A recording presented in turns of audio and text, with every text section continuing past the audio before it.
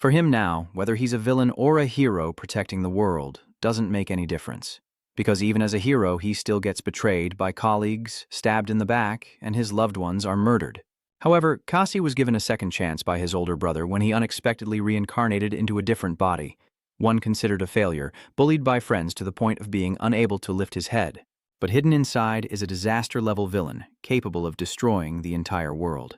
From now on, he begins a journey to uncover the hidden secrets and to take revenge on the false heroes, bringing justice for his brother's death and for himself. A student is staring into the toilet, surrounded by shouting and arguing. I accidentally pressed its head into the toilet. Now it's suffocating and sneaking away. When they leave, bubbles rise up in the toilet bowl. The arm slowly moves, and then the boy from earlier surfaces from the water. He gasps heavily, looking around in confusion, not knowing where he is. Along with that, the dark-looking necklace is glowing. Walking slowly, still filled with doubts in his mind. Where am I? I fell from the cliff. What's wrong with my voice? Turning to the mirror, I was even more surprised. Seeing how completely I've changed, my eyes widened in disbelief. I couldn't believe I had become such a little brat. And what about my body? Kajin tried to wash his face to calm himself down, telling himself it was just a dream. But even after scrubbing until his skin was raw and looking in the mirror, everything looked the same. He cursed under his breath, frustrated, clutching the sink tightly. To this moment, Kasian still didn't understand what was happening or how everything had come to this. Suddenly, a series of strange memories flooded into his mind. Memories of this poor body being bullied by friends, living in shame, afraid to speak even when falling into the toilet. And now Cashin's soul is living inside the body of this guy named Kang Yu, which makes everything even more confusing for Cashin. Suddenly a voice rang out. "Wake up, Kajin." He looked around in surprise but saw no one. From the eye-shaped pendant, a dark spirit emerged. It has the shape of a flame with a single eye in the center and claims to be Modot, a noble soul from ancient times. Kang Yu suddenly stiffened, then fearfully pointed at Modot, stammering, "What are you?" "Did you just crawl out of the necklace?" Modot asked with a slightly annoyed tone. "I'm not just something, I am Modot, an ancient soul." It suddenly smiled slyly, and it's better if you don't ask too many questions you don't want me to answer. Kang Yu remained silent, deep in thought, trying to piece everything together and recalling what happened that day. To give a brief introduction, there are people in this world born with special abilities. Those who awaken to their power and become criminals out of greed. Those with the blood of darkness are called villains. They do their best to do evil, from theft and robbery to fraud, kidnapping, or even selling people to Cambodia, alongside those who oppose the villains. They carry the blood of light and are known to everyone as spikers. Kasi is also one of them. Moreover, he is an S-rank spiker. He has used his absolute power to save countless people and eliminate numerous villains. Although he often gets summoned by the Association for Tea due to his impulsive actions that defy rules and plans, Kasi Zan's kindness cannot be denied. Because he's so used to this, he leaves without feeling upset or angry, only helplessly shaking his head and muttering, "Tupen S is living up to his witch nickname from the Steel Tower." I don't understand how Diep became close friends with that woman. Reminding Tao Thao is coming now. Before he could leave the association building, Diep called. A surprising call. Kassan's face turned panicked, but without saying much, he immediately headed to the international airport and flew straight to Rotor in Greece. Sitting in the coffee shop waiting for a long time, he finally had some free time to explore such a wonderful place. It's been over half a year since he and Diep last met, and Kan suddenly reminisced about their childhood. When he was adopted from the orphanage, it was the same. He was friends with Kan throughout childhood and was also the one who nurtured Kian's confidence to become a spiker. It's no exaggeration to say that Diep is almost like Kasi Zan's brother, only they are not related by blood. Taking a sip of tea, Kasi Sian smiles happily at those nostalgic memories. Unlike his busy life now, those were happy, carefree times in his life. It's getting dark, and Sian feels anxious looking at the clock. He's late and hasn't responded to his messages. Maybe something has happened. Suddenly behind Kan, there was heavy breathing and the familiar long blonde hair. Diep called out to Kan. He turned around and looked at Diep, gritting his teeth in pain because his whole body was covered with wounds. Kasayan hurriedly rushes to support Diep, wondering what has happened to him. "No way. Did you fight those villains?" Diep gasped silently, wishing he hadn't called you here. Before Kasayan could ask further, Diep took out a necklace and handed it to him. His hand trembled. "Take this now and hold on to it tightly." Kayan shouted, "That's not the point. Your condition is really serious." Diep replied, "I'm fine," but before I could finish explaining, Diep suddenly coughed up blood. His face looked anxious. Diep gripped Cassian's shoulders tightly and said, "There's no time to explain this now. You need to leave here quickly or you will also be in danger." Cassian still doesn't understand what his brother is trying to say. "What are you talking about? Wait there, I'll call an ambulance for you." Lost in their conversation, neither of them noticed someone standing behind them for a long time, a sinister figure wielding a sword exuding deadly intent. Diep also sensed something was wrong, so he pushed Ka-an back, and then the man charged at Diep, slashing sharply across his neck. Blood splattered everywhere. Cassian stood frozen in place. Diep's body slowly fell to the ground, eyes still not closed, trembling as he knelt before his brother. The guy just now took the chance to run away. Seeing that, Cassian gritted his teeth in anger, summoned all his strength to chase after him quickly, shouting, "Stop right there, you beast." After chasing him to the coast, he finally stopped. Cassian was out of breath but still managed to ask him, "You bastard. Is this your personal vendetta or a request from a client?" Cian clenched his fists and continued, "Whatever it is, it doesn't matter. I will burn you alive myself." The guy pushed his hat back to reveal his face. "Your rough way of talking is still the same, huh?" Cassi was stunned and widened his eyes upon seeing this guy. He's Jack, an S-rank assassin who also works with Cassian and Diep. Seeing this guy, Cassian was so furious he was trembling, and he demanded, "Own, what did you do to Diep?" Jack calmly replied, "I was just dealing with a traitor in the organization." Cassian shouted, "What about May Sam?" From behind, a platinum-haired woman steps forward, confirming that what he said is true. "Diep has killed a teammate, and not only are we witnesses, but we also have proof. The Supreme Commander of Lamps has confirmed it as well. The girl who just arrived is Lai, an S-rank mage and also part of So." Jack continued speaking after her. "Even your eyebrows are suspicious as a traitor." Jack's eyes suddenly flashed with deadly intent. He gritted his teeth and said, "You will have to tell us everything, including your conversation with Diep." At that moment, Cassian was surrounded by two opponents with equal strength. He bowed his head and sighed. In over 10 years as a spiker, he had never killed anyone. "And you're claiming that he actually killed his own colleague?" Lai then summoned ice in his hands. She continued to make accusations. "Besides us, there were more than 2 senior spikers there as well. I hope you don't make any stupid decisions." The sneaky one behind, he lowered his voice to give advice. "If you call yourself a spiker, then think rationally and act calmly. This is your final warning." Cassian just smirked dismissively at that, surprising even the 2 people standing beside him. Without saying much, Cassian charges straight at Jack with blazing flames. Jack, not a pushover, draws his sword and counterattacks. A quick and powerful punch aimed at the opponent's arm. Jack didn't want to fight head-on, so he jumped back. Then he assumed a stance, using soul sword skills with flames of the soul burning fiercely. Lyra also didn't stand idly by, activating her frost wind technique to block in front of Jack. Cassian didn't care. He threw a punch at the ice layer on his shoe, shattering it into pieces, then charged straight at the man who had killed his brother. But after taking 3 steps, a bullet suddenly shot out from somewhere, piercing his stomach and causing him to collapse, clutching his bleeding wound in pain. He grits his teeth and growls softly, thinking to himself that among the other spikers, there are snipers. Lyra kindly warns him, "Surrender. Cassian, if you keep resisting, the next attack will target your head." But in response to that sincere advice, Cassian cursed and ignored it, still determined to risk his life against Jack, surprising him as well. The chest blast was like a bomb, causing an entire area to explode, but it was only Cassian's feint. That move was to stop the 2 of them, while I quickly left the place because I knew that no matter how strong I am, I can't fight 3 at once. But just as the plan fails and jumps to the other side, a bullet pierces through Cassian's chest, causing him to fall directly into the sea and slowly sink to the ocean floor. In that moment, Cassian thought to himself, "I never imagined I would fail so easily. At least I wanted to avenge him." Suddenly, the necklace Diep gave him started to glow, and he woke up inside Kang Yu's body. After listening to Mozot explain everything, Kang Yu finally understood the whole situation. Cassian was gone. Seeing Kang Yu in a daze, Mozot broke the silence by speaking. "Diep was the one who entrusted me to you, right? He did that to protect you." Kang Yu's expression immediately turned grim upon hearing that. Remembering that moment and Diep's advice, he involuntarily sighed and stood up to say to Mozot, "You said Diep is looking for something, right? Something like a destructive sword, isn't it?" Modot corrected himself, saying it was not a fragment, but a destruction sword meant for the MC, forged long ago during the legendary war. The reason Mozo knew about its presence is because it is a soul from ancient times.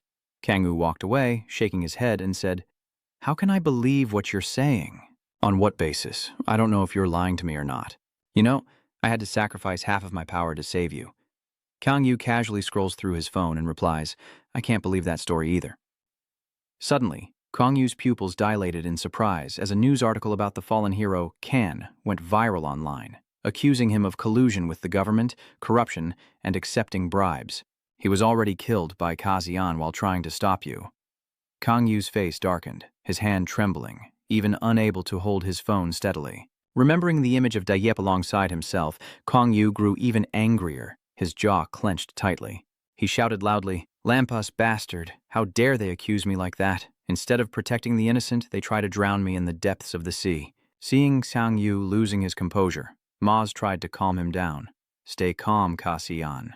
Your current path, before you could finish speaking, Kang Yu moved, and his body was enveloped by a dark force. Kang Yu's hand changed. It looked like a demon's hand. He was stunned. What is this? What on earth is going on right now? Meanwhile, in a hidden corner of the school, shouting and cursing echo through the area. Damn it, what is that? On doing for so long, the three guys who just pushed Kang Yu into the toilet are waiting for someone to check the situation. The chubby guy rushes over to report. As soon as the leader sees him, he shouts, Have you checked yet? The chubby guy huffed and replied, Yes, there was no one in the toilet, but the stick-wielding guy asked again. No one? Have you checked thoroughly? Yes, I understand. Neither the police nor the ambulance could find him either. The blonde kid looked quite frustrated after hearing that. So you said that An is disabled, which means he can't breathe anymore. You idiot.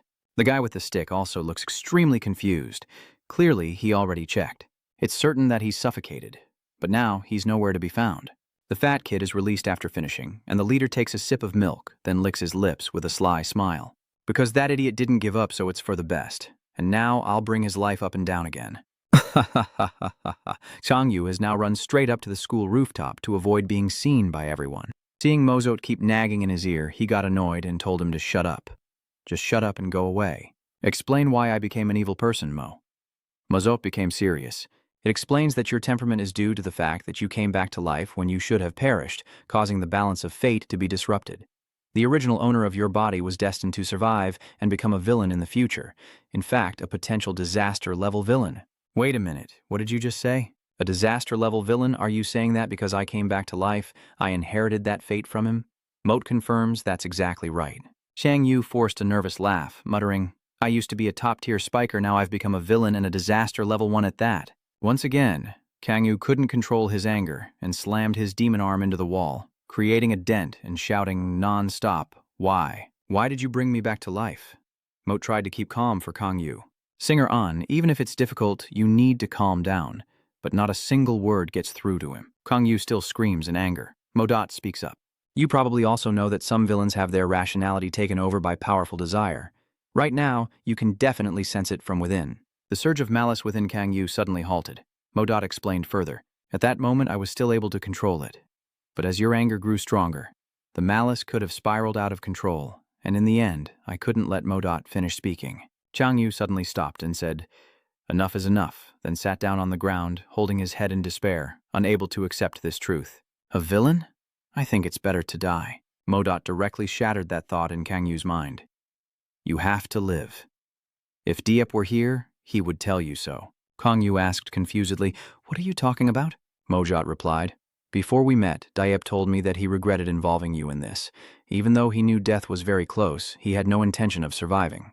Instead, he held on to that one last chance to survive and left it for someone else. So don't let his choice go to waste. Kang Yu remained silent, trying to control himself. Murat kept whispering in his ear, Kajin, you need to stay calm like you are now. Kang Yu, stop whining and ordering me around, you're so talkative. Murat asked insistently, Do you not want to return to being a human? He looked down at his devilish hands and answered briefly, I will do it. Regaining his composure, Kang Yu stands on the rooftop looking down and says, Hey Modot, exactly what are you, and don't mess with me about that noble soul or whatever. Are you interested in it? Kang Yu replied straightforwardly. Of course. If you're strong enough to resurrect from the dead, then I won't let Kang Yu finish speaking. Morut interrupts, saying that once you find the destroyer sword, you'll naturally realize it. Kang Yu shakes his head. Huh? That rusty old sword? You lean against the wall on the rooftop, maybe that scrap metal? It's the water destruction sword, and it's connected to Diep's death. Even a fool would secretly confirm. I also believe that's the case. Lost in thought, suddenly a loud call from behind. Oh, the loser. The ones coming are the three thugs who previously pushed Kong Yu into the toilet, led by the arrogant boss who sneers contemptuously, "Glad to see you're still alive, huh?" All the female students are marveling at Kim Yuan's handsome appearance as a young man with striking red hair and a training spiker walks down the school corridor when suddenly, Uchan's phone rings. Senior Lida Wong called, and Uchan directly answered to see what was going on. The person on the other end reported something that made Uchan narrow his eyes, glance over the rooftop on the other side, and then walk away amidst the gazes of countless female students. At the same time, three bullies stood in front of Kang Yu, who looked at them emotionlessly, and a series of memories flooded his mind. These guys were the troublemakers who bullied him at school, and more than once, they pressed his head into the toilet. Kang Yu turned to look at Modot, who then reassured him not to worry about him, saying no one else could see him except for him. Seeing Kang Yu's attitude, the blonde-haired guy pointed and cursed directly in his face. "What's your attitude? Do you want a punch or to have your head dunked in the toilet?" But Kang Yu remained silent without replying. The leader slowly took out a cigarette, put it in his mouth with a cool expression, adding a touch of anger. He gritted his teeth and said, "If you're still not done, you should report to me, right?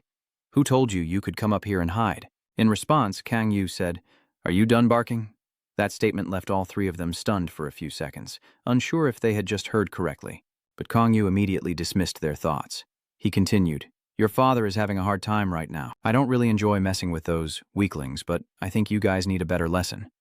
Seeing Kaiyan crack his knuckles to act, Modot reminded him, "Hey Kaiyan, even without transforming, demons still have physical abilities far beyond normal humans, so you'd better control yourself, or there could be a murder." Kang Yu coldly replied, "I know." The blonde guy was itching all over. He stepped up to Kang Yu, his face darkening as he asked, "What did you just bark at? Did you just go crazy after being bitten by a mad dog?" Kang Yu looked up directly into his eyes, which only made him more furious. He swung his hand and slapped Kang Yu across the face. Just as he managed to lift his arm, he was hit squarely in the face. The two guys were once again stunned and speechless. The blonde-haired guy who was just defeated collapsed at Kang Yu's feet, unconscious. The purple-haired guy started to feel that something was off. He thought to himself, what the hell did that loser just do? The other gang members were beaten and couldn't stand still, so he rushed forward with a baseball bat in hand. Kang Yu glanced quickly and then leapt fiercely toward the guy, blocking the strike with one hand on the bat and throwing a hook punch just like before. In the end, it was the same, knocked out with a single punch. The boss's expression shifted from surprise to fear, because with just two punches, both of his henchmen were left unconscious on the ground. Kang Yu turned to look at him, his voice quiet but carrying immense weight. "Have you ever felt guilt for bullying others?" The boss remained silent, afraid to answer. Kang Yu slowly stepped closer, asking as he walked, "Why aren't you answering? What is sin anyway? Seeing you losers act like that makes me feel sick. Do you think beating a few small fry gives you the right to lecture me?" Kang Yu interrupted him. "I bet you don't feel any guilt at all. In that case, I need to teach you a lesson." I tighten my fist, my whole body radiating immense strength, and with a cold expression I continue. "After this beating, you'll probably feel guilty." Not wanting to waste more words, I charge forward to teach that guy a lesson. The leader remained calm, waited for him to finish, then threw a straight punch to his face. But Kang Yu easily blocked it and responded with a hook to his jaw, causing blood and teeth to mix.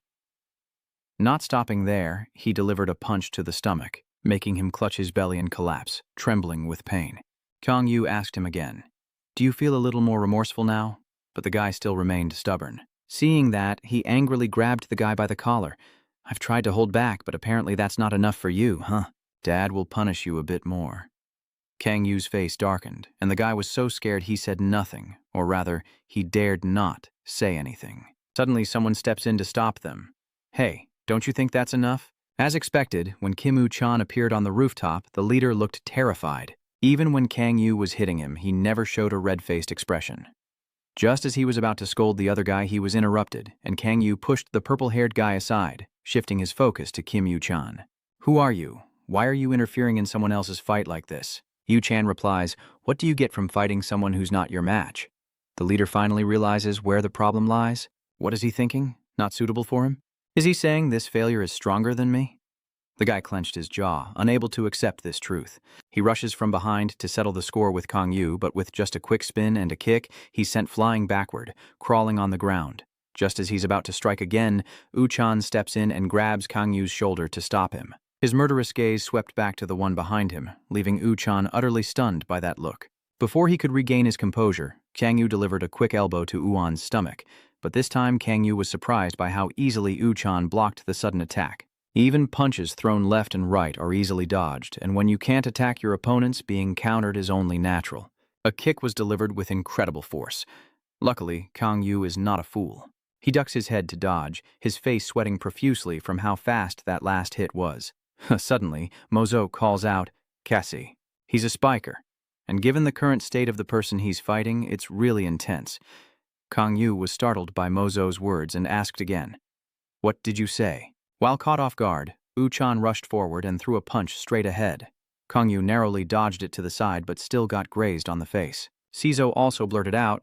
In that moment, Kangyu thought to himself, "Damn, I blew it." On the school rooftop, the battle between Spiker and the villain is still tense. Both hesitate briefly, eyeing each other cautiously, expecting to clash again in a fierce fight. But Uan's actions left Kangyu confused. He stepped back and raised his hand to surrender.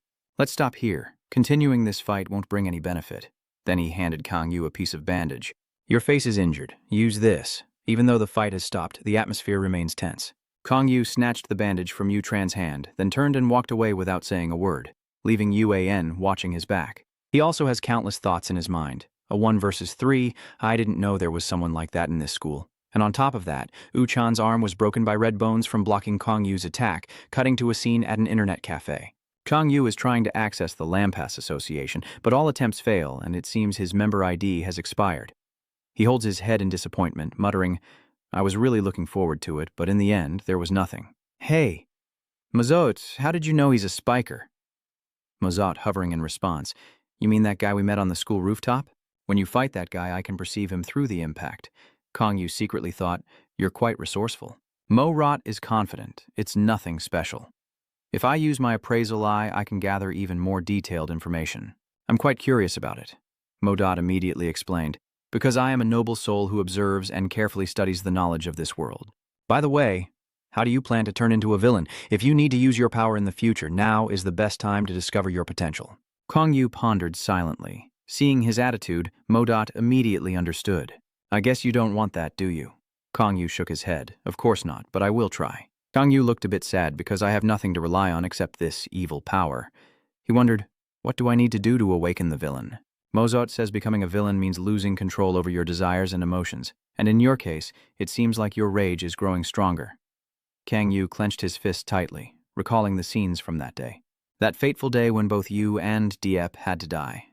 Kangyu, filled with murderous aura and dark power.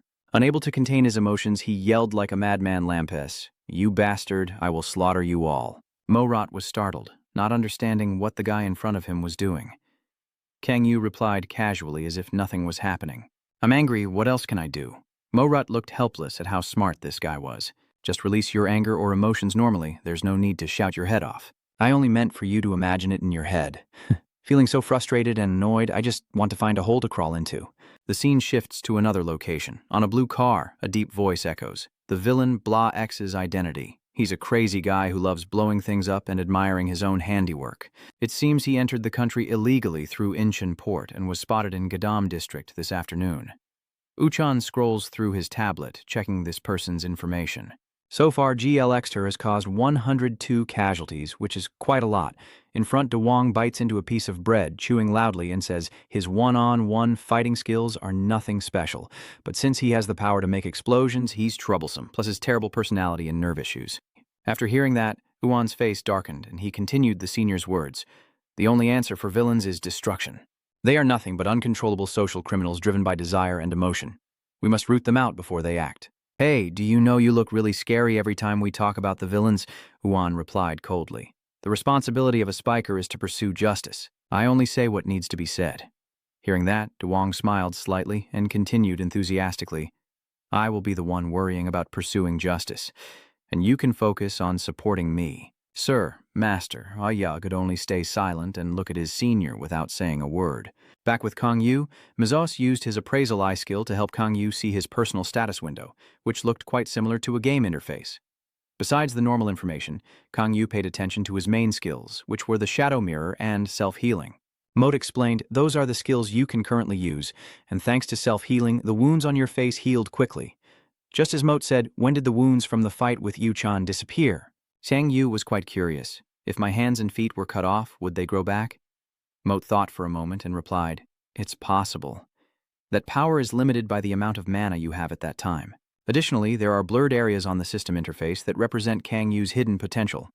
When the villain evolves, stronger skills will appear and become usable. Kang Yu still has something he doesn't understand. My current mana is only 300, while in my previous life, Kasi's mana reached 1,500, and now Kang Yu is a disaster-level villain. Kang Yu sighed. This disaster level seems a bit too low. Mozart is just giving this idiot information. Disaster level only refers to your potential. You know how people compare each other to a diamond, right?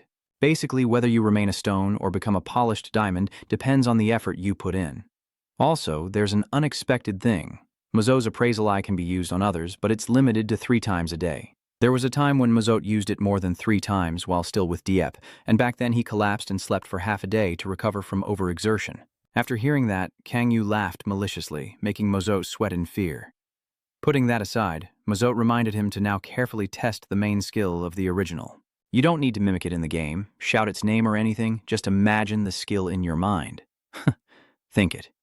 And Kang Yu was able to use the skill on his very first try. He swung his hand, releasing a slash of shadow sword that shattered the ground beneath him.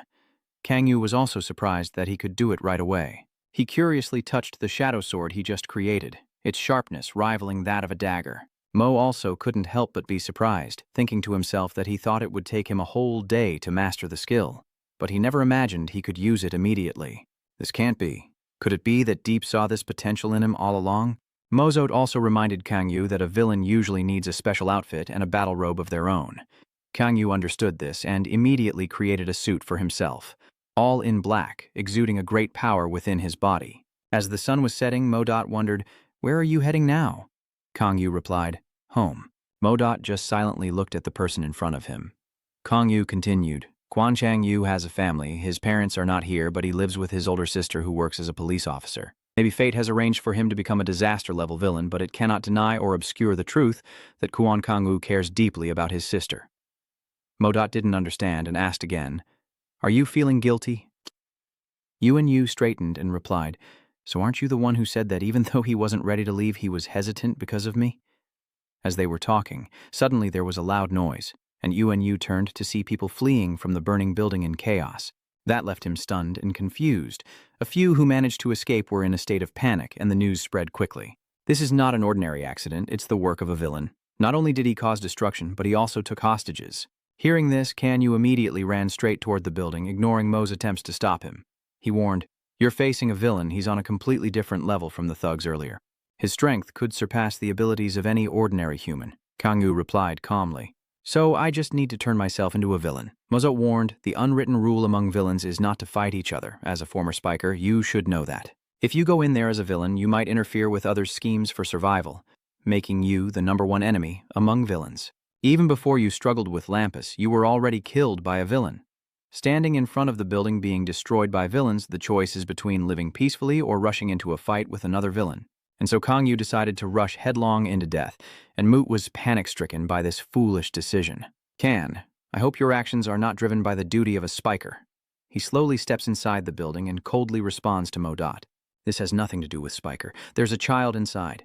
They say it's a mother and her child. If you didn't know, it's okay, but now I do. Doing nothing means you're complicit." Modot stared in amazement at the young man before him. He remembered Dieppe once talking about Cassian. He is very hot-tempered, so people often call him a mad dog, but his heart is warmer than anyone I know in this world. And because of that, I believe in Khan. Mostos silently thought that he chose Dieppe, but Dieppe chose Khan. "If that's the case, I really can't say anything more," Maz reminds his master. "Change, Kan, and I will support you wholeheartedly. Inside, there is only a pile of broken things now." The mother and daughter were tied to chairs by the villain and kept to begging, "Please, I beg you, don't do this." But that guy has no compassion at all. He's preparing a bomb for both of them and mocking them. "Oh, poor thing. Don't cry, don't cry. We're doing this so everyone can enjoy the happiness. You shouldn't be crying." The more they listen, the more their faces tighten, and they tremble non-stop. Draw chuckles. "Come on, mother and daughter, smile, please, and be truly happy. Just like the way I am smiling now, Meanwhile, Uchan and Dewang are taking a moment to stop and refuel. Leaning against the car door, he was lost in a series of thoughts when suddenly he looked down at his wound, recalling the previous battle with Kang Yu. Lost in thought, the phone in his pocket suddenly rang. Yes, this is Kim Uchan listening. Suddenly, Uchan's eyes widened. Dewang just came out of the bathroom and hurriedly reported, "Senior, there is an urgent mobilization order. GL has appeared and is back with the villain." He asked the boy, "Have you ever seen 5-colored fireworks explode high up in the night sky?" The boy trembled, tears streaming down his face, voice trembling. "No, I haven't." Peter looked a little disappointed. "Oh my God, I can't believe the kid has never seen such a beautiful sight. It's truly a tragedy."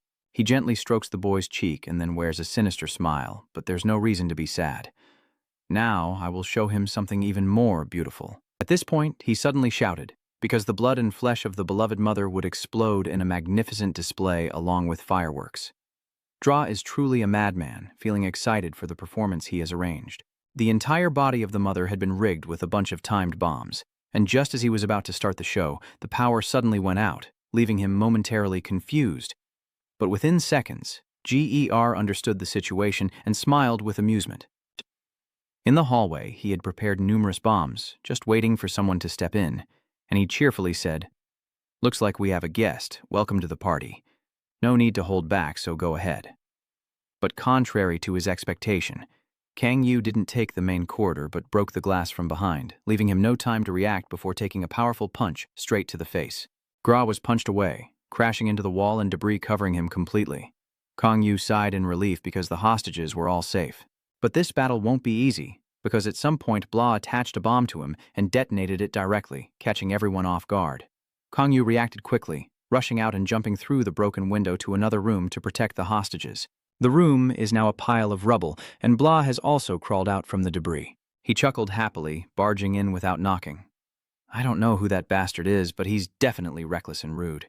I could have put on an even better fireworks display, but unfortunately, he's too poor." Bay X's gaze shifts back to the mother and child. Don't worry, because from his position, tonight, they will become the brightest stars. As he was about to throw the bomb to blow up the mother and child, his hand was suddenly cut off by something sharp, and Bra screamed in pain as his taunting voice echoed loudly through the room. But even then, while he was still crying out in pain, a figure suddenly rushed from behind, kicking his amputated arm and directly pressing Bra's head to the ground. Dust and debris flew everywhere. Bra X, trembling, raised his arm to activate the bomb, but before he could, Kang Yu grabbed it tightly. "I knew you would do that. Do you think I'd fall for the same trick twice?" Kang Yu sat on BX's chest, channeling his power into his fist before ruthlessly punching his opponent in the face. One after another, the relentless punches kept hitting BX's face without mercy. In that moment, a demon seemed to possess Kang Yu's mind, urging him to punch even more and more. Then it flashed a sinister smile. Outside, Mozo kept calling him, and only then did he hear the voice. Kang Yu was in a dazed state, looking down at the person below, not understanding what he had just done. He only knew that in that moment, someone was urging him on.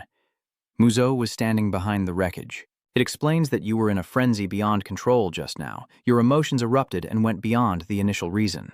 If you can't regain your senses, you'll become a madman." Hearing that, Kang Yu shouted, "Enough! No more words." He clutched his head in pain, unable to believe he had become like this. But setting that aside, saving the hostage was the most important thing. At this moment, Kang Yu trudged heavily toward the mother and child, who, upon seeing the interface of a villain, became even more trembling. A moment later, the police arrived at the scene. Blay Exter was knocked out cold, and it's unclear if he's still breathing. The mother and the child taken hostage are both safe now. Uchan and the senior brother Duong are also present. According to the reports to their superiors, it seems to be a territorial dispute between the villains. Witnesses say the culprit is an unidentified villain. Yu-chan, holding the teddy bear in his hand, has been silent all this time, lost in his own thoughts. Do these villains really kidnap a child?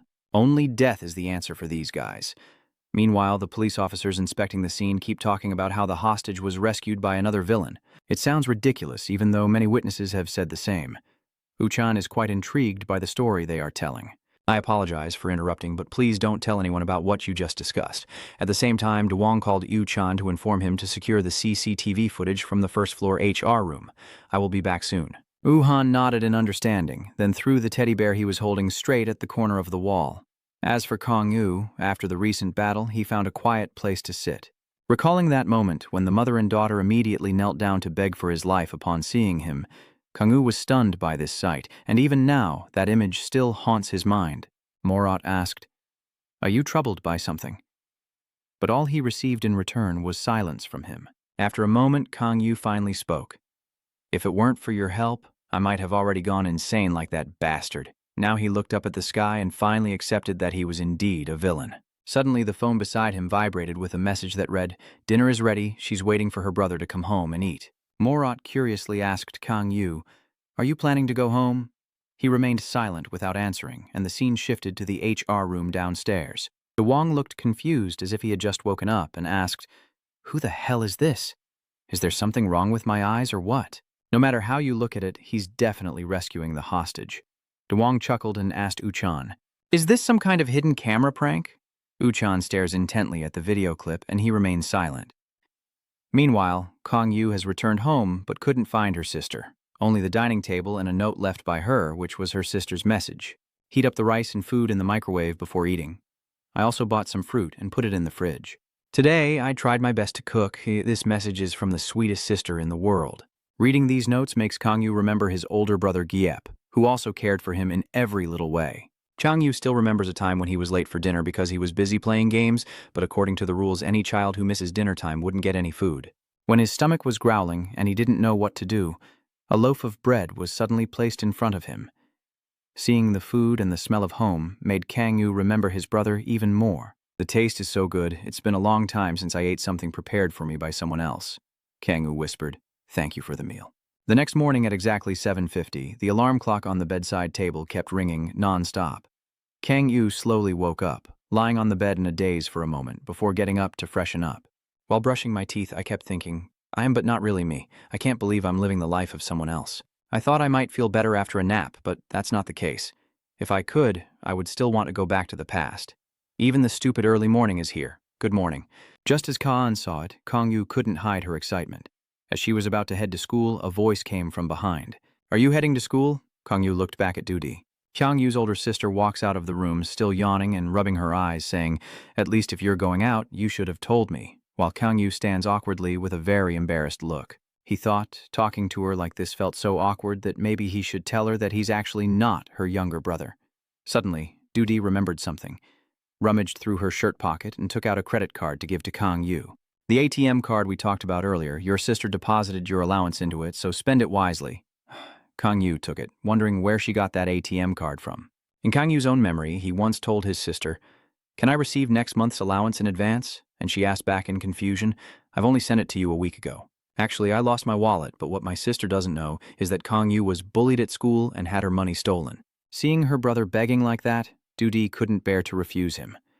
Holding the card in her hand, Kang Yu also understood the situation. He greets his sister and then leaves for school. At school, the students in the class are looking at Zai-chan with puzzled expressions. They were curious about who had beaten him so badly.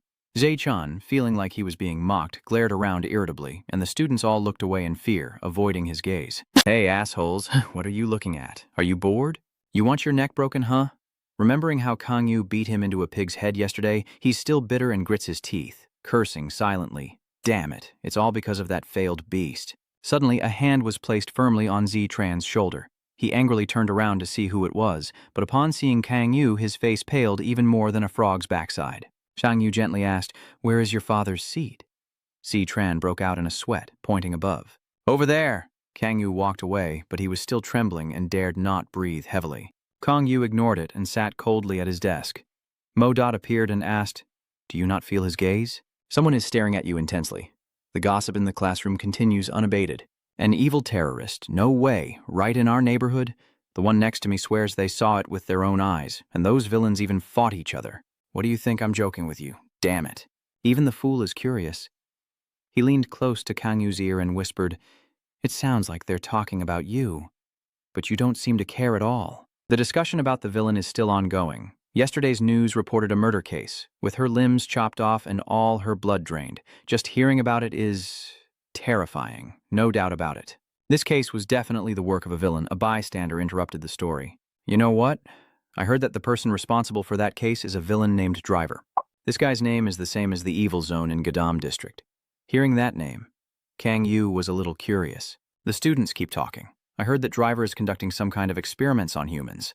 That disgusting guy just ignored it. But, whatever. I hope those villains all go to hell and get torn apart down there. The scene shifts to Daegu laughing uncontrollably, and Kai-hun, seeing his friend's unrestrained smile, feels annoyed. He gently warns Kwak Daegu, "Watch your mouth."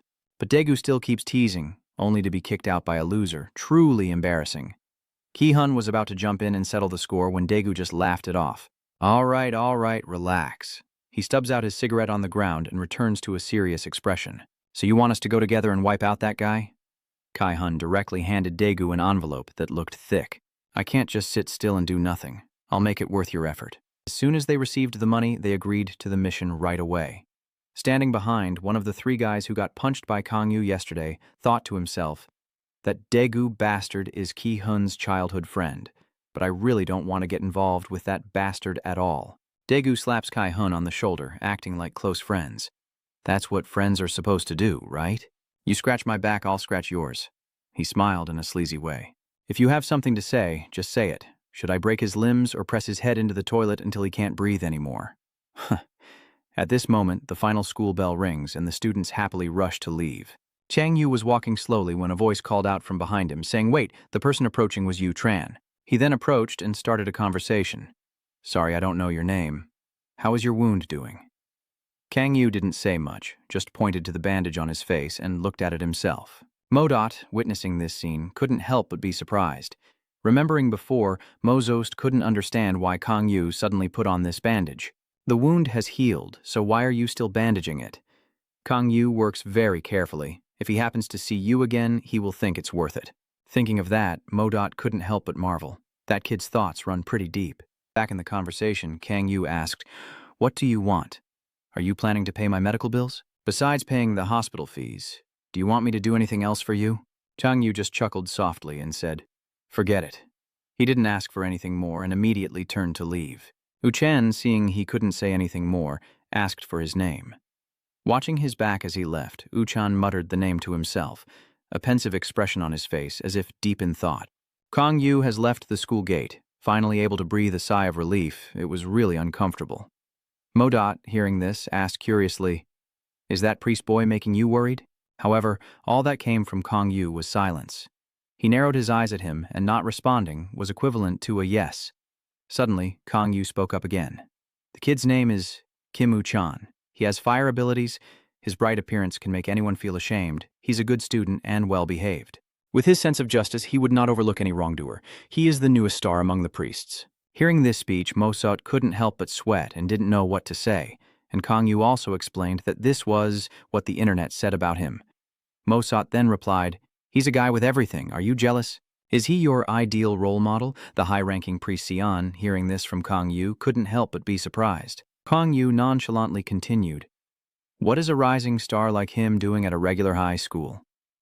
Modot suddenly realized something and looked back, only to see the bullying group lurking behind the wall.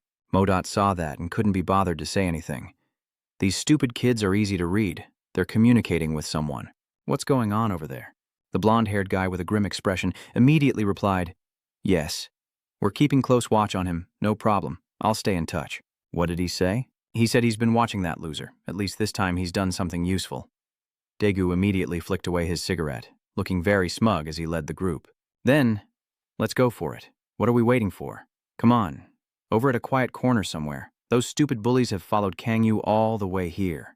The blonde-haired guy saw this place and couldn't help but get angry, muttering, "Damn it, that bastard! What is he doing here?" Damn it, the road just now leading to the villain's area is stretched tight like a guitar string, and suddenly someone behind calls out to them. The yellow-haired guy was so stunned he nearly lost his nerve. So it was the Daegu group that arrived. The yellow-haired guy almost fainted with fear. "Damn it, I nearly jumped out of my skin. My heart feels like it's about to burst out." Daegu nodded and asked sharply, "How?" "What opinion do you have?" Seeing this fierce and murderous look, the blonde stammered and couldn't finish speaking. "I didn't mean it. Ki-hun is the one who stepped forward now to break the tension." "Where's that loser?" He just reacted and turned to point over there, but when he looked back, Kang Yu had disappeared completely. "Is anyone there? It was just there a moment ago. The guy with glasses suddenly shouted now. He went into the alley, hurry up and catch him before he gets away. They all hurriedly chased after without hesitation, ignoring the yellow-haired guy's warnings. Hold on. That's the villain's territory. Seeing everyone like that, the blonde-haired guy couldn't help but curse under his breath, feeling both scared and worried, but he could only grit his teeth and run after them. Wait for me. The Daegu group finally entered the villain's territory, and the atmosphere was eerily silent. Seeing the dead end ahead, Daegu couldn't help but wonder. Where the hell are we? This is a dead end. Kaihun immediately turned back and asked the guy with glasses, "Are you sure it's heading this way?" He answered confidently out of fear, but Daegu was not that patient. He stepped forward and kicked the glasses guy's leg, shouting angrily, "Damn it, are you guys messing with me?" This kick made him turn pale with pain. Daegu looked at the trembling glasses guy and coldly said, "Are you guys mocking me in turns?" Suddenly a voice rang out, drawing Daegu's group's attention.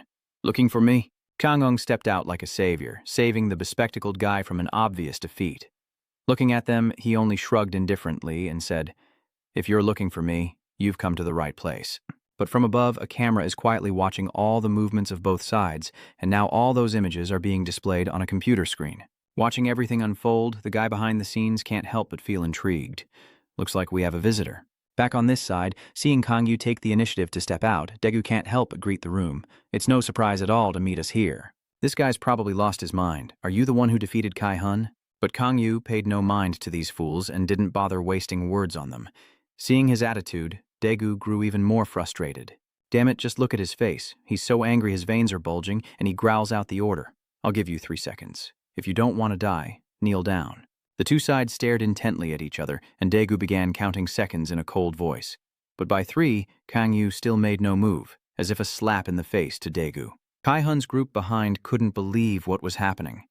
Daegu was now completely furious. He stepped right in front of him, baring his teeth and glaring threateningly. "You bastard, do you really want a beating?" Kang-yu is surprisingly indifferent. "You think you can fight too?" "What?" Before Daegu could even understand what was happening, his 2 fingers shot out like lightning straight for his eye. The pain immediately made Daegu clutch his eye and scream in agony. "Damn it, my eye, you bastard," but it doesn't stop there. Shang-yu grabbed his head and pressed it against the wall. Daegu was immediately knocked out and out of the fight. This brutal beating left Ki-hun and the blonde guy speechless. Seeing Daegu lying still on the ground, Yu on this side didn't even sweat a drop. "Why do you keep shoving that ugly, painful face of yours right in front of me? Like some crazy person?" The accomplice, seeing his friend beaten like a dog, growled in anger. "Damn bastard, this dead man." He didn't hesitate and charged straight at Kang-yu. He swung his hand to grab him in a strike, but he just easily dodged by a quick sidestep. His other hand clenched into a fist, ready to strike down, but in the end, all he got was Kang-yu, like a ghost, evading and slipping behind him. At this moment, he also managed to react and turn back, but it was too late. I immediately kicked his leg, causing him to fall to the ground in pain. The pain overwhelmed him, and as he opened his eyes, he saw Kang-yu like a fierce demon raising a leg to finish him off. "I was going to go easy on you, but you really are a bunch of ungrateful fools." This kick lands, leaving only his agonized scream. "You just stand there watching like that?" But suddenly a voice rang out. "You're a damn son of a bitch." Daegu was struggling to get up, his body trembling with anger, his bloodshot eyes glaring fiercely at Kang-yu. "You're dead for sure." Seeing him still able to stand like that surprises me a little. I still fight too lightly. Daegu immediately took a stance. He is the runner-up in high school martial arts, so it turns out he knows a few tricks. Ki-hun couldn't help but feel secretly glad. The ultimate master of Muay Thai has finally revealed himself. That guy is definitely doomed. The 2 guys with glasses and blonde hair were also surprised by this scene. Standing in front of an opponent who knows martial arts like that, Kang-yu still shows no sign of worry.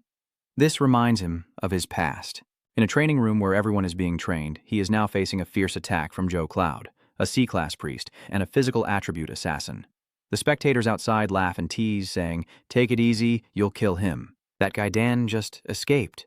At this point, a man suddenly stepped forward and asked, "What are you guys doing?" "Jack, you're here. You're a bit late." Jack looked at the ring, puzzled. "What are you guys doing?" The 2 spectators happily explained that this rookie is being disciplined. Ha ha ha ha ha. Seeing the person on the arena unexpectedly surprises Jack. On the arena, Kang-yu is still on the defensive against Zan's relentless attacks. Jack then asks, why isn't he wearing any protective gear? Our beloved rookie says there's no need to hit. What a proud guy he is. I'm not talking about the rookie. Hearing Jack's words, these two guys shivered in fear. Are you talking about Zoe? Jack is just now enlightening these inexperienced people. Kasi is the guy who graduated from the combat training school for priests and is the youngest top graduate. So, he graduated top of the class? He's specialized in close combat with no evidence that he's ever lost a one-on-one fight. Those two guys turned pale with fear when they saw this. Close combat? Isn't his ability to control fire, isn't he a mage? As the battle on the floor neared its end, the two clueless guys watched in stunned disbelief, while Kong Wu confidently delivered a knockout punch to the old man. And as everyone knows, Daegu was knocked straight into the wall, with Kong Yu crushing him effortlessly into pieces. Kai-hun's group is still stunned, unable to believe this could happen. Daegu, at this moment, finally recovers and coughs a few times. He was about to look up when his clenched fist grabbed him tightly, like a bloodthirsty monster glaring at Daegu. The terrifying pressure leaves Daegu unable to fight back. These poor little soldiers keep causing trouble again and again because no one is there to teach them. If the opponent is stronger, these guys wouldn't dare to make a sound. That's right. If I had been stronger back then, Deep and Kangyu might have escaped this miserable fate. I will become stronger, unstoppable, and make the Lampas tremble in fear. Oh my God. Hurry up and back off, we should leave now. But as soon as the blonde-haired guy looked up, he immediately shouted, Villain? Driver? When did he start standing on the floating screwdriver tree watching this battle? A B-class villain, a light attribute mechanic. A figure appears in the sky, causing those below to scream in fear. Driver. The driver said nothing, only standing and looking down with a slight smile. Still, it made the Kai-hun guy tremble uncontrollably. In the end, he turned around and led his companions to run away. Run. The accomplices quickly follow after seeing that. Don't leave me alone, my love. Cassian silently watched them run away, then turned back to look at the driver. The driver couldn't care less about the thugs earlier. He eagerly looked toward Kajin. Muso, confused, turned to Kasi, who wondered if that driver was Tsai, but he didn't answer and looked at the driver cautiously. The driver jumped down and faced Anne, happily saying to him, Isn't it fun? He slung the brand name crowbar over his shoulder and then excitedly told Kan, I thought I might be able to lend a hand, but it seems I guessed the situation right. Kan straightforwardly said, I don't remember asking for your help to make him laugh. The driver pretends to be upset, so that's a no-go. You don't know who I am, do you? Cassian ignored him. It's the guy riding the screwdriver. Driver still friendly, saying to Kan, seeing him but not eliciting any reaction from you. My pride has been deeply hurt. But then it pointed the flashing screwdriver directly at Cass. The handle lit up, and the screwdriver transformed into a gun, aiming straight at Cass with a piercing stare. If it's the driver speaking, he chuckles softly, and you probably know what's waiting for you. That's right. The tip of the screwdriver gun lights up and emits a deafening screech. With a pop, a beautiful flower burst out from the dangerous barrel of the gun, stunning both Kasi and Mozos. The driver happily laughed. That's pretty creepy, huh? I was just joking. Just kidding. Kazian is speechless, looking at him. Mozos also remained silent, but suddenly the driver straightened up and said, This is the real deal, then pointed the gun directly at Cassie's face. You're priceless, you know that. Cassian and Mozo looked at him as if he were a crazy person who just escaped from the asylum. The two of them turned around and left without hesitation. The driver hurriedly called after them. Where are you going? Cassian clearly doesn't bother to show him any respect. I'm going home. The two of them leave, leaving the driver alone and bewildered with the screwdriver. He couldn't believe it and wondered if he had just been ignored. Cassian slowly walks with Mozos. It looked at him anxiously. Cassian, what just happened was really dangerous. Moat remembered earlier when that guy could sense the difference in their power levels. You can't fight him right now. Seeing that Cayenne was not very concerned, it said, according to my calculations, his magic power is not inferior to... Without waiting for it to finish, Khan walked straight past him. It hurriedly called out to Mr. Cian. Suddenly, it saw a strange sight. Kazian stepped forward, leaning against the wall and taking a deep breath. Modot also understood now, and sighed. Did the confrontation really affect him? It comforts Cayenne. If you start training now, one day you'll be able to face him. Suddenly, Cassian spoke. Modot, can you use your appraisal eye on him to make Maz panic? As Cassian's hand glowed, he clenched the wall in front of him. This was the perfect opportunity to face a strong opponent. His whole body was filled with excitement. Electric sparks enveloped him, and I thought you would learn quickly. When risking your life and engaging in a real battle, his change in attitude terrified Modot immensely. His excited eyes turned two different colors.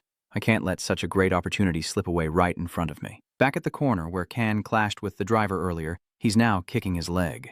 Does he keep repeating that pointless leg movement by himself? He is so bored. That guy's way of moving is so normal. Who is he? Thinking back to when we met earlier, he was so upset, standing right in front of me, yet he didn't even flinch. The bored driver leaves. High school kids these days are really scary. Suddenly, there was a noise behind him. The driver immediately paid attention to the situation. He turned around and immediately saw a figure rushing toward him. He looked at the attacker in shock. The newcomer threw a punch at the driver, who quickly raised his hand to block. Although he wasn't taken down by the previous blow, the driver was pushed back quite a distance. Before he could regain his composure, the other person immediately acted again. Kaseon in his combat form quickly rushes at the driver, swinging his sword down at him, but the driver swiftly leaps away to dodge. The driver leaps high into the air, dodging Kaseon's attacks. The two surprise strikes in a row fail to injure him. Kaseon was extremely annoyed, just as he expected. He's really tough to deal with. Driver truly wasn't affected at all. Besides the initial surprise, he now remains very calm. He raises his hand and a small screwdriver spins around to summon his weapon. He summons a large screwdriver, driver's combat weapon. Mozos and Kaseon were shocked and alarmed. Kaseon cautiously looked at the driver. That thing's really dangerous. He pointed the screwdriver directly at Caspian and whispered, "You know?" Then he took aim, and the tip of the screwdriver also shone brightly. He cheerfully said to him, "I think I should return the favor too, right?" Kaseon recognized this move, a flash of light illuminating the entire area. The driver grins wickedly as a beam of light shoots out from the handle of his screwdriver, aiming straight at Kaseon. It caused a massive explosion, lighting up the entire area. The blast immediately drew the attention of another villain. Red Eye also looks towards the explosion. Black Hand, who was causing trouble, has to stop. What? After the light faded, driver looked down in amazement. He saw a blue aura surrounding Kasi below. Driver's attack was blocked by Kasi, who took no damage at all. Mozos once told Kasi that driver's mana exceeded 1,000. He looked at driver's attribute panel, a mechanized awakened villain with stats 3 times higher than his opponent.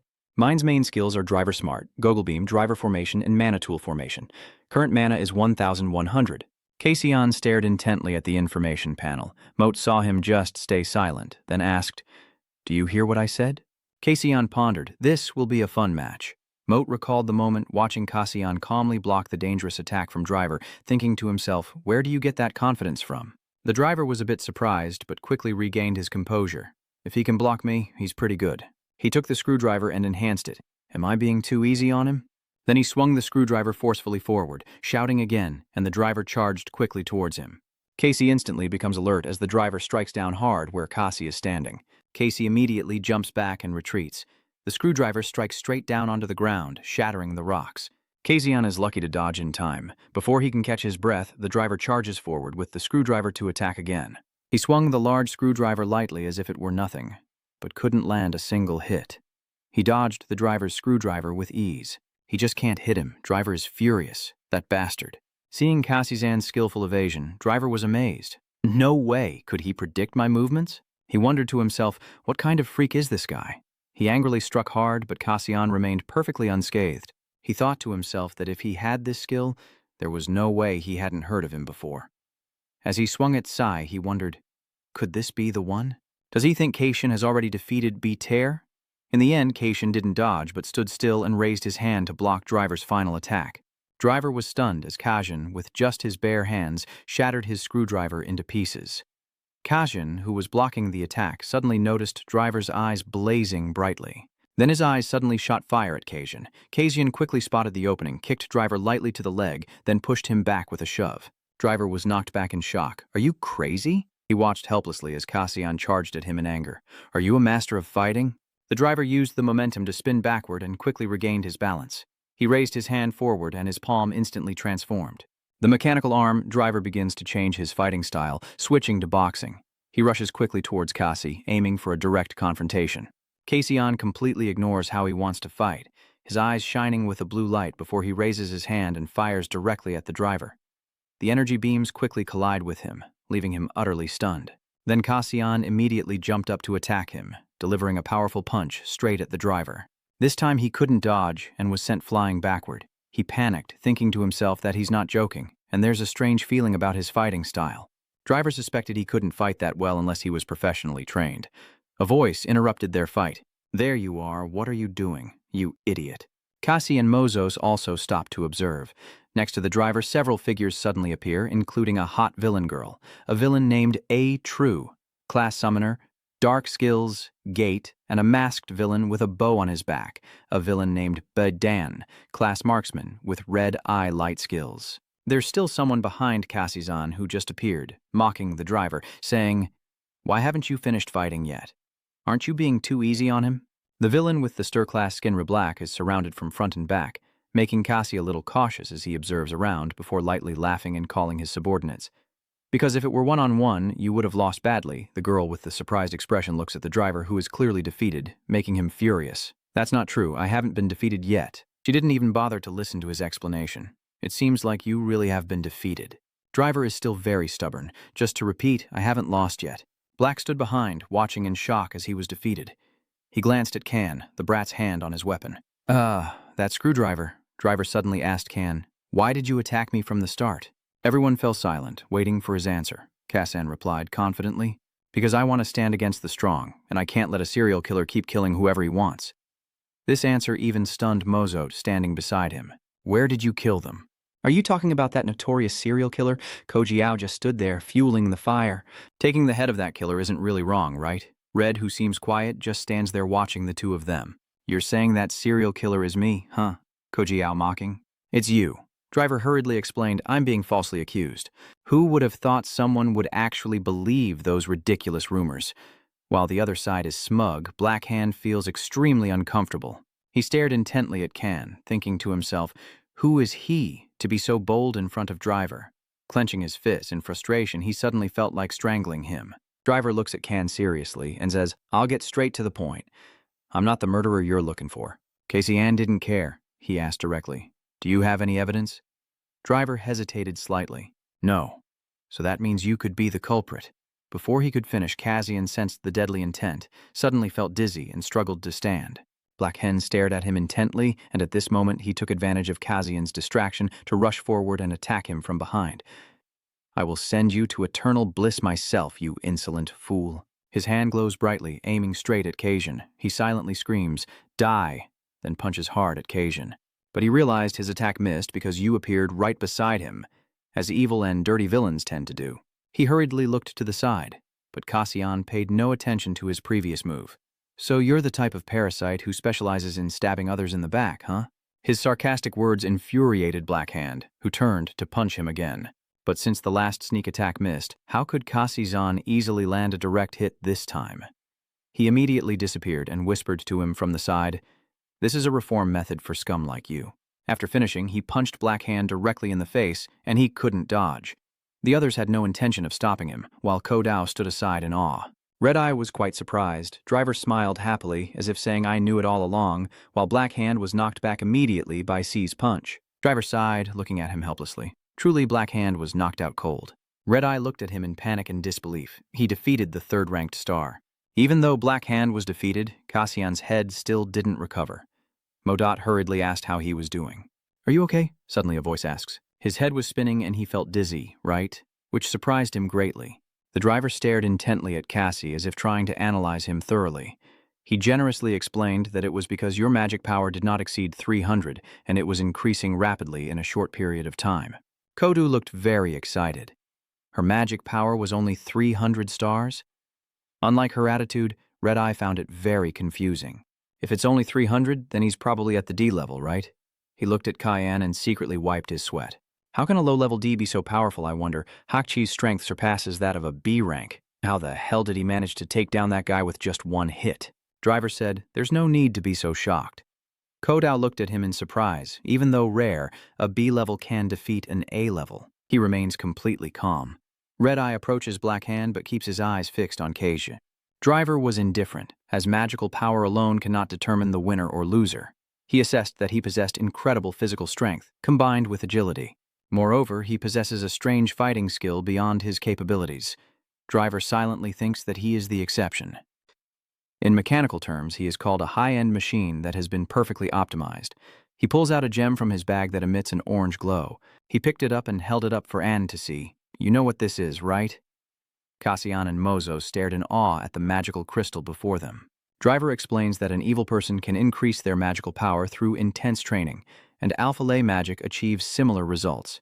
He tosses it to him, and he instinctively catches it. Driver generously said to him, "Eat." Kaizian wondered why you gave it to me, and Driver cheerfully replied that he wanted to make a deal. He always acts indifferent and uninterested. Driver pouted, I can't stand injustice. I'm talking about that reckless murderer. Casino listened silently as he spoke. I was planning to ask you to grab him by the neck and shake him up. I'm giving you the magic stone as a gift for the agreement, so feel free to accept or refuse. Kaizian still didn't trust him, as if you were saying, I'm not the murderer, right? And he just smiled, so yes, I feel so wronged. Kaizian straightforwardly asked, if you feel wronged, why don't you go find the culprit yourself instead of just smiling? He sighed bitterly. Everyone has their difficult circumstances. Kaizian suspiciously looked at him, while Driver waited calmly for his decision. After a while, the group had left. Kaizian also returned. He looked closely at the gem in his hand. Does he want me to eat this? Moat quickly explained to him that there are two types of crystals. One naturally occurring called pure crystal, and the other artificially made called magic crystal. Of course, the difference between them is as clear as day and night. He slightly regrets that it's not the magic crystal. But even this will help you increase your magical power. Xiaxian interrupts him, saying, I already know that. He doesn't bother to add. And moreover, you should eat the magic crystal in your evil form. This time, Kaizian didn't interrupt it, but carefully observed the gemstone. He examined the stone thoroughly before transforming into his demon form. You sure this is a magic crystal? It puffs out its chest confidently. Ka-An watched the stone for a moment, then whispered, Jeep always warns me. And at the same time, he opens his mouth, telling me not to eat recklessly. He put the stone in his mouth and swallowed. He waited for a moment, but nothing happened. He turned to look at Modost, but there was no change, and he couldn't feel anything unusual. It hurriedly explained, wait a moment and see. Sure enough, there was a reaction right after. Under his feet, a powerful energy began to envelop him. Then it started to cover his entire body. What the hell is this? Rod is extremely excited, standing to the side. Don't panic, stay calm. Suddenly his vision lit up, and small yellow spots appeared at his feet, then more and more, making his body glow. Finally, he truly started shining. A massive surge of energy is released straight into the sky. Looking up from below, all you see is a column of light illuminating the entire area. After shining for a while, Kaizian looked at his body in amazement as his strength increased. Having finished absorbing the crystal, he was surprised by his own body. I quietly marvel at how just swallowing one magic crystal made me feel so overwhelmingly stronger. Now I understand why the villains crave this magic crystal, but the feeling is somehow so unfair. Modot, can you check my information through the appraisal eye? Sometime after leveling up, he suddenly shouted, oh my god, and was stunned when he saw his attribute sheet. A villain from Quan Kong Yu, a disaster-level shadow type with shadow mirror skills, self-healing, and hidden death crystal skills. Even after transforming and activating Rage, his mana only increased by 50 points to a total of 350, leaving him extremely disappointed. Modot looked at him with confusion, as if to say, what's the point? It thought to itself that even with the best magic crystal button at the time, his skill points would only increase by about 5 to 10. The first time it saw someone set such a record and still be disappointed. If it reaches 50 points, which is the highest recorded level, it increases by 500%, meaning that magic crystal really works. It thought but didn't tell Sai. Even for someone at disaster level, that's too fictional. He studied the information panel carefully, then pointed at a spot.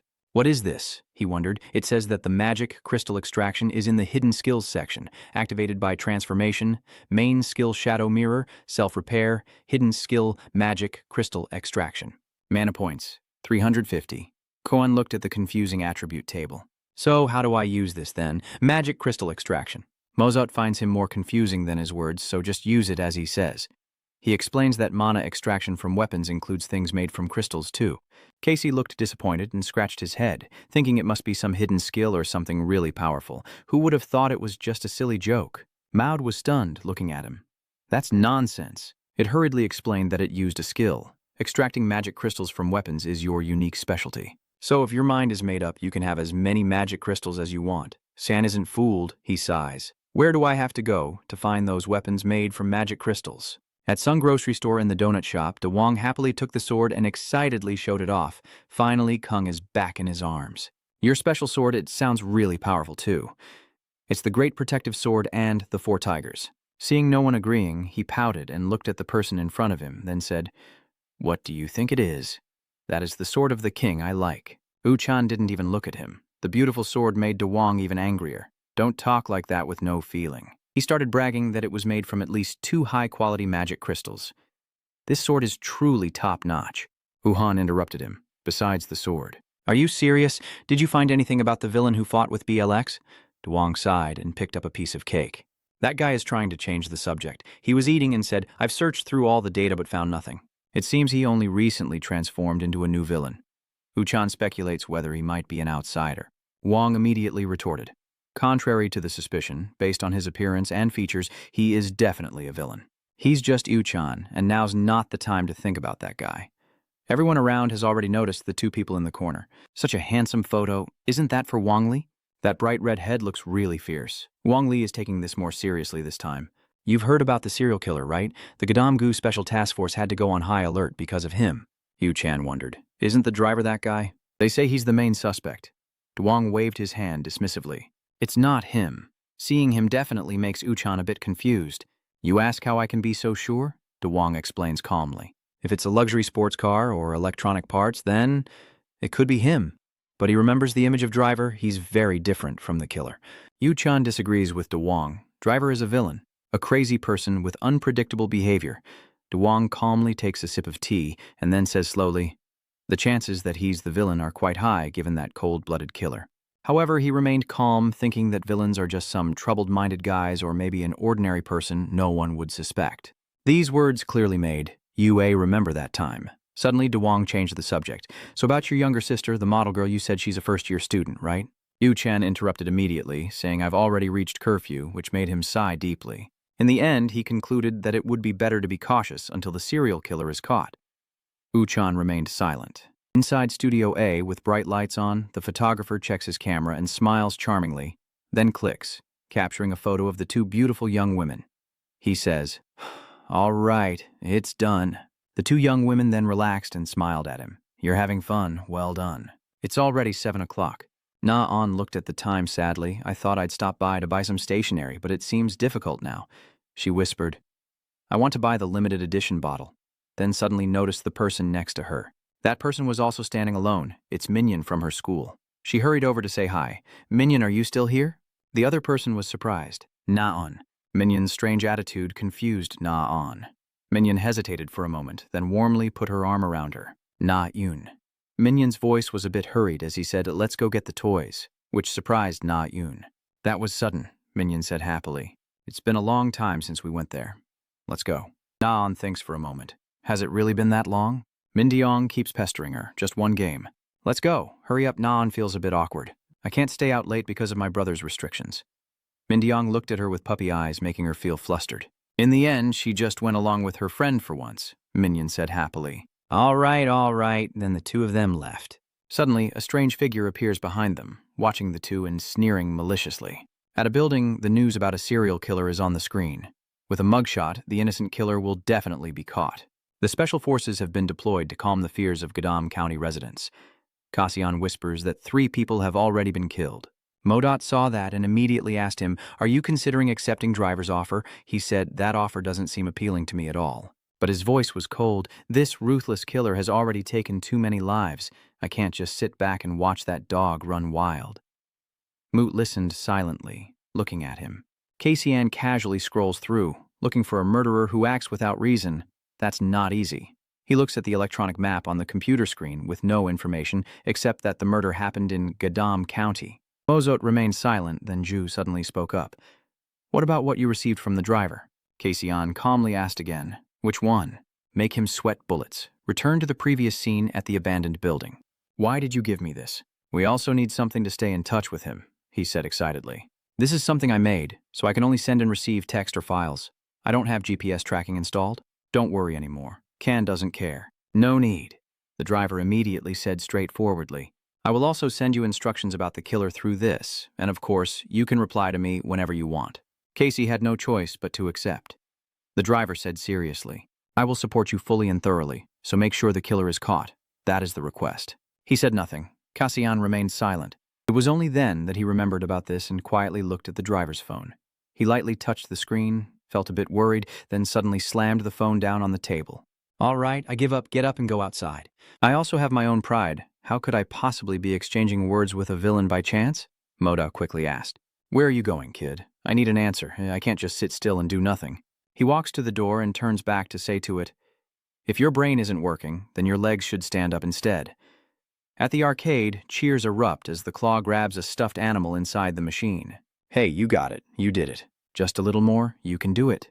Naon concentrates all her strength to grab, but in the end, the toy slips off the claw and Mindyong calls out in disappointment. Naon sighed, and Mindong also felt disappointed and regretful. Mindong cheerfully got back into it. Why don't we play one more time? Let's try again. Naon hurriedly refused. You're so wrong. I should go now. You two are having such a nice chat. But it's not even 8 o'clock yet. Don't pay attention to the remote-controlled plane outside. The drone with a camera recorded their entire journey from below. Naeon spoke up annoyed. I told you already, right? My annoying older brother set a curfew. Minion sighed and sadly asked Naon, can't you stay a little longer? Naeun saw that her friend looked strange and asked, what's going on? Minion was silent, unsure of what to say. Actually, I saw that thing. Minion then finally said, as you know, one of our classmates was murdered a few days ago. She told me she saw it. Naon was stunned. She was confused. What do you mean? Minion continued. I want to tell someone, but I'm too scared. I feel like I might be next. Did he see you? Naon quickly stepped closer to her, firmly grabbing Minion's hand. This is not the time to do this. She insisted to Minion that it's not too late. We should go to the police station now. I'll go with you. Then she pulls Minion and runs outside. Hurry up. If you've seen the killer, then both of us are in danger. However, just as they were about to step outside, the shutter door suddenly came down, blocking their way. Naon quickly looked around.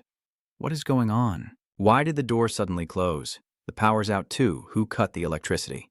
Suddenly she felt something. Beneath her feet was a red liquid. A terrifying voice echoed. So we meet again. The two quickly looked toward the source of the voice and saw a pool of blood in front of them come alive and dance before their eyes. Blood droplets floated up into the air, and Naon hurriedly stepped forward to block the way. Minion, terrified, covers its mouth as the horrifying figure of Brad Rain appears. He said, the poor child. Cassian is now standing on top of a building looking down. Morud saw that he was just standing still and spoke up.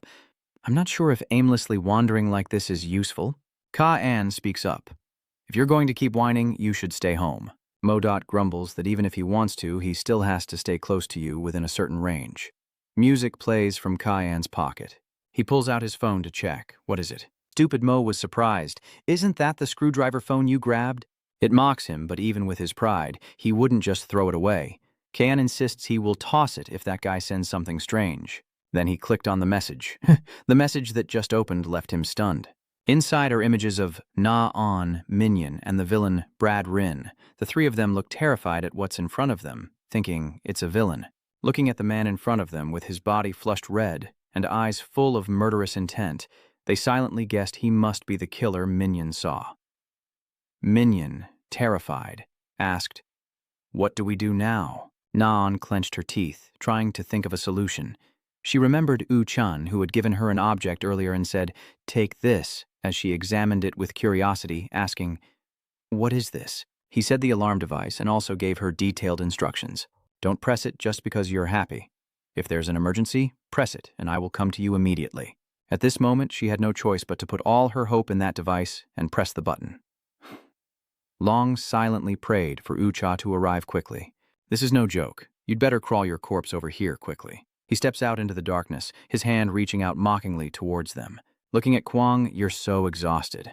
I will give you and the poor creatures the gift of eternal sleep. Naon shouted loudly, making him jump and shut up, crazy. She looked at him with a look of disgust.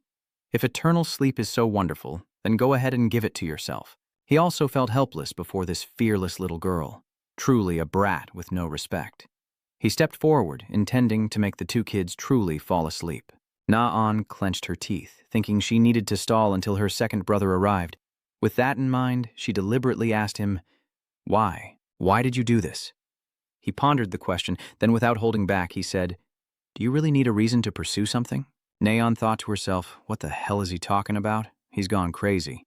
Then he licked away the drops of blood on each finger and said, I will answer your naive question now. His eyes darkened, his voice grew cold, craving fresh blood and tearing apart hollow bodies. The only truth I have come to understand in this world is that nothing is more comfortable than this. Naon shouted in warning as he saw him still approaching. Stay there. Take one more step and you'll be doomed. I warn you. She keeps saying that my brother will be here soon. He's very strong. In just 3 seconds, he'll send you off to meet your ancestors. Although his words were threatening and warning, her trembling body revealed her fear. He sneered, frowning as he watched the helpless mouse dance around the axe, then smirked and asked, "Your strong brother will be here soon? You look no different from a filthy little bug." Na'on still keeps going. "Yes, if you're scared, just run." He said, "In that case, I wonder what your strong brother would look like when he sees a withered corpse." Her little sister's blood was drained, wasn't it? His terrifying words and aura made both her and Minion freeze in fear, unable to breathe. He spoke casually, but suddenly something bright flew toward them. Na'on widened her eyes as she felt the sound of her blood vessel being cut off. "That sword just now flew straight at me so fast it left the afterimage. Seeing my friend fall, I wish I could be so lucky that it was really aimed at me." Her pupils recorded the entire horrifying scene. Minion is dead. Before she could even deny it, Na'on cried out in pain. "Mindion." She hugged the motionless body and shook it hard. "Mindion, wake up." "No, Mindion, Mindionon." He looked at the trembling girl and spoke cruelly. "Now it's your turn." He still teasingly told her to become a little sweet gift. Let him go to his brother. Na'un's spirit was already broken, only able to close her eyes and wait for death to come, so she could feel a little lighter. But then, a voice rang out, and the figure she had been waiting for appeared, saving her shattered hope. Brad Rin was also very surprised by this troublemaker. That man rushed at him with a voice full of fury. "Take this." He charged forward with a great sword, ready to strike. "Take the Shadow Blade." Brother Rain stares intently at what is rapidly approaching him. He predicted accurately and dodged the attack, but the other guy's sudden appearance startled him. Brad Ren slams one hand down, and Kang Yu quickly recognizes the attack. He manages to step back just in time, narrowly avoiding a strike. Kang Yu saw his gloves trembling, feeling extremely surprised and confused. Brain also stopped his movement, following his gaze. He wondered to himself, who is this Dan? Is that super strong older brother of that girl a villain? Na'un also looked at the young man in surprise, wondering who he was. He wasn't her brother. Bren narrowed his eyes and looked Kang Yu over carefully, never having seen a skill like this before. Suddenly, he realized something. Wait a minute, did that guy Dan defeat Brax? Now he's chasing us? BR sneered. Long was filled with excitement. "This is going to be fun. He told you to back off today, but don't think me is safe." His retreat surprises Kang Yu a little. He gradually disappears. Before leaving, he looked at her with a sinister gaze. "Me will slowly die inside me. That will be a sweet death." Na'on heard this and immediately felt terrified, trembling and thinking, "Death?" Xiang Yu shouted loudly and ran to stop him. "Where do you think you're running off to?" But he was faster than him, disappearing without a trace. Angry, he sighed. Kang Yu looked around, searching. "Damn it, has he gone outside?" As he was about to leave, Na'on called out, "Hey, wait a moment. I need to ask you for a favor. Please save my friend." "Please," Na'on, tears in her eyes, pleads with him.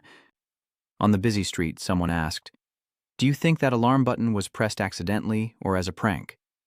Uchan said if that were the case, at least she would have called back, and she wouldn't joke about things like this. De Wong nodded as if he understood. "I see," he said.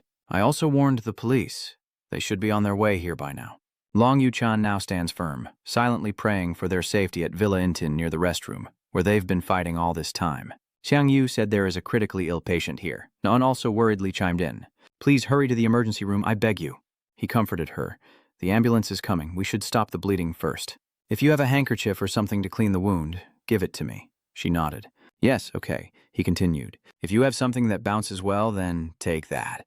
She muttered as she rummaged through various things. "Good rebound? Here, take this." "What is this useless thing?" Na'un honestly explains. "Everything is broken." Her heartbeat is quite good.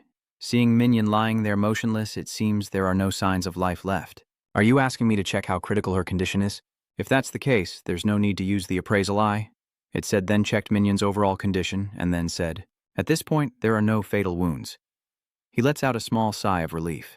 "That's a relief," Na'un asked anxiously. "Miniang, are you okay?" Kang Yu reassures her. "If the medical team arrives in time, it will be fine." Hearing that, she felt much more relieved. "Really?" Hearing the ambulance, he sighed softly. "You're so fast," Kang Yu advised. "I've already given first aid. Let those guys handle the rest." Na'un gently bows her head. "Thank you." Watching his figure, she asked, "Are you leaving now?" He shrugged slightly. "Of course. What do you think I would do once everyone saw me and ran away?" Na'un just watched him go without saying a word, her gaze following his figure as it disappeared into the distance. He quickly ran away. Mo stupidly told him, "They're lucky if you hadn't arrived in time, those two girls would be dead." Kang Yu didn't answer. He flew toward a house and landed on it. I told Moso that now I have something to worry about. Suddenly I see a machine flying toward them and ask curiously, "What is that?" The other person whistled to signal, and both he and Mo were surprised. The figure up there looked somewhat familiar. She smiled brightly. "We meet again." The crow in her hand repeats that same tone over and over again. "We've met again. We've met again." She looked at you silently, then appeared sad. "Don't you remember me?" "That person is so sad, sad enough to take action to end your life. Look, that woman must be the one you mentioned, the one I saw earlier and can't forget so easily." She also responded happily, "Thank you for remembering me. Have I introduced myself yet?" "I'm Javen, a name that suits you, doesn't it? Do you think so?" She asked back, and Kang Yu refused to answer. "I don't have a name," she asked with a smile. "So you still don't have a villainous name? I won't waste words. Let's get straight to the point. Put aside the villainous title for now. Tell me what that thing is first." She looks up and explains it to him. He asked, "I have already sent the location through that." She laughed and replied, "Yeah, thanks to it, we can find out who the killer is." Kang Yu then asked, "You know him?" She replied, "It's Brad Rain. He roams across the country to commit his murders.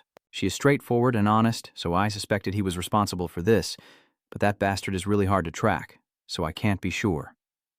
Moreover, there's more to this story. Suddenly, she completely changed her attitude, pointing the weapon at him, forgetting what I just said. Instead, I would ask for a quick death. At this moment, Kang Yu truly didn't know whether to praise her honesty or criticize her for being too reckless. She blows a kiss to the camera. I don't want to do anything to upset the driver. Contrary to her passionate love, he deliberately ignored her. Where is Mai's popcorn? I'm sure I put it somewhere in here, didn't I? The guy pulls out something from her bag. She sighed, handed it to him, and said, "The driver asked me to give this to you. He said he would explain once you finish with this." Then she threw it to you, and you caught it with perfect accuracy. He fondled the box, silently wondering what the hell this was. She immediately reminded him of the promise she made to you. Looking at the sparkling diamonds in the box, he silently marveled. Enchanted crystal, and the best quality. The TV broadcast reported that last night around 8 p.m., the suspected serial killer once again struck. Fortunately, the priests arrived at the scene immediately after being informed, and no casualties occurred. A high school girl is being treated at the hospital. Luckily, her injuries are not life-threatening. Hearing this, she breathes a sigh of relief. She looked at Kang Yu and asked, "Are you going to school?" He also replied, "Yes, duty advised." "Chang-Wan, be careful." Kang Yu also nodded politely. "Yes, I understand. A clear blue sky is so different from the dark, dangerous night." Kang Yu walks and thinks to himself that he's had Kang Yu's body for a while now and needs to become stronger to take revenge on Lampus. Glancing at Mojiat beside him, he feels a bit suspicious but isn't sure how much he can trust this strange thing. He thinks the deal he agreed to with the villains is also making him tense. He recalls that night when he received the box from her, and Kang Yu was extremely surprised. "She handed me 3 top-tier magic stones. Gently touching each one, I asked, 'And this is only part of the promise?' She laughs playfully. 'Is that not enough?' You're really overestimating yourself. It's more like you have too much confidence." The flag was spoken playfully. I think so too. But that guy is really strong. With your current magic power, you won't be able to defeat him. But you just need to speak softly and it'll be fine. She continued to introduce and also mentioned a Vimo GPS tracker created by the driver. You can use it whenever you want. Before leaving, Kodao spoke up, and the driver had already made a list of places where blood rain had appeared. Open the file to check it out. Honestly, I don't have high expectations for you, but if you disappoint the driver, her eyes, though covered, still send warning signals. Do you understand? He frowned, his mind full of unanswered questions. What the hell are they doing? It's not the way to school. Kang Yu replied, I have a place I need to go.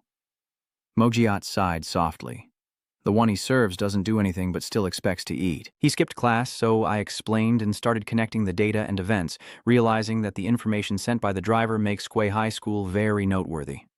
Remembering yesterday's incident, Kang Yu said the 2 girls who were followed by the villain also attend Sway High School, so there must be clues around here. Mogiat wondered, are you planning to go around here asking about him? You've really given up, but if necessary, you still have to do it. Keep going. However, there's something that demands our attention. The girl with pink hair from yesterday. Looking at the social media post, he wondered, she's the younger sister of the apprentice priest at our school. First, I need to call and ask for permission to skip class. Suddenly, he switched to an unrelated topic, making Mo Giat Trung annoyed. Hello, this is Kang Yu. I have a pretty bad cold, so I need to stay home and rest today. Seeing this confident demeanor, Mo Giat guessed that this wasn't his first time skipping school.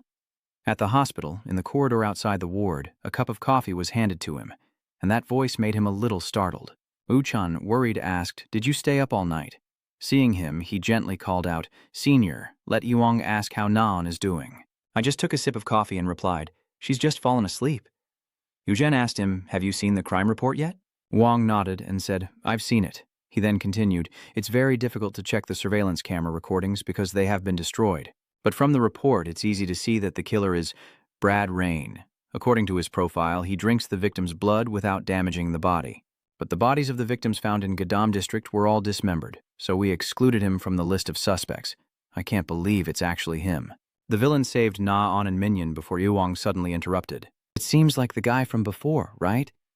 He was silent for a moment, then continued. "Na-on said he was a savior. If he was a villain, he should have been a crazy lunatic, right? But he saved everyone and even my sister." Uchan couldn't help but ponder. "So, what are all these things about?" Even Wang is wondering the same. "Those are also the things I am thinking about. He even fought with BL.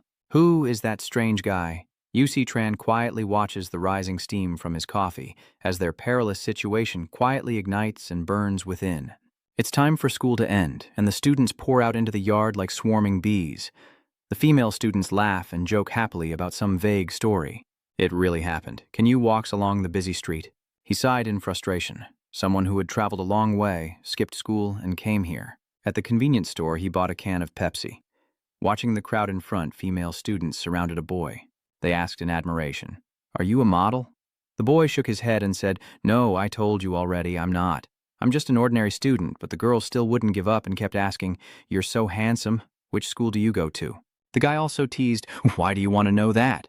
Kang Yu interrupted their chat, saying, "I want to take this." He replied, "I will print the receipt for you right now," and then smiled friendly. At the convenience store, the young man scanning the soda can said to Kang Yu, "The total is 3,200. And as he was about to take out the money, he noticed something on the checkout counter, a book titled, The Bride of Corn. He looked at it intently, as if it was a clue. That's what he guessed, but the young man didn't care about his gaze and just focused on doing his job well. Suddenly, an elderly voice spoke up, catching their attention. "Can you get some scrap paper?" The young man politely replied, "Yes, sir, just a moment and I'll bring it out." The old man bowed his head gratefully. "Thank you, young man." At this moment, the young man was carrying the old paper covers and accidentally touched Kang Yu. Mozo widened her eyes and wondered, "Are the bad thoughts he's having correct?" "The young man is polite. I apologize." Then he quickly handed it back to Uncle Lao Kong with a very polite gesture and attitude. Both Kang Yu and Mozo sensed that something was off. He stepped outside, took a deep breath of fresh air to ease his tension. At this moment, Mozo's gently called out to him, hesitating slightly. "I have something to tell you," but before I could say anything, Kang Yu spoke his thoughts. "He's the villain, isn't he?" Modot was a bit surprised that he and I shared a spiritual connection. He continued, looking into that bastard's eyes. "I already knew." Mayout said, "But I'm not sure if it's Brad Rain." Kang Yu replied, "The Bride of Corn." He remembers the book he saw when checking out, a legendary work about dragons and demons. The words the guy said earlier, "You will enjoy a sweet death." Heh, "You will die at my hands. You will die at my hands?" Xiang Yu had felt it was familiar. He was straightforward. I must have heard this line somewhere before. "I'm surprised you remember such things. I have read a few books in the orphanage. Let's go check out our target to see if it's the right person." Right now at the convenience store, it seems that guy has finished his work. Kang Yu is following him, walking on the sidewalk, observing closely, and wonders, is this not the way to Sewa Girls' High School? Where is this guy going? Suddenly something caught his attention, a car without brakes rushing towards an old man. Just as he was about to realize that next year might be the anniversary of his death, Kang Yu quickly saved him. The car stopped with a screeching sound. The driver quickly ran over to check on him. "Are you okay?" At this moment, Kang Yu realized it. Now looking across, there was no longer a single figure in sight. He clenched his teeth and said, "I made a mistake. It was a building." Moat sighed. "I didn't expect you to choose a place like this to transform." He said, "There are no rooftops nearby to approach, so we have to use this first." A beam of light fills the entire room. Kang Yu transforms back into his sinister form. Modot, use the Eye of the Spirit to check the information. Seeing it, he was surprised. "I now have these two new skills, Dark Cloak and Dark Shadow." The idiot speaks. Increasing magic points has helped develop the skills of the owner. He couldn't help but marvel at the wonder. Just by raising magic points, new skills appear. He thought that when he was still a priest, he could only be strong through training. Suddenly, he noticed his magic point stats. "You only have 470 magic points? Why is it like that? Who used 3 magic stones to get 120 points? Dumb explanation. Your body might have developed resistance to the magic crystals. Next time, using a different magic stone will reduce it further. After a while, you'll only see minor changes. He said if becoming stronger just by using magic stones was enough, he wouldn't have given it to me. Thinking it over, it means I can't rely solely on magic stones to get stronger. I should consider other methods like training or something else. He asked Maz to show me Brad Rain's stats as well, and Maz hesitated a bit. I've used it twice today, if I use it a third time. He nodded. I understand. Bryn, a villain with a mind-based system, transforms according to desire, possesses blood sword, blood spear, hypnosis, intimidation skills, and has a magic power stat of 1,000. He asked Bloodsword, "Did we see that yesterday?" Seeing the word hypnosis, he said, "His attributes are related to the mind." Mazot also confirmed it. "Yes, all his attributes involve mind control." He muttered softly, "Hypnosis is tense." And sighs, "This is not easy at all." At this moment in the hospital, in a busy corridor filled with people, a sinister red glow appears. In the silent room, blood flows chaotically across the floor. The medical staff seemed hypnotized by his words, "Become my loyal servants." They are taken hostage by the villain, laughing mischievously without knowing anything. Brad Rin laughs and orders them, "Bring your children here." In the hospital, the medical staff are discussing something. In Na-On and Minyan's room, she is sitting beside Min Dion getting an IV drip, searching for information about the villain but can't find the person she's looking for. She was annoyed that it wasn't him after all. Long was a bit curious. Who could he be? At this moment, someone calls her name, Na-On.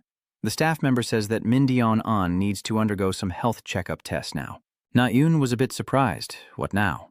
They said it's really important. It would be great if you could replace the guardian and go with her. She wondered aloud. Oh, they smile gently and nod, but perhaps what's coming won't be as gentle as that smile.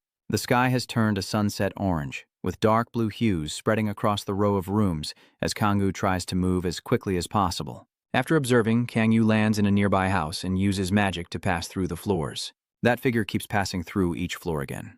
He thinks he can combine the hidden song and the dark shadow and use them together. Moraut's voice startled him, and he said, "That's not very good." Following that, he descended to a place. Moraut continued on his way, noting that your magic use is quite powerful. It advised him carefully, you should use it more cautiously. Kangyu sighed softly. You're starting to nag again. A notification from the phone sounded, interrupting their conversation. Kangyu said, "It seems so." He looked towards the hospital and whispered, "I also think I used too much, but that damn bad Rin is really heading to the hospital where that girl was admitted yesterday." Luckily, I quickly attached a GPS to him, thinking of the tearful pink-haired girl yesterday. Kangyu suddenly had a bad premonition and rushed forward. "Hurry up." Now in the hospital basement, Na nervously asks, "Why are they taking the patient away in an ambulance during a health check?" They said this is a very important test that can't be done at the hospital. Naan was very confused and asked, "What does that mean?" A familiar voice whispered in her ear, as this was a test of loyalty, the villain standing there arrogantly smiling at her. "Nice to see you again. You will die in my arms." Nayeon's eyes flickered with horror as she desperately warned everyone, "Monster, run now." But they remained frozen, as if possessed. A mysterious aura similar to that of the villain emanates from them. He steps closer to her, and they only obey my orders. Bad Ren lifts her chin teasingly and says, "I could turn you into a obedient puppet like them, but it wouldn't work." Na-On clenches the alarm device in her hand again. He continued, "You have a strong will, you have overcome human instinct of fear and horror," an utterly shameless remark from him. "You are very suitable to be my bride." But a voice interrupts the tense scene, pulling the hand of that crazy guy away. "Who?" A whispering voice behind Na-On, lying down as I count. Brad Rin suddenly realizes, angrily thinking it can't be that bastard. The sound of the bell ringing, Na-On quickly lay down. Kangyu slipped past her, kicking straight at the guy's face. He deliberately dodged, blocking and stepping back, but still didn't feel any pain, so he looked up. At this moment, Kangyu finally struck, delivering a kick straight to his chest, causing him to be thrown back. Blad groaned in frustration. "Damn it, he's coming again." But he kept raising his fist and punching towards the guy. This is only the beginning. Blad Rain's eyes flickered with a hint of fear as the punch once again struck him, and the entire house shattered into pieces. Ren clenched his teeth and struggled with all his might to get back up. He unleashed a blood sword move, lowering his head to dodge. He kept attacking, shouting loudly, "Die!" He was hit with this punch and fell backward, thinking he had been struck. But at this moment, the face of the guy appeared very close. He suddenly uses hypnosis. his eyes wide with surprise, raising both hands toward Black Rain. "I got you now! How dare you!" His face was grabbed by him. Everything around was blurred and the noise was chaotic in the space. His face is still being squeezed by his hand, pressed firmly against the ground, and he sneers as if he has been satisfied with his depraved desires all along. A cruel glint flashes in his eyes. Now it's time to pay the price. At this moment, he can still laugh mockingly. Kangyu asked confusedly, "Do you find that funny?" "Of course I am. Why wouldn't I be happy?" He continued, "You will never defeat me because I am exactly like this," Kangyu muttered irritably. "What the hell are you talking about, you crazy bastard?" He kept smiling, then suddenly his whole body turned bright red. Kangyu was a bit surprised by his appearance, but he still tried his best to bring his fists down with force. But he was unharmed, actually dispersing into a liquid from that direction. Modot said, "The skills of this guy are really annoying. Physical attacks don't work when he turns into blood form. I remember my old evil form, damn it. If I could still use fire magic, he's finished." Where did he run to? The doctor looked around in confusion and asked, "Why am I at the parking lot?" Na-on asked worriedly, "Are you all okay?"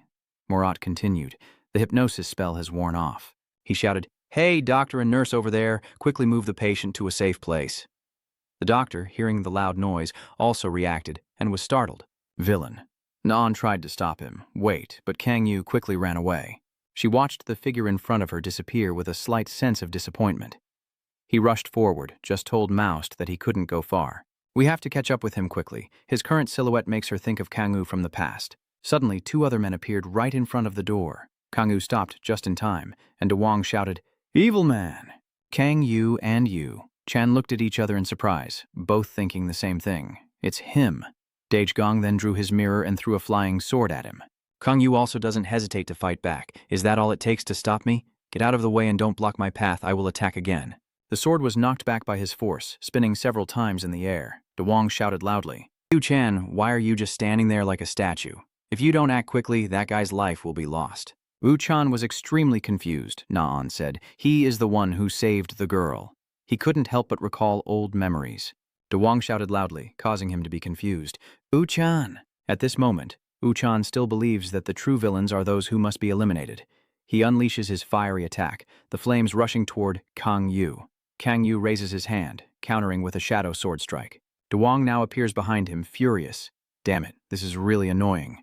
Kangyu immediately paid attention. Dewang launched a relentless attack, Dai Hung Lei, and I couldn't dodge in time, getting cut by that sword.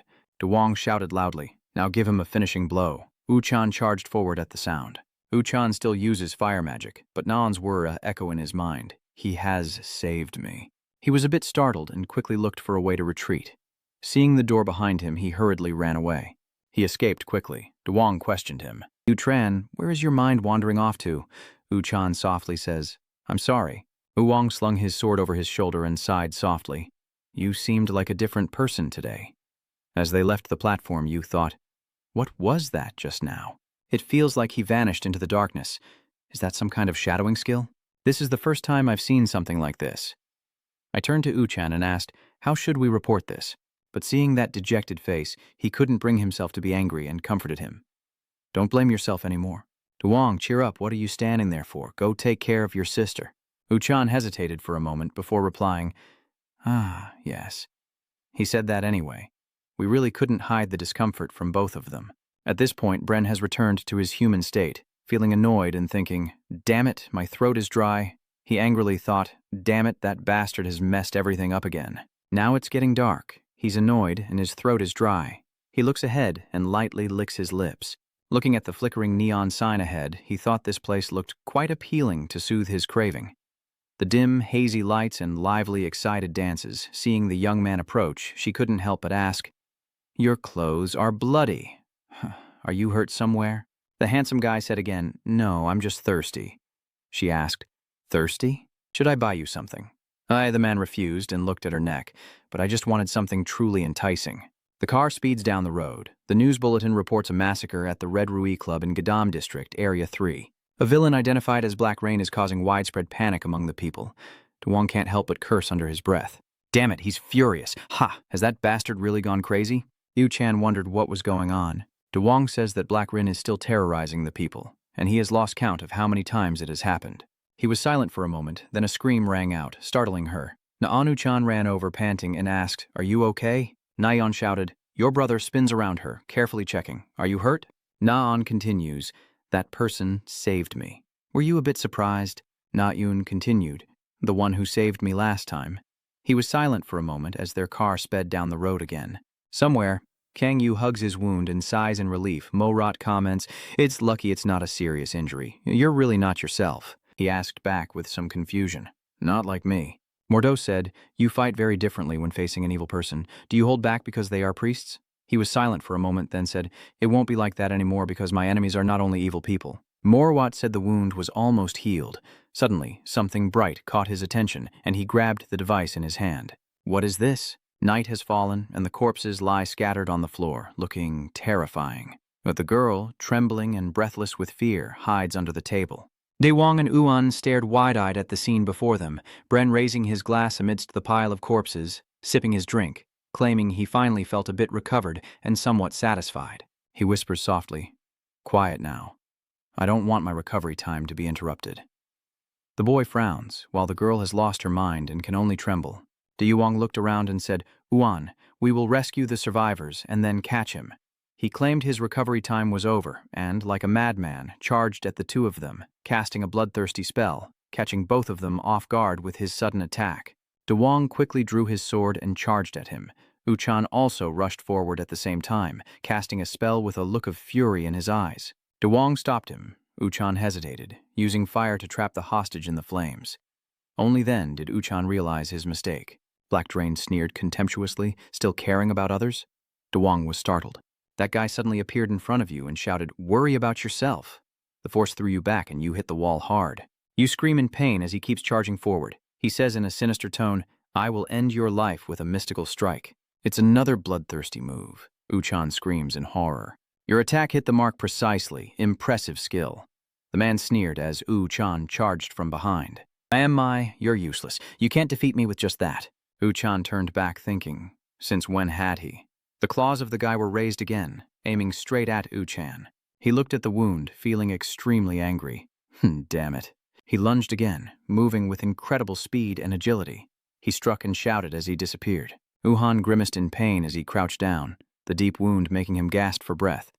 Blood continuously oozing from the open cut. The man licked away each drop of blood between his fingers, hurriedly, then shrugged. "If that strike had hit, I might have been split in two." Uchan is extremely confused, thinking this bastard is too strong. "If I can't use fire magic, I won't be able to escape him." The guy looks down from above and says, "You seem angry and helpless because you're worried about the hostage and can't use your full power, right?" Na-on heard him call her sister's name and quickly moved away. The man continued rambling. "I've investigated a bit about Na-on, your model sister. That brave and adorable little girl really got me with a fire spell. She made me mistake that pest for my brother. It will be punished for daring to deceive me." Uhan angrily interrupted. "If you dare to touch my sister, I will kill you." He chuckled to himself. "Dan is caught in a trap. I will get a taste of the blood of a furious priest. That will be a special flavor." He sneers at your overconfidence. "I will give you a chance to prove that confidence at an abandoned factory." The two of us eyeing each other, he spoke first. "I can finally relax here. You can use all your power here, right? You must be really happy to be able to use all your strength." He secretly feels pleased. If no one else were around tonight, he could enjoy the blood of this priest at will. He opens his eyes wide, casts a spell, and charges at Bad Rain. "I will make you regret bringing me here," using the fire magic he wields. The blazing fire rushes toward him, but he laughs confidently and easily dodges the attack with a quick jump. Uchan couldn't believe his eyes. While he was still stunned, Brad Rin charged at him, grabbing him with both hands, his eyes full of provocation. "Is this all your strength? It's no different from when you couldn't use your full power." Watching him fly away, he said teasingly, "I also haven't used all my strength." Someone approaching is Kang-yu. Watching this entire scene, he murmured softly, "That's really twisted." Seeing a mark on the other side, Kang-yu confirmed it was a claw mark from the lips. It has traces of very strong magic. He wondered if it could really be that bastard. Suddenly, he saw the drunkard unconscious and slumped in a corner. He thought, "This bastard," and tried to shake him. "Is he dead?" Murat stared at him, then concluded he was still alive. He looked around, sure that Uchan had also been here. But where could he be? Mo-rat noticed the sword on the floor and called Kang-yu. "Kasian, over." He looked at it and asked curiously, "What is that?" "That's a magic weapon." Kang Yu picked up the sword and said, "I can feel it when I hold it. This is a good opportunity. Extract the magical energy crystal from that weapon." Kang Yu shrugged. "You're right. This is a good opportunity, but since it belongs to someone else." Suddenly remembering the grudges with those two, he felt reassured, thinking it would be fine. And so the sword turned into a pile of shattered debris. Kang Yu held 2 crystals in his hand, swallowed them, and a surge of magic flowed into him, making his whole body tingle. A light ignited in his heart that lit up his eyes. "I'm guessing you don't need to use divine vision to see anymore. I've felt this way before." The bright moon lights up the sky and a shadowy figure stands faintly above. He asked, "When will that bastard arrive?" The other replied, "He'll be here very soon." He sighed in boredom, saying, "I'm tired of this appetizer again." Wuhan continued casting spells and charged at him, but his punch was blocked. He uses magic to extinguish the flames. He shouts, "Look at me, this tiny fire can't hurt me." He casts a spell and punches him directly in the chest. Wuhan can't defend himself in time and screams in pain. He looked at him gasping for breath and sneered, "You are so weak, so pathetic, and pitiful," gave a claw. Duong looks at him with a meaningful gaze and a tone full of implication. "It's a pity, but there's no need to blame yourself for that weakness, because I will turn you into part of my body so you can live forever." A loud laugh echoed, the crazy pervert. This voice really startles me. A loved one has come uninvited. Gaze at him and stop talking nonsense. You're just a twisted mosquito. The two of them stare at each other, the situation tense. "Still the same old leech feeding off you, huh? Are you always interrupting my moments of pleasure?" he replied. "For someone defeated over and over again, you probably prefer talking more." He sneered, "I have reached a new level. I have absorbed dozens of people and their blood has awakened me." The man casually responds, raising his hand to summon a bit of magic, his eyes filled with a twisted obsession. "This arrogant power is invincible. Not even a high-ranking priest can touch me right now." "Is that so?" Wuhan said painfully, trying to get up. They looked at each other again, both thinking the same thing without prior agreement.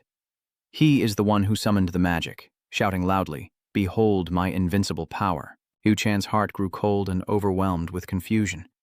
"Oh my God, this bastard didn't use all his strength when fighting me." He uses magic to attack him with a blood wound spell, unleashing his power straight at him. He casts a spell, raising his hands to defend. As that long arm rushes in, grabbing Yu Chan's hands tightly, the guy is pleased. He's caught him. His claw swipe just missed him, but what he caught was only empty air. Kang Yu said, "Fool, I'm behind you." He quickly turned back, but I managed to dodge this attack. My eyes shone brightly and Duong clenched his fist toward him. That strike hit Black Rain right in the chest. He raised his leg again. He kicked him straight in the stomach. Black Rain took 2 hits in a row, his eyes rolling back from the pain. He asks, "Show me your invincible power. When do you plan to show me?" He was knocked down by a final blow and rolled on the floor. Oh my, look at him lying there. I stare in surprise at you. What is going on? He is completely different from when he was in the hospital. Is he also hiding his true power? What has happened since then? His hands trembled and he couldn't help but curse. "Damn it!" He mockingly asked, "You say an S-rank priest can't beat you, but is that true for everyone?" He laughs, trying to find a way to retreat. He asks, "Are you planning to run away again?" At this point, he is transformed into blood. "I don't know what happened during this time, but I admit you're stronger than me, but you'll never catch me with that physical attack, especially when my body turns into blood." He laughed again, but was quickly cut off by him. "There won't be a next time. You sick mosquito." He uses the shadow clone technique and says, "Don't expect to be reborn with your twisted hobbies." A black flame erupts fierce as Kang Yu's rage. "I will burn you now with everything I have." His eyes flicker, truly afraid. He didn't care, and continued with his spell. The black fire announced that Wan Kang Yu had awakened, directly reaching the level of a major threat in the dark fire system. Dark Shadow Sword Technique, Black Shadow and Black Fire Self-Repair, Hidden Death Skill, Demonic Magic Spell, 520. At the hospital, the TV news was broadcasting a breaking story. Last night in the Gadam district neighborhood, Blood Rain, the perpetrator of the massacres, was captured after a fierce battle. Blood Rain, the serial killer, is no ordinary foe, but the rookie priest Yuan defeated him. He pats your shoulder. "Well done, kid. Good job. I can't imagine what would have happened if we hadn't caught him. I'm honest, I didn't catch him. I only contacted the command office after the battle was over." Remembering that night, his head was held tightly and the strain had defeated him. Wuhan sighed softly, the power to burn. It's clear he has dual dark attribute powers. I've never heard of this before. Yu-chan turned to him and said, "Hurry up and call the police or report something. The BL killer has been caught." Uhan said, "I told them clearly that I wasn't the one who caught him, but they reported to the authorities that I was the one who did it." Duong was very curious. Could it be that bastard, the one who fought BL Exter last time? He continued, "Yes, he is the one who brought down Black Rain." Duong poured him some water. "Are you worried and asking if you feel guilty for not being the one who did it?" Uchan silently admits it. Duong slumps down and gently encourages him. "All right, don't worry about that anymore. What's the point of stressing over it? Keep going. Maybe he has other motives like fighting to get a rank or something." Duong was startled. "Oh right, what happened to my Thonback first sword of Min Kim?" Uchan says they are fine and at the police station, and he breathes a sigh of relief after hearing that. "Phew, luckily I still have my precious sword." Uchan looked outside. The sky was beautiful but filled with sadness. At the schoolyard now, a group of top students are sitting together, excitedly discussing.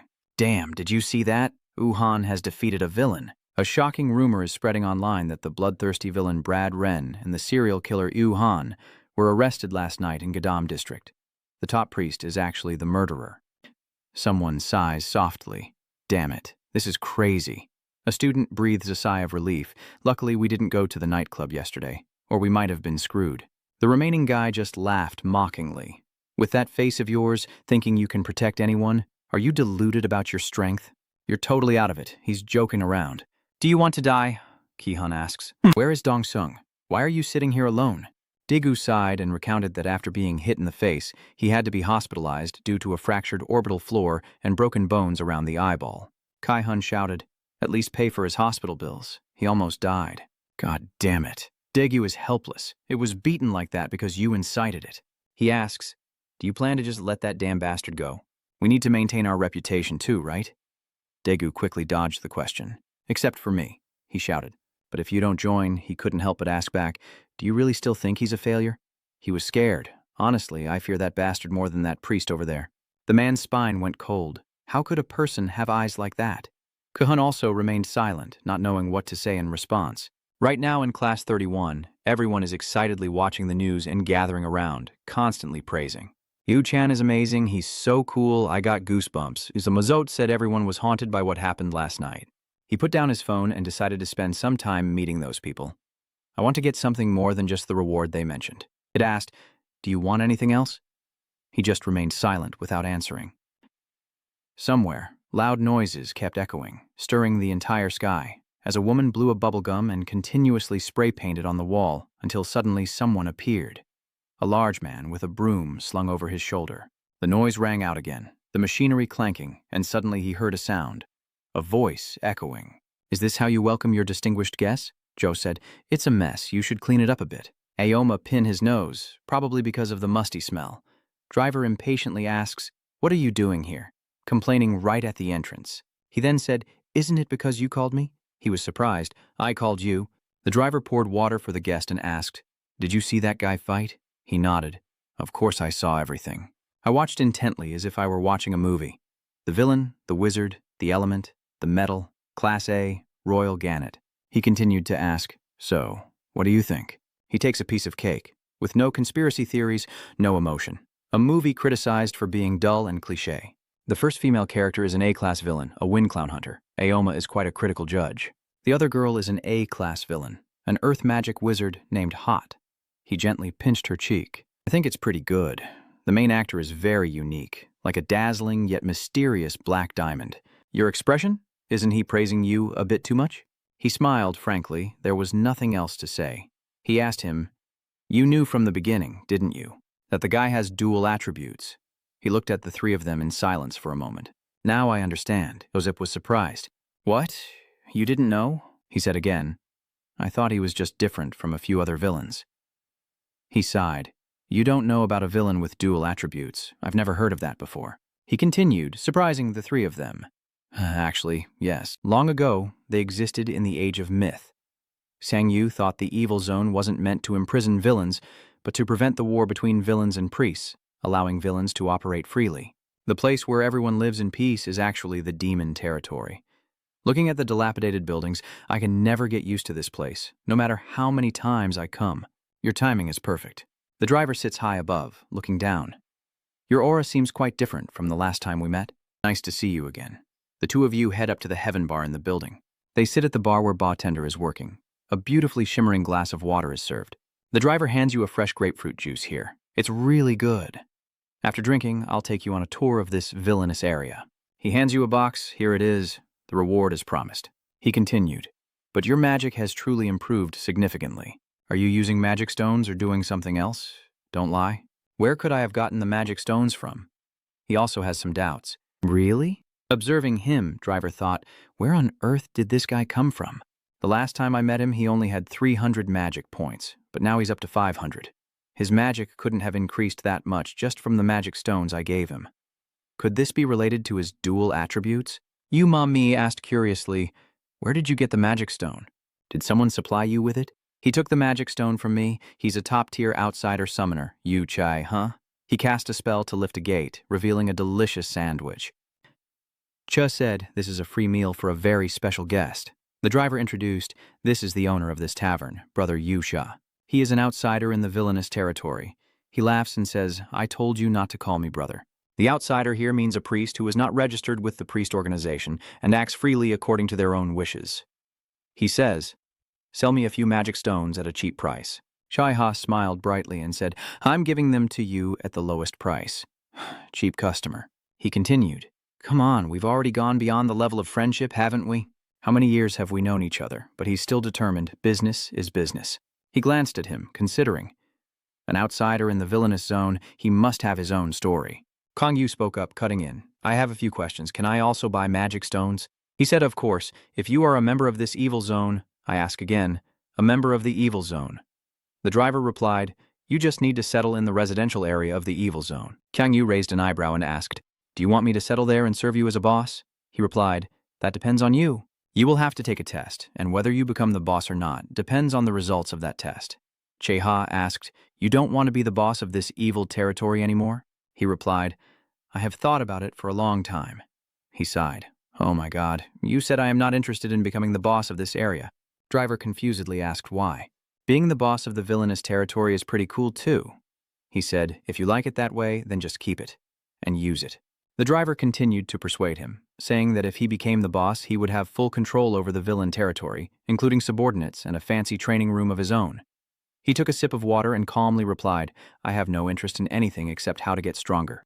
He said, you can also buy magic stones from the black market. This really made him think. He looked at him with surprise, assessing the person before him, and quietly thought he wasn't quite sure, but he probably was also a black market trader. He looked at the other guy at the counter, thinking he's the same. They don't seem like easy opponents to deal with.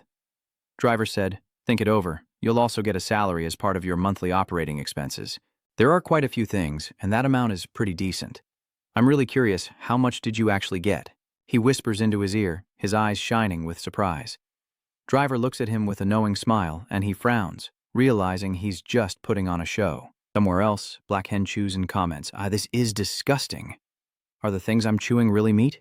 He became furious, repeatedly stomping on the piece of cake. How much longer do I have to keep eating these things? I want to go out and eat a chicken burger from Papa. CR, he pushes him. Burger Queen is pretty good too. He said, I really like pizza, but I can't remember the last time I had it. He is a B-class villain, an assassin with attribute and physical strength. CR. He points at CR and scolds him for destroying the only pizza shop in the villain area.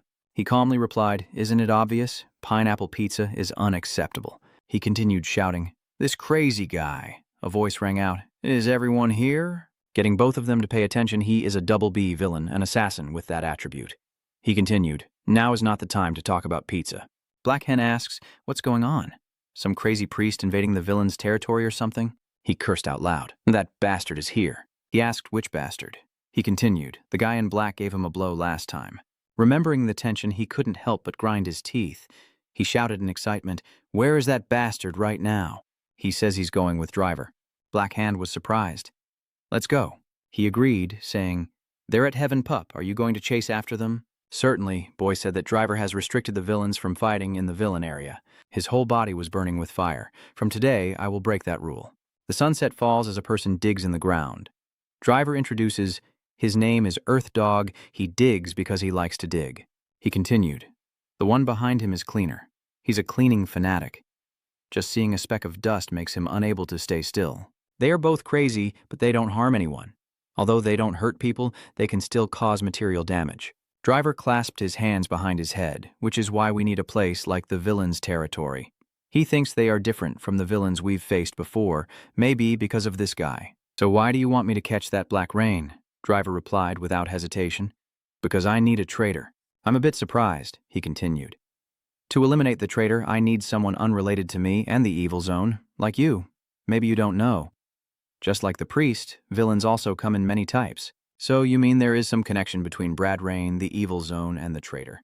Driver denies that Brad Rain is just a pawn of the traitor, saying I am sure there is something more sinister behind it, because their ultimate goal is to destroy the evil zone. He shrugged. I have nothing to do with those things. Driver smirked. I knew you'd say that. That's why I like you.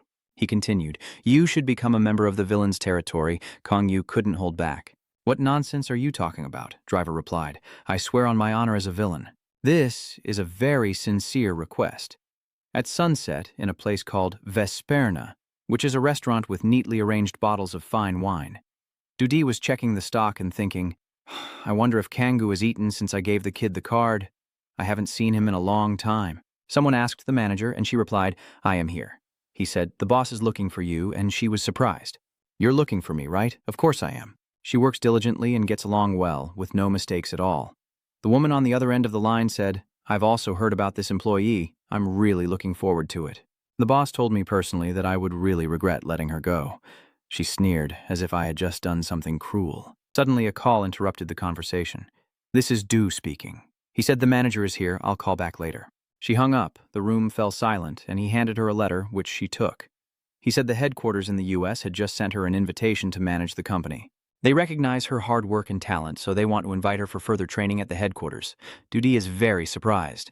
What? Is that true? He continued. They will pay for her flights and provide her with an apartment near the headquarters building.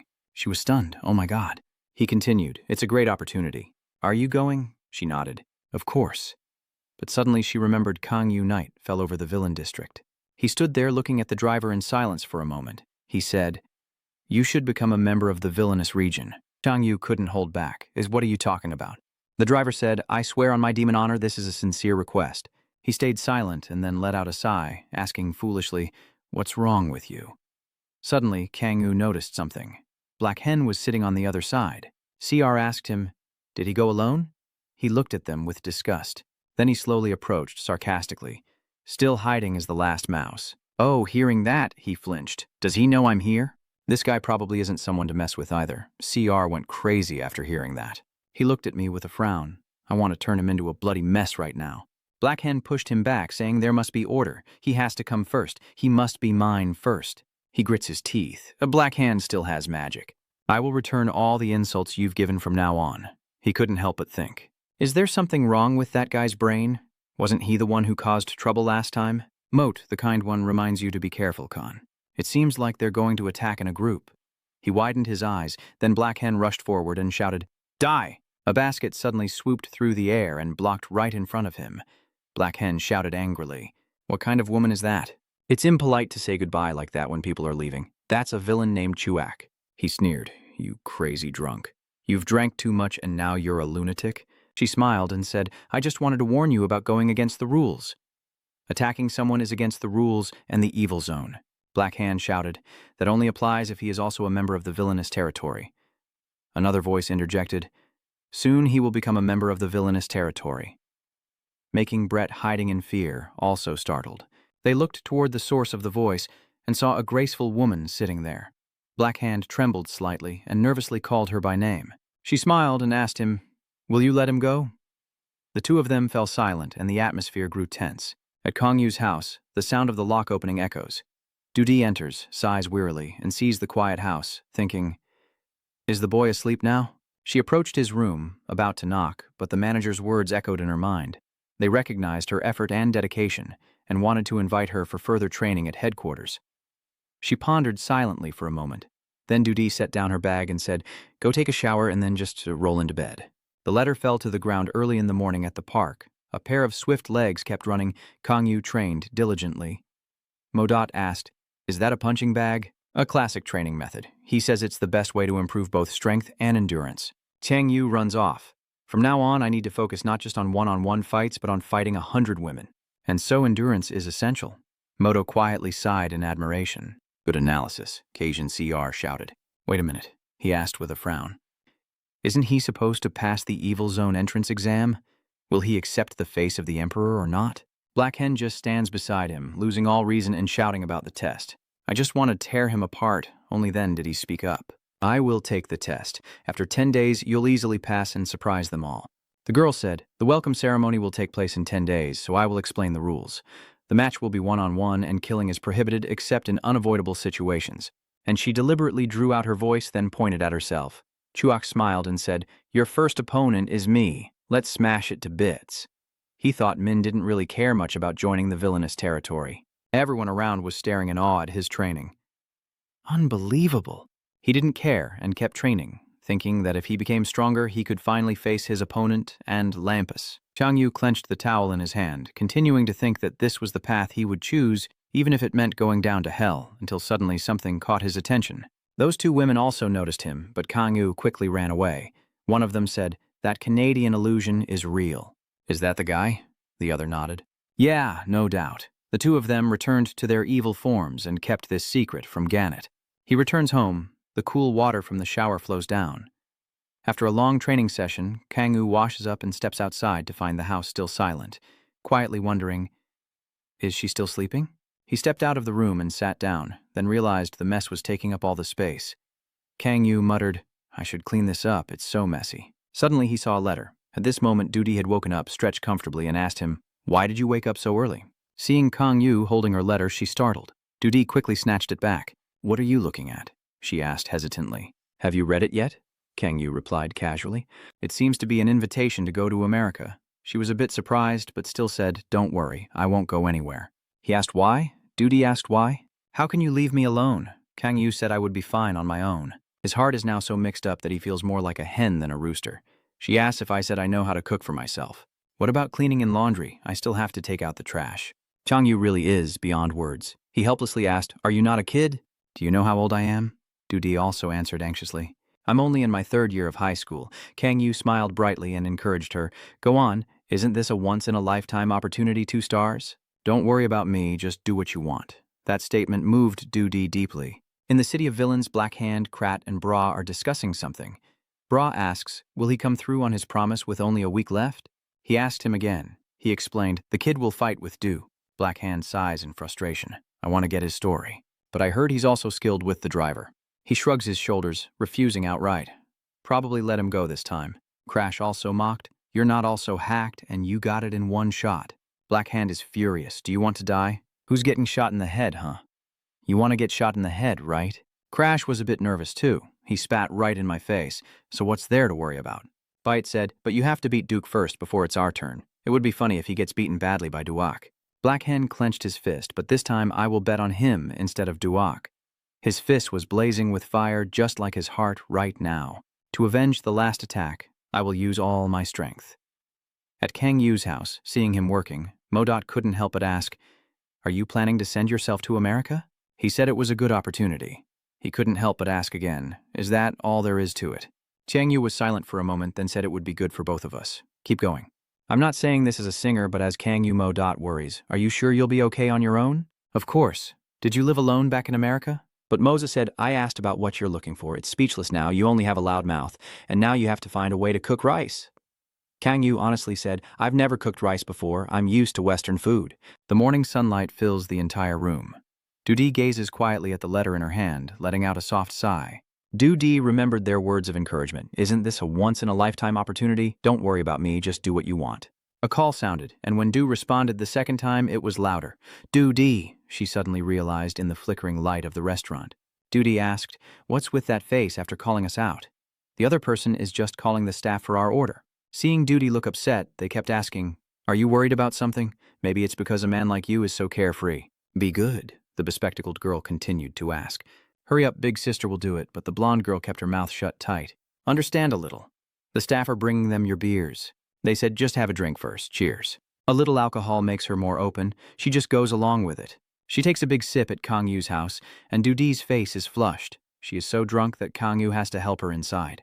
Are you okay? Why did you drink so much? But Du shook her head vigorously, saying she wasn't drunk at all. She gently touched her brother's face in admiration. Our cute little bump is just too adorable. Even Modot is speechless, her neck is already stretched out. As I was about to leave after laying her down, I heard her say, "When I was little, I always followed my sister around." Dudi's voice was full of nostalgia, but I am now mature enough to take care of this older sister. My little brother has really grown up. Remembering what that person said to me, "You're mature enough to take care of me now." His heart feels a little stirred. He tucks the blanket around her. Kang Yu quietly watched her sleep peacefully before returning to his room. It was already morning, and Dudi was awake, rubbing her head irritably, saying, "My head is going to explode, I drank too much." Seeing the carefully covered dish on the table, she was a bit surprised.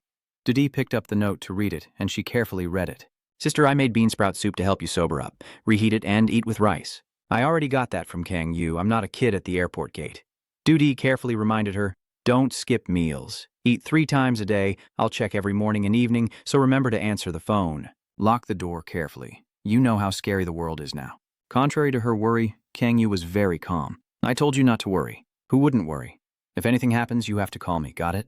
"I'm so worried," he laughs. "That line should be said by me. If anything happens to you, I'll fly straight to America." The two of them exchange a longing look as they part ways. She turned away, waved, and told Kang Yu to come to the designated place. The plane finally took off. Kang Yu watched until it disappeared into the villain area. The driver explained, "You win the match if one side surrenders or can no longer fight. You will have 3 matches. Looking at his interface, he quietly comments, "There's new gear over there. That tight suit looks boring. We'll accept everyone participating, so even if you lose, you won't face any serious punishment." The driver chuckled provocatively. "You only lose your right to challenge me, the overlord of the villains." Kang Yu impatiently snapped, "Shut up and fight me already." He smiled without saying anything and turned to the girl, asking, "Okay, are you ready?" Chuak, of course, is just going wild. Moru told Kayen to stay calm and not fall into the opponent's trap. He nodded, saying he wouldn't fall for it. He thought it would be speed, or Chuak with her strength and endurance. He was assessing her. Chuak is not an ordinary fighter, with good health and resilience. She is a close combat master with a body trained for fighting. She is a smart martial artist who knows how to leverage her advantages. Here, close combat means physical fighting between opponents at close range. Overwhelming speed is no problem for Chuak. She is his worst opponent. This match is going to be intense. The driver, after seeing the two of them hit the floor, then gives the order. Start. Chuac rushes forward, shouting, "Don't dawdle anymore." He launches a flying attack at her. The pillar wrapped around her body, preventing her from moving. She was furious. What the hell is this? Someone is calling her, and she looks up but sees nothing above her. She thought he wasn't there. Rhett reminded her in front of Chue. She was startled to realize that he had already stood in front of Chue and kicked her. The driver shook his head. Damn it. Even that group of villains was surprised. Chuac was knocked down with a single move, lying sprawled on the ground, but he remained calm. Continue. She lay there unconscious. Black Hen couldn't help but secretly marvel. Holy crap, he defeated Chuak, the one considered to have the toughest endurance in the role with just 1 hit? Can flicked his finger. "If you're not patient, don't waste my time and get your ass over here. Black Hand is a bit scared. What kind of monster is he? Keep coming. Who else wants a beating? Come on out." CR turns and raises an eyebrow. "He's calling you." A spear rushes towards and stabs right beside him. He turns to look at it. "There's someone standing up there. Don't get cocky just because you took down one person." He introduced himself as John, the top hunter. "This red eye will be your opponent." In some room, he said the chance of something happening is almost 0, so there's no need to worry about B's case anyway, since we can't expect much from that bastard. "What about Gadam District on the other end?" He replied, "Gadam District will fall soon or later." He sneered, "Trust me and wait, Mr. Chairman. I will make sure that happens at any cost." A blinding light lit up the sky as a barrage of arrows shot forward. Chang Yu quickly dodged, and Morut said, "It's a missile." An arrow shot straight at where he was standing. Kang Yu prepared to jump. Then he jumped up, and that arrow was stuck in the nearby wall. He said, "Finally, I caught you." He aimed the arrow directly at him, sarcastically saying with this, "The hunt is over." He unleashed a fiery move, and Kang Yu couldn't escape in time. A blazing red light erupted along with a loud noise. Red Eye landed softly and said, "Is it over?" I had high expectations for him, but then a noise behind me startled him. He turned around. Kang Yu shouted loudly and charged at Red Eye. "You are the real prey." He raised his hand, shamelessly holding up a white flag. "I give up. I lost." Kang Yu angrily yells, "What the hell?" "The compatibility is gone now. That blind guy said if a long-range player gets caught, is winning just about luck?" He clenched his teeth and said, "Are you giving up just because of something so trivial?" This crazy guy is really unbelievable. He shrugged and asked, "What do you mean by trivial?" "I am serious," he said with a deadly serious expression. "I never intended to challenge you from the start, but the driver made a request to me." The drones approached the two people. Kong Yu asked suspiciously, "Did the driver request you?" He was straightforward, saying he didn't want anyone to get seriously injured during the test. Red Eye handed him something, telling him to take it. Kang Yu wondered, "What is this?" He replied, "It's DSP. All the villains in Gaddam District have this. He just sticks it under the ear and it works immediately, blending with the blood so you can't see it." He examines it carefully. Kang Yu thought he had seen it injected into condemned villains before, but this is the first time he's seen a patch like this. Whoever made it must be the one your final opponent will face, probably Black Hand. That night was sensitive and quite fiery, but there were also some very adorable moments. Don't get too angry at people. I can't help but be speechless when I recall the impression of that damn first guy. Cute. The Black Hand is extremely tense right now. CR asked him, "Who do you think will win, and where did Driver fall?" "Another shot?"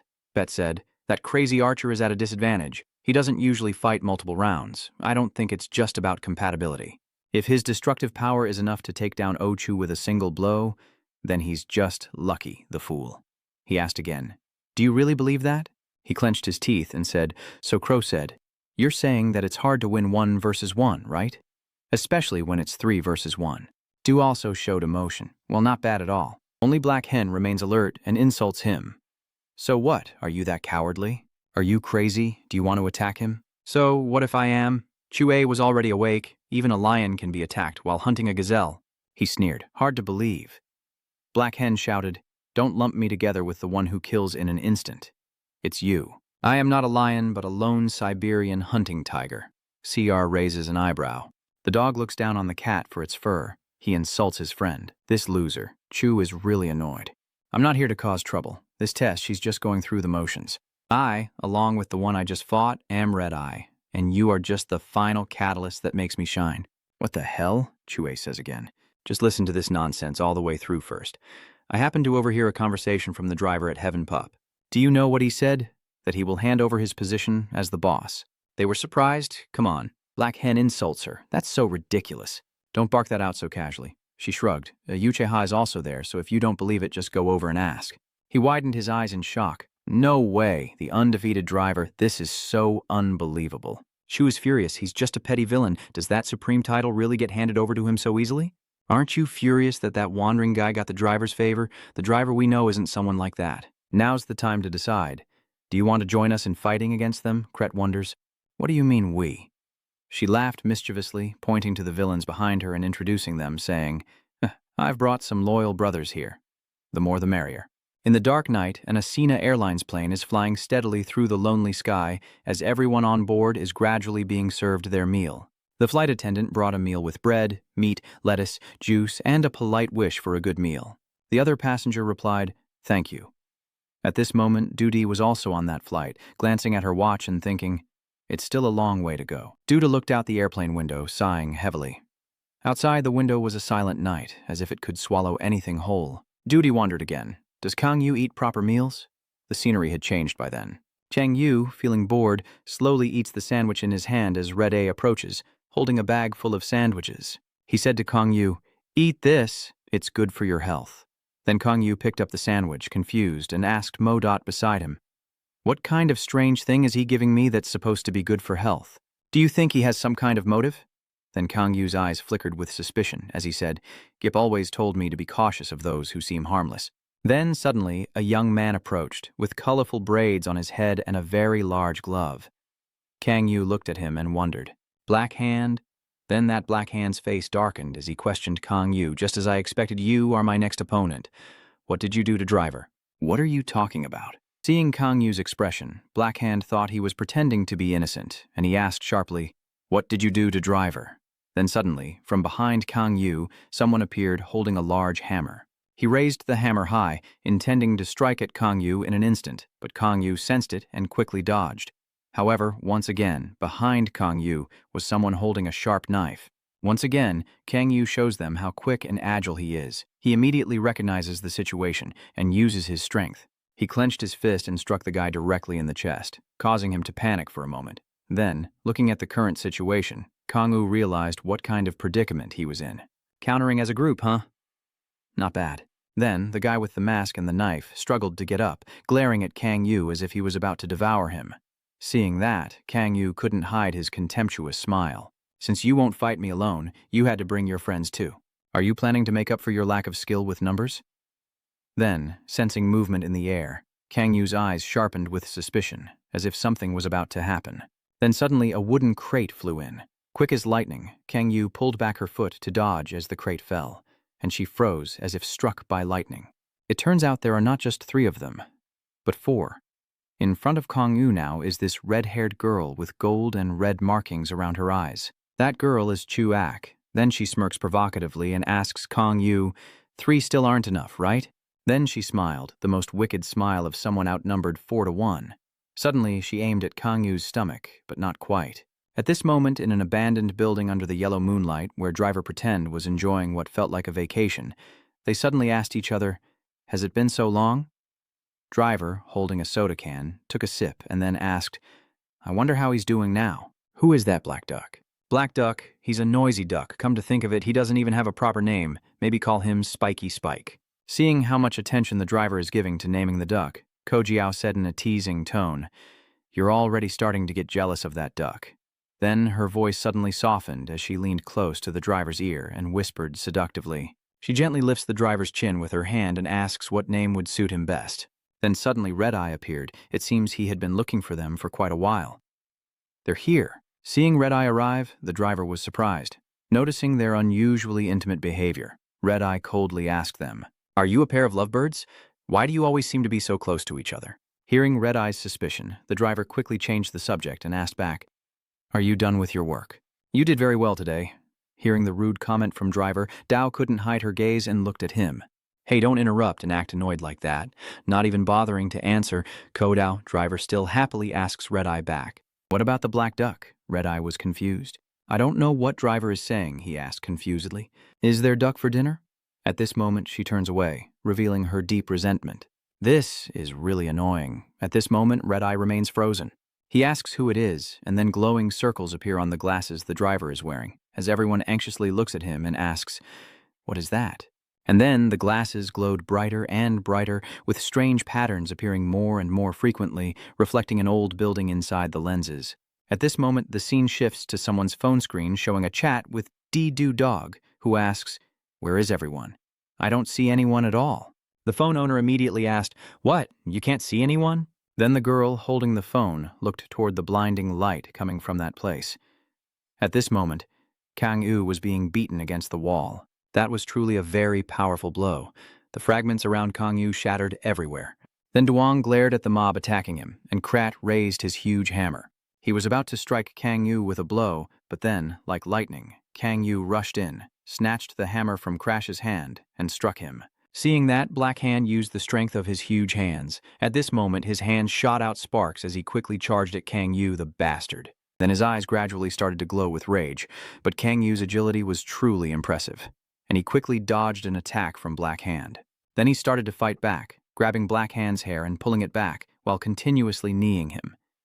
Then he quickly delivered a finishing blow, a powerful punch hitting Black Hand's face, knocking him out cold. Then CR still stubbornly charged forward, cursing under his breath. "Damn bastard." Seeing that, Kang-woo quickly delivered a kick. CR immediately fell motionless like Braken, but it seems Kang-woo forgot about Chu-ak. She quickly ambushed Kang-woo from behind.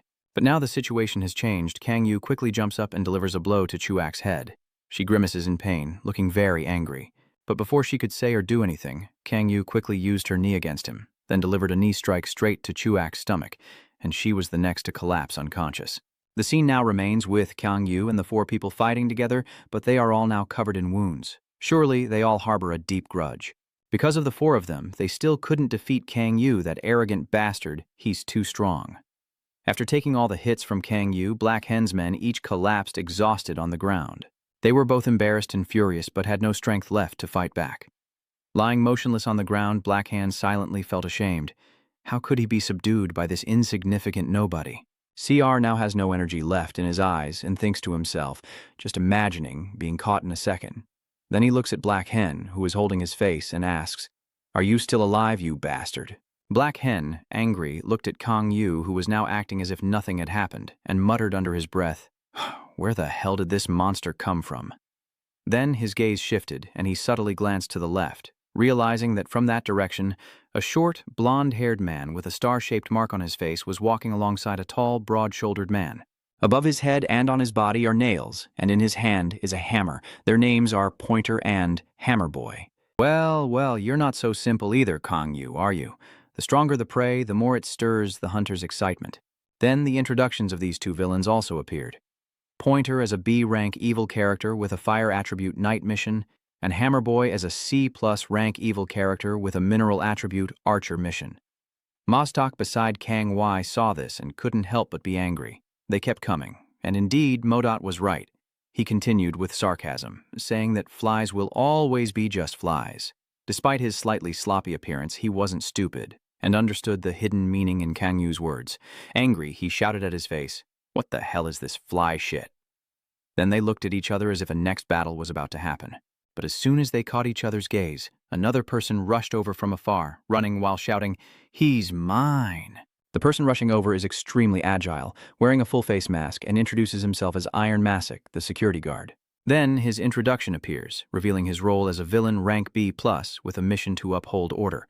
Suddenly his running halts, and the Iron Mask man raises both hands to cover his face, his eyes changing behind the mask.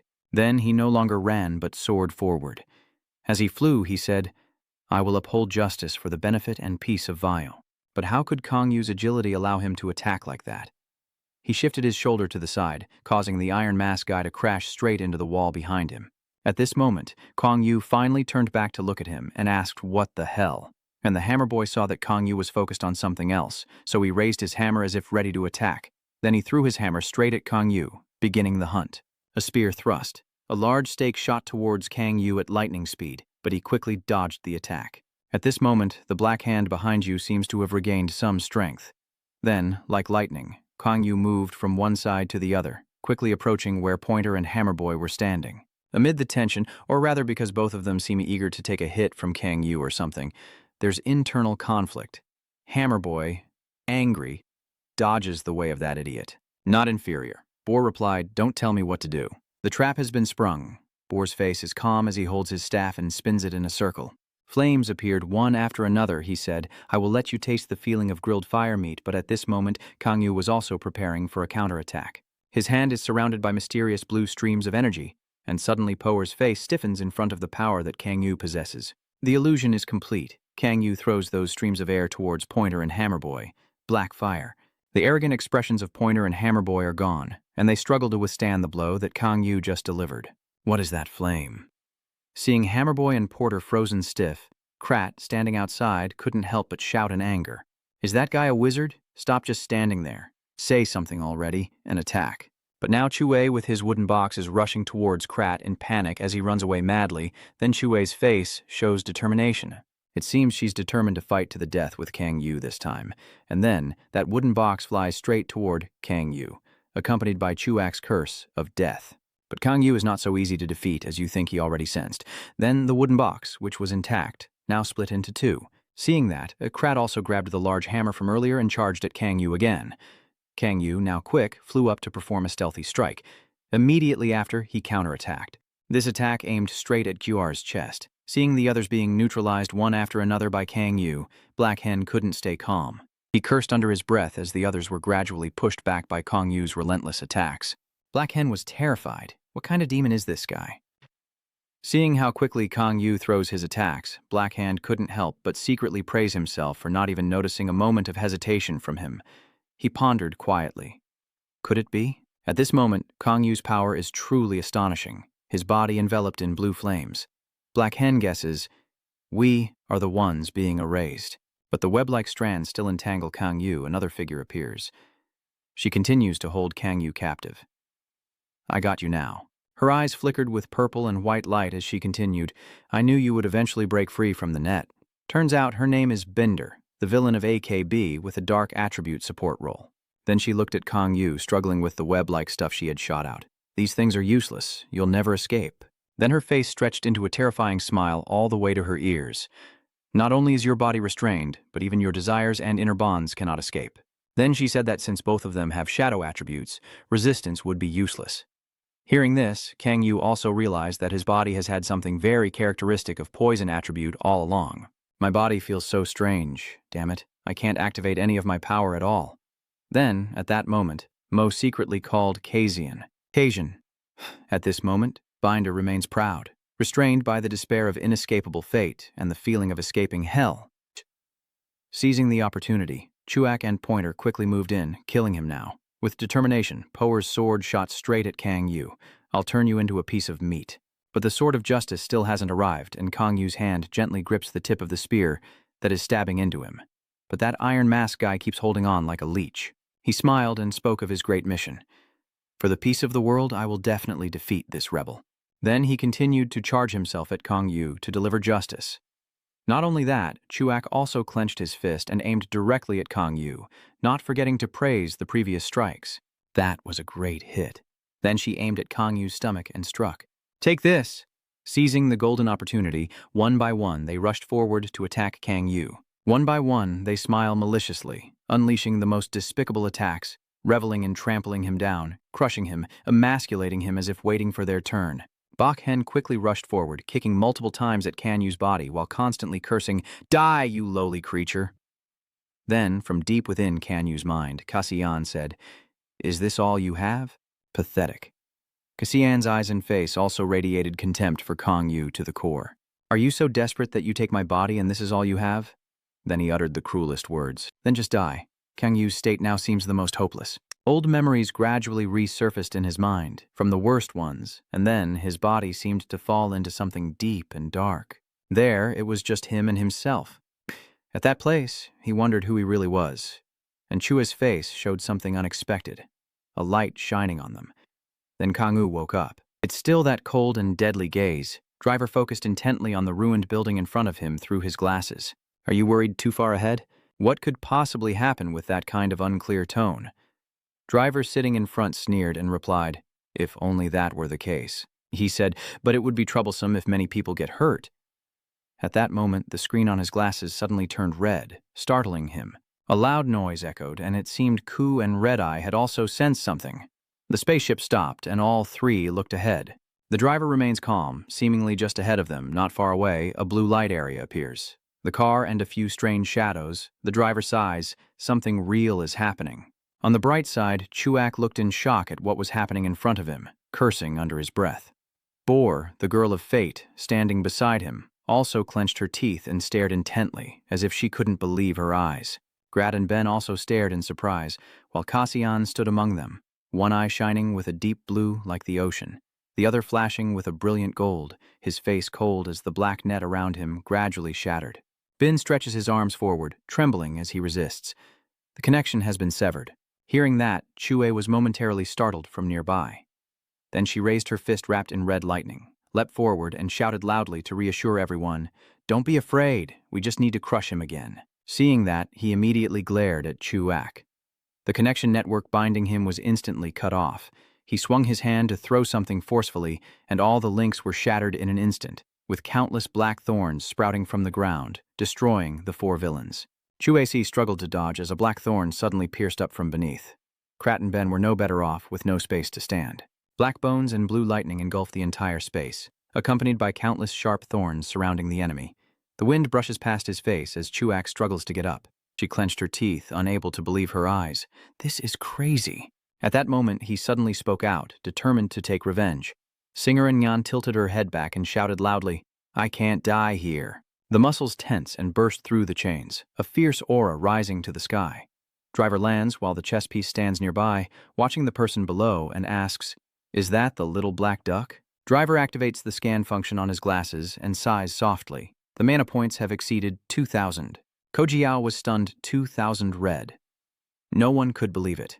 He clenched his teeth and thought to himself that exceeding 2,000 mana points is a disaster level. What else could it be? Kojiao calls out to his old friend and asks Driver what we should do. If we keep ignoring him like this, it could be dangerous. Driver silently observes the fighter below as a loud shout rings out, "Balance!" Morot, the demon behind, loudly reminds you to calm down. Is this all the power and grace you have? It asks where your proud warrior spirit has gone. but you don't answer, as if you've lost your mind. Modot, call out again in helplessness. Wake up. Kasi-yan, your pupils are shining with a blue light. In response, there is a voice that is incredibly calm. I'm awake now. Seiyan holds his head. He let out a soft moan, then turned to look at Modot, sneering slightly. Do you think I won't be able to come back after losing myself? Don't underestimate my mental strength. At this moment, Mozuo also noticed the sticker. It breathes out openly and exposes him, thanks to the DSP red someone gave him. Over there, the driver breathes a sigh of relief. He managed to brake in time. Daoflag sighed softly. It's a pity I finally had the chance to see his full strength. The driver quietly observes the data on the screen, thinking that his mana points have dropped by more than half compared to before. He wonders if he just lost control. Mode asked if you're okay, and he hesitated, feeling a bit dizzy. Singeran looked up and asked the 5 people lying scattered on the ground, Do you still want to continue? Chuak cursed angrily. At that moment, someone suddenly shouted, Surrender! Black Hen stood up. Lee approached Chuak and said, We lost. Shuac, surprised, turned to scold. What? Who gave you that right? She shouted in Black Hand's face, If you want to back down, just surrender yourself. Just as she was cursing loudly, my collar was suddenly grabbed by someone. Black Hand clenched his teeth and punched her square in the face. He shouted loudly, Shut the hell up. Black Hen grabs Chuax by the collar, raising his fist to strike again. I've already felt humiliated being knocked out by him, and now you won't even admit defeat. He gritted his teeth and asked, Do you really intend to throw away what's left of your pride for the dogs to chew on? Chuak snarled through clenched teeth. You bastard. Black Hen continued, If you want to keep fighting like that, why don't you go explain yourself to the boss instead of leaning to let Chuak see the 3 new arrivals landing?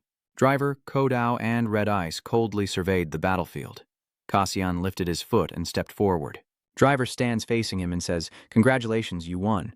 Then he cheerfully announces, Congratulations on passing the test. KZN looked up at Driver and asked, Are you satisfied now? Of course, now that you're part of the family, I'll lean forward and fall straight into your arms, so I'll take a nap now. Cassian closes his eyes, unconscious. At Philadelphia International Airport, Momai hangs, suspended from the glass ceiling. Someone is scrolling through messages on their phone. When you arrive, remember to send me a message to let me know. Are you sleeping? Then he thought as he pulled his suitcase and walked forward. Maybe Kang Yu has gone to sleep by now. As they near the airport exit, she suddenly sees a blonde man in a suit holding a welcome sign. Juji looked confused, her face blushing. The man holding the welcome sign smiled back. The car speeds along the highway back to the city. Dudi says, Thank you for coming to pick me up. The manager. He quickly replied, Please just call me. May I ask if you want to go to the temporary residence first? She praised, You are so considerate, thank you for your humor. Not at all. What is the hotel manager like? He's very charming and really loves his work. Then he explained regretfully, She is currently on a business trip, so you'll see her in about 10 days. At the same time, the person Shin mentioned was standing by the floor-to-ceiling window in the luxurious hotel, admiring the view. Dudai replied, So sit in the driver's seat, squinting with a smile and saying, Feel free to ask me anything. Dudi cheerfully responded, Thank you for your kindness. She quietly gazed at Shin's handsome face, her cheeks slightly flushed, silently determined to try her best from now on. That afternoon, at HC Old Glass Orphanage, a resolute declaration was made. I will become a spiker like Diep. Deep is watching the sunrise and turns to look at the person. Then he squinted and asked with a smile, So you don't want to become a cool villain instead? The young singer-songwriter leaned on the stone basin and jumped up. Back then, no one knew anything yet. Diep called out to Cassian. At the foot of the wall, wild daisies bloom in the afternoon sun. He asked why you wanted to become a spiker. Cassian excitedly clenched his fist because he always fights for justice. Deep laughs, standing on the side of justice. You really are a spoiled brat. Klanthan got too angry. Are you laughing at me? His voice suddenly turned deeper. Listen carefully. Kazi looked surprised and turned to look, but Diep didn't look back, his eyes fixed on the distance. Not all spikers stand for justice. He asked confused why not all spikers would defeat the villains when they are evil. Deep let out a sigh. Is that so? The young boy asked again, So who is truly on the side of justice? A villain? Dip gazed thoughtfully at the sky. A person who fights for justice. Cassian stared wide-eyed at him. Deep placed his hand on his head and advised, Don't blindly believe in what you think is obvious. What you believe to be justice might actually be different from true justice. In the fiery sunset, he gently told Cassian to become someone who does what is truly right. At this moment, Diep was clearly smiling, but for some reason there was a hint of sadness. Someone loudly called, "Khan, Cassian." Cassian opened her eyes wide, the scene before her looking very unfamiliar, resembling a warehouse with scattered tools and a few crates. Cassian, clutching his head, sat up and asked where he was. Mo nodded with relief, finally waking up. He asked Mozo, "Are you the one who called me?" and was met with its surprised gaze. Suddenly a voice caught his attention, and the driver, arms crossed and leaning against the chair, teasingly said to him, "I thought you were still asleep, but it turns out you're awake now." Then he smiled as if to greet him. Cassian didn't speak, only stared intently at the driver. At the Lampas Korea branch headquarters, Uan walks down the corridor. When he reaches a room, he politely knocks a few times, then casually pushes the door open. "Senior, congratulations on your early departure from the country, but the atmosphere in the room is far from joyful. What are you doing, turning off all the lights?" But that person didn't bother to grunt or say a word.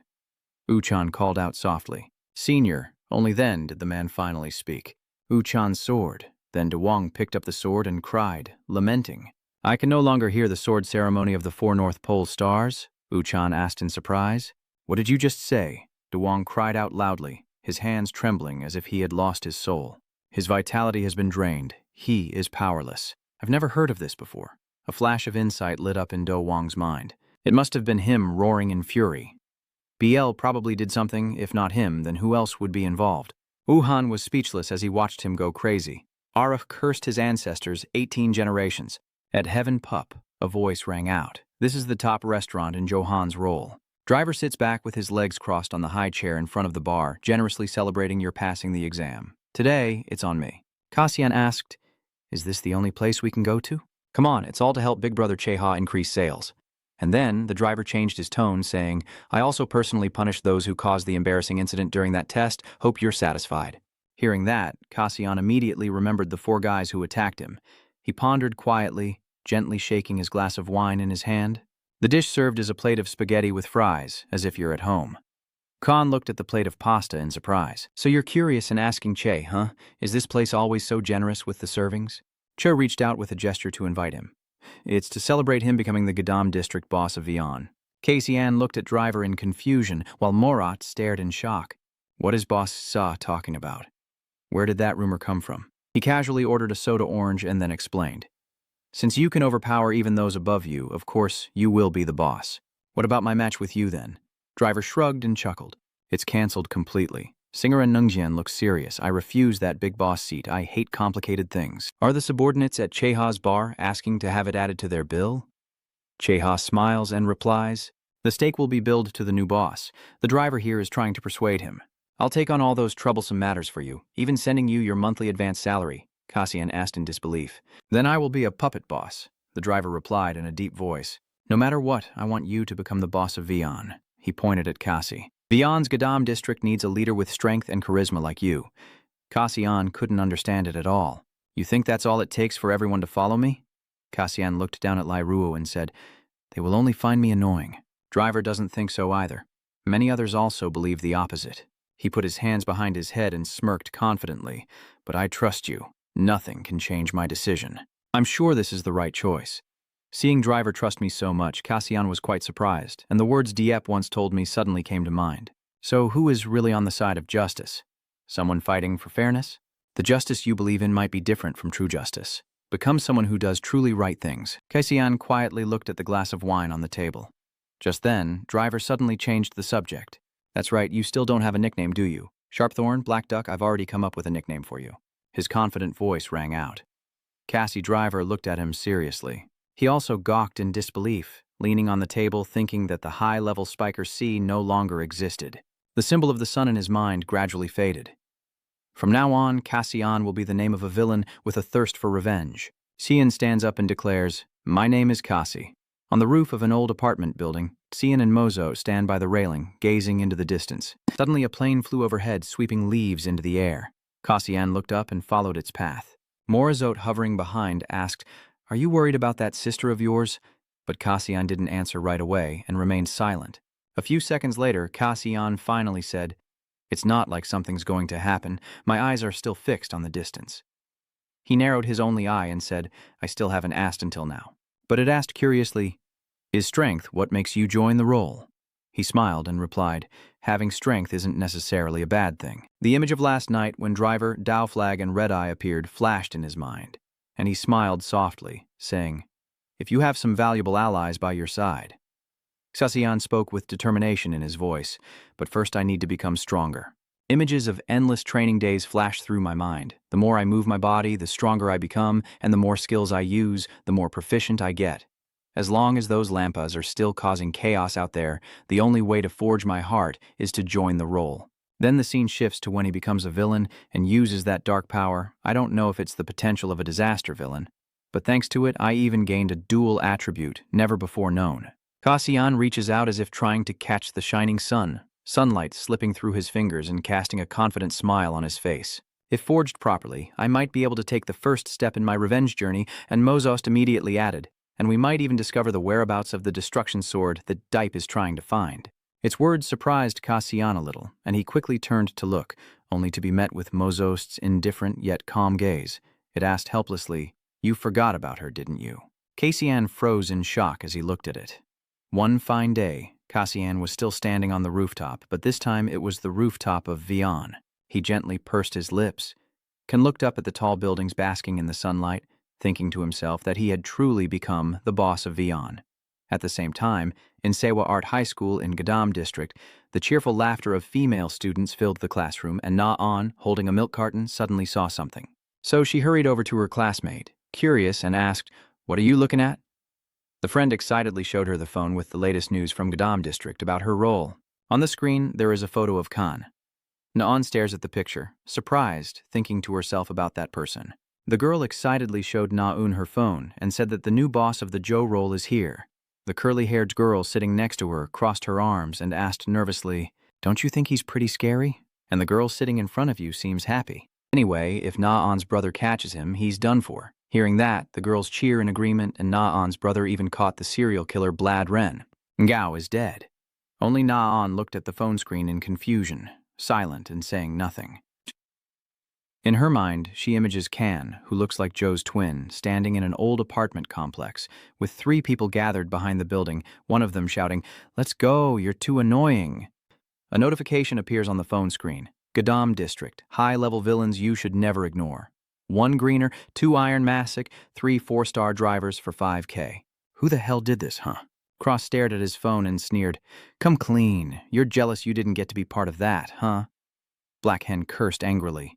"Your dad's too proud to join. And what about you?" He tilted his head up and smirked with satisfaction. "I'm 6th here," Black Hen shouted angrily, completely losing his temper. Double Bad checks the notification on his phone. This doesn't seem right. Black Hand immediately spun around and said, "Not too surprising, right?" He stared intently at the 5th place and asked curiously, "But why did he choose Kasi as his alias?" Across his chin nonchalantly, "I also find it strange." Black Hen feels quite confused. "What about Cass?" he replied. "He's the top-tier spiker." Black Hand frowns. Is there really a spiker like that? Grat was speechless, looking at him. "You're the only one who's clueless. Winning is a big deal." "Are you sure you're the villain?" Black Hand's eyes widened with anger as he shouted back. "Dad really cares about the spikers. That bastard, I'll crush him with my fist until he's just bones." Double B unexpectedly announced that he had just died recently. Black Hand was startled to hear that. "Huh?" He said he was being hunted down because he killed a colleague. Hearing that, Cross raised his hand in a gesture of enlightenment. "So I've heard about those spiritual things before, too." Black Hand repeats the mysterious spiritual. Double BR explains, his eyes flashing with a bright light. "If you use the name of a dead spiker as a curse, you might gain new power." Braken doesn't believe it and scoffs. "What the hell is that?" Then he sneered contemptuously. "You believe in that crap? Is your brain still working?" CR still disagrees with Black Hen's thinking. "There are more villains doing that than you think. If you look around John's shoulder, you'll probably grab a few people to show off." Break Hen turned to Krat, not forgetting to sneer.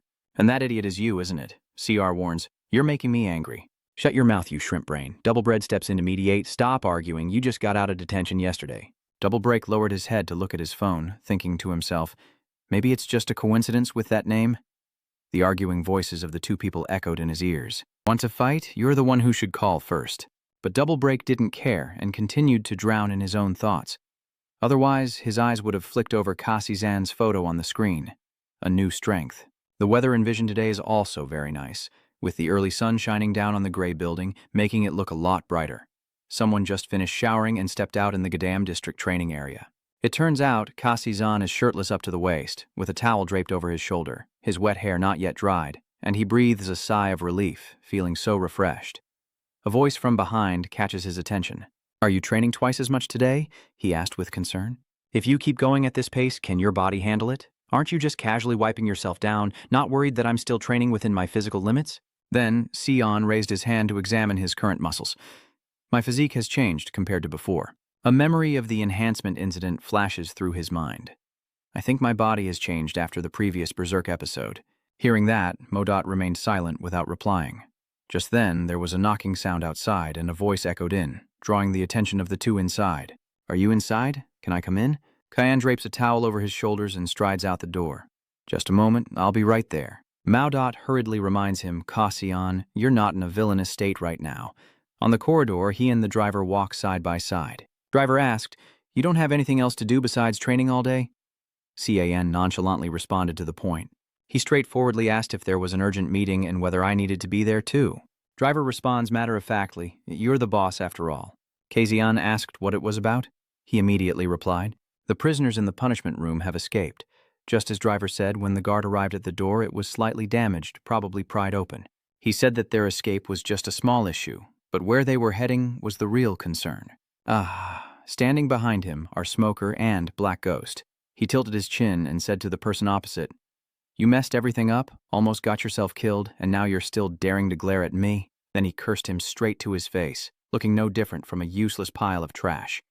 Chuak and Poer lowered their heads, bitter but unable to argue. Smoker smirked. After all, Gadam District has changed its ruler. It seems that the arrogant driver is now outdated. He took a cigar out of his mouth and gave me a week, his eyes flashing with a cold gleam, mixed with pleasure.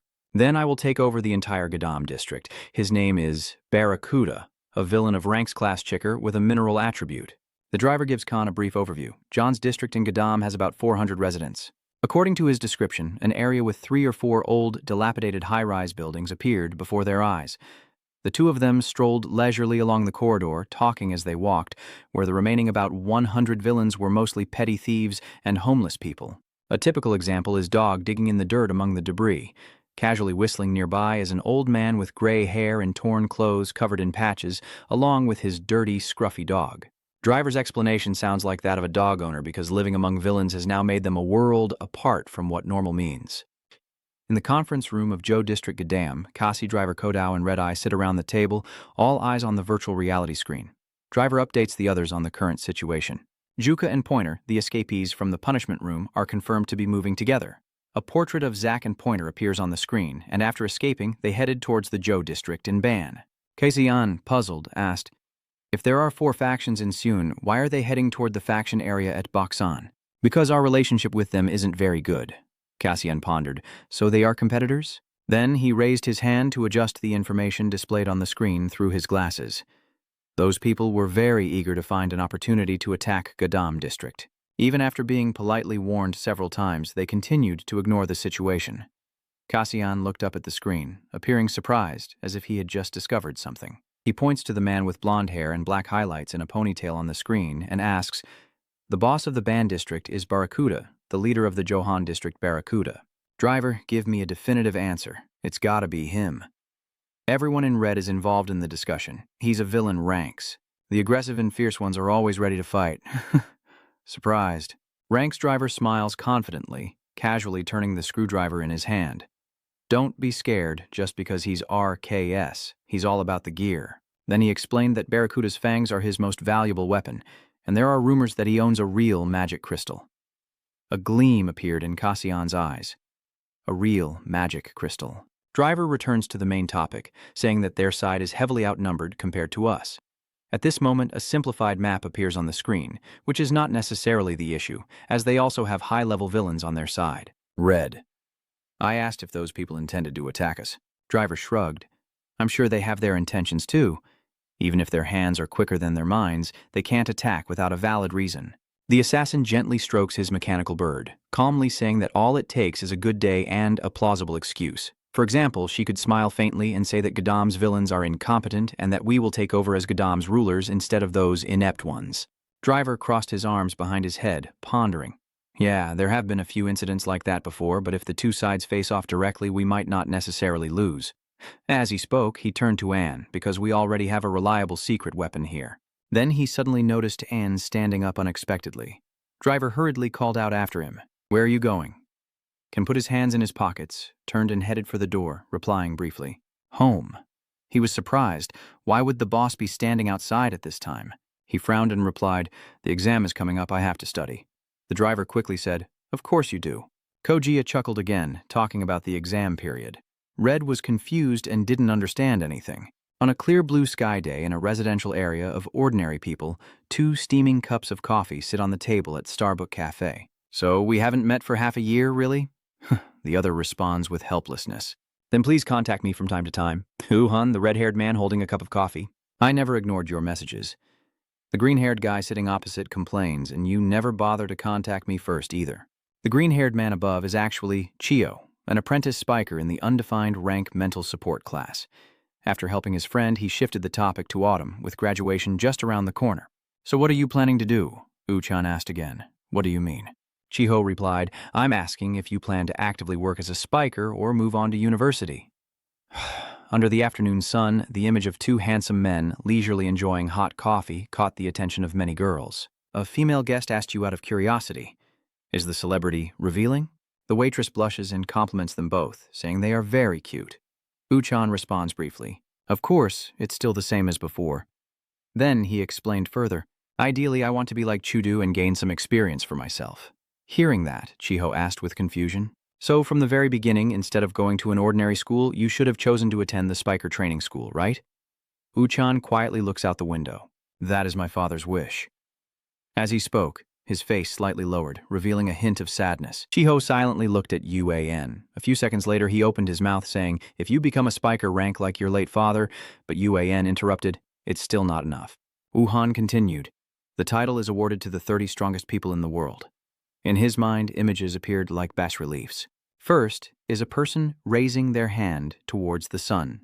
Second is a symbol that appears to be stylized from the image of the sun. And the third shows a figure choking another person. Then he says, "I want to become a high-level spiker." At this point, Uan sets the coffee cup down on the table. He calmly states, "I can only defeat my opponent this way." The image in my mind shifts again, this time of an androgynous figure with long hair and a flower-shaped samurai mask covering their hands. Uchan suddenly snapped at those beasts. Chiho listened quietly, then calmly advised that from the top, people will judge you by your fighting ability, not your magic rank. At this moment, the window curtain gradually lowers, blocking out the harsh sunlight.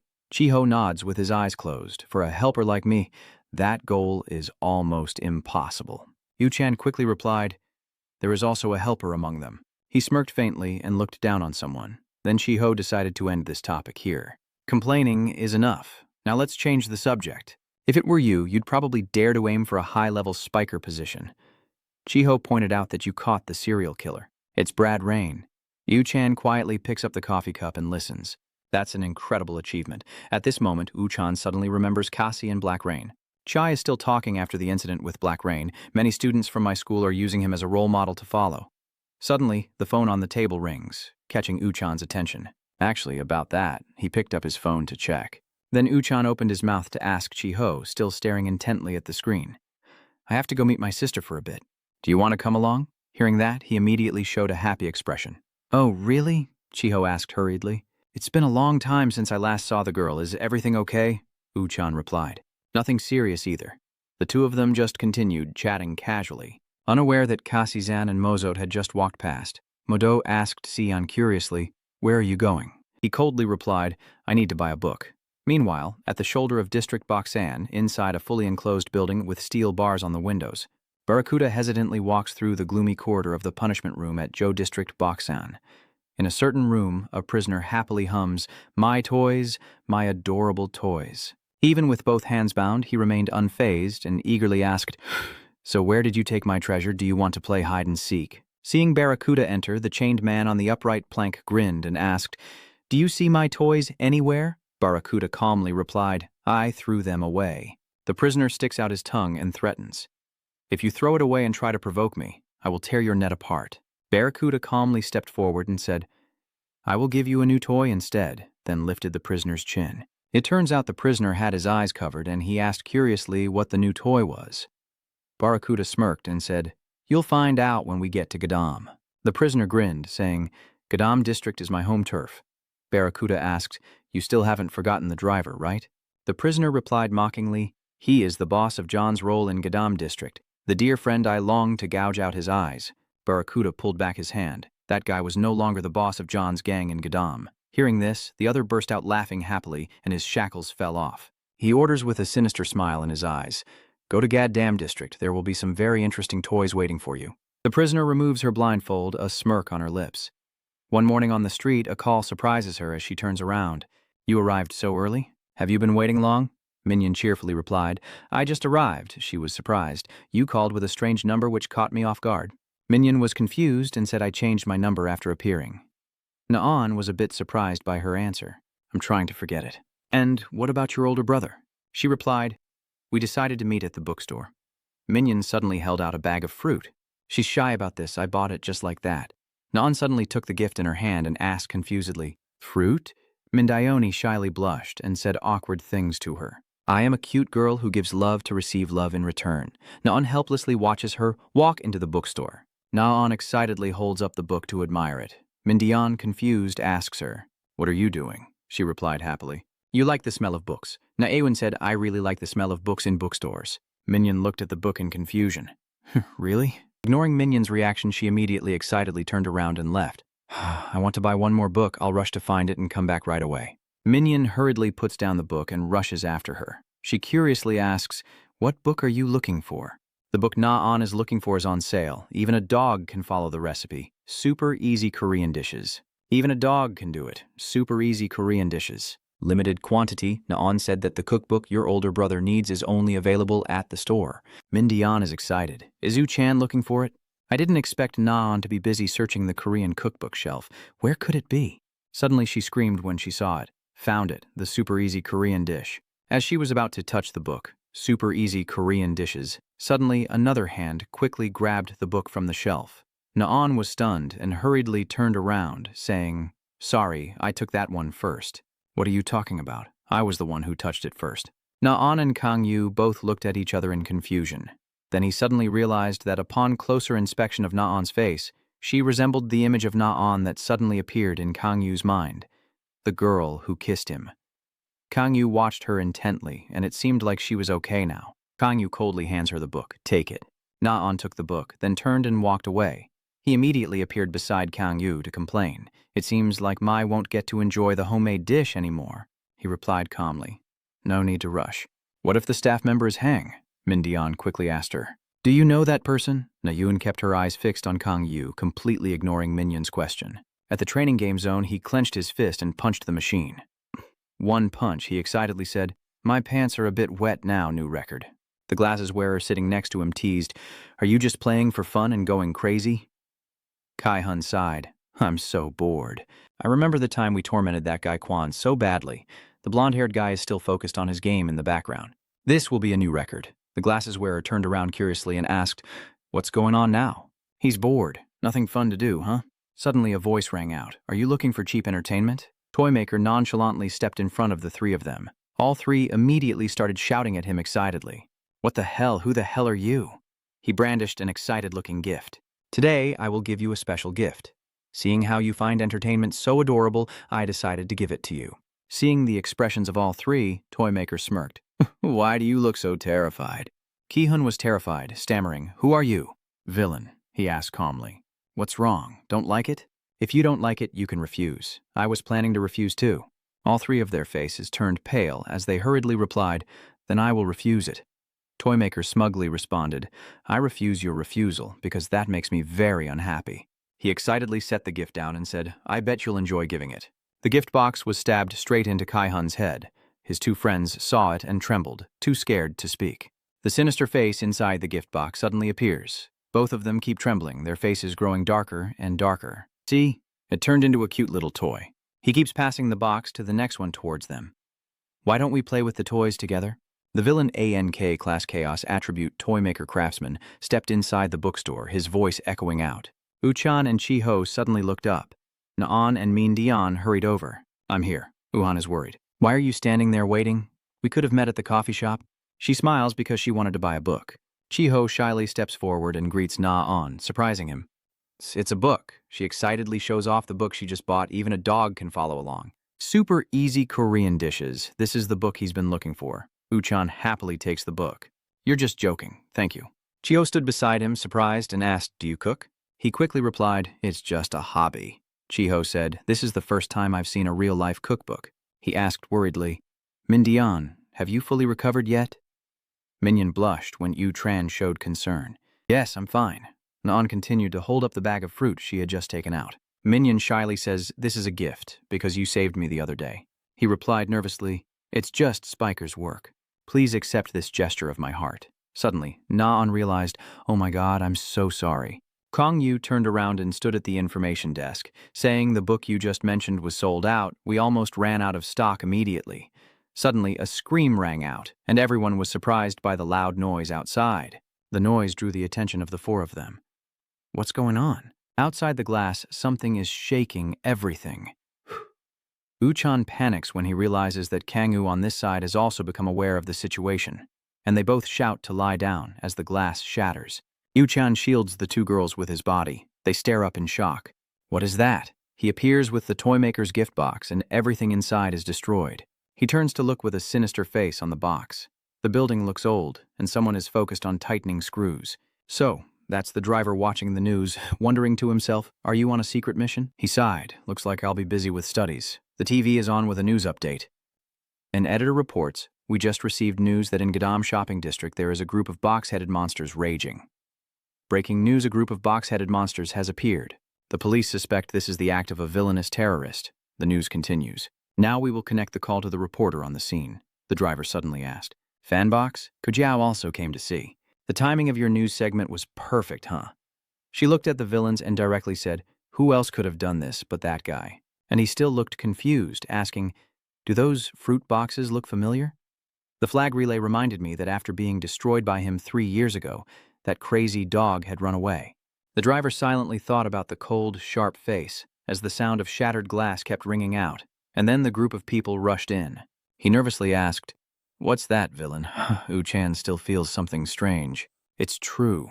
The evil villain suddenly smiled in a terrifying way, and his head shook violently. His head suddenly exploded, and a bunch of toys burst out from inside to attack, aiming straight at Chiho and his group. Yucha quickly kicked to send the monkey flying away. Chiho punched the bear to send it elsewhere. However, a fish still flew close to Na-on, startling her. It had flown very near her. Na-on and Minion hug each other in fear, screaming loudly as something suddenly hits the fish right in the face. Kang-yu quickly grabbed a book and slammed it down on the fish. Na-on hurriedly spoke up. Thank you. Kang-yu still silently watches the trembling fish. He suddenly realizes the fish is melting, secretly thinking it's a dummy, while the villain is frantically shouting. Chai shouted loudly to warn you. Be careful. It seems like something is about to burst out again. Yu-Tran charges forward confidently. Now we will subdue him. Support, stay alert. Chiho put his hand on the ground and said, let me handle this. Uchan's mind was focused on eliminating the villain, his hand igniting with flames ready to strike when suddenly someone shouted, Stop!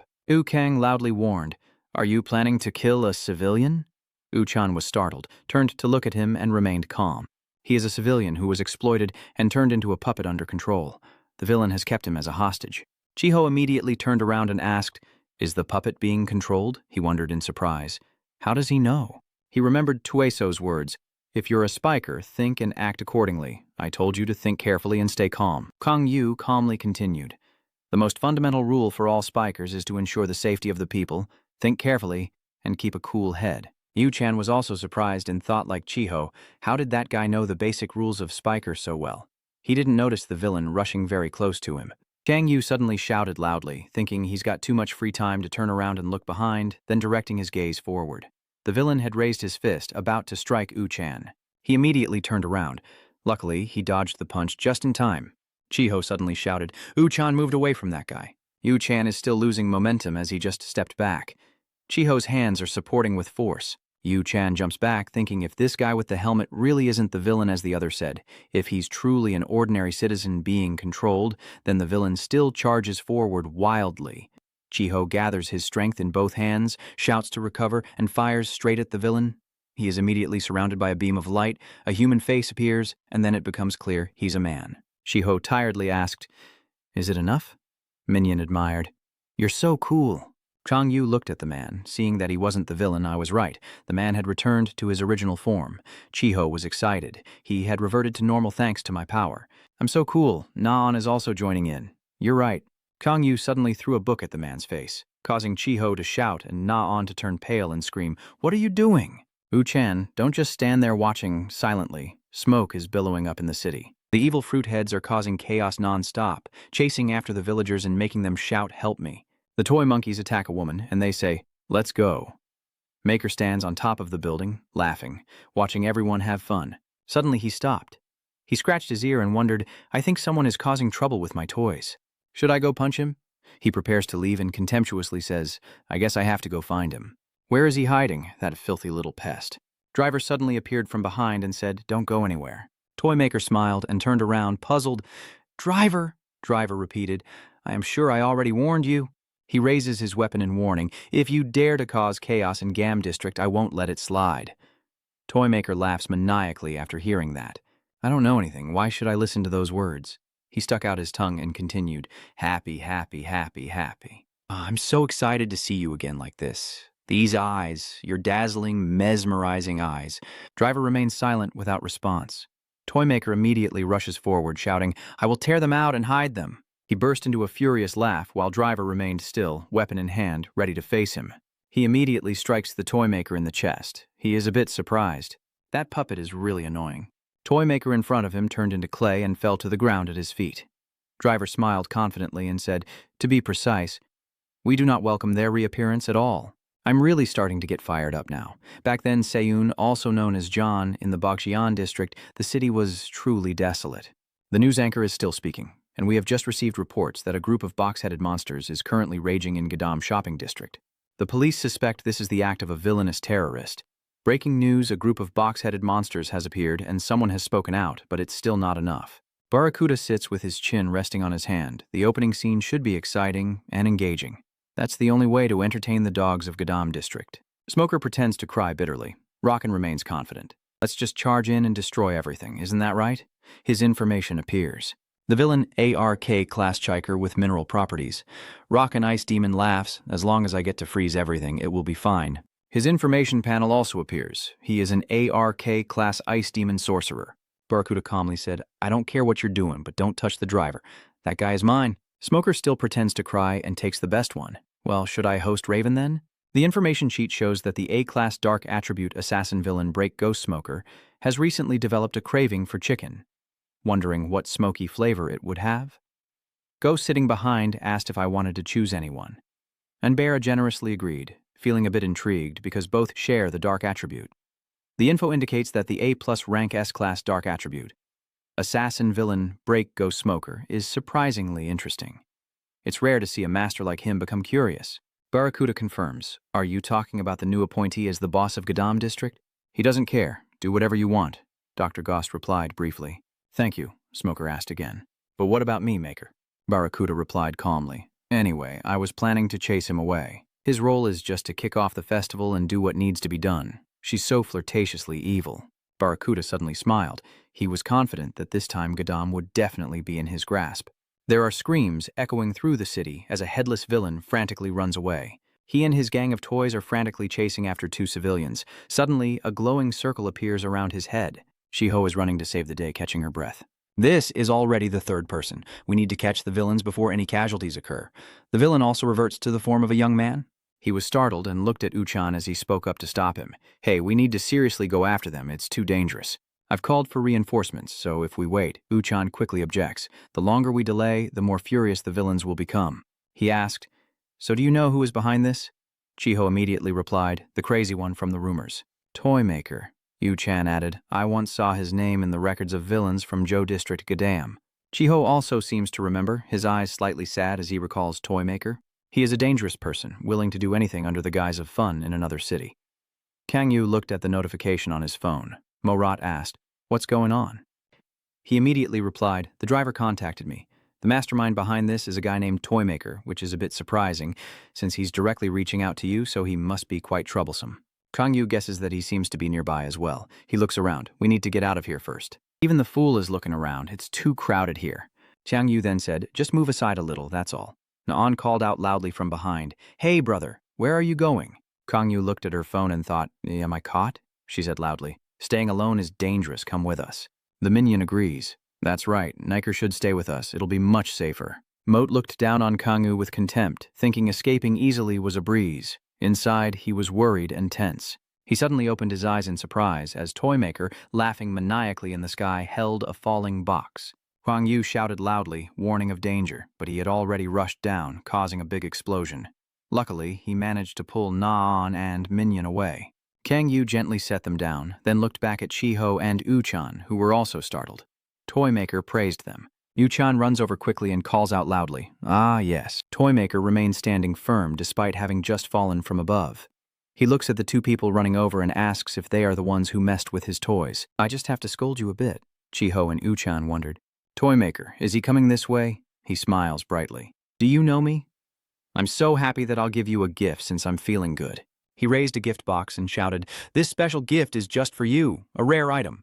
The gift box emits a series of lightning bolts, and Toymaker is still frantically rushing forward. It is a rare item. Uchan immediately prepares to strike when he sees the approaching threat. Toymaker's eyes widened in surprise as Uchan launched a powerful attack, but he remained unharmed, sticking out his tongue to lick his prey. Suddenly, Uchan's fist was right in front of his face. He shouted loudly, "Eat this!" Uchan punches Toymaker directly in the face and shouts loudly, "Destroy the villains." Toymaker and his gift box flew away, then he somersaulted and collapsed onto the ground. Uchan looks a bit surprised as the phone suddenly appears in front of him, glancing at its cracked screen with suspicion. "This phone looks familiar. It's Kim Yu-tran's phone." Kim Yu asked, "Did you see that?" The fool nodded reluctantly. "Yeah, that's pretty good." Naan suddenly threw away her phone. Kang Yu stared in shock, a faint blue stream flowing from her hand. He guessed in his heart that it wouldn't be long before this girl would awaken. Kang Uchiho and Uan suddenly stared at the Toymaker melting on the ground, thinking it was a form of punishment. He chuckled again with that disgusting grin. Uchan then turned to look at the Toymaker and slowly approached. "You are all just mischievous children daring to ruin my toys like this." Ge thought for a moment, then continued, "Fine." He happily holds up a gift box, saying, "I have lots of interesting toys," while the Lampas branch in Korea, Dwonghat Hai, rushes over to apologize. "I just went to the bathroom," Chisan scolds. "You're useless. Because of you, Uchan is in danger." He looked at the flashy car and said, "Senior, you changed your car? It looks amazing." Chisun, angry at the chaos, quickly gets into the car and speeds off, beginning to recount the ongoing attack in the Gadam district center. She worries that if it continues, the damage will increase significantly because this is a district with a transient population. No fixed settlement, an information board appears. A plus-grade frontline priest with a physical worm-hunting attribute. Du Wong looked at the report and was also a bit worried. The gift giver, as expected, Toymaker, has returned. Chisun asked, somewhat annoyed. "So now you realize that," she continued, "Kim Yu-chan's teammate has reported and requested backup." Du Wong exclaimed in shock. Uchan reported in. "He's on the scene. There's no way he's alone." Chisun didn't bother to look at him anymore, whether it was a stroke of luck or not, but it seemed like a star was shining. An apprentice priest was with him. Dong hurriedly said, "I will call and tell them not to act rashly. Wait for us to arrive." She continued, "I told them to find a safe place and hide until we get there. It will be very troublesome if they act impulsively like the confrontation with Bloodgrain." She thought of Toymaker. Anyway, this matter is very suspicious. A missing person for 3 years suddenly reappears. Duong believes that someone we cannot understand what they are thinking might be exhausted from constantly hiding. Chisun immediately poured cold water on her, thinking that being as considerate as he is good, but the world doesn't work that way. He continued, "Not only Sun but also the rogue regions in Korea are experiencing unusual changes. The city remains unusually quiet, and Chisun recalls the Barracuda group, as if someone is deliberately provoking a conflict, and it seems the rogue regions are turning against each other. She wonders, if that happens, who would benefit? Chisun hypothesized that if there was a bastard trying to take over all the villain territories, he would be the one who benefits. Suddenly, De Wong anxiously shouted, The phone of you is off. Don't tell me that damn maker has taken over, Chisun angrily said. Stay calm and call back. He's in a hurry. I'm calling him back now. He screams in fear. Oh no, he's not answering. Something must have happened to Uchanchi. He's furious and scolding. I told you to stay calm. This fool. A drone is flying in the air with a camera attached underneath scanning the surroundings. A strange laugh escaped from the gift box. Toymaker created a pile of cheerful gift boxes. Come here. Stay together forever. I mean, be happy until you die. After saying that, he threw the pile of boxes forward. Yucha quickly rushed over and shattered them. He punched the last fruit box with a strong blow. From inside, a series of clay toys burst out, a green one immediately sticking tightly to Uchan's hand. Then the rest also melted away, sticking tightly to his hand, causing Uchan to cry out. The toymaker loudly said, "You have received a unique item, a thin sticker." He laughed excitedly. "Soon, you'll become the greatest toy of all. That's amazing." Another group of boxes rushes to attack Yu-Tran, with Kang Yu shouting out to this guy with green hair and that one. Chio frowning, then turned back and shouted, "Why are you still just watching? Quickly use your power to dispel it from Yu-Tran." Chiho is still stunned. Toymaker widened his eyes in amazement and exclaimed, "No way. Chiho is still using his power on his arm. Then the restoration spell is cast, making the ones clinging to Uwan and the fallen boxes drop. Toymaker shouts, "No, the initial green one clinging to Uwan is disappearing." Angrily, he rushed toward Chiho, shouting, "Stop destroying my toys!" Uchan suddenly ran up and shoved him away. He slammed him down hard on the ground. He kept attacking, but the guy saw through that move. Toymaker keeps dodging Yu-Tran's relentless punches and suddenly grabs his neck. "I'm excited. I got you. This is an extremely rare item." He grabs Uchan's neck and lifts him up, ignoring his struggles. He gathers strength in his arm. "You should feel honored to become one of my toys." Suddenly, a black streak cut across him, and that streak was gradually splitting apart. They wrap around Toymaker's arm, surprising him as he asks, "What the hell is this?" Uchan seizes the opportunity to punch and shouts, "Who's your toy?" He punched him in the face, shouting curses, "You bastard." The guy cried out in pain and flew away. "Toymaker has been defeated," Chi shouted and ran over to call out to Yu-Chan. Yu-Chan was drawn to the blackout earlier. He touched it and immediately thought of the swelling, which is the driver watching from the rooftop. He shyly scratched his cheek. He wondered if he should just pretend not to see anything. In a room, on the news broadcast, there was a terrorist attack at the Gadam shopping district yesterday afternoon. The editor asked if Toymaker was the one behind this, and Chi-Son agreed, saying, "Yes, the villain's reckless actions caused injuries and property damage." He asked again, "Recently, the villains have been committing crimes non-stop in Gadam district. What do you think is the cause?" She calmly replied, "The villain zone is an area established to control villains and prevent them from harming society." She added, "According to statistics, cities with villain zones have lower crime rates than those without." She remembered the villains again, thinking that the recent crimes of the Gadam district villains were due to negligence in the villain zone. The TV continued the dialogue between the two. "Thank you. So, in your opinion, what is the necessary solution to this problem?" "I think there needs to be a reconstruction and special measures taken in the Gadam district's evil zone." The editor is pleased. "The recent incident would have resulted in much greater casualties without the intervention of the clergy." "That's right. I heard that the trainee clergy, Uwan and Chiho, played a crucial role in this matter." He asked, "Do you think Uchan's recent activities are worth paying attention to?" Chi-Sun immediately praised them. "They are very talented trainee priests of the Lampa Society in Korea." She was saying there were proposals to shorten their apprenticeship. Then Uchan suddenly turned off the TV. He sat silently. He remembered when De Wong patted his shoulder and said, "I'm proud to have you as my partner. After this, you probably won't be a trainee priest anymore." Damn it! He thought about Kang-woo and felt confused. It was the same that time. And this time, why would that bastard of villain save someone? What is his true purpose? What is he trying to do? He looks at him with a scrutinizing gaze. Yu-Chan opens the villain ranking and looks intently at number 5. His name is Kazi. "Is that Kasian?" Uchan looked at his phone thoughtfully. In the ruined city, someone said everything is getting more complicated. Inside the room, a girl was leisurely eating cookies. Josp says someone wants to destroy the Gadam district and even promote it through the media. Driver laughs. What can the media do? He continued, "The villainous district of Boksan has declared they will take over District G Dam." Hot calmly stated, "That is an official declaration of war." Aoma, on the other hand, says it's terrifying. Driver then asks, "What about the other evil zones in Seung? Is there no movement?" Joss replied, "They're as quiet as dead mice. I think they're just sitting back and watching what's happening. This will also happen to them in the near future." He guesses, in other words, they know this has been planned. The driver rubs the back of his head, feeling bored. So, we're going to be the first victims? Gadam District looks so easy to take down? Ja smiled and offered, "If you need help, I am ready to support you, free of charge."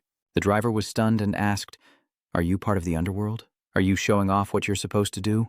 But we have an unbeatable secret weapon." Joss then asked, "Isn't he the boss now? Why isn't he here?" Ioma sniffed around but couldn't catch his scent anywhere, and in frustration, he cursed. He really is a bastard. The driver said, "He's probably taking the exam right now. Probably not finished yet." He looked at his watch and wondered, "What time is it?" Everyone turned to ask about the exam. Right now at G High School, Dam is on the rooftop talking on the phone. "I'm fine. Everything is okay. I was eating a snack and saying I cook and eat very often. Don't worry about me. Take care of yourself, my dear sister." He suddenly noticed U-chan approaching, so Kong Yu quickly made an excuse. "I need to use the bathroom. Let's talk later." The call was cut off. "Yeah. Do your best on the exam." He hung up and looked at U-chan. The two kept looking at each other, and it was U-chan who spoke first. "Ukong, I have a few things to talk about." Meanwhile, in another city, inside the Vesperna building, Dudi looks at the conversation anxiously. Is she worried about the exam? I also encouraged the kid. Should I tell him to take some anxiety pills to keep in the drawer? Suddenly, someone called, catching her attention. "Miss Du, may I come in? Are you here? I tried calling you but couldn't get through." Du replied, "I just called home for a bit." "Is something wrong?" he said with a smile. "No, that's not it. I looked for you because the general director just returned from a business trip. He said he very much wants to meet with manager Du. So instead of going home, he came here." Du asked in surprise, "Really? The elevator has reached the floor we need? Please open the door. We're here." Vincent is looking outside through the window. He also noticed someone entering. "Let me introduce the general manager. I brought manager Du here." "It's really rude of Du to call you like that." He raised his hand and said, "Nice to meet you." Dudi stared with wide eyes and stood still. "He is friendly and pleased to meet you. I am Vincent." Chong Yu on the rooftop asks U-chan, "What do you want to say to me?" U-chan closes his eyes to think for a moment, then calmly says, "Thank you for yesterday. Without your help, we would have been in trouble." "Is he here to thank us?" Ucha recalled how Kang Yu calmly assessed the situation and acted without hesitation during that critical moment with Na-on. "As a priest, even I have to learn from you, Kang Yu."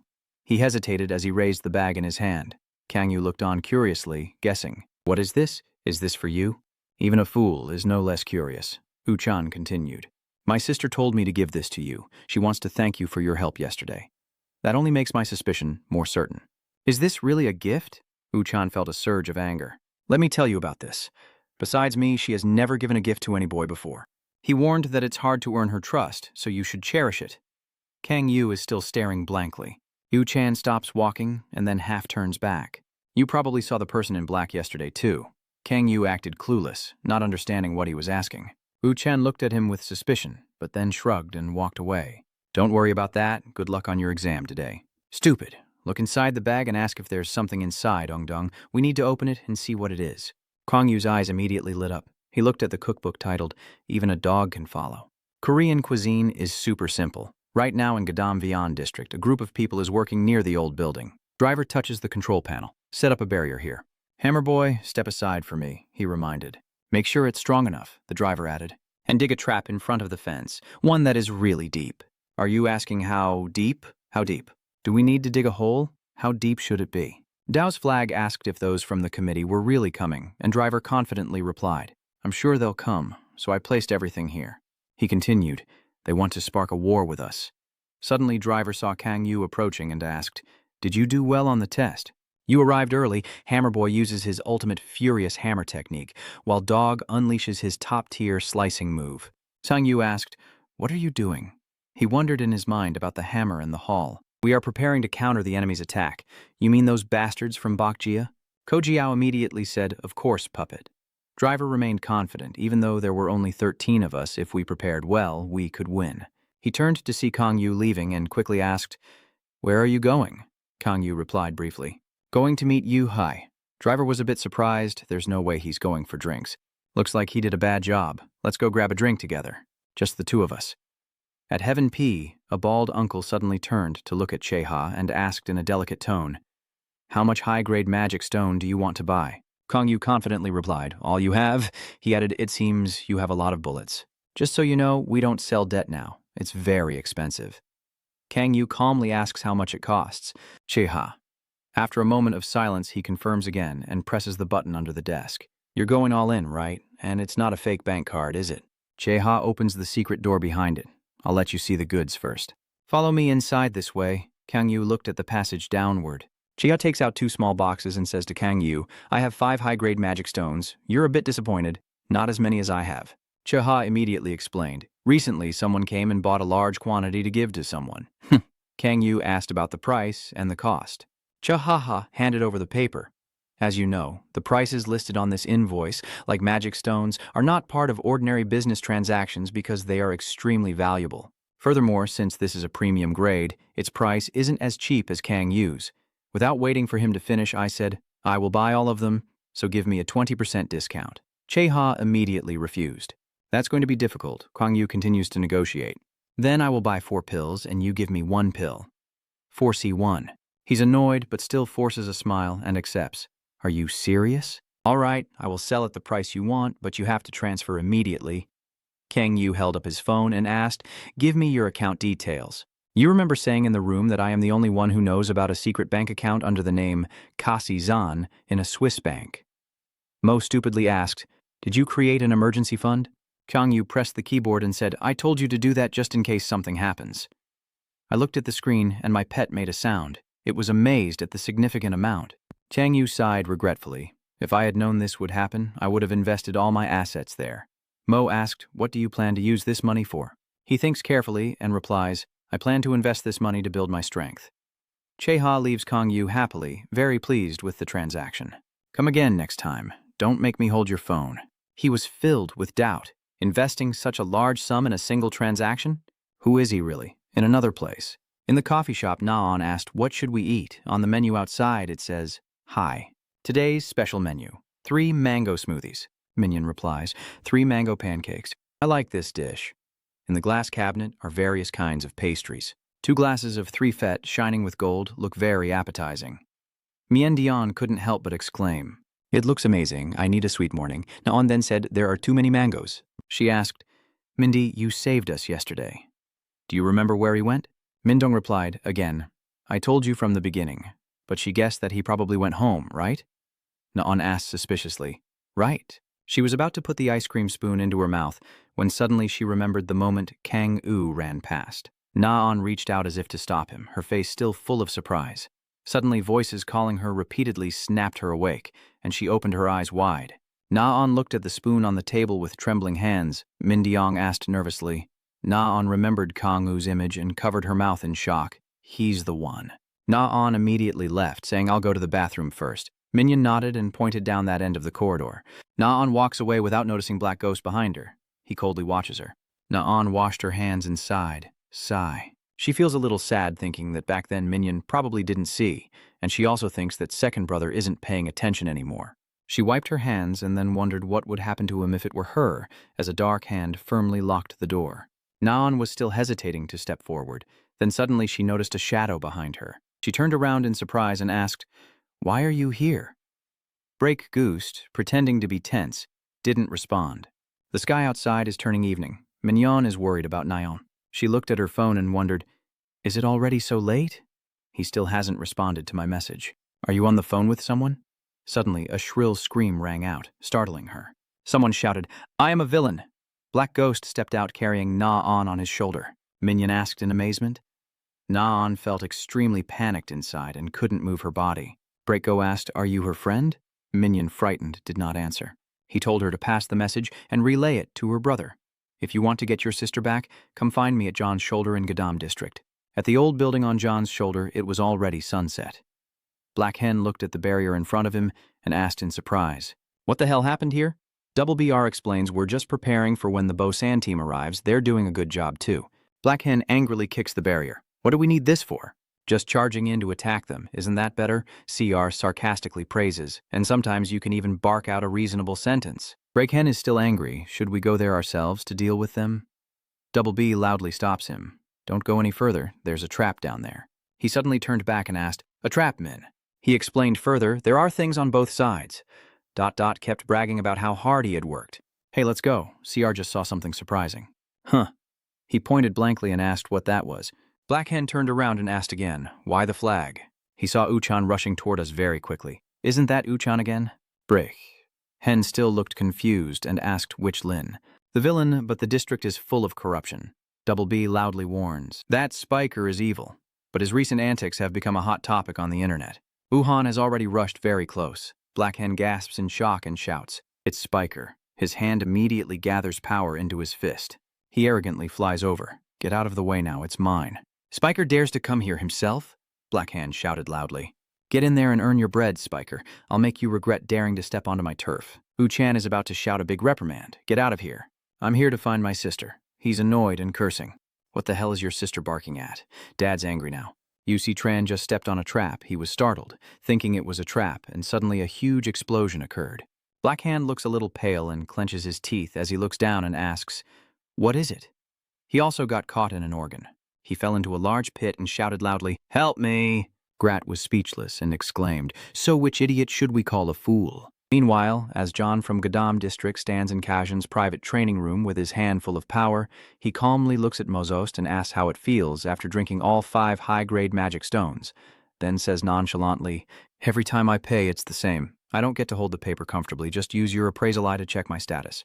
Kang Yu's information panel appeared immediately, revealing the identity of the villain Kasan CLC, an awakening disaster-level dark attribute, double fire shadow attribute with transformations, rage skills, shadow sword, self-healing, shadow binding, hidden shadow control, dark fire, hidden skills, crystal extraction, mana points 860.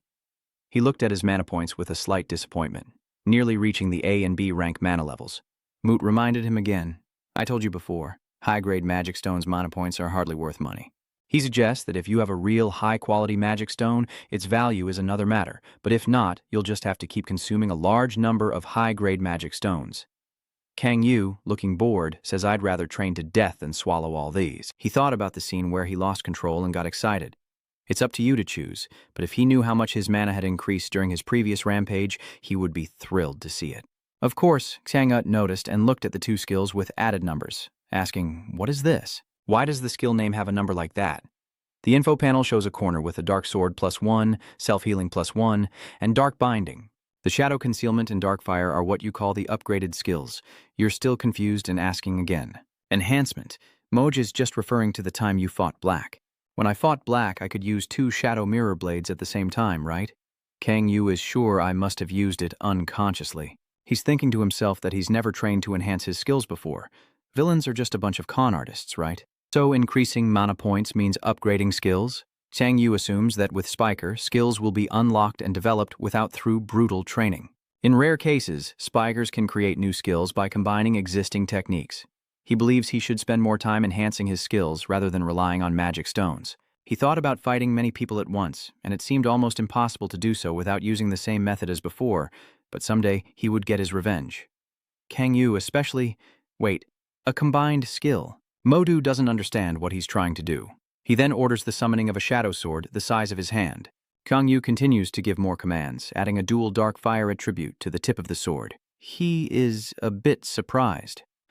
I did it. Kang Yu laughed happily. It worked. Moat still doesn't understand what I just did. Moat only just realized and said loudly, So the combined move is that easy? It remembers what someone said. Kajin's potential is the most amazing among the top Spikers. Still, there was something about its expression that seemed disappointed. A voice from outside the door asked, Can, are you in there? Driver outside announced someone was here to see you. Can you ask back, what did you say? Who could have eaten all the forest fat and come looking for me? Driver replied, a man named Yuan, and he himself didn't understand why a Spiker would come to John's side. Cheng Gak Nien Nahai Yuan. Meanwhile, on John's shoulder, a drone was circling around. Inside a dark tunnel, Black Ghost carrying Naon walks forward, then reveals the disguise at a warehouse. Smoker asks, It's time then. Black Ghost appears in front of her and Barracuda. Naon is still unconscious. Barracuda smiles contentedly. Black Ghost says, I will imprison her. Barracuda agrees. Fine, go ahead. So, are you planning to corner the villains of Gadam district? He replied casually, That's the real fun to watch. He likes the scene of a tense showdown on the news, which will soon become hot gossip, claiming he's a dishonorable guy who cornered a relative of a Spiker. Barracuda happily asked, This is definitely a good catch for the news hunters, right? Smoker, you're quite the show-off. Barracuda will keep going and will be watched by a pack of hungry wolves. He raises his fiery hand and people will turn their backs on the Gadam district dogs.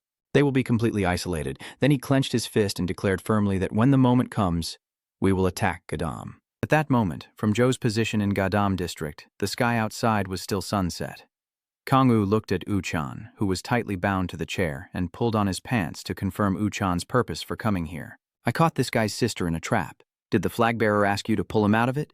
Exactly. She smirks at the kidnapping, finding it disgusting and ruining the mood. Kang-yu thought of Na-on and pondered, then denied, I didn't do that. Why would I engage in such a crude act? The driver agreed. Oh, that can't be true. He turned the screwdriver and revealed his plan this time. Kidnapping is not enough. They also have to frame that girl. Those damn bastards are trying to drag us down with their dirty tricks. Dad grits his teeth in anger. Damn it, don't mess with me. He shouted loudly, questioning. Where is Na-on? Where is my sister? Driver, explain. We'll launch a surprise attack afterward. First, I think we should clear up this misunderstanding. He's criticizing him again inside. Your personality is really stubborn. Kang-yu suddenly. Let him go. Everyone turned to look at him with puzzled expressions. Kang-woo stood with her hands on her hips. Isn't it true that you all want to clear up the misunderstanding? Uchan still seems unconvinced. Luckily, we were one step ahead. Who waits until the cow's gone to build a pen? It's all just selfishness. Nothing admirable about it. The screen doesn't clearly show Break Ghost's face. He sits relaxed, controlling the device. In case we do something stupid, I sent a drone to clear the floor. The telepathic flag exclaims. The image quality is always sharp. Did you upgrade the plane's camera? The resolution is so clear. Yu-cha looked at Kang-yu's face on the screen and asked who he was. Driver guessed he was probably Black Ghost, because that guy has a transformation ability. Kang-yu was a bit surprised. The transformation ability. Driver just looked over silently. Probably can't really describe it, huh? He has turned into you. After hearing that, he got angry and scolded. Do I look like that mess? Check it out on Google. The driver adjusts his glasses. Oh, I really need to breathe. Looking again, it doesn't really look much like you. Uchan behind thinks they do look like two peas in a pod. Uchan angrily said, whatever, just do it. Forget it. Once we find the culprit, just grab them and beat them up. The driver asked, a bit surprised. Are we going now? I'm still angry, of course, because I was falsely accused of kidnapping. It was an execution. Wait for me first. Kang-yu only then notices Uchan standing there. He spoke up. If you're planning to go to Kwanbok-san's side, take me along. I need to save my sister. Kang-yu replied, do whatever you want. The driver joked, are you planning to go on your own? He's our boss after all. Zhao looked at him adoringly, so I'll go too. He's cheerful, even the preparation is more exciting than the raid itself. Today, we will attack Bok-san. The Black Hand Gang kicked in the door, shouting, we're coming too. He continued, whoever played such a small game for fun. If you're going, take us all along. CR is on our side too. We're about to leave. Damn those band guys. Double B suspiciously asked, will you win? Keep a straight face. If anyone wants to go, we won't stop them. But we have something to deal with first. The driver was a bit surprised. He looked at Uchan and exclaimed. He looked puzzled, not understanding what was happening. Right now, inside the luxurious La Viennos hotel, in the president's suite and changing room, Joseph looked at the pile of jewelry on the table and exclaimed, this is amazing. Let's go. He looked at them shining and sighed. No matter how long he gazed, they still made his heart flutter. My precious. The two girls behind are disgusting again. Aren't they all stolen goods? Watch your mouth or you'll get a smack. Trash. Rozo kept kissing and cuddling them, my sparkling little gems. I love you so much, my little ones. Oh my God. So beautiful, my precious treasure. Maua Moa. Suddenly the phone rings. He picks up the phone and asks, what's wrong? I'm very busy right now. I don't even have time to play with my precious little ones. I am waiting for the work report. He suddenly smiled, confused about what was happening behind him. He asked again, okay, I understand. We are also nearby. What do you want? He transformed. Of course, he can help with that. Leave it to me. In the role of Joe, the district's rogue, night has fallen. Kyung-yu stands outside, arms crossed, watching him and the building ahead, realizing this is the role of John, the district's Boksan driver, encouraging. Since you're already here, there's no turning back now. Let's do a final rehearsal before going inside together. Suddenly, a voice called out, hey you! The driver turned around. Just because someone is new doesn't mean you can sit there like an idiot. Then he looked at Uchan and called out loudly, come over here too! Redum in Uchan's hand is a mask. Kang-yu says, if you're going to follow those guys, put that on. Uchan still looked surprised and asked why it had to be like that. He then explained, a spiker hanging out with a villain would look suspicious to anyone. The driver added, it looks good too. I was just doing it for fun. I didn't expect it to be used like this. Kang-yu continues, If you don't want any bad rumors to spread far and wide, then listen to me. Uchan remains silent, looking at the mask. He clearly states that the target is Boksan, the district leader, playing the role of Joe. Kangwoo reiterates that our plan is to rescue the hostage after defeating the leader, then split into small groups to gather intelligence. Pretty daring. Kangwoo goes to driver, asks him to check the shortest route to the target. Driver responds, "Doing it now." Kangwoo still says the only way to win this game is to strike fast and win quickly. He repeats once more, "We will assign roles and positions to everyone, so listen carefully." Uchan also silently listens. He assigns driver to search ahead while he will have the others cover his back. Then infiltrate and eliminate the enemy. Ko said, "I don't like using violence at all, but this time I have no choice."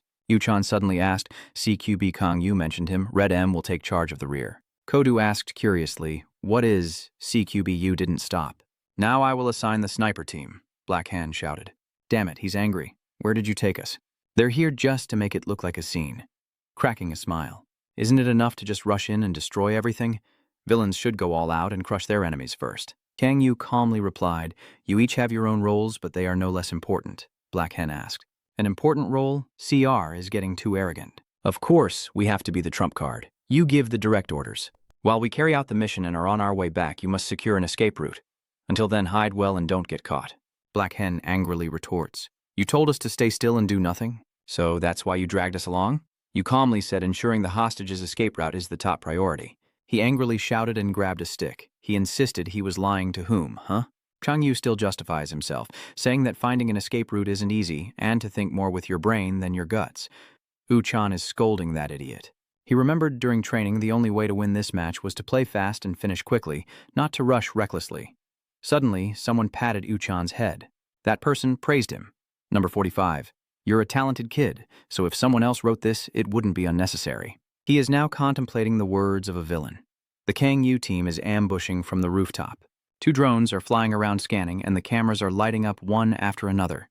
The driver glanced at the monitor and confirmed that targets 10 and 11 had been identified. He was confident. "All the front surveillance cameras are under my control. Zhao, handing over the flag looks so cool." Kangwoo ordered them to move, and then everyone immediately jumped away. Uchan still hasn't acted. Deep inside, he desperately hopes that you are safe and that he will come to save you very soon. In the old corridor, Naon is lying on the floor, her hand moving slightly as she begins to wake up. She sees faintly in front of her. Naon suddenly sits up and shouts loudly. She looked around, wondering where she was, and her hand emitted that blue light again. Naon recalls the moment she was captured. That person wasn't him. Wait a minute. How do I know that? I'm sure I fainted myself. Suddenly, there was a noise from the hallway and a loud voice outside. "Watch my fury now." Black Hen is still angry, claiming the escape route. "Why would we need that thing?" CR agrees too. "I agree with you." He continued, "If you're a proud villain, then just shut your mouth and go on rampaging wildly." Black Hen nodded in agreement.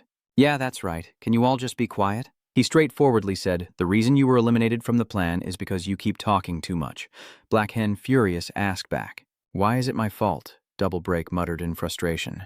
"That idiot really thinks he can survive just by using his brain as decoration?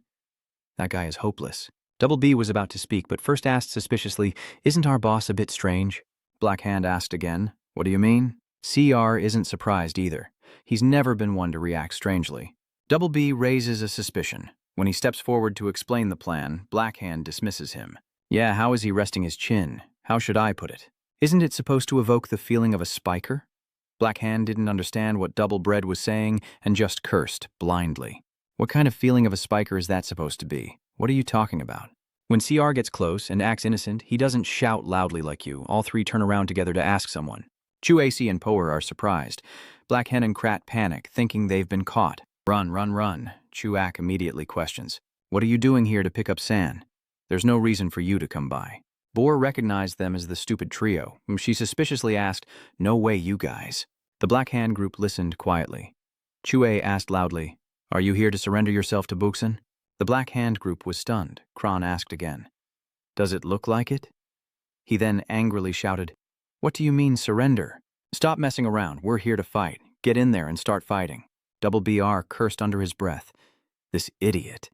Suddenly someone asked, "Why is there such a strange atmosphere here?" One step forward, Black Hen turned to look at him, thinking that guy was Rock Hen from the old house. Rock Hen scratched his head. I've never seen these clueless faces before. Don't tell me that the fool from Gad Dam District ate Bear's liver and then came here to become a spy. Ben angrily scolds the fools. Chueos tries to stop him awkwardly. These guys are not capable of doing something as difficult as espionage. They're too stupid. They probably came to surrender, V asked, a bit surprised. Black Hen blurted out like they had no brains. What are you guys barking about? We came here to take over the area. Krat is supporting us and doing a great job. Double B behind doesn't know what to say. He keeps muttering curses under his breath. Get lost, you fools. Be stupid enough for yourselves, not for others. Don't go dying, boss. We've all been told to stay still, keep order, and not get caught now. Rockin turns his hand to stone with a smile. You guys said we came here to conquer San, right? That was pretty funny, but I have to admit, that courage is impressive. Show me that bravery overcoming even steel and stone. Black Hen's leg also radiates power as he asks that stone what it is, and Hen is a bit surprised. Black Hen, feeling insecure, jumps up and declares that my iron fist is stronger than your pile of rocks. In another building, Barracuda is sitting right in the middle of the room, calmly resting his chin on his hand as he waits. He remembered an afternoon when Driver asked if he wanted to merge all the roles at Seun. Why? Barracuda reveals his true purpose. How long do we have to keep living like this and watching out for the spikers? If we unite as one, our strength will be unstoppable. He is confident. Next, uniting the shoulders nationwide and then advancing into the world. The Driver calmly goes on his own and does his thing. He states his point of view. If it's art, it must be created by myself. I hope that the rough kids won't be dragged along just to satisfy an individual's needs. Barracuda shouted, so what do you mean? You just need to do your best to run away, right? Like bullies picking on those weaker than themselves, Driver said calmly. No matter what it is, I will stand against it. It seems like those two over there agree with me, too. Barracuda angrily scolds, Driver is just warning to be cautious, but I warn you, don't do anything stupid and bring trouble on yourself. Barracuda was startled by the weapon in Driver's hand. He repeated once more, pay attention to what I say carefully or you'll really get hurt. Barracuda, sitting on the chair, calls out to Driver. The guy suddenly opens his eyes and looks over. Lens gun is coming, I'm here to report. Barracuda immediately asked what was going on. She reports, I found a few bastards from the outskirts of Vion. The villain Brank, a light attribute mage, continued, there are about 3 of them. All level B. Barracuda asked in surprise, just 3? He asked again, is there anyone there? LG reported, Jock Hen just appeared. Barracuda confidently thought that Jen could handle it on her own if it was just a level B. Suddenly, he stopped smiling. He reconsidered and gave the order. It's suspicious. Check other places. I guess those bastards are just bait. Lensgun also asked, bait? Barracuda pretends to cry. Driver, don't try such obvious tricks. Your move won't work on me. He prepares to use his pufferfish fang technique. If the boss of the other gangs, including the Driver, comes over, I am confident I won't lose. He clenched his fist and smiled. Don't think I'm still the same as I was before.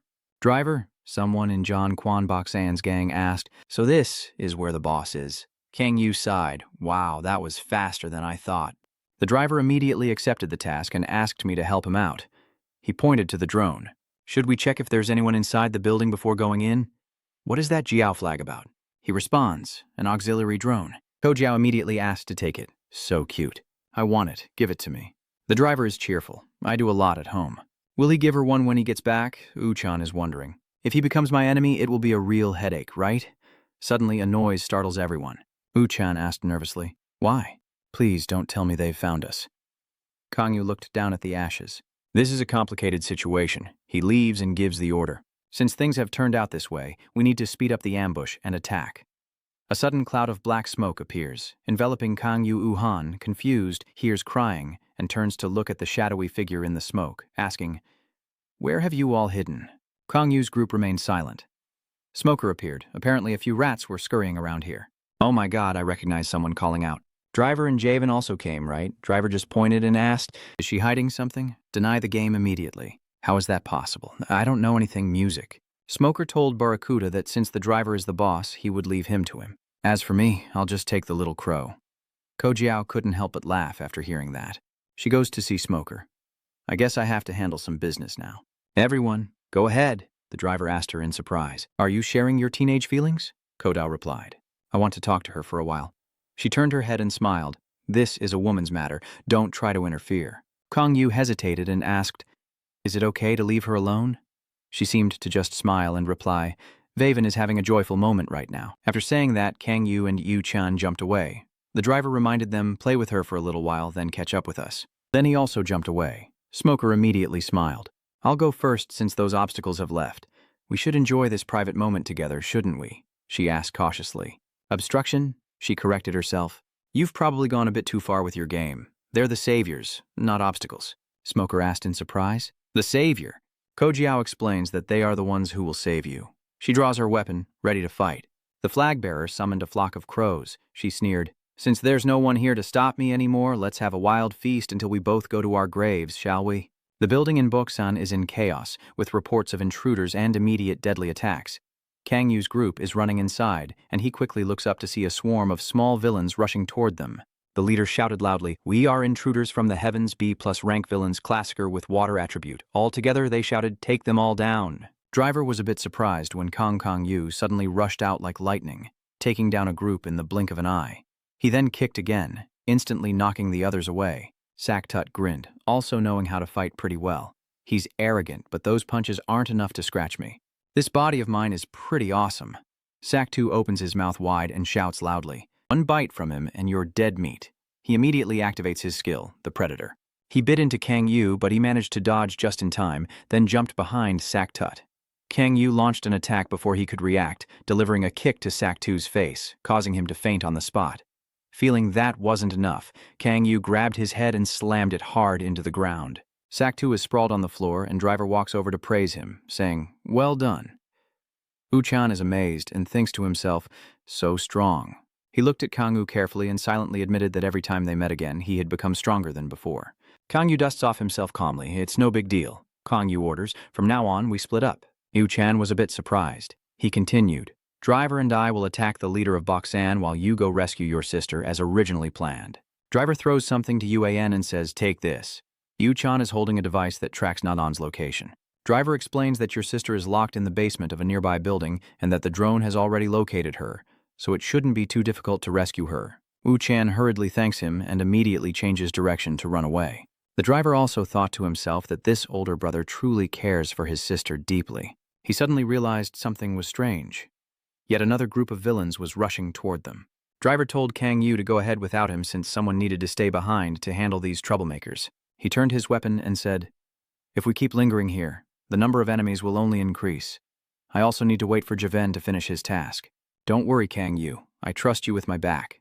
Driver thumbs up and says, "I'll catch up with you soon." Kang Yu quickly ran away. Driver carefully prepared his weapon, now ready to face and confront the villains. "Shouldn't we sit down to have some cake and tea and talk about life?" Smoker said as he charged forward with his weapon. "From the very beginning, I hated the way I was treated just like you." She immediately unleashed her deadly move, and 3 fierce clouds of smoke rushed toward her. Kojiao gently dodges everything, still maintaining her balance. Smoker smiles mockingly. "If you keep dodging so skillfully, it's not surprising that people call you a crow. I admit your dodging skills are quite good."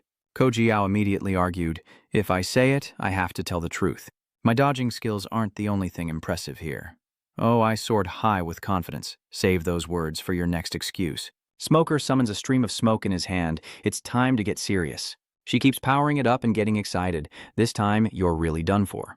That is the chain of death technique. She shot straight towards the messenger flag. Jiao Flag continuously spins her weapon. The crow's head on the staff suddenly opens its mouth. She unleashes the Pikabu flag attack, and the crow's head absorbs all the approaching smoke. Smoker is a bit surprised as the smoke gradually dissipates. Dao's flag presses down her staff and she calmly smiles. Too simple. The 2 crows beside also follow. Too simple. Too simple. Kojiao was speaking when suddenly a cloud of smoke mixed with lightning approached right behind the Pikabu blade. She immediately jumped away. However, one of the crows was unlucky and took a hit. Kojiao had to witness it shatter right before her eyes, and Kodao's entire body was engulfed in the smoke. The fake smoker pretends to be mournful. Raven looks sad and pitiful. If you breathe in even a little of that black smoke, your blood will stop flowing and your lungs will be burned. I keep increasing my power, and after showing off, you look no different from a roadside dump. Just smoke, huh? Suddenly, Kodao spoke. You have committed an unforgivable sin.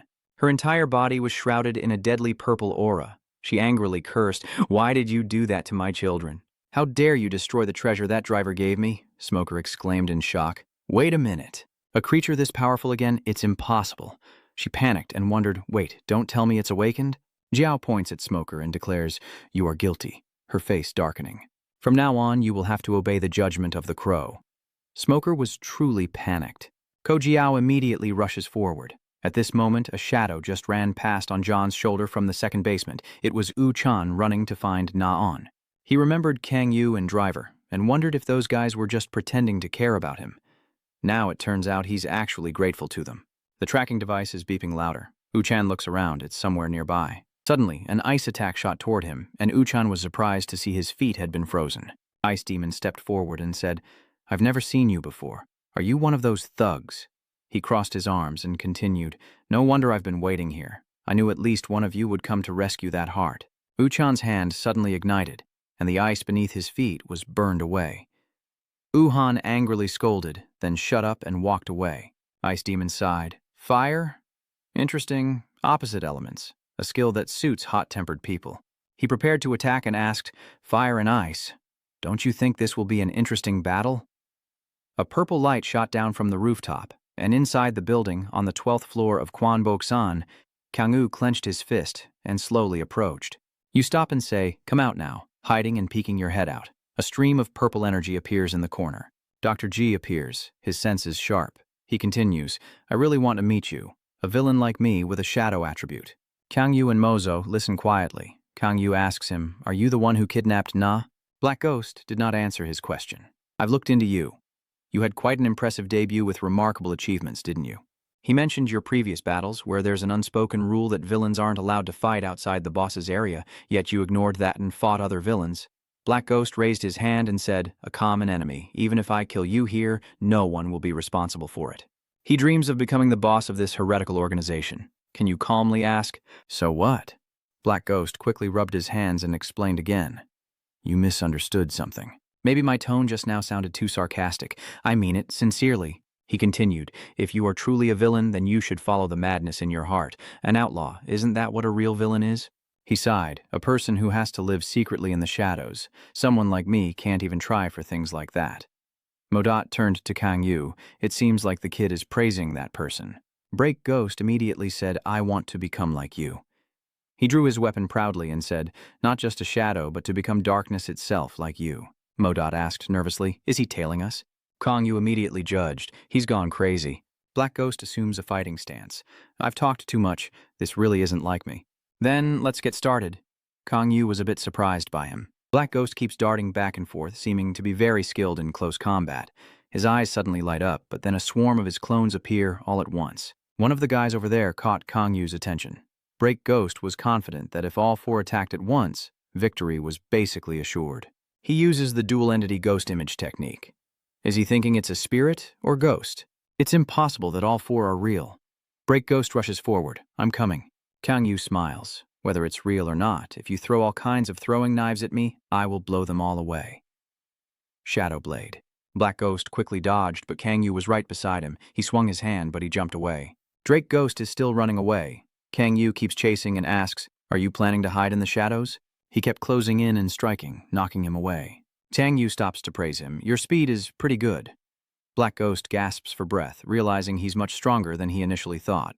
Moreover, he shattered all the light bulbs, leaving only darkness around Kang Yu. Black Ghost quickly rushes forward and swings at him. Kang Yu only reacts now. Break Gay holding a knife. "I knew it. It works." He confidently said, "Even if it's you, once your vision becomes blurry, it'll be very difficult, right?" Kang Yu is quietly considering, sensing that he could jump out from anywhere. Black Ghost's eyes blaze brightly as he confidently continues, "We may share the darkness, attribute, but as a killer, once we step into the night, I am unbeatable in this world."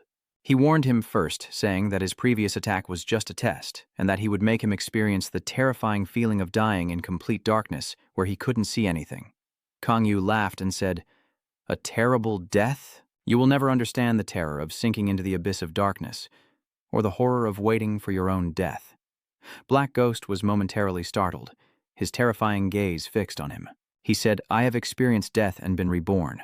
Kang Yu suddenly appeared behind Break Ghost and repeated, "Isn't that what you just said yourself? That I myself am the darkness." Meanwhile, John's shoulder is burning as he pushes Barakan's second-floor basement door. "What's that?" The sound just now was two forces clashing. Wuhan keeps dodging the attacks. Ice Demon unleashes the ice frenzy, but Yu-chan quickly dodges. He also has to hold his ground. He was panting and thinking, with no openings. His skill linkage is too smooth, probably because he's familiar with this style of fighting. If you keep rushing forward to attack me, killing you will become too easy. He suddenly became numerous, but freezing you gives me a unique thrill. Isn't the moment you find most exciting when you're burning something down? U-chan didn't understand what he was saying. Ice Demon creates a human shape in his hand. Freezing others the same way is what excites me the most, but I won't go for a quick kill just yet. I like slowly freezing one hand and one leg before the flag. He then crushes the statue and continues speaking. Seeing them trembling in fear as they saw the four limbs completely frozen, Yu-chan then shouted loudly, "Damn it! Disgusting villains. Damn it, now I'm pretending to be the villain." Ice Demon suspiciously asked, "You really are a disgusting and suspicious villain." He pointed at him, and I didn't sense any murderous intent from you at all. Now that I think about it, I heard that the hostage has an older brother who is a spiker. Ice Demon immediately doubted you. There's no way you're Yu-chan. I wouldn't dare compare myself to a pathetic spiker. He pretends to be angry. I am the strongest villain in Gadam Redam district. Then he rushed toward Ice Demon, who was already prepared with a move waiting for U-chan to approach. The Ice Demon immediately unleashes a Ice Blade attack. U-chan doesn't hesitate and instantly breaks through everything. He kept punching and rushing forward. U-chan remembered when he was with Kong Yu. He asked, "Did you call me out here just to say something?" Kong Yu immediately analyzed. "Because there isn't enough time, I will get straight to the point. Your delay between attacks is too long. Keep talking. What I mean is that you often get distracted during a fight. I don't know how to emphasize it enough. Your judgment and actions must be quicker and more precise." He leaves and gives instructions. "Instead of just repeating yourself, it's better to let you experience the real thing." Kong Yu then demonstrates his skill. Black fire swirled as Yu-chan widened his eyes in amazement. Kang Yu explained slowly, "Speed is the key to the technique. You can't give the enemy time to defend. Attacking is always the best form of defense." His mind was filled with doubt. Why was he telling me all these things? Kang Yu continues to teach, compresses mana, and ignites it into an explosion. He looks at his hand and says, "The fire-making method of those with fire element skills is completely different from those without." Kong Yu still teaches. Regardless of whether you are a spiker or a villain, we all exist to become stronger by surpassing our limits. He suddenly places his hand on Yu-chan's forehead. Kong Yu reminds you to let your thoughts go beyond the box. What I want to say is, don't close yourself off. Yu-chan is now shouting loudly, taking this fiery rage. Ice Demon also unleashed a wall of ice spear attacks. Uhan quickly jumped to his side. He launched a fire attack directly at Ice Demon's head. He quickly retreated, and Uhan suddenly felt its effect. As long as this rhythm continues, I can win. He keeps attacking nonstop, and now Ice Demon is constantly dodging, thinking that his attack pattern suddenly changed. He jumps to dodge the attack, still suspicious in his mind. Has he always been hiding someone? Ice Demon angrily thinks, how dare he think he's worthy to be my opponent? He shouted loudly and counterattacked, "I will play seriously so you see my face." Ice Torrent. Uhan was immediately surrounded by a block of ice, feeling a bit panicked inside. Damn, I was too careless. Ice Demon walks over and laughs. "I told you, freezing others is when I get the most excited." U-chan is frozen and can't move, unable to ignite fire. He reached out and smiled at U-chan, saying, "But first let me take off that stupid mask." U-chan panicked and tried to move, but his body wouldn't respond. Suddenly someone shouted, "Is anyone there? Are you here to save me?" U-chan immediately recognized. "Na-on." The Ice Demon angrily shouted, "Hey, be quiet. Na-on is still begging for help. Please get me out of here." He pointed a finger at her and shouted, "I told you to hold on," as an ice bullet headed straight for Na-on. Yu-chan keeps going. "Na-on, remember Yu's words. Your judgment and actions must be quick and precise. Let your thoughts go beyond the box." Yu-chan's heart is full of hatred, thinking those dogs dared to touch his sister. He broke the ice and escaped, then immediately gathered fire in his hand. Yu-chan angrily shouted, "Don't even think you'll get away with this." He unleashed the hellfire again. It caused a huge explosion near the Ice Demon. At this moment, on Joe District's shoulder, the hidden basement of Barracuda on the 12th floor is burning. Barracuda clenched his fists, his instincts telling him something was wrong. If he heard news of their victory now, it wouldn't be too surprising. But suddenly someone approached and called out, "I feel a bit embarrassed, boss." Barracuda's eyes widened in surprise as Uang Kang, holding Breako host, asked, "Are you Barracuda?" Someone is saying, "I thought they would all rush in at once. It's too quiet. This is the entrance to the villain district GAM." Who speaks up? "Peace is good." Hosapop thought it was disgusting. "Don't sound like those priests." Someone asked again, "Are you guys here?" Cheha smiled warmly and approached, thanking them for working hard. Joseph looked at the pile of pizza and asked, "Where did you buy this pizza?" "I thought the pizza shops had been destroyed." Chiha replied immediately, "I bought it outside the villain area." Aoma exclaimed, "I love pineapple pizza. This is so exciting, but I hate pineapple pizza." Chiha asked, "Do you think those who infiltrated the safe house are okay?" Joss replied, "The driver won't accept deals that could cost him his life." He asked in surprise, "It's the new boss, not the driver." Joss calmly replied, "It doesn't matter who is in charge. What matters is the driver's way." Cheha immediately said, "It seems you trust him a lot, probably because he's an old friend." Josapop quickly denied, "It's not because he's an old friend." Ha's eyes are reflecting, as he recalls that Driver, sitting among the villains with a weapon, was complaining about how it took too long. Someone approaches and calls Driver. He asked happily, "You're here?" Jiao looked confused and asked, "What are you doing over there?" Driver immediately replied, "I am waiting for her. She needs to confirm again." "Really? That's great." The driver still said, "I was waiting for you," but Kojiao suddenly announced some bad news. The driver looked at the broken crow and asked, "What should I do? This crow's beak?" He picked it up and said, "I think I can fix it." Kodao asked happily again, "Really? I think I can fix it." "Really? That's a relief." "Wait a minute. Has it been destroyed?" So he meant to ask her already. Daoflag then beat the village drum and asked, "What is that? Is anyone down there?" The driver replied, "It's our dark horse, Raydem." He holds up the scope to locate the target, then looks up. Our boss is also starting to act. At Barracuda's residence on the 12th floor of the villain district in Bogsan, Barracuda speaks, "Break, Ghost." He was startled, trembling as he approached. "You've disappointed me too much." B stammered in fear. "Sir, boss." That guy, before he could finish speaking, he was hit with a punch. Barracuda punched him so hard he flew through the wall. Kang Yu, watching from the side, said, "You treat your subordinates like dirt." He replied, "It's none of your business." Morat noticed it. It saw a magic stone on the glove. Moat immediately informed Kang Yu that the guy has a weapon made from natural magic stone. Barracuda asked again, "Why isn't Driver involved? Tell him he'll be here soon. I alone am enough to deal with you." He looked down on him, saying, "I have something to deal with regarding the driver. A rookie like you should get lost, but I also have something to say to you." Barracuda suddenly stopped. "Anger and frustration, kidnapping others and blaming me. So you want compensation?" You use a cold look. Wrongdoings must be paid for. Barracuda laughs mockingly, covering his face. "So you still don't know your place? You think you're good just because you defeated Break Ghost?" He recounted, hearing Chuak say, "You may have little mana, but you're good at close combat. You only face Mai because you have to deal with those arrogant ones. Those tricks only work on Black Ghost-level foes. Your techniques are only effective against S-rank opponents like me, so you immediately pour cold water on yourself. I heard you're good because of your weapons." Barracuda angrily shouted, "Who told you that? Can you remain indifferent?" Driver. His eyes darkened. Barracuda remembered Driver again and chuckled. "So he's just trying to provoke me because he's too weak." Kang Yu replied immediately, "He has never done that before." Barracuda excitedly said, "I am very pleased to respond to his provocation." Black Ghost, lying among the debris, gasps. This guy has a firm grip on his weapon. You know, it's not bad to start with an appetizer before the main course. He smiles. "Let's see how this appetizer tastes." Barracuda grew a few more spikes, feeling incredibly confident. Kang Yu thought to himself, "Spikes?" Barracuda shouted loudly, "Hey, Barracuda, the boss of Boksan." Kang Yu quickly ran to behind him. He punched Barracuda directly in the face and asked, "So what?" Kang Yu keeps punching him repeatedly. Suddenly he grabs his hair and shouts loudly, "You're nothing. Do you think that punch was just scratching an itch?" He kicked him hard in the head while Barracuda countered with a crazed smile. He punched down, but Kang Yu dodged. Barracuda turned to face him and caught him. Then he quickly strikes Kang Yu hard. The guy throws a series of punches at him. Kang Yu still tries to dodge. He quickly dodges to the side to stay safe.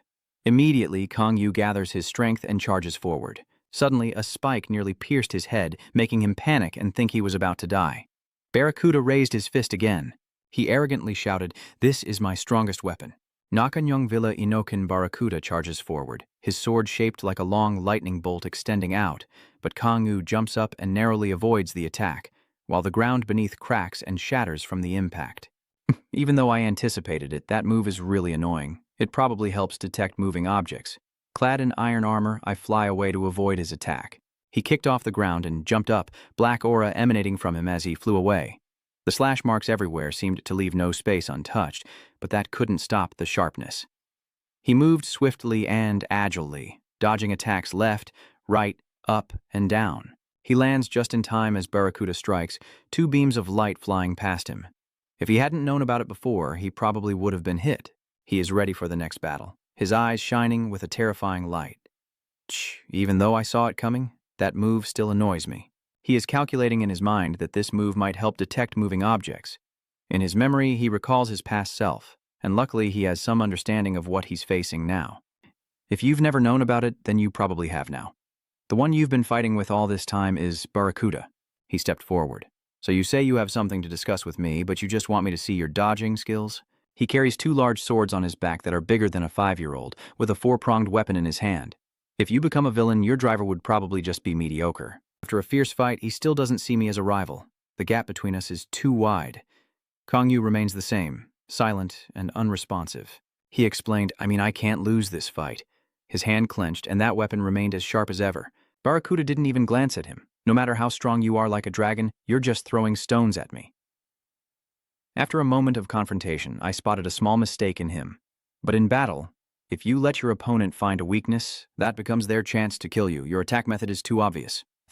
Hearing this, he clenched his teeth in anger, his eyebrows furrowing tightly, while his sharp, observant eyes easily analyzed Barracuda's fighting style. You only move in response to your opponent, which means you only fight weaker enemies, proving you have very little combat experience. Your eyes have narrowed and become more focused, steady without looking around, further confirming that you are speaking the truth. Driver was right, you rely too much on your weapons. He fell silent for a moment, softly repeating what he just said. Relying on weapons? That statement successfully angers the crazy man Barracuda. He clenched his teeth in fury, furious at the words he couldn't accept. What did the driver say again? Losing a villain boss in a fight just by relying on weapons, Kang Yu remains calm as if nothing happened, while the one-eyed ghost beside him sweats in fear. If you intend to provoke him, then you've succeeded. Although he doesn't want to admit it, he still relies on the weapons on his body. What if you rely on your weapon? He rushes forward with weapons in both hands and an angry look on his face. Who will believe your words if I tear you to pieces? Barracuda rushes in, carrying two familiar daggers on his back, while Kang Yu stands ready to fight. His fist raised, the sharp metal tip of his weapon blindingly gleams. Die. It's not just about appearances. This type of weapon worn on the hand can also extend when approaching an opponent. Hui Xuan, Kang Yu can only lie on the ground to avoid the weapon reaching out at him. He jumps up, kicks him in the chest. He leaps away, but his extending weapon has retracted, so he easily slides past Barracuda's face without any impact. But just this petty thing made Barracuda furious. He soared into the air, extending that cheap weapon of his. Kang Yu leapt swiftly, his sharp eyes more intense than ever, wearing iron gloves.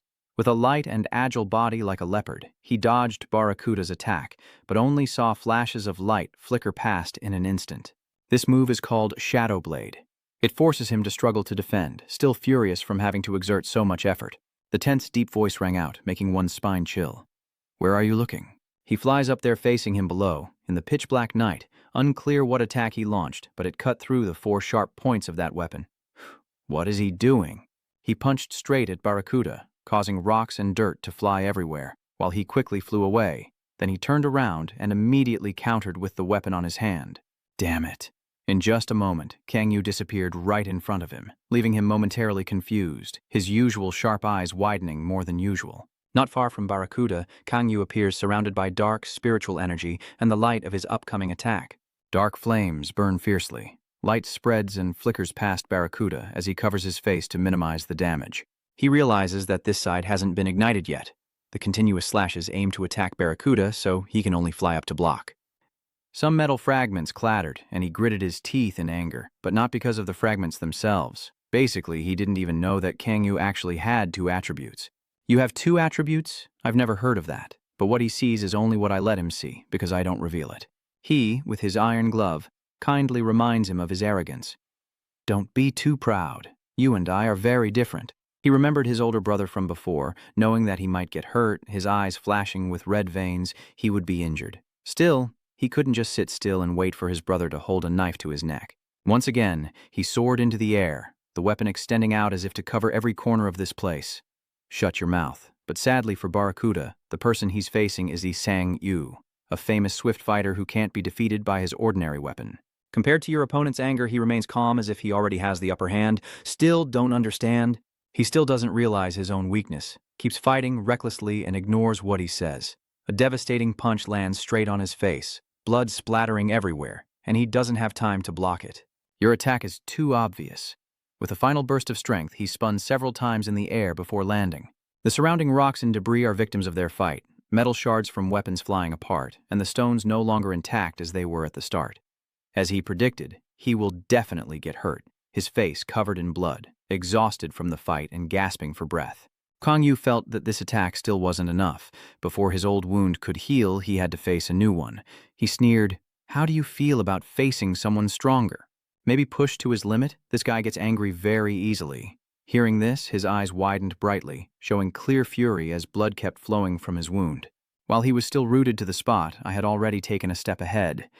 I soared up and used my iron gloves. Let's end this now. His iron-gloved arm radiated two colors, black and blue. He wanted to finish quickly. Barracuda rushes forward with his weapon to end this. He still looks down on others, refusing to accept defeat and not allowing an ordinary guy like you to hurt him. He shouted in anger as a warning that he was about to pay the price.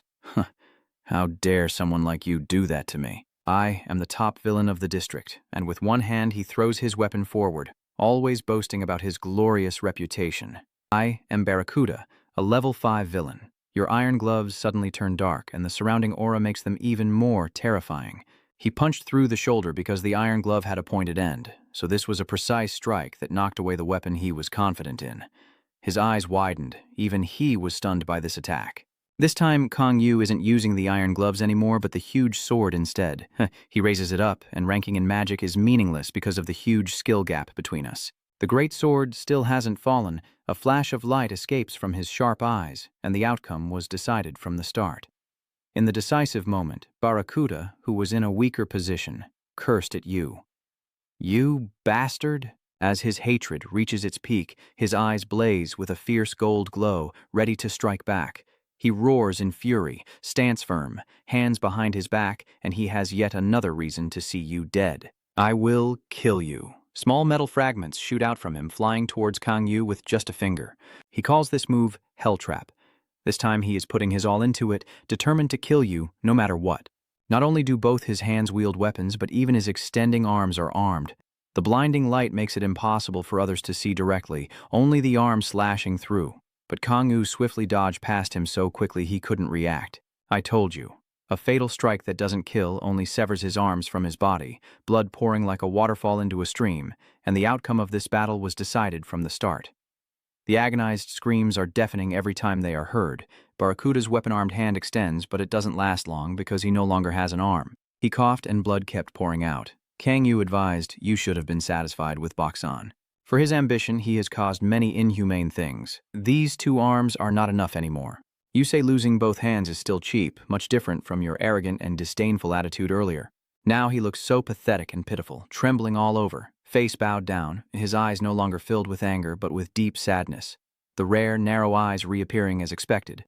Only those, like him, feel injustice when they themselves have to pay the price for what they have done.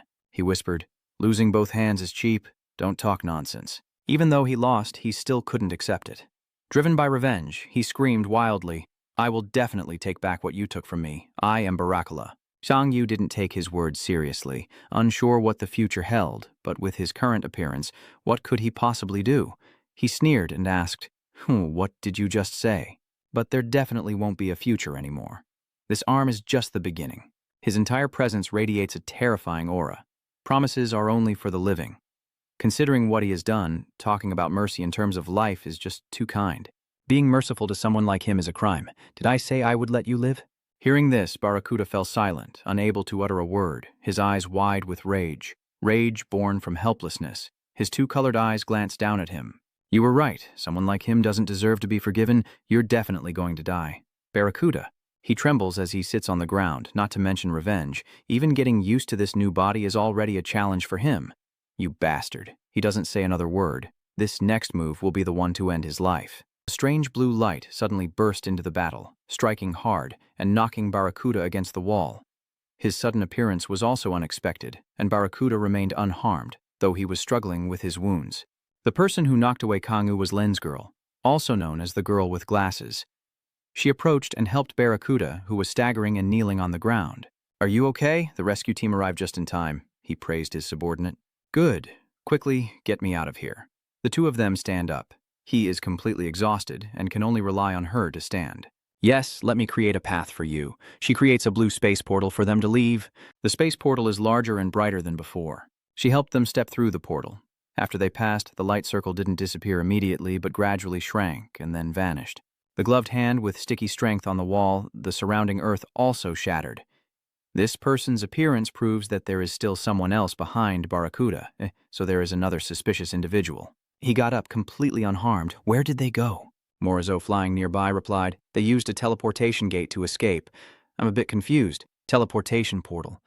I think back to Lensgirl's appearance. I couldn't react in time to her attack. I was ambushed without realizing it. She's not an ordinary person at all." Morot asked curiously, "Do you plan to chase after them?" "If I want to chase after them, I need to know which way they went. But the problem is, I can't even see their backs. They've disappeared completely." The man in the red shirt lies face down on the ground, a pile of broken stones crushing him, leaving his fate uncertain and unable to fight in that state. As he speaks, suddenly he remembers something, his eyes looking down. But just moments before, he was staring at Barracuda's severed arms. That is what he wants to take. I need to get something too.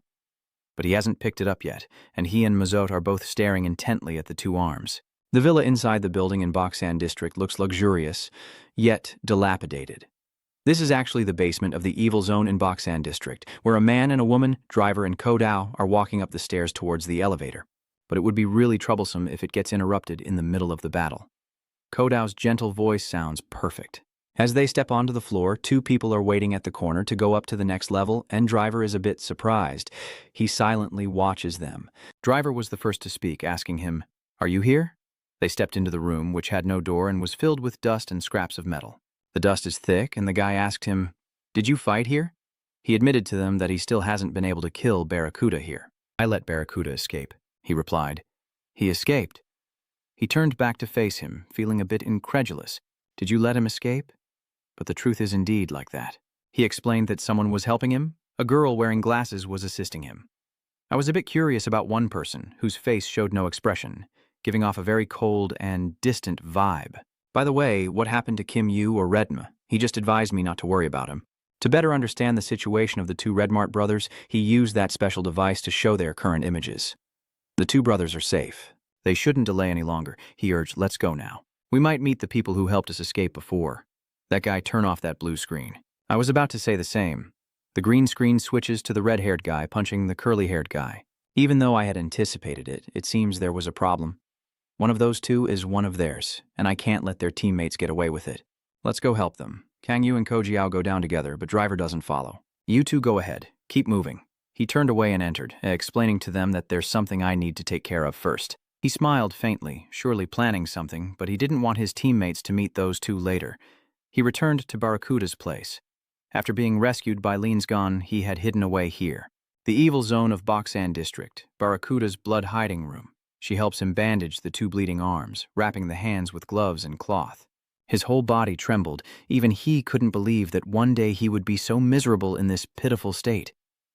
I have become like this. A person with the ambition to conquer all the villainous territories and end up like this? No, I want to conquer the entire world. He remembers Kang Yu and Driver, and his hatred for them deepens. If those two hadn't appeared, Lensgirl could have bandaged his arms, and perhaps those words would have brought him some comfort. His arms could be healed if treated immediately, but for him now, everything is meaningless, yet my hands are already cut off. She turns to leave, intending to come back and take his severed arms. "Please wait here while I go get them." He kept breathing heavily, his eyes lowering as if lost in thought. Her two hands create a space hole with a blue light circle appearing around it. She suddenly turns her head back, perhaps sensing something. While she was still channeling energy into the space hole, a pinkish red light spread out from the opposite side, indicating that danger could very well be right in front of her. Suddenly, a chunk of concrete wall was torn off and flew into her, knocking her back as well. Lensgun hadn't even had time to turn back to the battlefield when he was hit and stuck to the wall. Barakun was momentarily stunned, his eyes wide open as he turned to look at his subordinates being knocked away, his expression filled with shock. A familiar voice speaks. "You could be his lifelong nightmare, so you're hiding here? It's been a waste of time looking for you." Feeling very familiar, he turned his head to see who was speaking. With this voice, through the two binoculars, Kangwoo could have easily let him escape, but this time would he be as lucky as before? A male voice gently advises, "Don't waste your time on useless things." The footsteps in sneakers enter the abandoned room, and there's no one else but the driver. "I warned you. Last time, he warned him, but you ignored it." Barracuda was terrified, gradually retreating from the driver. His hand pressed the glasses, and a red light appeared on the driver's glasses. "I am very angry now. This could be the biggest threat to his life." The guy sneers, "How do you plan to pay me back?" In the darkness, Rockhen punches Black Handon, with sparks of electricity flashing around them. His strike made Black Hand fall, but it's not over yet. The one at a disadvantage first doesn't necessarily stay stuck in place. His foot jumps up, his body leaps, and his knee strikes directly into his face. The blow is even more powerful with the impact of the knee bone. He wasn't seriously injured, but had a broken tooth. Breakhand suddenly paused, and his swollen face showed a hint of surprise. Chu AC is struggling with a blue-haired girl who also pauses to look in the same direction as Black Handon.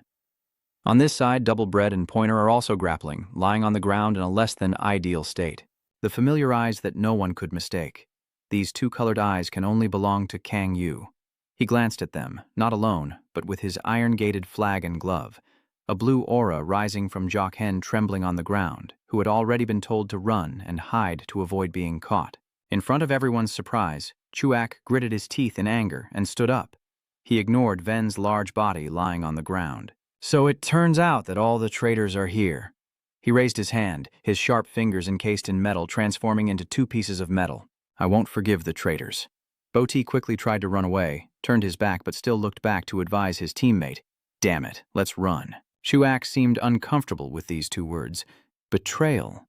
Betrayal? Yeah, But Pointer didn't give her a chance to argue, grabbing the spear at his waist and pulling her along. This made Black Hen angry. His scarred face trembled and his teeth clenched. He shouted in anger, "What did you just do, Kang Yu?" "You have released my prey," he replied very calmly. "I already defeated them," Cora Dao whispered. "Look at his face." Thanks to her hint, he realized it seems like they provoked first. "It seems like you're the real prey." He couldn't hear a single word clearly. "Shut up, Double B blocks Krat. You guys turned back faster than we thought." He clutches his head, complaining about his pain. Double Brad asks Han, "How is Barracuda doing?" Chang Yu didn't even tell the truth. He ran away. Hearing this, he became fully alert. "Who's running? You?" Double Great was also stunned. Could Barracuda really run away? In front of their astonishment, Kang Yu remained silent. He remembered the blue light from earlier during the battle when Lens Girl appeared.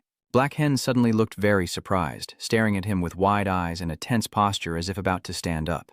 Unable to believe that he had actually defeated the notorious villain from Boksan District. "Did you really defeat Barracuda?" Double B stood up. "What about Driver? Didn't you go together?" The two of them stand up together. Cross looks left and right, then suddenly remembers that the driver is nowhere to be seen. Without waiting for Kang Yu to explain, Kodu responded on his behalf, saying he was busy. She looked up at the dark, starry sky, lost in thought, suddenly thinking of her teammate who was still inside, guessing that he was probably in a room without a door, inside a ruined place that truly resembled an abandoned house. The old concrete wall crumbled, pieces of cement falling as Driver's feet slowly moved forward, dust filling the room. BL Blade Rain. Recent events have thrown Gadam into chaos. "You want to blame me?" He pointed the weapon directly at Barracuda's face. This is the threat that made him momentarily stunned. He is about to pay the price for facing someone stronger, and Driver is also negotiating with him, spreading rumors that we kidnapped someone, with a weapon pointed at his face while Driver still holds that strange weapon.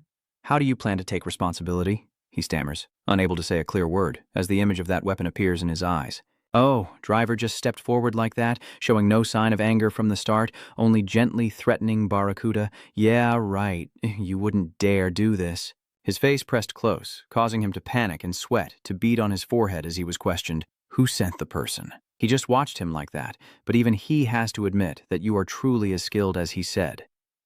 For a moment of silence, Lens Girl still seems calm after everything. She approached these two guys. The driver turned to look, a bit surprised that she was still unharmed. She still looks fine after taking that hit?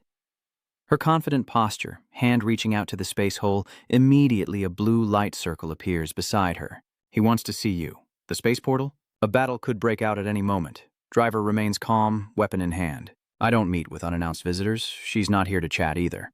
Barracuda's name has been disarmed, losing both hands. If her subordinate hadn't taken action, he would surely have been killed. That made me sad. He kept silent, watching her, but something about her startled him. The glowing circle still appeared on his red glasses. A strange foot steps out from the space hole. This person was summoned by Lens Girl. I told you that every encounter is precious. The two big guys, one old and one young, are Manny King and Genshi, the ones Lens Girl summoned. Driver's binoculars brought him to this point. He can't just keep talking. A precious encounter, huh? That weapon of his is pointed straight at them. He knows these two also want to fight, but those words don't suit him. Driver is more serious than when talking to Barracuda. Is he trying to start a fight? This does not answer his question because Genshi-chi, a close subordinate of his, was about to draw his sword, so he had to stop him. Don't misunderstand. I'm not here to fight. Truly, he's not here to battle with you. He just wants to take that guy back. I'm here to see you and take that guy back. In response to his answer, he showed no particular reaction. His appearance caught him a bit off guard. Aren't people like him usually rarely seen? Why did you come to see me yourself? As a leader, he wouldn't allow his conscience to abandon this useless subordinate. My subordinates are very important to me, even if they are so foolish they can't do anything, Driver whispered, repeating his words. What can be done? The ring of light appeared again on the glasses, and I partially guessed that the person behind Barracuda was him. Are you the one who ordered Barracuda to occupy Seun? He laughed at this and showed no denial. As I suspected, a boss like him has the ambition to conquer this world. That is his true big dream. Super is just the beginning. I want to become the ruler of all the evil regions across the world. The driver swung the weapon back onto his shoulder again. I never expected that although he's not the fourth king, he still wants to dominate the world. He also didn't hesitate to suggest that if you're jealous, you can work for me too. The guy straightforwardly refused. Even Genchi's name also piqued his curiosity. It was as if being invited by that old man to serve under him was an honor that any man would desire. Are you not regretful? But for someone who doesn't matter to him, this invitation has no value at all. Not at all. Mankin is very confident that one day he will get a nod from the driver. Now you refuse, but eventually you'll have to agree. Not only did he dare to reject him, but he also issued a warning. I also want to say this. Don't drag us into it or I'll make you regret it. His eyes shone brightly, with unmistakable purple pupils. The old man sneered. Driver looked at him seriously, without showing any expression, then turned away as evening fell over the high-rise buildings of Gaddam District. In Kasi Zan's training room, the water pipe and air conditioner outside the room, the iron hand holding the hexagonal blue stone, clutching it tightly, but still feeling a hint of wonder inside. A natural mana stone? I never expected to have one. Modot always flying beside him, wondering, why do you just look at it? I took it myself, so I guess that's why. Let me tell you this. A gemstone is simply taken from a weapon. A natural mana stone extracted from a weapon has slightly less mana than a raw natural mana stone. He asked, less mana, but this still doesn't affect the properties of the stone, however it carries the characteristics of that weapon. He looked at the blue gem in his hand and wondered, so if I eat it, recalling Barracuda's attack in the previous battle, you will gain the traits of Barracuda's fang. He felt regretful, staring intently at the gem in his hand. It's a pity it has so little mana. Mozo replied, that's when you compare it to a regular mana stone. His gloved iron hand brought the gem to his mouth, a blue aura swirling around outside. He looked up, swallowing the gem, as memories of battles he had fought flooded his mind. My whole body is surrounded by the green glow of the gem. With this, the day I can pay it off will come sooner. Outside the building, the clear blue sky shines as sunlight hits the tall skyscraper. On social media, news outlets report on the bloody purge between the two gangs fighting for power. The headline notes that the villainous factions of Bosan and Gaddam are fighting for power. Reporter Kim Monkey reported last night on a major battle between villains in the Boksan district. It is known that the conflict between Ban and Gaddam's villains has recently reached a boiling point, along with the image of a masked man, or rather a hat, whose identity remains unknown, a mysterious villain from Boksan. The news appears on UAN's phone screen, and he is still focused on reading it. Suddenly, a familiar voice calling his name makes him look back at Wuhan. Wong brought 2 cans of soda to sit down next to him. He handed a can to him and asked, "Are you staying up late again? You look very tired." Remembering Naon, she didn't forget to ask, "How is Naon doing?" He replied, "She just fell asleep." True to his gossiping nature, he immediately wanted to tell him the latest news. "Have you heard the news?" Recently, reports about the 2 evil gangs have been constantly mentioned, and Wong, being a typical young man, can't ignore this hot piece of news. Although they haven't appeared in the newspapers, people are whispering that the guys in Gaddam have completely wiped out the ones at Boksan. I never expected him to be like that. He's really brave. I never thought he would attack Boksan first. Wuhan remained silent after Wong's words, his eyes gradually darkening. "The truth is not what you thought it was," he whispered. "The ones from Boksan are the real kidnappers of Naon." You're drinking water and choke when you hear this, then immediately turn to ask him, really? Why? In my memory, I always thought Kasi-zan was the one behind the kidnapping, so I was very surprised to learn the truth that it was Baksan's people. But when he checked the information, he helped me see things more clearly. Those bastards in Baksan made it all up, but Uong still has doubts. How do you know that's the truth? Don't mention this again. Slow down your tone. I have arrived at Baksan. Uchan also doesn't hide it. I received help from the folks at GAM. Are you confirming once again? Is it true? It's really long thought that besides accepting help from them, that's the only way to save Nayeon. To prevent Uong from speaking, what he wants to say can only be heard by Uchan himself. Did you really get help from the villains? Far from your surprising expectations of Uchan, he remains calm as he lifts his soda can. Luckily, everything is fine. He doesn't show much on the surface, but deep down, there's something he wants to say. It's truly unbelievable. To get Uong to come back, it seems he's deep in thought in that head of his. Taking a sip of soda, still a bit hard to believe. Quite surprising.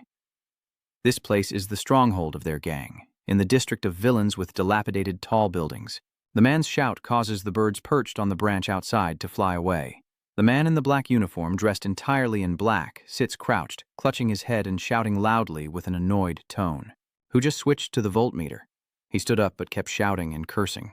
Damn it, this was supposed to be my first match.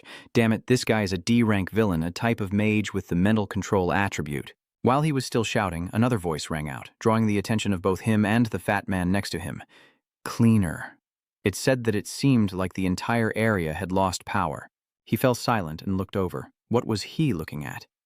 The one reminding him was Yuche. He pointed out this issue, but the problem is that the power outage isn't the only issue. Everything has been taken, including the TV and speakers. Greener carried a broom and looked over at Zampage. My laptop is the same. If Zampage hears it, he'll make a fuss and take it apart. Stolen? Who dares to stroke the tiger's beard like that? Another guy shows up. He suggests the driver. Interjecting into the conversation is Red Eye, but he also heard that he broke his limit yesterday.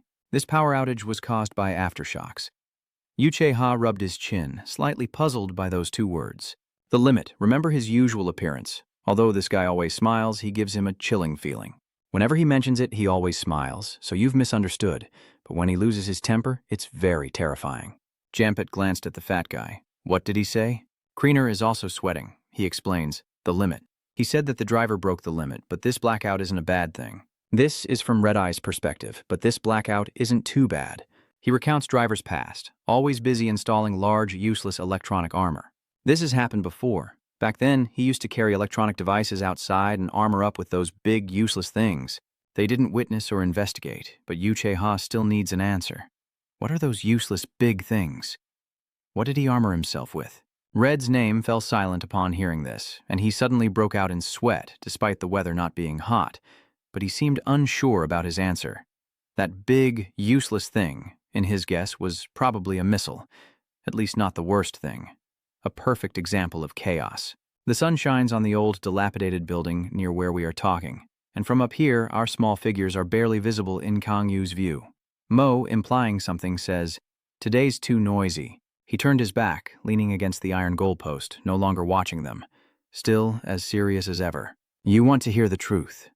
Modot widened her eyes at him and said, I think it's time you told me more details. You just wanted to hear about Deep's death. That's why it surprised him so much. About Deep's death? Her eyes narrowed as if glaring at him, but she remained silent. But Mozo had mentioned this before. He just didn't seem to believe it yet. I told you already, his death is related to the Destroyer Sword. Oh, in another scene, in a busier part of the city, this tall building is Neo Factory, Siham City, Gyeonggi Province. Inside the room, the corner of the desk is placed right by the glass window of the building. The person sitting on the chair is lost in thought. The platinum disc is the key, and on their wrinkled hand is a silver circle with intricate patterns inside, like a bicycle gear, arranged chaotically. Zhuang Ham, with his white beard, sneered at the silver circle in his hand, thinking of the sword and a few others who also dream of conquering the world. The Sword of Destruction, the key to ruling the world, S+ level villain, a physical attribute striker, the mighty Qin. Although he is not the strongest, this grand dream does not make him falter. But only the strongest can hold the letter he desires, and it is in the hands of the four great villains. In the heart of the city, even at night, the urban area is never dark and is even more bustling than during the day. Outside a building still lit up with the name Vesperia in French, a message appears on the phone screen. The person named Hin En should also be Kang Yu. You don't need to worry about me, so why wouldn't you worry about the big fight in Sion? All the newspapers are reporting on that incident, but I know where my abilities lie and I am always confident of winning with her. You can beat them, but you don't believe in yourself. Are you crazy? This kid is really something. A guy in a black shirt places a cardboard box on the table, the sound loud enough to startle Doody. Vincent replied, I should be the one apologizing. Knowing I was wrong, I am sorry. Because I blocked your view with the box, you didn't blame him entirely. No, I am the one at fault. She still hasn't looked up and doesn't recognize Vincent's voice, so she's surprised. After a while of chatting, the CEO also thanks her for helping him. So I was the one who received help. He placed the box on her desk and then went over there. Thanks to you, we managed to organize everything so quickly. She takes her belongings out of the box. Where? I didn't get anything out of it. Inside the cardboard box, she takes out a photo and turns to ask him. I'll place this photo here. He responds either way. She still hasn't hung it up yet. Suddenly, she looks down at the person in the photo. The person in this photo is your friend, right? He walks past her and asks, Is he my friend? She places the photo on the table, and he stands beside her, his gentle gaze softly looking at the closest friend I've ever had.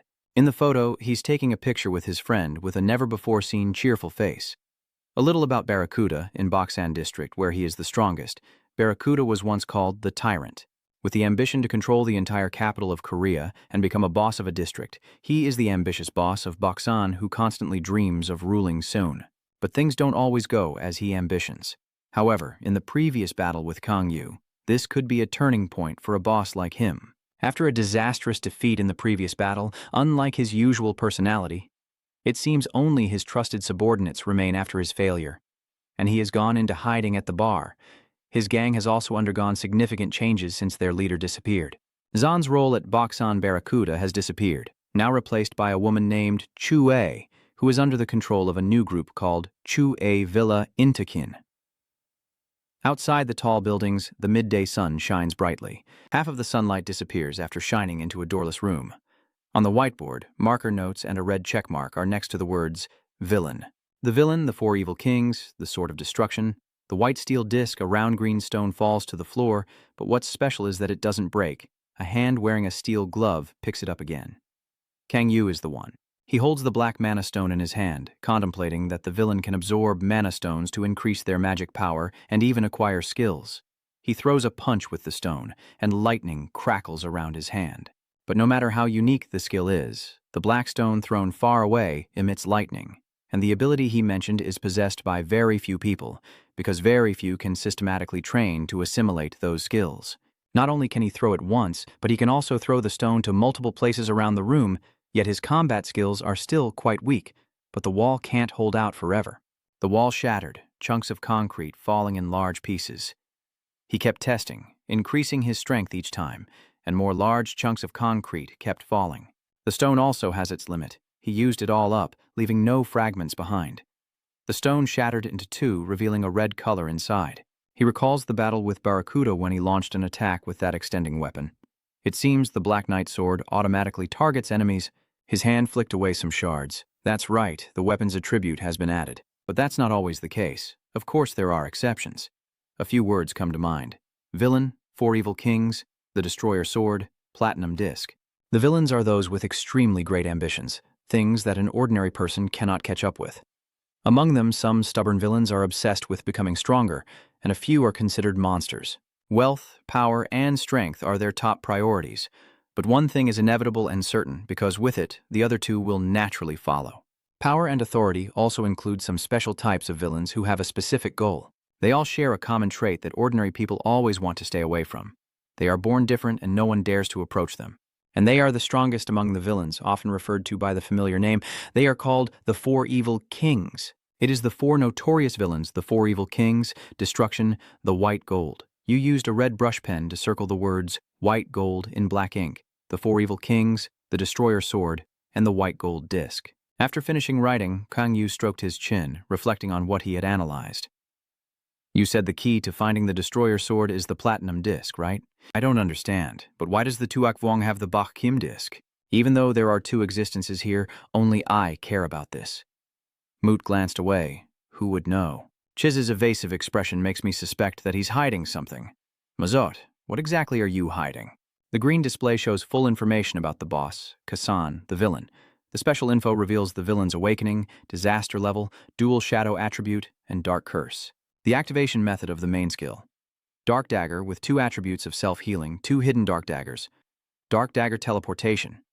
Dark Dagger Illusion. Dark Fire. Summoning Dark Dagger.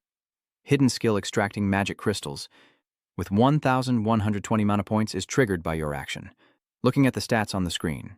Besides the mana points, your skills have also increased, and it seems the effect of the Mana Stone is quite important. As he looked down from the green table, his eyes showed a hint of something in his mind. Looking at the stats displayed on the green screen, they have increased quite a bit. Indeed, after obtaining that stone, it has a significant effect. Not only did the mana points increase, but the Shadow Dagger and self-healing skills also leveled up. The main Shadow Dagger skill now has 2 additional reactive self-healing attributes, 2 hidden Shadow Dashes, Shadow Teleportation, Shadow Illusion, Shadow Fire, Summoning Shadow Blades, Hidden Crystal Extraction, and Magic Points at 1,120. But even though it has increased significantly, it's still not enough to fight against the 4 evil kings. This is still not enough to face the 4 evil kings. An increase in points doesn't necessarily mean a boost in strength, but it can't be said to be unimportant either. Kang Yu has to come up with another way to fight the 4 evil kings. If you want to fight them, you have to find ways to raise your mana points to level S, but rushing isn't the best solution. Mode advised, people often say, don't rush. Rushing won't solve everything faster. The longer path I choose, the farther my goal will be. There's no reason for you to take the long way when you can choose the shortcut. If the path we need is right in front of us, why choose the longer one? As they discuss how to deal with the 4 evil kings, a familiar voice rings out. Kajin's driver enters, still wearing his signature smile, and says, "There's a guest to see you." Black Go appears, kneeling on the floor with a sincere look, waiting for him. "Please, I beg you." The two of them fall silent and look at him. The driver calmly whistles, with Kang Yu not understanding what's going on. He asks, "What's happening?" The indifferent driver said nothing and just walked away, "So ask him yourself," Black Ghost shouted, but no one knew who he was referring to. The strongest villain in history, a rebellious figure connected to darkness and controlling it, is you. His sincere intention is to serve under your command. KC, you are the reincarnation of darkness. If it is you, my loyalty is not meaningless. Please accept me. Driver stands outside happily laughing while standing blankly. Black Ghost's gaze is full of sincerity as he looks at him.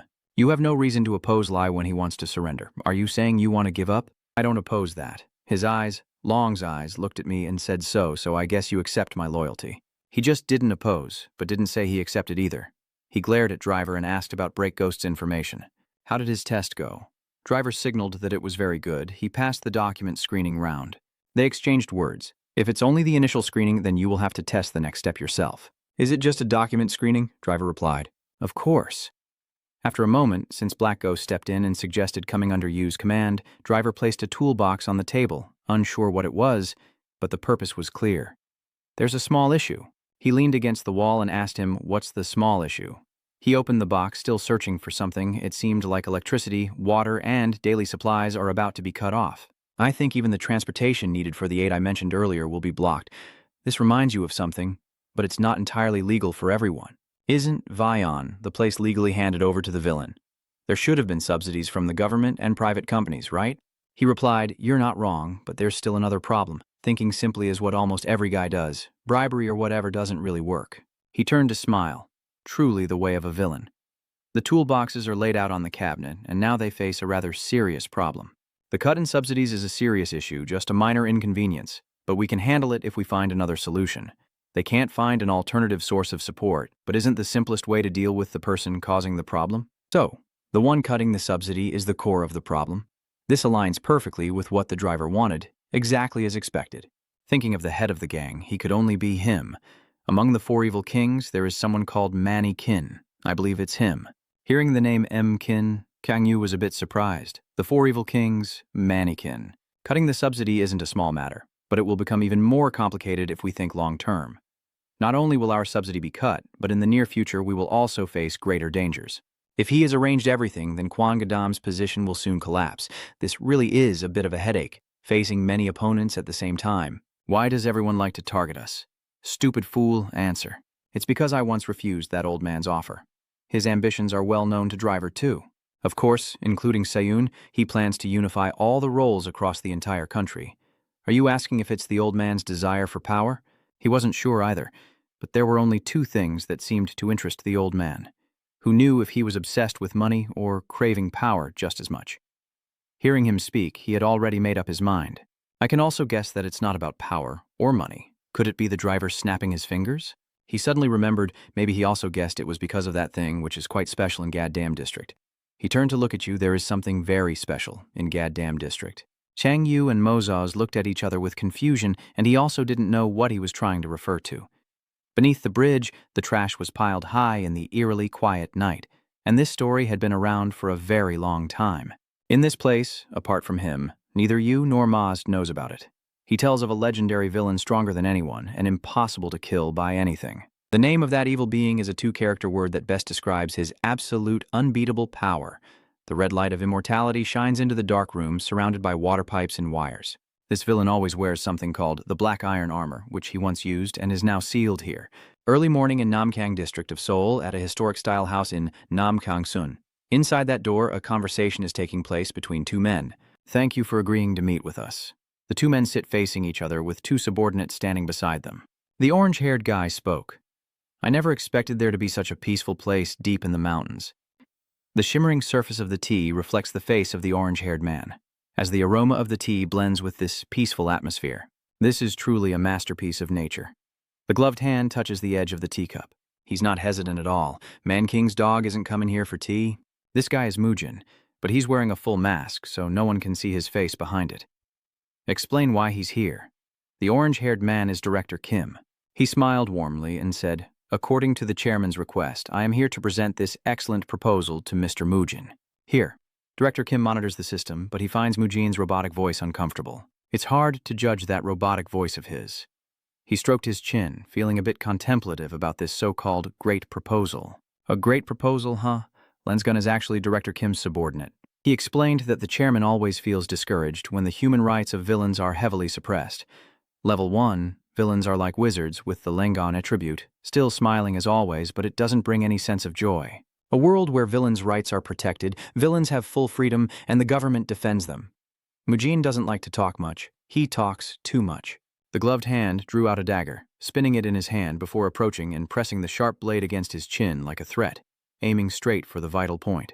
But his next words surprised him a little, as he spoke about the 4 major districts of the capital, starting from Sion's 4 large shoulder areas.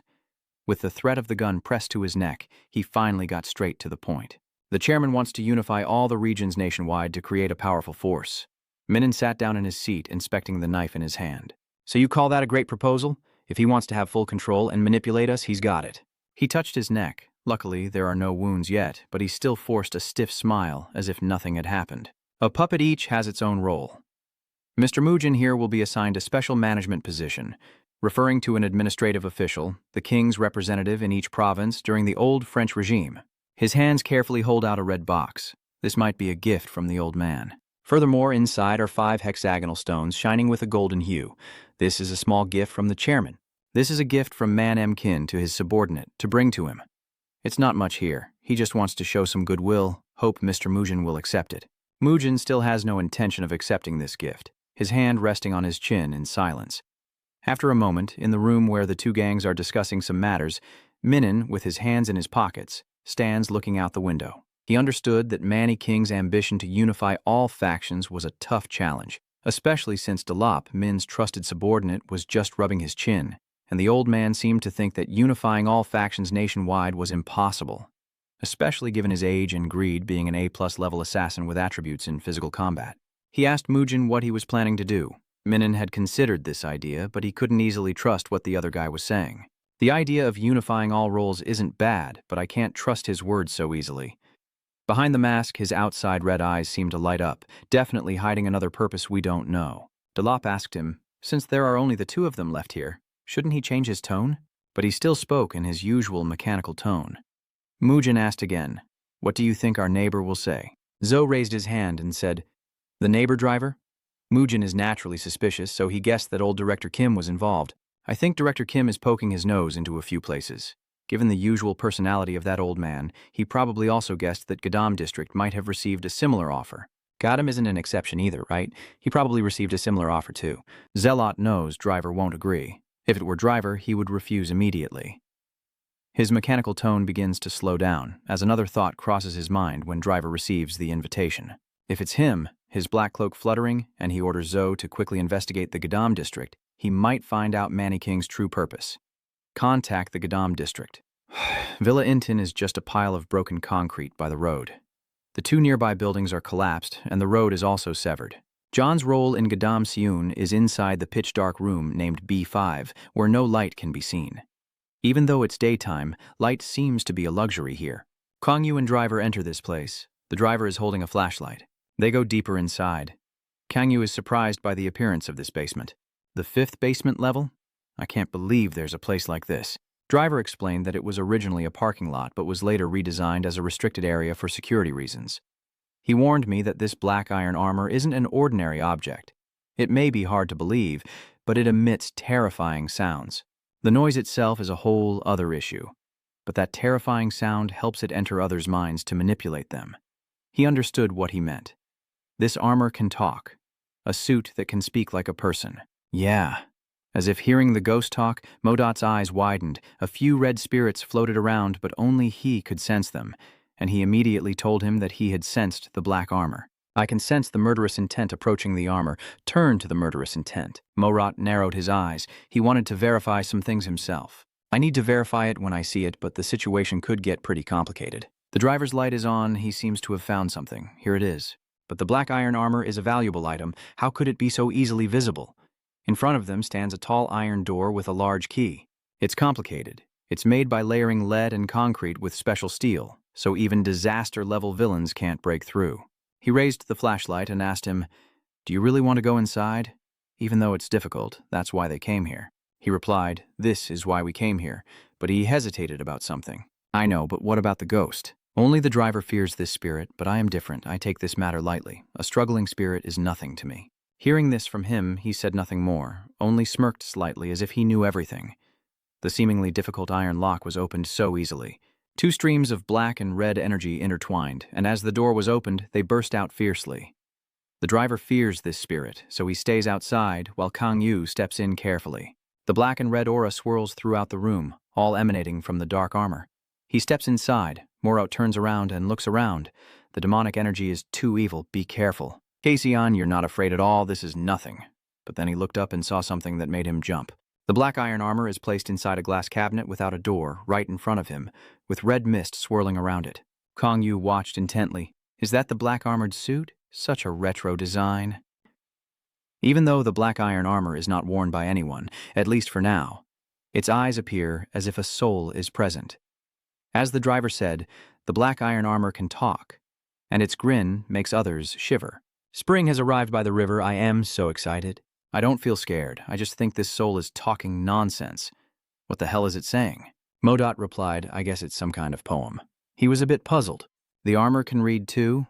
The black iron armor kept rambling on, and Modot thought it was reciting poetry, like a flower blooming through the cold eastern wind. "Finally, you have come to me." The soul's gaze in the blazing red black iron armor lights up, instilling fear. Morot's eyes couldn't hide their amazement. They could sense that the owner of the armor harbored a deep-seated grudge, one that still lingered and turned into deadly intent. "Can you step closer to the glass containing the black iron armor without any fear? I am willing to face any danger to become stronger, so I will suppress it and make it mine," Modot reminds. "Be careful. Even if it's you, these words still won't make him stop." The soul of the black iron armor observes. A perfect body. How? This body is the best one that can accept me. This soul is calling to him, inviting him to merge with it. "Come here and merge with me so I can control you." You shut your mouth outright, and your iron-gloved hand, with some sparks of electricity around it, was about to strike. The one being controlled is not me but you. The inner eye of the black iron armor widens, its pupils blazing red, and his eyes shift from blue to red.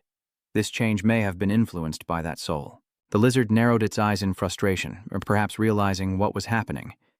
The deep, sinister laughter of the soul echoed again. A shadow of darkness flew out. It was the soul, still wanting to merge with the cursed one. "Come here. You are the child who will bring disaster to this world with me. You will be reborn with an immortal body and live for 10,000 years. After the eye color change, he seemed unable to control himself. His pupils turned completely white. The black aura enveloped his body, making him feel as if he no longer belonged to himself. The soul said, "Are you mine?" The one in the dominant position now is the black iron armor soul. It is immortal, but it seems the soul's desire will be thwarted. A voice suddenly rang out, catching it off guard. How can a soul be so ignorant of its place? You were a disaster-level villain in life, once emulating gods and dreaming of eternal life. The black mist from the dark iron armor disperses, and another blue aura appears. The soul shouts, "Who are you?" The soul's eyes widen even more upon seeing this uninvited guest. A suit of armor and a black aura appeared, with an overwhelming presence that seemed even stronger than the soul itself. The soul was surprised by the appearance of the man in the bright blue armor. "No way, how is this possible? Why are you here?" Kua's eyes, the green armored man's gaze, shone brightly with a dazzling blue light as he wielded a long, glowing blue sword that disappeared in an instant. In the deep, dark forest that looks very gloomy, the trees are not very lush. My trembling hand, covered in dried blood that has turned brown long ago, clenches the chain tightly. A person whose face is not visible is being restrained, both legs chained, but judging by the military uniform they wear, they are likely a general. In this broken world, I once dreamed of the dawn of civilization that Hangdong chased after completely destroying it. Even though I am exhausted, I will use my last breath to speak of my dream to reclaim what is mine. This body will be stronger than anyone else's, and I will dominate this world. In front of him, blurry figures in black clothes holding torches appeared in the night, the flames flickering brightly amid the silent darkness of the forest. And you are also among the black-clad figures whose faces cannot be seen because they all wear black masks. The outsiders on that wedding day. The rough hand adds more wood to the blazing fire in the night sky, and the flames grow taller as the wood piles up, ready to turn to ash. That fire burning right beneath the general's feet will consume him. My hatred for this general is that he will die in hatred, carrying all his unfulfilled wishes with him to the grave and never disappear. Behind that iron door, everything remains silent and still, so no battle has taken place. The blurry image before my eyes is still visible, but I can tell it is a called out Kasian's name louder than before, but still no response. This time it really worked.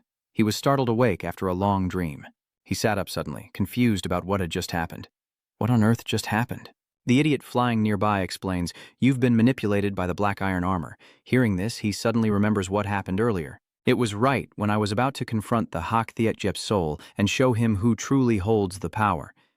Looking back, that was when I felt I lost consciousness. He looked at the dark iron armor in the glass case. The red energy has disappeared.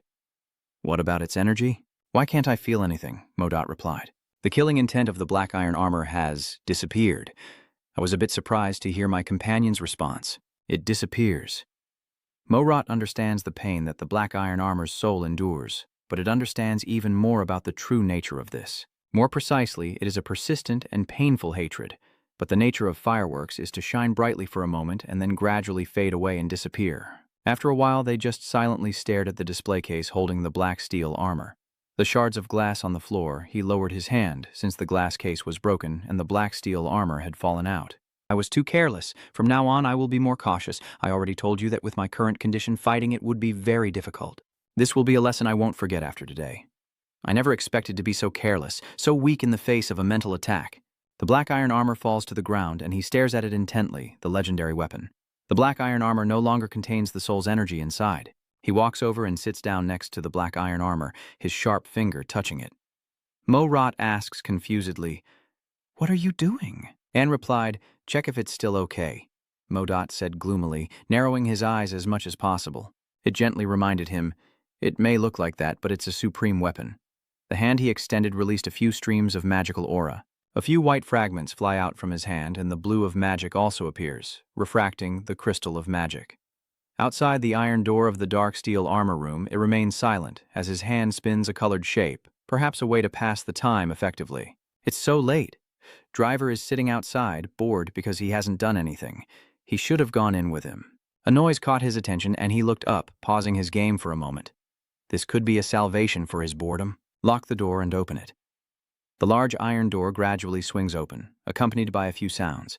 Kwang-yu still walks out safely, his face cold and emotionless. Driver stands up, putting his toy into his pocket. "Are you okay? Why did it take you so long to come in?" "I was just talking to black iron armor." The green pea and water spinach are talking to black iron armor. He suggested it stay inside. "You can use it as an antique to sell or give to Manny King. It's up to you." The once terrifying driver is now more naive than ever. He only thought about selling legendary weapons as antiques. Kang Yu didn't care about him, he just kept walking. While inside, he wondered what had really happened inside. Looking through his glasses, he could see that your mana points had increased a lot, but he wasn't surprised because he had expected it from the start. The glasses displayed the stats, and your mana points had shot up, just as he predicted. He pushed up his glasses, and through the lenses, he could see many ability stats, so they must work with his dual attributes, huh? Returning to the bustling city below, he looked down from above with binoculars. The two are Dao Flag and the Red Eye, and it seems they are busy with something. Ko Dao is still watching through her binoculars and warns you, if you don't hit the target, I will kill you. He sat down below, then suddenly stood up with a fierce expression. The arrow shot out powerfully, with several streams of energy following its path. The arrow flies quickly, reaching the center in no time. Du's flag looks a bit surprised, though she doesn't seem too shocked. It's no surprise that the arrow hit the center of that board over there. She put down the binoculars, turned to look at him, and taunted. I thought I had already killed you. What a shame. She looks happy. You just barely escaped death. Congratulations. He doesn't really care about what you say. This guy is a level A villain archer with light attribute read. A noise caught his attention, making him turn his head. He seems to realize someone is coming, but he doesn't pay attention to the flag exchange. She continues to watch below. Through the lens, she saw 3 members of another gang jumping over. Why are they here at this time? Inside the room, sunlight streams in, and everything remains silent. A small hand reaches for a plate of snacks on the table. Rosa and Hot walk together, her arms crossed with a serious expression. Today, I come as a negotiating partner. Inside the room, there is also a driver. She asked curiously, where is that black duck? Red, if you don't understand, black duck is an indirect way of referring to their leader, your leader. The driver leaned back in his seat, probably in the training room with a flag flying overhead, always training and never taking a break. But thinking back to what she just said, the driver doesn't quite understand. So what exactly is the partner's role? Why the flag? Wipe your mouth with cookie crumbs after already having your makeup done. Ioma is surprised. Is it all gone? Because of the driver's reputation, many people want to meet him. Joseph told him that the people in Namkang district want to meet him, and that she also looked into it because she was concerned about this matter. I'm quite curious, so I investigated. It seems Manny King's henchmen have already met with them. Ko Jiao asks, are they threatened by King? Actually, that's not the case. Driver doesn't think so. If that's the case, it won't be peaceful for long. You know how ruthless Mujin can be. Talking about Mujin, he is undefeated in swordsmanship. He is one of the best fighters in this country. Mujin is undefeated. His reputation as the #1 evil sword is enough to understand. Driver is pretty sure he has agreed to the old Foxman King's proposal. I'm certain he's been convinced to work with him. If he sends someone from Namkang, Sinhoa district won't be an exception. Joseph is very curious about his next move. If Min truly agreed to this offer, what do you plan to do? He didn't think too much about it either. It's simple, just face them and go meet them. But they still have Kang Yu as their leader. She asked, what about your group's leader? Aren't you going to ask for his opinion? Ko Jiao didn't care about the question, only thinking about her own thoughts. If those two meet, it would be so exciting. Driver asked her again, what's so fun about that? As for her, she found this very interesting. Both of them are the type to rush in first. Regarding this, Kang Yu's personality, he knows very well, so he completely agrees with her. He's spot on. His red glasses lit up and his look of boredom was gone. The meeting between Kasi and Minujin was truly something to look forward to. In the familiar room filled with green energy swirling everywhere, Kang Yu stands in front of the green board, performing a few gestures. The green screen now displays all his information and stats. After extracting the crystal armor, indeed, many things have changed. After I extracted the magic crystal from the armor, it has changed. The villain now possesses special information, awakening the disaster speed with the shadow attribute. The dual dark attribute activation method triggers the anger skill main dark sword. It adds 3 sensory attributes that self-recover, plus 3. Dark Night conceals, Dark Night teleportation, Dark Night illusion, Dark fire, summon, Dark Night sword. The 20-hour dark armor enhances strength and intelligence, with hidden skills that extract magic crystals and restore mana points, 1,345, plus new skills added, likely because the inside of the armor contains refined magic stones. Both new skills, summoning darkness and increasing power, originate from the innate attributes of the dark steel armor. Dark fire summons darkness. Dark armor 20 hours enhances strength and intelligence. But what I care about is that I can only use the legendary armor for 20 hours. And using the black armor for just 20 hours feels a bit... Does it consume a lot of mana? Modot says, yes. That's right, it can consume a large amount of mana, and it might also be because it's a high-value skill that has certain limitations. Looking at the blue panel, maybe you see something strange again? What is this? He makes a few adjustments on the panel. The strength force sounds like a muscle, huh? Mothot seems to understand this better than you do. It explains that it's a skill that increases resistance to mental attacks from opponents. This is a passive skill like your self-healing. I remember what happened earlier. I almost got controlled by that soul. Resistance to the opponent's mental attacks, huh? That's pretty useful too. Modot squints out of habit. The surprising thing is what he did. Who would have thought you could extract magic crystals from a legendary armor? Mo almost lost his mind over him. He advised, I thought you were acting too impulsively, but luckily the outcome wasn't bad. Next time, don't do that again, okay? I still trust myself. His eyes immediately shifted downward as he looked serious, thinking about some matters, his iron-gloved hand clenched tightly without a hint of trembling. He recalls the faces of his past opponents. Compared to them, he is still not their match, even though I am not strong enough to fight them yet. His hand opens, unleashing a more powerful energy than ever before. I am confident I won't lose, but with this, I won't be seen as weak anymore. After all, I just gained this power and immediately want to join the fight. Modot said, you just got a new power. It seems you're eager to fight, huh? He's not wrong. He's very hungry for battle, his eyes shining bright, and it would be perfect if he had another opponent to fight right now. They moved to a different place, a large building in a prime location, the Lampus South Korea branch. Inside, the red energy flow was not strong, but seemed to fill the room. Uchan was exhausted from boxing practice, sweat pouring down, remembering what Kangyu once told him. Whether you're a villain or a wrongdoer, you must surpass all limits to improve. Don't let those outside arguments trap you. A quick and precise attack is the fastest way to win. Hearing this, it fueled his strength, his eyes filled with determination. The key to victory is speed. His clenched hand is surrounded by energy as he throws the punch. He put all his strength into this attack, unleashing a burst of firestorm flame from his punch. Fire Flame Peak lit up the entire room in a blazing red. Everything could be burned down. The target board for archery in front of him was already burned to ashes, and the wall was shattered. His punch stopped, but he remained in the same stance, the dust slowly settling. He still had no intention of letting up. Not yet, not enough. I remember Kangyu's attack. His goal was to surpass him, and I am sure I will catch up with him. Outside the blue door, busy people are passing by. The brightly lit room is filled with decorative flower pots and paintings. Uong is reading a newspaper about villains, and the boy remains silent. This is the report on the current movements of the fragile roles. Chisun is sitting in the director's chair, and she asks, do you remember what I said earlier? He recounted that all the roles across the country are being exploited. When asked about it, he answered correctly from his memory. She replied, that's right. How could you forget about this? But of course I remember. But this feels like some young punk just messing around. You keep staring at the newspaper and muttering, what a hassle, cutting off electricity, water, and daily supplies. It sounds like nothing serious, but it's more serious than that. It may seem unimportant, but the government and private companies are involved too. Ms. Nye, she pours her tea. That's right. The gloved hand places the hot teacup back on the table. You still focus on the news reports, but there's something you can't understand. Besides, it seems the factions are under pressure from all sides. So who is really behind it all? She answers Manny King. Wong was stunned when he heard the name of that old man. Man King, it really is him. No way, damn it, Hamjun angrily shouted. Don't ask any more and keep reading the report, you idiot. Shout.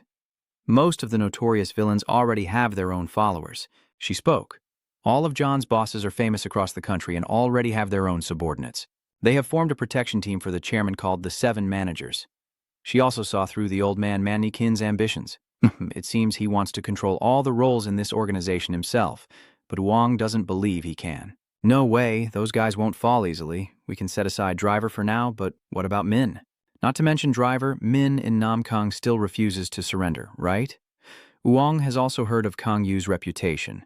I hear that guy named Sion is quite formidable, and even the youngest master acknowledges him. Her eyelids drooped, and for a moment she didn't know what to say, so she remained silent.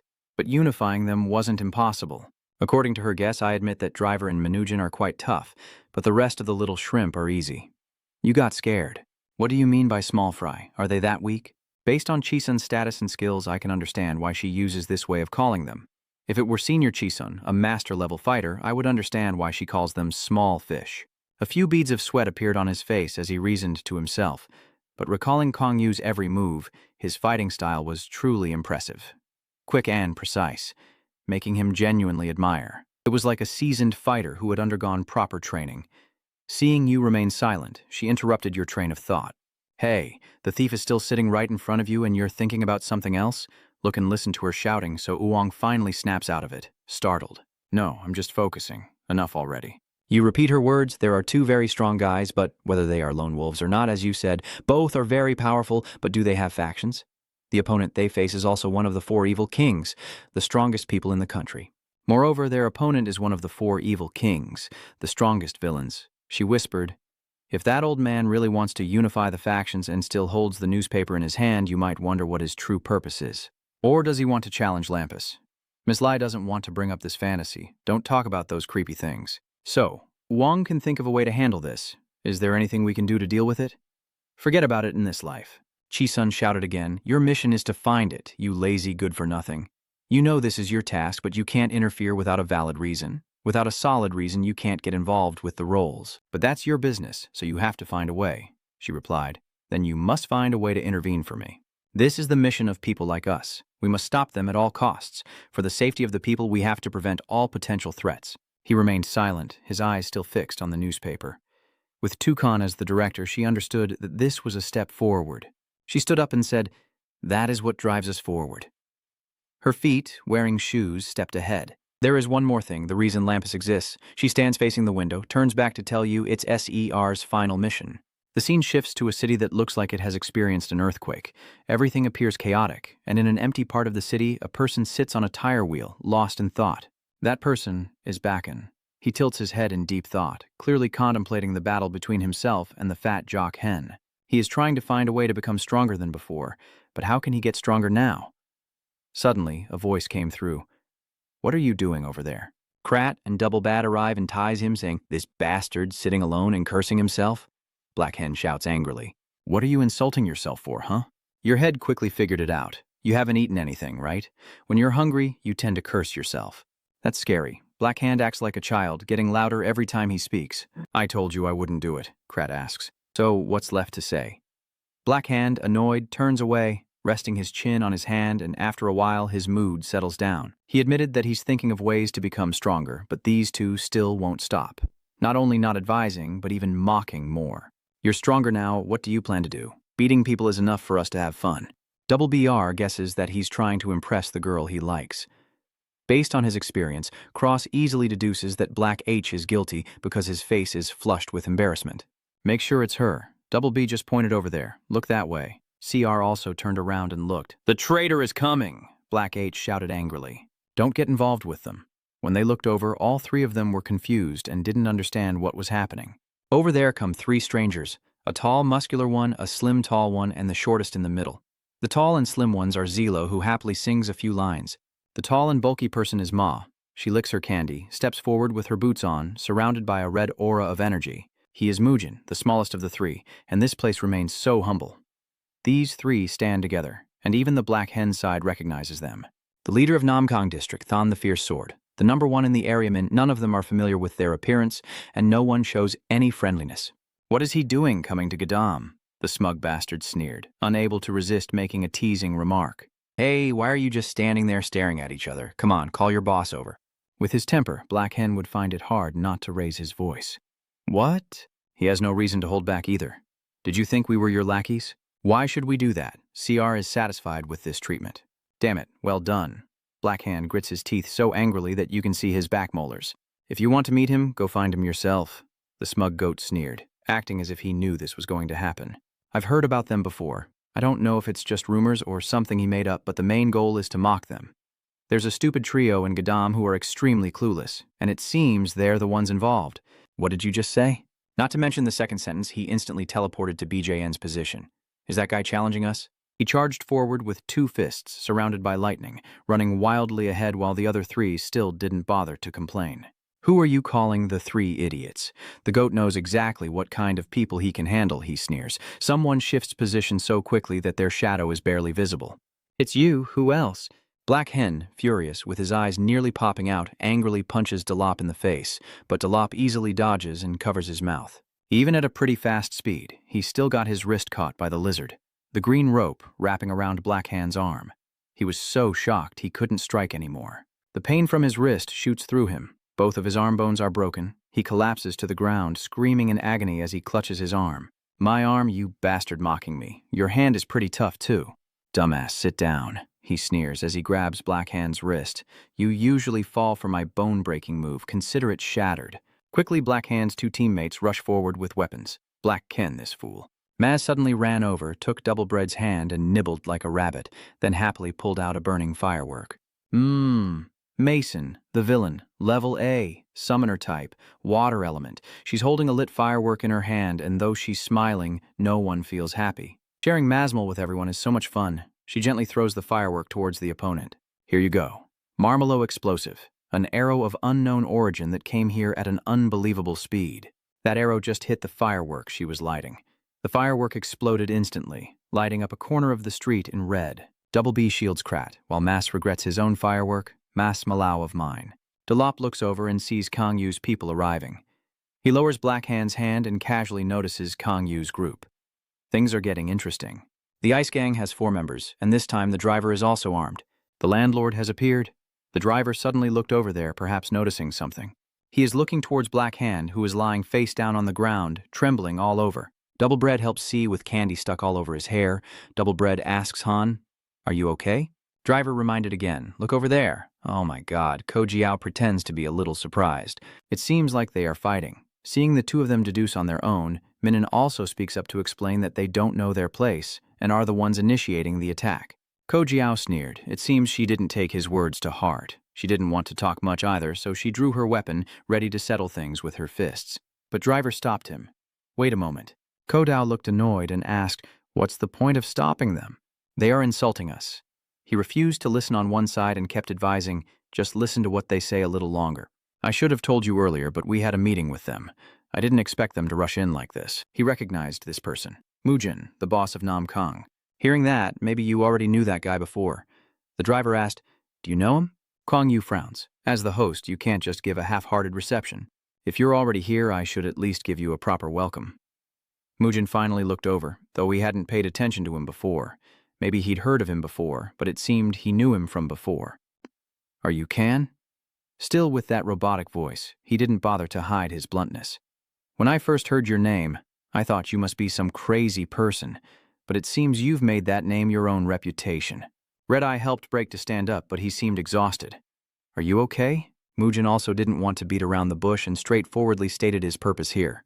"I'll get straight to the point. I do not acknowledge you as the boss." He also said that the driver, who is even the real leader, is just giving way. Just by looking, I can tell that the driver, that scheming bastard, has handed over the boss position to you. Even though he's not involved with your gang, she still expressed her opinion. I hate those who are unworthy of their position but think they're so talented. His hand clenched the sword tightly, his sharp eyes seeming ready to fight as the red energy radiating around him overwhelmed his opponent. This red energy is spreading into every corner here.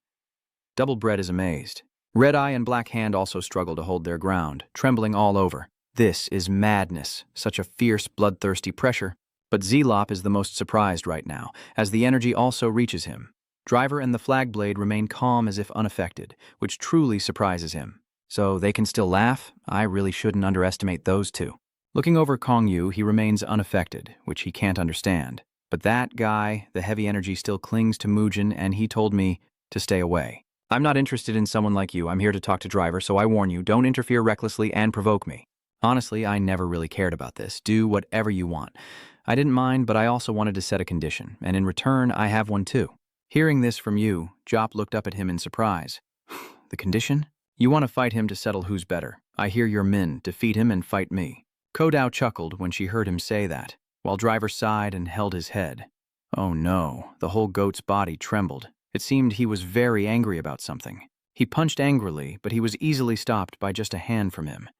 He was furious that the leader of the gang was being ignored. "How dare you ignore our boss's warning?" But he couldn't speak for long as the hand on his face filled him with terror. His hand on his head could crush his skull at any moment. His eyes shining, I also warn you. His glasses fall down to his nose. He never expected this ordinary guy to be so strong. Is he this strong?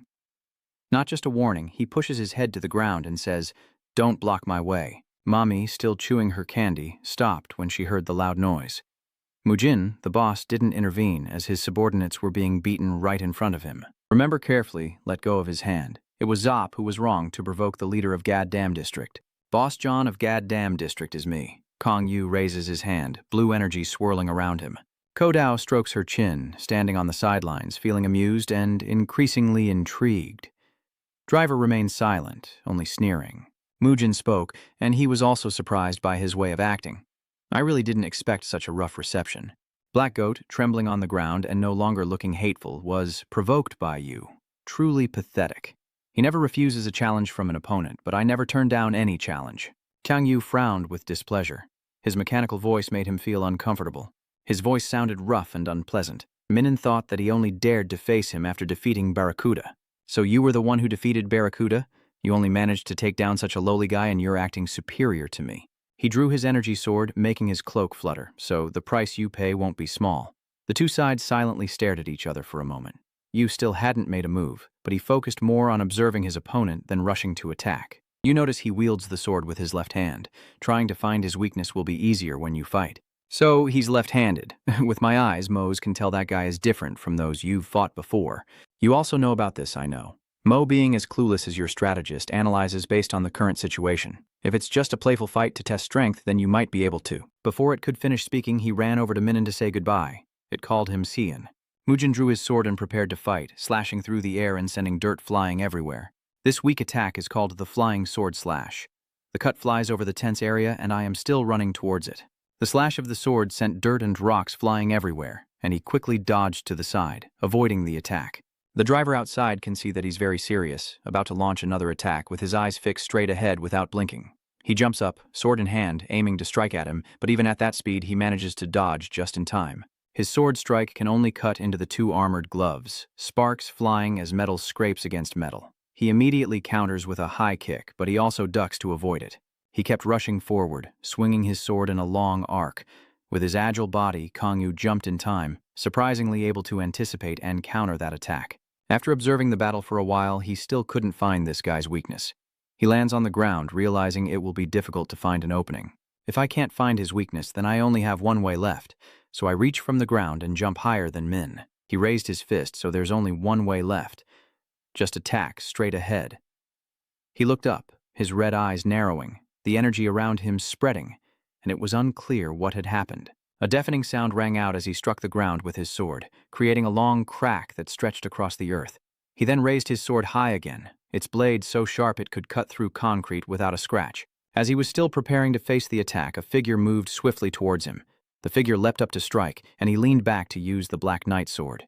Not only was his speed astonishingly fast, but his attack style also left him no time to react, striking so quickly that his figure disappeared from sight.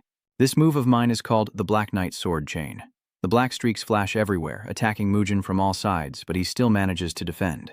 The bystanders, Driver and Ko Jiao, are watching intently, so that's how he uses that skill.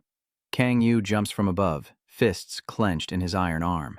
Down here, he keeps slashing continuously at a speed hard to catch up with, unleashing a flurry of strikes with all his might. This move of his is called the Flying Sword Slash. His sword attack can't trouble Kang Yu, he easily dodges and swiftly rushes forward. It's time for Manujin to use his rarely seen skills. He discards his coat, draws the sword at his side, its red glow shining as he prepares to strike, and he has already seen his move. His eyes are alert. Unlike before, this time he charged with both swords. Do I recognize the second sword? The long sword he usually carries was thrust straight at him, but he dodged aside. However, his flesh couldn't stay intact, and his shoulder was hit hard. He still wildly attacks with his two swords.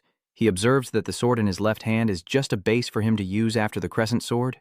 The surprise attack with the sword missed its mark because I was wearing my iron gloves, which I could defend with, and he didn't expect that.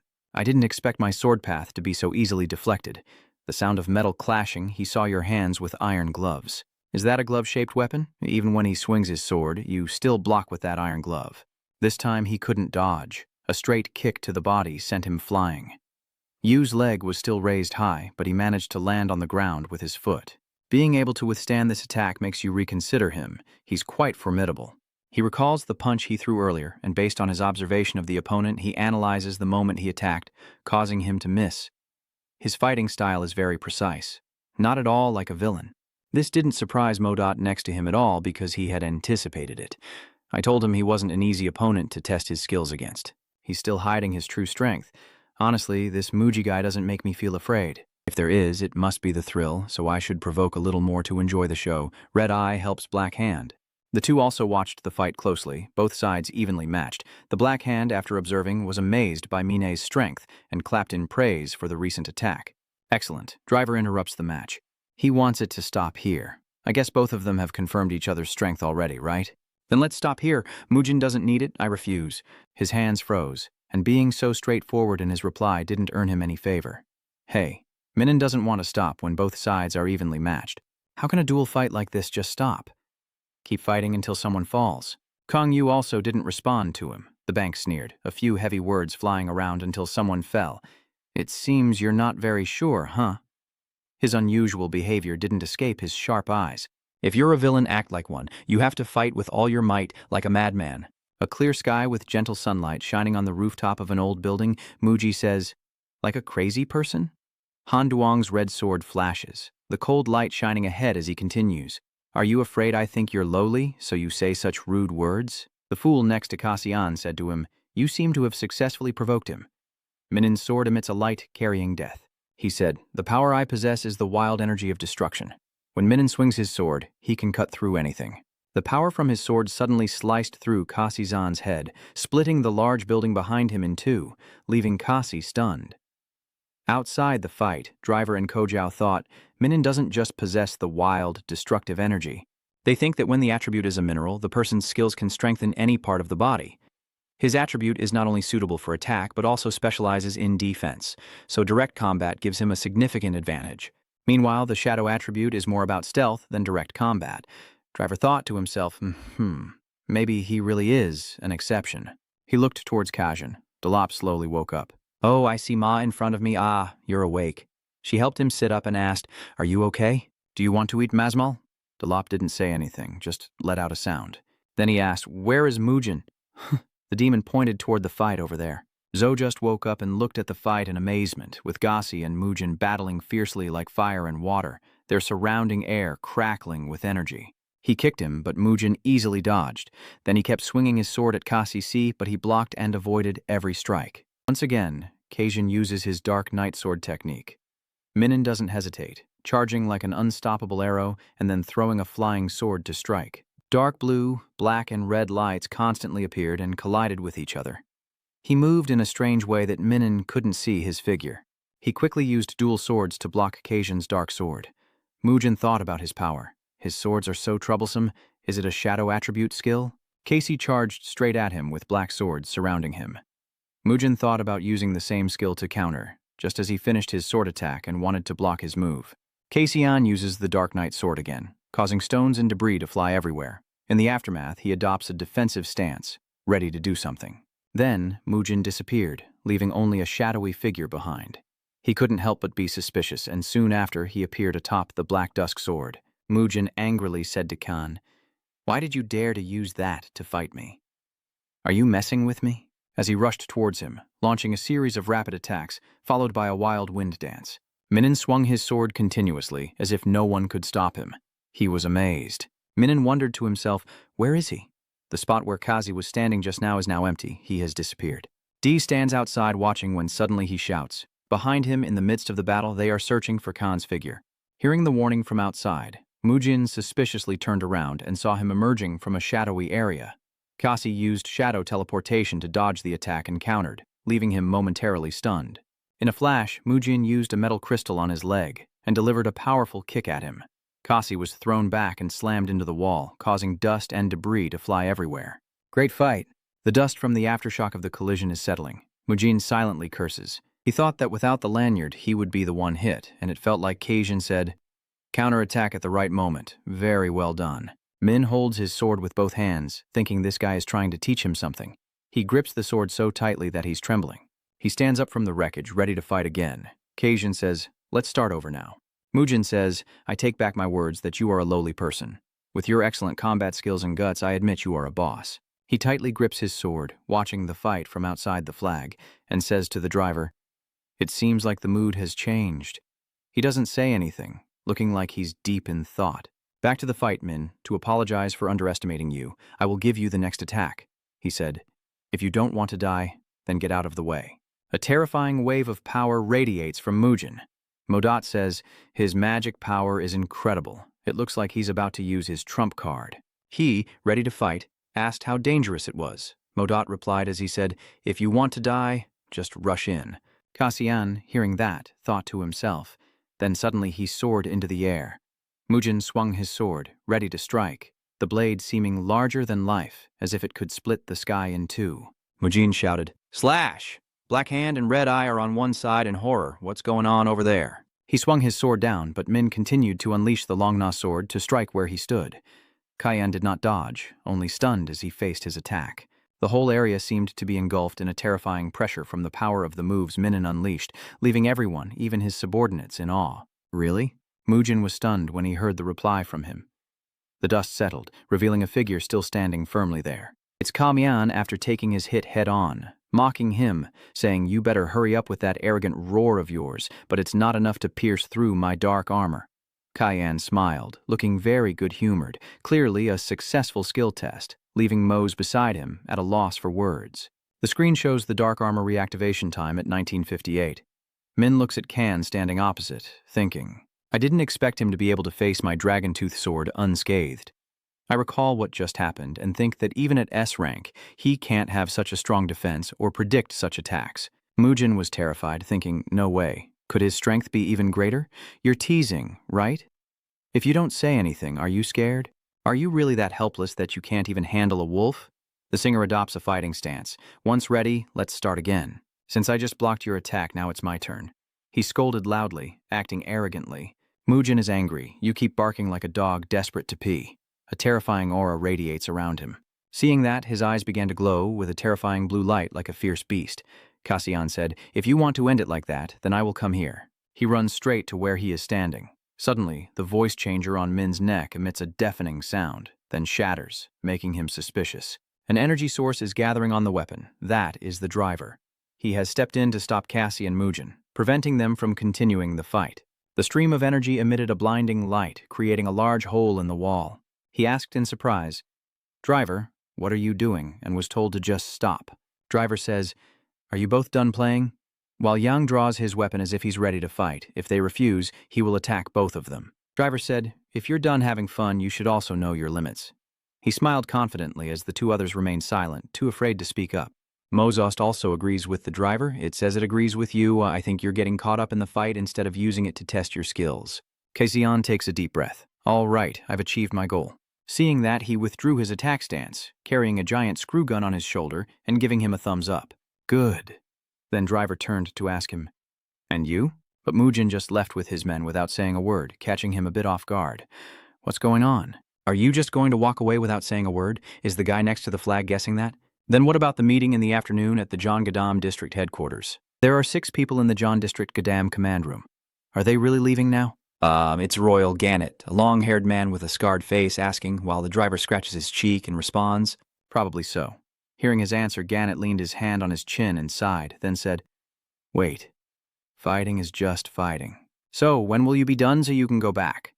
Then the man rested his chin on his hand, thinking. He sings softly. Mujin only acts when he knows exactly when to act and when not to. Could something else have gone wrong? I quickly grabbed the blue-haired girl holding the cookies. Cookies are so boring that even little Aoma with blonde hair glared at me. Is it your stomach, Mom? That's the 3rd piece of cake. Siviver turned to ask him what he thought. Cassian said indifferently, whatever. So, who are these people? It was only when you asked that he realized this was their first time meeting. Oh, you've never met them before, right? Let me introduce you. Cassian crossed her arms and waited for him to speak. The driver pointed to each person and introduced them. This is Gennett. The 2 girls sitting next to them are Azoma and Hot. When their names are mentioned, the girl with blue hair raises her hand to him. Hello. After he introduced the 3 of them, they are not Gadam's enemies. The driver said they are outsiders. Although they come here often, it's not easy to run into them. Ken said, I'm asking about their shoulder area. He answered your question hesitantly, as if he was thinking about something. Well, that's what I hope, as Gannett spoke up while the driver hesitated whether to say it or not. We come from Winterbell. Casey quietly wondered, Winterbell? He asked the man who was allowed to speak to him, surprised. Isn't Gannett the real purpose of this meeting? The driver interrupted before he could finish explaining, and Cassian spoke up first. I've heard that name before, and hearing you say it surprised the others. The man looked suspiciously. The driver asked if he had heard it before. Yes, I have. There's an emblem like a bell with a snowflake on it. Cassian recalled what he knew about some villains being heirs to noble bloodlines. These families believe they have noble ancestry and are very proud of it. They created an international organization called Winterbell. This organization possesses a dominant core strength and a fully equipped force with influence in politics and economics across all nations, even affecting the world's largest false flag organization, Lampus. Still, he thinks they remain a secretive organization. Only the top flags or high-level executives know about their existence. Cassie glanced at Gannett's people in thought, remembering that he had told him before that this was valuable information, so he should remember it carefully. Back then, Cassian complained about it. I really hate having to remember that. He thought he had memorized everything he was told back then. He asked, "How do you know Winterbell?" Cassian replied to the driver, just overhearing it by chance. "I don't know the details either." Hearing that, he didn't seem to believe it. This isn't something you could just overhear by chance. The man said, "I told you before that among the villains there is a powerful force that sets the rules." Gannett said while shaking a water bottle, "Do you mean it's related to Winterbell? So I'll start from here then." Gannett said, "The ultimate goal of Winterbell is the survival of the villain. The villain must endure restrictions on their freedom due to the manipulation of the Seven Saints. The only difference is that one side can stop the madness of the other. Compared to a ticking time bomb that could explode at any moment, there is no real difference between them." The man told Khan that to achieve one's wishes, facing the world is unavoidable, and the only way to overcome it is through self-destruction. Gannett continued, "They bind themselves and try to integrate with the world to survive. They must prove that even villains can control themselves. So Johan was created for that reason." Momo next to him asked, "You've never heard this before, right?" Casey remained silent, thinking that even though he was once a top player, he had never heard of this story before. And at that time, I didn't need to know what to do either. Cassian looked at him, and the man thought who would have guessed that the shoulder was made so the villain could survive. "I don't know who the killer is, but this story is really interesting." The driver crossed his arms and said to Gannett, "You're pretty good at explaining things, huh?" The man laughed and replied, "I've been a great speaker since the day I was born." He touched the round patch on his neck. Cassian asked, "So Winterbell is the one that made the DSP?" He replied playfully, "Bingo, that's right." Then driver explained, "Manufacturing costs are very high, not to mention the research and development process. So you're saying that someone at Winterbell can handle all the processes?" He laughed at that. "A person you wouldn't expect." Casey asked, "So is that so? Driver, are you also part of Winterbell?" You ask. The warm orange glow of the afternoon sun bathes the space, a beautiful old mansion nestled among the surrounding mountains. The luxurious chandelier on the ceiling, the belt writhing and grimacing in pain, says, "Ugh, my neck still hurts." Mugen heard that and said, "Don't complain about the punishment for your carelessness." When he heard that, he clicked his tongue and said, "I need some comfort right now. But that guy is not someone to be taken lightly." He told Mugen he didn't expect him to be able to face Longha's sword head-on. He held up the voice changer in his hand and said, "It's broken. I need to get a new one." "This isn't something easy to destroy, but it also means he's very strong, right?" Day said. "I can hear your real voice thanks to him instead of that weird one." Mugen straightened his tie and said, "Stop talking nonsense and take care of yourself." He stood up and headed for the door, waving as he left. So, the patient is leaving now. After he leaves, the room is left alone with him. Mugen raised his hand to remove the mask and placed the black mask on the table. "Kasan, is he someone recognized by the driver?" So, it turns out that the evil swordsman Mugen is actually a beautiful girl. She tucks a strand of hair behind her ear. Definitely worth investigating. Casey asked, "Driver, are you also part of Winterbell?"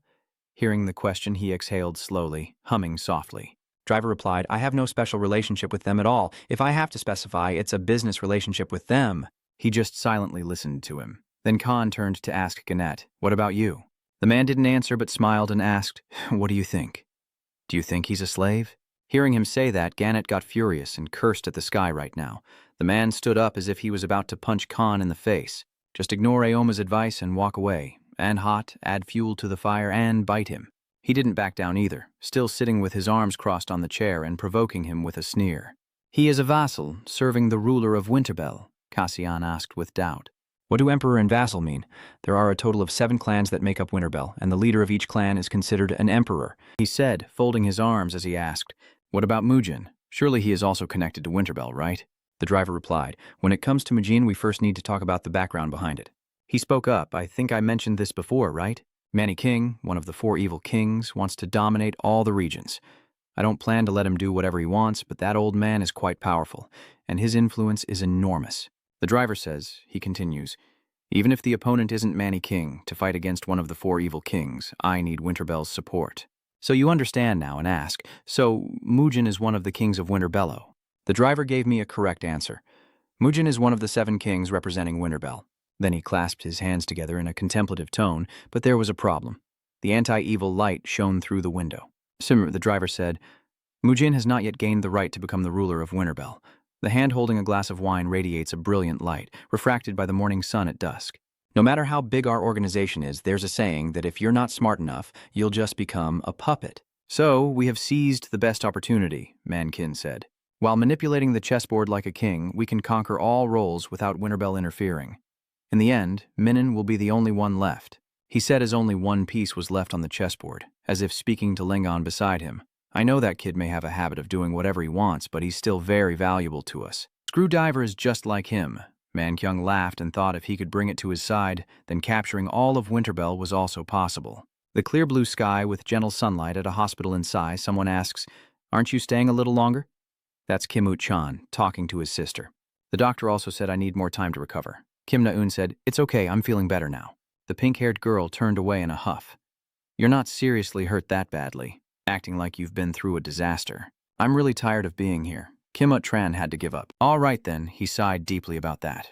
Ut's father silently thought about Kasian, while Na-on still believed he was the kidnapper and saw no need to clear up this misunderstanding. You remember the time when you went to rescue your sister with those people? The girl saw your brother suddenly silent and asked, why aren't you saying anything anymore? The day you were kidnapped, actually. But she suddenly interrupted with a sharp look. I don't know. Let's not talk about that day anymore. I can't remember anything. I was out drinking coffee with a friend, and when I woke up, I was already in the hospital. Are you sure you don't remember? Na-eun replied firmly. I don't know. Kim Ut-chan thought to herself, has the girl lost her memory of that day? If not, then say with a teasing look, don't tell me you can't remember my name forever. While the girl is trying to push her brother out of the hospital room, Mr. Kim Ut-chan, her sister wants to eat something delicious because she's been eating hospital food all day.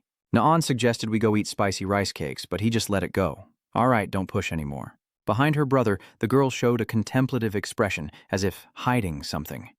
Na-eon wondered, is he still okay? One sunny day in the park, with people bustling around, Modot looked at the runners and said to him, there are a lot of people around you training hard.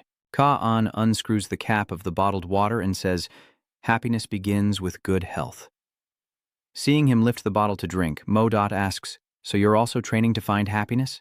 Ka-an thought, happiness? That's a word I thought about a lot during that time. He thought about the time he spent at the orphanage with Diep, which was a happy time.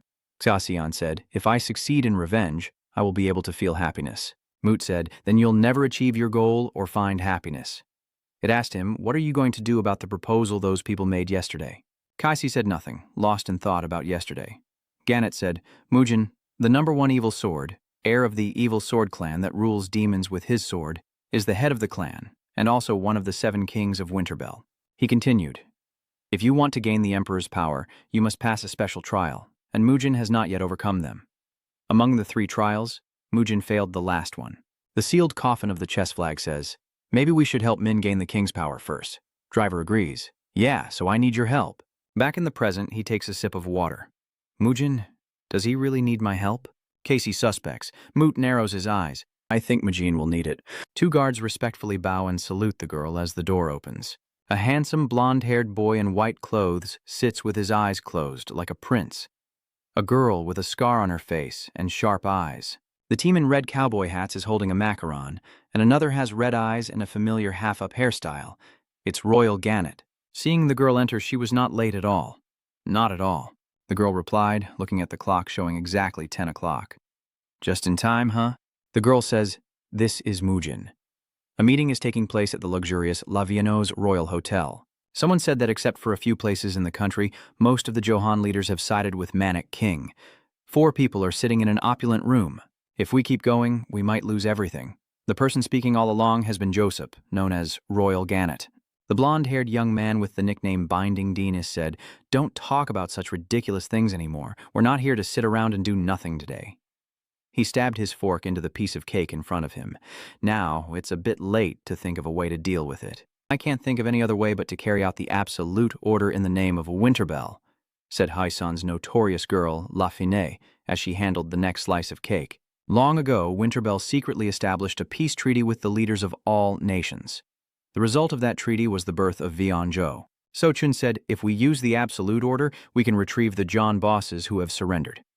Huisun also agreed with him and confirmed that was correct. John's shoulders are the only ones allowed to speak to the King of Winterbell. Now, Mujin finally speaks up. That power is only granted to the King of Winterbell. When John's shoulder boss goes against the rules and causes trouble, the Winterbell ruler will execute the absolute order. Do you think I look down on you just because I don't have the authority of a ruler? Mujin sat there with his arms crossed coldly. That is the absolute order, and if Trumvai John defies it, they will be forced to execute him. Huisun chuckled, covering his mouth. Ha ha ha, there's no way you misunderstood me, Gannett said with a nonchalant look. Aren't you just refusing to do anything? You've already done your best. She immediately said no, it's not enough yet. Mujin picked up the coffee cup because Manny King had already finalized everything he wanted. After saying that, she took a sip from her coffee cup. Mujin continued. Among villains, the four evil kings are considered absolute, but they only care about making money and aren't interested in Joe's role at all. Then why does he want to manipulate Joe's role now? She thought, or he might say, who knows if he's craving to take the throne of Winterbell. Mujin said, while Namni sipped her coffee, there was only one way to handle this. I must obtain absolute authority. Sun Chun agreed, that was the best way. But for the final trial, Gannett said, if that's what you care about, there's a solution. He continued, through the middle of the path leading to the sealed coffin trial of the gate. To be prepared for any unforeseen circumstances, there is a trapdoor placed there. If we can open it, we might be able to get inside, Gannett said. The guy slammed the table in frustration, as everyone knew. So Chun said, the problem is we don't have the key. Minin, upon hearing this, said there is someone who can enter without a key. Kajin. Because of his dark attribute, he possesses a unique dark skill that allows him to use darkness as a medium to move freely between different spaces. With that skill, breaking into the sealed coffin of the flag-bearer would be no problem at all, she explained. The guy thought in amazement. Darkness attribute. Darkness? The girl next to her said. This is the first time I've heard of a skill like that, so Chun said with doubt. Just getting in doesn't mean the problem is over. He still has to overcome countless traps and reach that gate. Mujin said confidently that if it's Xian, then it's fine. She recalls how he blocked her attack. He's very strong, and even a bunch of traps from the sealed coffin of the flag of surrender wouldn't stop him. Mujin asked the smirking guy what the proposal was, and Royer Gannett replied, when you asked, I wasn't sure what conditions they would set, but the response was quite positive. She stirs her coffee, implying they are ready to negotiate, so the outcome is quite favorable. I think forming an alliance with him would be very beneficial. The guy biting his lip looks angry. Sang Chun said, no matter what, it seems like we're begging him for help. Do we really have to do that? Mujin said, his fighting style is very unique, unlike any other villain. Compared to Seer, he's even beyond the combat staff. A professional thief? No, it might be even more than that. She continued, above all, he is the person recognized by the driver. Hearing that, the young man broke out in a sweat while Huisun chuckled loudly and Min smirked. She twirled a lock of hair in her hand and said, in other words, to become an emperor, if I can't use anyone or anything else, no matter the cost, I will make it mine. Mujin said with a cold expression. The clear blue sky has no sunlight. In a shared neighborhood kitchen, is Min an outsider? On the stove, there is a fried egg and 2 sausages sizzling on golden oil. The voice continues, so that's why he wears a mask and has that strange voice. Xian, you're talking to Mozot, only now you're telling me. What is your purpose? When Xiaxian asked that, I thought you'd be really shocked, surprised even. He said casually, I knew it all along. His fighting style doesn't seem like that of a villain at all. It feels more like fighting a false flag. Casey remembers Mujin's fighting style. Even in intense battles, he never loses his composure, showing that his fundamentals are solid and he has internalized his combat experience. Even if he's off balance, a sword master at that level is very hard to beat. That's why I gained a lot after fighting him. He remembered the meeting at John's shoulder area when Gannett asked, what's the condition? Do you want the stone? Cassian replied, no. He hands over the magic stone and says, whatever you want, just ask. If you help us, we will definitely reward you handsomely. Back in the present, with a spatula in hand, he seems distracted, lost in thought. Hot Momo, if Minen occasionally challenged him, suddenly Singer and thought of something. Wait a minute. Now that you mention it, that really pisses me off. Mo, standing nearby, wondered aloud. Cassian said angrily with an outsider, John is far from being enough. He wants to become the ruler of Winterbell. Hearing that, you must be jealous, right? He said he might be John's boss, but how could an outsider become part of Winterbell? Mo Rot looked down. I don't think this is the time to worry about others. Look, it's burning. The pan with the food Cassian cooked is burnt black and billowing smoke. The kitchen has been cleaned up. He is texting his sister about Kajin's eating habits. When she found out he cooked at home, she was very happy. Seeing the blackened plate of food, Kajin irritably took the burnt sausage and took a bite. Next to Modot, your sister looks healthy and fine. He chooses food. That's good then. I just need to keep doing what I'm doing, which is the best I can do for him. Cassian asked, will you accept Winterbell's proposal? Cassian replied, yeah. Modot said, so you've made your decision. He holds a rice ball shaped like a cute monkey's head, and his foreigner symptoms are worsening. Cassian takes the rice ball, and to prepare for any possible trouble, we need at least one reliable support place. Who are you to block our way here at John's shoulder area in Gadam district? Get out, Brake says. CR just laughs and stands opposite the other person. After hearing this, don't be too shocked. I am the reincarnation of darkness and the one who can control it, the strongest villain on earth and the most loyal servant to my master. The three fools looked at him with judgment. What the hell are you talking about? Are you having a seizure? Get out of here. Why? Black Hen pointed at him and shouted, get out, I came to see Can, it's you I need. Black Ghost says, the master is not here right now. Hearing that, the others suspiciously asked, not here? He crossed his arms and said in a dangerous tone, you guys wouldn't meet him even if he was here? You trash water and you dare to face the master. Know your place. That remark drove Black Ken into a rage, and he shouted loudly, you sewer rat. That dried fish, do you want to die? Black Ken said. At that moment, Cassian came from behind and asked, what are you all doing? Everyone was surprised and turned to look. CR asked, why did he come here? Black Ghost shouted, Master, you seem upset. Repeat the question once more. Why are you all here? These lowlifes dare to push in here, and while he's speaking, that guy interrupts. Stop talking. I'm in the middle of a conversation. Black Hen grits his teeth and says, we want to become stronger, big brother. Then, the three of them kneel down with sincere expressions. In the secret room right now, Kong Yu asked Black Hen why he suddenly wanted to become stronger, as if he wanted to confess to the girl he cares about. Black Hen angrily denied that Double B sitting next to him only knew how to stay silent. Kong Yu looked at them and asked, have you ever been formally trained to become stronger? Break Hand looked confused. Then you have to. CR smirked and replied, you need to train a bit first. Hearing this, Can You continued, desire alone is not enough. You need willpower and determination to endure, no matter how harsh the training is. Black Hand immediately got excited and raised his hand. I will do it. I have all the desire and will. Cross seems to be in disbelief and turns around. Really? And Double B just covers his face with his hand? Is that more important than Black Hand lowering his head? Suddenly Black Hand shouted, I don't want to be seen as weak trash anymore. I want to become stronger. Morut looked at Kong Yu puzzled and asked, what are you planning to do? Kong Yu replied, if they are all willing, I have no reason to refuse then and there. Then a glimmer of hope shone in his eyes. He thought to himself that if he wanted to fight against the evil king, including the king and Lampus, he had to make his allies stronger. After hearing their plea, Kong Yu immediately agreed. All right, if you really want to become stronger, then prepare yourselves well. Black Ho raised both hands to the sky, cheering happily. Great, Kong Yu set the condition. You must pass the test first. His request is simple. 1,000 push-ups, 1,000 pull-ups, 1,000 squats, and a 30-kilometer run. That's all. After hearing the word test, they froze, their expressions stiffening. Then they backed down. Kang Yu raised his hand to form a number 3. Morning, afternoon, and evening, 3 times a day. The test will last for a week. CR shouted 3 times a day, huh? Then Kang Yu turned to hand over to Break Ghost. Break Ghost, check if they are doing it properly. If you want, you can also join them.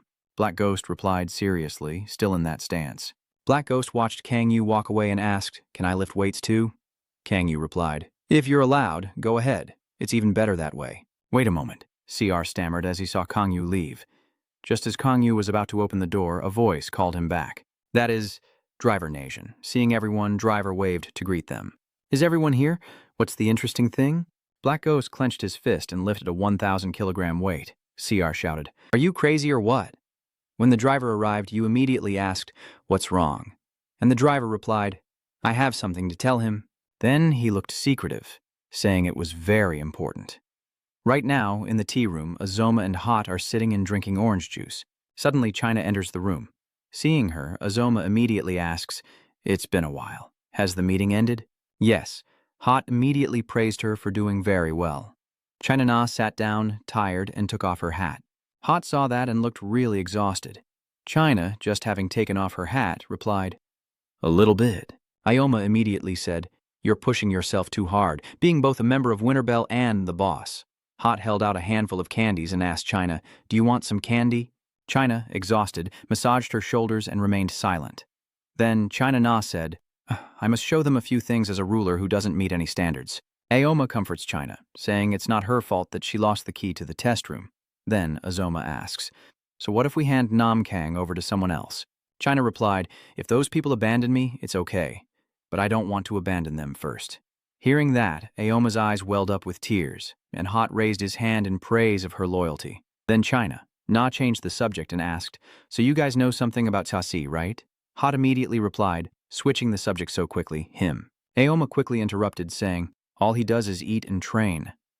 China crossed her legs and nonchalantly asked, "I only train. When I was at Yo's shoulder, I stayed in the gym, and even when I went to the park, I kept training." He studies very diligently. At this, Aoma's eyes lit up. Hot sipped his orange juice and mocked Aoma. "You idiot!" Azoma fell silent upon hearing that. China stared intently at Azoma then. Aoma tearfully begs China, can she pretend she didn't hear anything? So he only eats and trains. Huo looks at China silently, while China Na rests her chin thoughtfully. At this moment, in an abandoned town, Sang Chun and Huisan are standing on the roof of a deserted building. Looking at the scene before her, Huisan exclaimed, "It's so gloomy. Totally different from the rumors that this place is lively and bustling." Then she turned to Sang Chun without saying anything. Huisan paused for a moment before asking him, "Aren't you here to see Kayan?" A profile of her appears on her chest. "I already told the driver what I wanted to say. His attribute information sheet shows he is an A-level villain and a shining darkness knight." Huisan rested his hand on his hip and said, "Because you haven't left yet?" I asked. "I thought you had something else to do," Sang Chun replied to her. "It seems you're very interested in my affairs, huh?" Seeing Cheha standing up, he turned his back and said to Huisan, "See you at the next meeting." Huisan replied, "Okay." Then he disappeared right in front of her. Meanwhile, in the Vian conference room, Driver, holding a can of water, asked Kang Yu, "So are you going to agree to that proposal?" Then Driver continued, "I thought you would think it over more before making a decision." Kang Yu replied, "If I keep delaying my answer, I won't gain any benefit. We don't know when Manny King will oppress us again, so it's better to help Minnan gain the authority of King Winterbell as soon as possible." Hearing that, Driver immediately agreed it was the right decision. Then Driver set down the can and continued, "By the way, there's a message from Winterbell." Driver smiled. "It seems Mujin and the other vassals share the same opinion. They trust you and have entrusted this matter to you. If you agree, they want to proceed today or tomorrow. How do you plan to unify the conditions?" Kang Yu rested his chin on his hand and said, "Think about it some more." Kang Yu then raised his head and asked, "Well, then, we will deal with this after we finish the negotiations. We will handle what needs to be done first, then negotiate the conditions afterward." Driver leans back in his chair, lost in thought. "Luckily, you want to do this mission, but what if Winterbell refuses your conditions?" Kang Yu said, "I don't intend to ask for anything unreasonable. That's what you think. When they refuse, we'll consider our options." After hearing Kang Yu's response, Driver asked, "What should I do now?" Kang Yu looked at the letter on the table and asked. This is what Driver immediately replied. "This is what Winterbell wants me to separate and find." Mott was stunned. "Cian, is that the platinum disc design?" Kang Yu asked in surprise. "This one?" Driver crossed his arms behind his head and said, "This is the thing that old man Mankin values most lately. Looks like an antique, right?" Then he continued, "They want me to find out what this is used for. Are you sure this is the thing they want you to investigate?" Driver looked at it for a moment then. "Yeah, that's right. I withdraw my statement about considering the conditions later. All information about this object is my condition." In the room filled with various machines, the driver is working on his computer with a cup of hot tea steaming nearby, his voice softly echoing in the space. "It's going to be hard to find information on this. What is this?" Suddenly, Driver's eyes focus on something. He intently looks at the paper with a strange drawing on the table. In the hazy memories, a hand reached out and presented that piece of paper to him. "All the information about this object." Utent smiled and continued, "That is my condition." Thinking of this, the driver picked up the paper and muttered to himself, "It seems he now knows what it is." Driver turned around, sat down in the chair, and let out a long yawn, feeling exhausted. Sitting cross-legged on the chair, he kept asking himself questions. A pentagon shape? No, it's not. Maybe we should investigate Lampus? Villa Inton switches to Heaven Pup. Heavenly bar, Heavenly bar. So Chun sat at the bar and greeted him. It's been a long time since we last met, hasn't it? Yucha slowly places his glass on the table and chats with So Chun. It's been a year and 2 months since I came to Gadam. Sang Chun propped his chin with his hand and continued, You still remember it so well. Churha smiled and replied, Sometimes I still pay attention to every little detail. Suddenly Sang Chun spoke as if he wanted to say something, and his next question made Cheha freeze for 5 seconds. Someone like you being here, changing identities, must be pretty convenient. The glass of wine was handed to Sun with a slightly annoyed tone. Thank you. But before Sun could grab the glass, Cheha quickly pulled it back. He smiled brightly and said, In our bar, you have to pay first. After hearing that, So Chun looked quite disappointed. Can't get it for free?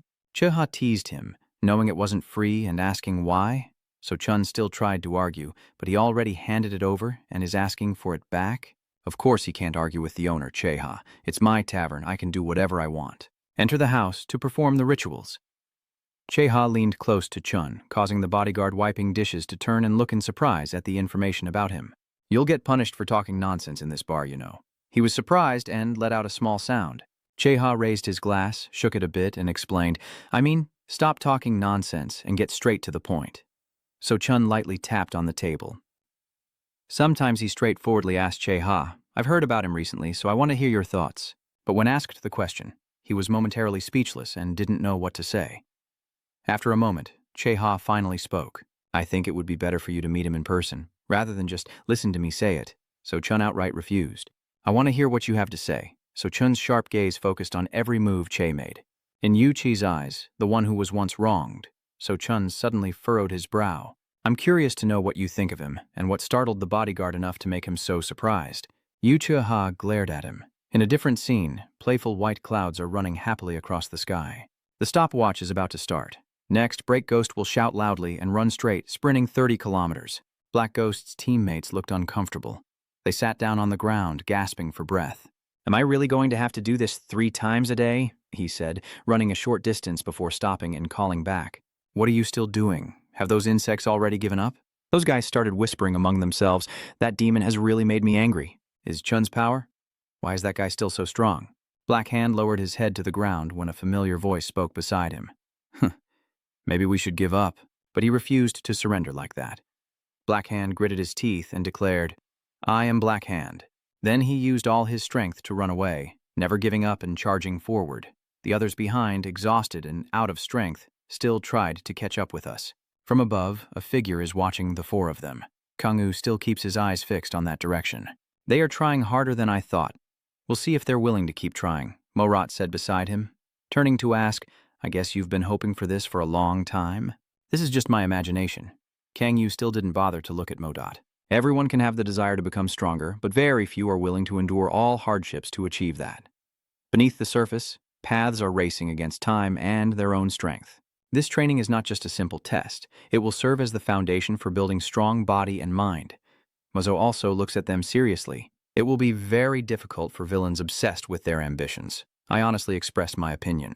I have no intention of training these fools. Moron, just guess. It sounds like you're not expecting anything, but Kangwoo's answer is completely different from what it's thinking. On the contrary, his giant hand rests on the railing. Suppose they will be stronger. Do you think the people watching them will just stand still? If they are smart, they will do everything they can to become stronger? Morat guesses. It sounds more convincing now. It seems you want to increase the strength of Gaddam Ha's entire shoulder. Are you planning to give away your influence? Kangwoo asked back. What does influence mean? Seeing the weak and helpless people in your hands is quite uncomfortable. It continues, so it's because you're selfish. But Mozo's eyes suddenly changed. It gritted its teeth and asked, are these villains you're helping on your side or not? Kangwoo listened silently to Modat's words and then said, you have your reasons to fight, but trusting that villain and driver doesn't look promising either. White Fang. Morat hesitated and asked, is it okay for Winterbell to continue investigating it? Kangwoo has no other choice in this matter. If I tell them to stop, they will surely stop. If we can't prevent it, the best option is to make them share the information with us. He thought to himself that if that's the case, he wouldn't need to do anything to get the information. So there was no reason to stop them. The image of the platinum disc appeared in his mind, radiating a bright magical aura along with mysterious eyes. If everything goes smoothly, we'll not only get information about the platinum disc and Mozuo's presence, but maybe also some news about him. Suddenly, Kang Yu jolted upright as a beam of light flashed through the window of the opposite building and shone directly into his eyes. Modot also looked surprised and turned towards the light. What's going on? It turns out that was a beam of light emanating from Sanchun's body. Kang Yu was still in shock, unable to take his eyes off it. I've never met him before. Who is he? Sangchun saw him and immediately smiled mischievously. He raised his hand to signal, "Come here." Morot's eyes widened in surprise, as if he's calling you. Chang Yu flips off Modot, saying it's you. So Chun watches this in disbelief, his face blank with confusion, filled with question marks. The scene of the sky continues to race against time. Sangchu looked at Kang Yu and sneered, "You have no sense at all?" After waiting for a while, Kang Yu and Modot finally arrived here. "Do you just let others come and go as they please?" "I won't bother arguing with Sangchun either. I don't think you're worthy of saying that." He suddenly asked, "Did he stab you?" He started to feel his patience slipping with this person in front of him. "Stop talking nonsense. Who exactly are you?" Sangchun asks him, "Have the driver not told you yet?" Shang Yu continued his words. Hearing this, Sangchun seemed to understand the situation. "So, that's why you're so arrogant." Without waiting for Kang Yu to say more, he quickly unleashed his dazzling power. "I proudly introduce myself to Kang Yu. I am Brinding Dagnus, who has yet to serve the Winterbell throne." Hearing this name, he was taken aback. Winterbell. Going back through a series of past events, Kang Yu concludes that the one who requested the driver to investigate the platinum disc was him. At this point, the two of them are gradually returning to a peaceful state. "I hear that you are willing to help us." Kang Yu crossed his arms and continued, "I don't wish to, but I accept the request." So Chun was a bit surprised. "The request, it seems you heard wrong. A golden sphere appeared in the air. I have recently heard about what you have done." The sphere quickly slipped into So Chun's hand. "You defeated Barracuda and destroyed Boxan, right? You just took down a little minion and you're already excited? If you had investigated me carefully, you would have acted accordingly." Kang Yu was just recounting his achievements while casually asking him, "Not long ago, I also defeated Minin, the boss of John in Namkung. Mujin is also your king, isn't he?" Sangchun sneered mockingly. "You really are a stupid bastard. Beating someone else makes you think you can do everything, huh? And then you call it a victory and worship yourself." Kang Yu couldn't help but be angry at these unpleasant taunts. "You don't believe me." But Modot, who is beside him, agrees with Sun. "I think he's right, and he even insults him a few more times." "You are like an unreasonable liar." Sangchun even deliberately emphasized the point. "No, your personality has been problematic from the start." Kang Yu, having listened to Sangchun's provocation, no longer had any patience left. "You're so talkative. How long do you plan to go on? If you're here to fight, just use your fists. Or are you afraid?" His bright white teeth are once again revealed. If what I hear is true, the golden sphere in Sangchun's hand begins to reveal the image of his palm. It seems the rough personality of the villains in Gadam is also real. Now he is surrounded by overwhelming murderous intent, truly not someone easy to deal with. Be grateful to me, for I will cleanse that bad habit of yours. Heavenly Tavern, a hand carefully cleaning the liquor shelves. Sheha still diligently works in his heaven bar, his eyes full of unspoken feelings.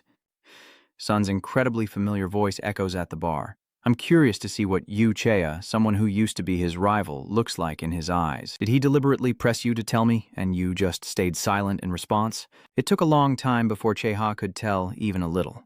There's not much to tell.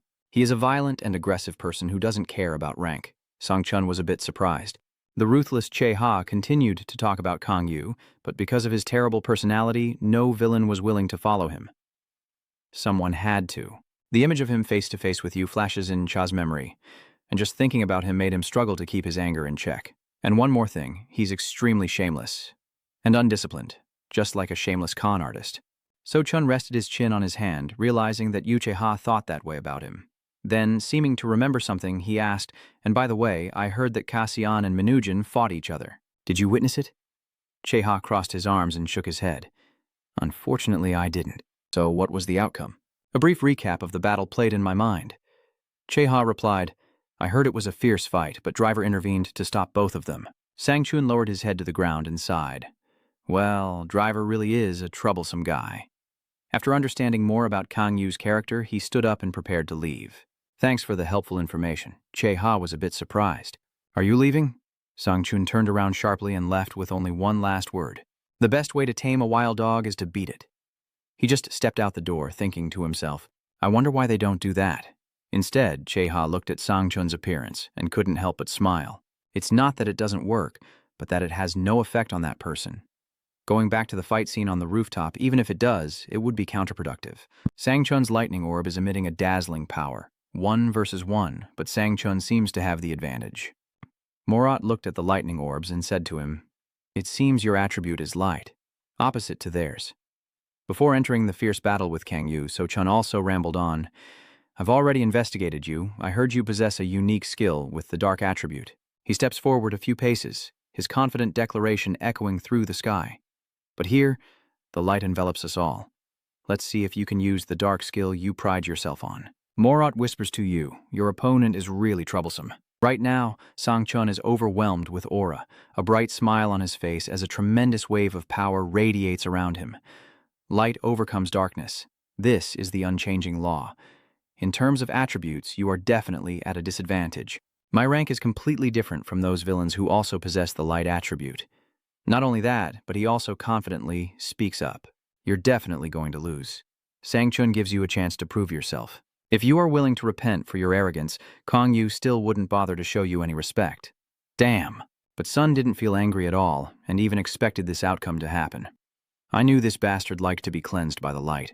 The very next second, he charged straight at Kang Yu with 2 lightning orbs in his hands, and Kang Yu quickly seized the opportunity to strike. He then soared up with his dark power, aiming to kick Sangchun in the head, but he also reacted quickly and dodged. Kang Yu took a running start and landed on the ground. He was a bit surprised by Sangchun's strength, as Sangchun was now the one truly in control. That despicable darkness you possess. In the next moment, a powerful beam of light shoots down from above to cleanse Kang Yu with the aurora light. Although the opponent's strength was not ordinary, Kang Yu never doubted his own power and easily caught the aurora light shot out by Sangchun, repeating this several times with continued success in dodging. Suddenly, something made his eyes widen. The battlefield became chaotic. So Chun saw that his light couldn't defeat Kang Yu. So he charged forward with his body, still using the familiar Thunderbolt sphere, which was no longer a challenge for him. Kang Yu forcefully shattered the Thunderbolt sphere, his most reliable ally. Not only that, he also punched through the protective armor on his face. Sangchun, struck with such pain, shouted out, You're about to throw another punch. You said something about attributes, right? Those things don't affect me at all. The final punch was unleashed. Sangchun truly failed completely this time against Kang Yu, whom he had always looked down on. Because I only know how to fight you with my death blow, another strike is about to be unleashed. It's over. Yu then delivered a kick that knocked his opponent down, leaving Sangchun sprawled on the ground. Seeing his miserable state, Kang Yu approached and said, Do you think I only have dark attribute skills? After his question, only the sound of wind rushing past his ears and no other voices could be heard. Angrily, Kang Yu glared and continued to stomp on Sangchun's body. Get up and keep blabbering about cleansing my darkness with your light. Suddenly, Sangchun's scream rang out. Wait a minute. Hearing the voice, Kang Yu stopped what he was doing. Wait a minute. I admit it. Sangchun is trying to crawl up despite his battered body. I underestimated you. I admit I was too reckless. Kang Yu, who didn't care about this, then gently pressed something onto his neck in the name of Winter Bellow. A beam of light once again appeared on Sangchun's body, making Kang Yu feel dazzled. Since I have acknowledged you as an opponent, my task is to face you in battle. Right now, Sangchun has become much stronger and more energetic than before. Get ready to break your limits. Kang Yu stared at his opponent, whose entire body was enveloped in a golden, powerful magic. He kept his eyes fixed and thought to himself, I've heard that some villains use limits to hide their true strength. He looked at Sun Chun standing there and thought to himself, maybe he's one of them. Then Sun shouted loudly so his opponent could hear. If you had listened when I spoke, you wouldn't be in despair now. So Chun slammed his mighty staff into the ground, his voice full of arrogance. Don't expect mercy from me. The light from the spear surrounds him with golden magic that burns like fire, reflecting the fury burning in his eyes. He declared that he would make you pay for daring to anger the king and cast a spell to create 7 large fireballs soaring into the sky. Then he shouted loudly for the thunderbolt, and suddenly the 7 fireballs merged into a gigantic sphere. Kang Yu looked at the huge fireball before him and wondered, are they combining into one sphere? Sangchun held his head high, his voice booming like thunder in a clear sky. Look, this is true ultimate power, he said with a look of arrogance shining in his eyes, and Kang Yu replied dismissively with a foolishly contemptuous tone. Still, you can't defeat me. That statement only fuels his anger even more. Kong Sanyu also begins to cast the spell as the light radiates outward. A stream of blue energy emanates as Kwang Sanyu continues. They coexist side by side. Kwang Sanyu shouted the black wild saber. A strike with a blue light streak appeared toward the fireball. Kwang Sanyu continued to order, "Destroy it." The blue light automatically targets the fireball precisely and splits it in two. Sang Chun still stood there in shock, while Kwang Sanyu remained completely indifferent. "You're pretty good, but it's not over yet." He confidently declares, "I still have a trump card." So Chun continues casting again, calling upon the power of light to pierce through darkness, then points his spear directly at Kwang Sanyu. "I will purify you with my light spear." At the same time, Kwang Sanyu also cast a spell, shouting for the black armor, a large blue circle enveloping him, causing the spear to fly out. So Chun was startled, muttering something to himself. At this moment, Kwang Sanyu shouted loudly, "Hakshta Kiem," to counterattack. The blue swords appeared continuously, heading straight for Sang Chun, forcing him to dodge repeatedly. But then, a sword strike hit Sang Chun, causing his mask to shatter. Kwang Sanyu stopped his spell immediately. Then Kwang Sanyu clicked his tongue and said, "Wow, your acrobatic skills are really impressive." So Chun is now furious, muttering to himself, "What kind of messed up situation is this?" He thinks that although he didn't use his full strength, he didn't expect to be pushed back this far. Kwang Sanyu, with his hand resting on his knee, asked his opponent how long he planned to sit there. At this moment, Kwang Sanyu also wondered in his heart that it couldn't be. The one with extremely poor ability couldn't be him. Then Kwang Sanyu asked his opponent what he was doing that kept them so far apart. "Don't tell me your strength is only this much," Sun Chun thought through gritted teeth. "Is it me?" At this moment, a loud call sounded from behind Shang Chun in the distance. "What about those people?" Both of them looked in the direction of the voice. Driver and Hui-sun appear together. Hui-sun speaks just at the right moment. Driver, half sitting and half kneeling, also interjected. "Things are too noisy, that's why I came." But just as I thought, Driver looked straight at Kan Yu and continued speaking.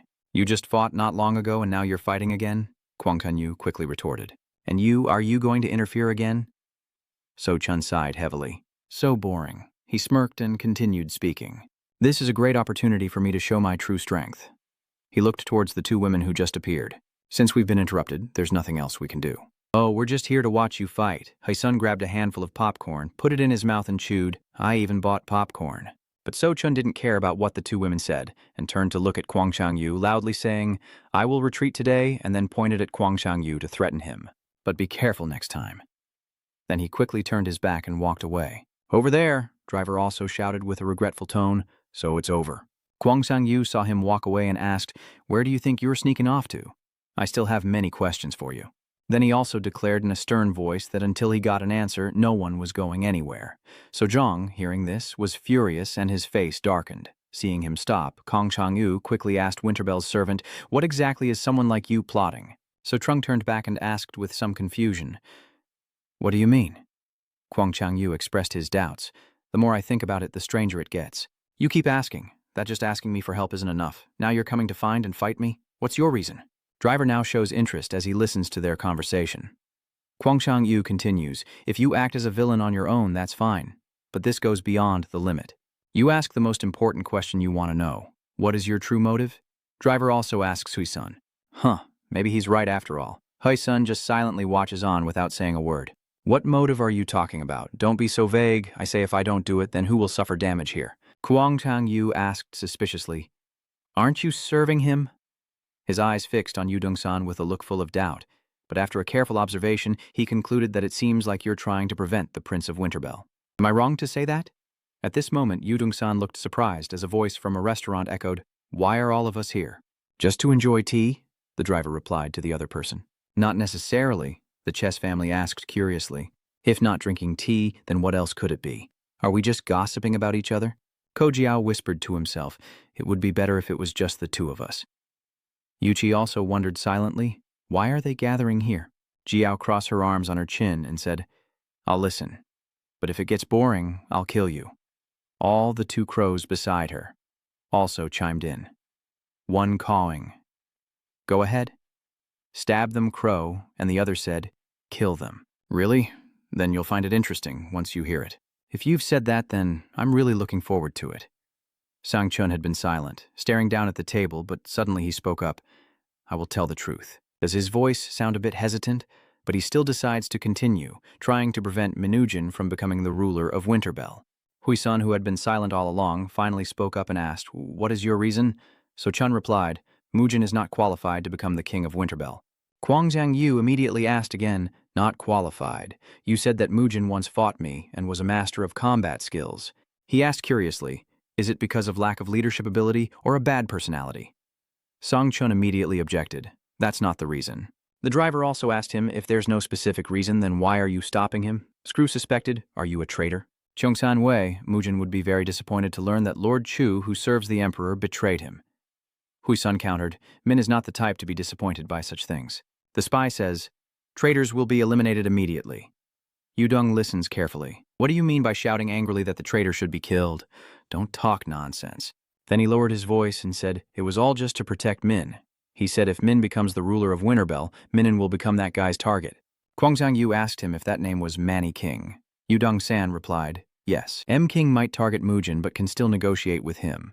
He said that he is the most evil and powerful among the four evil kings. In the cozy room, contrary to the conspiracy theory tone, Sun utters a name. Red Dead Peony. He will target Min.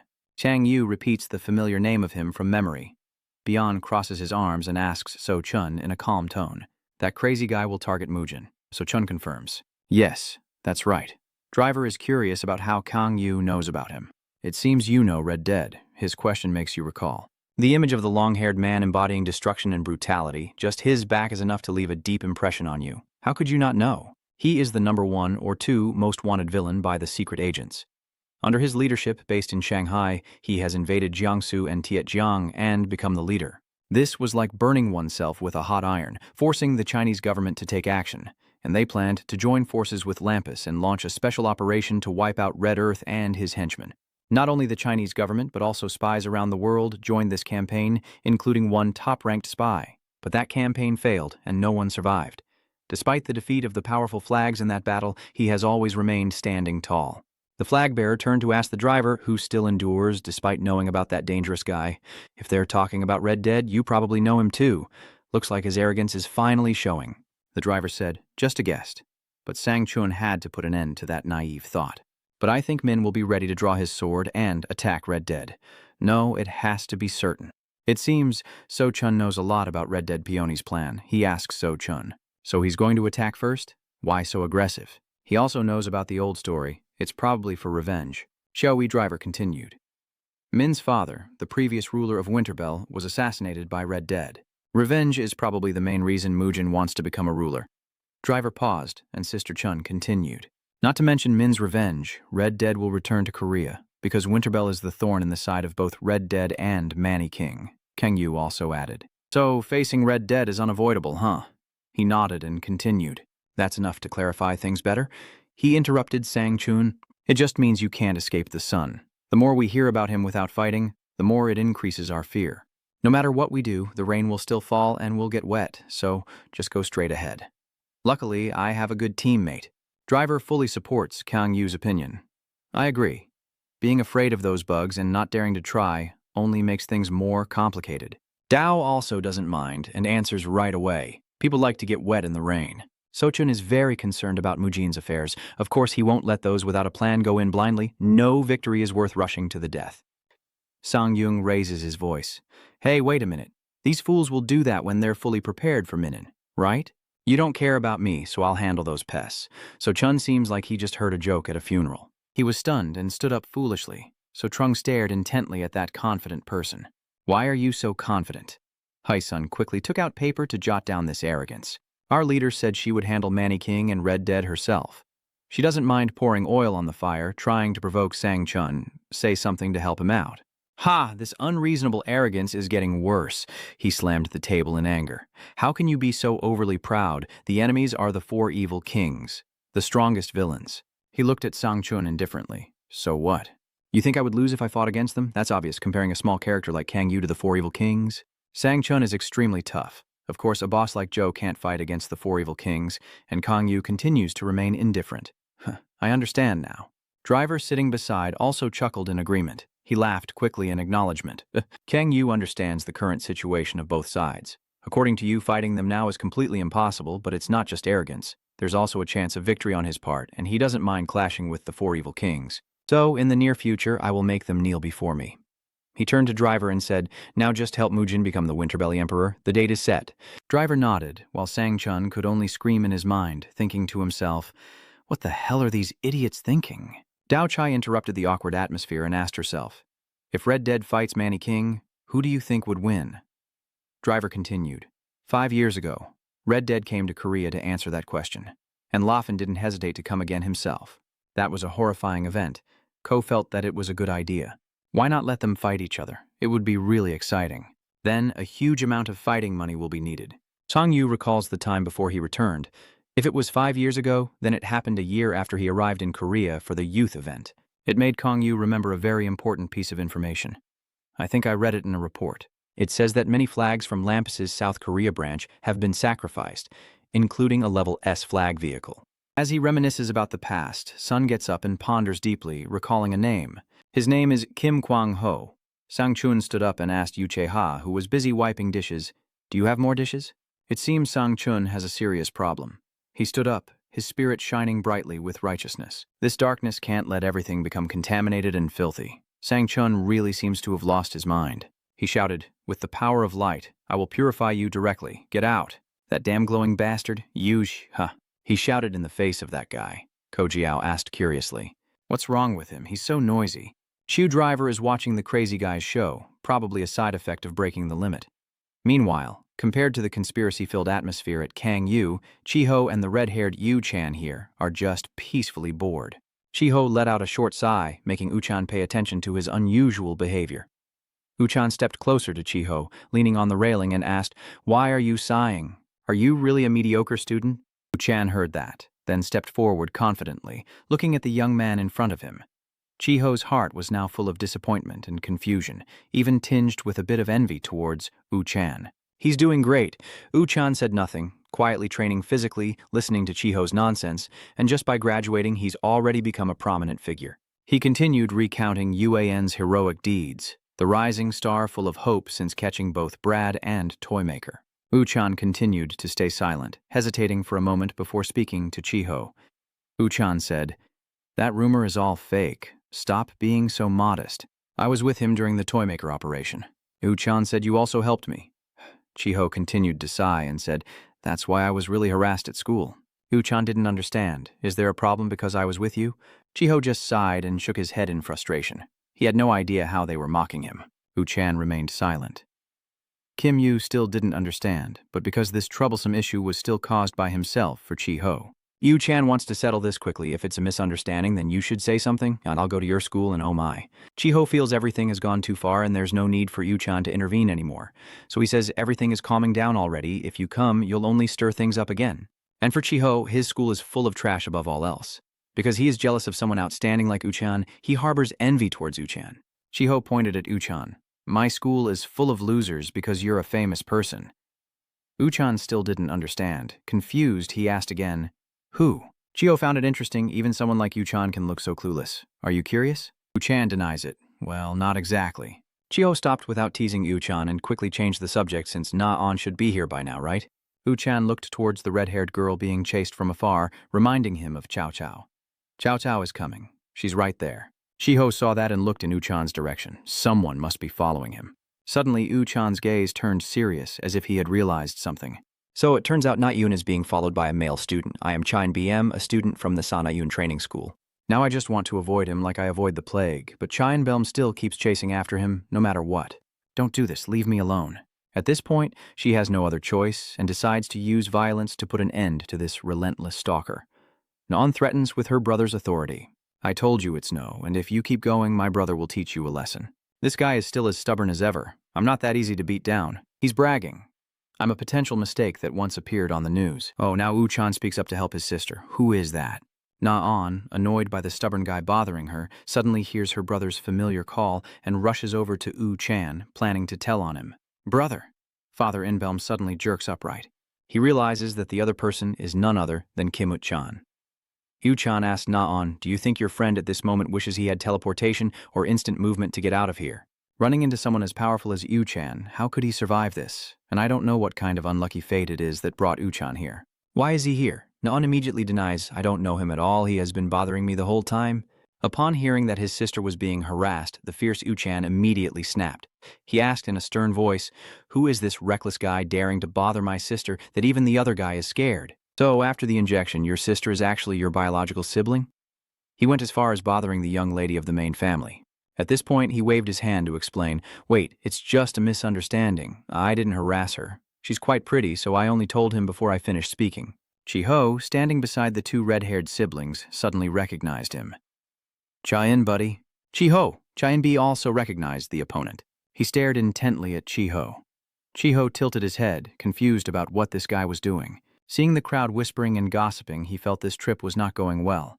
Truly a strange guy. He immediately ran as fast as he could, leaving Na-on shouting behind. He's running away. Uchan asked Chi-ho, do you know him? Of course, he came to my school. His name is Inbom, one of the haters I mentioned. The Twilight Horizon is in the Southgang district of Seiyun at the palace. Right now, Mujin is discussing a cooperation plan with Zo. Okay, thank you for your effort. Since Mujin's identity has been revealed as female, we will change from you to she. At this point, Mujin's true identity has been directly exposed. Jop doesn't hesitate to probe her. It seems whatever she's waiting for is progressing very smoothly. Mujin, not wanting to waste words, immediately headed to the sealed room. He continued. Great, I'm starting to get worried now, Mujin asked. What is it about? Having to rely on an enemy for a plan makes him worried that everything ahead might go wrong. Because you will have a big battle, I worry because we asked someone who is hostile to you for help. And luckily, he's not a narrow-minded person. Kang Yu's figure appears like a savior, but at least for now, trusting him is quite ridiculous. He continues to probe. Anyway, congratulations. Mujin, should we open a bottle of champagne to celebrate? She was straightforward. It's still too early to celebrate. She lightly swung the silver knife, playing with it. I am not yet the ruler of Winterbell. Even with that title, this is only the beginning. Then she slammed the knife onto the table with a thud as if victory was in Muji's hands. We can celebrate. Then she increased her grip on the dagger after I successfully avenged myself. The sun gradually sets over the residential area. A luxury car is neatly parked by the roadside. China was carefully helped into the car by her bodyguards as she approached. Memories flooded back and the familiar cardboard box from her childhood reappeared in her mind. As a child, China cried loudly, her eyes filled with heavy tears, trembling and panicked as she clung to her father. China's father's hand gently stroked her head to comfort her, helping her calm down after accidentally eating her favorite cookies. He held his little daughter tightly, soothing her sweetly. China, still with tears in her eyes, was calmer than before and rubbed her cheek against her father's arm. Returning to reality, China gazes out the window with a sharp, cold look that is completely different from the fragile girl she was as a child. The driver glances down at China and cautiously speaks to her.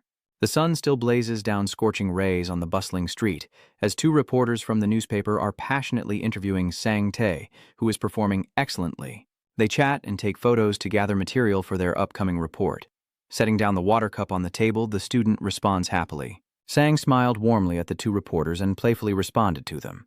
Hearing the friendly reply, the two journalists also felt happy and promised to support Sang Tae. Sang Tae felt pleased and honored as both the gentleman and lady praised him, making him feel proud. The female reporter turned to look at her colleague with a cheerful expression to continue the conversation, and the man responded happily. As time passes with their story, the sun gradually sets. Sang Tae hears his friend's name and feels confident about their relationship. The ringing phone interrupts Sang Tae's ongoing story, drawing his attention to it. The screen shows a message from Inbel's father, full of urgency. He quickly finished the interview in a friendly atmosphere after receiving the message. As Sang Tae left, the two reporters still watched him with admiration. Sang Tae smirked smugly as the sun slowly cast its glow over the tall buildings in the city. In a hidden alleyway deep within the row of houses, Sang Tae silently watched Inbel raging and arguing with him. Inbel glared at Sang Tae in frustration, his eyes wide and teeth bared like a predator ready to strike. Sang Tae showed little reaction. He just silently contemplates what he just heard from Inbel's mouth while Inbel continues to argue. He uses brutal punches to describe the story while Sang Tae remains silent and thoughtful. After Sang Tae's cold denial, Inbel looks visibly displeased and disapproving. His face twisted with his friend's response. Sang Tae once again fell silent, calculating, his face filled with menace. Inbelm continued explaining to Sang Tae, but he acted as if he hadn't heard anything and ignored what his friend was trying to explain. Sang Tae's eyes flash with deadly intent as he glowers at Inbelm. Inbelm was grabbed by Sang's collar, surprising even him with this unexpected move, causing his words to trail off. Sangta smirked slyly and gritted his teeth at Inbelm. Inbelm, in response to that look, also pouted and glared back impulsively. After releasing him, Inbel looked annoyed and rubbed his throat with a frustrated expression. He smirked with a challenging look, matching the ominous atmosphere with his attitude. A man passing behind them seemed indifferent to their presence. Changyu carefully looked at the phone for directions while Mozo hovered beside him, watching what appeared before their eyes. Kangyu and Mozo stopped in front of a plate of macaron in front of him. They look at their phones, then up at the location to confirm they have arrived at the right place. Kangyu recalled some old memories, leaning his head on his hand with a puzzled expression towards those people. The drivers in Kodao happily responded to Kangyu's confusing question. Kangyu looked towards Hui Sun as she clarified more about the bakery near her place. Hui Sun, full of happiness, reminisced about the sweet macarons melting in her mouth. Back in the present, Kangyu stands in front of the snow market counter with beautifully arranged purple macarons looking truly tempting before him. The sharp chime of the doorbell rang out. Kangyu looked at the waiter with a determined gaze. Behind him, China is entering. She looks at the server and asks about the pastry that Kangyu accidentally bought out. The server responded respectfully, but Kangyu didn't pay much attention to her, though the boxes of gray Countess macaron in his hand made her take notice. Kangyu turned to look at China with a cold expression. The waitress also kept her eyes on her customer because of that. China politely requests, pointing to the bag of pastries in Kangu's hand, her determined gaze fixed on the bag, while the servant is startled by her careless suggestion. Hearing her unreasonable request, Kangyu looked up with a disappointed expression at the colorful macaron display. China bit her lip in patience, lowering her gaze with a pleading look, hoping Kangyu would agree to her request. Kangyu listened to those passionate words and looked at her coldly. He lowered the bag of cakes, and China looked up in response. Kangyu returns the bag of cakes, passing by China with a regretful sigh as she still doesn't fully understand what's happening. After Kangyu leaves the bakery, China turns back to him. Mozost witnessed that, it appeared to mumble to Kangyu, making him sigh. China chased after him, reaching out to pull his shirt back. Kangyu turned back to look behind him. China still maintained a cold attitude. She grabbed Kangu's shirt. China handed Kangyu the remaining box of macarons, which also surprised him. China smiled softly, touched by Kangu's kindness, while Kangyu held the bag of pastries, looking down with uncertainty. Mozo also looked on with a bored expression. Both Kangyu and Mozo were like statues after China's previous action. The crowd pushes past the central fountain as Kangyu quietly watches the passers-by, while Mozo looks at him in confusion. A father and son are playing happily on the way home, catching Kangu's attention. Mozo watches with a look of boredom. Noticing Mozo's gaze, Kangyu stood up and turned away. Mozo listened to his words with a look of surprise. Kangyu looked at his hand as he remembered China's image. He tilted his head back and let his thoughts drift away with Mozo's. Standing on the porch of the house for the funeral, China remained silent before his father's coffin. The macarons that China's father liked are neatly arranged in his area with a photo and an urn, as China looks on coldly, her eyes devoid of any emotion. A large, sturdy iron gate blocks the outside world with an arched stone interior. The atmosphere is unusually gloomy and oppressive. China in her summer uniform looks across at Kangyu and driver standing face to face with her, Eos, and son. Sanchun frowned and warned Kangyu and driver. Their stubbornness made So-chun lose her temper. Yos stood there, turning to stop him. Despite the warnings, driver cheerfully turned to Kangyu. Even though China is standing on the other side, she remains silent, watching the situation closely. Kangyu knows she's observing him intently, and he responds without hesitation, showing determination as he hovers beside him. China approaches Kangyu, her voice soft as he gazes steadily at China with a determined look. Kangyu raises his hand, dark magic enveloping his palm. As Kangyu approaches and touches the large iron gate, bursts of magic explode and engulf him, as if trying to swallow Kangyu whole, while he looks confidently at his companions, reassuring them to trust him. The spiraling staircase stretched so long that there was no visible end. Yos held the torch, leading the way forward. Kangyu also carefully followed behind. The stone walls of the tomb have many cracks from the passage of time. Kangu's hand touches a mysterious jade-green orb that emits green energy particles, illuminating the trail ahead for Kangyu and Mazat. The rolling orbs spun rapidly like soccer balls. Kangyu continued to use the jade orb. He watches the direction of the energy shadows it emits, deep in thought. Standing before the dark entrances of the tomb, Kangyu hesitated as he saw the energy spheres evenly dividing into the passages. He watched them carefully, stroking his chin in thought as he sought Mozo's opinion. The cold, silent trap tubes were easy for Kangyu to spot thanks to the light. He remembered Dongsan's annoyed face and his judgmental shout. Under Kwang Shu's feet, a stream of energy flows continuously, a relentless vitality. The dilapidated tomb trembles with Kwang Shu's power and his bursting spiritual force, pouring out endlessly. Wang Shu, knowing he couldn't avoid it, quickly rushed through the chaos and easily dodged them. His power illuminates that dark path, as a faint purple mist seeps and clings to Kwang Shu with an ominous presence. Kwang Shu, like a raging storm, keeps moving forward. Mazote with his armor jumps lightly, sensing the ominous aura and warning him. So Kwang Shu also slowed down to observe. The clouds of gas spreading close to the ground made it difficult for people to recognize easily. Kwang Shu stopped and touched the wall where the purple aura was most concentrated. As if hitting the right vein, the gas spread out like clouds, surprising Mo Zuo as well. Kwang Shu looked at them with a confident expression, confirming his suspicion. Mo Dot narrowed his eyes, worried about his safety. Knowing Mo's intentions, Kwang Shu used his powerful magic to calm the situation, opening a secret passage through his strength. Outside the gate of the Jiao family tomb, Deng Shu was anxious, biting his hand as he looked inside. Josie looked at the watch on her wrist and spoke calmly as Deng Shu was getting anxious for his teammate. China also sensed the tension and spoke up to reassure Deng Shu on Josie's behalf. Driver also expressed his agreement, making Deng Shu suspicious of them. He calmly looked up at the information board. He sighed and reminded Deng Shu. Driver chuckled quietly, thinking about Kwang Shu's true strength. Wang Zhu rushes into the secret passage as if riding the wind. He stands before a massive gate guarded by two gods, each holding the familiar jade sphere Kwang Shu encountered earlier. A circle with strange patterns appeared before him, making Kwang Shu curious. That circle was surrounded by the purple smoke from earlier. Mo Rot's eyes widened in surprise when he saw the patterns drawn on the circle. Wang Shu noticed his companion's intense reaction and glanced at Mo Zost, who was anxious and restless about the location of the gate. Kwang Shu looked seriously at Mo Zost, imagining China sitting confidently on the throne with Huisan and Deng Shu on either side, appearing quite dangerous. Standing in front of the door, Kwang Shu listened to Mo Zost's explanation while observing the situation. Mo Dot looked at the circle on the gate, feeling an overwhelming sense of worry. A large incense burner filled with ominous weapons. The purple energy just now also surrounded it, warning anyone nearby. Right now, at Vespna Restaurant in Philadelphia, USA, everyone is happily drinking and chatting. There is a table with a man surrounded by two bodyguards. That is Set.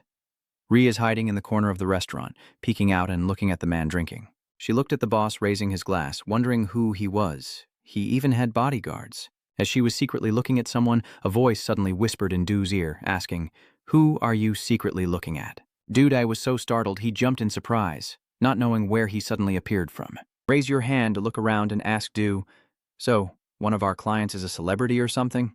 Suddenly he looks toward that VIP guest. I didn't see his name on the reservation list.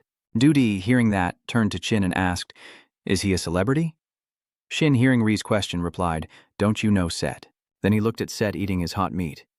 "That person is the president of Lampus." Set, president of Lampus. Dudi asked in surprise if he was the chairman of Lampus. Then that meant he was among the top players. Just give a like, he's the strongest. Then Dudi asked, "A great person like that coming to our restaurant?"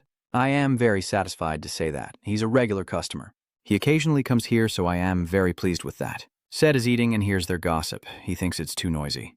Dudai exclaims, "My workplace really is cursed." Then he takes out his phone, switches to camera mode, and tells Du to let him take a photo of her with Set in the background. Dudi asked in surprise, "Do I really not need to ask for his permission?" The manager tried to smile. He's very considerate and relaxed. Dudi awkwardly declined with a smile. "Come on, boss, you shouldn't do that." The manager suddenly glances at Duji. At this moment, in a foggy place, Kang Yu opens the door and steps in, seeing an incense burner with a sword surrounded by lightning. Kang Yu glances over. Kang Yu saw the incense burner and exclaimed, "A censer!" Kang Yu glanced around and then asked Mo Dot, "Are the stone steles around traps?" Mo Dot replied, "Exactly." His eyes cold, the trap within a trap like a double lock, meaning that thing is extremely dangerous. Kang Yu noticed the sword in front of the incense burner and asked, "There is a sword stuck in the stone stele in front of the incense burner." Mo Rot uncertainly replied, "It seems like it's meant to set a trap." Kang Yu then asked, "So this sword must be extraordinary." Then he looked at it for a moment, thinking that since it was so clean where it was embedded, it probably hadn't been here long. Then Mo Dot frowned and asked, "Kang Yu, do you know what that incense burner is?" Then Mo Dot asked, "Do you know what humans instinctively fear since ancient times?" Kang Yu replied, "Death." Mo Zot replies, "Yes, that is the fate everyone must accept from the moment they are born on this earth. No matter how powerful or wealthy you are, you still have to face death. Hearing that, Kang Yu asked, "So what does that have to do with the incense burner?" Modot replied, "The three-legged crow is a symbol of the sun and immortality." Then Modot continued, "That incense burner is a sacred object used in sky worship rituals. It was once used in ceremonies praying for prosperity, health, and longevity. But those with power are never satisfied. They crave immortality. To achieve immortality, they even offered humans as sacrifices and repented with offerings to the vengeful spirits who had lost their lives. In the end, it was sealed here." Kang Yu, after hearing Modot speak, couldn't help but marvel. "Do you know so much?" "Did you forget? I am a noble soul, so of course I should know." So, because of that irrational desire, a strange thing was created. Because it witnessed firsthand a being who is not a god, but can be immortal. The reason is recorded in history that the supreme beings desire immortality because of that person. Hearing that, Kang Yu asked, "Who?" Modot didn't answer, but asked Kang Yu, "What were you planning to do with this incense burner earlier?" Kang Yu, hearing that, thought to himself, "So you're changing this subject, huh?"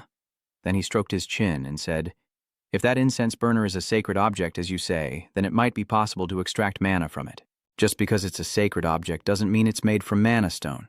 Modot fell silent and replied, "There is, and it's quite loud, but it's trapped with a double trap, so it's very dangerous and not easy to take." Kang Yu replied, "How would we know if we don't try?" Suddenly, they heard a buzzing sound in their ears. They were surprised to hear these cries. Suddenly, red lightning surrounded the incense burner. Then they suddenly formed a red circle around the incense holder and the sword. Seeing this, Kang Yu immediately asked, "The trap has been activated and is blocking outsiders from entering?" Modot suddenly realized that this trap was preventing whatever was inside from escaping, and as he seemed to understand this, he raised his fist and a bolt of electricity appeared above his hand. It is very weak and cannot withstand external attacks. With a loud bang, the circle is broken. After the circle was broken, he saw black smoke surrounding the sword. Suddenly, the incense burner opened its eye, revealing a red eye. It screams loudly as many evil spirits burst out from inside the censer, swirling around the darkened censer in the middle. Kanyu covers his face and asks the evil spirits. This is a Mo-root glaring, a malevolent spirit that contains the souls of the dead. The evil spirits are flying around the incense urn and in the sky. Kang Yu looked at the swarm of evil spirits flying in the sky. There are so many. Modot warned him to focus, or else he would be manipulated and become a slave to the evil spirits. That's why the incense burner was sealed. Suddenly, an evil spirit flew toward Kang Yu shouting, "Die!" Then a swarm of evil spirits rushed at Kang Yu, all shouting, "Die, die, die!" Mott, scared, warns the singer, and if you are tempted by that sound, Kang Yu looks at the evil spirits. "You think I'm easy to defeat?" Mo-rot looked at Kang Yu, unaffected by the screams of the evil spirits. "Oh, is it okay now?" Kang Yu replied. "Of course." Then Kang Yu silently thought to himself that thanks to the Mana Demon Stone taken from the Black Iron armor, he now had a powerful passive will skill. "I really should thank it," Modot replied. "Luckily, you're not affected. So what should we do with these evil ones?" Sang Yu then said, "I feel more sadness than cruelty." Modot asked in surprise. "Wound." Then he continued, and from that voice full of rage I could feel a sadness as if falling into an abyss. Modot immediately asked, "How do you know?" Kang Yu lowered his voice and said, "Because I have experienced something similar before. And before death I release the sadness buried deep inside that causes them to fade away." The evil spirits continued to scream piercing sounds. "Die! Die!" Kwak Kang Yu, hearing the cries of the evil spirits, thought to himself, "I understand how you feel, but it's too late to save them." And then Kang Yu said, Destroying Modot was surprised to hear this. Kang Yu summons fire in his hand. "I will burn away their unclean sadness and set them free. Burn brightly and disappear." Then Kang Yu shot fire at the evil spirits. All of them disappeared instantly upon touching his flames. Kang Yu looked at the evil spirits as if he couldn't believe it.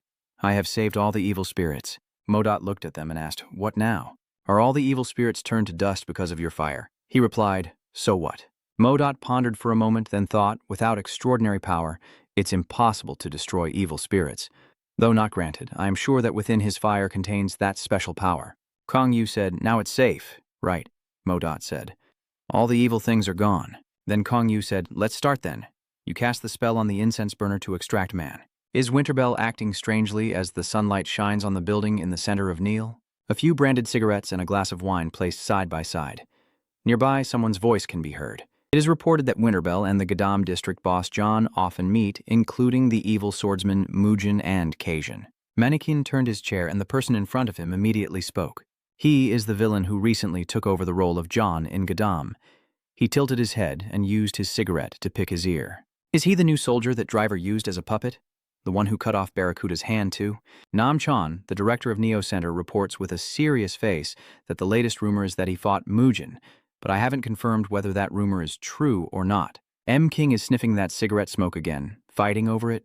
If that rumor is true, then that overconfident kid must have already been taught a lesson. It means Min Juyen has met with them, showing they already have a specific target. You guys hurry and find out. Investigate Winterbell's situation more carefully for me. He immediately nodded. Yes, Chairman, I will definitely complete the mission. Man King also added, investigate everything about that Kasizan guy. Inside the deep space region beneath a pit, blue light is slowly spreading downward. Kang Yu observes what's in his hand. Its color different from what we've seen before. Huh, Modot shouts excitedly. That's a blood mana crystal. He's curious. Blood mana crystal. It nodded and then began to explain. This is no ordinary mana crystal. It has absorbed the essence of those who were sacrificed. That ancient creature carefully emphasized every word. It was so powerful that no other crystals could compare. But this is also dangerous because it contains the essence of death. This magic causes most villains to go insane just by holding it. Kang Yu replied calmly, but I am still normal, proving I am not part of the majority. He speculated that it might also be due to the effect of the fire you used to burn the evil spirit. The guy suddenly had an idea. So I can absorb it? Modot reminded me. If you're worried, wait until later. It explained, if you're still concerned now, wait until you become stronger before absorbing it, so you won't experience side effects like going crazy. He raised the sparkling stone to eye level to observe it a bit longer, the fiery red energy inside it constantly flickering. It makes his dark circles slightly narrow, then Kang Yu grips it tightly. I have no reason to put myself in danger. Even the fool agrees that was the right decision. You mentioned the sword still stuck in the stone pedestal. Huang has returned to her original form, so the traps are no longer necessary, right? This sword probably isn't needed anymore either. Kang Yu's hand is already gripping the hilt. This might also be made from Namana crystal. An ancient creature provided additional information. It is indeed made from mana crystals, but it can't compare to those extracted from the incense burner. I was about to deal with it, but then stopped myself. Then I will extract the Na cloud blue mana crystal engraved on that sword's hilt to catch the young man's attention. Wait, I've seen this pattern before. He recalled the enemy's weapon himself. Although the colors were different, it was identical to the pattern on that person's sword. Kang Yu paused to look at his wrist for a moment. At this point, the people outside the sealed coffin cave of Daoqi also lost their patience. I knew it. That guy is all talk. So Chun bites her nails in frustration. 30 minutes have passed without any news. I'm sure he's dead or in trouble inside. The two of them were then distracted by another voice, so forget about that. The driver remains calm, sitting in a corner. Our boss wouldn't fall for such simple traps. He spins his cube as if killing time. Even though the sealed coffin of the Flag of the Cross is a dangerous place, he can still handle it well. The reason he hasn't come out yet might be because he's been followed. Joseph watched in surprise, while the bloodthirsty one shouted in anger. What's going on? China quickly notices a strange noise nearby. The two of them also simultaneously froze in surprise. Driver's finger had stopped at the final step. He happily lifts up that toy block. It's finally over. The scarlet gate begins to open, and a cold breeze pours out. The light from inside flashes blindingly, and the aura within is completely different. Chun River still doubts, no way. Did he really succeed? Where is Joseph looking for Cass? I can't see him. Driver checks the target inside with his glasses. He's accelerating to the max, then accurately predicting a time marker for them. Only 20 seconds left until arrival. The figure leaps through the gate, leaving shadows behind. His swift movements almost cover the entire path again, with Kongu reappearing alongside a sharp, piercing expression. Mana surrounding the protective barrier is very strong around his body. The two others stare in shock. The guy calmly informs them that the mission is complete and our deal is done. Sangchun screams and holds his head. After torturing us, you say the mission is complete. What's going on? I just left and you're already complaining? He asked calmly in return. Are you worried about me? Does that make Sangchun even angrier? Why should I care about a bastard like you? Suddenly, a hand suddenly placed on his shoulder. Driver smiled. Good thing you made it back safely. Well done. He also quickly realized something was strange below, as Kang Yu's hand held a strange sword. What are you holding? He handed it to her and said, I found this inside. The girl tried to pick it up, feeling every part to sense a surge of mana flowing through. China asked him, do you know what this is? He replied, a sword. What else could it be? She corrected herself, saying it was the white tiger sword. The blade, carefully polished over time, she slowly drew out. It had disappeared after the previous generation of emperors passed away. The girl crossed two swords diagonally. They are the twin swords of the Black Dragon Sword. This is a treasure symbolizing the evil sword clan, China said with satisfaction. Luckily you brought it with you. Their group still stands in front of the sealed tomb gate of the gateway. Chinam swung her sword with one hand, the white tiger sword being the twin of the Black Dragon Sword. She simultaneously channeled streams of energy into it. If you channel mana into this sword, the white tiger will automatically react by emitting a beam of light. You can control the direction of the sword of the god, Morat whispers. Luckily, we haven't died and released the mana crystal. The driver nearby leans in, curious. What's wrong? She suddenly raised her head slowly, and China Na said to Kang U, "Thank you for finding the white tiger sword." So Chun still has questions. Where did you find it? The honest guy answered him. In a special place within the sealed coffin of the gate. The female warrior also realizes that this special place is where the Lu Huang seal is. Kang Yu asked her again, "Do you know?" She reminded me of an important matter. As the head of the family, I should naturally know. So what about Lu Huang? The guy seriously reported the situation. Lu Huang returned to its original state. The negative energy disappeared, so there was no need for the trap anymore. They listened to the intelligence while showing various emotions, as if someone had deliberately planted the sword there to trigger the sealing of Lu Huang. So Chun told himself, I heard the previous leader didn't use the white tiger sword when fighting Red Dead. He also realized the truth. If he's right, then the one who placed the white tiger sword into the sealed coffin of the cross is definitely the previous leader. So this must be the arrangement of the former leader for Minin. China suggested that the strongest swordmaster would not be ungrateful, just say what you want. The guy crossed his arms as if pondering, not in a hurry, so I'll tell you later. Instead, he asked if I had passed through the sealed coffin of the flag of the cross. Now you're about to become the ruler of Winterbell, right? She replied, only halfway through the plan. Confusing expression. Half. The female warrior explained more clearly. I still need to get the final evaluation from the Winterbell Council in France. The sealed coffin of the cross flag is just part of the final assessment. She took a step up the stairs while Kang Yu was still questioning. If you become the ruler of Winterbell, he watched her back, wondering what would happen to John's role in Namkang. The cold girl. Do you want to? Forget it. The guy quickly refused. John's role in Gadam is enough for me. China is also very tense inside. I must succeed. She is thinking of the two powerful figures in her mind to gain the right to become the Winter Bio Emperor. China raises her head to look at the surroundings, for after all, this place has become the pillar that leads her to prove herself. Her soul darkened again, only a few tears remaining, which are her shoulders in Namkang. Her old memories flood back. The emperor has died. The middle-aged people in the family keep discussing among themselves, leaving a child who is still too young. China. Na was still a naive child back then, just silently obeying, and the position couldn't be left vacant, so a temporary ruler was quickly appointed. They proposed many plans, so why not elect someone instead of just appointing a new ruler? What are you talking about? That position must be inherited by the bloodline of the leader. That person was even angrier and pointed directly at the girl. Do they really think a kid under 15 is suitable to be crowned king instead of prioritizing the head of the family? And that child, every insult aimed straight at China Na, isn't he the villain? The sword left by the king is placed on a stand. Rumor has it that it became depressed after the father's death, and maybe it's also because of the kidnapping.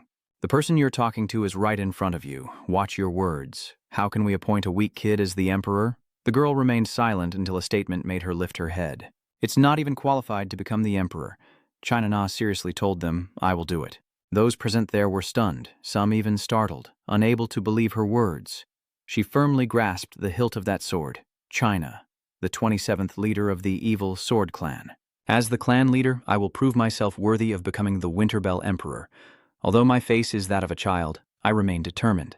I will kill Red Dead and avenge my father with these hands. The other person still looks annoyed and wants to stop her. What the hell are you talking about? A pair of bright red high heels stands out directly. We will announce the decision. Huisun gently places his hand on the girl's shoulder. I will serve you, young lady. Sang Chun also went over, and so did I. I also sided with the temporary leader. Over there, he shouted angrily. What are you two doing? Are you vassals? You need to assess the situation carefully. Why are you rushing? Green Snake Elder, suddenly someone interrupts him. Asian Blue VIP, are you also siding with the opposition? His finger gently tapped the table. I will let my son decide. That guy intends to oppose, Elder, but I remain firm because my son is already grown up, so I will pass my position to him. China. Nay also expressed her gratitude to the Elder. If you give me a chance, I will prove myself worthy. He posed a question. How will you prove yourself? The girl's lips pressed tightly before declaring, I will prove myself by becoming a clone of one of the 4 strongest in Sun. The elder slightly smirked. All right, being able to prove your strength and leadership skills is more than enough. The tea on their table is still very hot. An outsider becoming a boss? No way. Whether it's possible or not doesn't matter. Ignore that jealous look on his face. He still seems interested. Let's see if it can become a temporary family leader. China didn't answer, but just looked straight at him. She returned to the present with the thoughts of the past year. After enduring countless brutal training and battles, she had become the boss of Namkang District. Zhao's sealed coffin. But according to the evil sword family's philosophy, I have only proven half of my potential to become the family leader. So now I hold those swords in my hand and step in confidently. As a highly respected clan leader, to become the Winterbell Emperor, I only have one obstacle left. Suddenly, a voice called out from behind, "Watch out." Chang Yu carefully warned her that there were many dangerous traps inside. So Chun sighed, saying Mujin isn't weak, so your worries are unnecessary, but his teammate said otherwise. Thank you for caring about me. Suddenly being betrayed, he shouted in shock. Let's not waste any more time in China and just go straight into the challenge. I will definitely come back. The sun has risen very high and the sky is illuminated with a bright new blue. At a busy major airport, today's landing point is bustling. The other person pulls the suitcase along the ground. She quickly had a meeting, and by noon it was already crowded. Is she really okay alone? China coldly replied, I am no longer a kid. Hui-sun was worried. This was her first time traveling abroad. The person in front of her assured her that the council would send a guide. Hui-sun could only force a helpless smile. Fine, I can't argue with her. Suddenly she remembered something and took out a bag. Oh right, here it is. Along with that, there was a sincere reminder. Singer Anne told me to give this to her with a message that eating sweets will help her in the test. China took it with a contemplative expression. The young girl didn't react and simply turned away. I have to go now. Hui-sun quickly looked at the clock. It's time now. Her last words made China's eyes widen. The clan leader. The person behind her carefully bows their head and wishes her a safe journey. The young girl finally relaxed and smiled. Raising the small gift in her hand, she cheerfully replied, Send my thanks to him. Hui-sun watched her back with a dazed expression. At this moment in Seun, Sinhua district, there is a rather grand villa. Sunlight filters into the luxurious room of the person inside. The owner of this house is patiently waiting for a phone call. Len's girl, with her chin resting on her hand, reports that she just left for France. And finally, the concern we've had is coming true. Her gaze darkened for a moment, and she could no longer delay her decision. The level A villain, the Anzian Blue VYP poison attribute mage, simply met her eyes silently. We must act quickly, Elder. Is she coming to France alone? The spy admitted that, according to the information received, that's how it is. M. King muttered, surprised she managed to pass the sealed coffin test of the flag. Going back a moment, your subordinate provided the documents. Here is the report on Cassian you requested. Many of the forbidden sects gathered to take a look, and he was so surprised he dropped his cigarette. That monster really is something. Where did he come from? Namchan suggested. As long as you give the order, I will arrange to eliminate him immediately. Still, he stopped him early. Don't kill such a talented person. The villain secretly smirked with amusement. Even if it takes more effort, beating him would still be worth it. He will be a perfect addition to my collection. His staff is placed on the grass, and he probably played a big role in helping Minnan break through the sealed storm of the flag. Unfortunately, this turned out to be beyond my expectations. Manny King still kept that mysterious smile, but everything ended up perfectly fine. His manager, currently Mujin, is absent. Just give the order, and I will handle the 7 managers and suppress the evil sword clan. M. King is more relaxed. There's no need to do that. He casually took out another staff, still having many advantageous moves, so there was no need to waste effort like that. He also had a suspicion that Ascent Blue Viper would act soon. Director Kim fears that Blue VIP is not the elder of the evil sword clan, right? Mannequin bluntly exposes it. He is a ruthless green viper with no authority, just a subordinate, but he wants to swallow his master whole. His plan was also soon exposed. At first, he wanted to turn Mujin into his puppet, secretly taking over Winterbell because the evil sword clan was not enough for him. The event mentioned later by Mannequin, but after Mujin's growth, he was forced to change his mind to forge his sword for the future. Maybe after Mujin leaves, he will use everything he has prepared so far. Director Kim mentioned a location. Then it could be Sinhua District. He also agrees that he has been very careful in nurturing Sinhua District. Thinking about the army there, the director feels even more pressured. In terms of attack power, Vo District Sinhua already has quite a few of the strongest fighters. Man King happily aimed and caught the ball. A civil war within the evil sword family is imminent. Carefully, he placed it on the stand. Just a little spark is enough to ignite a huge fire. Director Kim slightly lifted his glasses. Gadam might get involved, and the villain quickly responded, "So we need to keep them busy for a bit." His hands gripped the wooden handle of the staff, at least for the ancient blue viper. The white ball suddenly soared straight up into the air. Director Kim shielded his eyes from the blinding sunlight, but kept watching it. Manny King is not hesitant to reveal a secret because both sides have secretly formed an alliance. Kang Yu elsewhere is also busy praising. "Good job." Black Hen confidently flexes his muscles and says, "These warm-up exercises are nothing to us. CR, just pay a little attention and you can do it right away." He directly ignores them. "Not you guys. You must have worked hard training those fools, right?" Break Goa only does that for his master. Black Hen freaks out and shouts, "Who's the idiot here?" They continued their training. "As promised, I will let you join me. First, Kang Yu has given them some news. Now let's do a quick test. Are those three guys confused? Are you checking again?" You call out each name directly. Braken, you go first. This is match 1.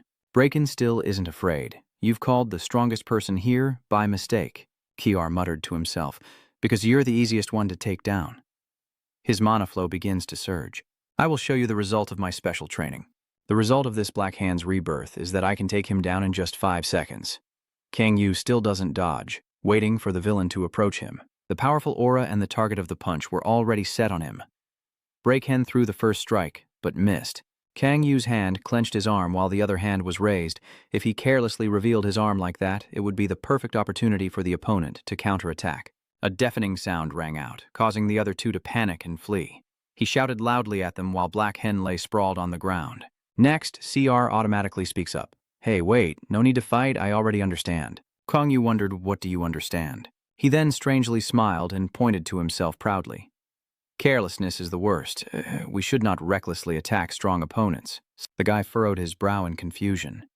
"What are you talking about?" That guy looks surprised? No, he's not. Then his figure suddenly disappeared. He slipped behind Krat, making him less protected in front of the enemy, which was extremely dangerous. They were thoroughly beaten by him, but it only made Black Ghost more excited. As expected of the master, so ruthless. After a while, the three of them were all battered, trembling on the ground. He turned to speak to the trainer Black Ghost, who quickly responded. "I am here." Kang Yu turned and walked away. "When they wake up, just fight them one by one." He quickly obeyed the order. Black Ghost nodded. "Do I need to eliminate them, master?" He nodded in response, and then his subordinates answered loudly.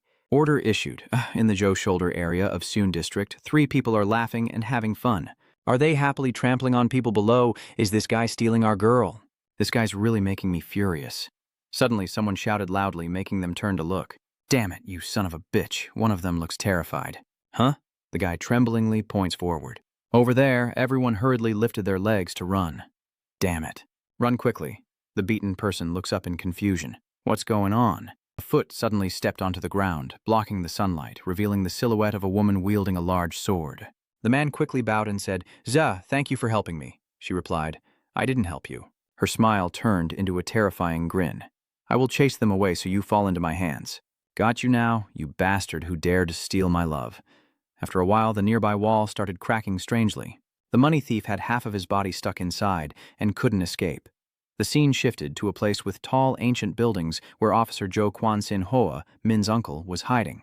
"The glass doors in the room are shattered every time I come here. This place has never changed." The friendly person replied, "I'll take that as a compliment," and with a toothy grin, they arrived unannounced. An A-class villain, an inventor type. A tribute. Min tilts his head slightly, waiting. What's the reason? Standing opposite him, he speaks mysterious words. "Our long-awaited opportunity has finally arrived." Ancien Blue Vi IP coldly declares, "Now is the golden opportunity because Mujin is absent. I will transform the evil sword clan and win Tell." Theirs alone. The person discussing with him suddenly chuckled. To be precise, he raised his hand with a sinister smile. "Not just yours, but ours?" Pin shrugged as if it were a joke. "To get what you want, we have to work together. Dividing the rewards fairly isn't a bad thing." He habitually picks up a card. If he doesn't do it properly, it will lead to arguments, and then they will start to lose their temper. The shape of the clown appeared behind that card, like he was flipping the suit of this card. Even early in the morning, Kang Yu had already received a few things. "What is this?" The other person explained that Mujin sent it to you.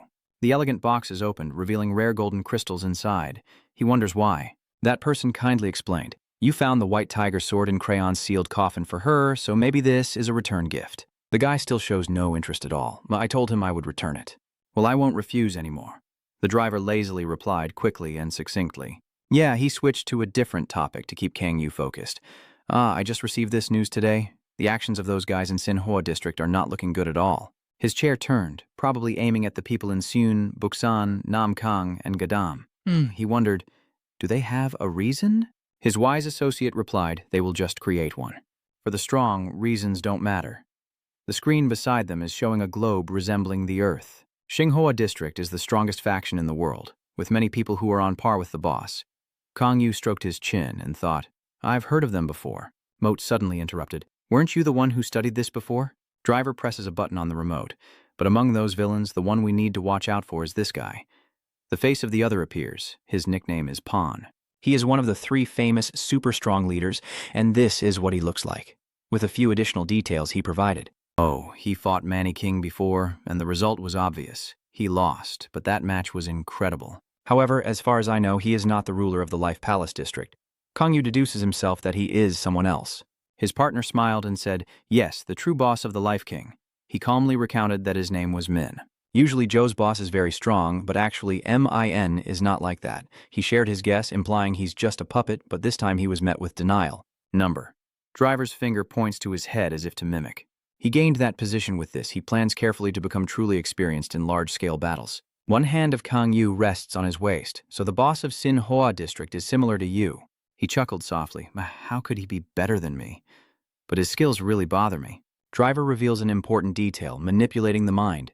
Ampion has the ability to control opponents at will. He suddenly remembered a few others who used hypnosis, and Toymaker, who drives opponents insane. Ampin's skills are similar to theirs, right? His partner admits it. Yeah, but he's on a different level. B and Toymaker's abilities are only temporary, while Marin is incredibly persistent, which makes the guy start to get annoyed, almost like deceiving someone. At this point, the other person finally spoke again, but it was said that his control had limits. Meanwhile, Driver leaned back in his chair as Winterbell was racking his brain to find a way to deal with that flower district. This issue also concerns me. Minin is gone, so who will give the orders now? Your friend replied, "We still have the elders." Kang Yu frowned, elder. Then suddenly a call echoed from the market. "Love, hey." The flag bearer rushes in with a tray of pastries. "Let me show you what I brought. You must be very curious, right?" She happily looks around. "Is the black duck here too?" And he answers the previous question. "Cookies, right?" She proudly introduced it to them. "It's the best cookie in the world." "Why?" "Because I made them myself." The driver nodded. The homemade chess cookies really are special. Seeing their shape, he misunderstood. "Is that a white demon?" She pouts and protests. She's just a kitten. Chang Yu didn't care much and just looked at the computer screen. He suddenly spoke. "Driver over here is slowly feeding the other person, trying to be sneaky. Tastes good, huh?" He asked directly about the issue. "Did you invest too?" The driver was quite surprised. He was caught by you after all. "I was just nibbling on a cookie and chuckling to myself. It's just a little hobby of mine." Outside on the deserted road, the car speeds alone along the main highway. Anshantan Blue VIP rests his chin in his hand, squinting slightly as he contemplates something. Mpin's words are repeated once more. "To get what you want, we need to work together. Dividing the rewards fairly isn't a bad thing." He picks up a card. If there's no fairness, it will lead to disputes, and then they'll start to lose their minds. The sly smile and that secret signal are very mysterious, like the joker of this card. Asian Blue Viper said nothing but thought to himself. "It's too late to regret now. You might lose everything." He licked his lips and said, "I thought he was an obedient dog, but he turned out to be a cunning fox." He began to think of something that made a glint appear in his eyes. "If he refuses to submit, then I have no other choice. VIP orders." "Yes, I am here, Elder. He asked me to form a team of skilled hunters." The butler replied seriously, "I will arrange it immediately." "When does he want us to go hunting?" A Nan Blue VIP urges the other person while looking down at the mess below, getting more and more annoyed. And with Kang Yu's picture placed right next to it, it's his turn next. Cajun turned back as John from the Flower District's district, where Marpin's uncle is hidden, spoke up. "Wouldn't it be better if you saw it with your own eyes?" Min happily laughed and joked, his face full of OV's annoyance. The other person bit into the apple with great force. "Bithon is the guest visiting us. Which side are we on? Money King or Ancient Blue Viper, S-class villain, striker, physical attribute?" Ponya suddenly asked, "Which one do you think is worse?" He dodged it. I refused to answer such a difficult question. The A+ level villain, a fire attribute marksman Red Sword, licks his gun in a very perverted way. Tch, I don't like it either. Why not just kill them all? Wouldn't it be better to settle the score for both sides? I'm very confident in my abilities. Pin's eyes immediately follow his lead. That's also a good choice. He then turned to ask for her opinion.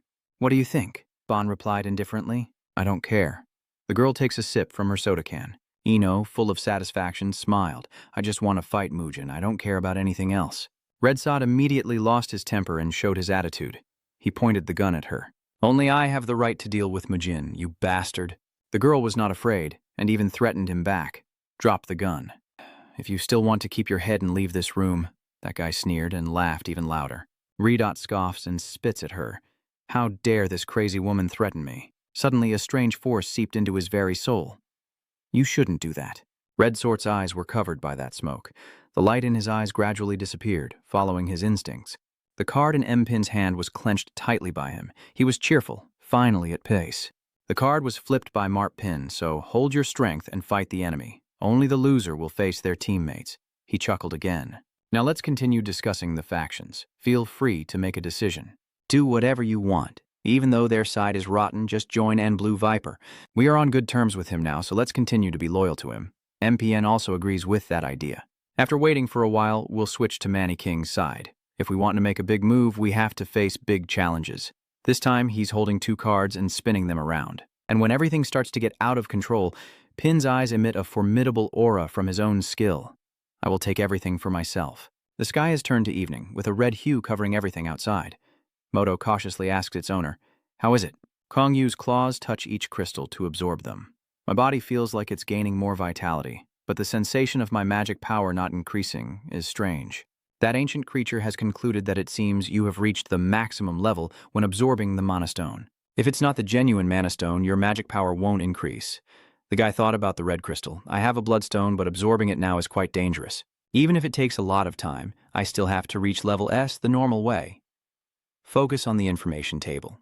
Although blood mana stones are important, reaching S rank would unlock hidden skills, dark reputation, Kasan, special information, awakened villains, shadow attribute disaster level, dual attributes, activation method of the dark bridge, main skill of anger, black da sword with 3 sensing attributes, self-recovery with 3 hidden black da, shadow da teleportation, shadow da illusion, black fire summon, black da sword, black armor, 20 hours of mental strength, hidden skills, crystal extraction. 1,345 mana points. The young man's palm clenched so tightly it trembled. I need a more brutal training. Murat asked him what he planned to do with the remaining mana stones. He also has some considerations. Since this is a gift, we can't sell it. Chang Yu picks it up, still staring intently into the box. Turning back to John's shoulder, Gadam District Area C is an older and more cramped place. Black Hand was thrown hard against the wall, feeling the pain intensely. Black Ghost shouted provocatively at them. "Get up, you bunch of losers." His muddy hand stomped down hard. "Is that all you've got?" Nevertheless, he continued to encourage them. They truly are useless. They must not give up. They must not fall again. Mana began to surge from his hand, saying, "Your inner fire still has to be ignited." Behind him, Break Ghost transformed into the shape of a great tiger. That flame is willpower. I will teach you to extract every ounce of willpower inside you. Break Hen and Grass tremble weakly. His mother is even stronger than before. Fine, I don't have any willpower at all. That guy bites his nails and thinks that because of the harsh daily training I've become much stronger, but I never expected I'd be so weak. He loudly shouted at them, "Hey, you trash worse than sewers, get up now." Where did that scarred guy come from? Is he still training? The villain's attitude suddenly changed 180 degrees. "Master, why are you here?" And you praised him, saying he did well. He also saw their condition. "Those guys don't look quite right. My subordinates are dedicated. I'll teach them a lesson again." But he stopped it early. "All right, Kang Yu, inform them. I'm bringing these as a gift for you all." The others immediately became suspicious when they heard. "Come on, don't do it. Are you trying to make the training more difficult?" Still, he directly took out some magic stones. Break Ghost was surprised by the shimmering light, and these villains even jumped back in shock. "Is that high-quality mana stone? Did he give us that?" Even your own subordinates find it hard to believe. "Master, are you really going to give this precious item to those cheap and worthless ones?" he asked calmly. "Is that not allowed?" he exclaimed. "That's just too disrespectful to ignore." Kong Yu Tung Chi bribed him, saying, "I'll give you this, you evil assassin with shining eyes. I swear loyalty to you for life." in a trembling voice. Big brother, I trust you so much. Black Hand paid attention to another area. Hey, wait, amazing, he just called us a bunch of losers, right? Double Bread is teary, I am so moved. The box is also quickly closed by him. Of course, I'm not just giving you these things for nothing. Before you receive them, you have to do something first. Time passed quickly, and before long it was already evening. John's shoulders trembled as he hid behind Martin. His gang's hideout is filled with valuable bottles. But there's no black guy here. Bond silently holds a stack of papers for clipping documents. Pin takes down the small cigarette holder. This is the document M. King sent. He is careful. He told us to bring this guy over to our side. Who would have thought that old man would be interested in this guy? He must be no ordinary person. What do you think? Pon paused for a moment to think about something. That information guy down there, if you want, I can fight him and bring him here. Pin's eyes immediately praised him. Pon is indeed different. He's amazing. He reached out and grabbed the nearby apple. Do you think I'm joking? Because that treacherous human is so calm, of course it's not, it's you. He smiled, but his opponent was a boss. Forget about that Barracuda guy. When fighting Mugen, he couldn't even get up. Bon ate the apple roughly out of habit. Barracuda is just a small fry. The reason Mugen isn't defeated is because she always chooses to fight the weaker opponents. Pin happily jokes around. If Red Sword hears about this, he'll go crazy for sure. He's still very confident in his analysis. If Cassian is good at close combat, I would never lose to him. If he doesn't ambush and fights me head-on, I have no problem being a wrestling master. Pon's statement made M. Pin just smile, implying he has no chance of winning. He crushed the apple in his hand. Daring to fight me means he's doomed. The other person's pipe taps lightly on the ashtray and honestly says, I have simulated your fight with Cassisi, and the result would favor you with a score of 9-1. He is very careful when giving advice, but that's just a simulation. So if you're careless, it could get complicated. The actual outcome of the fight might be different from what was expected. The cunning old man suddenly asked someone else, and what about the driver? Bond pursed his lips and turned away. Him? I don't know. Pin's eyes smile even wider. Are you backing down? Only if he quietly fights him will I know. He cares a lot about his strength because he is the only survivor. After facing Red Dead, Martin's smile quickly disappeared. He composed himself and temporarily set aside the driver, focusing now on dealing with Kay immediately. Pon wondered if he had to act quickly to deal with him. The other person looked mysterious, or he could fall into the hands of the VIP. The villain Pion raised an eyebrow. Is the VIP an Asian blue VIP?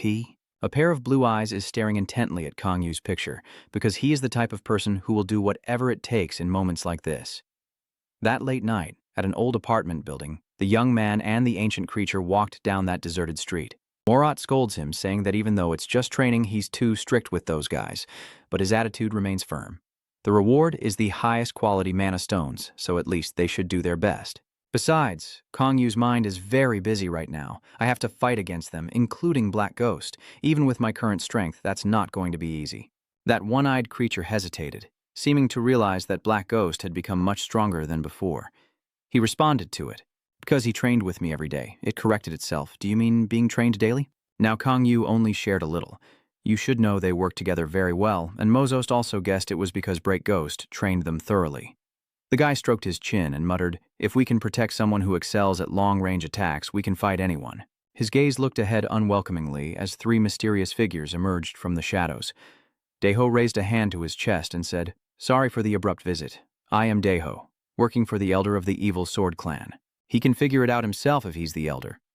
Deho interrupted him with the name Ancient Blue Viper. He sternly made a request, saying that he wanted a private meeting with you, an outsider, a forward, with attributes and physical strength to match. The car quickly took them to a house. The guards around the area are extremely cautious. The owner of the place takes a small sip of hot tea. I will go straight to the point. Ancient Blue VIP calmly said, I will give you Seun. The skeptical guy asked, do you have enough power to do that?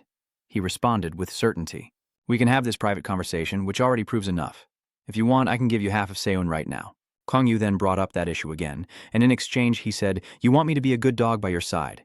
Then corrected himself, I want you to join me as my partner. Asian Blue VIP begins to speak slowly. You probably know this well, but the current situation doesn't look very promising. If you're not careful, all the roles in the country will fall into Manny King's hands. He emphasized each word to attract you. To fight back against Manny King, we need your strength. He becomes more cautious. I understand he needs my help, but why does he have to get involved in this?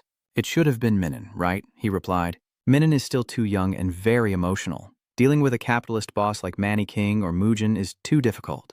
The person in front of him still looks suspicious. As I understand it, you're betraying your master. Aren't you quite close to Mujin? He closes his eyes and offers a mysterious smile.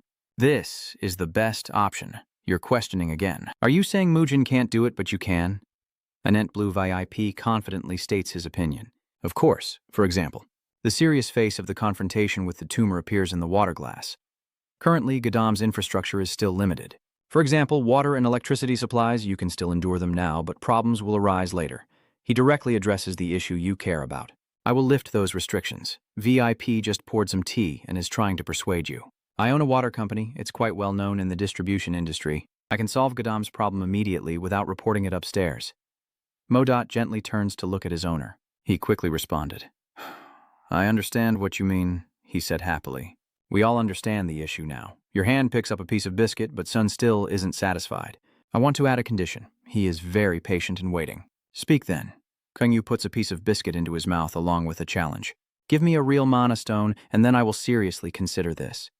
After a while, the teacup remains untouched, gradually losing its warmth. Ancient Blue VIP sits alone in the lounge, still thinking about the person from earlier, asking for a real mana stone before seriously considering this. The old man's eyes narrowed as the arrogant kid showed no respect, and he slammed the glass down, splashing water onto the table. It's okay, getting it wasn't my original goal. Is it really mana stone? His mouth curled into a very wide smile. If he wanted it, I would make it happen.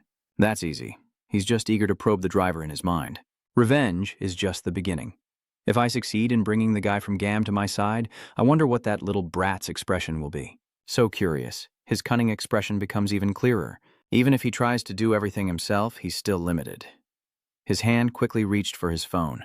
At that moment, I could finally achieve my true goal. Ancient Han Blue VIP was calling someone while thinking to himself, the Evil Sword Clan and Winterbell will be mine. At that moment, at M. Pin's hideout, John Quan Sin Hoa, the friendly person there, responded. M. Pin keeps his signature smile as he sits in the room. I'll do it. He then also put down the device to press his cheek. What did Bond say to that fox-like old man behind him? Pin's eyes summarized briefly. He needs a skilled cat to catch Chut. His finger kept tapping on the wooden board repeatedly. It seems Anent Blue Viper has already done something. The old man is so impatient. Villain Python tilted his head and asked, do I need to go? But the other person quickly denied it, saying they were just catching mice and didn't need glue. They kept talking while someone outside was training. So who do you plan to send? Min thought of Inser as a candidate, but it was also unsuccessful. Inser was very suitable, but she refused to follow any orders. Bond suggests another idea. What about Lying Ghost? He quickly waved his hand and said, not a chance. He's not a cat catching mice. He's a murderer who kills people. He had to consider Red Soot, so only he was easy to control now. When did the ace land in his hand? Although he's a bit crazy, he's obedient. Not bad. The mysterious plan unfolds while life in Philadelphia, USA, remains normal. Nothing wrong with going a little crazy, passing through neighborhoods and streets all lined with expensive high-rise buildings. The lily flowers are gently held by someone's hand, and Dudi happily watches each branch leaning down. Someone suddenly entered the market outside. Good morning. You're too early, the girl cheerfully responded. Hello to the smooth white skin and familiar earrings passing by. The other person was surprised. White lilies? Is there a flower shop around here? Dudi kindly explained. I bought from a flower truck nearby because it was cheaper. The other person looked pleased. Truly beautiful, and the scent is very pleasant. The young girl also smiled brightly. I really like white lilies. I even wanted to buy a big bouquet, but I couldn't carry it. His shiny shoes slowly stepped forward. Easter lily, it's been a long time. Venen leaned in close to enjoy the scent, finally getting to see white lilies up close like this. His eyes looked strangely sad. I once lived forgetting that I should have given them to someone. Vinen whispered unconsciously that my sister really liked white lilies. Dudi also paid close attention, so he has a sister. He asked another question. Do you know what the white lily symbolizes? He explained gently and clearly. In America, white lilies symbolize the return of the soul to a peaceful and sacred place, so they are often used in funerals just like chrysanthemums in Korea. Hearing this, Du immediately turned pale. I didn't know it had that meaning. I'll be more careful from now on. Vincent picks up a lily of the valley branch. It's okay. From now on, I'll leave them to you. He also smiled gently. I really like white lilies. The young girl was mesmerized by that radiant face. Soon it was late at night, and Driver was busy typing furiously on his computer. Kongyu walks in curiously. What are you doing? Your partner stops. Is everything going smoothly? The tired guy sat down in the chair as you said. This morning the elder secretly contacted me. Driver wasn't too surprised and even predicted that the elder would soon target you, maybe even today. He calmly explained that it was because the elder wanted to soothe and lure him in. Sora is happily playing and guessing what this is. Kang Yu responds, "Do you think I would fall for that? Are you joking with Sora Dao? She seems to enjoy it. Is that dog adorable or what? Keep pretending to listen to him. If you obediently listen to the old man, he might become suspicious." Those words of encouragement only make Kang Yu more uncomfortable. Keep trying. The two of them then spent more time talking in detail. What do you want from him? The other person really does have a lot of mana. Div was quite surprised. The old man said he would give it to you. I was just recounting what happened. That kind of talk from the old man is easy. The villain driver muttered, I think so too. But that old man has really started to do something now. Are you wondering what he's planning to do? His attitude changed to a mischievous look. What do you mean? We need to purge the traitors. For now, everything will proceed quietly within the central area. Images of the VIP in Kang Yu are shown. Last night, Ansi and Blue, VIP and Kasi met. The purpose of this meeting is to prevent external forces from interfering before the civil war erupts. The man with a keen eye stands excitedly looking out the window.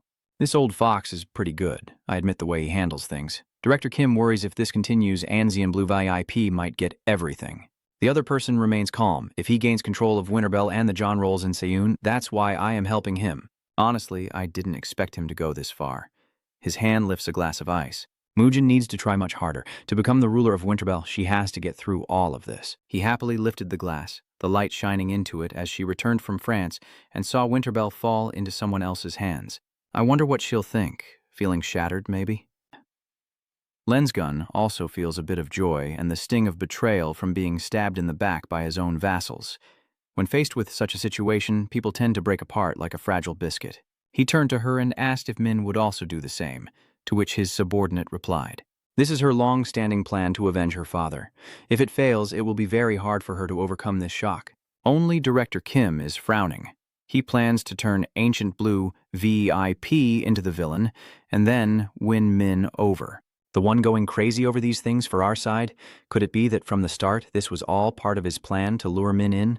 Mankikin remains calm and unshaken. Even though Blue VIP acted faster than I expected, that's also for the best. Lens Girl also feels that the progress is quite interesting. He takes a sip of water and looks at the painting that Ancient Blue VIP painstakingly drew. That great villain is up to something. The only thing we need to do is take advantage of the moment when the situation changes. Today is a clear and sunny day, and class has already started. The students are sitting upright and paying close attention to their studies. It's like the camera is switching from portrait to landscape. I feel the atmosphere in the class has changed. He replied to her as the exam period approaches. She asked him, what are you going to do after graduation? Don't tell me you're planning to go to university. Are you crazy? Stupid girl, don't tease him, or your sister will be very disappointed if she finds out. Suddenly, a loud shout rang out in the classroom, and a group of boys gathered. Oh my god, look at this. Gadam is fighting with Sinhua. Who do you think will be the one to step up in the match? Are these guys planning to fight each other? Ainer's face appears on the front page of the newspaper. Who is Inser? In Gang Province, she's a very famous villain. You really know your stuff.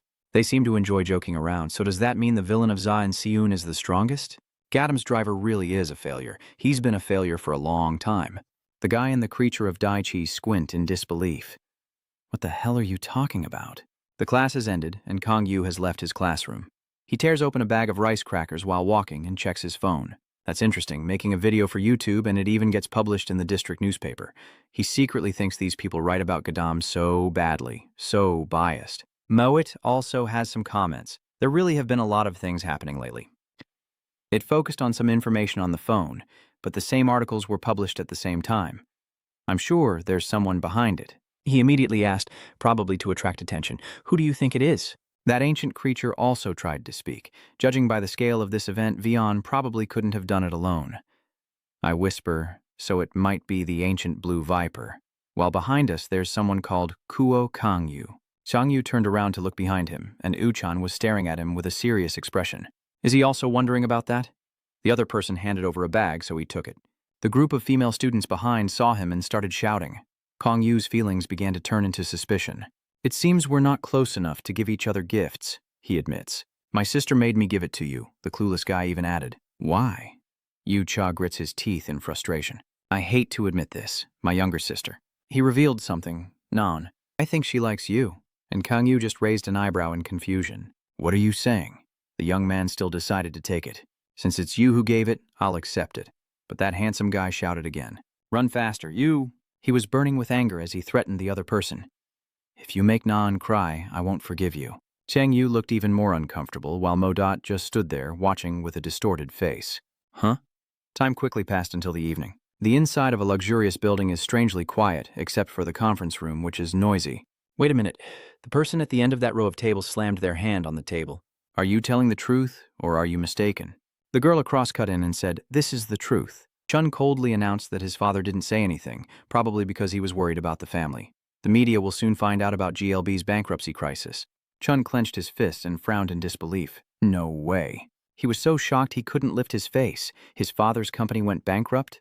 That woman continued, We are investigating. Stopping this crisis won't be easy for you. Suddenly he asked, What is the reason? Trung Ji also explained that we suspect it was due to an attack by the ghost expert team. He shouted, Damn it! Then Sang Tae still tried to hold on. What can I do? That woman suggested that there is someone who can help the company avoid bankruptcy. He quickly looked up. Really? Her lips curled up. Have you heard about the most exciting and must-watch fight in the world? Sang Tae didn't quite understand what she meant. Suddenly, she said something unexpected. She also repeated it herself.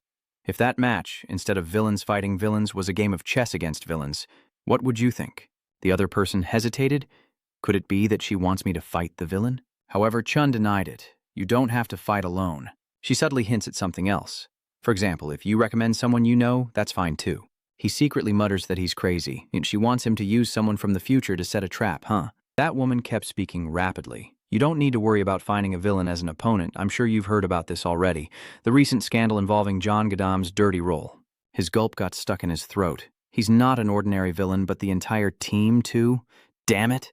The girl picks up the teacup on the table and says, You don't need to feel pressured. I promise someone will help you.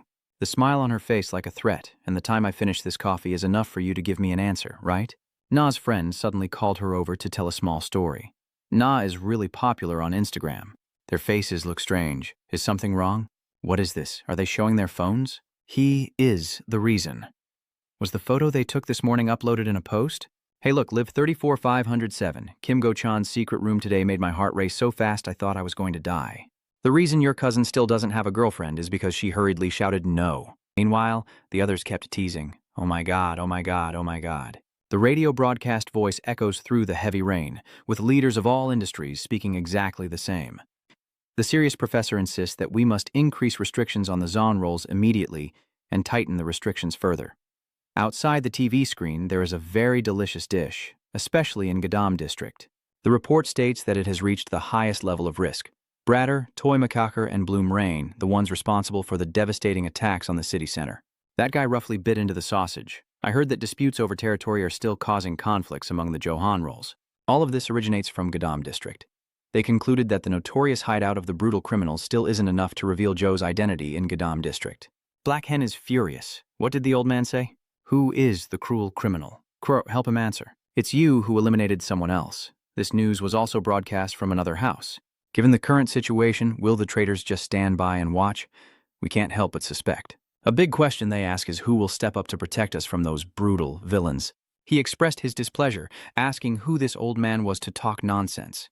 This old man, Chisun, is a university professor, and the reporter continues the interview. Professor, do you think there is a solution to this problem? He pretends to be knowledgeable. Ancient saying goes that you fight fire with fire. She was caught off guard. You mean we will use fire to put out the existing flames? He didn't hesitate at all and carried it out, which sounds unreasonable. But before the villains in Gadam become more frenzied, we must demand that the district guards protect the residents. The people outside shouted in anger, and the crazy old man grew even more furious. What do you mean, protecting the residents? Clearly, he's trying to make the fighters fight each other. Can a professional talk like that? He shouted. Even if the villains in Gadam cause trouble, Chisun gently turns off the screen. They are destructive and reckless, so they deserve it. She picks up a stack of papers. If your report is true, then the villain Gam is actually the hero who rescued a kidnapped resident. Tuk is at least somewhat humane. But you know, even if this truth is revealed, no one will believe it. He shrinks back in embarrassment. That's right, because it's so complicated, Uchan could also get involved. Chisun continued discussing, not only sabotaging the scam but also causing many other problems. Clearly, this is gossip about the off-track car. She pushed the stack of papers onto the table. The situation has gotten a bit too intense. It seems they will let everyone know their plan. The person with her is curious. Who does she think the mastermind is? She was speaking when the doorbell suddenly rang. The mastermind, huh? He is someone influential in media and society. A voice rings out from outside. Is anyone there? Chi-sun coldly ordered that person to come in. Sue approached with a smile and greeted him. It's been a while. Branch manager Hamdi trembles. The novice ice attribute assassin also sits up to welcome her. I heard you transferred from Ban to Seun, but you've already arrived today? I was startled and thought to myself, looking around too much. The small-bodied girl approached Chi-sun. She was supposed to come to meet the elders tomorrow, but as soon as she arrived in Seun, she came here immediately.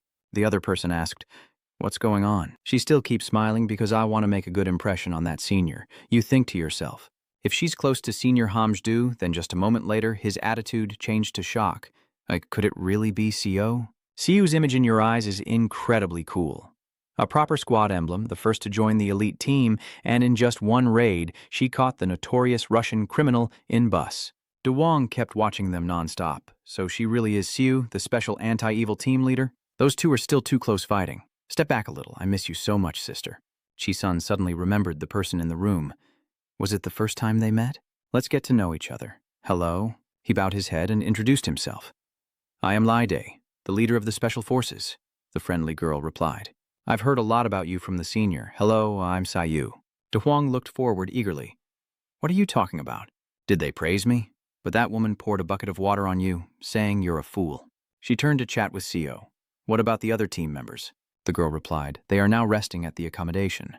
The priest approached and said, It's perfect timing, let's go eat together. But the girl just forced a faint smile. I really want to, but I already have plans. My cousin is meeting me. Chi-sun is confused. Are you talking about that guy from the school who cheated on the exam? She stroked her chin and tried to recall, hearing that he won the national tournament. Bang Xiu's name helped her remember the rest. The sky above Kwansin Hoa's tower, where Zhu is hiding, suddenly turned dark, and raindrops began to fall on his window. What did you say? Ino furrowed her brow in annoyance. There's no Mujin here, and we're about to destroy Namkang. I'm not interested in slaughtering innocent people. He remains calm, trying to persuade her. Now is not the time to talk about personal preferences. Right now is the perfect chance to unify all the roles in Seun. She's even more stubborn. It has nothing to do with me. Pin's eyes reveal a card and then turn away, not knowing how to seize the opportunity. Truly foolish. The girl leaves with her weapon. If it's not Minin, I'm not interested, and sends someone else. Her sharp senses suddenly alert her, making her turn around. Since when has Lying Ghost been hiding in the corner with a knife? He turned his head and charged straight down. Ino immediately used her large weapon to block the attack. She simultaneously grabbed the sword's hilt and drew it out, then delivered a fierce strike that forced the other to tumble backward. The wind destroys Detective Wynn. A brilliant smile blooms on her face. You managed to dodge? That's pretty interesting. He quickly regained his stance and turned again. Lying Ghost. They say that the older the mirror, the sharper it gets. She holds her large, glowing sword with both hands and charges forward. Are you one of the three leaders? Both of them use their weapons and deadly intent to try to kill each other. Piton's large foot stomps heavily on the ground, stopping. Insir is surprised, herself slowing down a beat. The Lying Ghost was stopped at the same time. Piton stood between them to block their way. Einar's eyes furrowed with extreme displeasure as she swung her sword right at his neck. What are you supposed to be? I thought you were very understanding, but I guess I was wrong. Pin's eyes intervened to stop you. I told him to hold you back. You still haven't lowered your hand. Lafing Ghost challenged first, and you're stopping me? You're breaking the rules, he calmly explains. Even according to the usual rules, John's orders as the boss are absolute. Pin gently pulls down his hat like a gentleman. Sorry for ruining your mood because of Ling Ghost. I apologize on his behalf. He also told her, well, I won't force you to do anything related to Namkang anymore. Lying Ghost, still eager for battle, grins with a chilling smile. Insir responds with his own delight. She put away her weapon and left as well. Pin still gracefully looked at the card in his hand. The meeting was a disaster. In his hand is a black card. Insir. I should have used the ace I've kept for so long to catch her. The white clouds have started to return around Gam High School, Marat said with surprise. Are you going to the coffee shop to study? Do you plan to go there after class? He puts away his books. The rain has stopped. I told you already. The exam is coming up soon. The ancient creature starts teasing again. So you said you weren't going to college? Are you really saying you're thinking about your sister when you say that? He's scolding her. Shut up. The figure standing at the school gate was quickly recognized by him. Kimna. Yeah. Because of the memories from before, Kong Yu is a bit wary of that guy. Is he telling the truth? Just at this moment, U-chan also appeared. What's going on that brought you here? The cheerful girl replied. You didn't check the messages, did you? You said you would come to my school. Her brother reminded her. You should have called instead. Your sister is even more hurried. Insta is going crazy right now. The other person looks confused. What are you saying? And she hurriedly took out her phone. You're being photographed. Before he figures things out, she already grabs Uwan's arm. Photo. The girl pulls her brother away from the school area. Let's find a quiet place to talk, and he will just have to go along with it. So let's go. But at this moment, someone interrupts. Oh, wow. The sweet voice of that guy made them stop. It's been a long time since we last met. It's been a long time, hasn't it? Sangtae waves at them. Do you remember me? I am Sangtae. Sangtae. U-chan also recognizes him. Sangti. That guy then smiled strangely and even took the initiative. Are you free now? Let's go get some drinks. It's on me. The rain outside is pouring down cold and heavy, while the decorative vines around the gate remain still. Sangtae was alone in the room, his face lowered to the table. Chun's words haunted him. What do you think if the villain and the chess game fight each other? She and that smile are still vivid in his mind. No need to feel pressured. The young man's eyes grew more worried as he said, I promise someone will help you. Dang T. His hands clenched tightly and trembled. How can I endure this? ST still believed in his own potential as a top-tier genius. He was lost in his thoughts. No way, I have to do everything to get out of this. Suddenly, a guy appeared from behind. Xiong Tusi angrily turned around, then was frightened by the other person's threat. Dad and Bomb, how do you know I'm here? He hesitated for a moment. What does that mean? Inbom sneered contemptuously. Shouldn't the head of the department have told you? The anger inside him was immediately provoked by him. Sangtai's precious hand grabbed the other guy's shirt. He leaned in close to his father and asked, Are you the one she sent? You dog, what are you planning to do? Come on, come on. Bomb hurriedly reassures him. It's a misunderstanding. Let me go so we can talk, he admitted. Honestly, my situation right now is just like yours. I'm also dealing with some financial issues right now. The other guy looked confused. What are you talking about? But the other person didn't clarify. Let's leave the details for later. Now let's handle the urgent matters first. In the chaos, I found something in my pocket. We need to deal with the villains in GOM. I pulled out a document from my person, and both sides are allies now. Sangtae silently cursed. That guy earlier was very suspicious. The documents also contain information about some other people. I've listed everyone who will work with us. Even if they die, they still have to follow your orders. The viewer is just asking if that's true, and they're already prepared for it. So that means this was happening even before I met Director Chun. He suddenly misunderstood something. Could they have planned this and dumped everything on me? I asked my friend. Are you worried? The other person immediately questioned back. If it were you, you wouldn't be worried. That guy shrugged. Don't worry. We won't tame the roles. We're just showing we're fighting them. Sangto wondered. You just said I would handle them easily? He forced a laugh. Yeah, I guess I just said that. Inbon suddenly looked serious. Honestly, I think with our strength we could take down Viadam. He immediately gave an opinion. They are all a bunch of mixed villains, while we are all elite students who have gone through formal training. Simply put, it's like adults fighting children. So T also thought it over and realized Inbom was right. Even if they are many, they can't fight together effectively, so they are easily separated and defeated. Above all, if those villains have never been properly trained in combat, they will only become more confident, making it impossible for them to be a match for the flag team, so ST's close friend suggested it himself. And we can also bring in outside help. I just thought of 2 people, and the other one will listen carefully. Who is that? He speaks directly. One of them is my cousin Siu. That idea was immediately met with strong opposition. What? Are you crazy? Calmly pointing at your friend, he says using the familial you is fundamental in business. But my cousin really cares about you a lot. His convincing words make him grit his teeth. I heard she moved to Soon already, just in time. The praise just keeps coming. Siu is the leader of the special anti-hero cleanup squad, so if anything goes wrong, this will be hard to handle. Inbom adjusted his tone slightly with a hint of concern. Of course I thought of that too, but we don't know everything yet. If something really goes wrong, we can just ask her for help. Sangtae continued to ask, who is the other person? The young man then uttered the name Kim Ut-tran.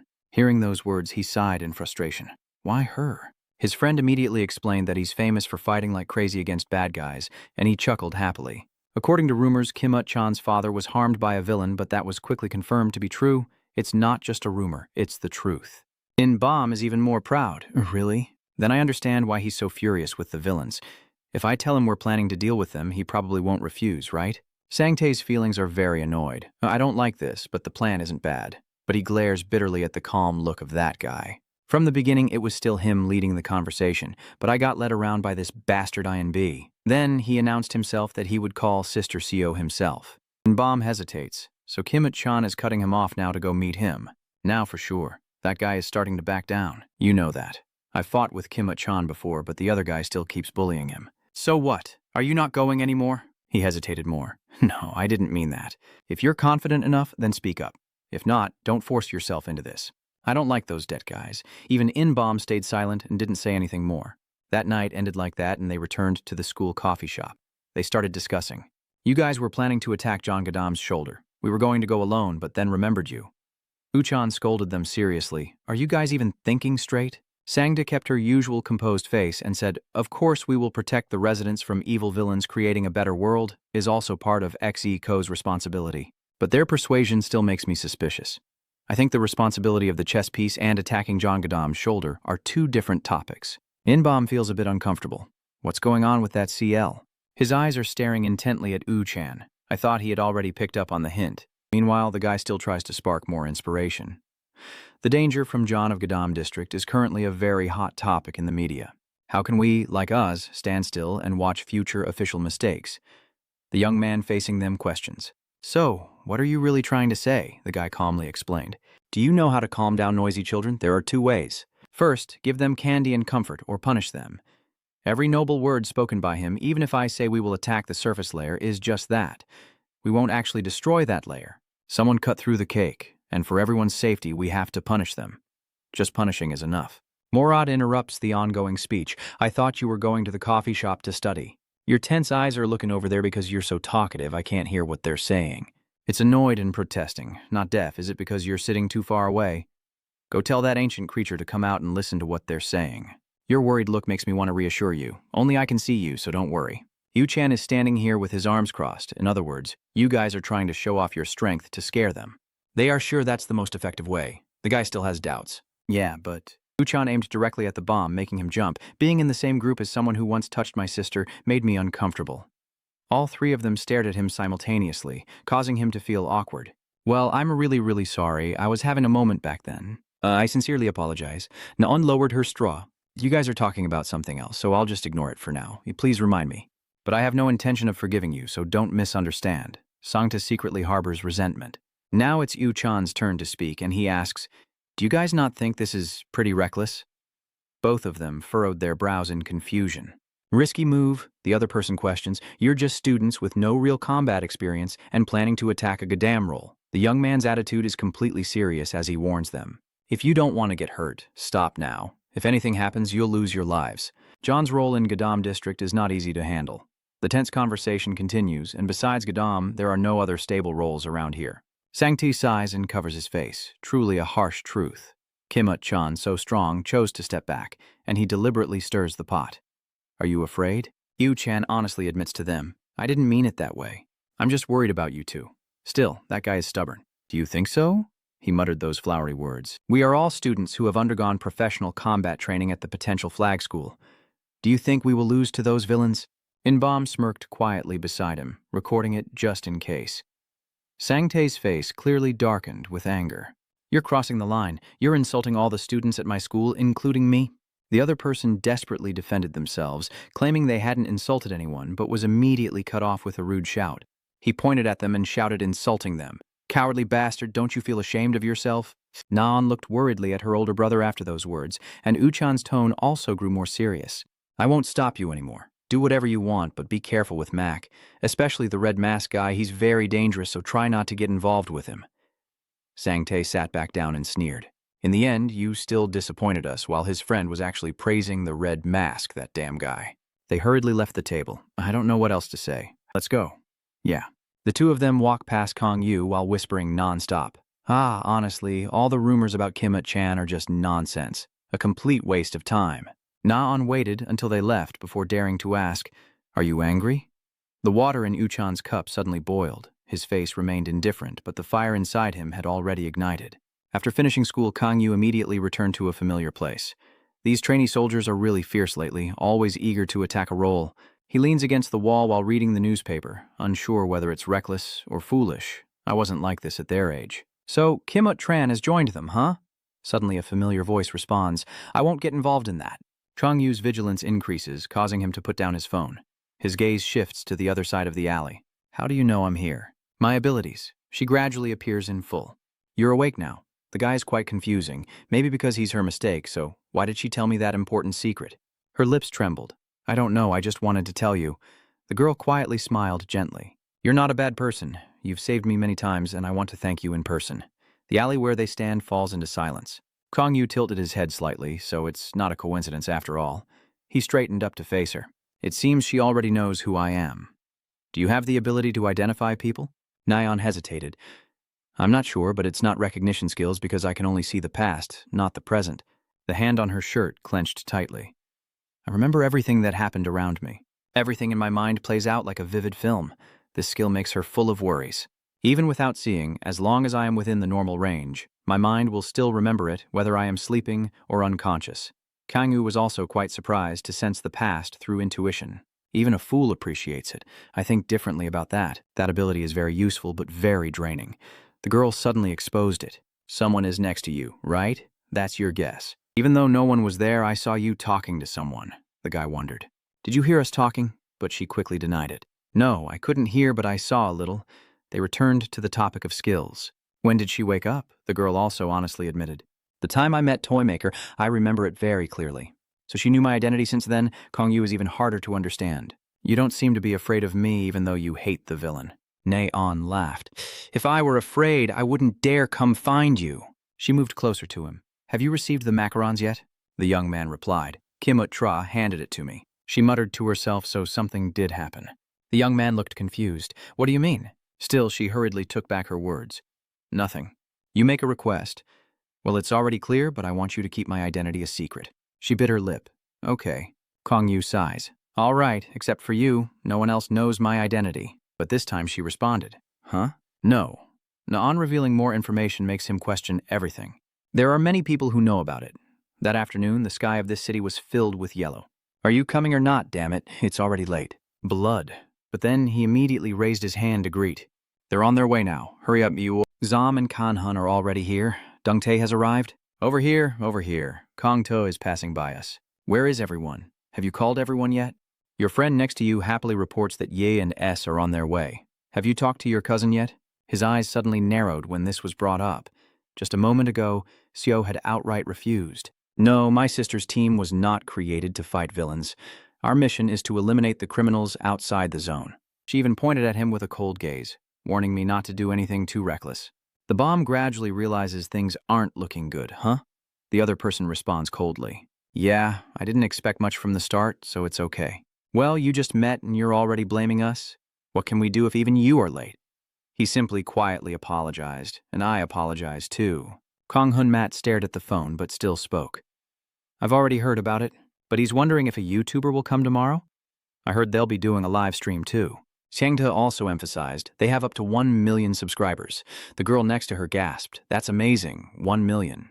That guy is still thinking things through. It's okay if he turns back, but live streaming might be a bit too much. If any of us makes a mistake, it'll all be recorded. He kept muttering, if you make mistakes doing this, you're really an idiot. So cheerfully interrupted, but making a few mistakes is also adorable, just like that, and immediately got scolded. Be quiet. Sangtae clenched his fist, his anger still not subsiding. Our goal is to make those filthy evil villains pay. If anyone doesn't feel confident, just step back now. Then Hung Ho declared, we will build the coffin with our own hands, and pushed even harder to hold on to him. Your raised hand looks so cool. In case of an explosion, I'm busy gathering forces. Are you crazy? We're already next to the park. If you come, you'll see what I can do. Enforcing justice? He looked at them emotionlessly. Nonsense. I'm sure you have other motives. Even the girl next to him was seen through by him. The little one wants to become an idol, so she got involved in this to gain fame. There are also 2 other mysterious people, Goangtae and Ansangho. I'm sure they agreed because they heard there would be filming. The lively scene in front of him only heightened his interest. Everyone has their own purpose, but everyone is useful because they all have talent. Kong Hun's lips curled up. So I'm just a background character supporting the main hero? His true nature is even showing on the outside. If more people find out about him, it could get tiring. If those 2 see it, they'll start talking. So why is he suddenly laughing? Forget it, he always pays when he wants. When night falls is when important meetings take place. Anan Blue VIP is standing by the window admiring the view. Did Cassian get back to you? His subordinate reports that he has replied agreeing to the proposal. The cunning old man whispered, so what it wants is a mana stone, huh? Too greedy for someone so young. He's also curious about how others will react. Deho carefully recounted each person. Red-Eye Dragon Hand and Iron M responded quite positively. But when they reached an evil person, Mr. A suddenly stopped and hesitated. Sorry, we couldn't get close to her, so we haven't been able to negotiate. And Blue VIP stroked his chin, as if pondering something.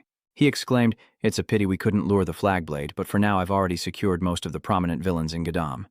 His butler confirmed, since he's in Feta, the number of villains joining will gradually increase. VIP suddenly changes his mind and no longer needs to prolong it. There are two members of the family that VIP still keeps an eye on, Sang Chun and Hui Sun. We could be caught off guard. They're not stupid. He coldly gave the order. Tomorrow night we will proceed according to plan. Deho bows and places a hand on his chest, saying, I will prepare thoroughly to avoid any mistakes. Hey, I think we have a guest. My subordinate, be careful. Someone from M's side has arrived. He looked a bit annoyed, coming so late and still bothering to visit. Really not polite at all. Deho quickly suggested, then I'll see him off. The door suddenly swung open. Why are you trying to send me away after I've come all this way? Deho frowned and looked a bit surprised. He glared at the other person. What is this? How dare you barge into a place like this? The other person is still wearing a discreet full-body veil. What does it matter in a place like this? This is just an old snake's house. Maybe I came to the wrong place. Did a Nan Blue VIP send you to ask on their own? Is something wrong? That guy touched the shirt. The chairman promised to support you. A familiar hair begins to reveal that help. The villain from before is actually me, Barracuda. The entire An Blue VIP mansion falls into silence. They are now sitting face to face. Barracuda. Vi still kept probing, even though just a month ago she heard he was beaten to pieces by Cassie. Barracuda's name smiled strangely. So he's recovered already? He spoke up. What kind of expression is that? He even questioned him himself. It seems you don't trust me very much, do you? I remember he said he would give me a reliable assistant, but that guy still keeps ignoring me. Am I not trustworthy? He rested his chin on his hand and sighed in disappointment. Viper has no qualms about speaking his mind directly. I thought he would send 7 managers, but it seems he looks down on me. Every word he says makes Barracuda burn with anger. I don't want to use the senses that can defeat it, and I threw off my own shoulder. At that moment, Hawk Hack suddenly ordered the two of them, catching them off guard. You're the one underestimating me, old man. Manhwa bursts out skillfully from one of his hands. If you want, I'll show you my restored strength. The light from that thing catches the VIP's attention. It's pretty fierce. After being kicked out of Buxan, he didn't sit still. How did he get that power? A few theories I considered, unless I get help from Mick-kin, it's impossible. Is it true that they are related by blood? He keeps steering the conversation to the main issue. You want Winterbell, right? I will help you achieve your goal. This time, Barracuda's confidence is even higher than before, and then Kasi and Driver will be the ones to finish them off myself. In the old house, where Kongu usually trains the villains, he strictly commented that your attack power and agility are decent, but your stamina in battle is way too poor. Red Ice raises an eyebrow, so I guess no looking back then? And the guy break hand is even more energetic. Reckless. I like it. Double B and Krat are also mentioned. I need someone to take the hit and absorb the attack during the fight. What should we eat for lunch today? Kongu personally decided. One of you will lead the charge and break the enemy's formation.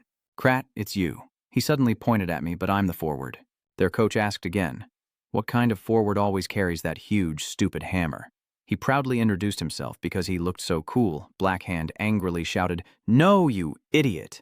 And the guy kept focusing on teaching. I think you should put down the hammer and wear armor instead. You have a good physique, decent resilience, you're better suited to be a warrior. CR, feigning innocence, turned to ask the person next to him, are they praising me? Next are the other key positions.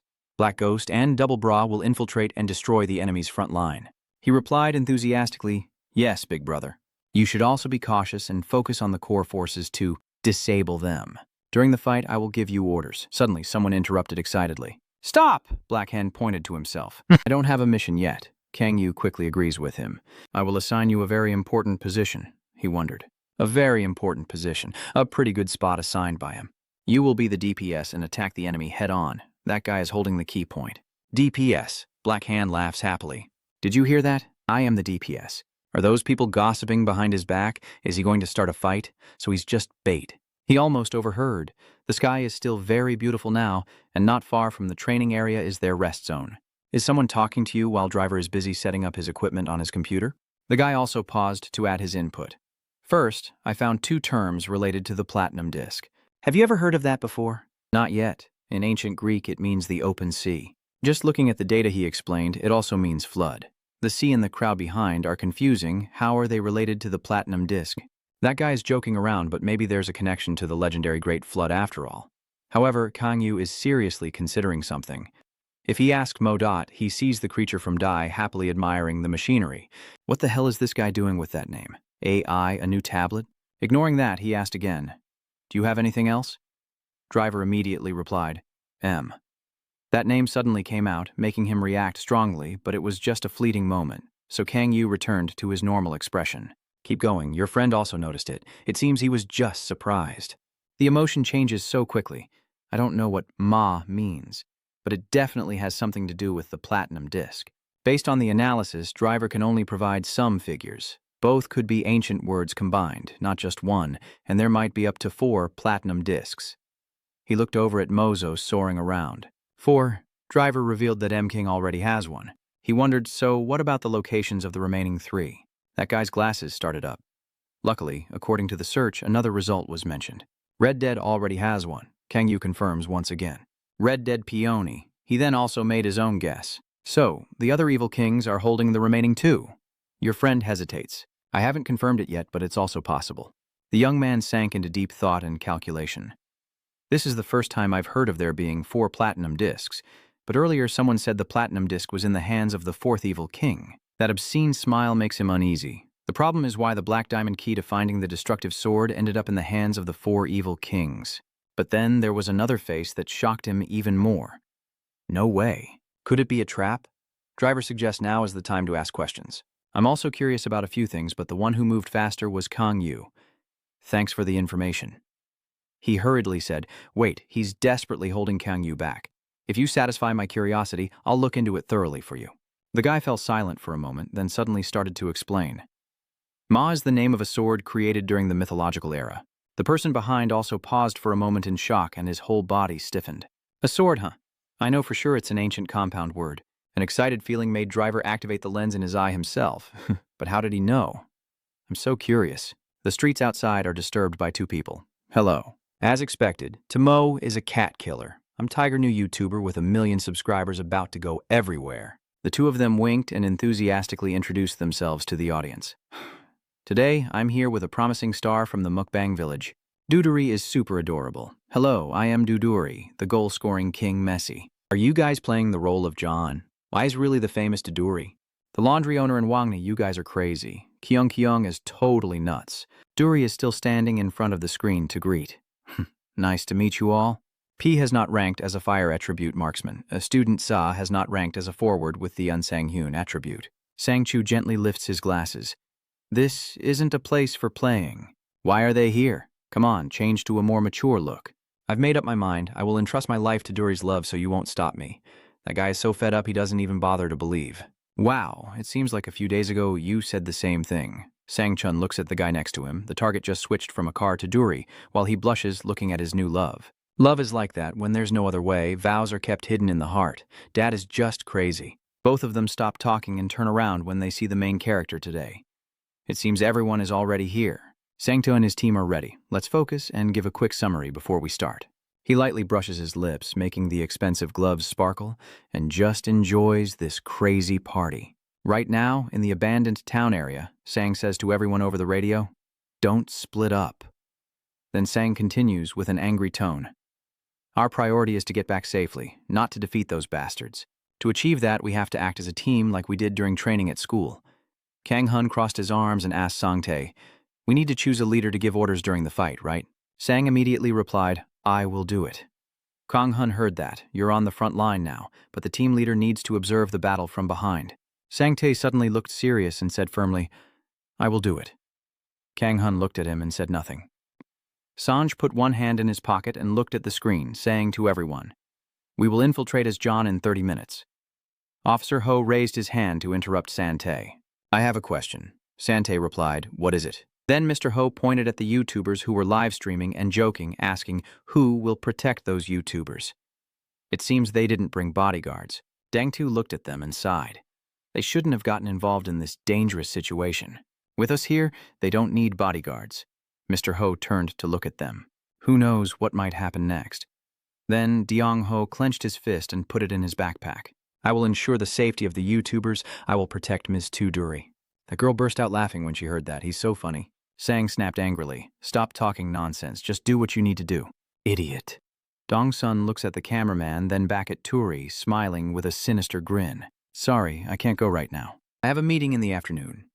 Driver then asked, what kind of meeting is that? The regular meeting of Winter Bellow. Driver wondered, isn't the meeting usually in the evening?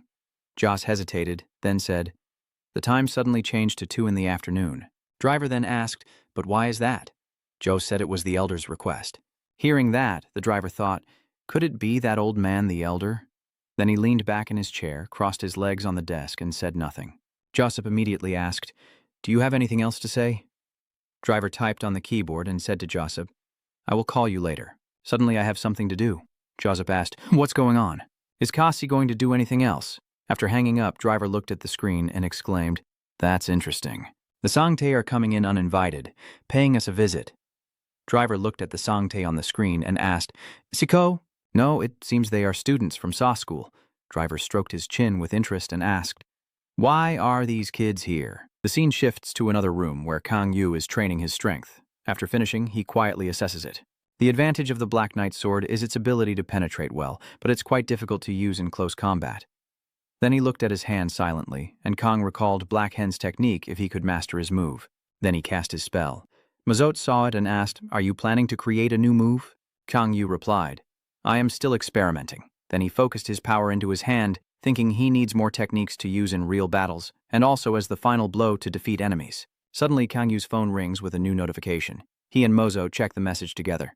A sudden shift to John Gadam's area in Zone A. Kang Yu asks, an emergency summon? What's going on now? Their group has also arrived at John Gadam's area. One person said, it doesn't look that scary. The bespectacled student looked around and sighed, as all the rumors claimed this place was full of ruthless villains. Cruel indeed. Mr. Ho beside him clenched his fist and smiled. It seems the rumor about me being at John Gadam's side has already spread. Dante warned them, don't let your guard down. The true nature of villains is that they are cowardly and cruel. We never know when or where they will strike, so be careful. Suddenly another voice praised Sangtae, saying, you're the captain. Your comment is so cool. The YouTuber streaming is laughing, and with Sangtae there I feel so safe. Dodori looks adorable. Please protect us. A account named Great Demon King in Shorts is watching the live stream and commenting. Is this the first YouTuber to play the role of John? A account named Vinan is commenting with crazy insults. A account named Jisung is really something. The account named Cat Bear kept commenting, non-stop praising. The adorable Thorn is too cute. SEO looked at Sangtae standing with the New Year group and couldn't help feeling annoyed. The YouTuber was interviewing Santi. Have you ever fought an evil person before? Sangha. Sangtae forced a nervous smile and answered, clearly asking the obvious. A account named The Brave Young Man commented with impressive spirit. Another account named Gui also commented.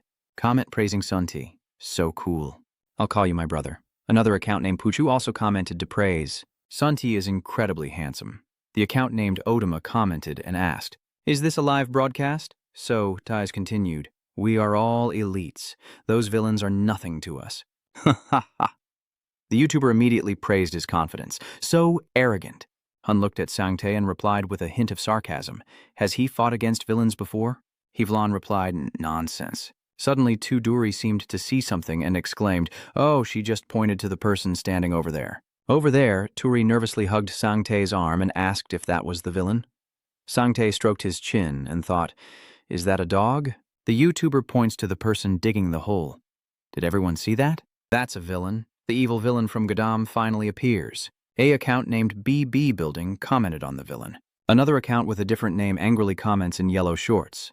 Get out of the way, I can't see anything at all. A account named Kingfish comments, who is this? A account named Watermelon Rice asks to film her while feeding her a durian. After seeing that person dig a hole and wipe sweat, the account named Kingfish comments driver. A account named Hojun responded, that's not right. An account named Y Kin couldn't help but marvel. This one is a great digger. The account named King Messi scores a comment saying he is the future of the South Korean infantry. Dongsun shouted at Sang-tae, "What are you doing?" "Hurry up and give the order," Sang-tae replied. "This guy is just a small fry, not dangerous at all." Hearing that, Dongsun angrily grabbed Sang-tae by the collar. "Are we here to have fun with those villains? We came to destroy this place." Sang-tae clenched Dongsun's hand and shouted, "Are you crazy? You dare to touch me?" Dongsun shouted. "Huh." Sang clenched his fist and warned Dongsun, "Be careful. This time I'll let it go, but next time you're definitely dead." Then Sang-tae shouted at everyone prepared to fight. "We will kill the evil man in front of us. I will go first. Support me with all you've got." Everyone heard this and shouted, "Let's go." Suddenly a flame shot towards Sang's face, a powerful fire rushing directly at him. Sang shouted, "Dodge!" He transformed into stone, then created a stone seal shield. The stone shield shattered into many pieces. The New Year gang couldn't help but exclaim, "Amazing!" Dust swirls as Red M stands before them and shouts, "You uninvited dogs are really stupid." Dongsun angrily yells, "Who is that guy in the helmet?" Sang-tae, with her hands crossed in front of her chest, also asked, "Who are you?" Then she snapped her fingers and the fire gradually went out. "I am the strongest villain in Gadam." "You cowardly brat. Doesn't your father feel ashamed of you?" Song sat quietly at the desk, staring at the box and recalling his meeting with Kang Yu. Uchan held his helmet and asked Kang Yu why he helped him. Then Uchan continued, "You are the villain and I am the one on the wrong side." Kang Yu immediately replied, "Both for justifiable reasons. Is it really necessary to distinguish so clearly? But I understand your way of thinking, because I used to see things only from one side too. Wrong is right, and the villain is the antagonist. I used to think that having everything and falling back on nothing was the only way, but just because you believe it's right doesn't mean it is." Then Kang Yu turned his back and walked away. "If you're still suspicious of my intentions, just think of me as a crazy villain playing a role, huh?" Ucha looked at Kang Yu's back as he walked away, then lowered his gaze to the helmet in his hand. He put the helmet into the box. He thought acting was inappropriate. Then he put the helmet back on his head. Uhan said with a determined look, "Always pursuing justice." Villa Incan switches to the scene at Joe's role in Gadam District as a powerful attack charges straight toward CR. A loud explosion rang out. Break couldn't help but gasp, "Oh my," while Double Bread was left speechless. CR laughs. "I managed to block it." Break strokes his chin. "Nice defense." Red Eye, seeing this, asked, "Am I not putting enough force into it?" After seeing Krat block Red Eye's attack, Break excitedly approached and asked, "Are you okay?" Krat, hands on hips, cheerfully replied, "Don't mess with me." Suddenly Double B pointed at Grad's eyes and asked, "Oh, why are your eyes watering like that?" Grat replied, "Because I am too moved." Suddenly Red Eye sensed something, a paper flying straight toward him.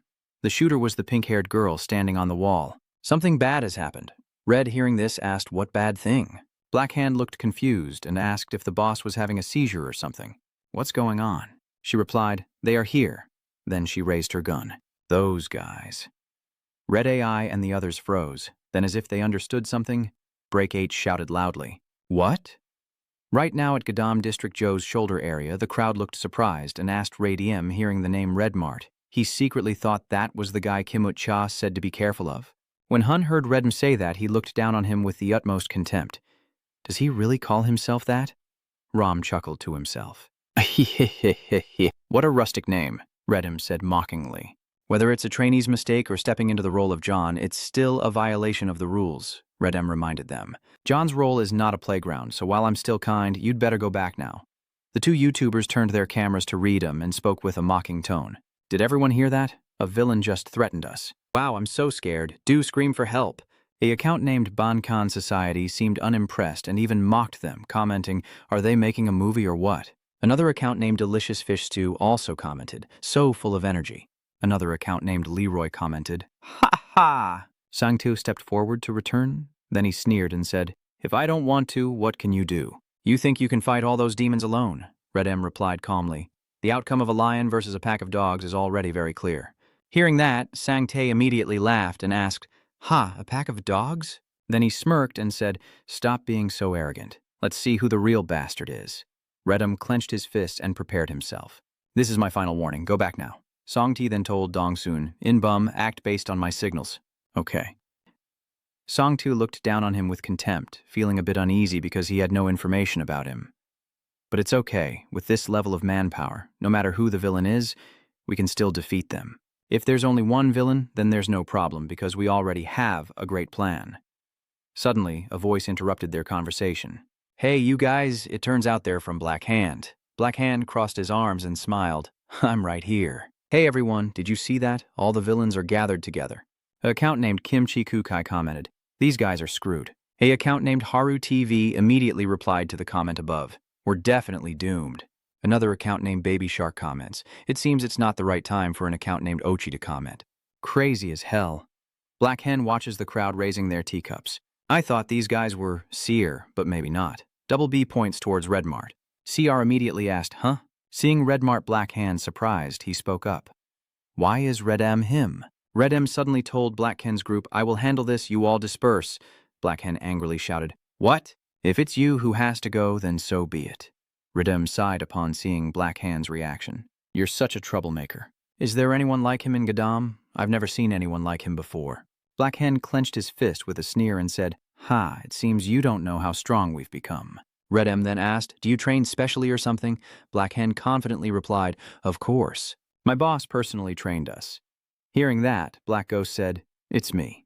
When he heard Black Hand praising himself, Red M thought Cassie personally trained them. Dong Sun watched as Black Hand and Red M argued. What? Who are they? It seems they are fighting among themselves. Seeing the tense situation, Sante couldn't say another word. Sangti gritted her teeth in anger and said, are you still so calm in front of us? These arrogant villains.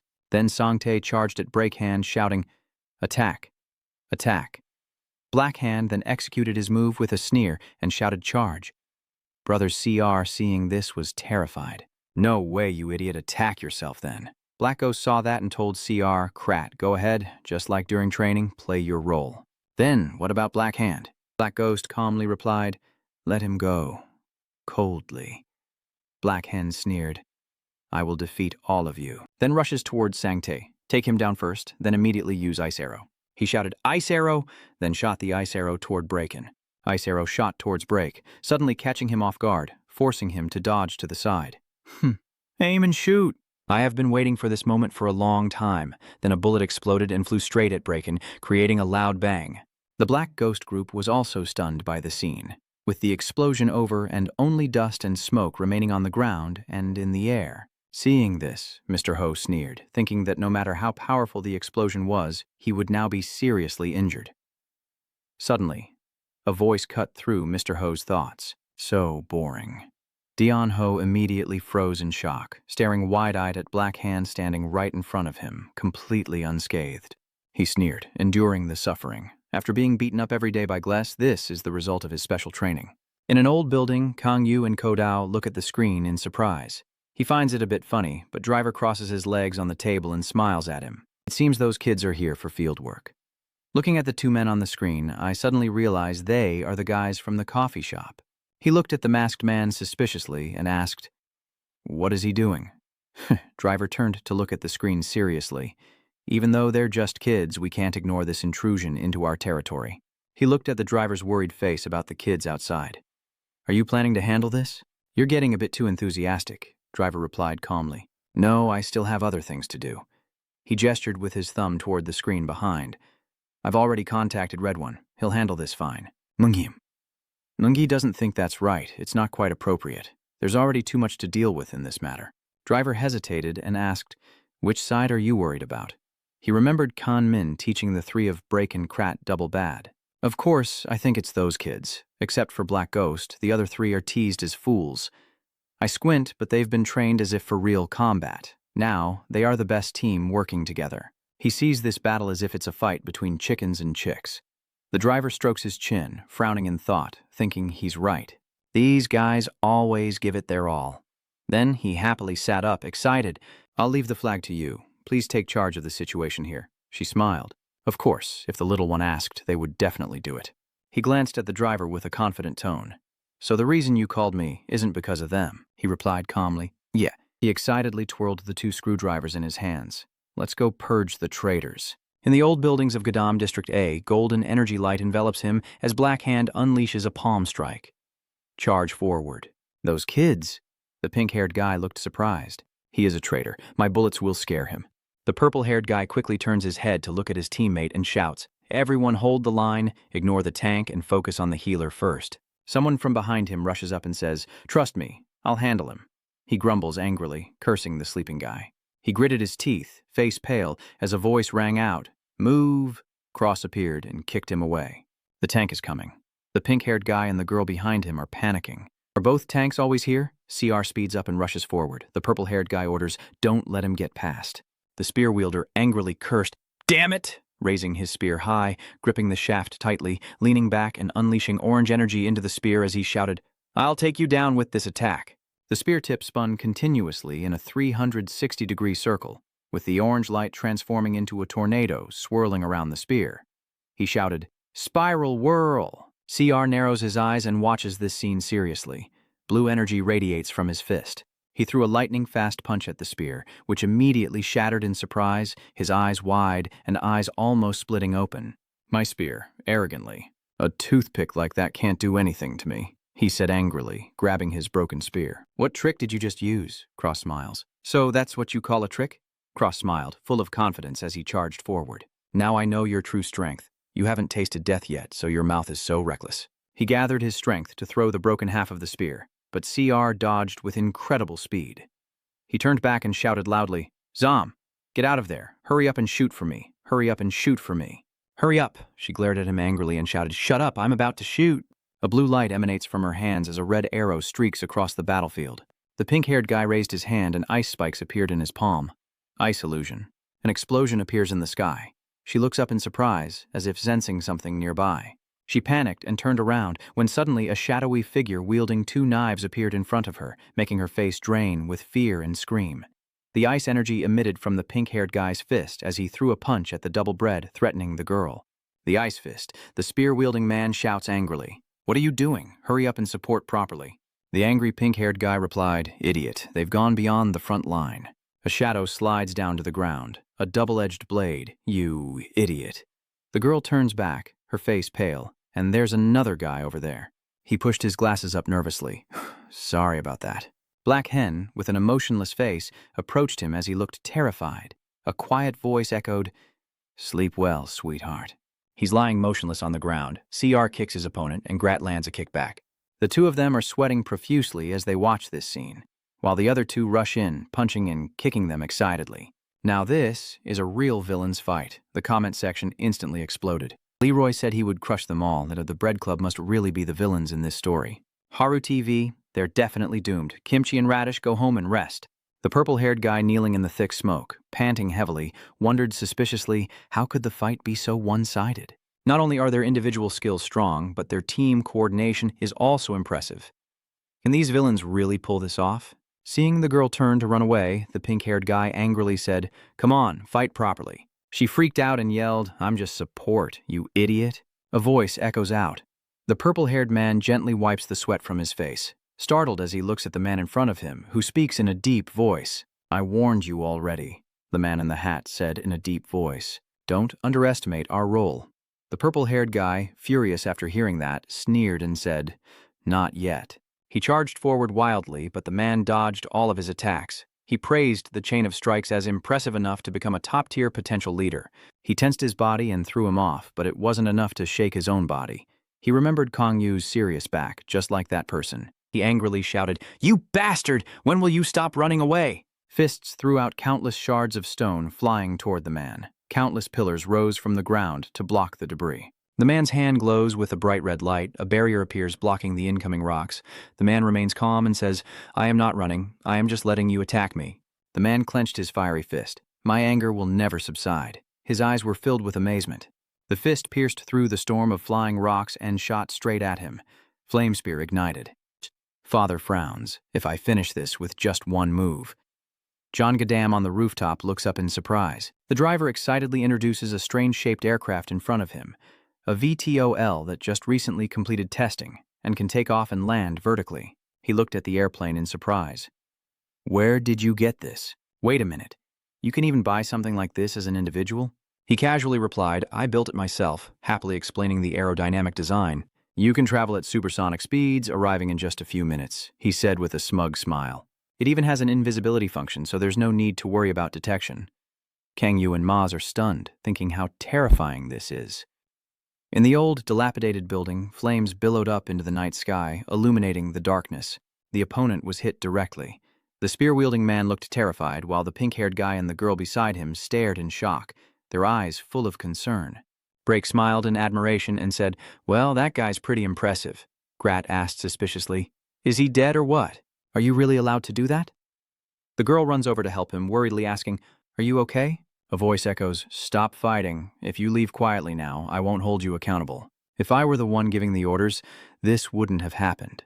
Black Hen turned around angrily and shouted, "Are you planning to let them go? Who gave you the right?" Red AI, calmly, "Stop here. If things get out of hand, it will be hard to control." He was so angry that his whole body trembled uncontrollably. Holding back, Joe Gadam's shoulder at the heaven bar, a person dressed in a full cloak. "Ha! I'm serious. The rebels have stormed in." Cheha wondered suspiciously. "A flag squad? If there's no valid reason to rush in here, then it's against the rules. It just can't happen." That person insists they are normal, but that's really how it is. That's right. Zampet continues to present evidence. "Did you see it with your own eyes?" "I was watching the live stream. Are they streaming on YouTube?" "Maybe they're still live streaming?" Cheha asks, touching his chin. "Who on our side is handling this?" Jam pulls out his phone, seeing a guy I've never seen before. He's wearing a strange mask. She's terrified because it's Black Hand, and there's even a red one too. Chia furrows his brow in thought. Black Hand shouts angrily, "We have to take this opportunity to deal with them, or they'll come back again." The pink-haired guy and the girl frown in frustration, his hand cracking as he clenches it and says, "You need a good beating to understand." He rushes in like lightning. "I will correct your way of acting. Are you breaking the person's hand on the spot?" He falls to the ground unconscious.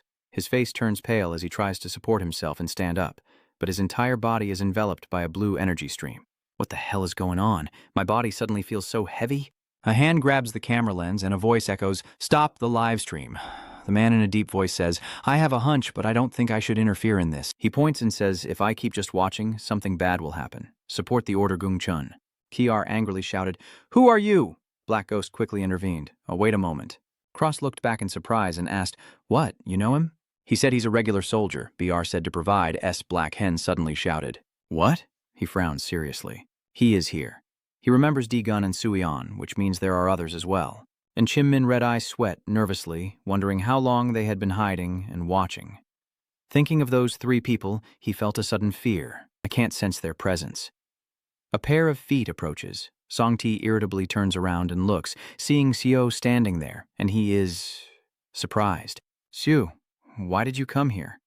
He angrily looked at his teammate holding a spear sitting beside him, then let out a breath, thinking maybe he was startled when he heard So-Ti's voice. "Dumbass, are you calling Sister Sue?" The scene shifts to a figure lying on the ground, begging Sue. "Please help us, I beg you. Sister Sue, if things keep going like this, everyone will die." His voice echoed, "Please, miss, save us." She frowned, hesitant. He lowered his stick, sighing. "She's just there to help prevent any accidents?" Song-Ti shouted angrily. "Are you crazy?"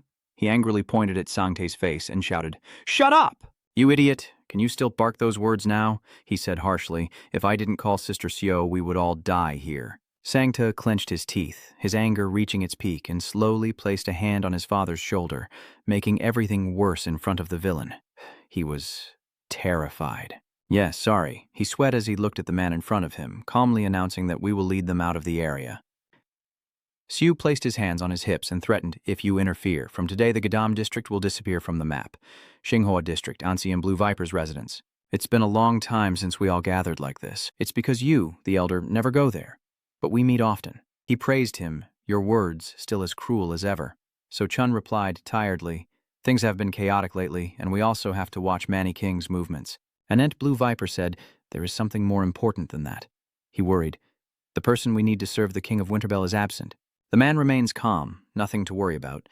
Mujin has passed through the sealed coffin of the gateway. Until she returns from France, you all think Min can fulfill the responsibilities of a Winterbell ruler.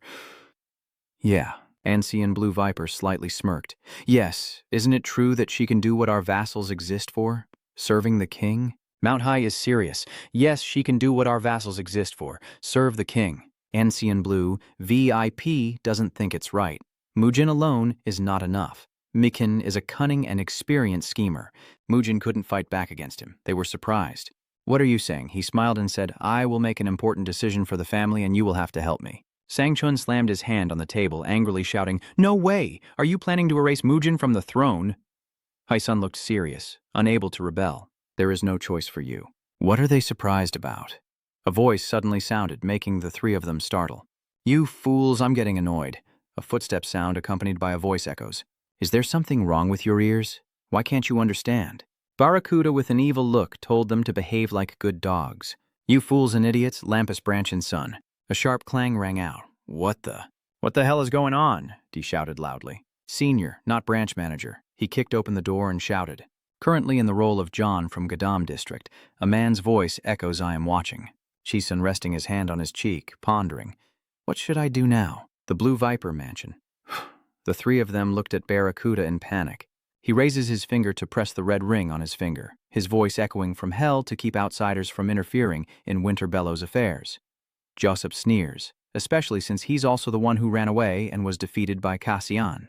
Barracuda smiled menacingly and said, "If you keep talking nonsense like that, you'll surely die someday." He challenged calmly. "You're too confident. Let's see if you can handle this." "Hold on, I have something to say, I just forgot to mention it." The voice of the Asian Blue VIP echoes. "There is DS in the teacup in front of you, and since you've all drunk it, you can no longer become villains." The three of them looked at the tea on the table, desire surging for the suppressant drug. He frowned and assessed. "You behave exactly like a venomous green snake, don't you?" He threatened. "I will ask one last time. Answer carefully if you do not stand with me." Joss interrupted him. "I refuse." Hui-sun raises his hand and says, "I do too." So Chun closes his eyes with determination. "I will never betray Mujin." Barracuda chuckled softly, the blue energy gathering in his arm, and asked, "Can I kill them now?" A voice echoed. "You want to deal with everyone at once? It's getting difficult now, you have to leave some for me too." Joseph looked tense and angry. "Red Sot, it seems you're still meddling in the district's affairs too?" Hui-sun stands up to question. "As a senior elder, to let outsiders interfere?" A Nan Blue VIP calmly says, "It's all for the future. As a vassal of Winterbell and also a elder, I must make the right decision." He glanced at Barracuda and said, "You can now enjoy yourselves to the fullest." Barracuda laughed maniacally. "I'll use a trick to make you feel no pain at all." Suddenly, a shadow burst through the window, shattering the glass, and lunged at his back. He let out a groan and shouted, "Kasian, you're smiling again, we meet once more." His face turned pale. He stared at him and threw a punch. He was knocked to the ground by a burst of energy that cracked the earth open. Red Sort was panicked. "What's going on? Who is he? Why did he just break the window and rush in?" Driver sat cross-legged on the floating tree outside the window, looking bored. "This meeting is very serious. You need to behave carefully." Ancient Blue Viper hurriedly turned to look at him and shouted at the driver. He waved goodbye. "Hello, old man." His hand slammed down on the table in anger. "Singer Ann, didn't you agree to join my side if I gave you the magic crystal?" He smirks. "I haven't received it yet, so it doesn't count." He is angry and says, "How dare you?" Sisian's voice is full of mockery. "You're too naive." Pink light filled the room as the three successfully transformed into villains, laughing happily as they looked at him. "You've been fooled, Elder." He looked at them in surprise. "How could you do this?" Joseph said calmly. "We already suspected the Elder's suspicious behavior before, and he continued, so we predicted he would tamper with the drink. Elder, we're very disappointed. I really wanted to trust you." "So he's angry and arrogant now? You're still dragging outsiders into this." Josp smiled and said, "Fine, let's assume that." Barracuda was trembling on the ground. He continued, "They are all permitted by my elder, so they are different." Driver slung the screwdriver over his shoulder, looking displeased, "But we were also allowed." Lying, he was angry. "If not me, then who allowed you all, huh?" A voice rang out, "It's me." The glass door shattered as he nervously looked at him, panic-stricken, shouting, "Why are you here?" Mujin China with bright red eyes steps in as the scene shifts to the villain's territory. Siu's tone is threatening. "If you dare to block the way, from today Gadam District Vion will disappear from the map. Red Eye, the shapeshifter, will vanish." CR panically pointed at them, and there was someone even more arrogant than the boss himself. "Calmly, let them go." CR annoyed. "What? So even after hearing that, you still tell us to let them go? They are a special extermination force for villains." He turns his head with a serious expression. "All the members are elite regular soldiers. Confronting them is like throwing stones at a brick wall. Break Goi, I also agree to let them go." Cross is annoyed, and so are you. "Why is that?" He looks serious. "You heard it, we can't win if we fight. Cross isn't willing, we've already fought with the boss before. Red Eat is sweating, and you call that a fight? It's just you getting beaten up." Break. Jez looks serious. "Even if we gather our people, we can't compare to them. Stop fooling around."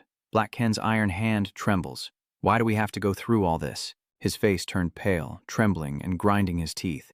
Is it because we don't want to be treated like trash but instead have to hide like bugs out of fear of those who look down on us? He raised his hand and sneered contemptuously. Surprisingly, I didn't expect him to stand up under my heavy shield. He gritted his teeth with bloodshot eyes. Even if I fall, I will still show you the pride of a destroyer. CR scratching his head. Then you're just bait. Sue, losing patience, raises the silver gun in her hand. That's a good spirit, but ignoring my warning is a serious crime. If you want to die, then come at me. A golden light, like two rays encircling the fist of Black Hand. He shouted and charged forward. This is the finishing move I forged through special training. The deadly iron fist. The iron gloves fly like a storm, ready to fire. A blue light flashes as Seo pulls the trigger. The bullet split his glove in two. What is he staring at with wide eyes? My finishing move. The bullet rushes at him at the speed of light. Does it have no effect? Suddenly a giant bird appeared, opening its mouth like a dark tunnel to swallow the bullet. The bird takes a breath. Siyu frowns as he watches this scene. The man wearing glasses looked surprised. Dao Kui let out a small cry. She raised her hand and said, "It's my turn to have fun with you guys." Kojiao smiled and said, "It's my turn to have fun with you guys." Siu frowned. Kojiao, she remembered the previous discussion, had to be especially careful with which villain in John Gadam's role. He replied, "Driver, Kasi, and Kodao." She calmly thought, "So I just need to pay attention to them?" He stroked his chin thoughtfully, not ignoring the recently joined Gadam member Black Ghost, but not paying too much attention to him either. She turned back and listened seriously. Just remember the three people I just mentioned. The image of the three villains appears in her memory, Kasi, Driver, and Kodao. Ku's voice echoes, saying it's truly an honor to have her play with us. Because it's an honor. Kodao was startled. She smiled confidently and pulled out her second silver gun. "So, I will play with her especially." "The Blue Viper Estate," a voice echoes. "Why are you here?" China's eyes flash with a red light. "Mujin," she looked at him arrogantly. "He was furious, needing several victories to assess your authority to become the ruler of Winterbellow." She calmly replied, "I have reduced the time as much as possible." He irritably responded, "Do you think I will believe that? It's been a long time since I saw Mujin. I didn't expect to meet you again. I've been waiting for this day for a long time." She tilted her head to look at him and asked in surprise, "Who are you?" He is furious. He grits his teeth and says, "I will make sure you remember this forever." He pointed down at her and shouted in anger. Then her body suddenly disappeared on the spot. A fully covered man pressed a blade to his neck, and he looked nervously at the man behind him. "What? When did he appear?" Anon blew. VIP stared with wide eyes as if realizing something. "So those four modestly dressed people standing behind China are the most loyal guards," he shouted loudly. "Bake!" He was terrified, thinking about those executing Winterbell's orders. His face was incredulous, wondering if she had truly gained the throne in such a short time. China raises her sword to his face, her voice full of deadly intent. "I am a blue VIP. I cannot overlook your acts of betrayal." He stiffened as he looked at the sword in front of him and listened to China's verdict. Anison Blue, a VYP, will be stripped of the elder title. She grits her teeth and is expelled. Barracuda sits with his head bowed in the corner, softly snorting. He narrowed his eyes, thinking, "Damn it, this is bad. I once told him that spirit is what wins a battle. No matter how dangerous it is, as long as the spirit remains, there's always a chance to turn the tide." He puffed on his cigar and smiled. "If you want to win, don't lose your fighting spirit." He raised his hand to wipe his mouth and said, "Losing your fighting spirit is exactly what you must avoid right now." Looking at the current situation, he pondered that to escape this predicament, he had to turn the tide. He firmly believed that the only one who could do it was himself. A voice caught Cassian's attention. "Cassi?" He tried to stand up, gritting his teeth, and said, "I want a one-on-one fight with you." He asked doubtfully, "What is going on? You just got beaten up, didn't you?" The guy sneers with a mocking laugh. "You ambushed me and you're not ashamed? Are you afraid to fight fair?" Driver seems to see through his plan. "Even a kid wouldn't be provoked by you." Cassan nods. "I accept." Driver looked stunned, as if he was admitting he was just a little kid. The two charged at each other like lightning. He said, "Go ahead, you will never beat me." He tilted his body to dodge the punch and started with a right-handed strike. He crouched down to dodge, then swung with his left hand. Sure enough, just as I thought, he looked pleased. "Through the simulated battles, I have studied all your data carefully." I smile confidently and say, "So with someone much stronger than before like me, I cannot lose." He keeps attacking relentlessly, but all are blocked. The enemy laughs arrogantly. "Your moves won't work on me. Try harder." He rushes forward as if he has realized something. Looking at his right side waist, he happily thinks there's an opening. Is this the punch I should be aiming for? He rushes forward excitedly. I am still Barracuda, do you hear me? I will kill. A black chain appears and quickly binds his hands. He looked surprised at the chaos before him. What's going on? He pulls the man closer with the chain. The man looks at him in fear, sneers, and says, You talk too much for someone we haven't seen in a long time. You're just a child. He delivers a thunderous punch to the man's stomach. He screams in pain as he is grabbed by the hair and a punch lands squarely on his face. The rogue sighed softly and broke out in a cold sweat. I guess it hurts a lot. Hui-sun calmly said, I guess he held back so we wouldn't kill him. He grabbed the broken iron hand and looked at it, asking, Is that a new weapon? He grits his teeth and pants. Where did you go with the stuff you sold earlier? Why can't I beat you? The look on his face is unwilling. To defeat you, I have to go through hundreds of simulated battles. As he finishes speaking, his sharp claws swipe past his hand, grabbing the broken iron hand, and he irritably says, You need to learn how to fight. You get beaten up and fall into a big hole in the ground. He calmly says, That's how you learn. He grabs the iron arm. I'll take this as my tuition fee. Redot sweat nervously, unable to believe Barracuda was defeated like that. Damn it, we've been beaten. The sound of footsteps echoes. It's over. I won't hold back anymore. A blue whirl appears above Anant Blue VIP Chian's head, who then lowers his gun and surrenders. I think it seems like all the important people are gathered here. 3 people, 2 men and 1 woman, appear in the whirlwind. The man in the vest says, Nice to meet you, I am Namchan, the mid-level director. Anand Blue VIP was surprised. Namchan? Who is he? The driver asks. That's Manny King's right arm. He looks at China. The chairman sent me to congratulate you. Mujin for successfully becoming the ruler of Winterbell. She's annoyed. Are we so close that even the old man has to congratulate me? Let's go for the decisive victory. He is disappointed. I came to mediate. China said sharply. What if I refuse? He asked suspiciously. Are you planning to fight us with just these people? He pointed to the 2 behind him. They are more than enough. He calmly asks why you shouldn't delay any longer. What are you talking about? Damn it, just as he said, we need to go back to Gadam now. 4 years ago, the Lampus building. Aren't you tired, sister? I just finished fighting with you, she said calmly. You should test your limits before training. You'll end up hurting yourself. She gasped for breath. People often say that the harder you hit steel, the stronger it becomes.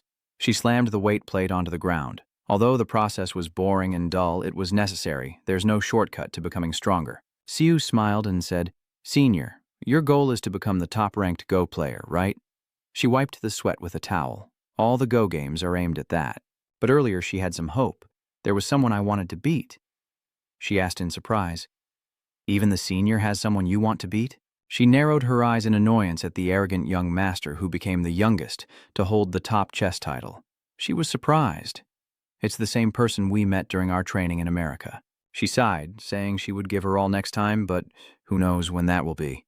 Is she suspicious of the enemy beast? She remembered Kansback. It was also a wonderful experience for me. Truly, there's always a higher mountain. Siu handed the young man a bottle of water and smiled.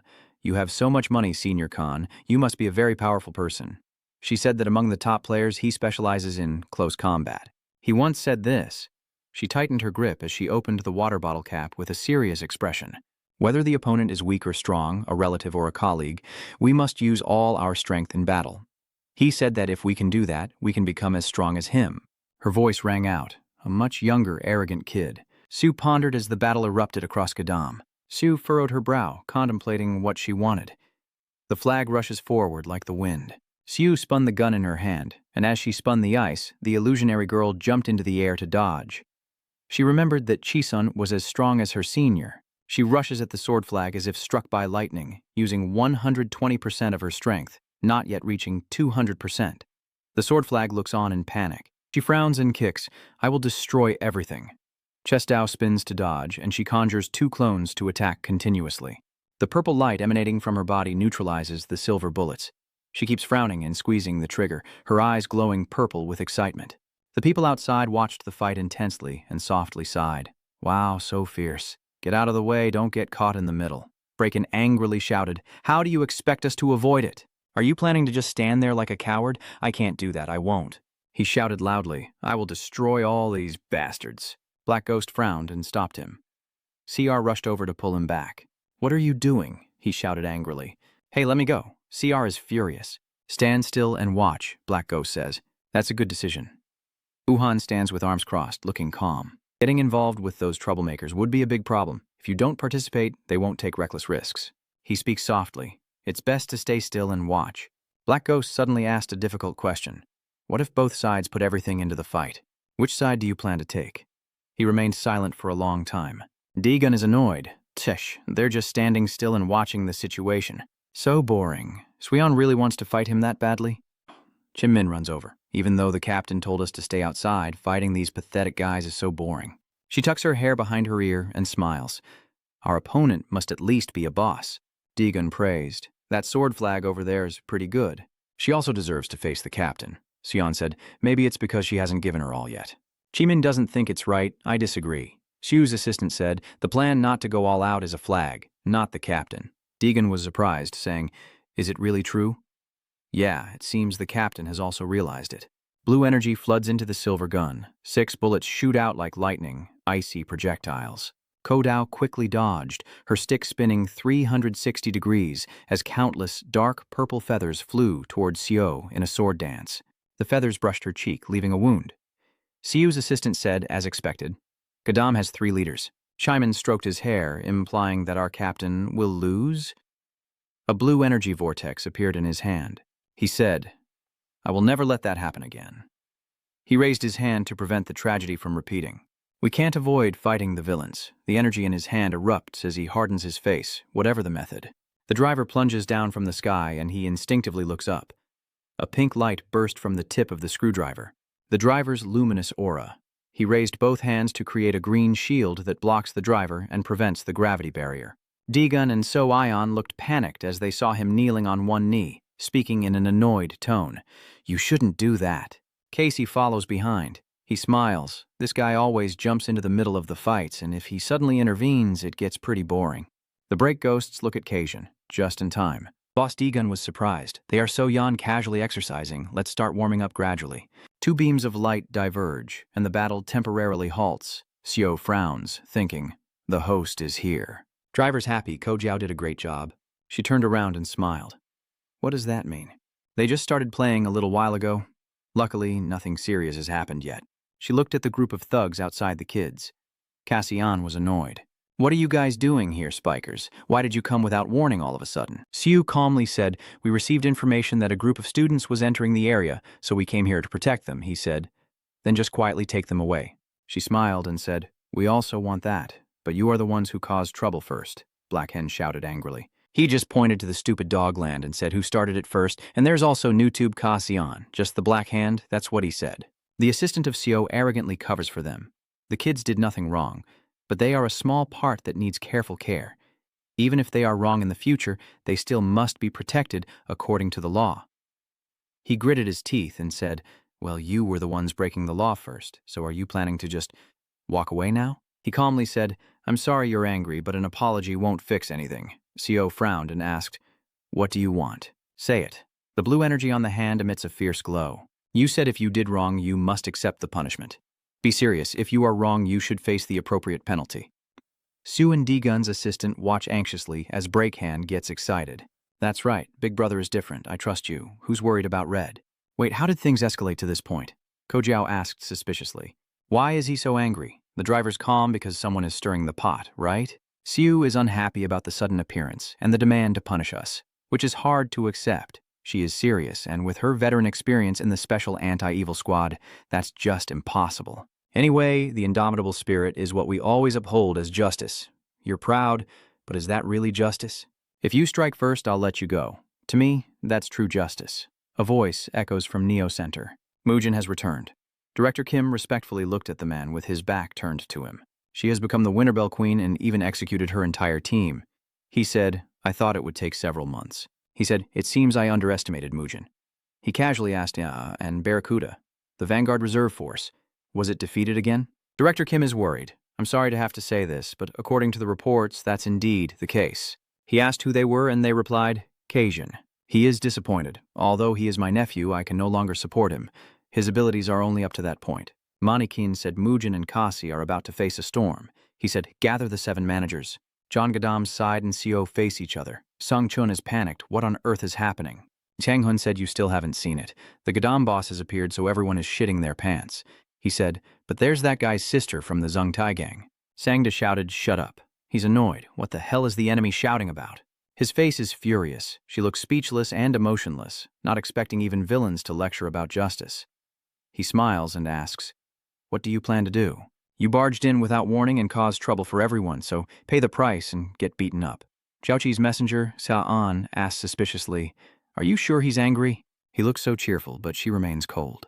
That's right, we really did break the rules. She remained calm, but it wasn't just me. My teammates wouldn't be. I am the leader. They only follow orders. If you doubt, she says, I mean, if punishment is needed, I alone am enough. But if an evil person defeats you, the reputation of a false flag will be destroyed. She smiled and said, I have heard many stories about you. Let me see if they are true. Daegun looked worried. Leader, she snapped at him. Don't anyone interfere. The two face each other as she rushes forward. Braken was stunned by how fast this scene unfolded. In an instant, she had circled around behind him. He is stunned, moving twice as fast as when fighting with a dagger, and raises his hand to strike her wrist. She quickly dodged the lightning-fast punch by tilting her body, then swung her elbow, but he caught her wrist. Is she thinking of defending and counterattacking at the same time? She frowned as she looked at him, thinking, for a villain, this strength is pretty good. He kicked her leg away, causing her to fall, and she angrily shouted, you bastard! He turned his leg back and delivered another kick. She raised both hands to block, frowning as she thought his kicks were quite strong. This guy also has real combat experience. Her hand glows with blue light, and she thinks the longer she drags it out, the more disadvantaged she becomes. She raises her gun to shoot, but he quickly grabs the half of the gun. She thought she had to win quickly. He clenched his fist and forcefully broke her gun. She drops the gun and elbows him in the face, but he blocks it. He grabs both her arms and asks, do you know what happens if you keep using the same move over and over? She glares. He grabs her hand and forcefully pulls her body back. Throwing her away is counterproductive like this. She loads the remaining gun, a bullet is fired, and she angrily shouts, don't underestimate me. He raised both hands to catch the bullet, surprised to see his hands frozen. She quickly gathered her momentum and rushed forward. Got it. She's happy now. The chance is here. His full body energy erupts as he shatters the ice layer. He watches her rush toward him, her foot slipping on the ground. He jumps high, but the kick misses. She hurriedly says, enemy, stop joking. Is Red worried? Is she really a sharpshooter? His combat skills are also excellent. Truly a well-trained official soldier. Black Hen was suspicious, but the sharpshooter specializes in long-range damage. Wuan pondered, facing the ace of the Special Extermination Force, but he was not at all inferior. No, he hadn't even used his shadow attribute skills yet. Honestly, he's been dominating. Uchan seriously thinks he's much stronger than he was back then. She kept firing, but his speed was too fast, and all her shots missed. He smiled and said, looks like you've used up all your bullets. She clenched her gun, but no bullets came out, and she was panicked. How do you know? Did he kick because he thought I had used that type of gun before? She was sweating all over her face as his attacks grew stronger, and he kept throwing punches like rain, forcing her to keep defending herself. She thought that if she got hit directly, he would throw a lightning-fast punch at her. She continued to reach out to block, so Yan was worried she was being overwhelmed. Daegun broke out in a cold sweat.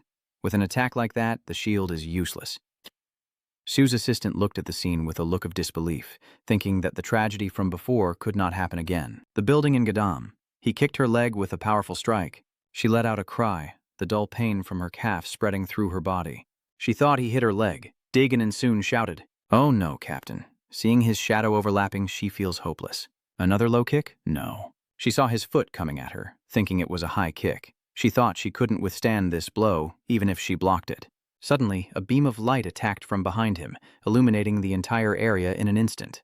He was thrown to the ground, shards of stone flying everywhere. Driver, look over there. He looked at Sio's assistant. They're fighting one-on-one, and you're so annoying. Chicken talk, she snapped in frustration. What are you doing? I told you to stay outside. He said that if you lose, your honor will be gone. He looked serious and said, after you win this match, I will accept the punishment afterward. Jimin smiled happily. I also want to be punished. Daegun and So Ion cheerfully smiled. Everything turned out as I expected, but it's pretty interesting. I'll fight as long as it's a fight. Cassian stood up and said sharply, do you feel no shame interfering in someone else's match? He looked at them angrily, and yet he calls that the honor of the car gang? Daegun arrogant, shut up. A villain like you also deserves to say such a thing. Alone can faces Bia. He says this is a battle. The light from the gun barrel attracts Sio. She shouted loudly, everyone be careful. The blue light covers the battlefield. Deegan raises his shield to defend. He let out a cry of pain, so Ion was terrified. Where are they shooting from? Driver's voice echoes. What can you do if you know? Sue's assistant doubts. Driver. Deegan tries to hold on. Cowardly. The driver frowns seriously. This is what you call hypocrisy. You were the ones interfering in the one-on-one match, but from now on it will be a team battle to break the limits. Let's have fun with the flag. I want to team up with my darling. Red, are you worried? You guys just stay out of their way. That's enough. He raises the drill in his hand. This is the new weapon I just upgraded. Countless drills shoot out from the compartment in the driver's hand. He smiles happily. You guys are my test subjects for a bit. The enemy's arena range. Deegan frowned. I will block his attack. Cheeman smiled, so I'm counting on you. The shield in his hand magnifies twice, emitting a loud clang. He smiles. Indeed, your firepower is strong, but I can still handle it. Both of Ion's fiery hands rush forward. Hang in there a little longer, I will take down the driver. Cassian appears behind her, and she turns around in surprise. A fiery palm strike rushes toward him. Die. Burning. She smiled. Just a little fire is enough, huh? She rolled her eyes as he threw a punch at her. If it's a fire-type skill, I know it too. The darkness burns. Black flames spread in all directions. He was startled to see her, and realized he was surrounded by Sio's assistant's barrier.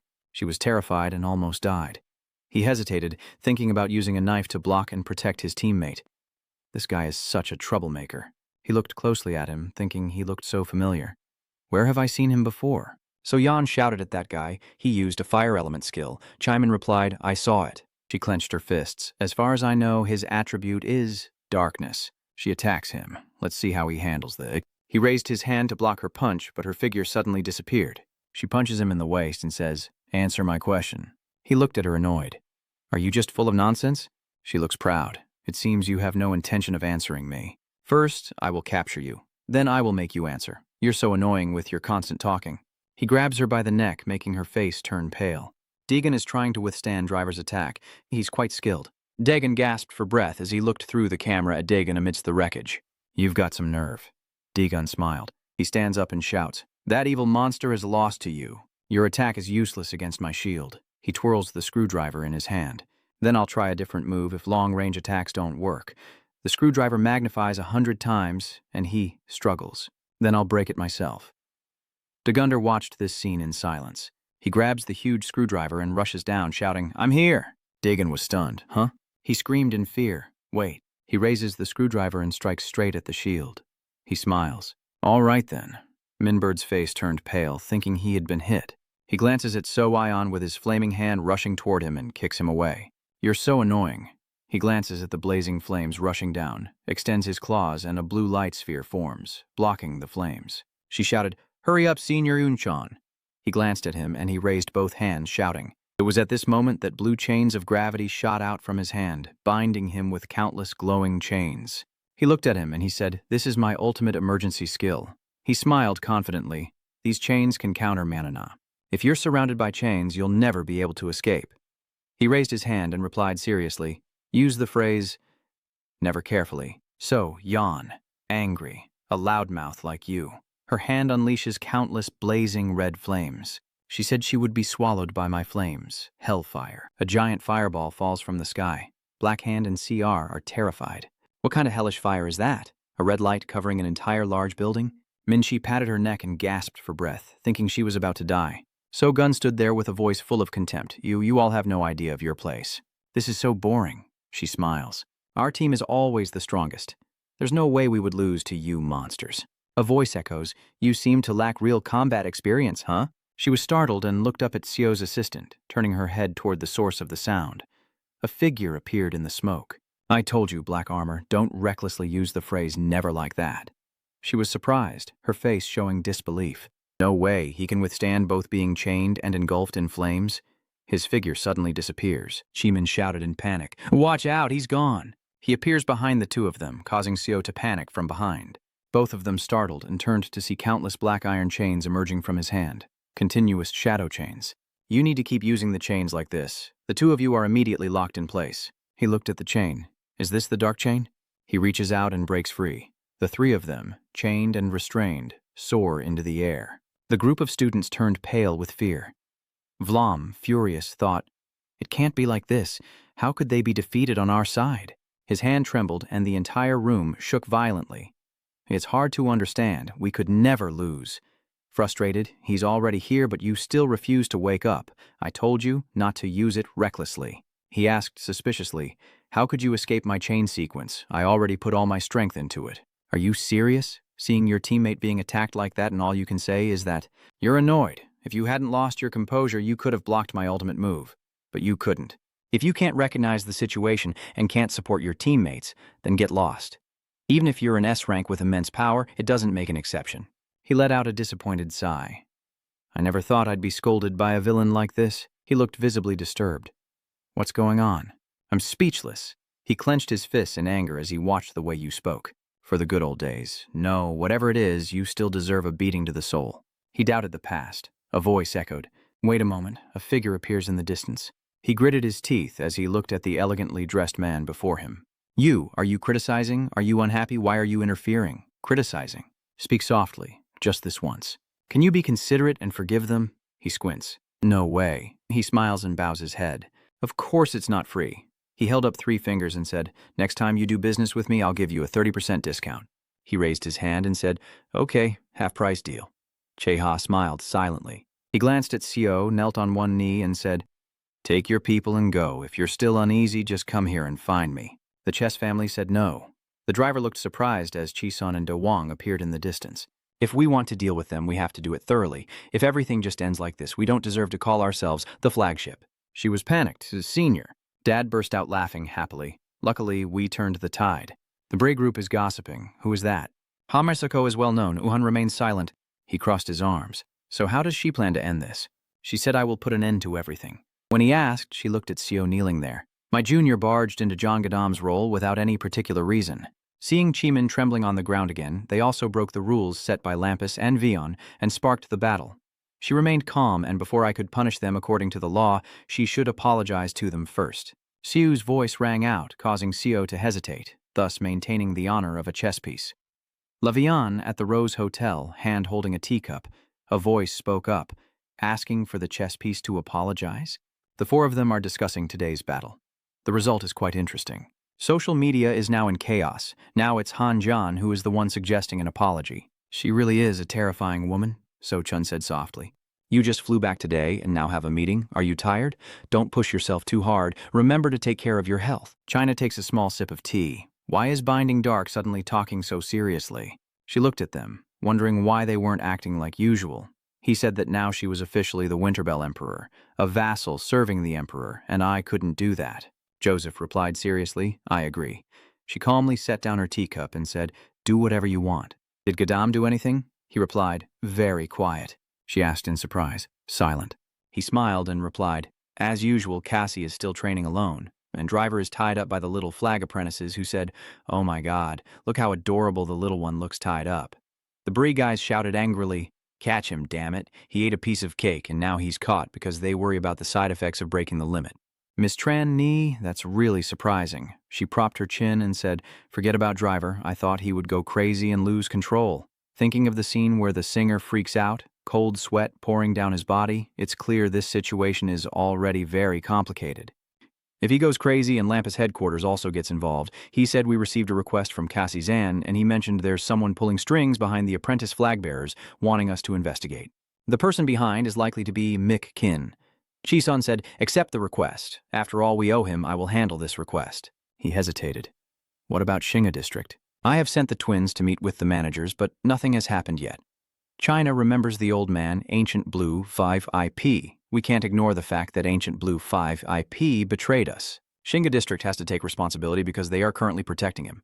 Sangchun asked if they should attack them first. If S goes to Fan Mani King, everything will be very difficult. We need to act before that. Chisun said, dealing with S isn't easy. Should we form an alliance? China replied, then send Winterbell's execution team. So what? He said, I agree. There's no need to drag this out. Chisun worries that if Winterbell directly attacks Sinhoa District, it could be troublesome and attract Lampus's attention. China looks at her. Yes, is there any other way? What about Xian? China frowned and pondered. Kasi was the district of Sinhoa where Marin's uncle was hiding. A voice echoes, I told you, this isn't fair at all. Redot shouted angrily, we have been trapped by them from the very beginning. Trust in Anion Blue Viper was definitely a mistake. Insir drinks a can of soda. And what about you? You foolish fool who trusted the old man. He shouted in anger. Feed me the rice.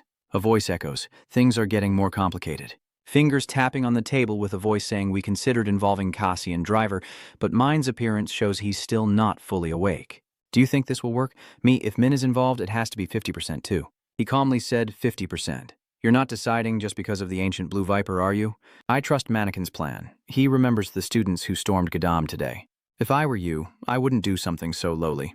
I will attack directly. Bond said yes, a direct attack is enough. He opened his eyes and looked at him, pondering that if someone with overwhelming strength did nothing, they must target something else. What should I do now? What are you talking about? Is this the time to just sit idly like that? He is angry. We don't know when they will attack. She interrupted, making him angry. We sent you, and you come back looking so cowardly. If you don't know anything, don't talk. He remembers Kajin's back. Min was already strong, but that guy in black is truly powerful. Bon asks hesitantly, Do you mean Kajin? He turned his head. That's right, he defeated Barracuda. He remembers the shiny black chain of Barracuda. I saw him overpower Barracuda with my own eyes. The image shows him grabbing Barracuda's hand, while Cassian, that bastard, is on a different level. Her hand holding the sword is trembling. Another level? She smiled and said, That's interesting. He said, There's a saying that to catch a snake, you hit the ground, meaning you do something indirect to make the enemy reveal themselves. Bond skeptically asked, What do you mean? It seems I haven't been thinking in the right direction. He thought to himself, I believe the main target that the villain wants to focus on is me. He said if everything went according to his plan, he would have already come to kill me. But Biff Mujin returned too quickly, so we had to change plans and everything became more complicated. Bond worried, if that's the case, then we have to do something. What are you planning to do? He asked. Meeting Mujin. She was startled. He pulls out the card, having already decided on the main character for his hidden card. He looks at the spade in his hand and grins cunningly. I will make Mujin mine tonight. G is a fragile passion. The energy radiating from Kayan's body was intense. Modot said, Congratulations, Kasi. You have reached the S rank you've been aiming for. He looked at his hand, just lucky. He remembered Barracuda's arm. It was all thanks to Barracuda's weapon. Mozot is worried. The real demon stone is too small for you to die from. Honestly, I was a bit worried. Luckily, everything still turned out successful. It asked, What are you going to do now? You can now absorb the blood mana stone, he said calmly. I had to check the status window first. Break Ghost's voice echoes. Master, are you here? He looked suspiciously. Why do you ask? He replied. Do we have a visitor? He asked suspiciously. I don't think I've met anyone, have I? A voice echoes. So you're busy training. China Na, in her transformed state, appears before him. She asked, Am I bothering you? He replied, Yes, you are. The atmosphere suddenly became awkward. He suspiciously asked, Are you here to visit my training room? Why did you come all this way? Black Ghost said excitedly with tears in his eyes. Is this the owner's training room? She said. The main point is that I need your help. Are you mocking me? Emperor Winterbell needs my help? What is going on? She narrowed her eyes and said, I want to attack the Hoa district. When do you think is the best time? The faster, the better. When do you think is the best time? He clenched his fist and said, Now. Lampus, South Korea branch. A girl sitting in a dark room. Siu seems to be writing something down, recalling the moment she bowed her head to apologize to Kayan for disrespect. Sincerely apologizing. The angry students look on. Is it really necessary to apologize to the villain again? The Bray guys are really shouting in anger. So now you're apologizing? You beat us to the point of exhaustion, and then apologize? If you've already apologized, then shall we discuss compensation now?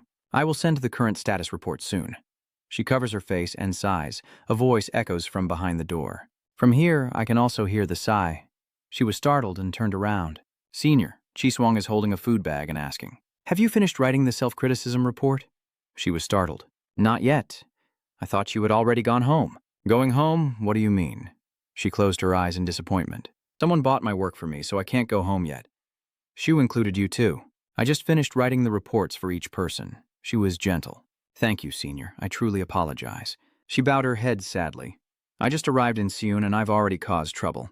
As team leader, you should have been more careful. There's no point in crying uselessly. Next time, you must not repeat this mistake. She replied, Yes. A message appeared on the phone screen. Shaiman, you have a new message. Is the team leader okay? We are curious. Who is it? She gently replied, It's Chim Min. He said everyone is fine, so you don't need to worry. She replied, Of course, everything's fine. She calmly said, "You can see it too. Everyone has some scratches but no fatal wounds. Even if the IUD was destroyed by the driver and the shield was broken, it's okay."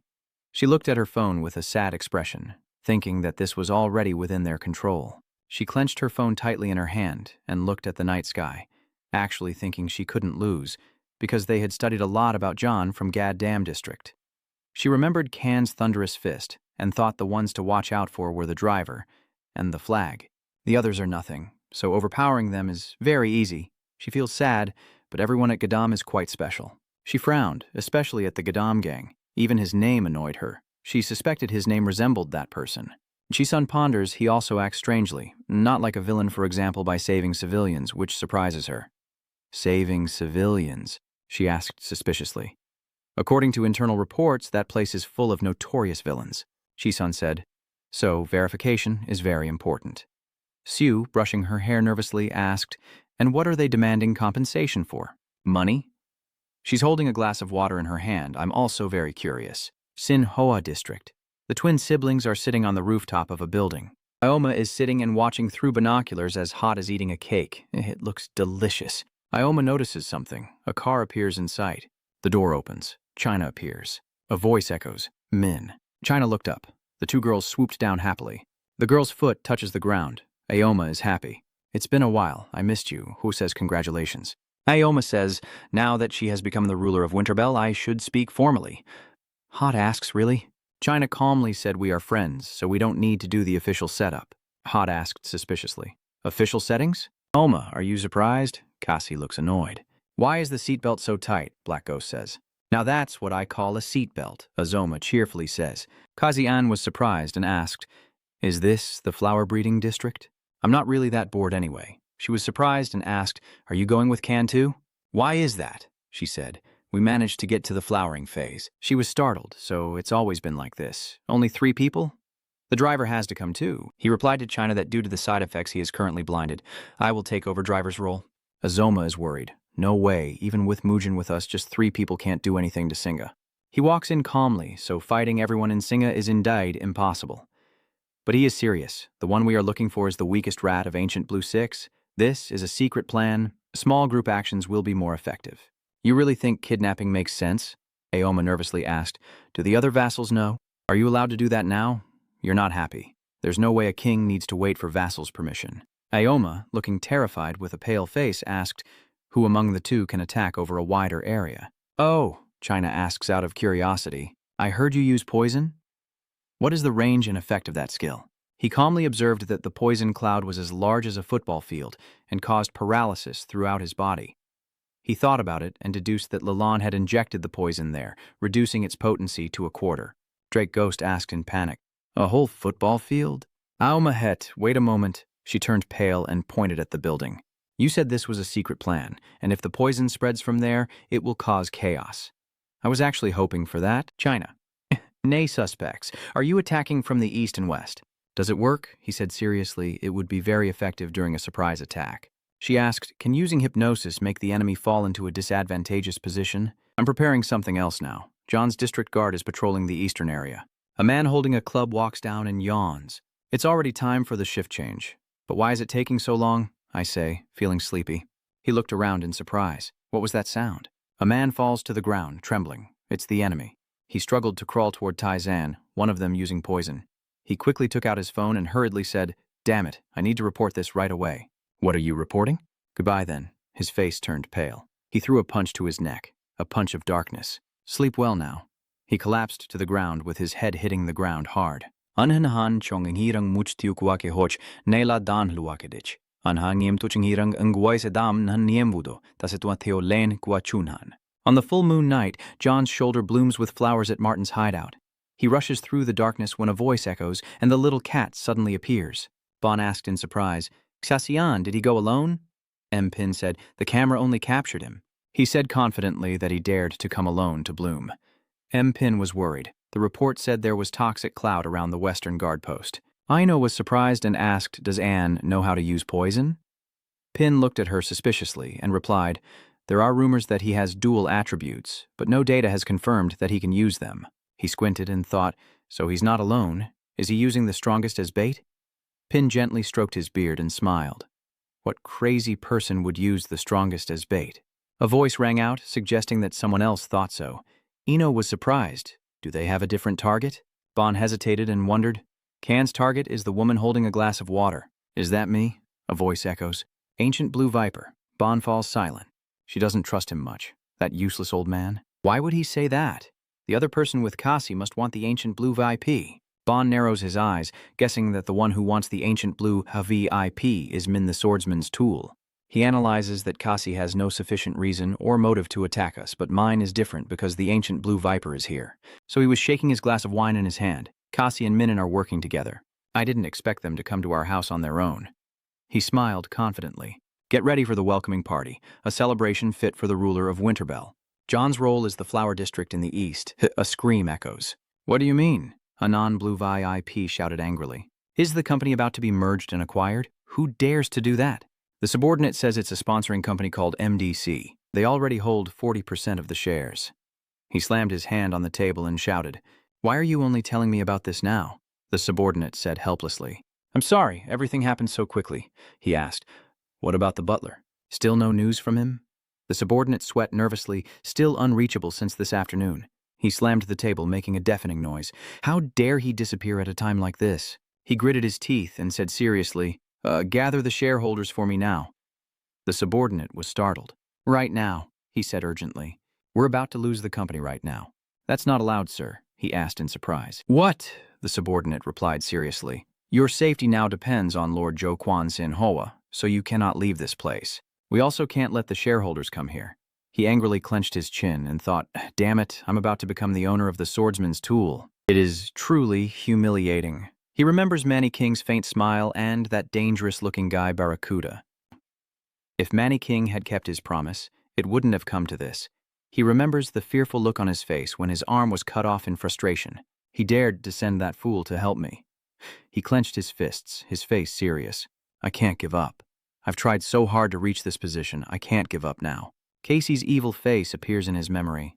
Casey with Driver's arrogant expression.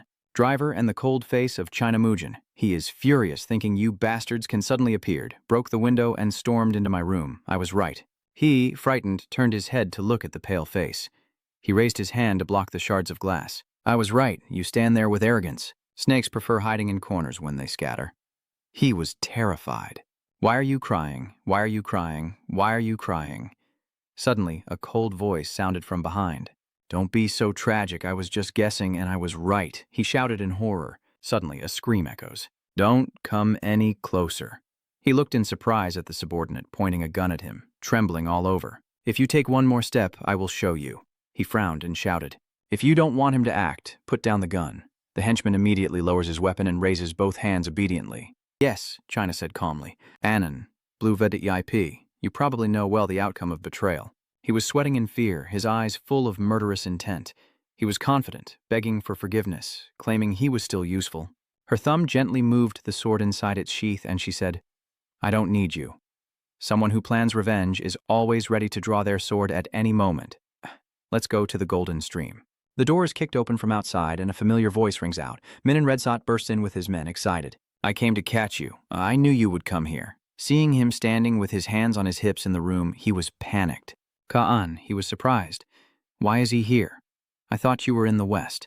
China is a bit worried. It seems your plan has been exposed. He calmly replies, unlike those guys in Boksan. He suddenly realizes this is a divine opportunity and quickly escapes past Redshot to run away. She shouts, Ancient Blue Viper. Where do you think you're going?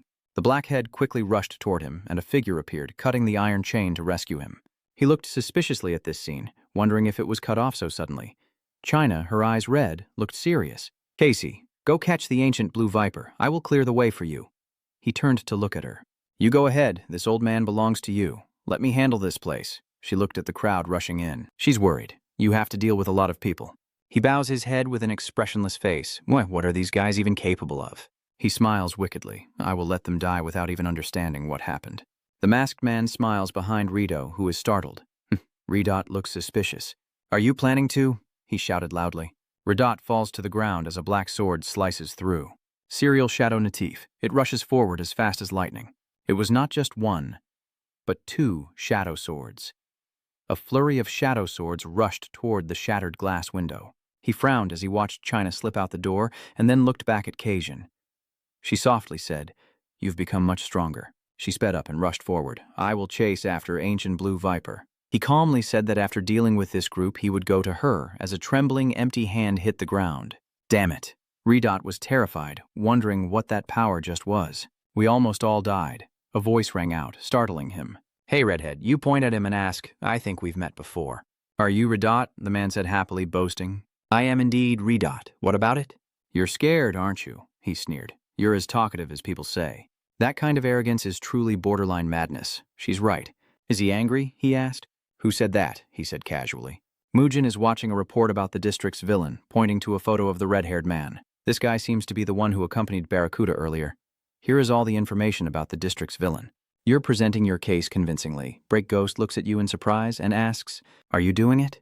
She cleared her throat. She softly reminds him, knowing the enemy and herself, 100 victories in 100 battles. "You have to be careful with the insect district's flower bloom." He directly poked at his pain. "I heard you used to be a subordinate of Namkang, but you were defeated by Min and ran away crying. Let me give you a taste of defeat." He was furious. "You bastard, the masked man. Don't let him provoke you. He just used a wide area skill, so he's probably out of mana. If we fight and drain him, we will definitely win." A voice rang out. "Sounds good, but you just hold up 5 fingers and smile." 5 seconds. "No, if you fight well, you might last up to 10 seconds. I don't have much time for you two." The masked black man with a twisted smile charges at you with a large knife, saying, "I will tear apart that filthy mouth of yours." He pointed the gun at him and fired nonstop with double piston Zampage and a furious pistol, while he launched a defensive attack with a sword slash. Sad wields the shadow sword. Redot grits his teeth and asks, "Is he blocking everything?" He raised 2 fingers pointing forward, and 3 streams of black light shot out. Drawn. The prison of darkness. The black pillars suddenly surged up from the ground. He was terrified. "Damn it, a mana-depleted guy with such a skill?" The masked man laughs maniacally as he swings his large sword down, causing an explosion. He raised his hand and grabbed the knife, then used his strength to break it in 2. He was startled. He delivered a kick. He raises his hand to block. A red sword rushes over, shouting, "Die, die, die, die." He keeps firing nonstop.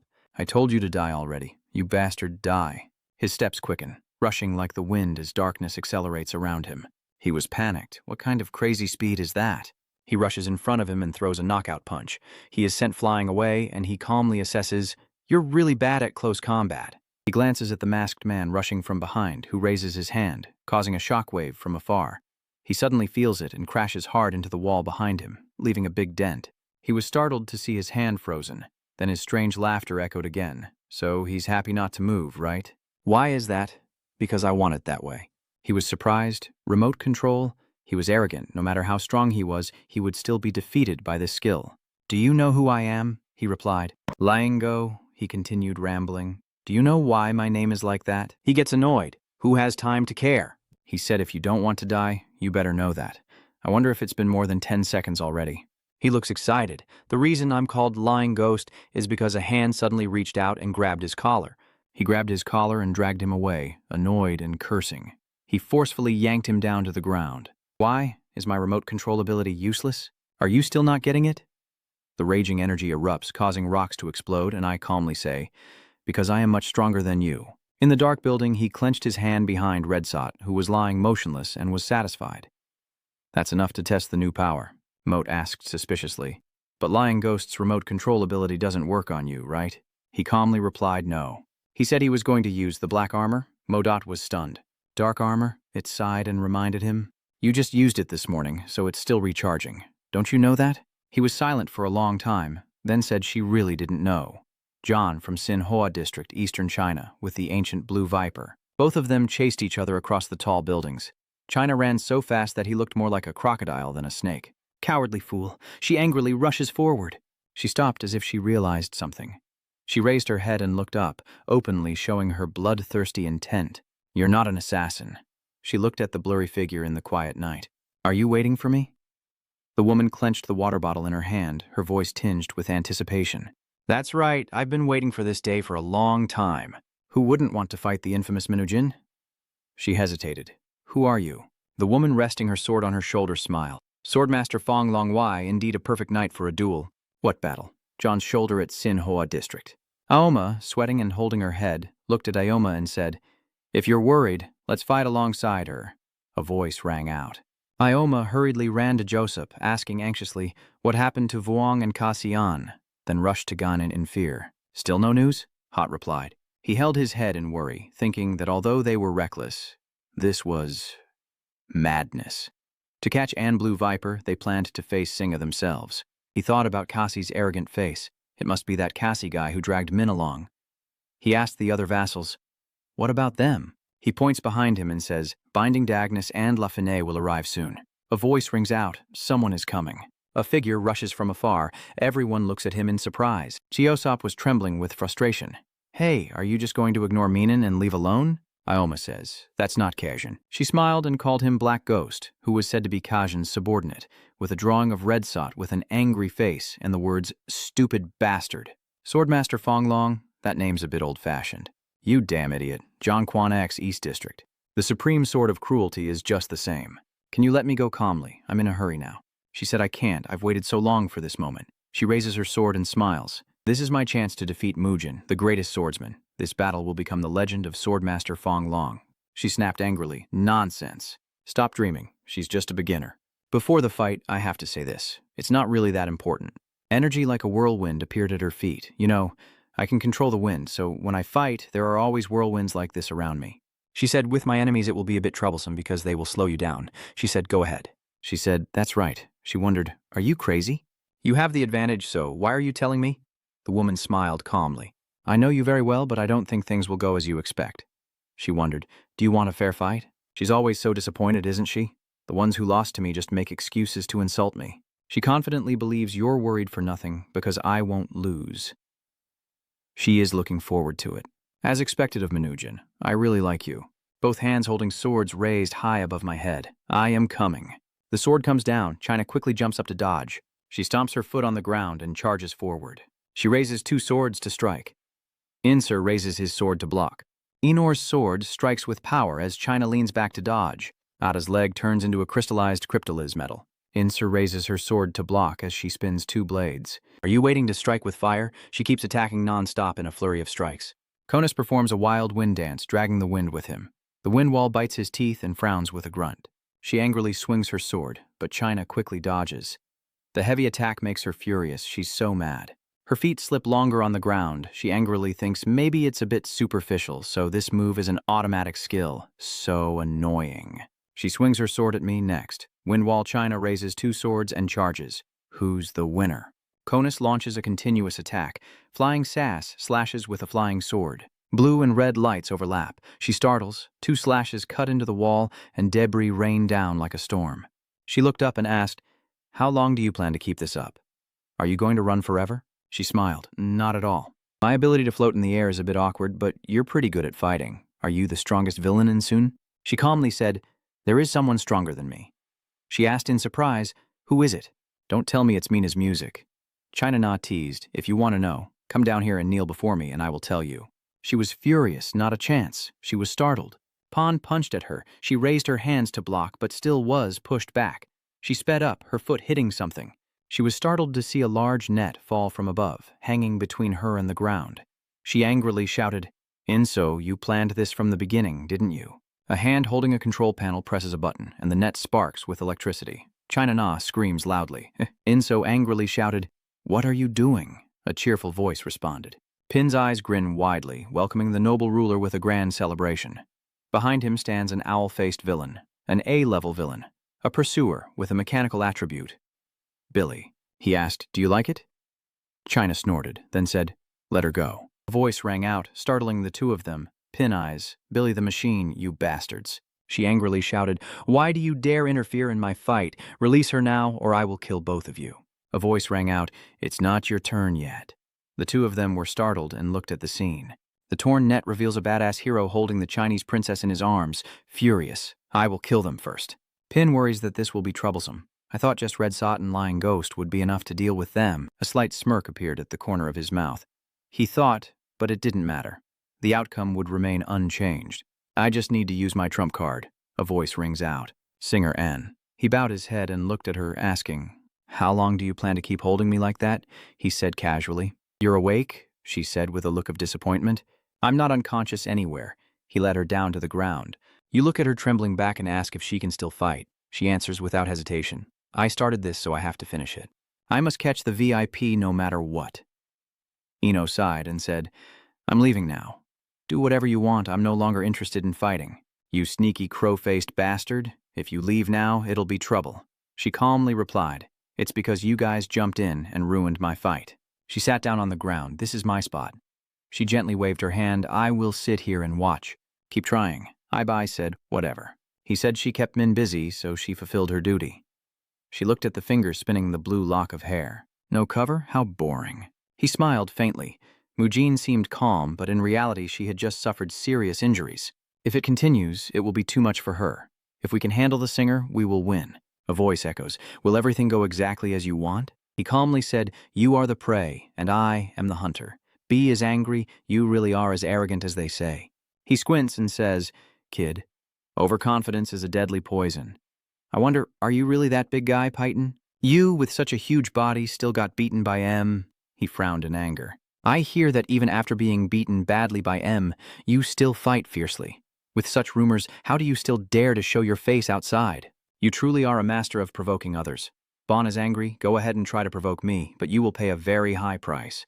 He quickly replied, Then let me pay first. Bon clenched his fists, sparks of rage flying high. A loudmouth like you is perfect for rehab, and then you'll taste what it feels like to be helpless. He said, I will say one more thing before we start, you Inso angrily shouted. Damn it, old man, stop rambling.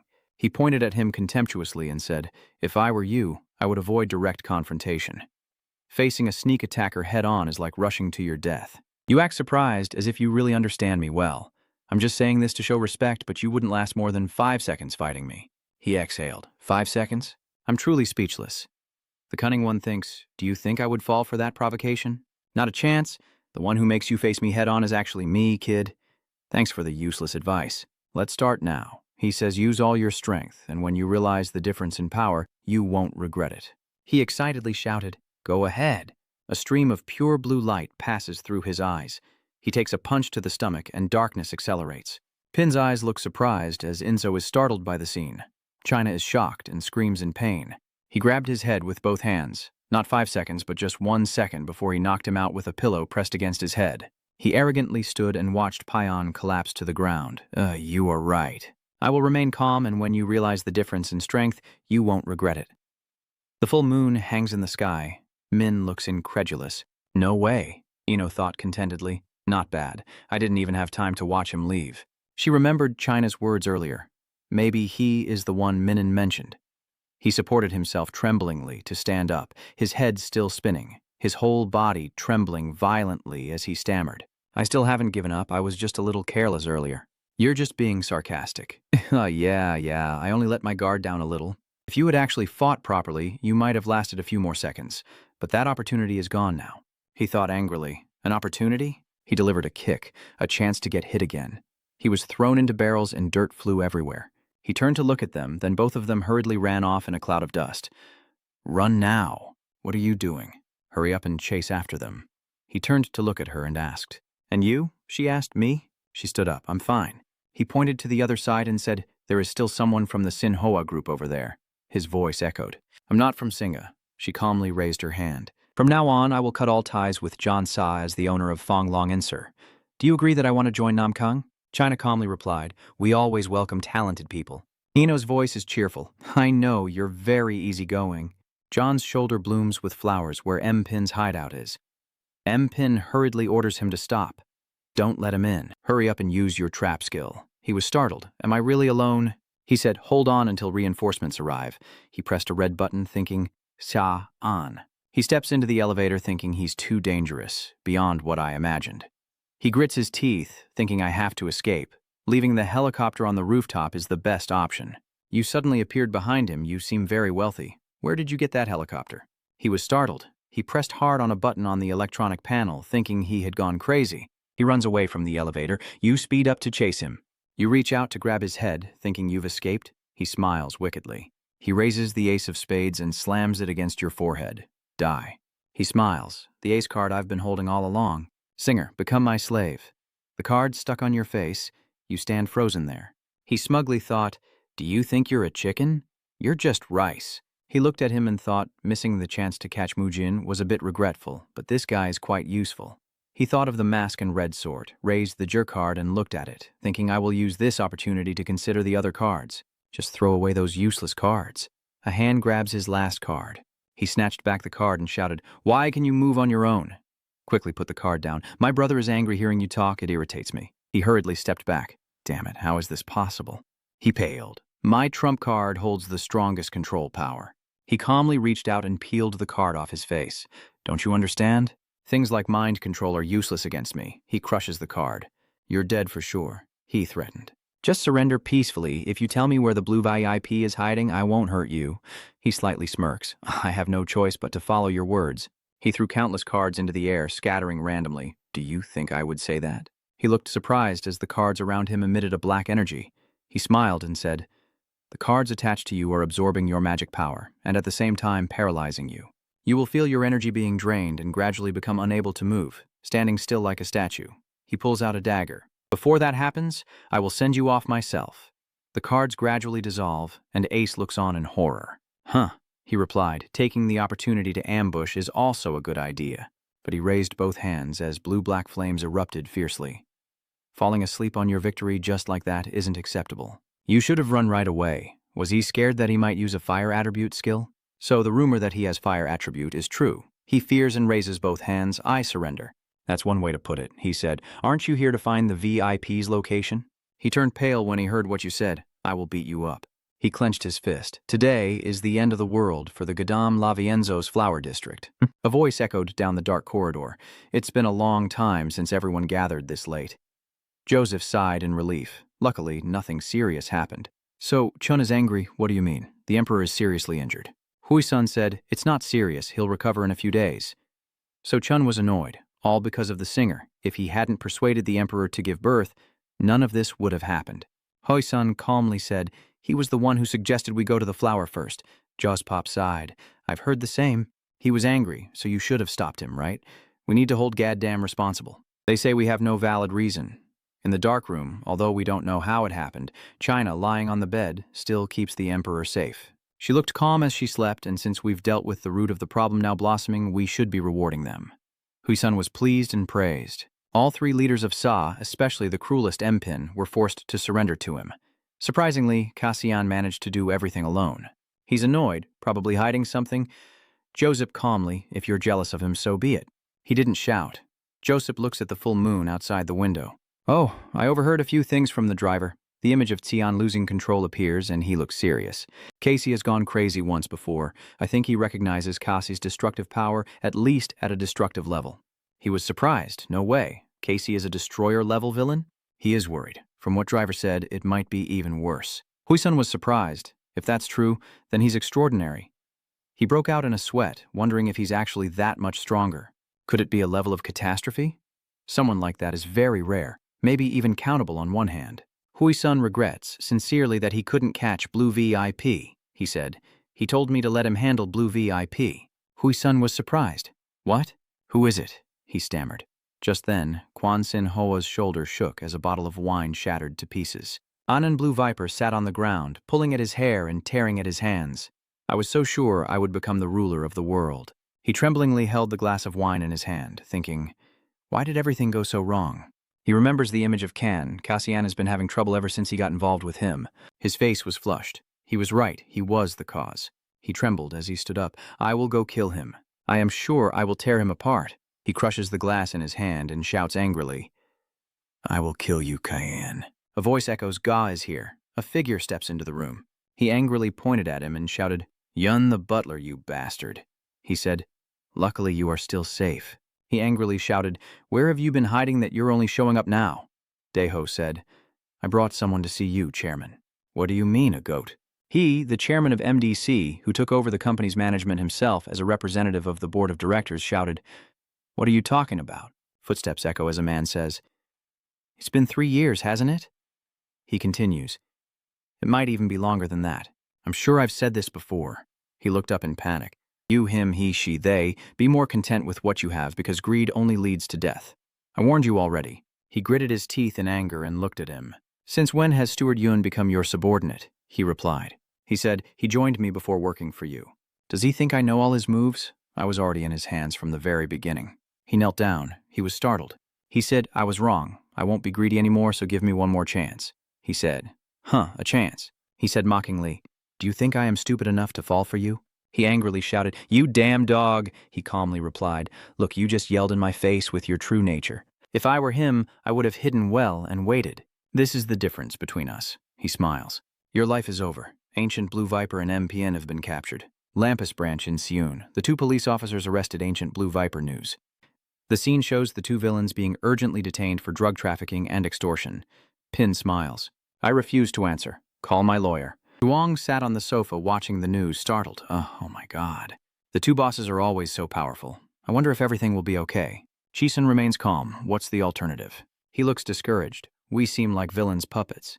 The one asking us to detain them is Kajun. She said that initially we had promised to compromise with his request. Moreover, she rests her chin on her hand and looks at the documents calmly. Their charges are too clear-cut to refuse. He's worried. But we look like we're being led by Kajun. She lets out a breath. Who was the one who initially said he was a good person? When he spoke, I didn't know he would end up like this. He looks at Cayenne in the picture. Cayenne now dominates all the roles in Soon. Don't tell me he's aiming for the whole country, she says calmly. It's not that simple. A girl is drawing a black duck on the wall. He is no longer a notorious third-rate villain. John already knows about him and so calls him Black Devil. He's worried, which means there are already many people watching him, including us. Lampus, she remembers the 4 great villains, the so-called king of villains, won't let him run wild. She takes off her glasses for a fight. She looks serious. Maybe it's already started. On a sunny day at a coffee shop, Sio's assistant looks up to see a guy waving at him. He smiles brightly. Over here, senior, the Uno car. Seeing the glass of water on his table, I was actually very shocked. He said he didn't expect you to abandon the wrong flag license and leave Lampus. Who would have thought I'd meet you again in the role of John? He asked with concern. Are you doing okay? He replied calmly. Of course, I eat and sleep well, he asked in surprise. Isn't it very dangerous there? He replied, if you don't jump in when the flag is wrong, that would be the safest place in the world. He adjusted his glasses. I sincerely apologize. The other team members are also reviewing their actions. They are actually all good people. He calmly said, even everyone has gone abroad. Once it's over, it's over. Now I'm just an outsider, so it's not really appropriate to talk about that. You look healthier than before. You had to face PTSD after all. He remained silent and smiled. He smiled. It's all thanks to the current captain, he asked in surprise. Sue? He remembers the moment she opened the hospital door. If it weren't for her, I would have been a cripple in the hospital room. He asked in surprise. Have you fully recovered yet? He said not yet. But everyday life is no longer affected. He remembers the man standing amidst a sea of corpses. The horror I went through that day still hasn't disappeared. I have to face it for the rest of my life. He squinted, looking at him suspiciously and asking, I'm curious about this. What is the real reason you left Lampus after all? He frowned. Aren't you always following the late senior Kim Kwang-ho more than anyone else? He gently turns his glass of water. I really find it hard to understand why someone would leave Lampus and choose to live as John like you. We had prepared a countermeasure proposal, but it was ignored. Chi remembered the scene that day when many comrades fell. That day, the monster, he smiled, and I could only watch as senior Kim Kwang-ho and our teammates were harmed. He was startled and shouted, No way! Che-han said, That's right. The one who saved both of us wasn't Lampus. He still remembers that the powerful man from the Winterbell Kingdom named Musung, his man, saved us. He was shocked. No one told me about this. Chi-han calmly said that if it were Lampus, it would be best for others not to find out about this. He said he was at Inichon and I was the only one who witnessed everything. He shouted, No way, the villain saved you? He said, That's not all. I heard that his subordinate went to rescue his daughter, who was captured by Red D. He asked what happened next, and he said they all died. Sue's assistant froze in fear and asked, So the reason you left Lampus was because you were disappointed in Lampus and felt suspicious when you made a wrong move? He squinted and replied, Half right. He asked, What about the other half? He calmly replied, I can't live forever owing someone a debt. I have to do everything I can to repay that kindness. Gadam Lavianos district. In a brightly lit room, a hand is scooping a spoonful of rice. China lowered her head to look at the spoonful of rice. She remembered the scene of being cared for last night. Ioma was startled. She woke up. Looking confused, she asked, What's going on? It looks delicious. She replied, It's the fish porridge. Ioma angrily shouts, Don't ask for food! She asks, How do you feel now? She replied, I'm almost recovered. Aoma said, Your injuries still need time to heal completely. China calmly said, "This is the price I pay for being careless." She remembered the scene of being electrocuted last night. Electric attacks are truly deadly for someone with a metal attribute. She asked, "How is he?" The two girls suspiciously asked, "Who?" She said, Coma said. "Recently, Breakdevil has been very quiet." She asked suspiciously, "Breakdevil." Azoma is lying on the bed with a new nickname. He defeated everyone, rushed into John's role, suppressed all the chaos, and his reputation skyrocketed. She calmly replied, seeming quite proud of himself. "I just said it. He hasn't made any move at all." She looked suspicious. "Not making any move? Are you locking yourself in the training room again?" Hot thumbs up and says, "The college entrance exam is coming soon." Are you surprised that they are still watching him? Aoma quickly waved her hand and said, "No, we're not watching." Hot said, "Gannett told us to do that." She paused for a moment, lost in thought. She said, "Next time, take me along." "Aoma, is that okay?" "It's nothing difficult."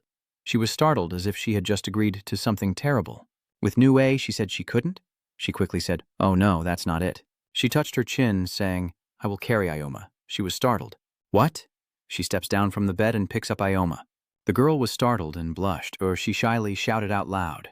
"What are you doing?" she commented. "Your face is so red and you're panning too. Are you reacting normally?" She shyly shouted, "Of course. If it were you, it would be the same." She put the Aoma down on the ground, nothing special.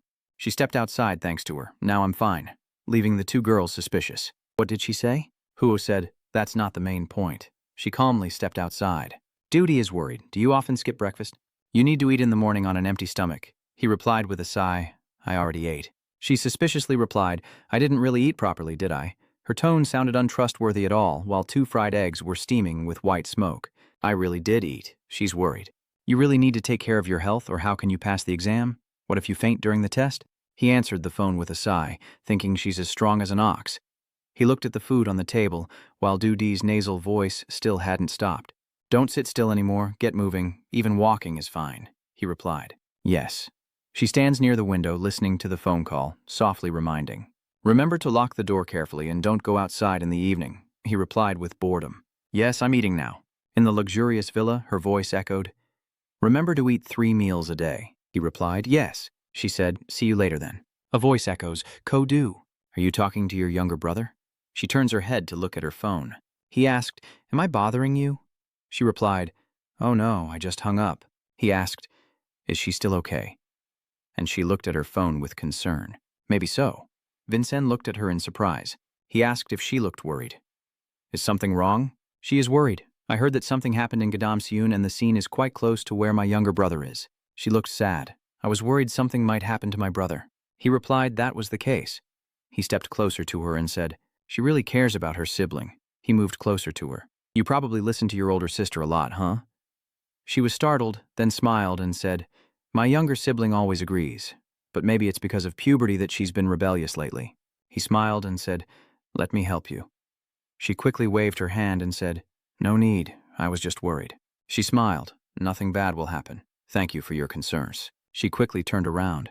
"Then I'll go to the front hall," he replied, wishing her good luck. He watched her figure as she left, then smiled. Song Nam, the Central Gyeonggu District. He gave us the title of manager. Bunga Y is angry but forces us to work like slaves. "I'm angry now, let's burn this place down." Joe, the leader of Incheon, the evil sank, the fire Dao Bunga rose, crossed her arms and smiled, saying, "So you're the first to arrive there." Joe, the leader of the central region, nodded. The chaos summoner sank is so curious. Bunga Y is annoyed, thinking he gathered all 7 managers. I'm dying of curiosity. Maybe he plans to attack Seun.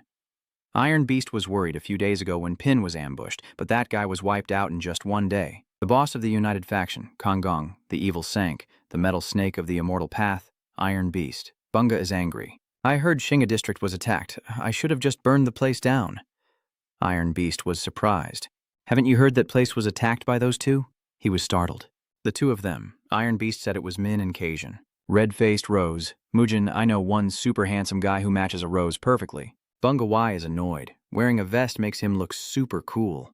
"He said he wears a mask, so how do you know he's handsome?" A voice echoes. "Wait, you just said, Sa'an?" The image of Psycho appears in their minds. "Is that the guy who was stabbed to death by the false flag?" Bunga was shocked. Why would he take advantage of the villain? Iron Beast says Cassian is now the boss of John in Gadam district of Saon. Bunga says, the new driver is the boss there. Iron Beast angrily, did you just crawl out of the woods? The door opens and a voice announces, sorry for being late. Namchan and his two subordinates appear, apologizing for making everyone wait. Bunga Y asks, have you called all 7 managers yet? He said a few people would be a little late.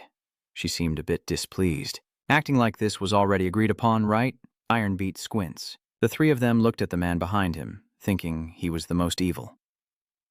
Monkey King acknowledged his abilities, so he is an outsider holding an important position. He gently smiles, recalling how Sun Chi once occupied Japan's border region. The villain Sank and the physical warrior Jenny. Iron Beast glanced at him. Rose pointed and asked, who's behind you? He said, it's my turn to introduce myself. A deep male voice echoes. This is the new power of the center peon.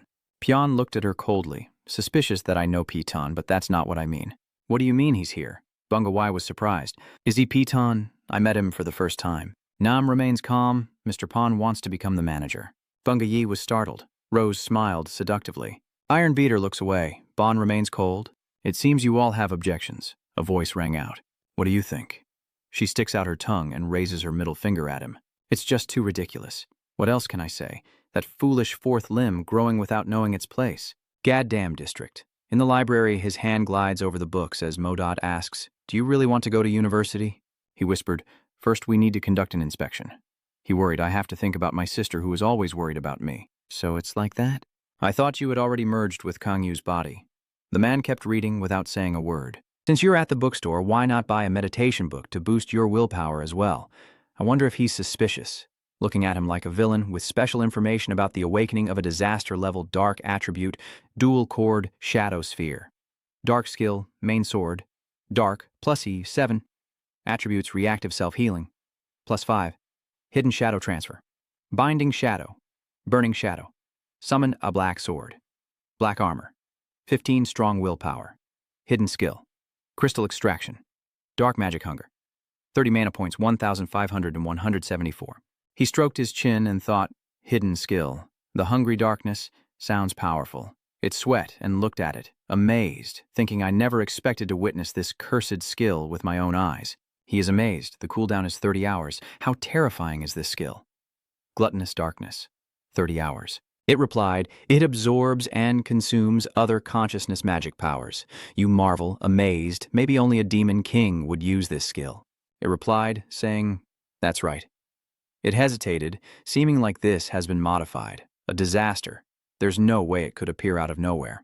He raises his hand to seal this skill tightly. It's astonishing, really. If you use it, you can improve your attributes without needing real stones. He assesses his situation. My will isn't stable enough to raise my attributes. Honestly, even with your help now, I'm still not confident. So I haven't used the Mana Bloodstone yet. It replied, they are hard to absorb, but they are useful weapons to stabilize your mind. Are you really happy about that? Let me ask Yucha.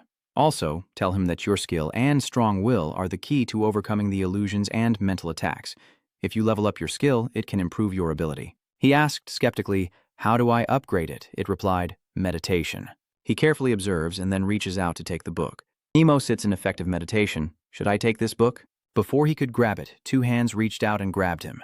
The 3 of them froze, looking at each other in panic and asking, are it really okay to walk around like this? China says, the doctor said it's fine. Aoma looks suspiciously and asks, what about this cream for China? She replied, I won't eat. She looked up as if she had discovered something, and her voice rang out loudly. I will go to the bookstore over there. I want to buy a book. The 2 girls waved their hands. We will go over there now. Looking at the bookstore in front of her, she thought how foolish she was.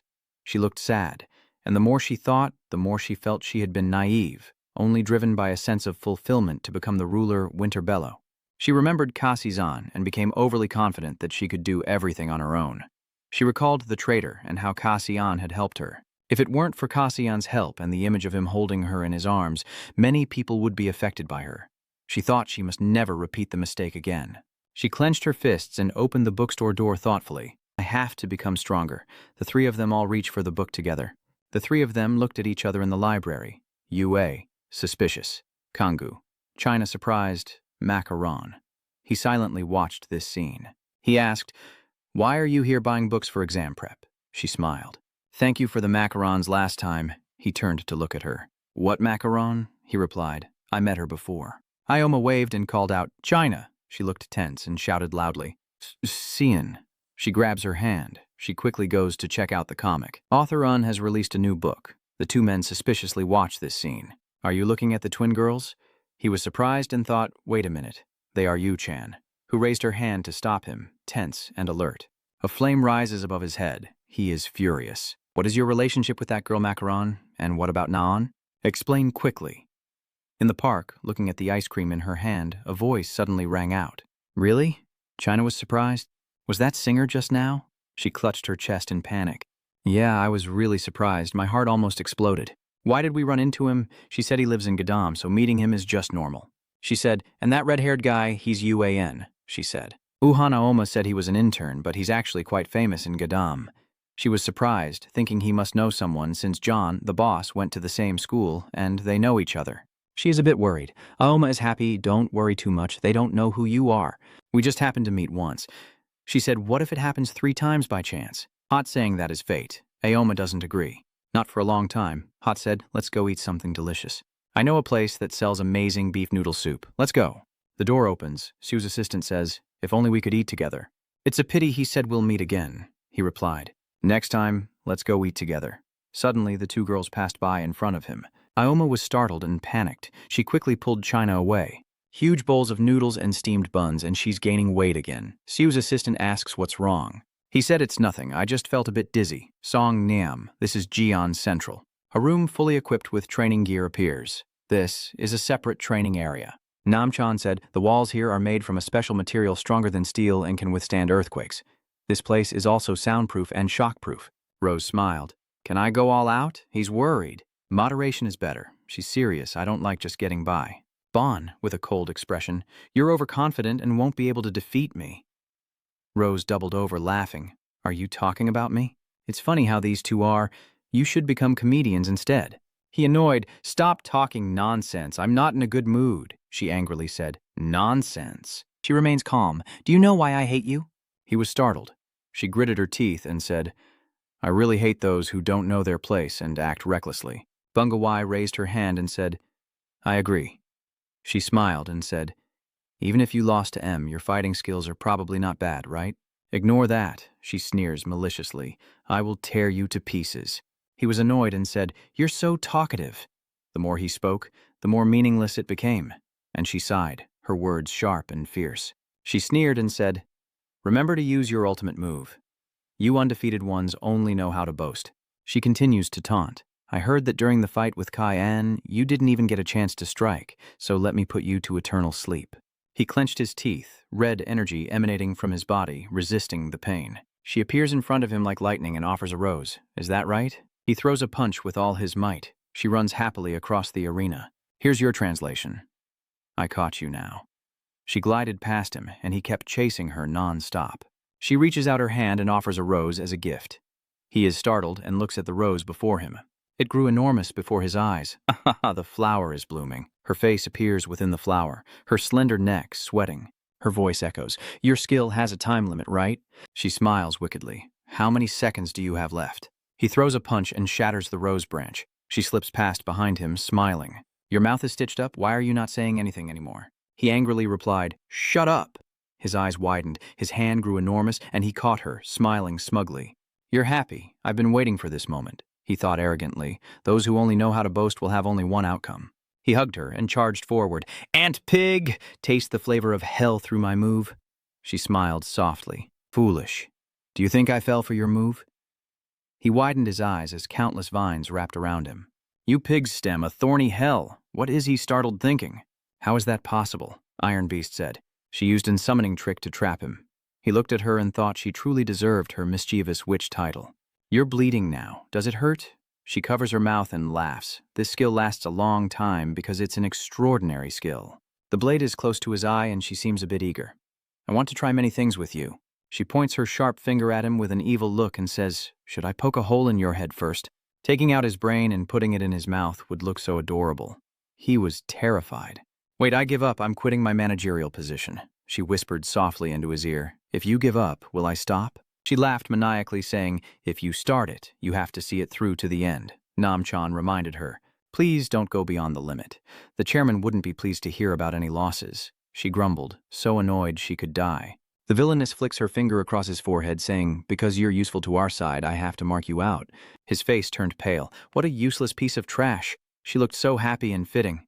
In Dongwoo-chan Park, it echoed, there's really nothing between them, right? I'm so annoyed, how many times do I have to say it? He temporarily believes.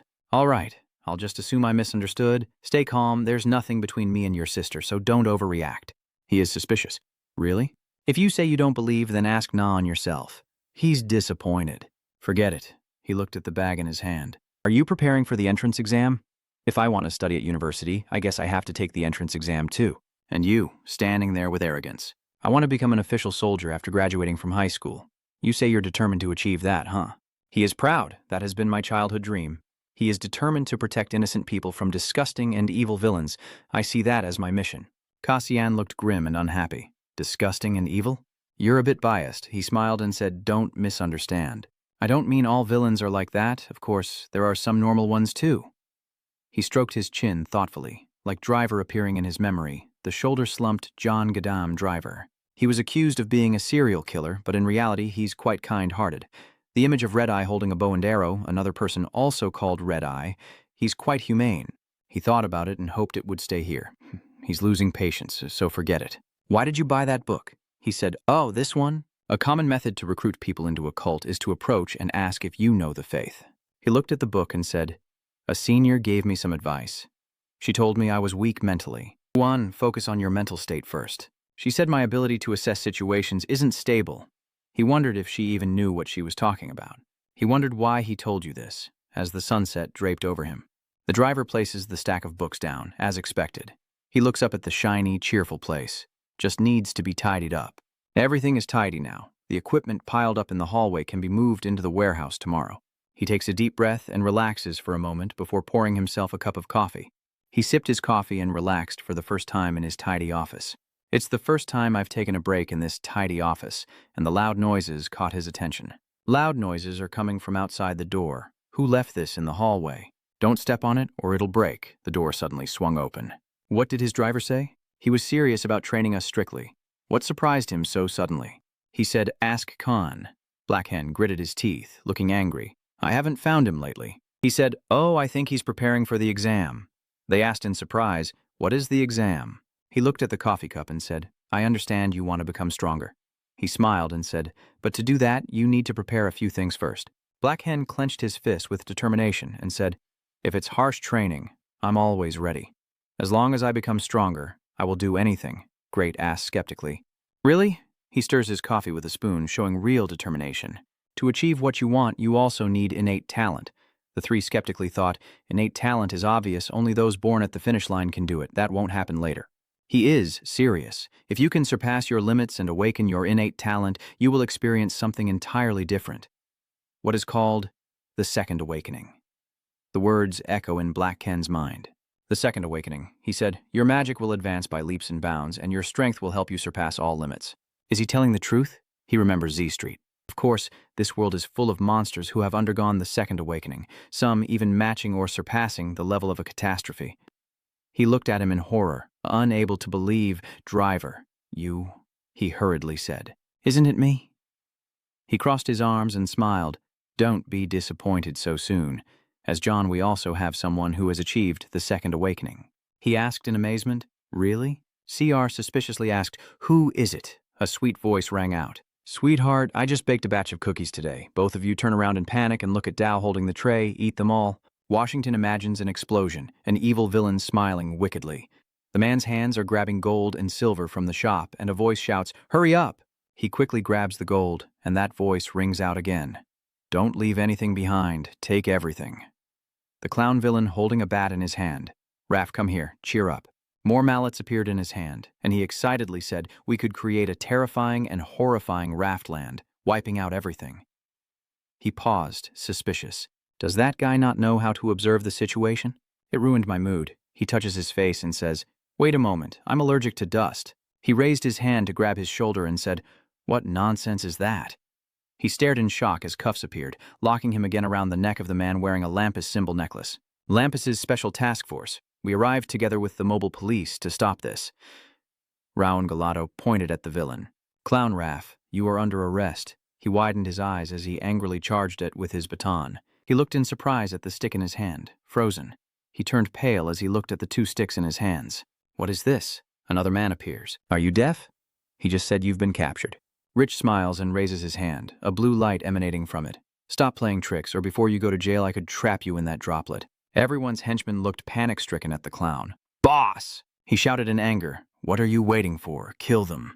Raon Galato reached for the staff beside him. He spins the stick in his hand like in a dream. The henchmen are instantly caught off guard and fall to the ground, and he glares with cold eyes at the scene. He looked at the trembling crowd. Destroying evil forces is his duty. The 2 of them stood side by side. Raon Galato frowned seriously. To maintain order, I will handle each of you individually. Lampus Washington branch. Tuer looked at the report. We should have caught RF a long time ago. Tanair praised. That was handled very well. You've worked hard, they humbly replied. We only completed the assigned task. Tupper closed his eyes tiredly. I really want to let you rest, but the higher-ups just gave us a mission. Raon Galato hesitated. Do you want to give it to us? Wait. That's a bit too much. At least let us have a little rest. Rick annoyed. There are still other mistakes, too. Tubenso replied, You are the most suitable for this mission. He placed the report on the table and said, You 2 will go to Korea. The 2 of them asked, Korea, why are we the best fit? Rick wondered. Korea, huh? Tubenso calmly replied that since they could speak Korean and had undergone elite training, the details of the mission would be explained. Tubenso said, The villains in Korea will face a major conflict. Check the envelope in front of you for more details. Rip asked with a smile. Sounds good. When do we leave? Tupenner replied, Today. Let's get ready now. He was surprised. Today? Raon Galato urges his close friend to hurry up. Let's go. We still need to pack. He was crying, but people just wanted to sleep. He replied, You can sleep on the plane. He looked at the plane ticket and smiled. First class, huh? A voice sounded. Director Tuen So looked up. Raon Galato stands at the stairs and asks, Do you have any news about him? Surely there has been a request to reinvestigate the previous matter. Tuen So was surprised. Do you still call him teacher? Tuer was annoyed. The chairman immediately refused my request for a reinvestigation and kept attacking me for another 30 minutes. Tuor looks at the photo of Tuer Khan and Trung and decides not to argue about this anymore since the investigation is over. He is confident that the teacher would not sell information to outsiders or betray us. Moreover, there's no way the teacher would kill someone like a younger brother to him, Tunso replied. I know. Tuinso remembers Ka's carefree smile. I was the one guiding him during his internship and Diep's gentle smile. Deep is also my colleague. Tuo looks at the photo with a sad expression. I also want to uncover the truth like you do. Raon Galato thought with determined eyes. No matter how long it takes, I must find out the truth. A few days later, a voice asked, Why do I have to come out here? John Quan Ji's role. A cup of coffee is poured into a glass, and the voice echoes again, meeting up and then doing this and that. Chu looks annoyed. Are you serious? I can't believe it. The driver smiles. Just kidding. The boss told us to gather up. She was surprised. Almost a voice rang out. Looks like I'm not the only one being called, huh? China is stunned. Did he call all the John gang bosses in soon? She was stunned. Min's driver smiled and introduced himself. This is Chu Ak. She's the boss of John in Buksan District. She replied, I know. She asked where Kan was. Driver taps his glasses and says he'll be there soon. A voice echoes, Have you been waiting long? He appears from a dark corridor. Chuak turned pale with fear as he crawled out of the shadows. Driver sighed in disappointment. Can't you use the door? He said casually. This way is more convenient. In the meeting room, his voice echoed, and except for District Sin Hoa, everyone was present.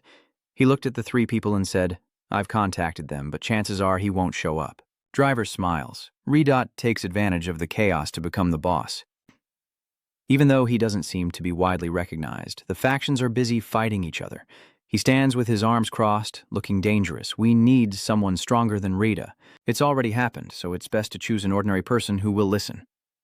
Moro looked at him in surprise. He asked, Is Ino the villain coming to Namkang District? She replied. How has she been lately? I'm losing weight, he asked in surprise. Huh? China recalled the image of the 2 of them eating a hearty meal. She has become very close with the ghost and gained weight rapidly. She said not to look for her until she finishes losing weight. How long has he suspected she's been there? Just a week. She said that was enough to gain weight already. Chuak annoyedly watched this scene. She stretches unhappily. How much longer do you all plan to keep talking? Hurry up and tell us why we're here, he asked in surprise. You haven't said anything yet? Driver said. If you tell them beforehand, they won't come at all. Morat, feeling disappointed, thought if they didn't come, someone else wouldn't be here. Chuak was angry, saying, I don't know why you're hesitating. Stop making me curious, just say it already. You're so calm and unbothered. Vicious king, managing, he rests his chin with narrowed eyes. We will deal with him. The sunlight shines on the tall buildings in the city as the voice echoes. Have you checked the content? Lampus Korea branch already. I heard we're going to meet the American branch's enforcer. The two of them walked to the door, one in front and one behind. De Wong approached the door to observe and then advised him. They are not ordinary agents. Both of them are members of the Special Operations Force. The two inside are training hard, their sharp eyes looking out with no emotion, gripping their weapons tightly. One of them is also an S-rank expert soldier, on par with Senior Chi-sun, maybe even more powerful. Is that Raon Galado? It's him.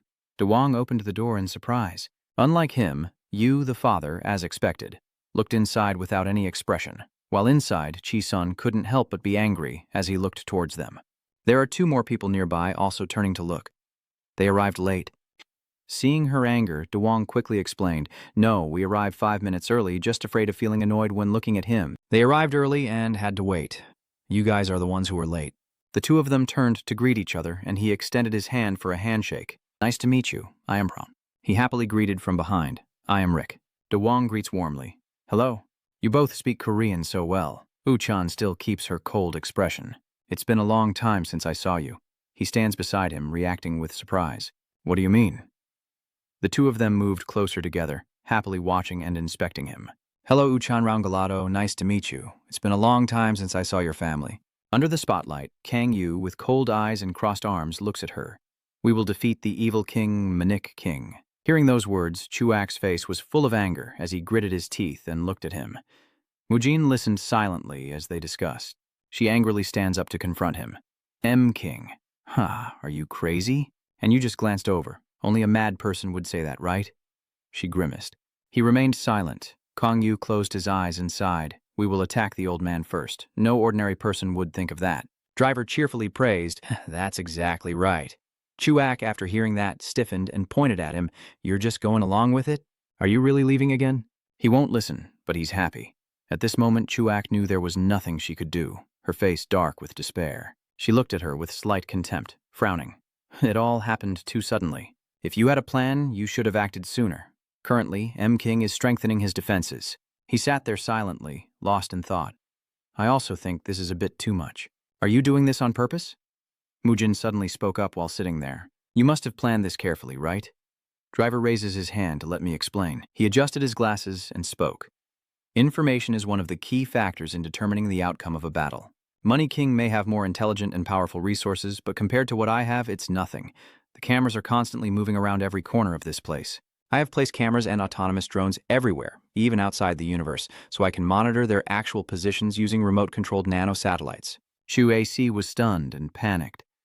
Nano-satellites, of course. The image of his cunning smile and the cruel smile as he shakes the glass of wine in his hand flashes in my mind. MK is indeed very strong. He's not an easy opponent to defeat, but if we have a chance to win, we can't let that old man stay safe. Inside, they continued discussing. Mujin spoke, meaning we will attack the 7 managers first. Driver nodded in agreement. Dispersing the forces and defeating each one individually would be the best approach. Chuak sighed, crossing his arms with a somewhat displeased expression.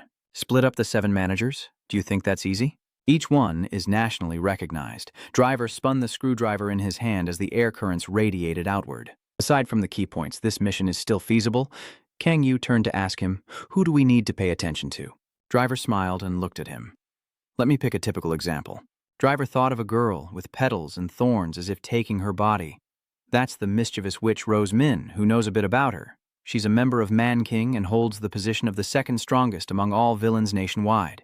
His expression suddenly changed. The runner-up, huh? Driver agrees with her statement. As Mujin said, she might be the 2nd strongest, but Jose Stale is still too reckless. We really need to pay attention to her, but deep inside still hides a leader within its shadow. No, besides that, we also can't ignore Prince, the leader of the 7 managers. Leader? He is publicly known, but he has hardly ever appeared in public. Driver speaks up. Everyone, we can win this fight, so don't worry too much. But Chue couldn't stay calm and turned to speak to him. Of course we have to worry. Mujin also agrees with her opinion. I admit they are all very strong individuals, but this is not a one-on-one fight. He confidently clenched the screwdriver in his hand and leaned back with a pleased smile. They need to learn to work together harmoniously, but their relationships are very fragile. In the darkness, more and more figures appear, and we can stir up some trouble to cause internal conflict and split them apart easily. Mujin seems to have understood what he's trying to say. The more people you can sway to your side, the better. The driver nodded in agreement with her. Perfect, then fighting Manny King is temporarily okay. What's next? Chue quickly asked. We could become targets of villains all over the world. He looked at her with a displeased expression. And Red Dead is in China. Mujin's entire body suddenly changes as faint auras appear around him. Chue froze in place. What's wrong with this guy? Why are you so bloodthirsty? Kong Yu's cold, emotionless face said, anyone who blocks my way will be dealt with. Just trust and follow. Hearing that, the driver cheered happily, clapping his hands and still not forgetting to say hooray. Chuak is trembling with rage, cheering for that damn piece of shit. He's freaking crazy. He quietly turned to look at her, and the driver turned around with a cheerful smile. Suddenly, Modot appeared in front of him, his face tense and grim. Your true goal is Tuak Vuong's platinum disc, isn't it? It simply said to him, proceeding with the revenge plan. Not bad, but the four evil kings are not the only ones after the platinum disc. Sora is also involved. Hearing this, Kang Yu glanced over at Mozot. That's right. Driver suddenly remembered something, almost forgetting the new intelligence report. He slightly lowers his head. Here's the hot news about Lampus Korea branch. Mujin can't help but wonder about Lampus. Since they've been watching us lately, we should also keep an eye on their movements. Driver keeps scrolling back and forth on the screen. I've installed high-performance surveillance cameras around the area. He held up the camera for everyone to see. The new guy. Kang Yu looked seriously at the screen in front of him, where the camera was capturing the two people entering inside. Out of curiosity, I did some digging, and it turns out they are U.S. military personnel sent to Korea. Both of them are key players in the Special Operations Force. Driver, holding a laptop, turned to face him. Maybe you're not here to visit. You're probably here to identify us. Kang Yu asked him thoughtfully as he looked at the screen. They are the two people whose faces are revealed. Zik and Round Galato. When was the last time we met? The scene shifts to Lampus with towering buildings. It's been about 6 years since I was in 6th grade. Outside, the three of them are standing and chatting together. Round looks down below. 6 years? I didn't expect it to be that long. Ua looked at them and then spoke, while Rich sat calmly on the bench and asked, So we are still in contact. Naon is still doing well, right? She is still healthy. He just pointed to himself with a somewhat sad expression. Did the little one ask about you? Uchan looked expressionless at Rich and replied, Nan, why did she ask about me? Hearing that, he immediately covered his face. He thought the girl would ask, but he couldn't believe it. Before, she said she would marry you when she grew up. I couldn't stand hearing that and had to argue back. Come on, stop joking. Round Galato calmly asked about Uchan's situation. Now I live in Gadam district. Pretty cool, huh? I heard there's a fragile role there. Uchan looks in his direction. It's nearby, too, Round Galato told him. That boss John's nickname is interesting, too. It keeps sticking in my mind. How dare he use that name? Uchan stands there coldly, momentarily stunned. Round Galato's face suddenly changes, frowning in discomfort. He dared to insult the name of my teacher, who was also my student. I can't let this go. He slammed his hand down hard on the railing, grinding his teeth in hatred. He must pay the price. Then he looked at the dark hand that was holding on, and Round Galato suddenly realized it was just dust. A sneeze sounded, and today's sky was clear with fluffy white clouds. Are these real buildings close together in Namkang district, with someone just entering inside? Are you sure we're in the right place? F. House scratched his head in confusion, asking the person on the street where there's not even a speck of trash. It's so clean I could sleep here, the other person calmly explained. Zhou Namkang, the shoulder-padded man, is the #1 evil sword Mujin. Rumor has it he has a cleanliness obsession. A boss who cares about cleanliness is really strange. So what? The hand he extends forward ignites flames around it. If you're already here. The flames on Found's hand flare up fiercely. Found sneers with a contemptuous smile, then turns this place into dust. Come on. Half of Ino's face appears, sweat starting to drip more heavily as she prepares vegetables in the kitchen for herself. After Ino finished cooking, the dish was served, consisting of only eggs, tomatoes, and vegetables on a simple plate. Seeing the food in front of her, her face darkened with irritation, and she kept trembling as she repeatedly muttered, I hate vegetables, vegetables, vegetables, vegetables. This is a pizza loaded with sausages and shrimp. Suddenly, a loud noise comes from outside through the window. The light from there shines into the room, casting a faint glow on the bewildered and stunned face. The scene shifts to Lampus, with white clouds drifting across the sky above. and below, houses standing side by side, year after year. Suddenly a loud noise rang out. Just as F House exclaimed how boring it was, he was grabbed by the collar, sweating in fear with no time to defend himself. He grabbed his neck and sneered. Behind, Maz was also dealt with by F House's accomplices and lay unconscious on the ground. Thinking that the male villain is so cool besides Mugen, no one else is worthy to be our opponent. These guys are so pitiful. He forcefully threw the tire onto the ground, causing him to cry out in pain. Found turned around and said to the other, "Probably Minujin has gone out. What should we do now? Dealing with this messy crowd is so boring." Suddenly, In-So-Fi descended from above onto their group, jumping down with her sword on her shoulder. She exuded energy, narrowing her eyes as she observed, gripping her sword tightly. She stood up facing them in front. "Who are you?" Fio looked at Yo with contempt, then sighed. This really is troublesome. The person behind him also spoke. Swordmaster Fong Longyear, with a calm expression. Besides Minin, there is another name that is just as famous. Hearing that, she was stunned and amazed. Surprised. Suddenly thinking of something, her eyes filled with surprise and disbelief. She hurriedly made a move to deal with the two of them. As the whirlpools spin, the vortexes rush forward quickly. Don't just stand there and take it. Avoid them. He looked down with a sly smile, known for his hot temper. Insir continued to strike with his sword, sending stones flying everywhere. Found, go back and inform the others to attack from both sides and quickly capture her. Having me is enough. We're not here to play. That person jumps up, clenches their fists, and shouts in anger to destroy them. Ino isn't afraid of anyone, ready to fight back, smiling disdainfully, gripping the sword tightly, but because they haven't eaten yet, they feel a bit weak. Something's not right. I'm starving. Let's switch to another scene. Everyone here is happily chatting and taking photos, and the tall building in front is Lampus, the South Korean branch. Kangyu and Mozot are walking together, each holding a sausage in hand, looking up with puzzled expressions at the Lampus South Korea branch. Taking the subway is pretty close too. This is my first time here. It turned to look at him indifferently. Are you uncomfortable coming here? Why are you here? He bit a piece of food and said, Don't tell me you're here to meet the students because they've already gone to Korea. I care for them very much. Looking back to that time, there were two children standing in the center while everyone around was gossiping and pointing at them. Not only were they abandoned by their parents, but they were also ostracized by everyone around them. Calcium. Anne used to come over, pat their heads, and smile to comfort the two children.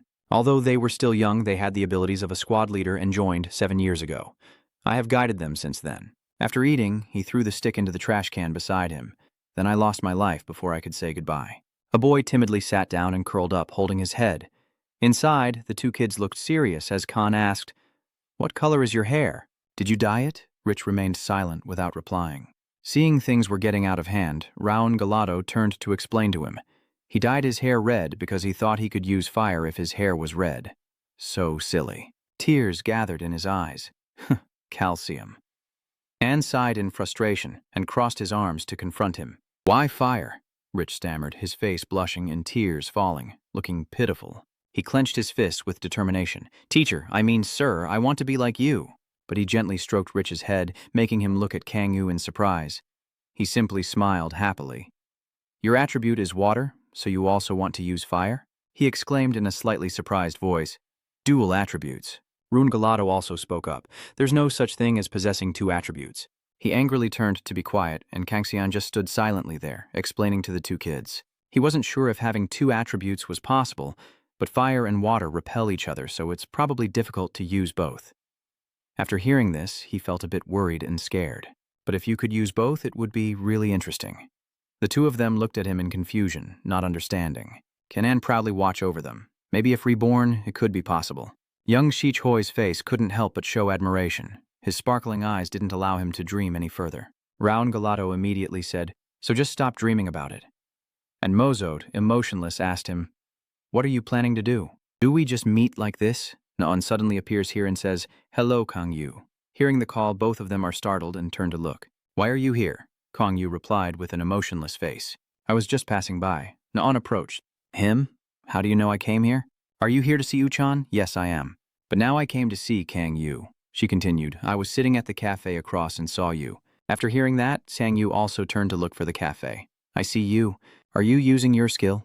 Naon happily winked at them. I think my skill has leveled up. This peak feels like its range has increased. Seeing that, Mozot also warned him. Her ability is quite dangerous. The increased scanning range is also a concern. Chang Yu was a bit surprised, but didn't reply. But if the surroundings become dark, that ability won't just be about scanning, it could also interfere with a specific target. He looked up at Na-on, smiling happily at him. Modot was right. Her abilities have advanced to that level, which is truly very concerning. Protecting the entire country isn't enough. No, this ability is what I need most right now. She doesn't know what you're thinking, and just quietly observes you. Why are the two of you together? Where did the three of them suddenly appear from? Kang Yu is stunned. Kim Yen, Z, and Round Galado all froze in silence as Mozot spoke teasingly. So we've met before. He paid no attention to it and just looked on silently. Uchan continued to question. Why are you two together? Na-on replied calmly. I happened to meet him. Uchan looked confused. Is that true? He also didn't speak, and the two of them sat in silence facing each other. Na-on, go ahead and say hello. Rich happily and excitedly extended his hand. It's been a long time since we last met. Let's have a warm hug. Ron, standing beside him, coldly dismisses with disdain. Be a little more charming. He kept turning to point at Kang-woo and asked, Are you Uchan's friend? Uchan, standing nearby, turned to respond. We're not quite friends yet. Kang-yu finally spoke up, saying, I am his friend. We go to the same school. Ri whispers that he's not joking with Yu-chan. He said you two are friends. He closed his eyes and spoke coldly.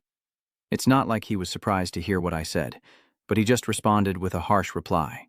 Round Galado heard his name, flinched slightly, and Rick Yun. His expression suddenly grew serious. Kang-yu smiled knowingly at them. Isn't that right? Rick smiled confidently and leaned on Round. How do you know about us? Kang-yu calmly replied. I see you a lot on YouTube and the news. Oh, so you're also a trainee, huh? Na-on quickly stepped forward to protect Kang-yu and let him stay behind her to explain to them. No, Kang-yu is just an ordinary high school student. Rich looked at Na-on with some suspicion. If not, then forget it. Why are you overreacting like that? Her face darkened as she turned to give him instructions. Kang-yu, let's part ways now. I'll call you later. Yu, are you okay? Don't worry. Rich watched and exclaimed, wow, these two have a special relationship, huh? Na-on, huh? Uchan irritably turned to look at the two people beside her without any concern. A small notebook is held out in front. I'm a fan of both of you. May I have your signatures? He looked a bit contemptuous. The autograph from his rival? Fine. I guess I'll do it reluctantly. Ron calmly picks up the pen with an emotionless expression. Let me sign first. Rich looked at the pen in shock. You even brought your pen. Can you two help me write a little more? Did he take the notebook with the pen again? Looking back at the drawing in the notebook, he was a bit stunned and intrigued. Casey Kan is the top student in chess, and not only him, but even others are surprised. He smiles as he looks at the two of them. Ron and Rick met Kang-yu. Write to her for me. The three of them couldn't help but stare in amazement at the notebook in his hand. Ron's face suddenly darkened, his brow furrowing in confusion. Why the flag? But Kang-yu just smiled and said, I am a fan of Sion. The image of Sion as a hero appeared. He is a true hero who has defeated many villains. Kang-yu looked at them with a half-smile. For a just and orderly society, he truly is an amazing person. I don't know what to say when Modot is beside him. He is the embodiment of justice. After hearing that, Rongalado's eyes sharpened. He started writing in the notebook without forgetting to speak. He knows a lot, too. I'll draw a little next to the signature. He smiled and looked at Round Galado in front of him. Thank you. It's a pity. He writes quickly into the notebook. Wow, that's really beautiful. If it weren't for that unfortunate incident, he would have become a legend. Who would have thought he took money to kill his colleagues? Hearing this, Uchan Na-on was stunned and turned back to look at Kang-yu. Rich felt uncomfortable and quickly retorted, That's just one side of the story. My teacher is not that kind of person. Even if the whole world speaks ill of him, we will never do that. I am not forcing you. Round Galado handed back the notebook, staring at it in shock, Round's cold gaze fixed on him. But if you're really a fan of the teacher, then trust him. Let's go get something to eat. Rich broke the tense atmosphere with his voice, and then called Na-on to come along. Yu Tran, looking somber, turned to look at him and said, Let's go. She turned back and replied, Yes, sir. They walked forward, leaving Kang-yu and Modot behind. He silently watched their backs and said, Listen, you have to trust. Kang-yu smiled with a proud and satisfied look that they could never understand. Yes, she is my student. The scene shifts to Du Nam-kang's shoulder at Min's mansion as someone walks inside slowly. Ino and Thandao jump down in front of the two people. Minin and Hai-sun couldn't help but be surprised by Ye's appearance. Her injured face had been bandaged. In the grand mansion, lights shine everywhere as the conversation echoes, both sitting facing each other, in so touching her wound and complaining. I couldn't fight back and could only take the hits, but luckily I managed to escape. Hai-sun gently encouraged. You've done your best. Yes, the opponent is 7 managers plus 2 more. Her face is full of hatred, biting her lip to avenge this grudge, touching the wound on her head, trying to recall, not 2, but 3. She has blue hair, she appeared suddenly, said there's not much time left, and opened a portal to leave. Hearing Aino's description of the person just now, her figure appeared in my mind. It must be Leng then. Minnan quietly lowers her head, lost in thought. She is a villain capable of opening portals to move anywhere. Hui-sun sternly turned to ask Mujin. So they always succeed in their raids. She was a bit annoyed. It's such a hassle. Remembering Hui-sun's face from the past, his expression darkened. Previously, Driver mentioned Len's girl. He said if they could build an advanced defense system, they could block her entrance. The 3 of them sitting face to face in the room, doing that would be very exhausting and costly. That's right. Ino slams her hand on the table, angry. What if we had attacked earlier? She turned to Mujin and asked Khan as well if we could cooperate to take revenge. She sat there looking at Ino, and planning so emotionally could lead to trouble. She couldn't help but wonder what now. Zealot has already been attacked. Do you really think we can just ignore it? Mujin, holding the sharp knife in his hand, said coldly, Of course not. Eye to eye, knife to knife. We will make them pay back 10 times what they owe. Ino was stunned and froze in place. Mujin's eyes are filled with murderous intent as he forcefully stabs the knife into the table. This is the way of the top assassin. The sunset gradually descends over the towering buildings along John Gadam's shoulder. Inside the room, all the lights are turned on. Did you get the message yet? In Jim Kang Yu's room, he's lifting weights and exhaling loudly while looking up at the driver.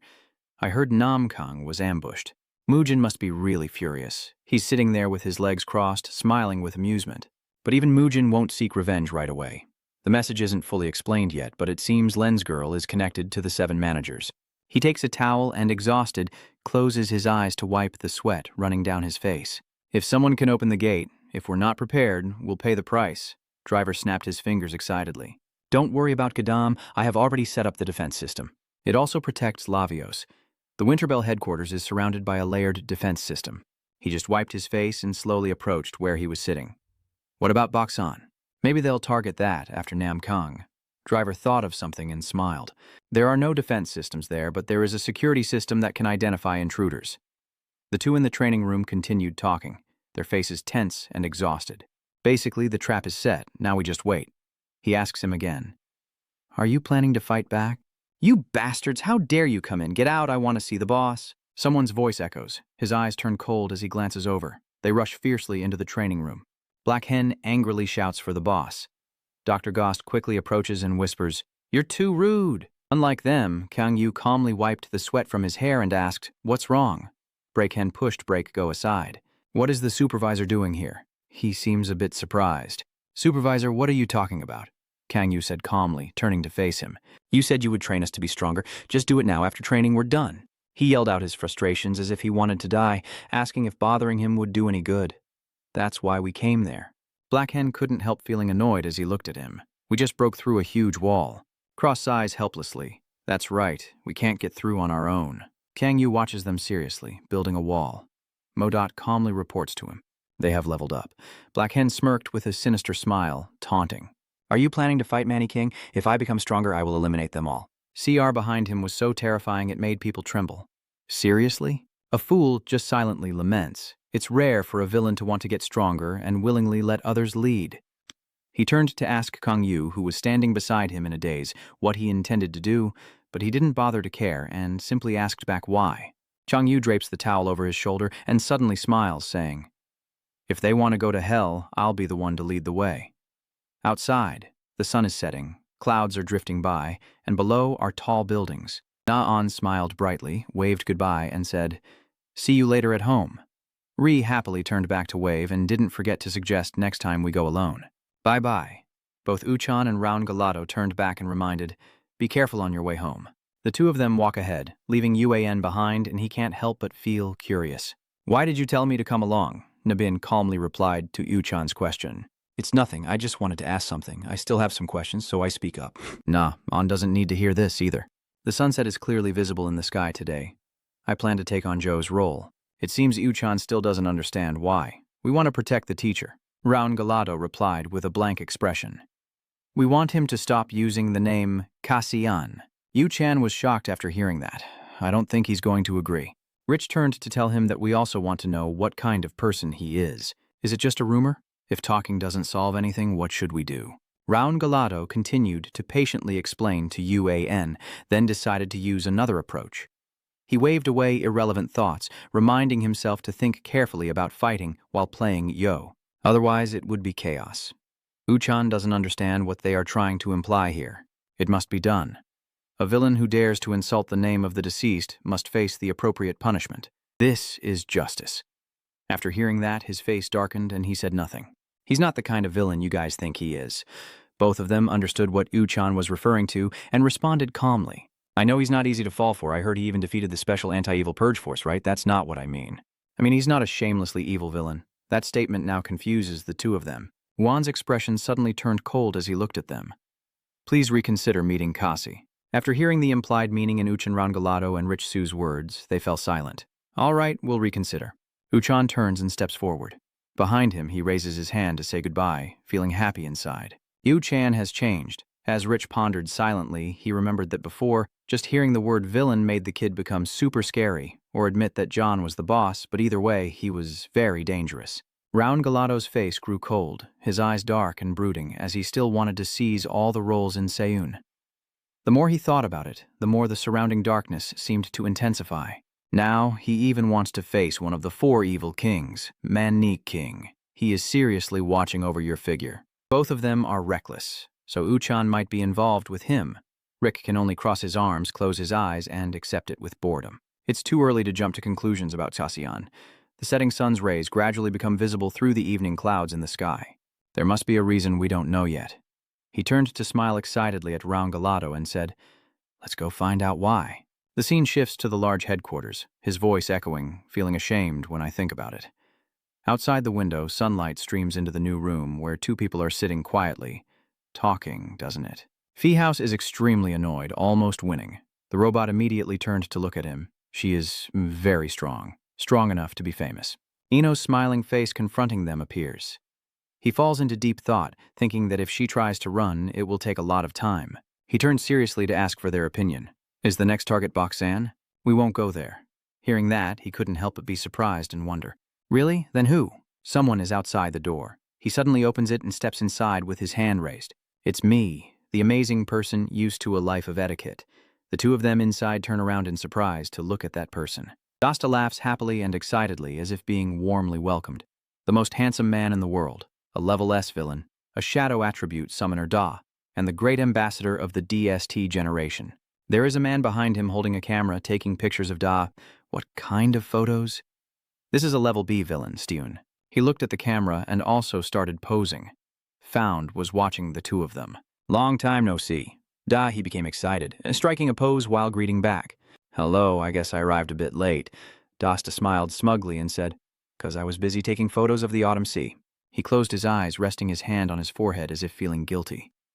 This delay was due to a schedule that really wasn't like him.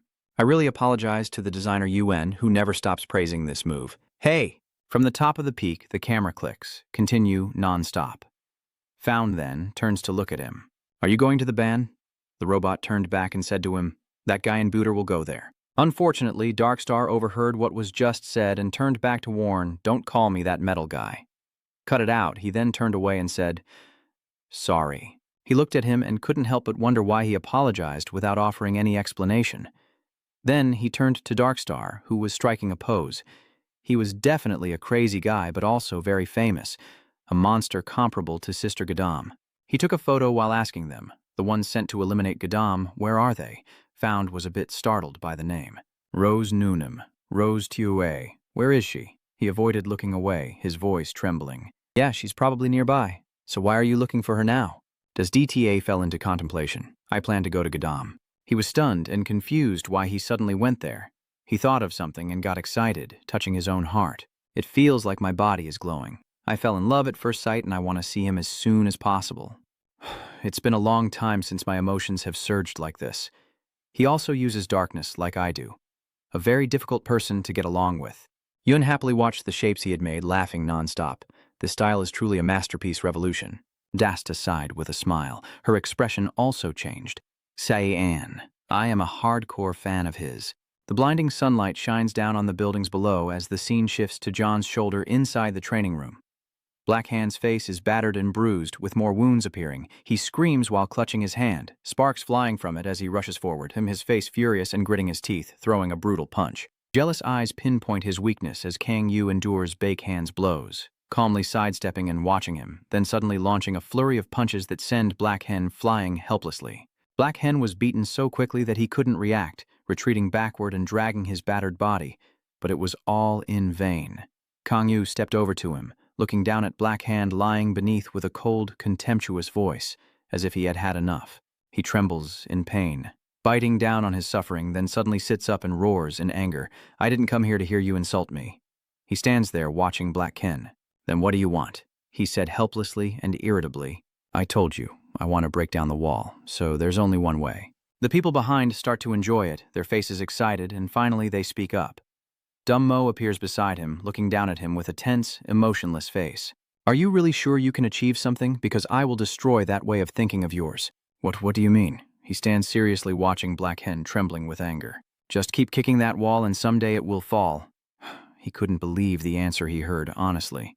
Black Hen starts throwing a tantrum. "Do you think you can say whatever you want after hitting me?" Kang Yu silently looked at him. "I am the one who should be asking. You knew you would get hurt, so why keep rushing in?" Black Hen's face darkened with a gloomy expression. The villagers avoided his gaze because they didn't want to let him speak, so I continued speaking. "Don't say you didn't think you would get hurt if you charged in like that." Black Hand rushes into the forest, forcefully smashing into the wall, trying to break it. The difference between charging straight ahead, knowing you can break the wall and rush through it without thinking, is like the difference between heaven and earth. Can you quietly and indifferently advised? That certainty will create proof. Just try to think of the evidence. I mean, you need to use your brain. What's on your shoulder isn't just for show. After hearing that, Cross fell into deep thought. "Oh, I thought it was just a decoration." Double B shares the same thoughts as him, so do I. "So I have to figure it out myself?" Kang Yu said without showing any expression. "Just keep thinking, and you'll find the clue eventually. Moreover, if you use it incorrectly, you'll notice a few things." Modot, standing nearby, saw this and didn't know what to say, casually turning to tease him. "You seem quite experienced, so are you planning to train them to be stronger?" Kang Yu said seriously. "Remember, you need to strengthen your team if you want to challenge Man Ni Jing." He clenched his fist below and said, "I understand." But at this moment, Ben stood up and the two faced each other. "Can I really attain enlightenment?" he explained indifferently. "That still depends on you. Enlightenment is only for those who truly strive, otherwise it's very difficult. The process will be slow, but if you collect all the pieces, you will have the complete picture." Black Ghost's eyes lit up as he quickly grabbed a notebook and pen to record the information. "The master is different. I have recorded the valuable advice from the master." Kang Yu calmly told him, "You've rested enough, let's continue." Black Hen, hearing that, hesitated and was afraid, raising his hand to stop him. "Wait, I'm not sure yet, and you don't understand what he's saying." "What are you sure about?" "From now on, I will try to think carefully and only attack you after I am sure I can hit." Kang Yu praised him. "That kind of thinking. Then apply it to your training as well. Remember not to forget that way of thinking." You flinch slightly. Are you listening to me or not? "I'm still not sure." Next to Black Ghost, he's still diligently taking notes, and his cold, straightforward voice replies, "You'll understand once you've had enough." Suddenly, the phone on the bench vibrates. He turns around with a blank expression and looks at the phone. What's wrong? His eyes widened in surprise as sunlight streamed into the building and someone stepped inside. They're here. Outside, both Ben and Raun Galato are approaching. He stares intently at his phone. This is John Gadam's role. Raun looked around and said, "It's more remote than I thought. I thought this place would be full of danger, but it looks so clean, as if someone deliberately tidied up." A drawing appears on the wall.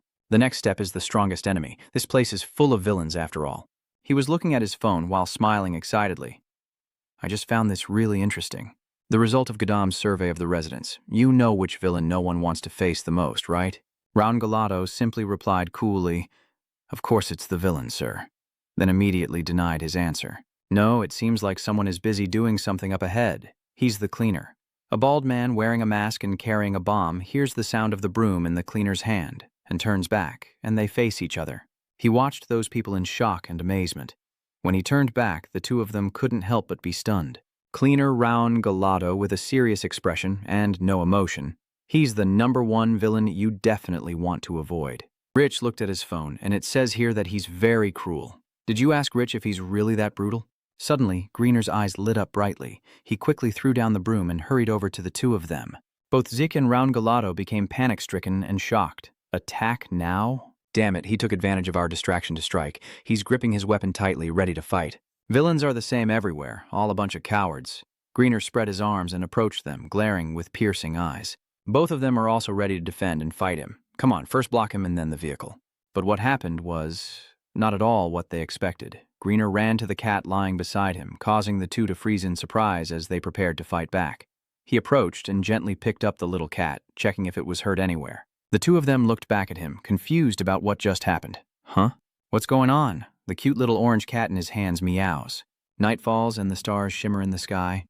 It's a wonderful evening. That's the end of the day at Green Factory. In a shadowy room, a man stands above, overlooking the city below, speaking to someone behind him, saying that although the process was cut short, the results are not bad. That's how you remember things for a long time.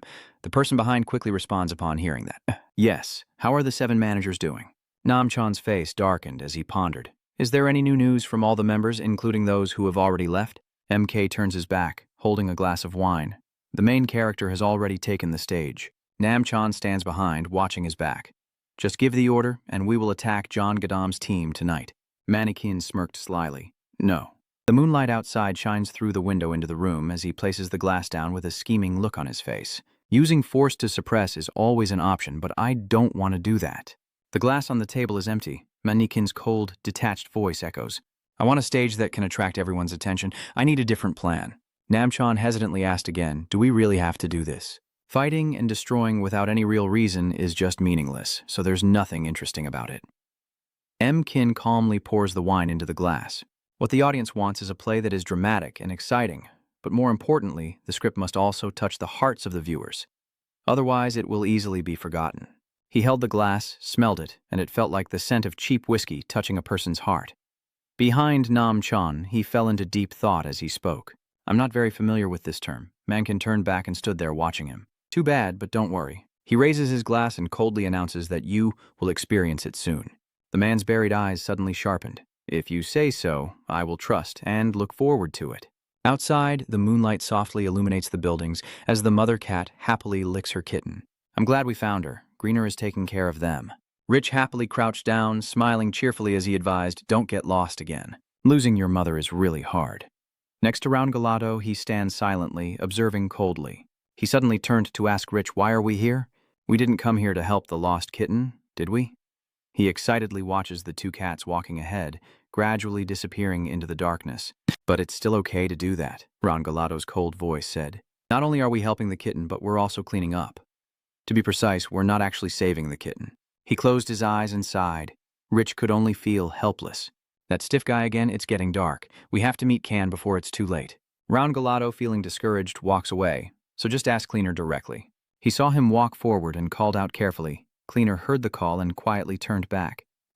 Round Galato faced him and asked where he should go if he wanted to meet Can. Cleaner pointed upward, but he didn't understand what he meant. The moonlight shining down from the sky, Kang Yu sitting pensively on the roof, looking down, wanting to meet me? Hearing the voice echo, Round Galato shivered slightly. Above, Kang Yu sits calmly observing him, while below, they look up in amazement. Singer An quickly jumped down below. Kang Yu sat down and looked towards them.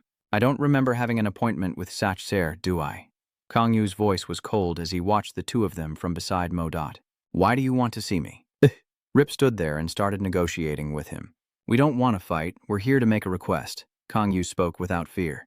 Are you asking for a villain? What do you want? Round Galato's voice rings out. I'll be straight to the point. With an emotionless face and sharp eyes, I want you to change your evil reputation. Rich continued to persuade Kang Yu in front of him, saying if you want we can suggest some names. I'm pretty good at naming. After hearing that, a cold darkness spread across his entire body. You guys are pretty arrogant, huh? Go on, let me hear the rest. Don't misunderstand, we have our own reasons. He stepped forward to explain to Kang Yu. Cassian is the name of a top-ranked general, I know. Hearing that, Rich was a bit annoyed. You knew but still used it? I also know very well, of course. He's just a fake outsider pretending to be upright, but in reality he's taking dirty money to kill his colleagues, using his name to spread evil. No wonder he's so notorious. Standing beside Maz, I just quietly watch him perform. By this point, Rich was so furious that he argued with him. insisting he was not the one who was wronged.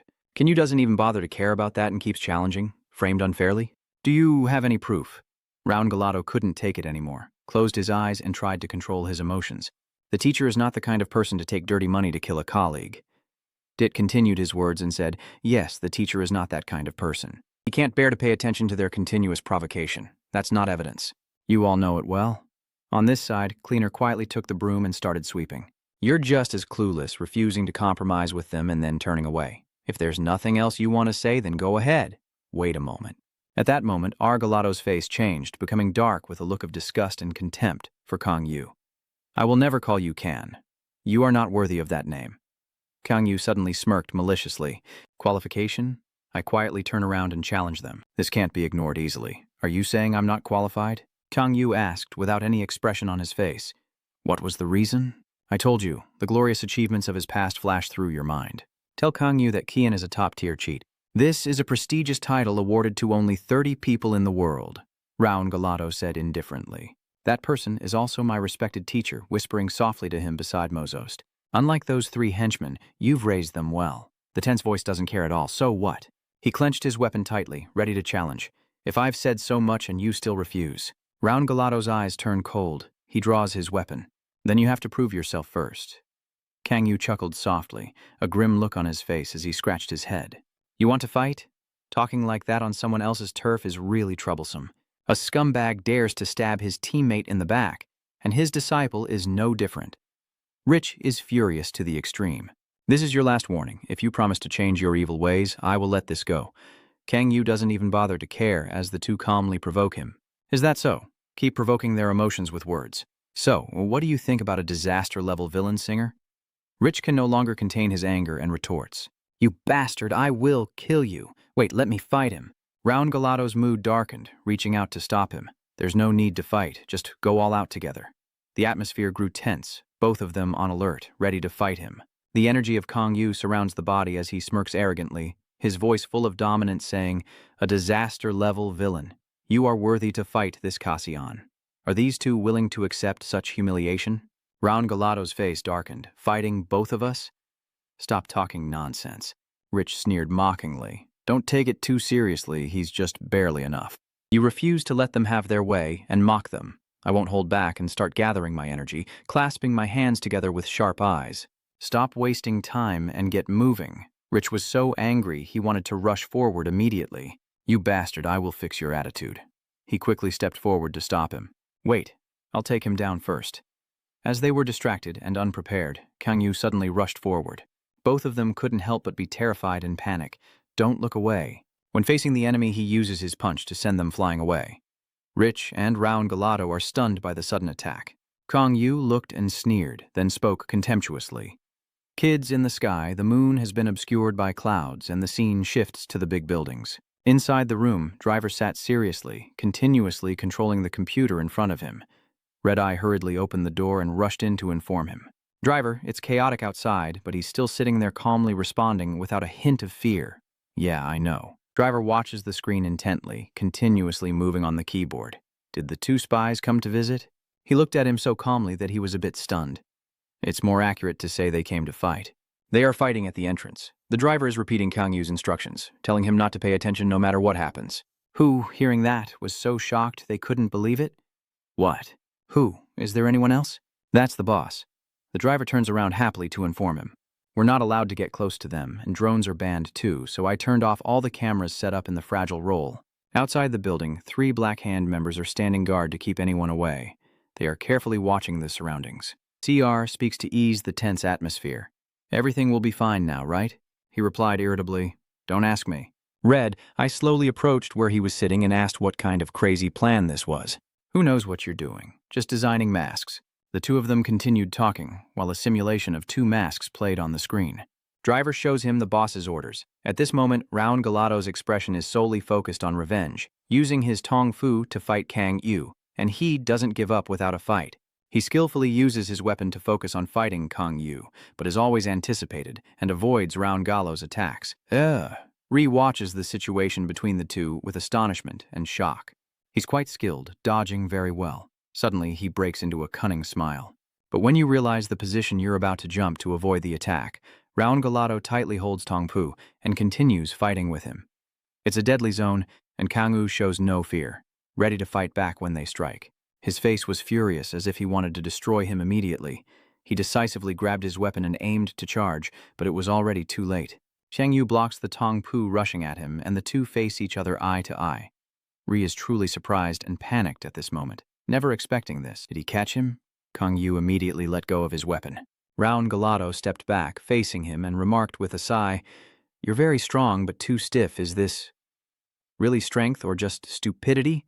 Your attack patterns are quite dull and lack flexibility. If that's all you've got, then you're not good enough to fight me." After hearing those words, his face darkened with hatred and clenched his teeth as he glared at Kang Yu. The bastard Raun Galato angrily charged forward. "Shut up." He swiftly dodged the attack. It seems that the previous strike has injured Kang Yu. He refused to stay still and fought back. He reacted quickly, dodging to the side. Raun stepped back to gain momentum and launched a relentless attack on Kang Yu, who merely smiled faintly, dismissing it as a joke. Kang Yu immediately responded by kicking him. Too slow. He falls hard to the ground in pain. At this moment, Raun is lying flat on the ground while Kang Yu keeps attacking without stopping. That great teacher didn't teach you that? A counterattack must be quick and full of tricks. Raun tries to hold on to his remaining strength, gripping his weapon tightly. When Kang Yu charges, he quickly stands up and leaps away to dodge the attack as swift as a storm. You seem a bit surprised and impressed. Nice dodge. Try to use your speed, even if it's only half of what you used to avoid the attack. Raun Galato smiled faintly at Kang Yu as thick smoke billowed up ahead, Rich quietly observing the battle from afar. He was both worried and scared and annoyed. What? Does he overpower Raun with professional-level moves? How could an amateur villain do that? At that moment, Kang Yu looked back at Rich with a cold expression and pointed at him. I told you to go all out in one go. Why are you standing there like an idiot? Rich couldn't help but get angry, clenched his fists in envy, and shouted back at the person acting without knowing his current position. With someone like you, I think I've had enough. Kang Yu's face darkened with anger as he stormed quickly toward him. I told you so. He decisively swung his fist forcefully at Rich's body. Don't underestimate the power of this disaster-level villain. He gritted his teeth in anger, dodging away. Rich tried to gather his strength and swung his weapon to fight back as he disappeared. Kang Yu suddenly appears behind Rich with a mocking smile, knowing that if he loses his guard, that would be the easiest place for the opponent to attack. Hey kid, hearing that voice, your whole body stiffened and you became panicked. Raun Galato tightly grips his weapon and rushes to save Rai. Don't let Kang Yu easily take action like that. He jumps up to avoid Raun Galato's attack, still teasing and calling the kid, then turns to look at Kang Yu supporting me. Rich, confused, asked again, What? We're going to attack together. Raun Galato looks serious and says, I don't want to admit it, but defeating him myself is too difficult. Our master's name is being insulted from now on. We will defeat him with everything we've got. Rich was stunned, never expecting that your eyes would challenge me to think with everything I have. Do I really have to fight him seriously? Yes. You two should have done that from the beginning. His whole body radiates powerful energy, smiling mockingly, and I will also unleash all my strength. Are you saying you can easily defeat us? Even 20% is enough. After hearing that, they happily joked around. No matter if you're lying or not, suddenly barriers appeared beneath the ground. Kang Yu suddenly looked down in surprise as the protective barrier lines gradually appeared. Raun Galato coldly warned, We will win this battle. Absolute inside has been separated from the outside. Both of them begin to confront each other again. He challenged, You're too confident. He also doesn't give up easily. There's a reason he's so self-assured. Really? Raun explained coldly. In this area, my attack is absolute judgment. There are only two outcomes. You either get hit or lose. Kang Yu pretends to be scared and teases. That's quite frightening, but it's not just that. His face turned cold and expressionless, ready to fight. I've finished analyzing. In other words, I've found a way to defeat you. Kang Yu calmly crossed his arms and watched. How to beat me? Keep going. He shows no fear or hesitation at all. Everything everyone does and says follows a routine. Even in battle, there are certain patterns. The way you fight. Suddenly, his eyes changed when he saw this scene. No way. Raun Galato's expression turned calm. What's wrong with his fighting style? Ri, standing behind, was also stunned and shocked. What is happening? He is terrified and confused. I can't be wrong. This guy is him. Raun glared angrily at the cruel Kang Yu. A familiar blurry image appears behind him. In front, Kang Yu smiles as he observes their reactions. Who are you monster? Who is he? His skin color is different from ours. I heard that his father is Mexican. I think he comes from Spain. At that moment, he might have been walking alone in silence, listening to the gossip behind him. Maybe he couldn't speak our language. My mother told me not to play with him. Galato fell silent as he recalled those painful memories. For me, it was a problem almost impossible to overcome, but I got used to it. Even after being abandoned by my parents and living in an orphanage, I still felt alienated, only looking up at them as they gathered and whispered. I thought the hard times were over, but no, I was even more miserable. Ron suddenly turned to look at Rich, who was sitting hunched down below. He is sobbing quietly in one spot. Galato falls into deep thought. I heard that he's also mixed race. Mom, Rich keeps crying, and her cheeks are turning red. What did I do wrong to deserve such pain? My eyes suddenly widened in shock. No, that's not the reason. It's because of prejudice and discrimination. Galato clenched his fist determinedly. If justice exists in this world, at least this child shouldn't have to endure the pain I did. His face also changed to a gloomy expression, and a terrifying coldness radiated around him when I made that accusation. I realized a few things. Round's entire body radiated energy, awakening the hidden strength within me. Suddenly, Rich stood up and laughed excitedly. I have awakened like a super soldier. Galato glanced at him, only able to silently watch in helplessness. The scene shifts to the training room where new sandbags are set up. The two walk in amazed and curious, looking around the room. Rich couldn't help but marvel at how big it was. This place is amazing, of course. In front is a large training yard, and the two curious individuals observe the training room. This is a separate facility for the chess cars, so it has to be good. Really? Can I also use this place? Galato sighed in disappointment. We are just students when we grow up and become official flag bearers. The kids heard the call and turned around while they were talking, facing a grim and intimidating face. The sharp gaze of a large-bodied man staring intently at the two makes Zik and Galato tremble in fear at Z's appearance. He was so scared that he started hiding behind Ron, with tears welling up in the corner of his eyes. Avalon. He looked up thoughtfully. A villain? Someone slowly approaching from behind, speaking. What's going on? What's with the mood of the two kids? Hearing the familiar call, both of them turned around. Miss Anne gently asked, "Did you just cry?" Rich tremblingly points at the man behind him and says, "The villain. A villain is here." Is the villain here? Rua closes her eyes with an awkward expression and scratches her head. Sorry. He gently lowered his head, feeling guilty inside. I didn't mean to make the kid cry, but I heard there were children here, so... Round and Yen quietly observe the person in front of them. Kasi suddenly speaks, breaking the awkward silence. Joe, why are you here? A big lollipop appears before you, and your eyes sparkle as you suddenly smile happily and friendly, as if trying to make up for what just happened. He gave the candy to Rai so the kids could have some. The candy is really good, and quite expensive. Galato quietly stands behind, observing. He's truly not a villain. He takes the candy and enjoys eating it happily. John felt a surge of happiness inside. It's really delicious, isn't it? He reached out and grabbed the singer's hand because he wondered if prejudice and discrimination could change. I am truly proud. It has been filled with prejudice by me. There are always mocking and gossiping eyes around that haunt Ron. Maybe it was the look in the kid's eyes back then. He gently encouraged, cared, and stroked his head. Did you just pee? Why are you trembling? Hearing that, his whole body straightened up. Even when I try to justify myself, I still can't escape from it. The night sky now sparkles with stars and a bright evil moon. Galato clenched his fists, trembling as he pointed at him. Doubting. Who are you? Ree saw that and gently asked him what's wrong. Round, what's going on? He is just like the master. After hearing that, he was utterly amazed. What? Galato's face darkened and fell silent. He not only took his name, but their fighting styles are completely identical. His mind filled with images of Makasi and their combat movements, even mimicking the habit of clenched left fist except for the thumb before the teacher's kick. Rich couldn't help but feel annoyed after hearing that, his face flushing with anger. He's truly a crazy bastard. Kong Yu pondered, scratching his chin, and asked Modot beside him, Do I have that kind of habit? It remained silent, not answering. He didn't stop there. Rich pointed at Kong Yu and shouted angrily, Do you really think you're a singer just because of this? Wait a moment. Calm down and explain. I gave you so many hints, but I never thought you would say I was so terrible. He blurted out in response to Kang Yu's words, then fell silent, stunned and speechless. He continued calmly, saying, You dyed your hair red when you were young, right? You said that if you dyed your hair red, you might be able to use fire. After hearing that, I was stunned and froze. How could you? Before he could ask, Kang Yu added that Round peed himself on his first night in America, and Rich turned to watch him. He stood there seriously watching the two of them. Should I say more? I think that was the first time the two kids visited Lampus's training room.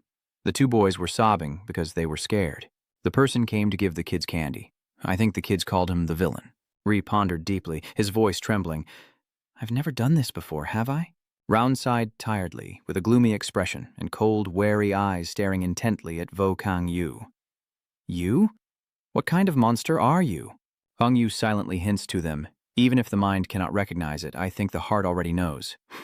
She interrupts his words, stop talking nonsense, and answer my question. So, what about this? Both Ron and Rich suddenly froze in disbelief as a shimmering, faintly glowing source of energy appeared. Should I use hellfire here? Round Galato looked stunned and amazed. No way. You really have had enough. This is not the place for us to continue talking. Kang Yu, returning to his cold demeanor, reminded him to move somewhere else. Black Ghost. Upon receiving the order from him, he quickly appeared. The glass must land in front of Kang Yu. Black Ghost, the loyal servant of the master, follows your orders.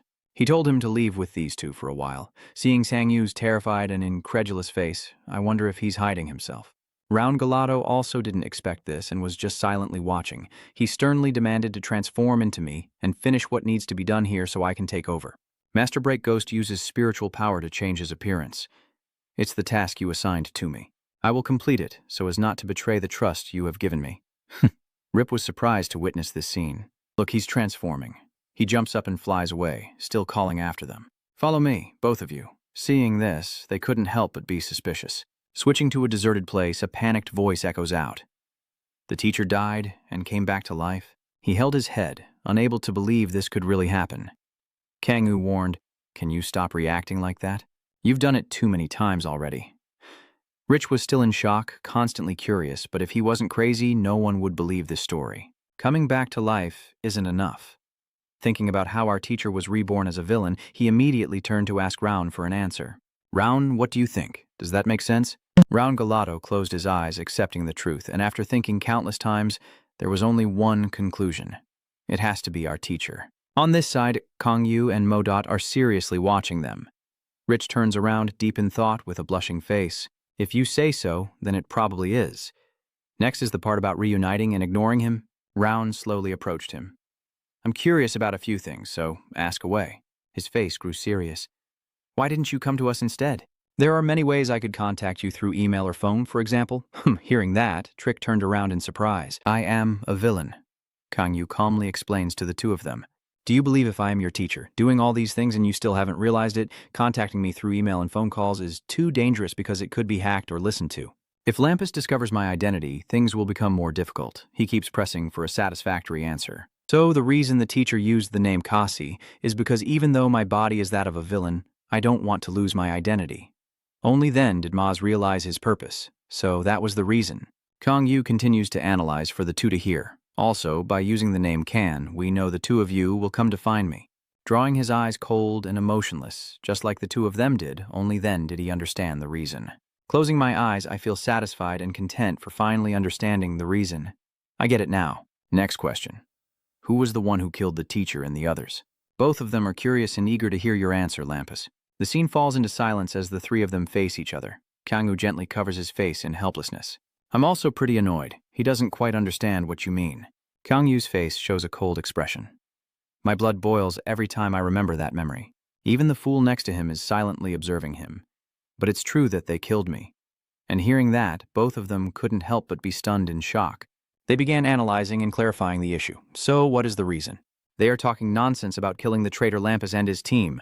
What about the teacher? They also say I am a traitor. Ron calmly expressed his thoughts. The official report states that he is a traitor to the organizations and killed Dip. But of course, you and Rick don't believe what's written there.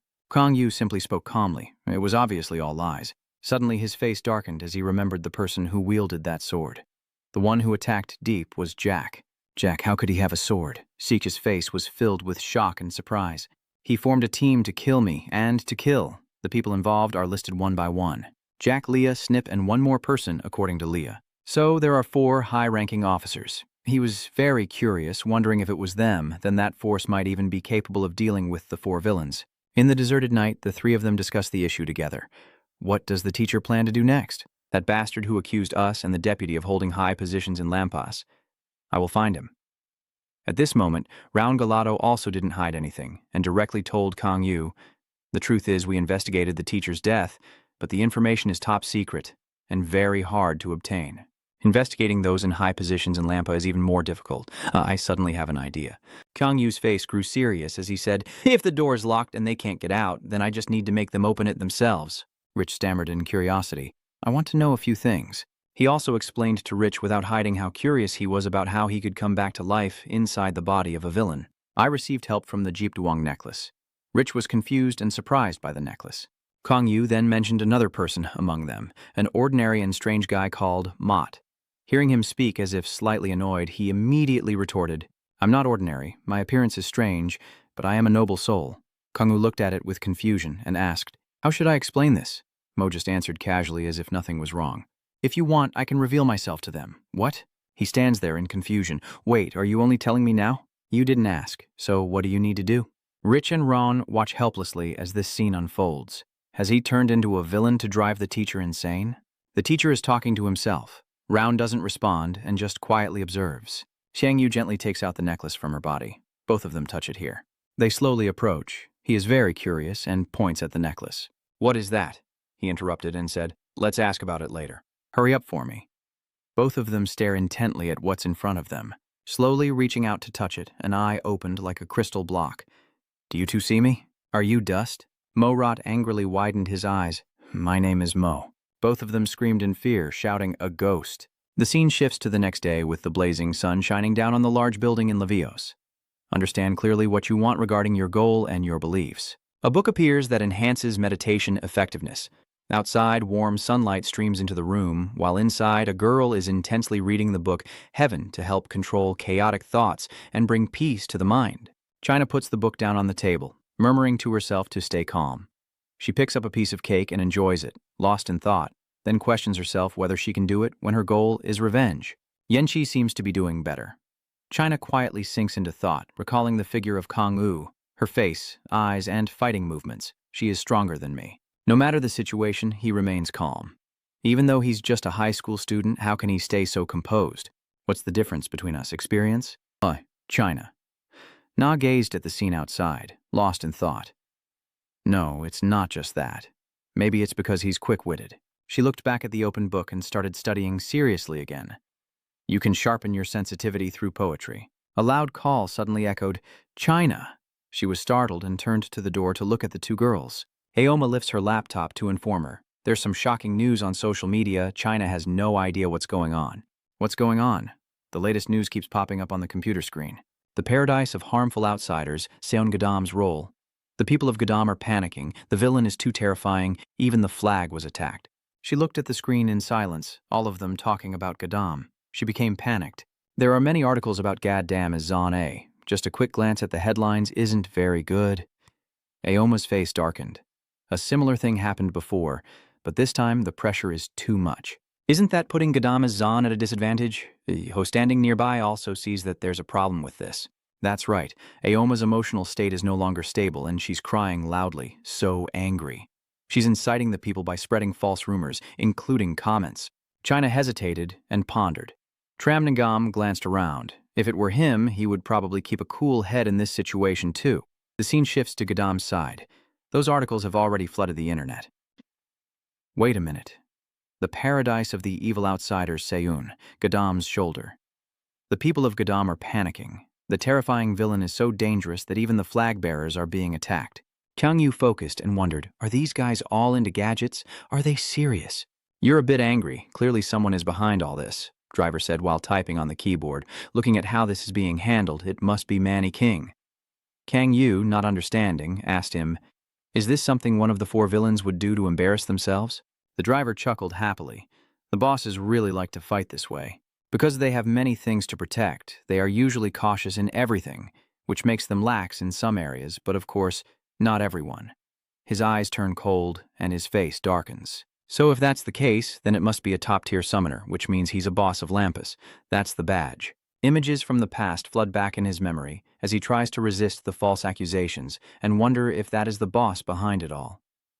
Driver keeps typing on the keyboard and asks Kang Yu, do you remember the guys who attacked Joe's shoulder last time? He is deep in thought, recalling the students from the school that was destroyed, right? He smirks confidently and turns around. The videos on YouTube and Cyberbreaker's channel have been completely deleted, along with all related news reports. Instead, there are countless reports about his heroic act of rescuing Gadam, saying, "That's what happened." He crossed his arms and asked, "Do people really believe that?" He pushed up his glasses and responded, "If the truth is hidden like that, those who only look on the surface will believe it." Something appears on the screen. The driver looks at the situation, then points at the man who appears on the screen. A program about trending issues called Answered Questions claims that Gadam playing John will also be taken care of attentively. He follows the direction the guy points and looks at it with some curiosity. "Is that program really so popular?" The man appears seriously on the screen. The driver explained to Kang Yu that the program is highly trusted by the people and also a propaganda tool. Tram Tu thought, "Don't tell me he wants to manipulate public opinion with that. He's spending a bit too much money." Manny King's figure appeared in his mind. He's really not joking about money. That's his true talent. He's a genuinely wealthy old man. The driver suddenly remembered something and told him, "The item you requested was completed a few days ago." "Is it done?" He pointed to a corner below and said, "I quite like that request, so I was very enthusiastic. Look over there. You praised the completed result. Good job." He seems to have something difficult to say and mumbles. Anyway, it seems Manny King spent a lot to set up this scene. If he fails, he will definitely be very disappointed. But Driver smiled, and to create a masterpiece, we should do our part too. Moving elsewhere, in front of the abandoned building, the other person sitting at the computers couldn't help but be surprised. The screen shows their matches one after another. What is this? Are the comments just keep coming? Yolodao, are you serious? Can DTA defeat them with money? Is Mr. Pazu just a PR stunt? Chongdustewan, Gadam's insects won't stand a chance. Life has no answer as to when the fight will end. A large warning appears. Remove Gadam's bugs. Jamp runs in anger and slams the keyboard down. Are you kidding me? These bastards are completely crazy. Do they dare to look down on Gadam? She throws her headphones and the hat outside forcefully onto the ground. This means war. Zamp happily and excitedly looks at the screen. You're close to failure. Villain DK, the evil wizard with the intelligence attribute, is about to strike. The white clouds drift lazily across the clear blue sky. The two of them stand there in awe before heading inside. Why are CASI and NGO approaching? What's with that look? Are you waiting for someone else besides me? Rit pointed up with a dazed expression, asking in confusion. Are you the one who went with Naan last time, and we even got your signature? Are you really the teacher? Ka-an, with a helpless voice, said, Do I really have to tell the story of the little kid peeing again? Round Galato couldn't help but be curious. Are you really the teacher? No, I am not. Did the teacher go with the mango? Morat, really. The teacher calmly replied, We are always together.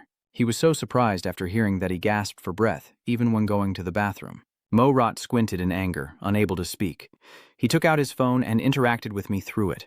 No calls, but you can send messages. He took it and both of them stared intently at the screen. Is the security okay? Even though it looks like crap, its security is very good. Rich is curious and wants to know where it came from. Where did you get it from, teacher? Casey Ann calmly pointed and replied, just from what I know. He is the one who created the nano-satellite, so his skills can be trusted. Rich immediately stepped back. Round's face darkened and frowned. He was a bit curious, but... Sir, why are you in John's role?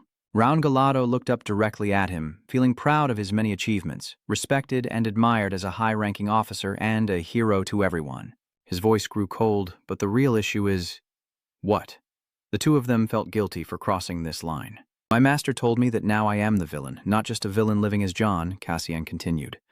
What I want is revenge. I want to know why I died and was accused. To do that, I need strength. I must become stronger and find allies who will stand with me. Modot falls into silent contemplation. They have always wanted to clarify this. I understand what you want, sir. But isn't it very dangerous if it includes the villains as well? Cassian's expression remained emotionless as he looked at the two of them.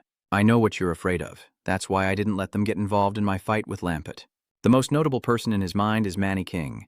But if this is a battle between villains, the story will be different. Especially when our opponent is the four villains. Round Galato doesn't want you to act alone. If there's anything you need my help with, I will do my best. Me too. That's why I called you both here. The three of them stood facing each other beside Kasi, who was holding a sealed box. He lifted the box as the conversation took this turn. Rianran stared blankly at the box in Khan's hands.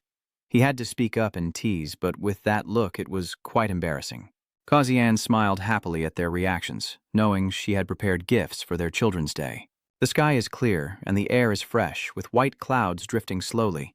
The scene shifts to the lively rooftop where a banquet has been set up. Both sides began to face each other and talk. Thank you for coming. I didn't think the great Gaichi would come here. Chuak has 2 followers behind him, and Gaichi also has 1 with him. He picks up the chicken drumstick and takes a bite. Thank you. I should be the one thanking you for the invitation. There's still a lot of food on the table. Holding the drumstick in his hand, he smiled excitedly and praised it. The meat is delicious. He is the boss of Yuan City, a villain disguised as an animal attribute striker. Gaichu Evil smiles happily as he looks at Gaichi. I have always admired you. Gaichi, you are the man with the strongest fist in the world. His eyes slightly furrowed. Of course, my fist is undeniably the strongest. She became more excited. I heard that you just conquered the city of Waidu. Congratulations. After hearing that news, I couldn't help but admire you, but I know you won't be satisfied with just that. Chu. ACS smiles slyly and points at him. If you are the great Gaichi, you should join bigger battles because you are the best boss in the whole country. Countless villains are drawn to your strength and dignity. Gaichi sat there devouring his food in response, thanking him. You are the one who understands me best. She has started negotiating with him. I'll be honest, I think we should form a joint force. Gaichi's face was blank as he pondered. He paused calmly, picking his teeth before replying, Do you mean an alliance? Chuac, I heard that you are under driver's command. Those are just lies from jealous people because I own Boksan. Chuak is thinking of someone, and he probably doesn't know. But the driver now is very different from before. The driver of the past was full of determination and credibility, but that's no longer the case. Record now resumes eating while discussing. So, you think the driver is a failure now? I've heard rumors that a guy called the Black Devil is now in control of Gadam instead of the driver. Chuac spoke to flatter him. That's right, the driver is weak now. You are the greatest. She suddenly smirks and looks at Gaichi, so why not form an alliance? You will be the leader, and I will be the deputy leader. The 2 of you just keep discussing among yourselves. If we combine our strength, we will have the ability to conquer this entire country, including soon. That's amazing. Ice Demon silently observes. Chuak boldly raises the paper. Just sign here. Gaichi laughed excitedly. He couldn't help but find it funny. Why is he so stupid? He's been fooled by Chuak's sweet talk. On the surface, Ice Demon appears calm, but inside, he's thinking about that guy. I came here because I didn't want to be subordinate to idiots like Barracuda, but this guy is just as crazy as Barracuda. There is only one difference between the 2 of them. Barracuda is so strong that this guy cannot compare. Gaichi happily takes the pen and signs the paper. Chu. A achieves his goal of retrieving the document, smiling brightly and praising him. Your signature is so beautiful since it's a joyful occasion. Let's have a celebration. Her eyes suddenly changed and she sharply glanced over there. Gaichi was still eating happily, not understanding what was happening, and asked her, Is something happening? It's so noisy, it seems like guests are here to celebrate our alliance. Chuac snapped the pen in his hand, gritting his teeth in frustration, and said, Let's go out together. We'll throw a banquet. The scene shifts to the entrance, where a whirlpool suddenly appears, startling the 2 people sitting nearby. That vortex kept growing bigger. Oh my God, this place is so boring. Rose walks out with a disdainful look on her face. I'm starting to get annoyed. What should I do now? She slowly walks forward. I thought I would come here with Da. Jen calmly ponders, stroking his chin with an excited look. Is there any change, or am I mistaken? The 2 are talking face to face. We have changed places. Really? You talk a lot. I'm also very angry. Dasta here is furious and shouting. Sister, switch places with me. Rose clutches her face, helpless. My foolish younger brother keeps saying he needs to meet Kyan and always begs me to switch places with him. It's really annoying. Because I am her sister, I switched. She stood there with her arms crossed, smirking as she looked at Genshi. I'm stronger, but it seems you don't want me here. Being near me makes you uncomfortable? No matter who goes with me, it's the same. Rose was stunned, scratching her head in confusion. That answer made me a little angry. Let's switch to another scene. Around the building are still assembling iron bars. At this moment, Zik and R have finished changing into the outfits C prepared for them. He smiles with amusement, observing, Looks good, it suits both of you perfectly. Murat stood silently beside, glancing at Kan. Both of them were stunned, admiring the outfit they were wearing. What kind of monster made this? Don't tell me it's that guy who created Vitin. It looks terrifying. I have to respond calmly. You can trust him, he's skilled. Suddenly, the phone in his pocket buzzed. Kaisian picks up and looks at the screen, slightly surprised, then shifts to Boksan's shoulder as a furious shout rings out. Who the hell are these bastards? Those guys rushed outside aggressively from the start. Damn, have they lost their minds? How dare they attack out of nowhere? They've clearly targeted the two people in front. You're all finished. Saktut and her companions suddenly panicked. Fearing that Rose might hear the call, she calmly turned back with a sinister expression. Rose, why are they rushing here to confront us? Are they here to kill me? Hearing that, they were frightened and stammered no. No. She smiles, using her flower magic as flowers and blossoms appear, looking up to the heavens. So why is that? Do you want to dance with me? The tall buildings are welcoming the warm sunlight. Rose spins gracefully to the rhythm of 1 and 2, and the surrounding scents make everyone there faint and fall to the ground. Rose, with a seductive expression, poses as the surrounding fragrance spreads further. Suddenly she turns coldly, and a thick fog gradually reveals the figures of Chuak's group. She rushes forward aggressively, but Rose only smirks disdainfully and clutches her stomach, giggling. Why are all these stray cows gathered here? Chuak's face grew angry and frowning as he observed the people lying motionless below. Rose, with Genchi silently watching her from behind. She laughs with delight. How interesting. And the man with the sword behind her is Jenny, Man King's right hand. He quietly put on his earphone. Annoying guys like him come all the way here, while glancing around and looking at the people behind him. But they only have 2 people. And we have Gai Chi, and the advantage in numbers. Shu Ac's uncomfortable eyes flickered with hatred. If we can endure the battle with minimal losses, then this is our chance to strike. Rose, fearless and excited, pointed directly at her. You're thinking, aren't you? You think because there are only 2 of us, you can take us down, right? And if we waste time here, the reinforcements from Joe will arrive. Seeing this, Chuak's face darkened. Teeth clenched in anger, he glared at her and clenched his fist in a fierce warning. You crazy bitch.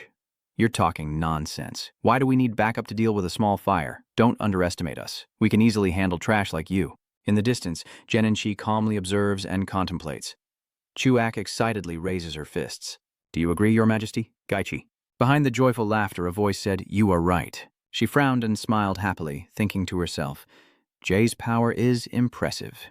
But Gi is not so easy to fall. If Gi and we defeat that swordsman, we will win. Your mind is about to explode, Rose kept saying provoking things to her. What do I hear her thinking? What should I do now? Chuak turned pale, clenching his mouth in displeasure. She paid no attention to her, laughing out loud with delight, feeling overjoyed. At this moment, Chuak's mood was extremely angry. Raising her other finger, Damn it, your constant talking is just because of your own fault. Eat this. Rose listened in confusion, her lips trembling. What? She couldn't help but be surprised, opening her eyes wide to look at Chue. Did you just call me a bitch? Are you afraid of me? Her eyes darkened and gloomy. Impossible to believe. Gai Chai excitedly pondered. This little brat must be going crazy. She really looks annoyed. Boss, you believe me, right? Chue Si happily praises Gai Chi. You have the strongest fist. You can easily defeat Ru. He chuckled awkwardly. Gai Chi grabbed the chain around his neck and said, That's right. I have the strongest punch in the world. You're the best. But why is that? I can't fight Stell. That statement, which just moments ago made her happy and confident of winning, now leaves her stiff and frozen. What? What are you talking about? He coldly smiled and looked at Chuak. I can't fight against my own side. At this moment, her face suddenly turned terrifyingly dark. Her teeth clenched as she stood angrily facing Gaichi and questioned him. What are you talking about? Didn't we form an alliance already? He just chuckled happily and said, That kid is right. Genenchi slowly stepped forward. Let me explain. He excitedly recounted that Gaichi was invited to become a manager and he accepted. Now he is one of the 8 managers. After hearing that, Chuak and his subordinates were so furious they just wanted to rush forward and fight. Ga stepped back and started to mock. Do you understand the current situation? She couldn't help but wonder. So you were invited to be the manager because of this?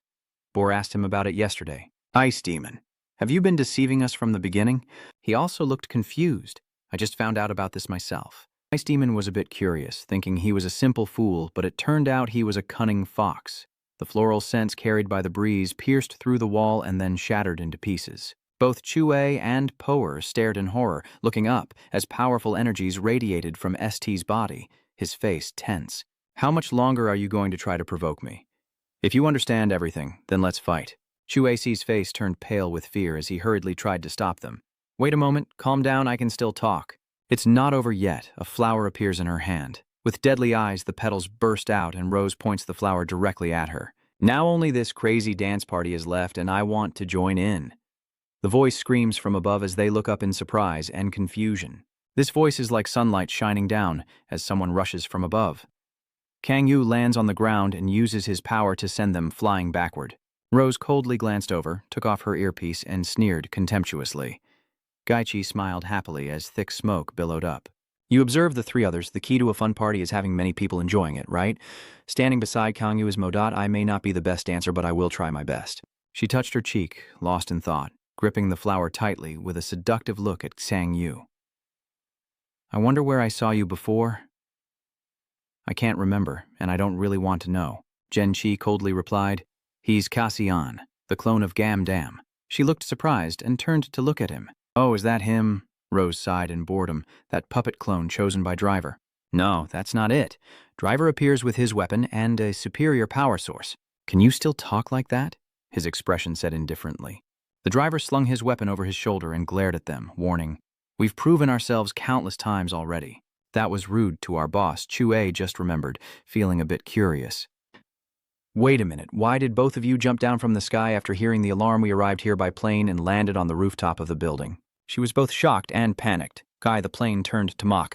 So, now there's an extra fee on top of everything else? Ice Demon stood there stunned, silent. Gen Chi sneered disdainfully, indeed an unexpectedly interesting situation. She closed her eyes and sighed at the flower in her hand. Your reinforcement arrived quickly. He turned back and told Jose Stale, I think the alarm system and emergency messages are in the same place. They observed and discussed with each other, Kazi and Driver. Both of them are the reason why the 8 managers were summoned. Neither of them is an easy opponent to fall. Don't let your guard down. Things are about to get fun. I feel guilty for my little sister. She smiles cruelly as the surrounding energy envelops her body. But I will handle him myself. The whirlpools behind the two of them reappear. Genshi put on his headphones and told her to postpone that plan. Someone steps out of the vortex. He and Steele turn to look at that person. The chairman has arrived. Manny King and his henchmen coldly advance through the streams of energy. Good afternoon. From the teleportation gate, Jose Stell's boss also arrives. Now it seems we've both watched an equal number of times. Kong Yu was a bit surprised to see the person arriving. One of the 4 great villains, Mick King. Seeing that old man, I also have my own understanding and assessment that the strongest villain is the apex predator of the villain ecosystem. A true and genuine threat. He looked up a little, at that purple thing with sharp eyes full of confidence and no mercy. Kangu was still lost in his thoughts, his eyes growing more and more determined. If he is the mountain I need to conquer, I have to do it now. Kasi suddenly, Mozo's voice rang out. He opened his eyes wide and looked at him with a voice full of warning. I don't think you're that stupid. But if you intend to fight him, stop now. He's too powerful for you to handle. As expected, it went exactly as he planned. In response to his kind reminder, only Kang Yu's indifferent 2-colored eyes and calmness remained. He felt helpless. This kid.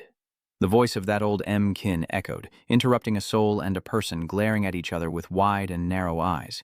Don't embarrass me by saying nothing like that. M. Kin exceptions directly pointed at Kang Yu with a smile on his face. Singer Ann, the reason I am here is to meet you, so I won't beat around the bush with an offer. I want you to join my family, but the outcome is already quite predictable. Kang Yu always says, I refuse. He still looks at Kang Yu with a satisfied expression, lighting a cigar and taking a puff while smiling.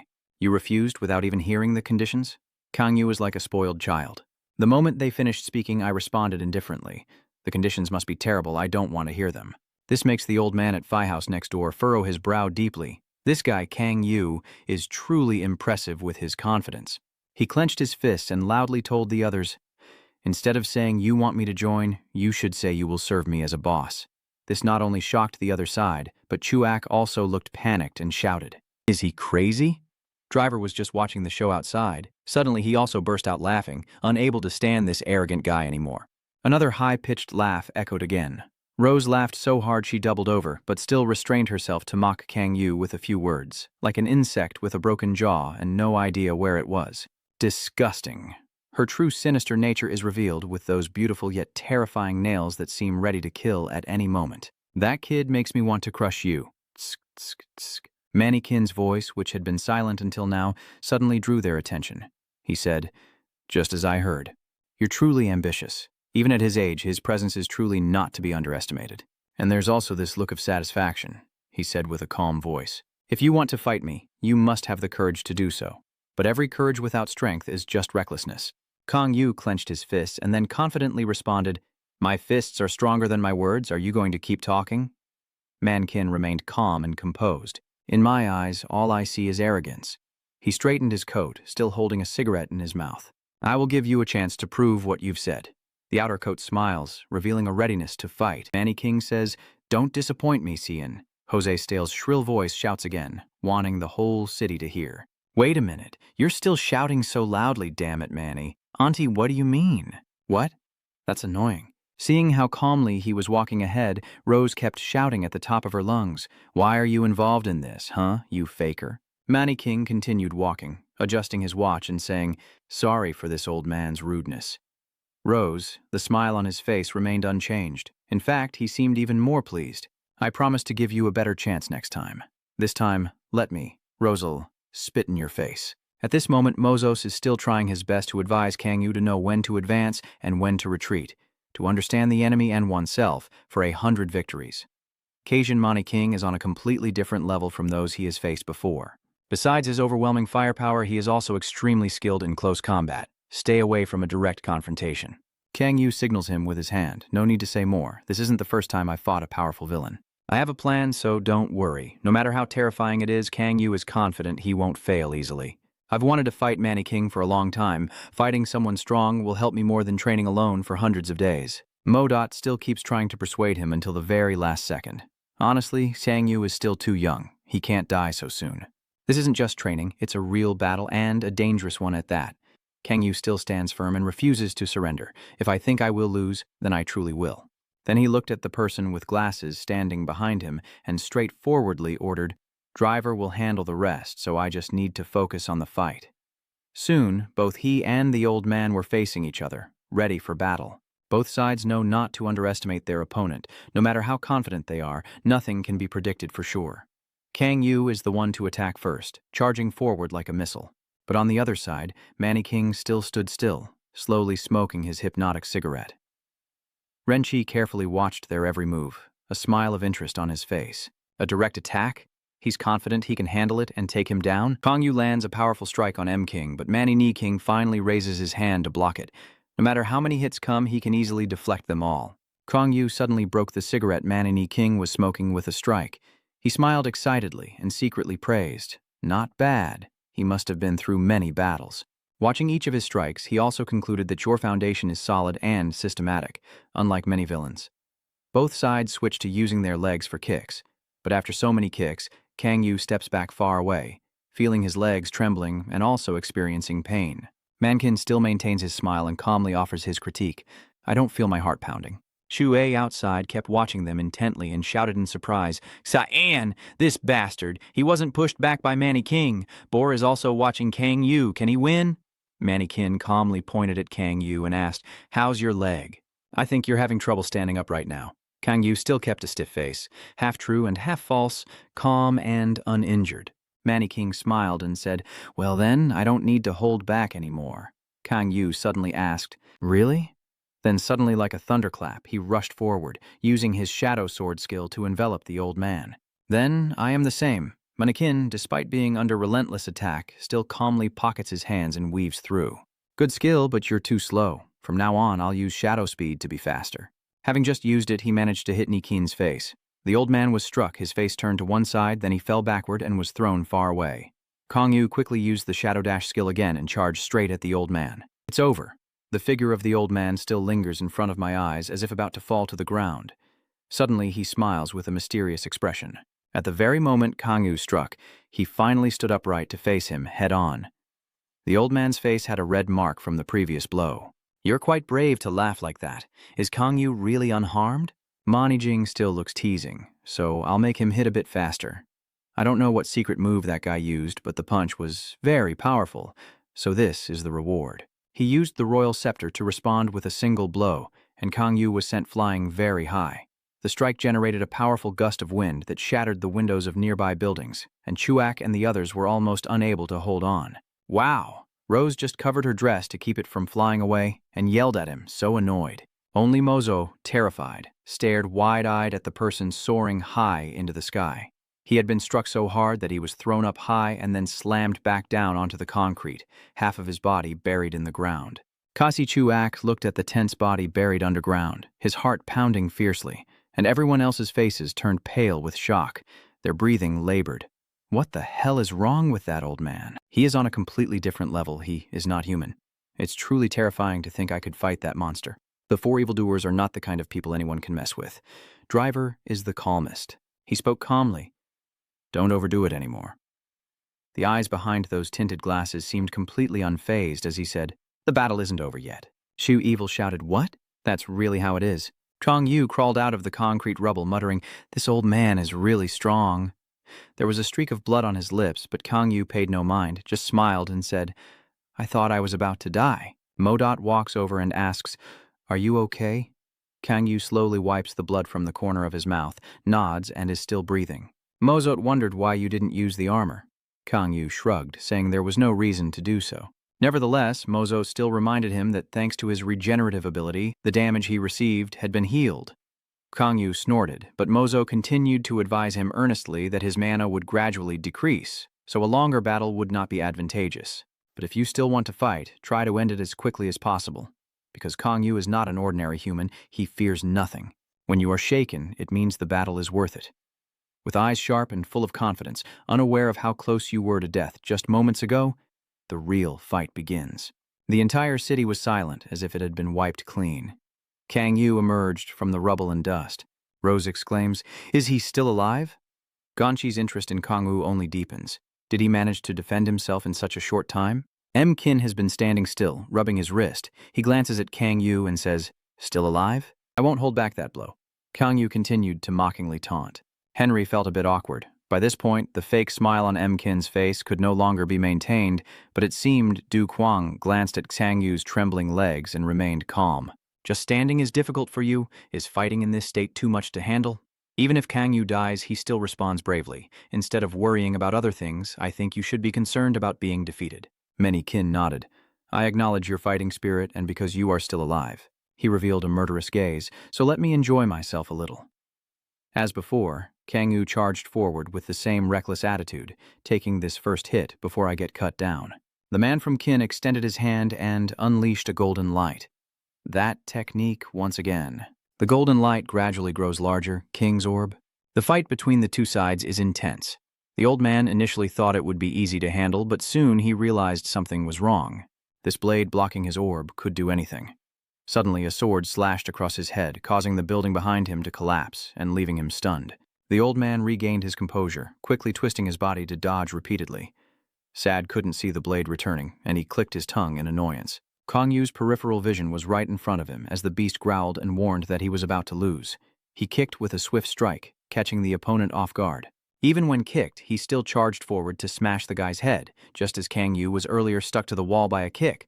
But he was quick enough to dodge a fatal blow, with one person attacking and the other defending continuously from here to there, to the point of dizziness, and I couldn't help but praise this kid Kang Yu for being good at defending. Perhaps the leader will really lose. While Nam-chan quickly broke the other's words to keep that opinion to himself, just don't interfere with the chairman's entertainment. And now Man-kin, having taken control, grabbed Kang Yu's hair, but he didn't let himself be caught easily, rushing to punch his stomach. He secretly calculated that if this continued, Mozi outside would also be just as anxious. Casey on, stay alert and don't let your guard down. Man-kin is extremely strong, even if he is pushed back. As expected, he immediately caught Kang Yu again and smiled happily, saying, I can struggle a bit. Kang Yu replies, I feel the same way. So the two of them started wrestling with each other. Man-kin grabs his head. The foolish trickster presses his head against the wall while still taunting. You think that will work on me? He sneered as he ran, dragging Kang Yu's head along the wall, scraping his face against the bricks. I will crush your arrogant face. Then he threw his whole body forward. But at this moment, Kang Yu remains alert and stops himself. He looks up at the man with eyes still shining with contempt. King Kin now strikes down from above, a satisfied look on his face. This move won't be like scratching an itch like last time. I put all my strength into it. My dilated pupils contract intensely, clearly signaling a dangerous alert from my nerves. King Sponge, at full power, 100% royal authority. This force is truly different. Even before striking, it makes everything shake as if about to collapse. Rose was very annoyed. Every time this strong wind blew, she struggled to keep her hair from getting tangled and grew more irritated as she spoke. What would happen if he kills him? This is so uncomfortable. A powerful strike lands, and the light and sound fade into nothing. After the attack, his hands tremble uncontrollably. You're strong. When was the last time I truly used my kingly power? All that remains around him is thick smoke and dust. What a pity. But this will be your grave. Now stands confused in the dirt. Kang Yu's voice still rang out strongly and powerfully. Stop wasting time. So you used the armored suit to protect yourself. I decide where I will die. The armored figure suddenly opened his mouth wide, disregarding his image. Is he blocking the old man's punch? Gonsha beside him still looks at Kang Yu with admiration. Mankin smiles and says, "Did you shift my fist? I just witnessed a wonderful skill." Kang Yu stands with his hands on his hips. Yang Yang smugly asks, "Do I get to see it from you too?" Mankin raises an eyebrow. "Didn't I already show you the King of Fists twice?" Kang Yu still looks playful. That casual attack wasn't very impressive. Mankin stroked his chin with a cheerful smile, responding with interest. That remark was really sarcastic. "Your skills exceeded my expectations. You might actually win." Kang Yu, completely indifferent and fearless, straightforwardly said what he thought. "Are you implying that you're about to have me fight Gatch?" Mankin also sighed at these words, full of hostility and contempt. Jock, if Rose heard this, she would be very sad. Kang Yu shrugged. "Whatever you want." He cracked his knuckles, still trembling, but his aura remained fierce. Why does such a powerful villain like him like to talk nonsense? Stop talking and keep fighting. The idiot next to him is sweating coldly. He still deliberately reminds him for the nth time that Kasi has almost run out of mana. "I think you should stop pretending." Rose suddenly burst out laughing, and she was laughing very happily. "Haha, stupid. He doesn't know where he stands and keeps acting all cool. If the old man doesn't hold back, this party would already be over." Just as she was laughing like she was watching a joke, an unfamiliar voice interrupted from somewhere. "We also want to join the party." Rose glanced over. "I'm very good at that. Should we dance a sword dance together?" After realizing who the visitor was, Rose shouted angrily at Mujin. Rose's eyes lit up like stars when she saw Mujin, staring in fascination. She's completely captivated. "Is it really Mujin? Hold on, with F-House it's not that simple." He shouted, "What the hell is he doing here? Wait a minute." He turned to remind Jose. He really wanted to interrupt her. It's just a girl. Any handsome guy passing by can't help but stare for a long time. You're still staring at him, just look at that handsome face. Who would care? It's that super handsome Minujin. Found can't understand the feelings of these girls. She sees his handsome face. Mannequin can't help but greet the person in front of him. "It's been a while since we met. Mujin, what wind brought you here?" Mujin slowly approached, calmly responding while ignoring the rules broken by those who disturbed Namkang and caused this chaos. He can still see the kingly aura of Winterbell through his mask. "I will make sure he is held accountable." "Are you about to make me admit to something? It seems you've brought the Winterbell management team here. It looks like you want all of us to die together in this trap. But it seems the judgment was mistaken." His eyes turned full of resentment, blood red, and his voice became icy cold. "You're ready to do it, aren't you?" Everyone outside watching this scene has their own thoughts. Manny King then asks, "Are you ready?" Mujin replied in a calm, indifferent voice. "Just fighting the four evil men is already a good deal for me. Who would have thought that behind that mask was a woman? Even if I die, Winterbell will make him their target and judge him." Manny King seems to have gone mad, and he laughs even louder. "Ha ha, so you're threatening me?" He seems to be planning something and then mocks Min. Having just become the ruler of Winterbell, she is already so arrogant. Kang Yu suddenly spoke up. "You are the arrogant one. You still look down on the old man and say, aren't you using the names and power of the four villains to conquer everyone?" Kin laughs confidently. "I can unify those factions, so technically I am not arrogant." Kang Yu remains resolute and says firmly, "As long as I am alive, that person cannot." He clenched his fist, his face now clear of any traces, and his voice was pure. "I will be the one to unify the roles." Shuesi held his head in confusion. "Ha, my head hurts so much, but the driver seems to enjoy it. I rub my wrist feeling good. With you, it's possible." Then it turns into dull clapping and everyone laughs out loud. "But not now. Right now it's just a dream, but in the next 10 years, you might achieve it." Kangwoo raised an eyebrow and looked at him. He extended his hand to offer a handshake. "I'll give you one more chance." The old man's face still wore a condescending smile. "Join me, Kasian, and you might achieve that dream faster." Chang Yu obviously still refuses. "If the condition is for me to be the boss, then I will consider it." The man withdraws his hand. "You really didn't hear what I said, so how about a bet?" He set a condition that made everyone stunned. "The 5 of us will fight against 5 from Gadam Vianjan, with the rule that the winner continues to fight." Chu AC didn't quite understand. So the winner would continue fighting? Driver was very excited about this kind of battle and clapped, saying that if they won that match, they would face the next opponent. Kong Yu half smiled, his expression unreadable. If he were serious, he would have just declined a very difficult deal. If we lose, then we will become your subordinates, right? Manny King agrees. Of course, but if you win, Kang Yu interrupted him, I will decide after discussing with my team. Manny King won't pressure us. Fine, I accept all your conditions. His smile deepened, as if he was ready to swallow you whole. So I'll take that as your agreement to my bet. Kang Yu still kept his composure and smiled at the old man. Can we decide on the date and location now? All right. Once the decision is made, the old man turned to look at the person in the distance. Mujin, what about you? Do you still intend to fight me? Mujin quickly replied, No, I've changed my mind. She turned around and left a final word. I want to watch the next episode of this play, so I won't harm the actors. Instead, I will observe the ruler of Winterbell to ensure everything is fair. Manny King took his coat from Namchan's hand. So, everything ends here. He put on his coat, turned around and left, leaving only a few words behind. Our meeting ends today, but we will meet again. I will open the gate. Suddenly, Jose Kale spoke up. Oh my God, what's wrong with you guys? Shouting loudly at Minen's group as they were about to leave. I have something to say to Mujin. Minen ordered his subordinates to step aside. This made Rose very happy, just as Min hoped. Just ask, what do you want to say to me? Rose happily runs over, nothing special. Then suddenly she lunged forward and said, I want to take off that mask. At that moment, her bright red nails were about to touch Mujin. Kang Yu's hands moved faster, grabbing her firmly. You should ask for permission first. Don't you have any basic manners? But Rose wasn't angry at all. Instead, she smiled at him. You really are a gentleman, but she's not someone simple. Now her hands are wrapped with thorny vines. She loudly said in a piercing voice, If you're a gentleman, you should ask for permission before holding my hand. She suddenly appeared like a ghost behind him. Do you want me to give you a fun gift? That bright red-eyed look combined with sharp weapon-like nails creates a terrifying scene. I saw another muscular speculator and he really liked it, so I'll add a little something cute to your boredom, Kang Yu said calmly. Don't you smell something burning? Rose stops. Yeah. Only then did she realize the thorny vines looked unusual. It's burning. Mankin is still standing over there. He also found it interesting. Fire, huh? He hit it. So the rumor that he has two attributes is true.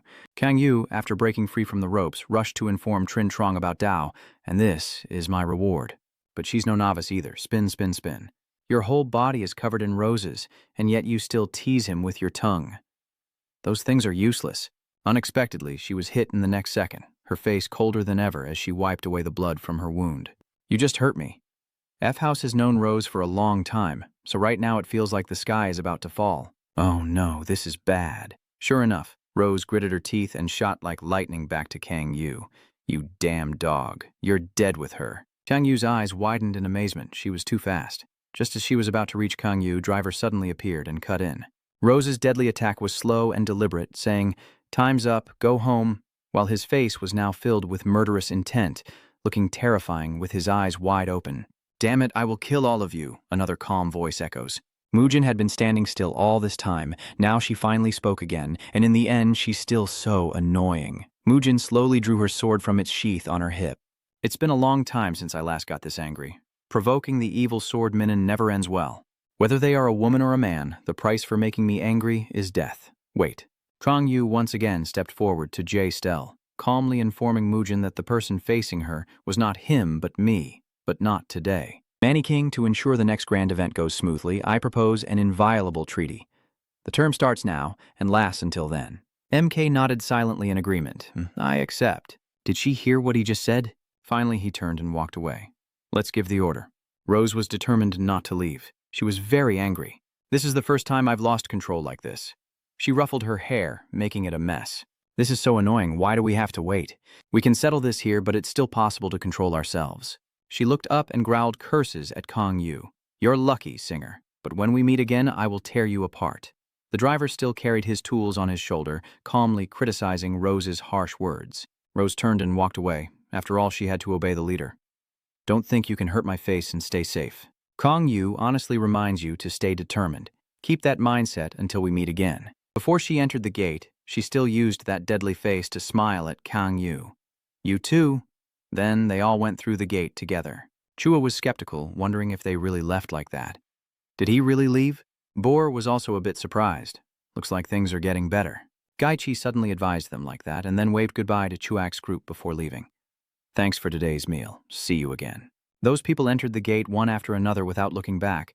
Only Namchan paused for a moment, glancing at Kang-woo, secretly muttering, "Khan." Then he finally entered through the gate, but before it closed you could still clearly see a mysterious smile on his face. After a fierce fight, they all returned to the city to continue their lives. "Wow, it looks so delicious. I'll take a few pictures and post them online."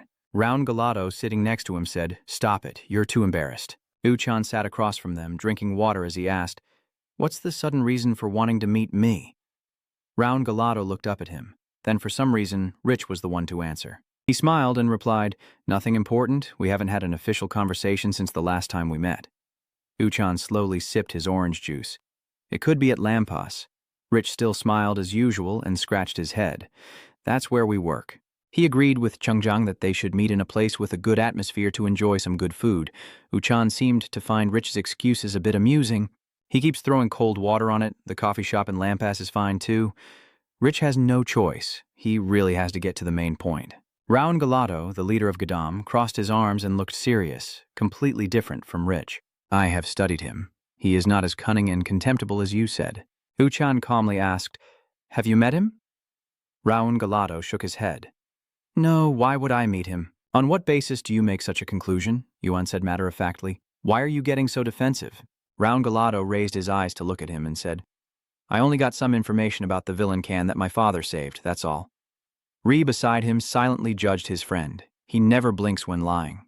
However, Round Galato is still pretending to continue talking to UAN. According to the information, Cassie helped rescue the hostage from the Fireblaze Bra and also contributed to the capture of the serial killer, Brad Rain. He also helped your sister Non. Uchan nodded calmly. "Yeah, that's right," Round Galato continued. "I understand why you hold him in high regard." Uhan lowered his head and stared intently at his glass of orange juice, his voice steady. "There are many other things I can't reveal, but I received help from Khan before." Rick nodded in agreement, acknowledging that he does many good deeds, which isn't typical of a typical villain. Round Galato agrees with you. It seems he has many good qualities worth considering. Even as a villain, his clear judgment and bold actions are truly admirable. Rick rejoices that Round Galato is like him. "I think the same way too," Round Galato explained with a deadpan look.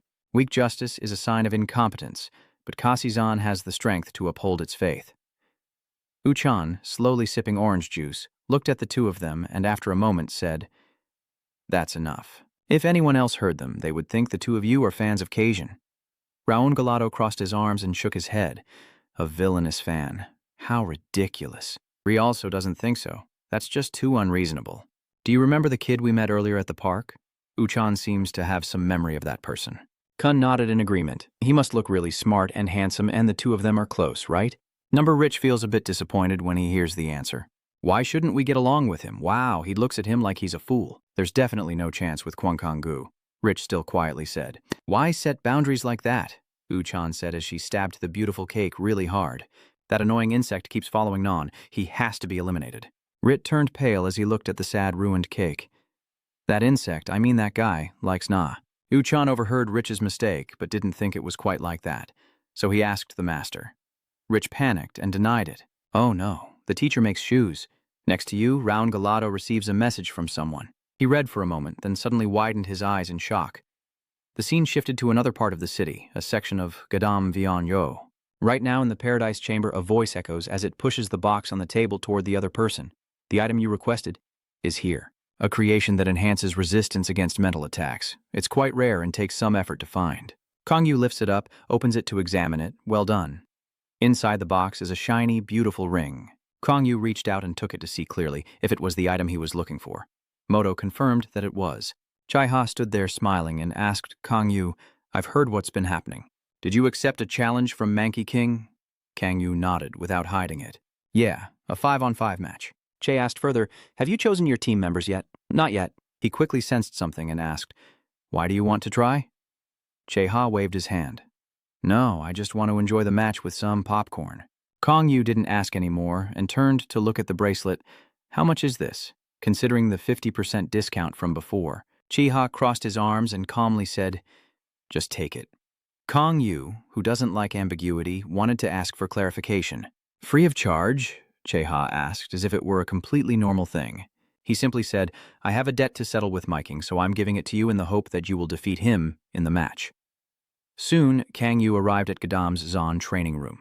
He watched his board as if expecting, and on the display, his strength points appeared, showing that his mental power had been upgraded. Modot says, "I have a feeling you're not the reckless type to challenge opponents." Mozot finally turns to look at Kang Yu, with eyes that seem to understand his previous actions. "Is the reason you fought Manny King back then because of upgrading this mental strength skill?"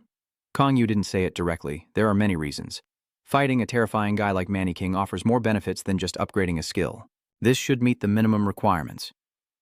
Morot's eyes widened as he looked at what Kang Yu was holding in his hand, which was a blood crystal. Kang Yu brought the sparkling gem closer to admire it, then grinned with a fierce smile. "It's time to conquer this stone." A loud sound echoes through the area, breaking the silence. Cassie Black Hen bursts through the door, calling out loudly for Kang Yu. "I hear we're about to fight Manny King's kids. I'll make sure to call them all out. I won't miss a single battle." Black Hen looked around the room carefully before asking, "Is he not here? Are those inside complaining about not knowing how to open the door?" Black Hen doesn't care and keeps asking, "Where did the boss go?" Driver is the calmest. He answered him, "It's the training room, but better not to go in." Black doesn't understand why Driver is answering. He's in a special training session. Black Hand stood like a mountain. If it's a special training, it should be done together. Driver remains very calm as he warns him not to interfere with Break Ghost, who is still outside on guard. CR scratches his head. "I don't know if he's ready to start training yet." "Your body must be really unsteady. I heard you use the boss's face to sweep the floor." Driver looked at him. "Who said that? Internet?" CR is denying it, but Pointer will tell me everything. The driver still keeps a close eye on the three people walking in, and although neither of them is holding back, Manny King doesn't push him back at all. The truth is, the boss managed to withstand 2 of his punches. It was a very close fight because that blow was so powerful it destroyed several buildings at once. Cross is stunned. Only Breakhand has the same look as me among all those buildings. Duong lifts his chin. "My specialty is also taking hits." Jiao sits with his chin in his hand, smiling as he listens to them talk. "Land's rumors spread so quickly we haven't said anything about it yet?" Red nodded, probably from my king's side. The driver uses his glasses to project a transparent screen in the air for them to watch together. They come up with a name for the tournament and even make a poster. That's where the showdown with the cool villain will happen. Jiao looks at it with interest. "Oh my god, I like it. Is everyone here from outside?" That person, full of heroic symbols, told them I came to defend justice in this role, and I officially registered as a contestant in this competition. Black Hand looked at the person outside the door with wide eyes. "Who is this idiot?" At night, at the Lamp Korea branch, a surprised voice loudly announced a paid live broadcast. On the phone screen, the showdown of the villain was streaming live, ahead of the service staff. "Are these guys crazy? Is this even a demon tournament? That's just the crazy ideas of those money-hungry guys." Duong still focused on his phone. "But even so, should I just leave it like that?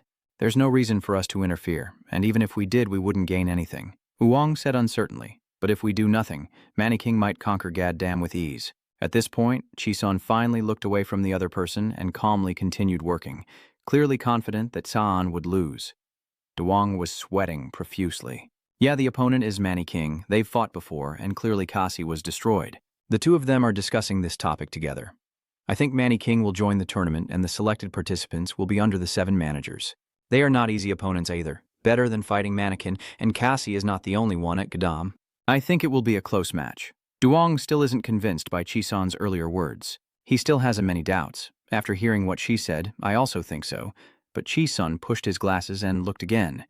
"Isn't it true that we can't do anything about this?" He started to present arguments he was very confident about, because this matter involved M. Kin, and the senior leaders had surely discussed what to do. Isn't the director supposed to be involved in this? Chisun shook his head and sighed. He still didn't say anything. Unexpectedly, Duong was caught off guard by this answer. "What do you mean?" Chisun continued working on the computer and replied to the person over there, "Don't overthink it anymore. As you said, this isn't a game for kids in the neighborhood and it can't be compared to the butterfly effect. If we don't intervene, the consequences will be hard to predict." Duong Nu remembered something and looked up to ask her, "What are the 2 sides sent by Korea doing now?" Chisun took off her glasses, feeling a bit of eye strain, and calmly replied, "I don't know. They are not under my control." She took off her glasses, thinking they are carrying out the mission assigned by the Coast Guard. There's still a long night ahead, and now is the time when the moon is high. In a house on the construction site in the city, 2 men secretly meet. Suddenly, Rich senses something and turns his eyes back. As expected, someone came in an unexpected way, and Kang-U appeared.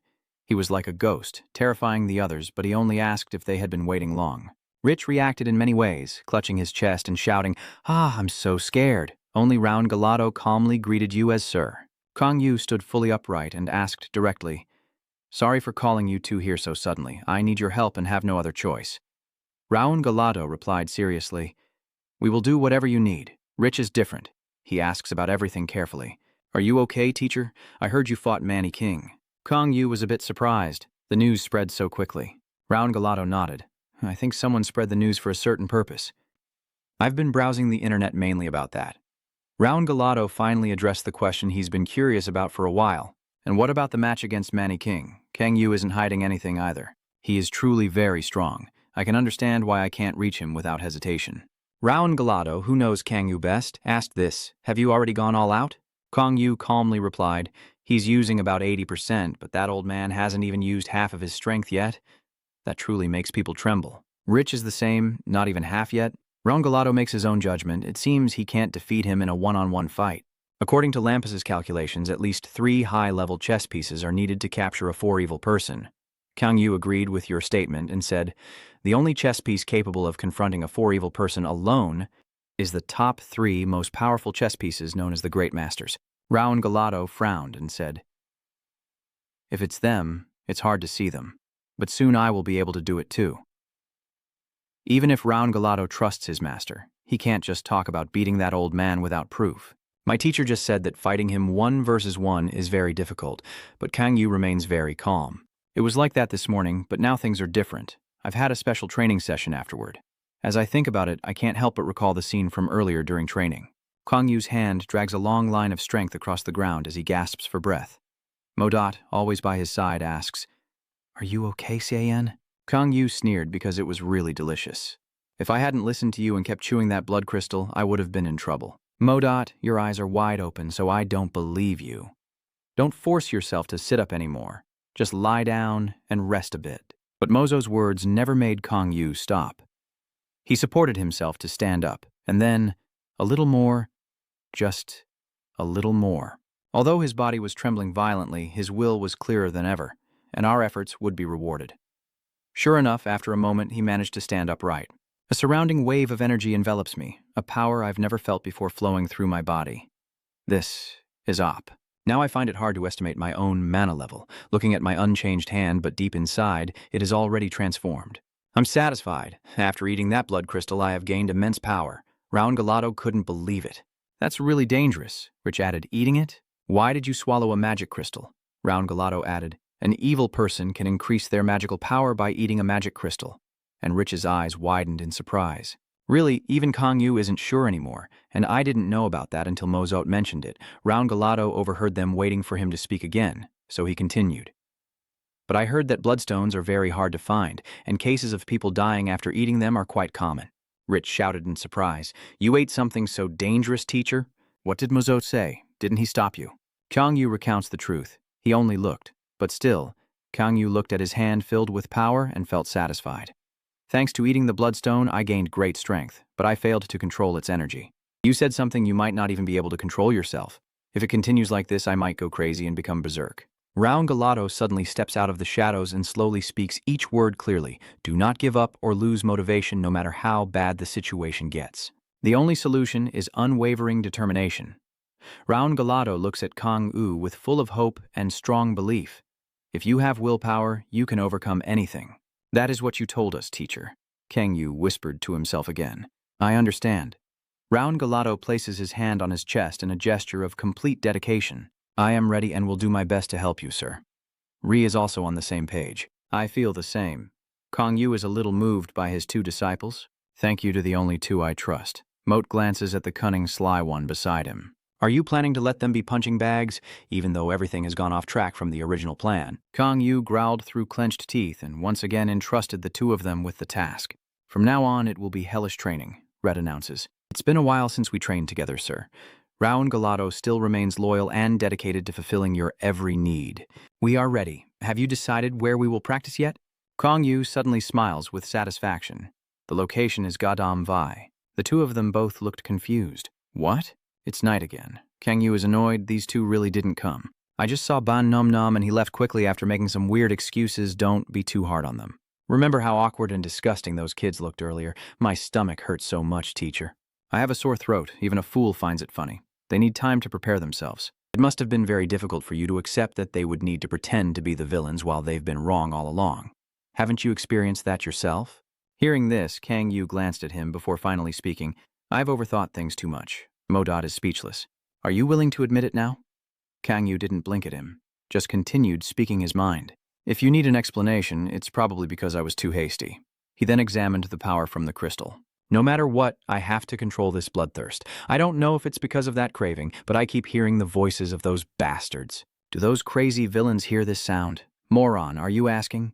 Are you regretting eating the blood crystal? Kang Yu naturally shakes his head. No, because I was mentally prepared from the beginning. At that moment, he smiled gently, feeling quite pleased to receive a large amount of magical energy and a skill. He remembered the moment at the training ground when his magic points jumped by 200 on the chart filled with information about himself. The villain Cayenne, with the special awakening of the disaster-level villain, dark attribute, dual fire, and dark attributes. His main skills, Shadow Blade +9 sensing attributes, self-healing +7 hidden shadow skills, shadow transfer, shadow binding, and shadow burning. High Chi powers up strongly with 2 dual awakening skills. Fire Shadow summons the Fire Shadow Sword, determined to destroy the rage of the 3-legged Hellfire, locking it in place. The hidden skill of extracting dark magic crystal gluttony, 30H, magic. Points 1,768. Seeing this table again boosts his confidence, and he smiles brightly. I was worried I might develop resistance to low-quality magic crystals, so this really caught me off guard. Modot looked away in disgust, feeling so embarrassed. What? Modot also has to explain this to you. You can't compare blood crystals with low-quality magic crystals because even if you look all over the world, they are rare items. If you think your current performance is already impressive, then you should understand that the results you get from the blood crystal do not meet my expectations. Mozot's voice was already cold, and saying those words made it even more terrifying. Maybe the reason for this is that you can't control that bloodthirsty urge. Can you once again look at his hand, lost in thought and unable to explain? But with the magic points I have, I can fight anyone, Modot reminded me. You and Josale have similar magic point totals, but that's not everything. Rose's haunting appearance flashes in their minds. After that insane smile, she hides a terrifying source of power. However, Kang Yu doesn't really care. In a battle, mana isn't everything. Marat looked at him sideways, but even with a high magic score, it's still an advantage. Kang Yu shrugged. It's okay. Just look at this first. He glanced at a line on the board. I have a really weird skill. The determination of the 3-legged creature, its destruction, its rage, the hellfire is too much. Kang Yu pointed to that line and asked curiously, what does locked mean? The most clueless one confidently answered, it means you haven't met the requirements to use the skill. Kang Yu asked further, what are the requirements? Magic point? Hearing this, Kang Yu suddenly showed a curious expression and a teasing look at it. There's no need to be sad. I bet you won't use this skill even if you meet all the requirements. Kang Yu seems to be contemplating something very dangerous. Mo stupidly looked at that face with boredom, sweating slightly as he continued, because it's a dangerous skill that can easily destroy an entire city. Kang Yu understood the meaning, implying that its power belongs to a legendary level, right? Mo Rot did not deny this statement. It is an ultimate skill that can only be used once in the Age of Legends, to fight against a mighty monster. Kang Yu pressed further. Who used it? Mo thought for a moment, then softly said, the Guide of Destruction at Tai Feng. He is the strongest villain in history, with fire and wind attributes, even darkness. Hearing this, Kang Yu turned to look at the flying eye beside him, unable to hide his curiosity. How do you know so much? Modot really wants to punch this guy a few times. Didn't I tell you many times? I am an ancient spirit, so I know. Kang Yu wants to learn more about that guy, so that guy named Tai Feng. Morat, ignoring what I just said, keeps rambling on. Destructive skills are pretty good. They would be useful in combat. Kang Yu stared at it intently. He always changes the subject in moments like this. Kang Yu didn't want to make it uncomfortable, so he could only watch that stream for a long time. An ultimate skill capable of destroying an entire city, huh? Breaking free from the memories, he still gazes at the intense light surrounding his hand, thinking about using his disciple out of selfishness. He lifts a can of water to drink and clear his mind. Sorry, but the teacher has no other choice. And so his heartfelt confessions were sent into the city of dazzling lights because he was still too weak to take revenge. Elsewhere, it was already morning, and the Green Lotus-anchored factory was silent. Rose calmly reads a book as the constant growling from the person beside her continues. No way. Dosta clutches his head in agony, screaming, How could this happen? No way. Rose is scolding even while reading a book. You're too noisy, go somewhere else. Dosta didn't care. He kept crying loudly and shouting. You should have gone to take that evil thing away. If you had gone, you would have had an important meeting with C. Why don't you eat me instead? Rose kept scolding. Do you want to die? You're the one who wanted to take my place. Feeling resentful. But Rose added one more thing. And you might not get to compete with Khan in the future. After saying that, her normal voice changed to a tearing sound, and that sinister face reappeared. Casey's kiss belongs to you. You have to be the one to send him to his grave, so stop dreaming about it. Dosta still tries to slump down and cry. Why the sudden change? You said you weren't interested at all. V shrugged. Now I do. Dosta spoke for a while before realizing, Are you planning to join the festival? Rose nodded. Of course. DTA widened her eyes. Don't tell me the pioneer girl went ahead of her. Rose happily laughed. That's right. If you're not the team leader, then who else could it be? Dosta suddenly couldn't clearly read his expression and said, Yes, unless the chairman personally participates, but actually you are just imagining a rosy story in your head, so that means I still have a chance. If Chasian didn't meet you, he would give flowers to Kang Yu, now that's a true fan. So, I just need to beat him first. Thinking about it makes me so happy I can't help but praise myself. I'm so silly. You really are a true fanboy, so adorable. Rose looked at you as if you were a silly preschooler. I know what you're thinking. She again shows that annoyed face of hers. She's in another city. Gadam saw Round Galato and Ri, who were dressed in full-body covering outfits, not knowing what they had eaten. He raised an eyebrow. Seeing the two people walk by, I wasn't surprised and asked, It's great to be able to sit here. And it looks quite good in those clothes. Are you two practicing that stance? Round Galato says we are here to carry out the hell training. Kang Yu asked again with a deep breath. Round Galato, even with his hat pulled low, still looked very serious. Honestly, we don't even have to think about it because it's quite difficult to act as villains for training in a fragile role. He explains everything to Kang Yu, but from a different perspective, this condition is very suitable for hell training. Rip stands beside, supporting. That's right, if everyone could do it, it wouldn't be called hell training anymore. And we also said we would try our best to help you. It's not because we were forced to do so, but because we truly want to help. Moat turned to Kang Yu and said, You already know they are truly outstanding students. Kang Yu nodded, hiding his face in the shadows. Thank you. After a moment, he still confidently looked up at them. To respond to their sincerity, I will train both of you to the most brutal level, he said while cracking his knuckles loudly, suddenly seeming to realize something unclear. After a while, at the same place, a person approached confidently, calling himself Gam Gai Jian, while a tattooed man with strange straight lines on his arm walked by, drinking water and talking to himself. With a place full of crime, this one looks quite peaceful. How can I find those bastards? Then his eyes caught sight of something. Hey, you trash. Greener had to stop cleaning. The other guy continued. Yes, I told you so. Bald guy. He throws a water can onto the street and just walks over there to give directions. Seeing that disgusting act, daring to step onto the street, Cleaner felt like tearing him to pieces. On a sunny day, Gadam and Johan look dazzling. A few sounds pass by and a foot lands on the roof. Red gazed at this place for a moment, probably nearby. He seemed to hear something, carefully stayed silent, then jumped down to the ground, running at full speed here to stay alert. Inside the crate is a familiar figure. No one else but that reckless bastard. Red secretly eyes him but still lags behind. It seems that guy has died. The Green Lotus Seed Factory. On the screen, there is a line of text about the confrontation of villains, the fighting festival of the strongest villains. Namchan walks while watching the screen and says to the person behind him, As I announced, now I will choose the contestants for that festival. Genchi asked, There will be 5 people, right? Do we need to fight each other to choose? That sounds good, I like that. Suddenly a hand crushes a soda can. Roddle furrowed his brow and shouted, I don't care! Hurry up, this is so boring! The character list appears showing a level 5 villain with a physical attack attribute. However, Namchan only said we would visit to choose participants. DTA from afar called out, Wait a moment, I can't see my sister. The person holding the box replied, Rostel already has a ticket ready. DTA has no idea what's going on here. What? Namchan looked straight at him and replied, She said anyone with concerns could come to her any time. Roddle leaned back in his chair and said loudly, I have no opinion. Hurry up. F's gaze was fixed on him, recalling the image of that guy sitting on a pile of corpses with Deeg as his base. Having conquered Po Hangdong-en and all of Gumi, he seemed like a berserk fighting spirit, regardless of who his opponent was. F's gaze grew more and more displeased at that guy. Someone like him should not be yielding to Jose Stel, as one hand reached into the draw. I drew first, and there's a star shape on it. What is this? The person holding the box replied seriously.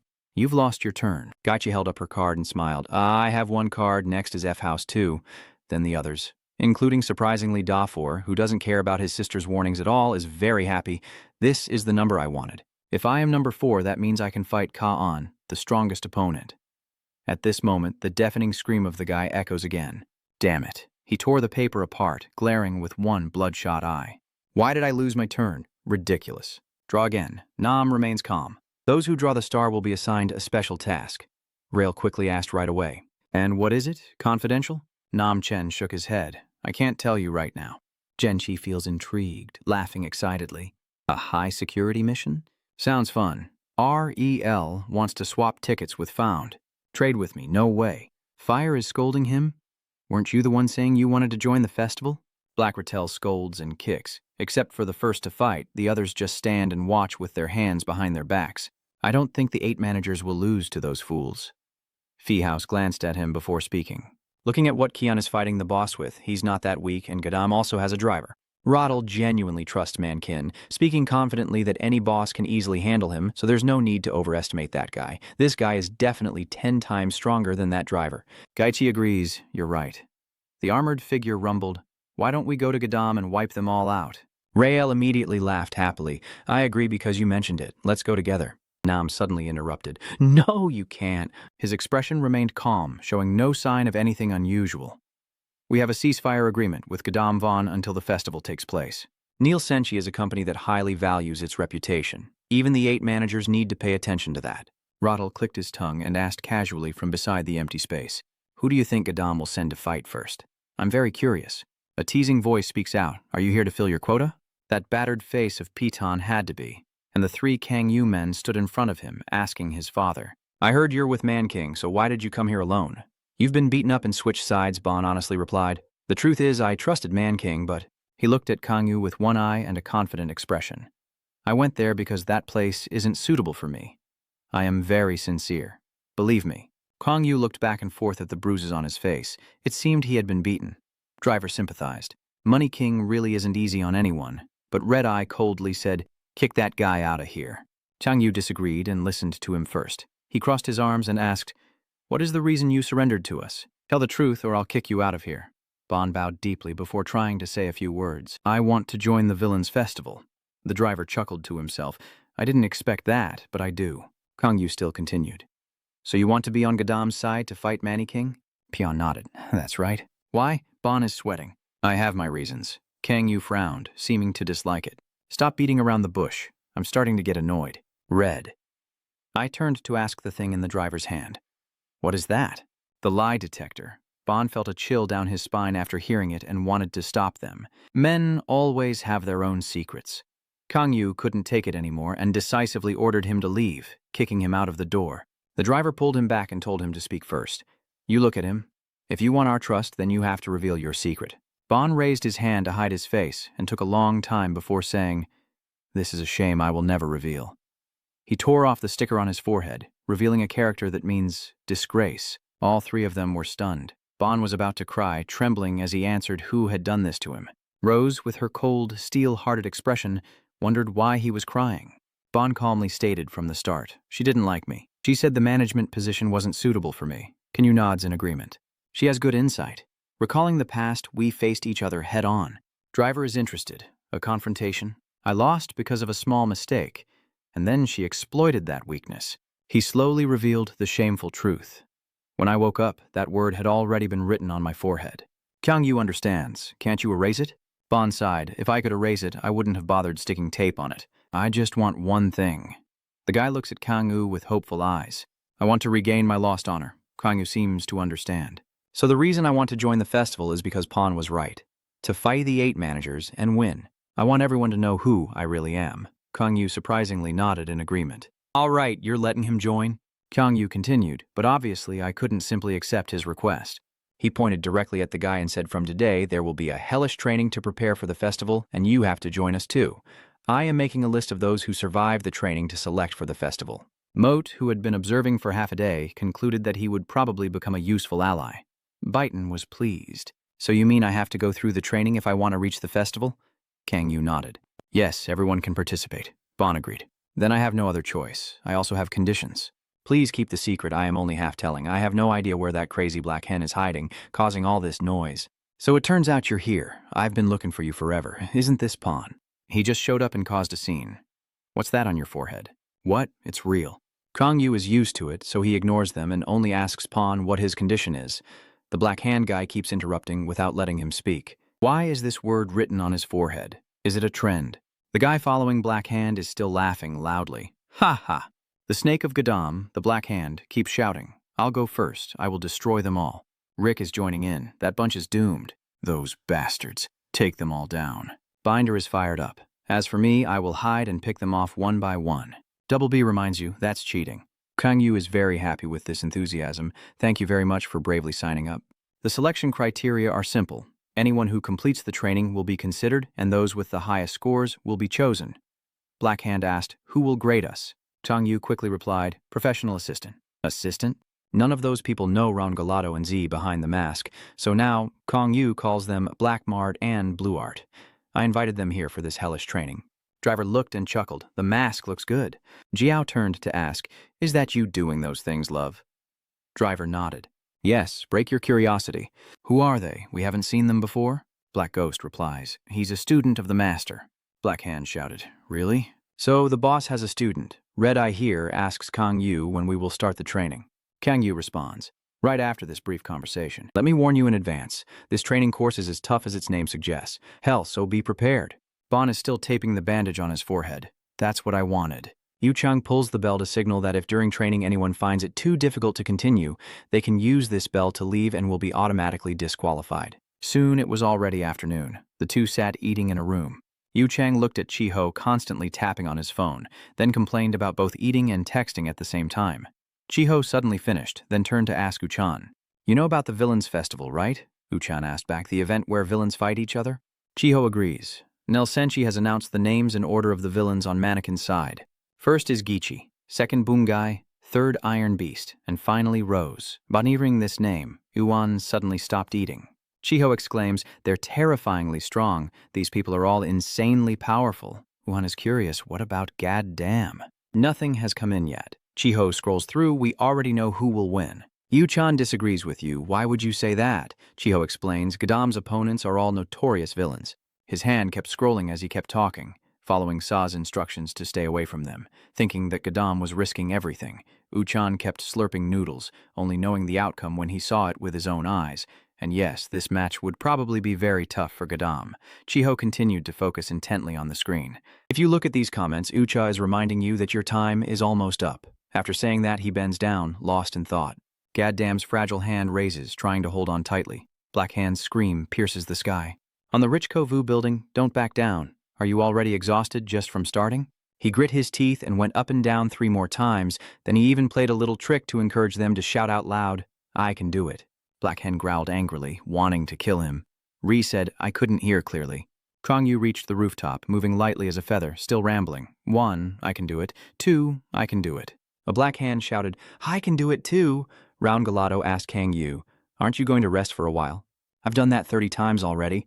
I'll go back down and calmly say, when I start sweating, I'll rest. Round Galato silently thought, he also doubles the weight. At this moment, a bell rings, drawing Kang Yu's attention. Someone has rung the bell. Kang Yu turned to Rich and asked how many of us are left. Rich muttered, excluding those down there, I still have 6 people including the teacher. He read from the paper. Driver, Kodao, Python, Black Ghost, Red Eye, and Jiao. Kang Yu was surprised. Gorwick nodded. His strength and composure are truly impressive. Kang Yu wondered quietly, does he train by digging the ground? Rick spoke up, still curious about a few things. Why is the training period 3 weeks? Kang Yu doesn't understand why. Is it too short? Round Galato replied. It's not long. There are still 3 people below trying to come up here. They lack skills, but because of their determination not to give up, they are also very talented, especially that guy with the rope-like hair. His gaze was incredibly determined. Rich muttered his thoughts softly. If I had more time, I would like to teach them properly. Is there any way to delay the festival? Round Galato rarely agrees with Zik. I agree with Bumat. Kang Yu reluctantly has no choice. The upcoming competitions are my test. Round Galato told him that I have seen the villains participating from Manny King's side and their order. I have also seen it. Kang Yu put down the dumbbell and calmly said, I predicted this might happen, but it seems Manny King won't actually participate. Maybe Jose Stel has taken his place.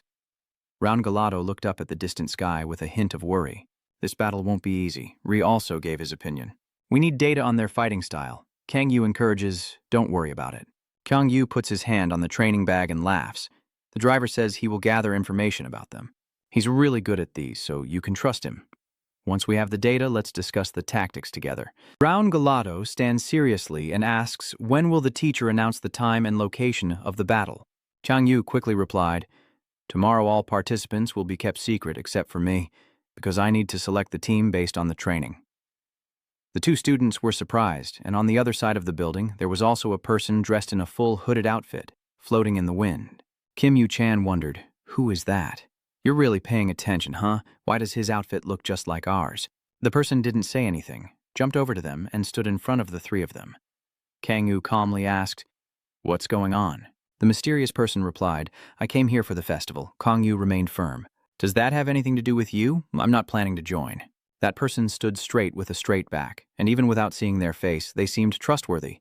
But if there are no good villains in Gadam, then I, Redmart, have no choice but to join. Kang Yu didn't care about this broken excuse. Don't forget about that. For us, this is a life and death battle. Not just about winning or losing, we could really die. Kang Yu's cold eyes stare straight through that mask. I don't want someone without firm determination. Kang Yu is determined. Go back. Uchan was stunned. I just didn't think it would go this far. You apologized for what you said. Kang Yu approached. Of course you have to apologize, but each apology is not enough. Walking past you, I go to Lanka looking outside. Aren't you supposed to experience for yourself what we're doing to prepare for the battle? He's pointing to those struggling to climb. Can't you see the people down there? His finger pointed at Breakhand, trembling uncontrollably. They are being tested to join the hellish training. Please, kindly join them. Neo-Senshi Gadam Green Factory has sent us the time and location of the match. Namchan reports the news to Manny King on November 15th at Boksan Vion.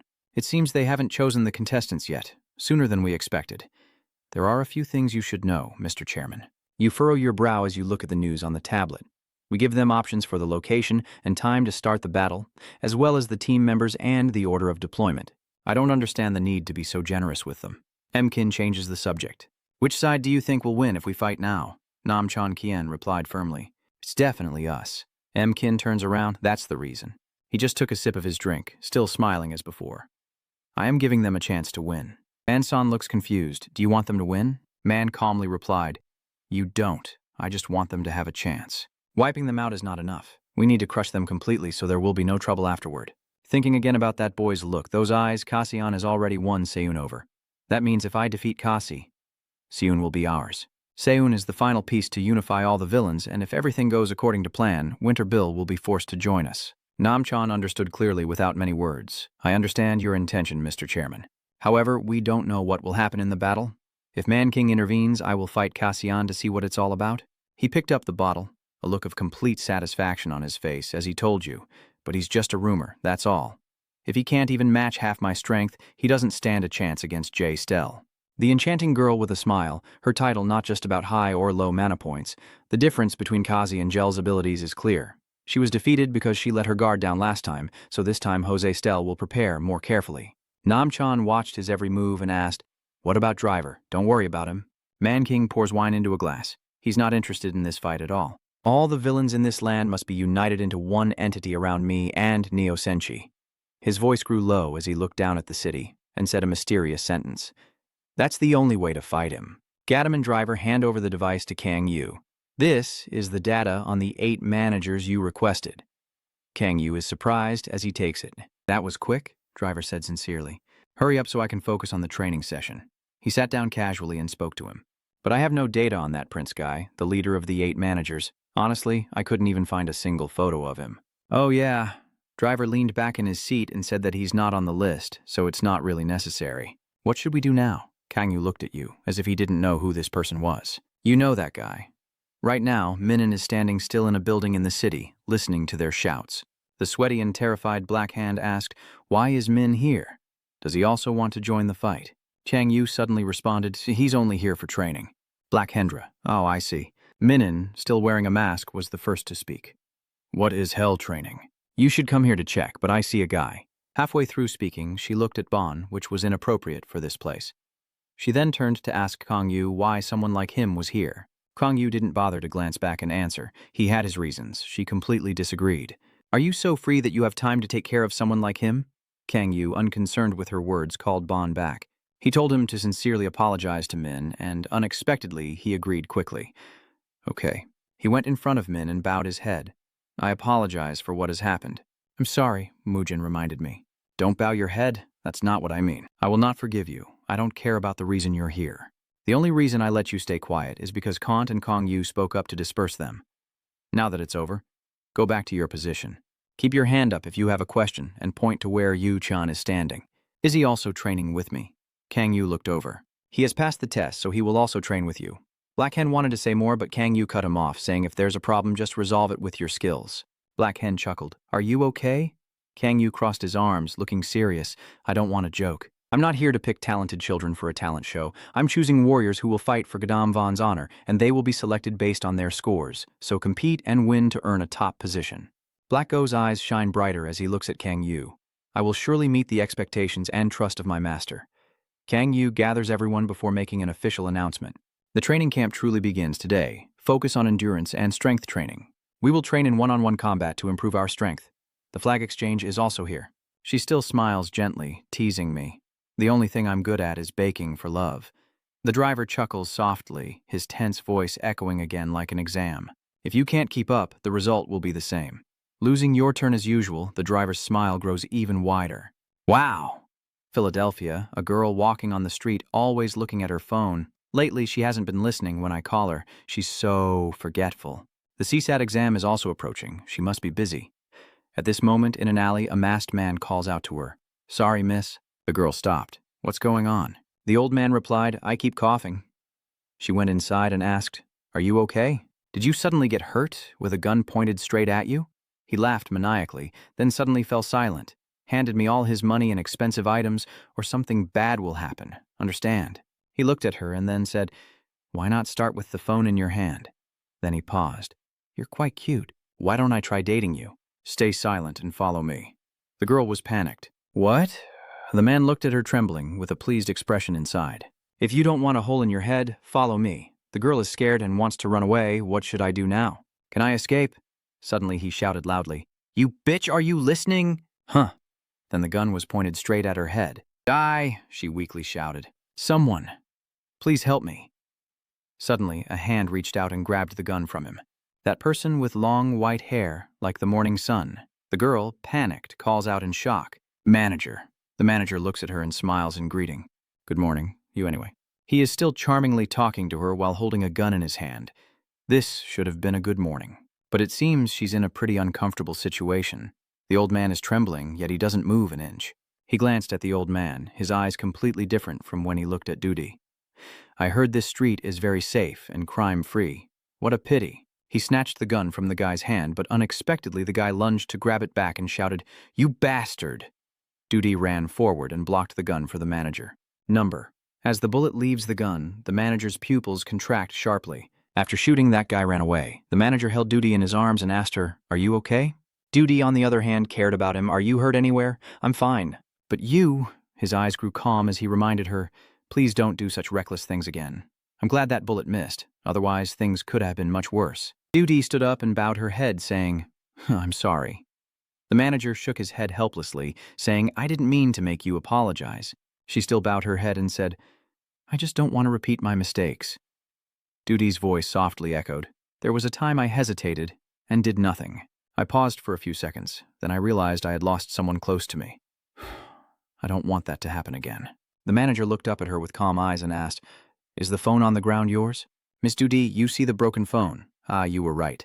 Duty was startled to realize it. And she picked up the phone, turned her back to the manager, and whispered, The screen is broken. The manager is still sitting on the ground, looking at the bullet in his hand, silently thinking that she hesitated and lost someone important to her, just like himself, Gadam and Joan. Uhan raised his fist. Kang Yu easily dodged the punch while simultaneously telling him to relax his tense shoulders. If you keep punching like that, you won't hit me. Uchan keeps attacking but still can't land a hit. His shoulders are still tense. Kang Yu honestly said, I'm so disappointed. Kang Yu keeps going anyway. If you keep punching like that, which one are you actually hitting? Black Hand sits in the corner watching them fight, mocking while he's getting beaten up. CR despises you. You used to be like that too. Black Hand chuckled and told him to shut up. Double Break sitting nearby, it's still hot even though winter is coming. Black Hand added, you're sweating because you're hot. Gray, everyone in this endurance training camp sees this as hell. The two rich are mentioned together and those two seem like demons. Black Hand closed his eyes calmly and said, it's been about a week and we've been surviving quite well. CR suddenly added, I haven't seen the driver since yesterday. Double Break turned around and cut in. It seems the boss has given him some tasks. He hesitated, not knowing what evil job he was assigned. The tense voice rang out again, needing to punch with one hand and prepare for the next move. Black Hen wondered, eyes wide open, but why was that guy training so diligently? CR just drank water and said he wanted to become a super powerful evil creature. Black Hen, hands behind his head, nonchalantly replied, so what? I'm so bored. Muchin sat alone in the distance, his voice echoing. That Red M guy is taking up too much time. When will it be my turn? Break and Krat both turned to look at him, sighing along with him. At another house, Driver sat continuously clicking on the computer. He muttered to himself, and the process was proceeding as planned. So everything is proceeding according to Mr. Ha's plan? Man King Ngahiem Tukthi, this old man. Someone knocked and left. Kang Yu entered and asked, are you busy? The driver smiled and said, I'm done for today. He poured a cup of coffee and asked Kang Yu, do you want anything to drink? Coffee. Kang Yu nodded. Yeah, a little warm. How is the training camp going? Pretty good. Kang Yu sat comfortably in the chair and continued speaking. They are full of passion and talent, and because they work hard, their results are not bad. Driver asked with a smile, so, what about Go? You think I'm going to be late? She's the one who surprised me. When it comes to chess, Kang Yu has some memories, and I should say she has surpassed the standards I set. Chess is so good that I really think I should teach her carefully, or not. Mozos beside him retorted, what I said about surpassing the standards? Driver teased. Why? Because she's going to take your boss position? Kang Yu, on the other hand, was serious. I honestly don't want this position. The driver brought water back. How are the others doing? Kang Yu is pleased when talking about them. Black Hand and Python are doing well, and Red M is bringing water to Kang Yu. You ask if he's a pawn. Yes, that's right. Xiang Yu offers him water to drink and replies that he wants to choose him, even if it means hiding his true identity. Driver wondered if there was a reason for this. Kang Yu honestly said I didn't hear the details, but it seems he has a debt to pay to Manny King. What could that be? I'm planning to choose the team this time. Driver is naturally very interested and looking forward to it. I'm also looking forward to seeing who will join. You must be working hard too. Have you seen the results yet? They're quite impressive. After speaking, he shows Kang Yu a holographic screen. Let's see, his mana points have increased again. I'm curious about what his secret technique is. Suddenly he asked, what is it? A difficult guest I almost forgot was here. San Chun's voice echoes throughout the building. Does that make sense? He's just rambling on about one guy with two companions. The revered ruler of Winterbell is going out to train in a place as humble as this. I must stop her. Joseph said we can, but he has been training all week. Sang Chunyuan asked, so why are you only telling us now? Hui Sun looked at that guy as if he were a peacock spreading its tail everywhere. Where is Kasian? He has always been the source of the problem. Just stay calm. Suddenly, Sang Chun saw the approaching person and shouted loudly at Cleaner. Do you know where the singer is? Tell me where he is immediately. Kangoo appears from the sky. Are you looking for me? You're scaring me to death. Josp let out a sound, so this is how he moves around. Kangyu asked them directly, what's going on? Sang Chun still spoke as if pounding into the ear. We are here to escort the Emperor back. Kangyu confused. Are you saying I kidnapped him when you talk about escorting him back? That's heartbreaking. My feelings are really hurt. So Chun kept scolding without stopping. What are you even talking about? Kangyu patiently repeats, I am too hurt. Unexpectedly, your next words and your smile made that talking machine stop. So I will make myself better by punching you. The old gray high-rise concert halls appear under the clear blue sky, creating a deserted and desolate scene. Everyone, quiet down. With his hands on his hips and a cold expression, he spoke to the crowd in a detached tone. Next to him, Mazot is still close behind. We will introduce the guide who will assist everyone during the training course. He drew everyone's attention to Sang Chun, Hui Sun, and Josop, whose expressions showed clear confusion mixed with a hint of resignation. These guides will do their best and grow together with everyone. They will share their knowledge and experience. Very useful in actual combat. Face tense, but remains calm. He calmly said, everyone give them a round of applause. Hearing that, the crowd also clapped in response. They clapped and judged. They are tour guides, looking pretty flashy. So Chun was speechless at their reaction. He remembered the main purpose of the trip and silently thought in frustration, "Wait a minute, we didn't come here for this?" Sang Chun frowned deeply. A drop of sweat rolled down his temple. His eyes opened in confusion, and he wondered, what the hell is this? Returning 10 minutes earlier, a loud scream echoed from the abandoned building. "Why are you forcing us to do this? How ridiculous." Kang Yu just smiled softly and calmly dismissed the accusation. "That's right, I'm forcing you to do this, and you're just forcing yourself to come here, so I'm only doing the same." Seeing Kang Yu remain calm as if nothing was happening, Sun lost his temper, glaring and snarling. "What?" Kang Yu retorted to Sang Chun. "Let's be honest with each other. Why do you think Min came here?" He calmly explained, "Because you are weak and his vassals are too untrustworthy, he came here to become stronger." Kang Yu's frank words hit Sang Chun's ego, making him thrash about. "What nonsense are you talking about?" Kang Yu replied, "No, he can't be right." Enraged by Kang Yu's dismissive attitude, Sang Chun gritted his teeth in frustration. "But are you serious, you bastard? Don't try to convince us with those ridiculous words." Kang Yu just nodded and gently asked back, "Should we go and confirm whether I am right or wrong?" Kang Yu smiles confidently, pointing in one direction to signal to the three of them. "Follow me." At this point, Sang Chun realized that Kang Yu had been joking all along. He clenched his spear tightly, thinking to himself, "That bastard. He wanted to play me from the start. I need to find the king and get out of here quickly." Suddenly, a figure appeared, surrounded by a dark red aura, and that was Minin. A red mist enveloped Minin, with only his glowing red eyes revealing a mysterious and dangerous presence. Mujin decisively turned and walked away, leaving Sang Chun stunned and feeling sorry. As So Chun called out after Mujin, suddenly a blue hand was placed on his shoulder. "My ruler," Kang Yu said with his cold face, making Sang Chun's spine shiver. "So I will be taken care of by you." At Undiri's study cafe, she asked curiously, "Why do you want to meet in a place like this?" Kang Yu explained. "It's soundproof and we don't have to worry about people around, so it's pretty good here." "What's wrong? Don't you two dislike it?" Rich quickly thumbs up and responds, "Number, this is a great choice." Kang Yu continued, "They give us free water, so this place is really great." Rich squinted and asked cheerfully, "How are your preparations for the intense exam going?" He sighed and replied with a tone of indifference, "It's fine. I'm starting by answering the questions." "Still, you're quite diligent, sir." Chang'an replied to the compliment, "I do it because I have to." His response made Rich Hawaii suspicious and asked again. "It's a necessity," Kang Yu recalls her sister and gently explains. "That is the invisible power of your sister." Rich Luke recalled her memory. He exclaimed, "The girl in America," Kang Yu added. "She is my family." Raun Galado nonchalantly expressed admiration, wishing to truly cherish the teacher's family. Rich, hearing Ron say that, happily agreed along. "You're right, I support you, sir." Amidst the excitement of the two students, Kang Yu expressed her gratitude to set aside the intense exam and thanked them both. "Thanks to you two, we were able to prepare for the festival properly." Mozot also nodded in approval. "Well done." Everyone listened to Kang Yu's words of thanks, and Rich hesitated. "The truth is, we did our best." Raun Galado folded his arms and calmly continued, "But I don't think we can take all the credit." Rich giggled and flattered. The teacher contributed the most compared to everyone else. "This only works because the teacher is the center of it all," Raun added after him. "That's right, and also thanks to everyone who helped during the training." Hearing his two students praise him, Kang Yu puffed up with pride, making Modot shake his head in resignation. At this point, Rich asked Kang Yu again, and then sighed in admiration. "The teacher said they are vassals of Winterbell, right? They all got beaten up badly, so they must have gone through a lot of hardships." Raun Galado pondered for a moment before suddenly commenting that Mujin's sword is truly powerful, and that the younger one has learned a lot from him, rather than just helping. Rich gently reminded, "The festival day is coming soon." Raun nodded and asked Kang Yu, only a week left, "Isn't it time for you to choose the participants?"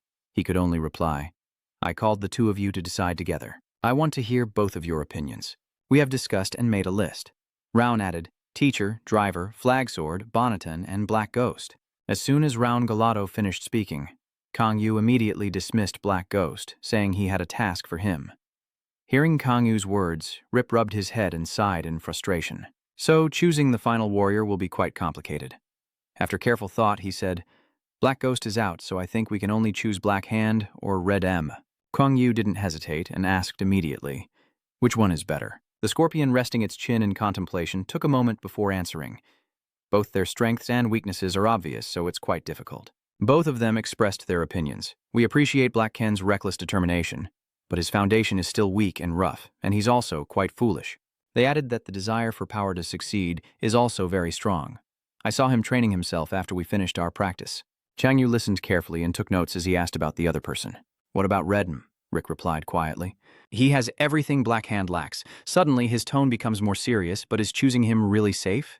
Kang Yu skeptically asked again. Why? Rich calmly but firmly replied. That's Yu Tran. Hearing this, Kang Yu froze with a cold expression, causing the atmosphere in the room to come to a halt. He asked slowly, How do you two know?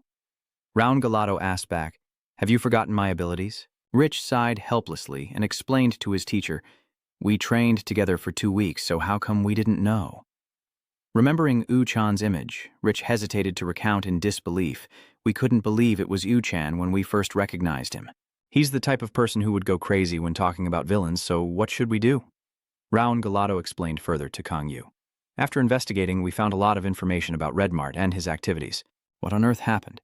Yu placed his glass down and didn't answer Round's question, only saying, That is a long story. I will tell you both after we have time. Kang Yu jotted down the information from Zik and Ro in his notebook, then quietly said that anyway, Black Hen and Red Aim had to choose one of the two. Returning to the present, the sky had turned to the red of sunset.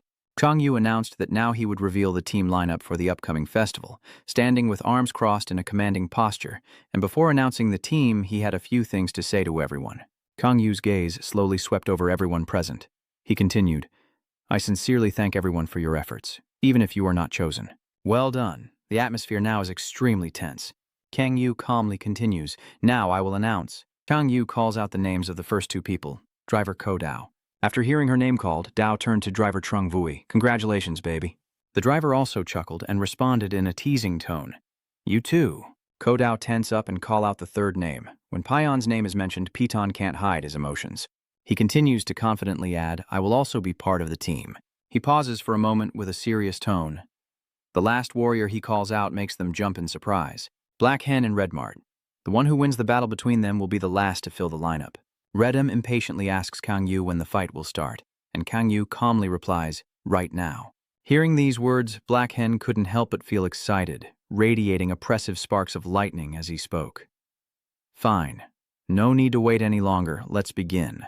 Black Hen and Red M take their fighting positions with Kang Yu standing in the center as the referee for this decisive battle.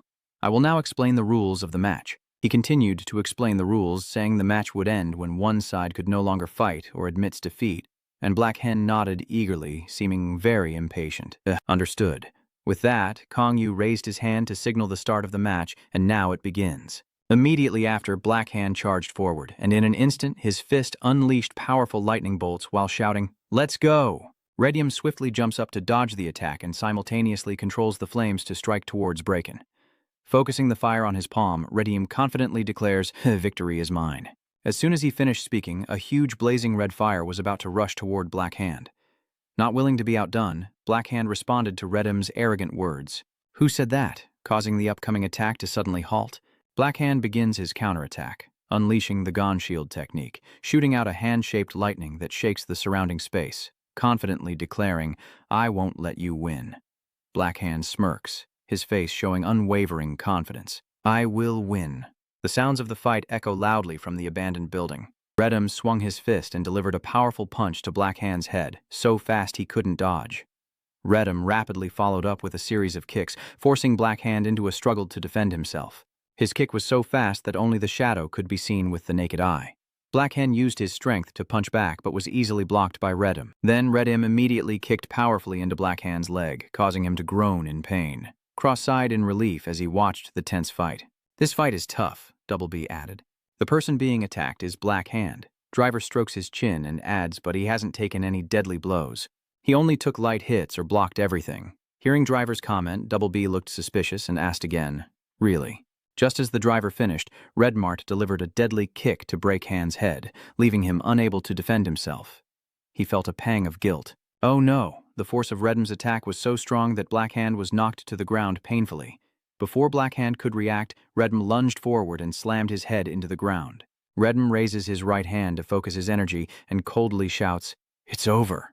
A blazing red flame erupts, illuminating the surrounding space. This is Redm's ultimate move, the flame bomb. Suddenly, something unusual caught Kong Yu's attention. It turned out to be Black Hand suddenly rising, moving swiftly like lightning to counterattack fiercely. Black Hand was extremely surprised. He didn't expect that after taking so many hits, Black Hand would still be so vigorous. Is it over? You're a bit too confident.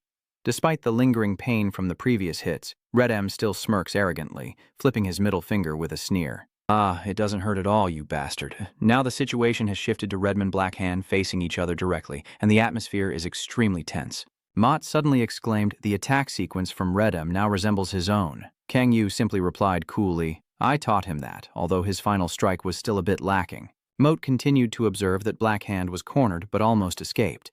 Maybe he got lucky. At this moment, Kang Yu's disagreement with Moss is not just luck. Recalling Black Hand's arduous training, Kang Yu's continued development is a result of his training. Those with metal attributes are usually quite sticky. It's plausible because he has good endurance, and his body reacts accordingly. Moat skeptically concluded that the durability was good, so this must be a battle between the spear and the shield. Kang Yu agrees partly. Redium is a spear, but Black Hand is not a shield. Rich looked at this scene and sighed in amazement. He's talking to himself again.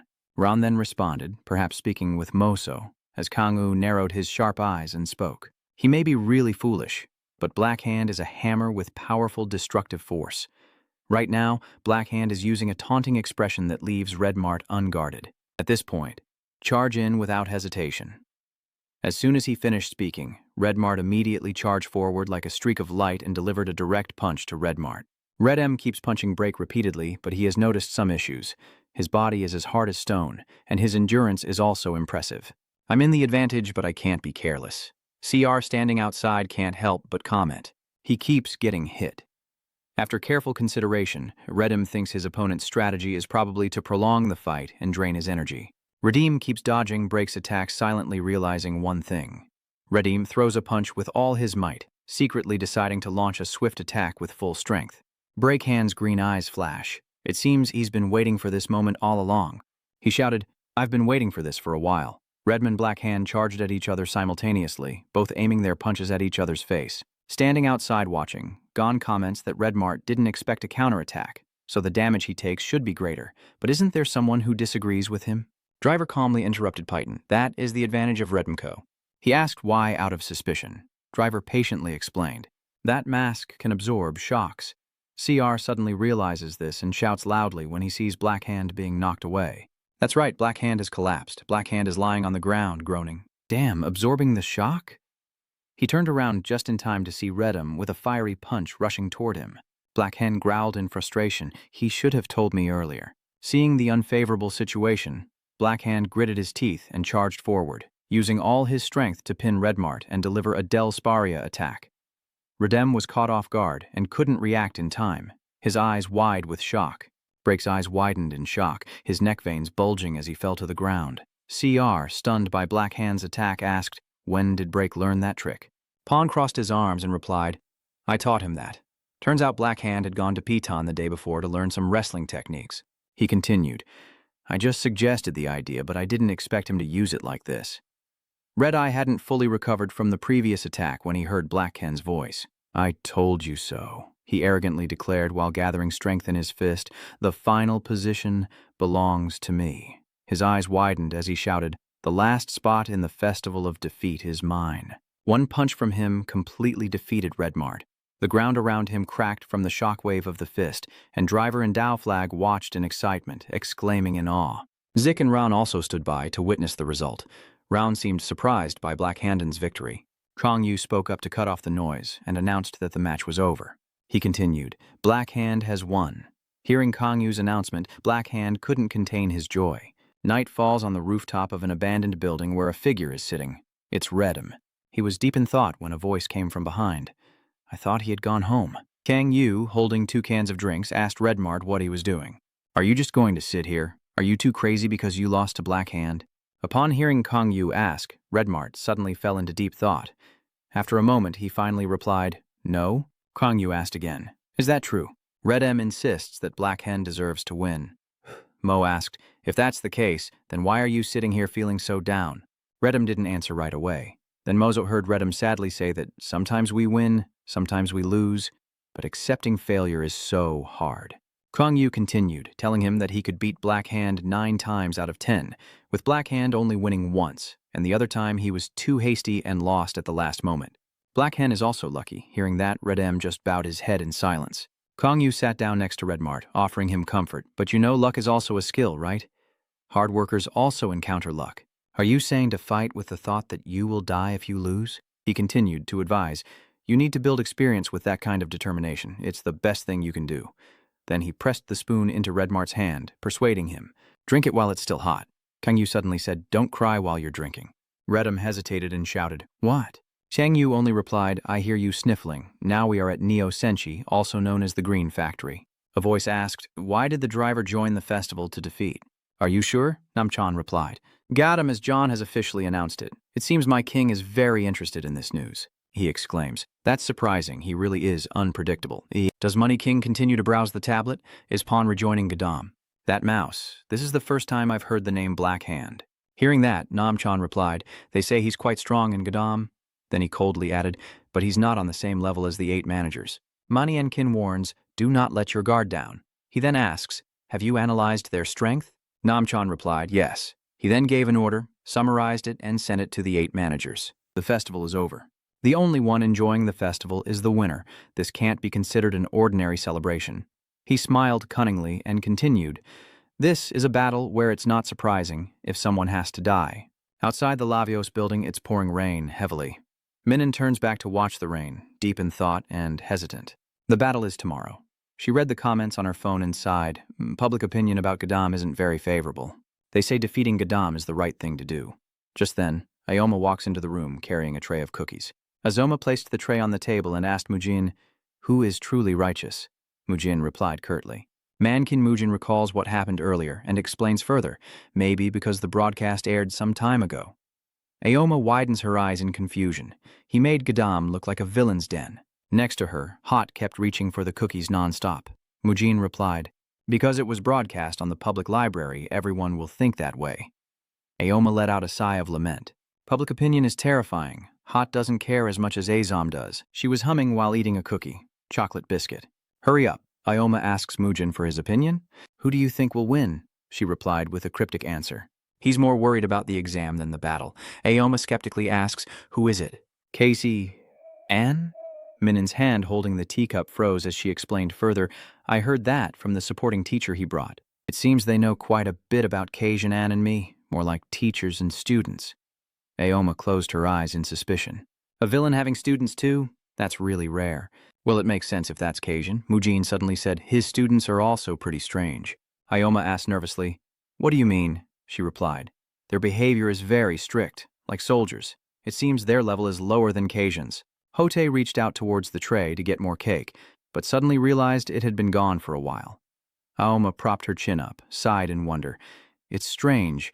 That's a bit difficult for an evil person. And then Hote finally spoke. There's a DSP upgrade module. Azoma explained with disappointment that using it would limit the ability to use their powers. Suddenly, Aoma scratched her chin thoughtfully, feeling that something was quite suspicious. Should I look into it? Mujin helplessly stopped Aoma. No, don't. Mujin explains, including Cassian. Everyone worked very hard during the training. She paused for a moment before continuing. The trainers have also tried hard. Minin concluded, after all those events, I shouldn't doubt or investigate them. After hearing Min's explanation, Aoma obediently nodded. Yes, I won't. Looking at the teacup, Minin pondered silently. But as a ruler of Winterbell, I am also curious about a few things.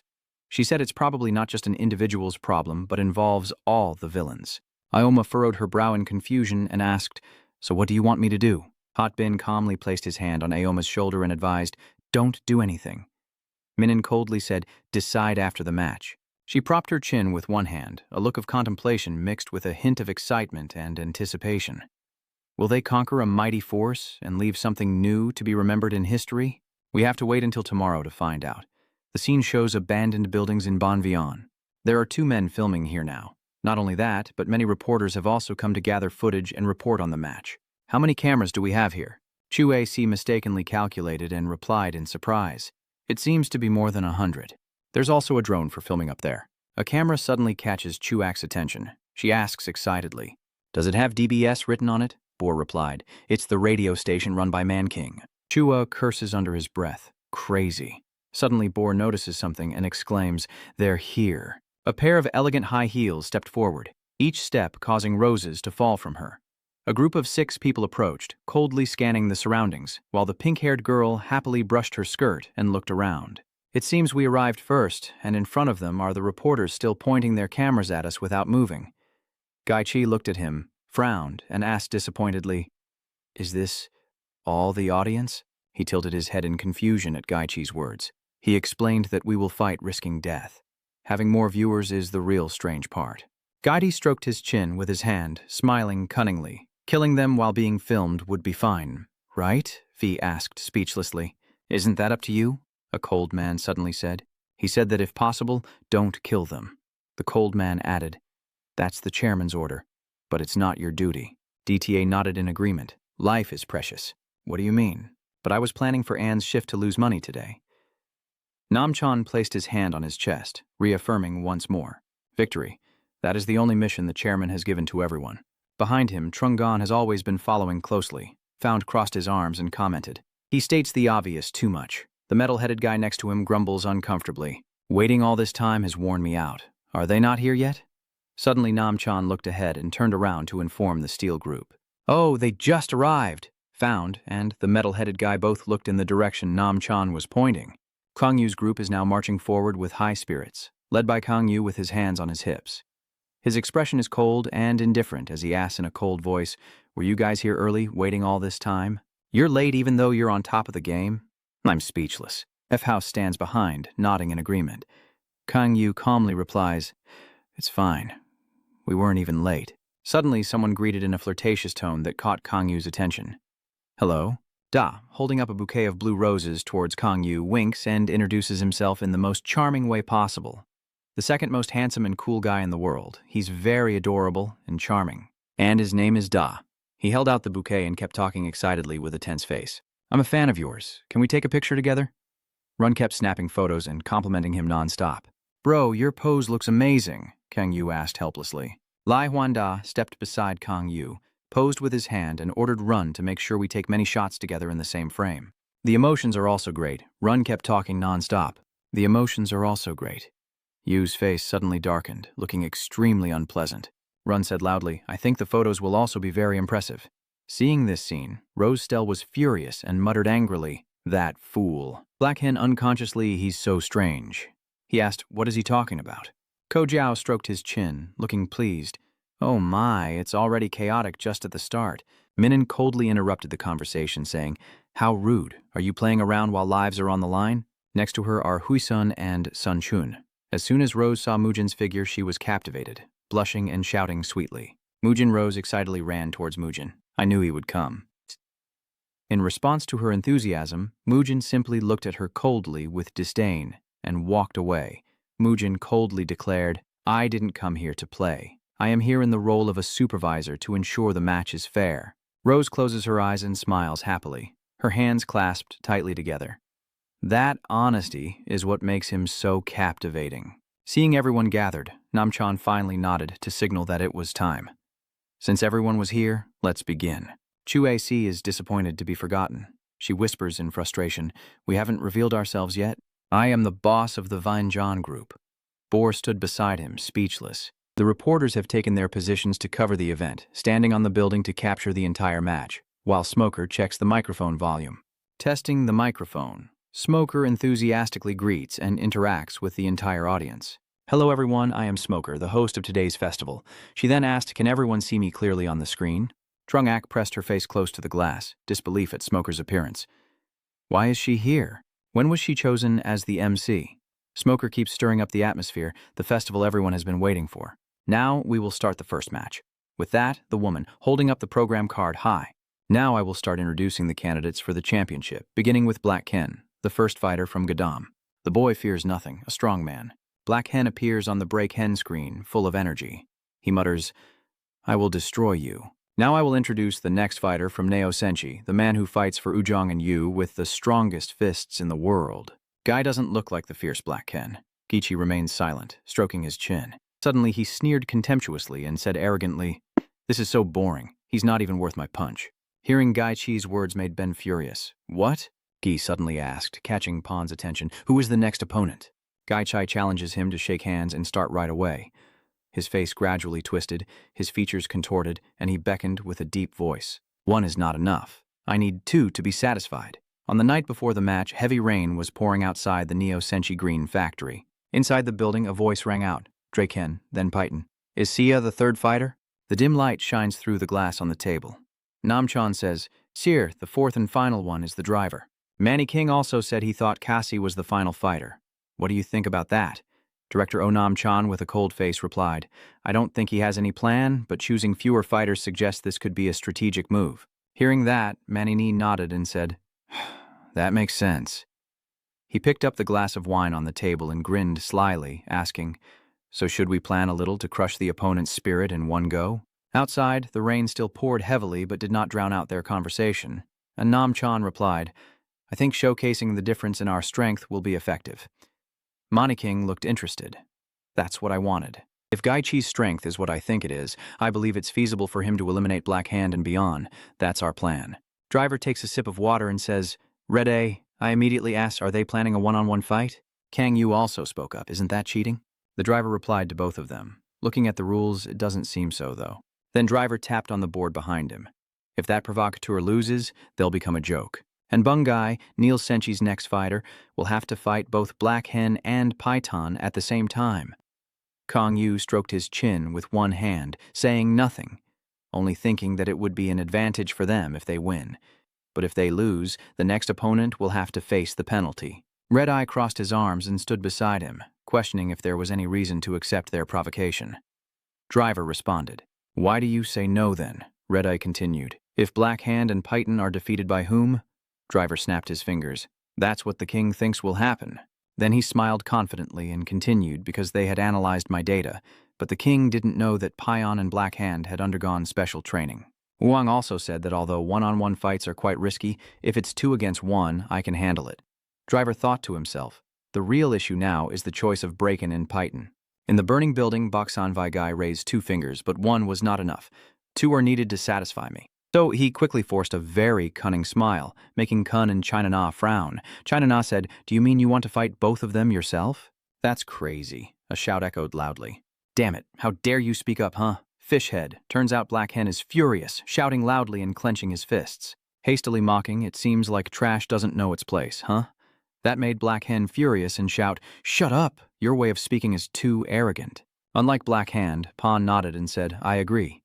This made Black Hand panic and turned to look at Pion, asking, "What are you talking about?" Bon calmly replied, "We will fight him together," and then continued, "This is a match we must win and stake our lives on. We can't miss this opportunity." Bon stepped forward, leaving his backhand behind, and said, "I will take his attack, so use that time to defeat him." It made Black Ken stare in surprise. "What do you say about my opinion on this?" At this moment, Smoker, holding a microphone and a card, announced, "Since both teams agree, the first match will be 2 against 1. She shouted, "Now let's begin."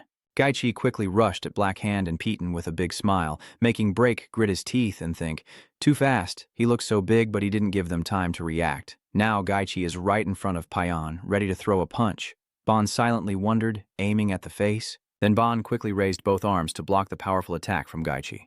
The attack was obvious. It seemed he didn't cover his entire face, so Gaichi's fist was right at Python's forehead. It slips past, resisting the pain. Gaichi throws a powerful punch to Python's face, then follows up with a series of rapid strikes that leave Python unable to react. Over there in the thick smoke, Pai Hao watched the fight with a sneer. He's so stupid. Didn't he do his homework on the opponent? Just blocking Gaichi's punch doesn't mean you can stop it completely. Gaichi's skin is very slick, as if covered with oil. Like an eel slipping out of a clenched hand, Gaichi's fist pierces through Python's defense and strikes the target directly. Python still endures Gaichi's punches.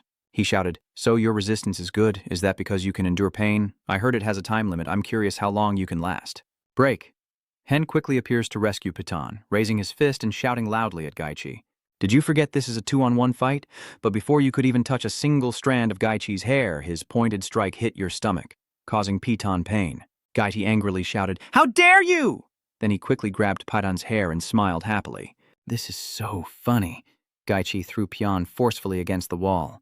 That bastard Gi turned around and smirked at Python, saying, "You're always behind me, huh?"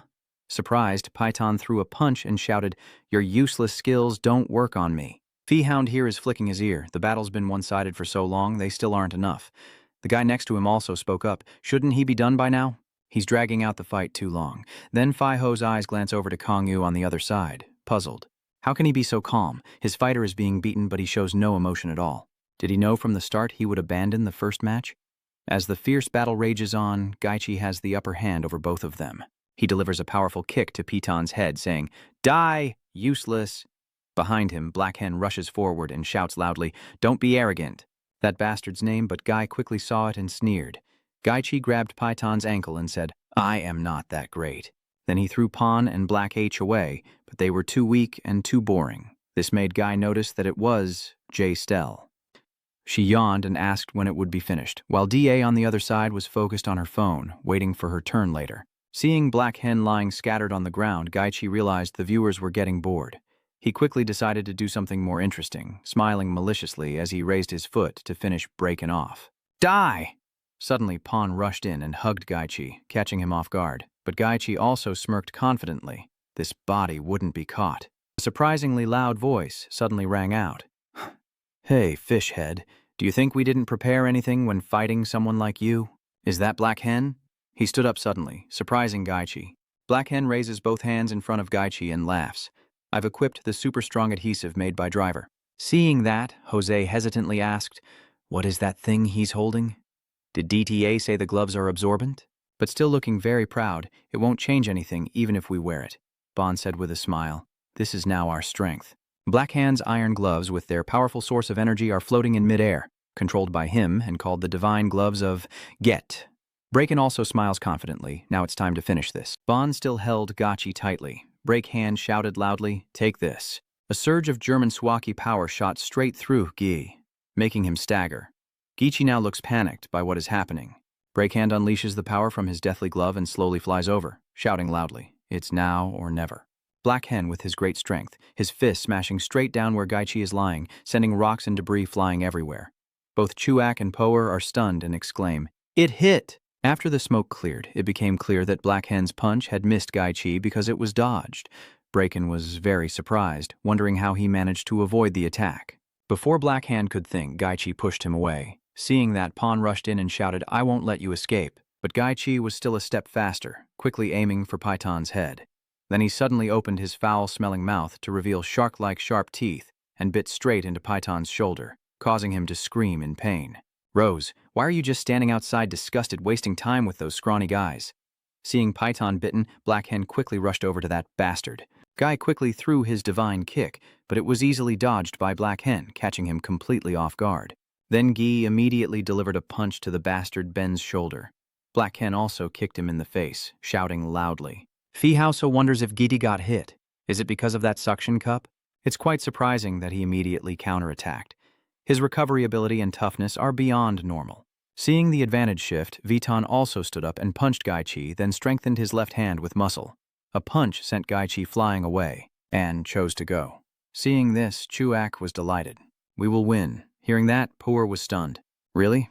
It's still too early to be happy." Fai Hao remains calm. "You have angered the beast, now you must pay the price." This leaves Chuak, who was just beaming, now silent and confused. After that blow, Gaichi still seems unharmed. He sneered and said, "Winning, huh?"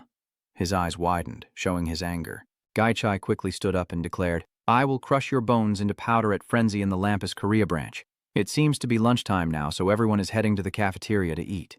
Round Galato asked who was winning, and then sat down next to the tray of food. Ri looked at his phone to follow the match. The fight was quite close. Both sides are fighting fiercely. Galato, hearing that, said, "It seems to be a battle of endurance." Z replies, "No." Then he continues, "Piton is holding his ground against a furious villain, almost evenly matched. Are they going crazy?" "Yes, that is his awakening state." Ri answered him.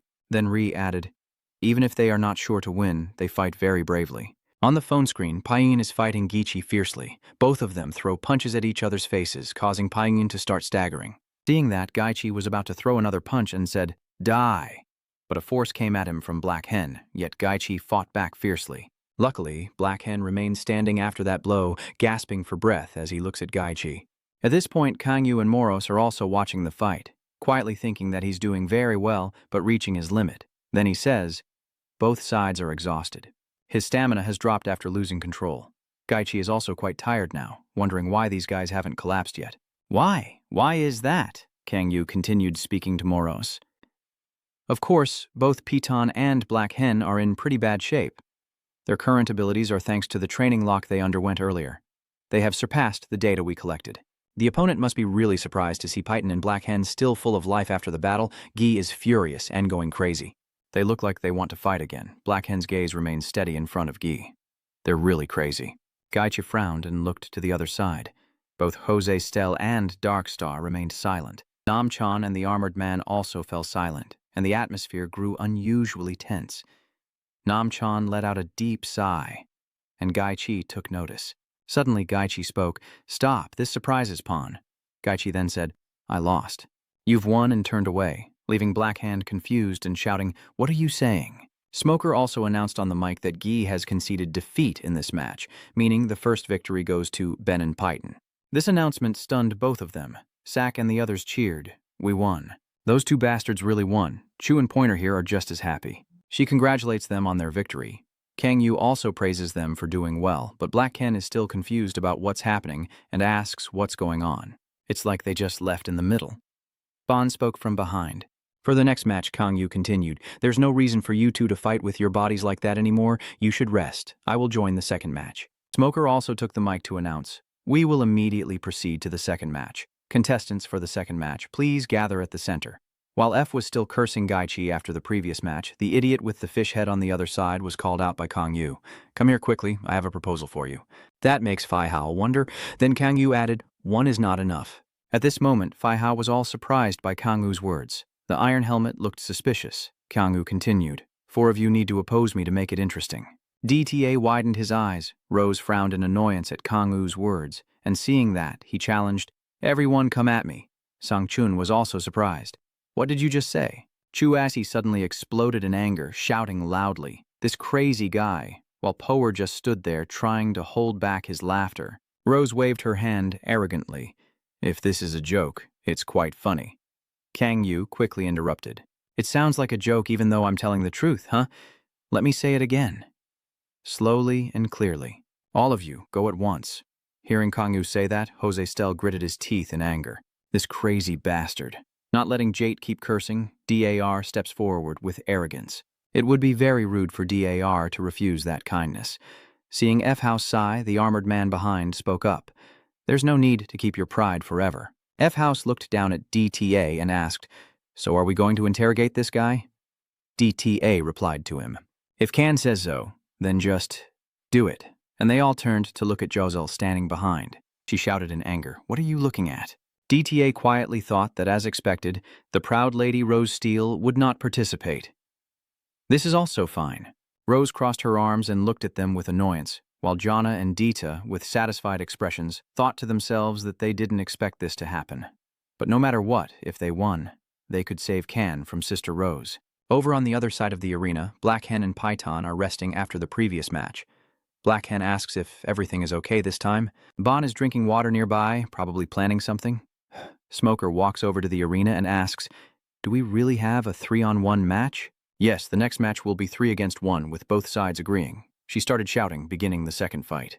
Back when we were planning the battle strategy, Kangyu said, If they provoke us with a 1 versus 2, then the next match I will retaliate with a 1 versus 4.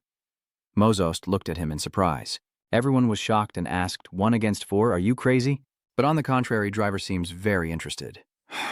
Oh, that sounds good. Red A, I looked at Driver with confusion after hearing that, and Driver explained each of them is extremely strong. That's the truth. Although individually strong, their teamwork skills are below average. Driver calmly drinks water and continues speaking. They have never trained together as a team, so their ability to cooperate is probably non-existent. The truth is, they might even overshadow the other in a real match. Despite having many advantages, they will fail due to poor teamwork. Hearing that, everyone in red was deep in thought. At this moment, Driver turned to Kangyu and asked, Is that the strategy you're aiming for? He replied, Simply put, I think it would be more effective to defeat everyone at once rather than one by one. Driver sighed. That makes sense. Then he continued. The problem is with J-Stel, she's really strong, but her pride is very high. She probably won't participate. Kang Yu replied. Maybe. Then Driver confirmed, I guarantee it will definitely be a 3-on-1 match. Back to the fight, Kang Yu silently predicted that Driver's guess was correct. Then he said, 4 against 1 is fine too. Over on the other side, F House looked confused. What should we do now? Should I go first, or follow the order of age? The guy in the hat said, It doesn't matter who goes first. Fei House then turned around. Are you all crazy? Kang Yu said. If it were me, I'd rush in all at once. Don't be stupid and decide the order like that. Have you never fought as a team before? Hearing that, DSTA gave him a thumbs up. That's a trick. Kazi Kang Yu replied coldly. If it continues like this, you'll be defeated in 3 seconds. Hearing him say that, the guy with the hat sneered sarcastically. 3 seconds, that's ridiculous. It's not even funny. F-Hound simply sighed and then spoke. I can't take it anymore. F-House angrily stepped forward. I will burn you with my own hands. Lichngang, taikang une sang benkia. F-House tuchgentung shuda hoa longkich hetlon. You can't escape. F-House tunka hoa longkich Fury Dragon S, but Kang Yu easily dodged the attack. Chang Yu saw the anger in F-Ho Hao and teased him. Crazy dog, so hot-tempered, calling him hot dog fits perfectly. This made F-House even angrier, even more furious. He hates being called hot dog. F-House shouted loudly as his fiery power erupted even more. Not hot dog, but fire cannon.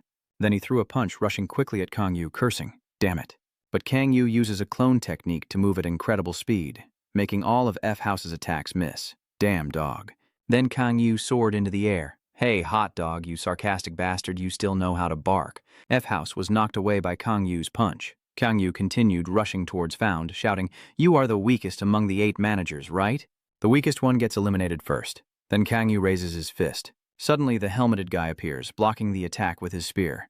The helmeted guy says, You're too noisy. Are you trying to provoke me? After finishing, he uses the power of his iron gloves and throws a powerful punch. Ironfish approaches Kang Yu and says loudly, It won't work. Kang Yu crashes into the nearby wall with a strong blow. Suddenly, DTA appears, surrounding him on 3 sides inside the wall. DTA smirks. Stay calm. It's just a trap. As soon as he finished speaking, he threw a punch toward Kang Yu, but luckily he quickly moved out of the way. Kang Yu still couldn't believe his eyes.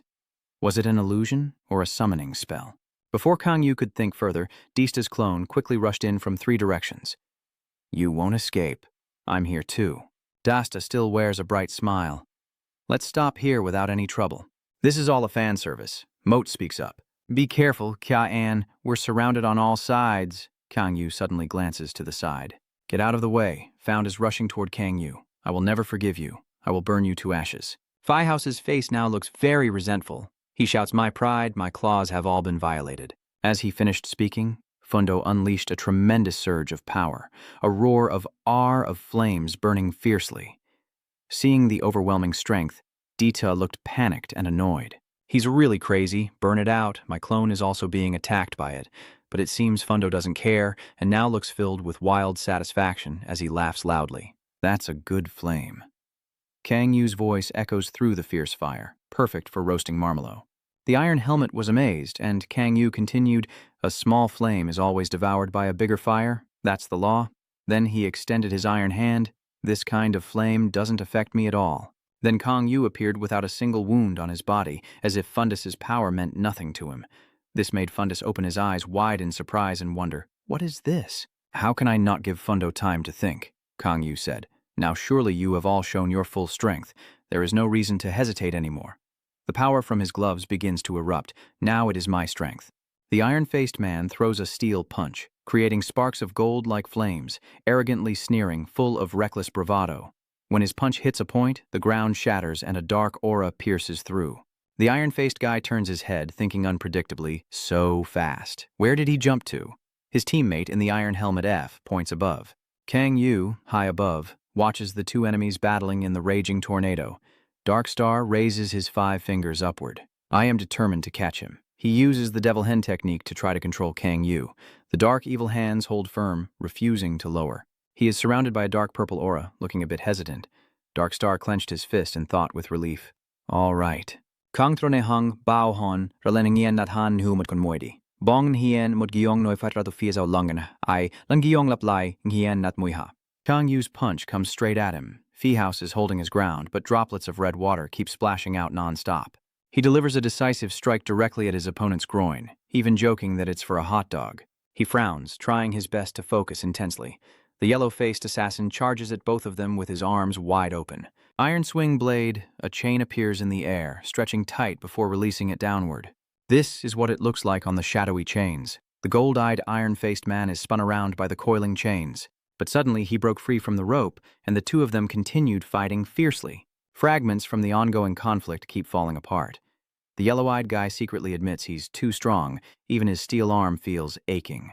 Kang Yu once again throws his punch, asking if he's defended well enough. Phi House rushes toward him like flying, clearly furious, while Kang Yu is still using his strength to push another guy away from the beam. Phi House's fiery punch barely grazed Kang Yu, but he remained calm as he shouted in pain. Almost immediately, Kang Yu's hand struck him from behind with incredible force. The moment he punched him, everything around changed. The ground cracked and shattered, and the aura of blue light radiated from the gloves with enchanting power.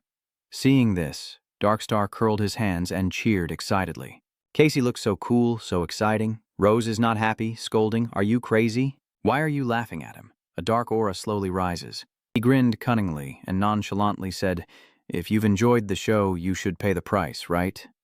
His body and DTA state changed, and a dark aura enveloped him. "Yes, that's Phantom Assassin, the Shadow Assassin." He smirked, his eyes gleaming with pride. With all my affection, he channels his energy, strikes fiercely with his finger, and the star-shaped illusions are immediately launched to attack. Quan Kang watches Tam's every move and sighs. This is troublesome. Each Shadow Blade on Shadow BR, Dista unleashes fierce waves of power forward. He moves with strength and agility, twisting his body confidently, shouting in triumph as he disperses. The star-eyed dummies rush forward, but he doesn't show any sign of backing down and uses a different technique. Shadow BR. Not yet. Today, my puppet images have been shattered. The relentless attacks created unbelievable rings of light. Dar shouted, "No, my soldiers." All he could see were a few blinding white streaks, as the attack turned the surrounding rocks into fragments. He sat down in horror as the attacks caused chaos all around. F. House wiped the corner of his mouth with his hand, muttering curses under his breath. The chairman said not to kill anyone if possible. He uses controlling flames, his face full of malice. "Do you think I care? I will burn you all to ashes." His assistant warned him to be careful, as he seemed about to use his ultimate technique. As expected, Found unleashed his strongest fire attack on everything around him. The unpredictable hellfire Super Pigmust. He laughs with great pleasure. Kang Yu chuckled dismissively. "You're still far from enough." Facing the terrifying sea of flames right in front of him, he and Maz remained calm and didn't forget to mock that F. House's attack was just a tiny spark. Then suddenly he became serious, gathering his strength to make the surrounding air burst into blue flames, unleashing a powerful counterattack that would only be swallowed by an even larger fire. Heophi Hellfire. Boom! The two flames collided fiercely, but before long the red fire of F. House was completely devoured by the blue flames. That surprised him greatly, his eyes wide open, and still the flames continued to rush toward Fund. With no other choice, he could only reach out his hand to barely block the flames and shout it out loud. Watching from the sidelines, Jose Stell's face turned extremely grim. She has confirmed the rumors about Kang Yu's firepower, using fire, so the rumors are true. Suddenly, Kang Yu was attacked by the Iron Helmet's attack move. Iron Cannon fires its cannon. The Iron Mask keeps matching moves with him, while he continuously strikes back using incredible speed and the Shadow attribute to dodge, making it impossible for the Iron Man to land an attack. Making the Iron Man marvel at your talent, both dark and fire attributes. That's quite a talent. Kang Yu also doesn't get arrogant and responds, "I'm just a little special." Kang Yu puts all his strength into his left hand and unleashes his most powerful move on the ironclad guy, burning through the darkness of Dark Ignition. But he still easily blocks with both hands without any harm, making even him praise him quite impressively, leaving him speechless. Both stand face to face, ready for battle, the air still thick with the smell of gunpowder. Something feels off. At this moment, the iron-hatted guy kept thinking and calculating. His opponent was too fast and clever, far beyond the data I had. He looked at Darkstar sitting there, trembling, pale, with blank eyes, and thought about how F. House had been defeated while Darkstar was in that state. Then he focused on the decisive battle and made the ultimate move. I have to stop him. Maximum output, peak power. Iron swing over here, Kang Yu calmly unleashes a completely simple move. Sad head Bree. take him down. The iron-helmeted guy was very confident, attacking and showing off at the same time, made from a special type of steel, hundreds of times stronger, even capable of withstanding a tank missile. The two attacks collided, creating a tremendous shockwave that shot straight up into the sky like a giant pillar holding up the heavens. Everyone nearby felt the terrifying shockwave from the two attacks of Kang Yu and the Iron Helmet, suddenly overwhelmed with fear and sweating, each showing a different expression, until it all ended with the Iron Helmet's arm being severed, forcing him to kneel and use his remaining hand to hold his severed arm as a phase of lost confidence. We lost. Facing an imminent victory, Kang Yu remains calm and emotionless, as if everything was already inevitable from the start. At this moment, your image is being broadcast live to Manny King, who is sitting back enjoying a glass of wine in his hand, observing everything and making remarks. It's an unexpected development that he won so easily in a 3-on-1 fight and completely dominated the battle. Should we stop the match? Besides, isn't it amazing that the little gray horse keeps winning like this? That's right. The betting guys must be furious now. Kim Director also reported to Man Min that we have received numerous complaints claiming our side is fixing the match. Seeing that report, his finger also tapped the chair in thought. Match fixing, huh? I understand why you think that way. As he gently swirled his glass of wine, his mind was also pondering the rapid growth of the Khan tumor.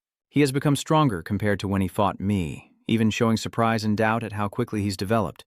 It's incredible how much he's grown in just 15 days. Could it be? Maybe he was hiding his strength during the fight with me last time, and then he proposed this theory. You hid your strength during the fight with him, Nemni, and drank your wine quite arrogantly, but you should also remember the previous battle. Last time he also didn't reveal his fire control ability throughout history. It's very rare to find a villain or a villain with dual attributes. A rare individual with dual attributes, a solid foundation, and keen combat senses, right? Then Manin commented that Kang Yu is indeed an extraordinary element, but suddenly his train of thought came to a halt. Wait a moment, Kasi Xian. At this moment, Director Kim pulls him back from his inner thoughts to reality. Should the chairman implement preventive measures or not? CEOO is waiting for the chairman's instructions without hesitation. Manny still says to continue. He propped his chin with his hand and continued into his inner world, dismissing his fleeting thoughts as unreasonable and somewhat arrogant. But resurrection only exists in legends, found only in ancient writings. Even if it were possible, that soul would never be whole again. There is nothing in this world that I won't have to pay for. Take my hand, Joe. Continuing in this battle, Kang Yu still stands firm with Modot expressionless while the referee keeps talking about him. In this 3-on-1 battle, Kasi proved his overwhelming strength. Hearing this, Breakhen cheered excitedly. That's more like it. Finish off that crazy woman and we'll win. Hoi-sun and China also couldn't stop praising him, while Sang-chun, still in shock, didn't know what to say. He's amazing. I can't stop praising him. The result exceeded all expectations. Did Hoi-sun also ask China if they anticipated this? Did you foresee this outcome? Mujin, she immediately replied. Of course I trained him, so I know. At the final match, just as the referee was speaking, she broke the game with Stell and stretched her arms, ready to enter the battle. Annoying. Those fools will force me to get involved. Do you feel happy now? Enjoy that joy while it lasts. And then Jose Stale became dangerous, suggesting everyone team up because she could take on all three herself. I also have a proposal. Let everyone else go first. I will fight all three at once. But Kang Yu stood firm against her, refusing outright and confidently saying he could defeat her on his own.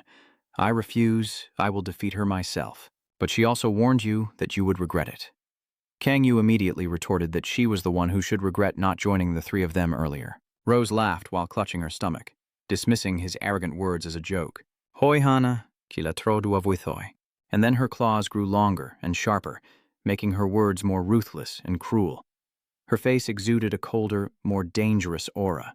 You're really a fool. Picking on the weak makes you lose your mind, huh? She issues a threat. I will crush your net to teach you a lesson. The two face each other, the tense atmosphere thickening, with Yu still calm and unchanging, while Steele looks eager to tear him apart. Suddenly, Smoker's voice breaks the silence. Oh no, sorry about that. Can we start now?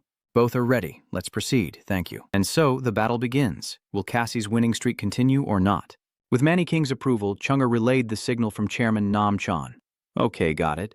The final match, the decisive battle between Cassie and Jose Stelchu, shout out to win. The third match begins. Both of them stood facing each other, neither making a move yet. At this moment, Kangu Mozot nearby reminded him that the two were exchanging signals without anyone noticing. Maybe you think I talk a lot, but this girl is on a different level compared to the previous opponents. He also replied that he knew I knew she was a top-tier player, so the outcome is still hard to predict. I'll be honest and admit it, I already know. Kong Yuji confidently clenched his fist and said, but now I am much stronger than before. His eyes grew determined and confident. This fight is just a stepping stone to surpass mankinding. I am sure I will win, Rose muttered to herself, starting to lose patience. Why are you just muttering alone instead of charging forward? You're quite surprised that she let you attack first. She wants me to attack first, huh? Rose, showing her coldness, clearly expects to let you attack first. Of course, after using all her strength to fight the weak, she also worries that you might be too exhausted to fight her now. She also seems to tease you. If she defeats you too quickly, people will talk a lot. They will criticize me for beating a weak and exhausted opponent too harshly. See? Even if I beat you, it would still be a loss for me, he said with his arms crossed. Don't worry, that will never happen. Just relax.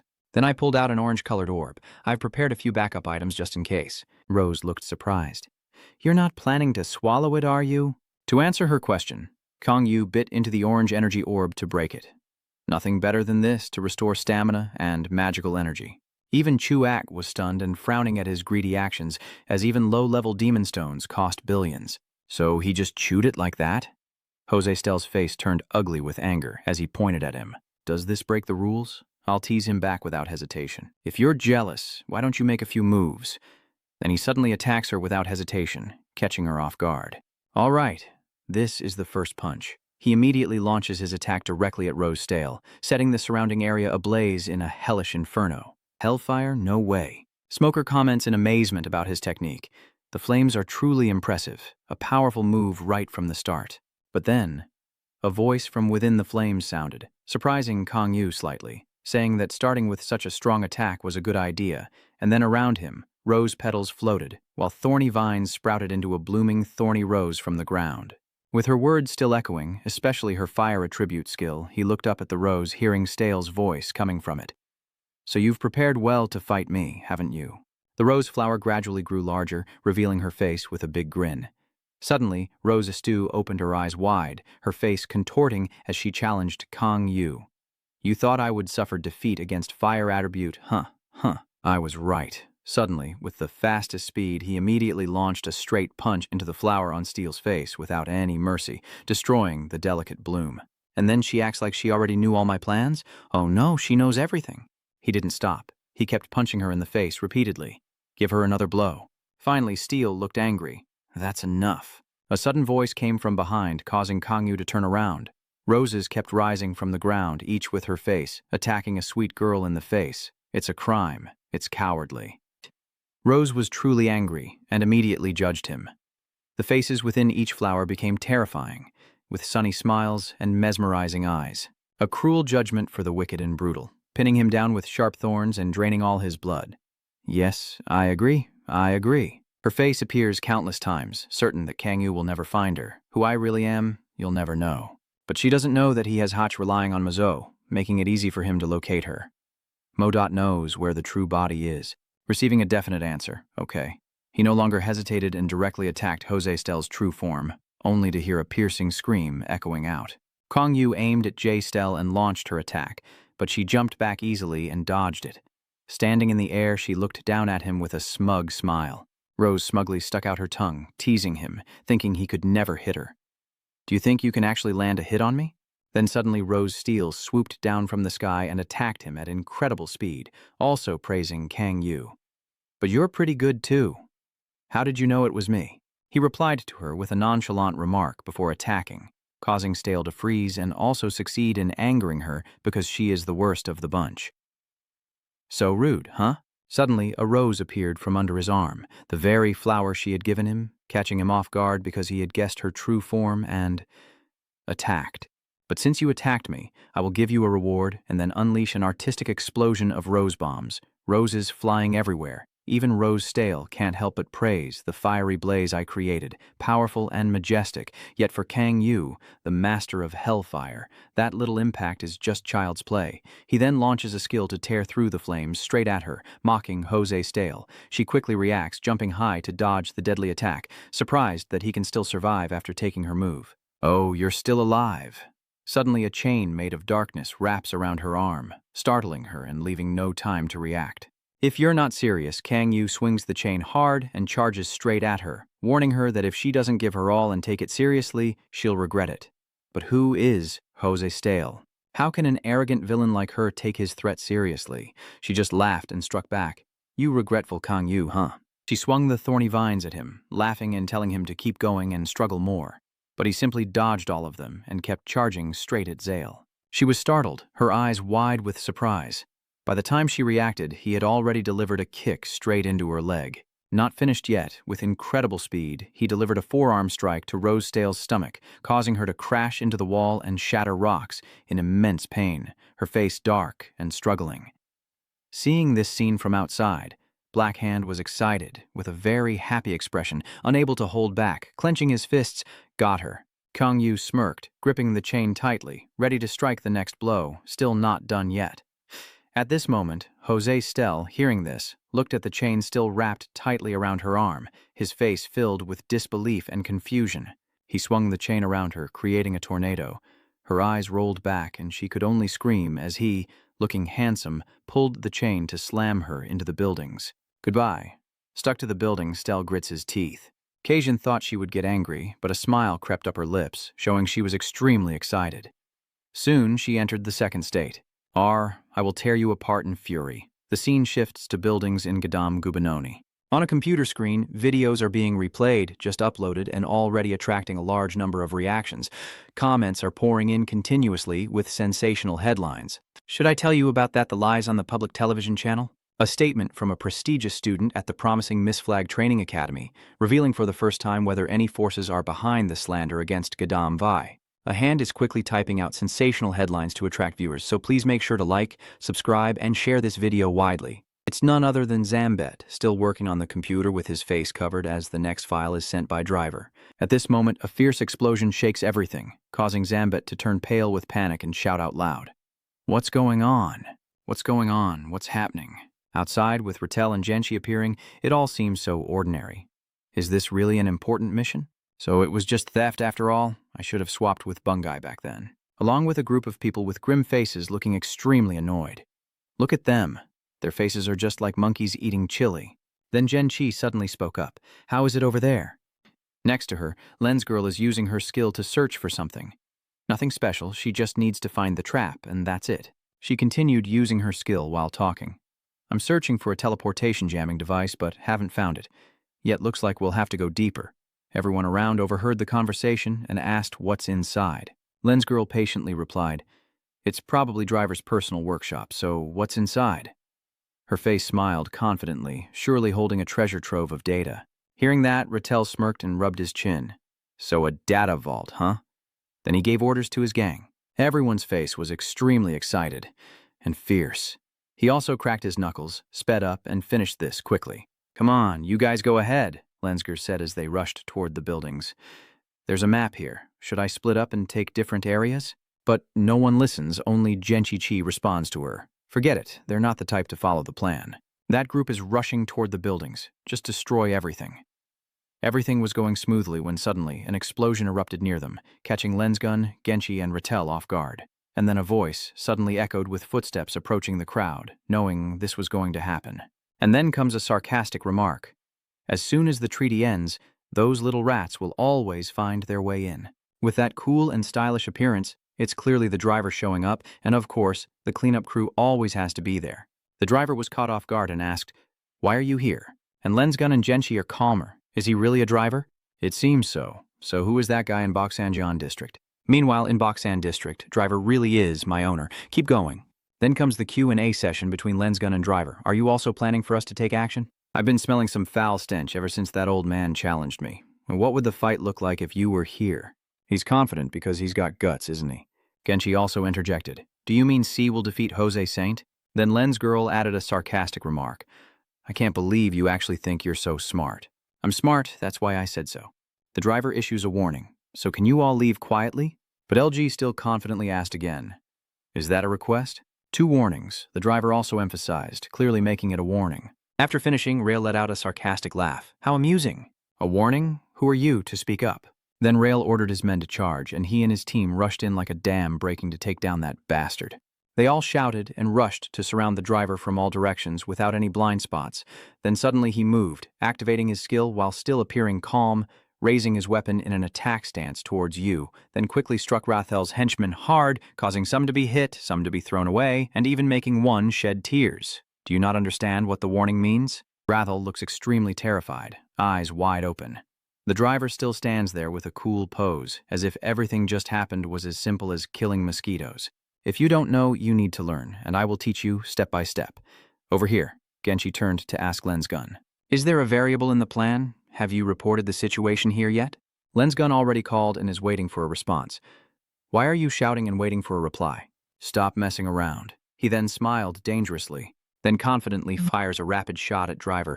This bastard belongs to me. Don't interfere. Suddenly, a beam of light shot so quickly that Rail couldn't react in time.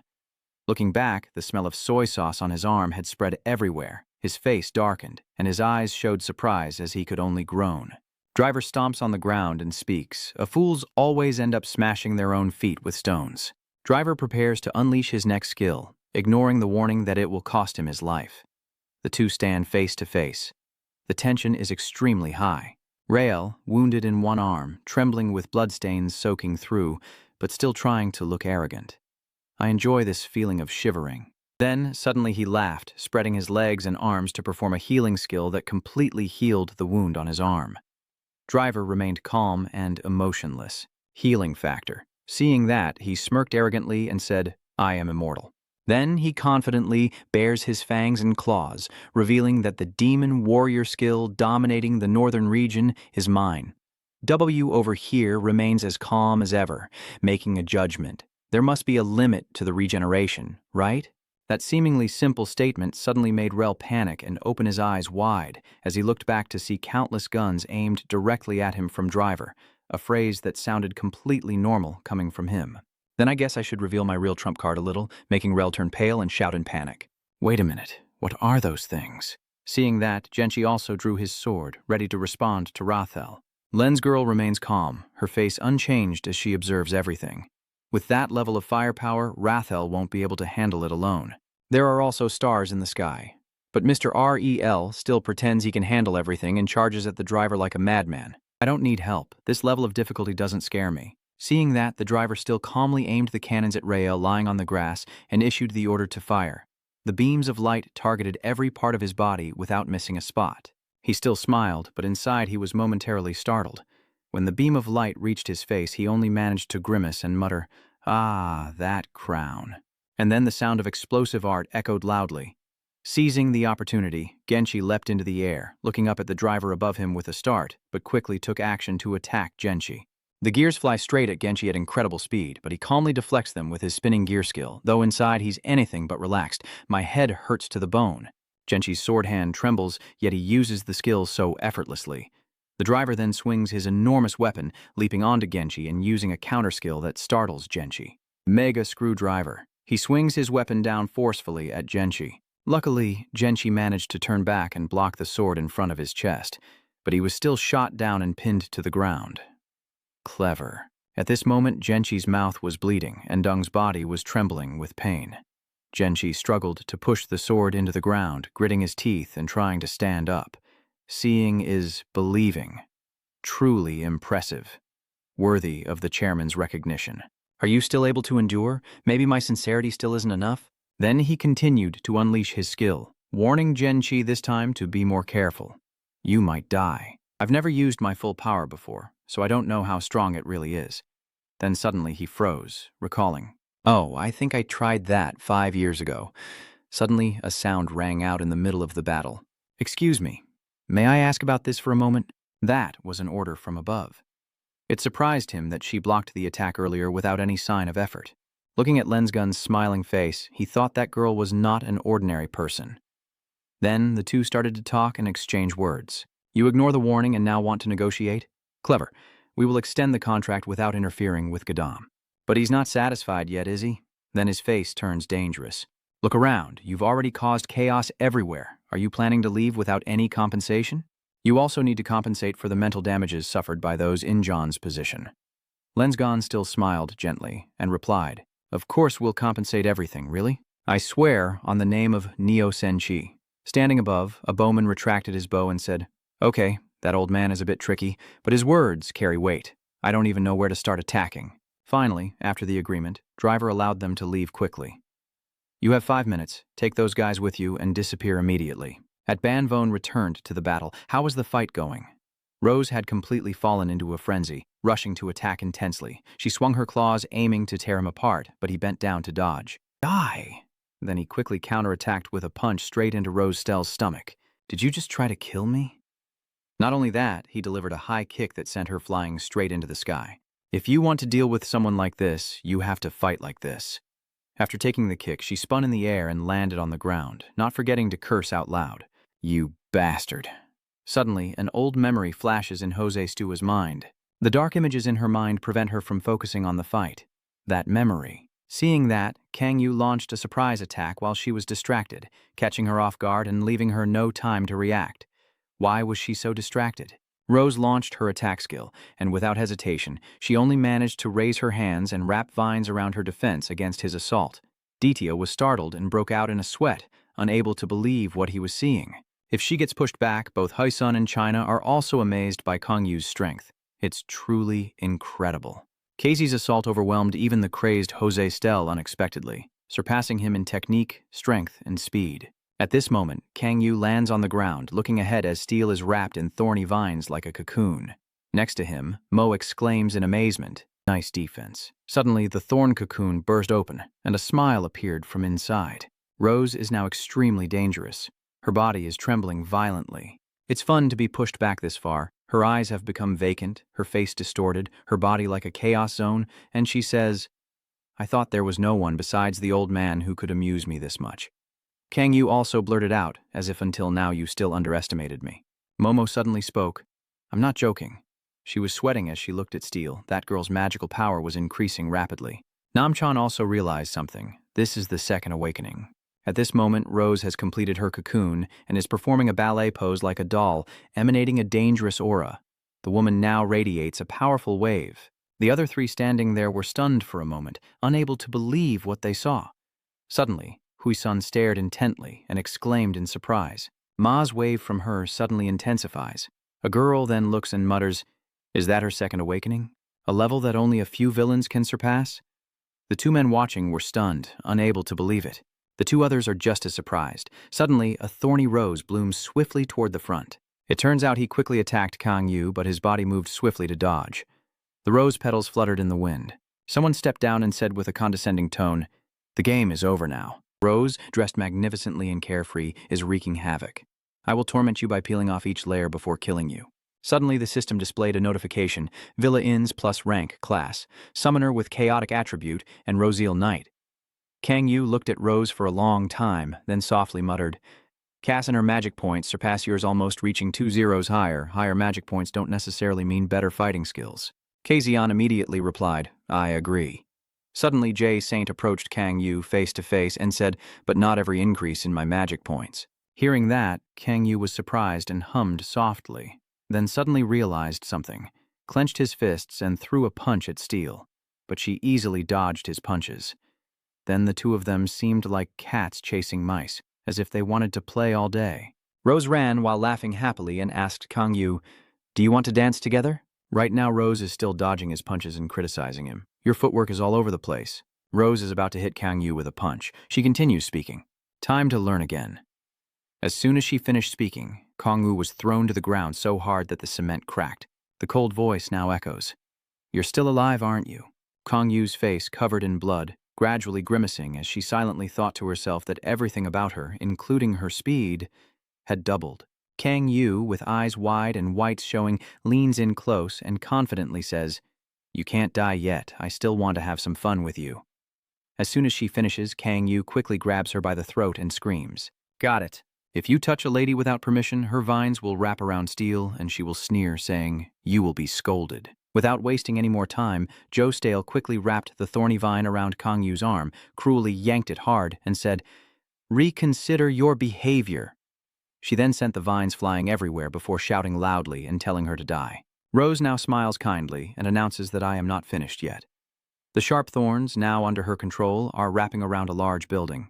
The sharp, thorny vines gradually wrapped around the building, catching So-chun and Hoi-sun off guard as they stammered in surprise. "That will never happen," Rose cheerfully continued speaking. "This is an extra reward for the person." As soon as she finished speaking, the building was no longer standing firm like before. Renk Chuak and Puer couldn't help but gape in shock at the scene, their faces turning pale. Shuesi stammered, unable to speak as the Boyer building was collapsing. Black Hen and another person quickly moved aside and exclaimed, "Damn it. Oh my God, the entire building." Then the building gradually collapsed. Seeing that, the people nearby hurriedly ran away in fear. At this point, the big building has already collapsed. Smoker then holds the mic and asks, "Is Khan okay after that?" Rose immediately replied, "I am not dead," and then continued, "You are more alive than a scorpion. It's really annoying." "Wait, you're as ugly as an insect, maybe a germ, or even bacteria. It's just too funny." At this moment, a voice speaks to Jose Stale, saying that the waste that cannot be recycled and is not sent to the disposal site belongs to her. So that person was Kang Yu. Rose looked displeased. "Is it okay to say that in this situation?" "You're not happy at all." Kang Yu explained again what she just said. "I didn't say that to make you laugh. I will burn you until nothing is left. Try if you can." At this point, she paused, then continued speaking, "Because I will send you to the ground first." As soon as she finished her sentence, she launched an attack towards Kang Yu. But Kang Yu quickly dodged and then teleported behind her, throwing a punch at him, but he dodged in time. Kang Yu quickly retaliated with a strike that made Rose Steele grimace in pain and widen her eyes. Rose immediately shouted loudly. A powerful blow sent her flying backward, and she fell hard to the ground. Then Kang Yu swooped down quickly from above and shouted, "Trash must be burned." Then he used the power of hellfire. The bespectacled man couldn't believe it and thought to himself, "He's overwhelming Rose even though she's in her second awakening stage." Really? His speed and strength in handling Rose in midair are just to limit her movement because all her stats are superior to his? So he's confident enough to fight Jay Stell in close combat? The person in black smirked and said, "That's interesting." At this moment, a hand stomped down on the ground and shouted, "No way this can happen. There's no way you can face me head on when I'm in this state." "Why? Why is that?" Those black eyes appear. Nice tactic. "If I can use your close combat skills against her." Suddenly he widened his eyes and said, "Wait, this energy is from the blue blood crystal," Rose shouted. "There's no way you can face me head on when I'm in this state." "How? How is that possible?" Suddenly her eyes widened, recalling her terrible past, and she screamed. Black Hen looked and asked, "What's wrong with her? Has she completely lost her mind?" The man behind Cassian's actions also seemed quite unusual. Hearing this, he turned around, looked back, and exclaimed in panic, What the hell is going on?" Kang Yu is now emanating a red aura and standing in front of Rose Steele for a long time. Rose then quietly created a large scissor and slowly grasped it. She decisively swung it in front of Chuak, and Poer, panicked once again that day, exclaimed, "What is that thing pulling? The moon sword is in trouble." The handsome white-haired guy with glasses looks on and thinks to himself, if Rose Sears is summoning it, it means she has been trapped by a nightmare from her past. Rose, furious, shouted, and both Kang Yu and she quickly flew toward the opponent, each throwing a palm strike, clashing back and forth, but neither side gained the upper hand. Hui-sun at this moment speaks, describing a fierce battle where neither side is willing to yield. So Chun watches and also exclaims, able to block the twin swords with his bare hands? Is his grip made of steel or something? China silently wondered, is Cayenne's condition really strange? Driven crazy by the 5 desires and the 6 great emotions? What kind of bloody aura is surrounding him right now, I wonder? And then he muttered to himself, It's really uncomfortable. The two of them are still fighting fiercely. Rose attacked and shouted, "Die quickly!" She spun around and struck towards Kang Yu. Those eyes flashed with a warning. "Singer Ann, calm down, you fool, you idiot," Kang Yu said. "What did you just say to me?" "What are you stupid and naive about?" the surprised eyes asked. "Are you awake now?" Kang Yu silently thought that for a moment, the blood energy from the demon blood crystal had overwhelmed my consciousness. Then he spoke. I barely managed to return from the abyss. There. The teasing remark from him also helps a bit, but those eyes continue.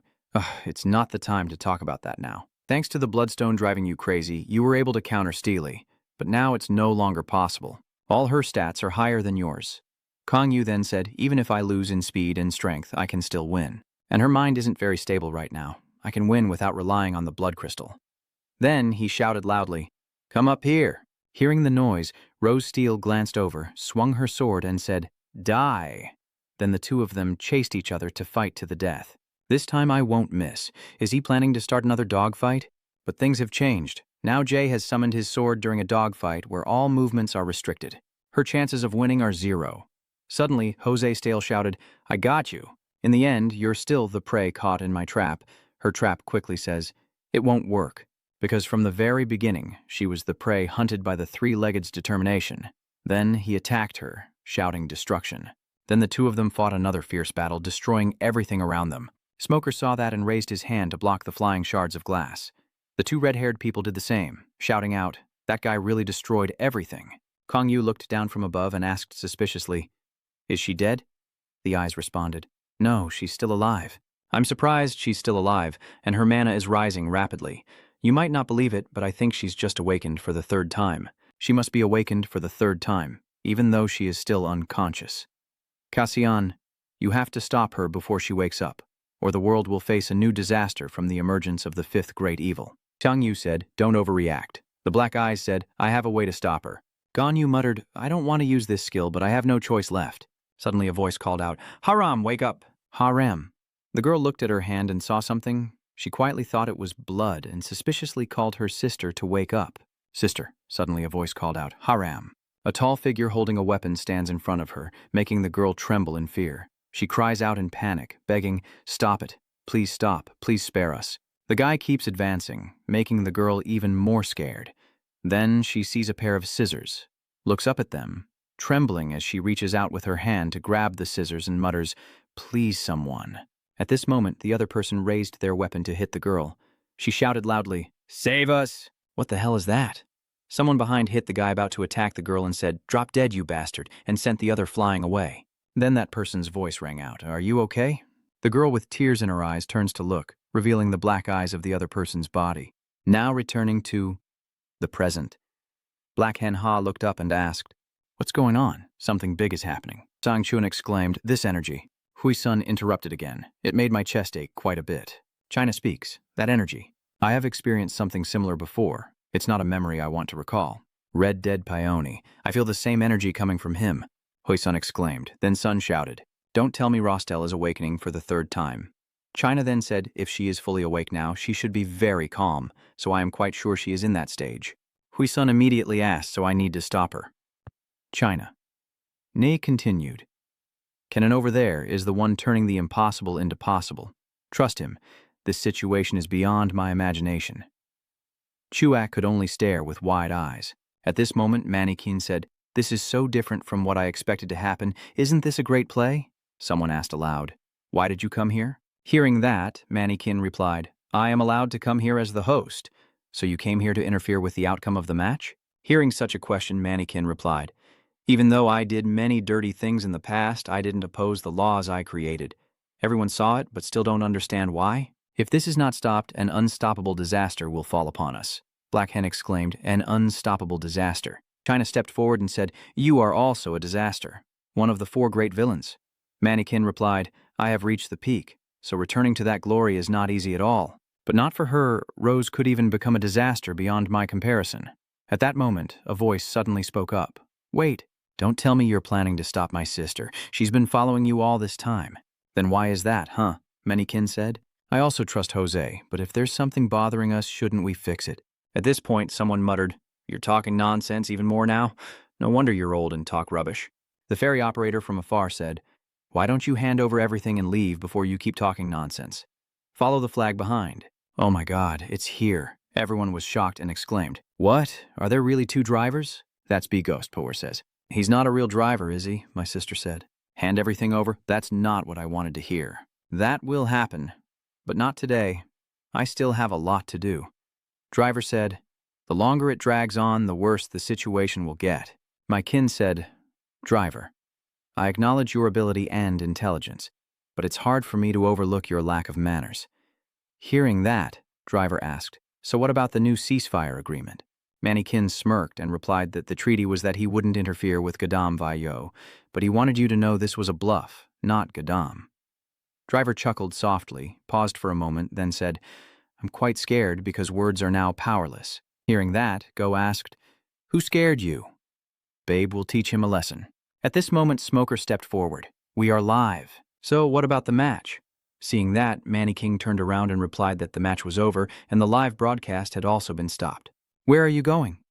Rose is in the building across. I need to stop her. Driver stepped forward to stop him and said, No, Can is also inside.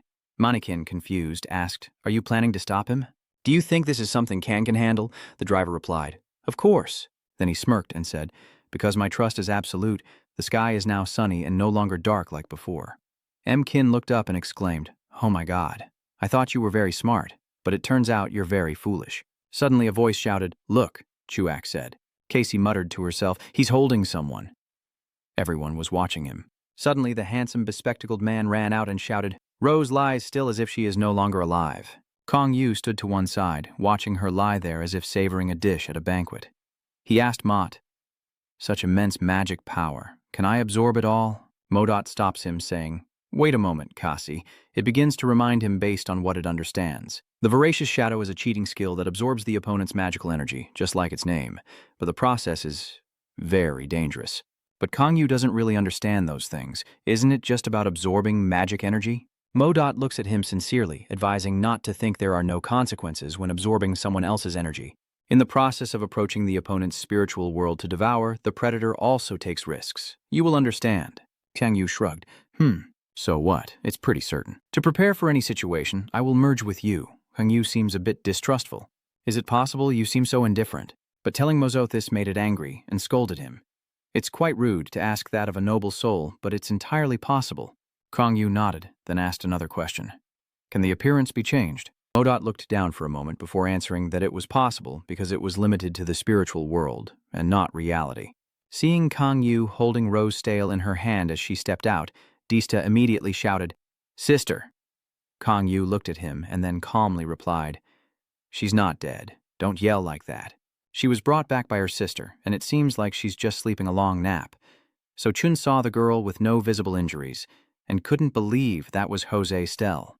Hui-sun also looked surprised. Just looking was hard to believe. It was a bit insulting. The driver remained silent, not knowing what he saw, then snorted, and Kojiao behind paid attention to him. What's going on? No, it's just the driver adjusting his window and noticing something interesting.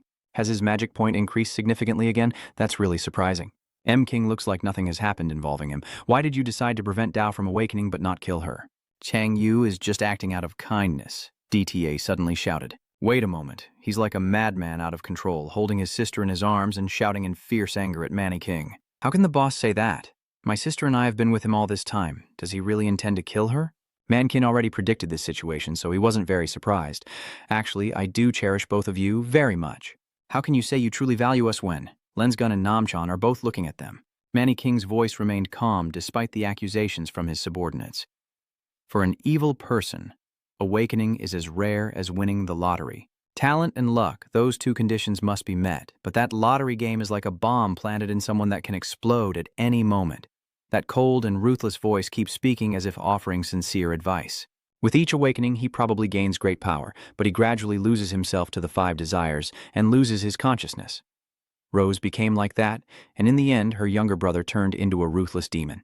Sang Yu stood with one hand on his hip, questioning him. So you mean monsters need to be exterminated? He speaks as if that's someone else's problem, and he's an exception. Manikin said calmly, Of course, I am no exception. At this point, he paused, smiling mockingly as if all beings are equal. I was bitter, but I found a way to get through it. Namchan listened carefully, not missing a single word. Man Yijing continued to be proud, a method to achieve maximum results with minimal effort. I have achieved it. He spoke with a tone of pity for them. Does it sound interesting? Kang Yu looked at Modot before replying that the old man also seemed to think that in the end, the goal was only for Kang Yu to join me. Singer An, I will pass everything on to you. If you have defeated Rose, it proves you are even more worthy to inherit my legacy. Unintentionally, this invitation surprised everyone, even those who are the most teasing, and needless to say, Minen's face was turning as black as a pot. But not disappointing everyone, Kang Yu refused. I will not join you. You still face your problems with a resolute attitude and straight posture, declaring clearly, if you can do it, why can't I? Especially since I have a teacher who is several times better than you over there. Mankin burst out laughing mockingly. Several times better than you? Does he mean the driver? Kojiao asked the driver. A black duck also has a teacher? Driver still focused on what he sees through the glass, smiling as he answers her, I don't know. Chang Yu didn't even bother to look at that smile of his, staring intently. So how long are we going to keep wasting time on this pointless conversation? Only then did he bring up what he had mentioned last time. We have already won. Didn't you say you would fulfill what we want? It was you who made that promise, wasn't it? Once again, he wears a look of enjoying the person before him, and he slowly asks, "What is it that you want?" Kang Yu remains unmoved by his aura. He calmly explained each word clearly. "Now that I have defeated the second, I want to take down the first as well. Let's fight." The shock in Black Hand's eyes says it all. Even Nam Chan becomes more alert. On the contrary, Driver feels very happy about this. Manny King decided to accept it because he had defeated Jay Stell. "You are qualified. I agree." He keeps making the appointment. "I will choose the date and location. Is there anything else?" Kang Yu spoke frankly, as if the festival's conditions were just that simple. "That's interesting." He turned to the group filming nonstop. "Did you record everything this guy said? Those people are shouting loudly." "Oh, I see." He added some effects to make it look really cool before broadcasting. Chuak is extremely hard to believe with Kang Yu's brain activity. Is he really planning to fight Mankin? Is he crazy? Suchun frowns, that fool. What is he thinking? Even Hai-sun thinks this is a foolish move. Is this really okay? Only Mujin, with her calm appearance, could not change the situation even if she was worried. She looked up at the sky, honestly feeling uncertain herself. But we have no choice but to trust him. Kang Yu is different from us. He's not afraid or worried about anything. At this moment, he cheerfully said out loud, "Hey, cameraman, should we take some photos?" Namchan had been watching Kang Yu for a long time. He used to not fear him, but now he had to be cautious. Kosi, with a solid foundation and incredible combat skills that make it hard for anyone to believe he's a villain, and he isn't overwhelmed by the presence of the chairman.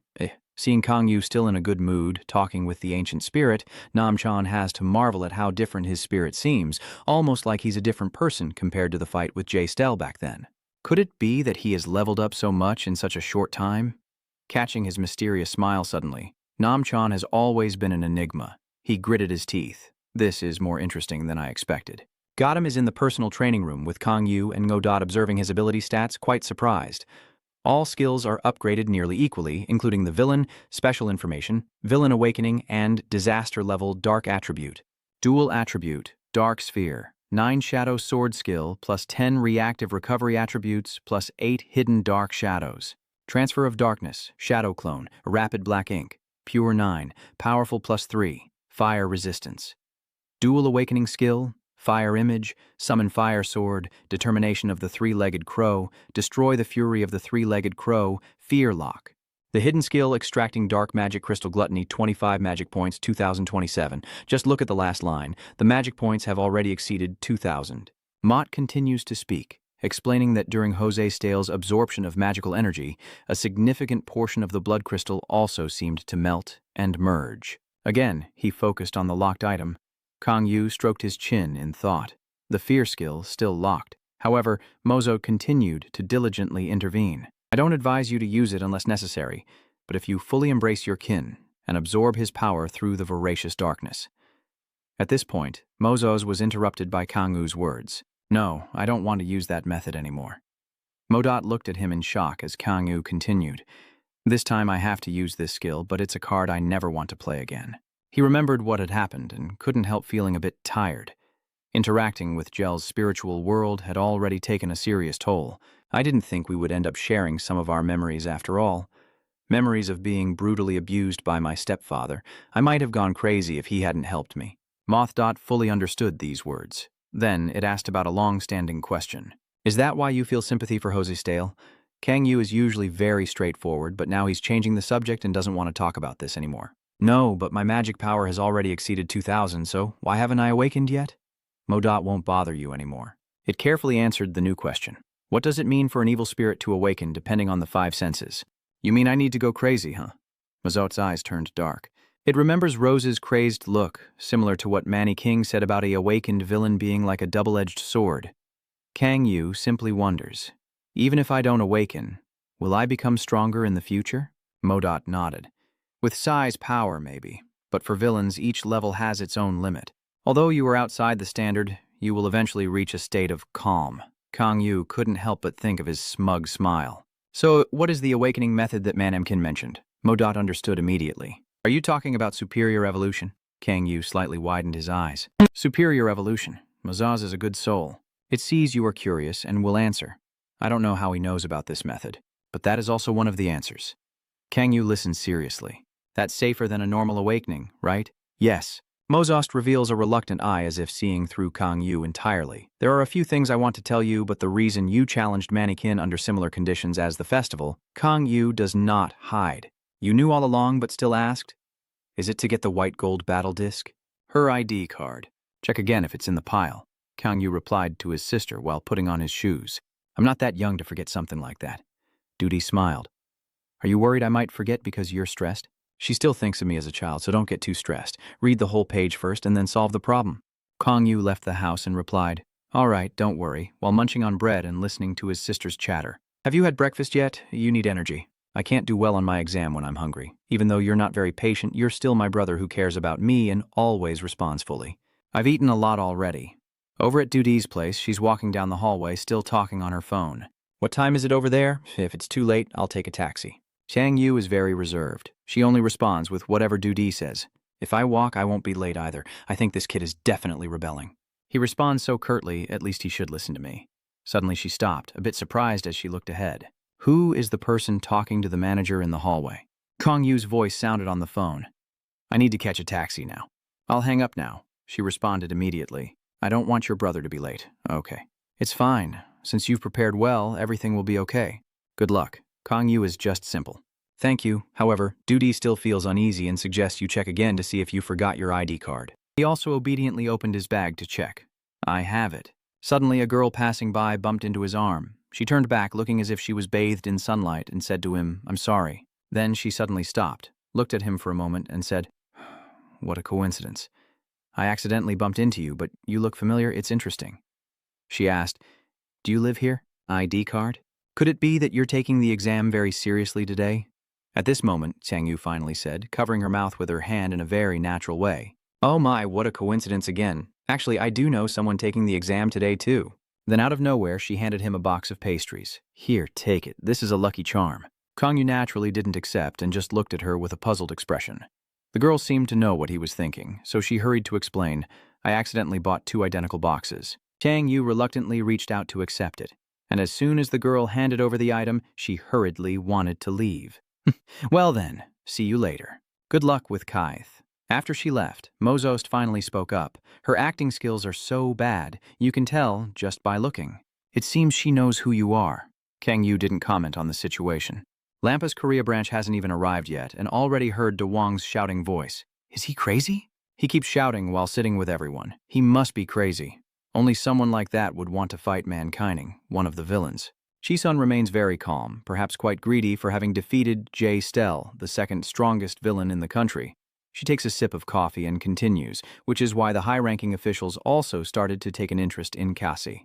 If Kasi defeats Man-King, the whole world, not just Korea, will fall into chaos. De Wong always seems to shout, I agree that Kyan is really strong, but there's no way he can beat Man-Neek King. Chi-sun paid no attention to his noise, only focusing on replying, that's what I thought too, but now I'm not so sure. She put down her coffee cup, looked up at the 3 people in the room, and had yet to win 6 matches since he started acting like a villain. In such a short time, he has conquered a role and challenged Man-King. She glanced at the 2 of them before asking, he developed very quickly, and the high-level officials have already started to notice him. What do you think? Raun Galado calmly replied that headquarters had blacklisted him and was monitoring him. You're still rambling. This hasn't been officially announced yet, but I hear a senior officer will be sent to Korea soon. Ri looked at Raun Galado with surprise. What? I haven't heard anything about that yet. Raun Galado doesn't care about you, just say, a high-ranking officer. Who is that? The White Witch. Everyone has probably heard of her. Chi-sun seems to know who you're talking about. Lillian Griffith is coming to Korea. Unexpectedly, Raun Galado was a bit surprised by Chi-sun. Does she know her? Of course. Kuzin nodded.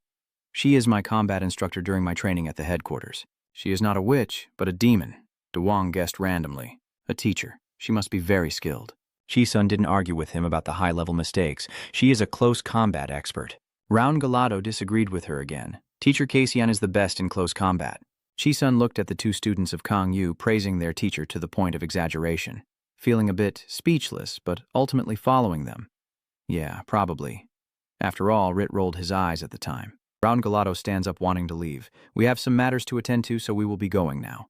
Chi-sun looks at them. What's going on? Round Galato looked at her and replied that today UAN has a close exam. Ri was very happy when mentioning Uchan. He studies very hard, so today he plans to reward him a little. Chisun also nodded and turned to ask Dewang, "What about you?" Du asked uncertainly, "Should I go with them too?" Chisun took out a bank card from his wallet, and at this moment his face looked like it was coated in gold, shining all around, very much like a rich lady. "This is my card. Use it to buy something delicious." Rich's face lit up with a variety of expressions, and he let out a cry of surprise. Dewang finally couldn't hold back his loud laughter and said, "The branch manager really is unlucky." Chi-sun corrected him, saying, "I am now the deputy director." Finally, the university entrance exam for chemistry at the 17th Central Testing Center has arrived. Inside Kang Yu, an ordinary person feeling confused about the darkness, Mo Rot anxiously asks, "How long do you plan to stand here?" "The bus has already left." Kang Yu sighed deeply, his voice filled with exhaustion and sadness. "I didn't think I would run out of time to finish the test. I don't know why everyone around is so noisy." While Kang Yu was still complaining, not knowing how many lines he had already said, Mo Dot next to him sincerely mocked him, saying, "I've never seen you study seriously once." Kang Yu Bien Min. "Those questions are hard. I just guessed randomly without reading the questions. Who knows? Maybe you guessed right. Two people sharing one soul, talking to each other without realizing everyone around is gradually watching them." Kang Yu scratched his head, but I think too many questions. His gaze met the pink-haired girl approaching him, who was praising him. "Good job, Kang Yu." Kang Yu was a bit surprised by the little girl's appearance. "What are you doing here?" Na-on smiled brightly. "I'm waiting for you." Kang Yu looked confused again. "Why me?" Na-on still answered him cheerfully. "Oh, my brother also took the test today. I asked him where he would take it, and he said he would do it here, too." Kang Yu nodded. "Where is Yu-chan now?" The little girl really said that people from America said he did well on the test and invited him to eat. Remembering what the two of us begged for last time, next time we will reward someone for passing the exam. Rich next to her was also crying and apologizing, so that's why they said those things back then. While Kang Yu was lost in thought, the little girl ran over and took his arm, so Nan smiled brightly and cutely said, "Today I will take care of you." "Kang Yu, the guys from the front just finished their exams and left. We've finished ours too, so what should we do now?" Then they noticed from afar Kang Yu standing there dazed, scratching his head. "Isn't that Kang Yu? With that expression, he's probably done for." "You're right." Daomoy still laughs and says it serves him right. "Ha ha! Who would have thought that just a second later I'd see a cute girl putting her arm around him and him smiling happily?" The three of them immediately froze in anger and scolded her. Then they went to a restaurant together. Inside, Nyeon couldn't tell what she had just heard but exclaimed in surprise. The little girl kept her eyes wide open and talked to Kang Yu. "Is this the first time you've had spicy stir-fried chicken thighs?" "How can that be? It's a specialty of Chuncheon." Kang Yu was so stunned by these words that he couldn't speak, then slowly picked up a piece and asked, "Is it really that delicious?" Na-on quickly nodded vigorously. "Yes, it's really good." Moot watched for a moment, then warned, "It looks pretty spicy." Kang Yu's eyes widened. Na-on eagerly asked if it was really that good. Kang Yu picks up another piece and responds, "It's okay. Try the sweet potatoes with rice cakes here, they're really good too." Kang Yu tried each one in turn and then gave her own opinion. Its texture is quite chewy, but the only thing that's pitiful is that stupid Mo keeps asking all the time. "Is it tasty?" Kang Yu says. "Yes, but..."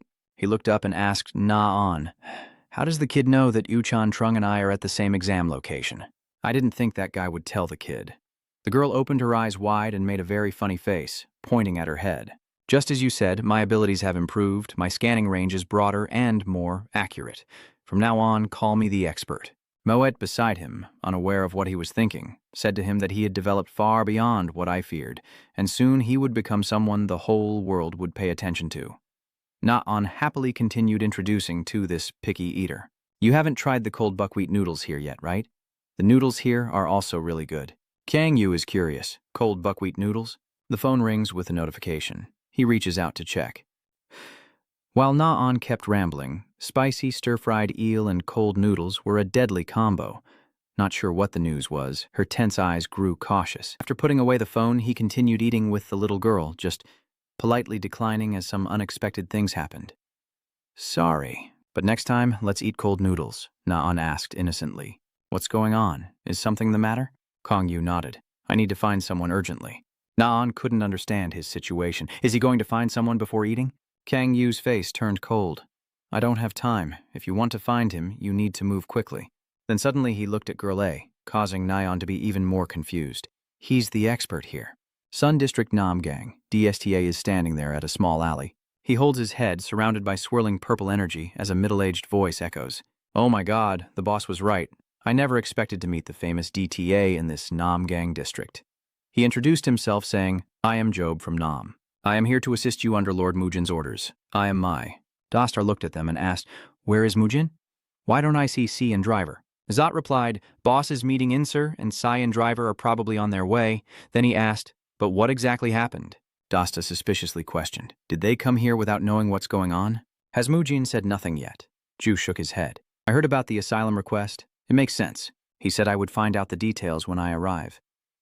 Didia held his head, sighed, and let out a laugh. I hear you. You're very tired, and it took a while before you spoke. She didn't just leave, she disappeared. The two people looked confused and asked, Her? Who is that? Dosta, exhausted, could no longer stay calm and shouted at them, You fools, don't you know who she is? Rose has left. Delop repeated that name in shock. You mean Rose? Turns out these two aren't quite right in the head. Hearing this, they suddenly want to attack Darkstar again. He's crazy. He's not here to compete in Gangnam. He wants to start a war with Gangnam to deal with that bastard. Ditia desperately tries to explain. No, that's not it. Listen carefully to what I say, you fools. Soon it was evening, and the two of them had also listened to Dita recount everything. So it turns out Rose lost her memory. DTA is now confused, but there's nothing he can do. Zelot also says she is not capable of transforming into a villain. DA agrees she has lost her power along with her memories. Zelot takes a breath. So Namgang district is safe now. So what's the problem? Muzi next to her is even blowing fire on the firecrackers. Dosta tiredly replied, There are many targets aiming at her.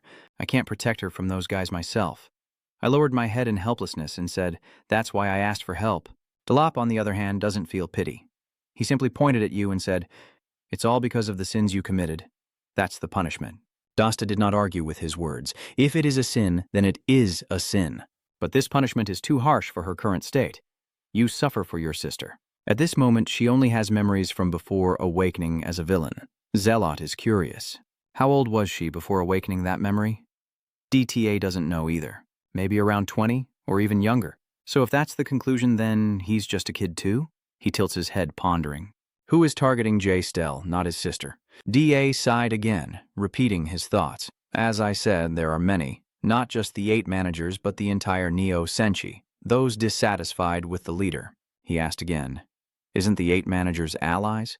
At this point, DTA sneered and said, Allies my ass. They didn't dare cause trouble before because she was too strong.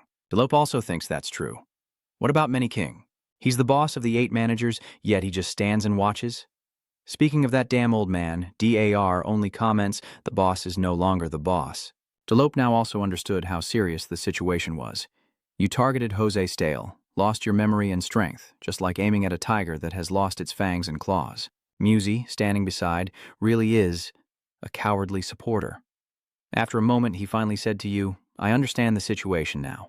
But what did you do before we arrived? DTA honestly replied, I controlled the shadow assassins I summoned.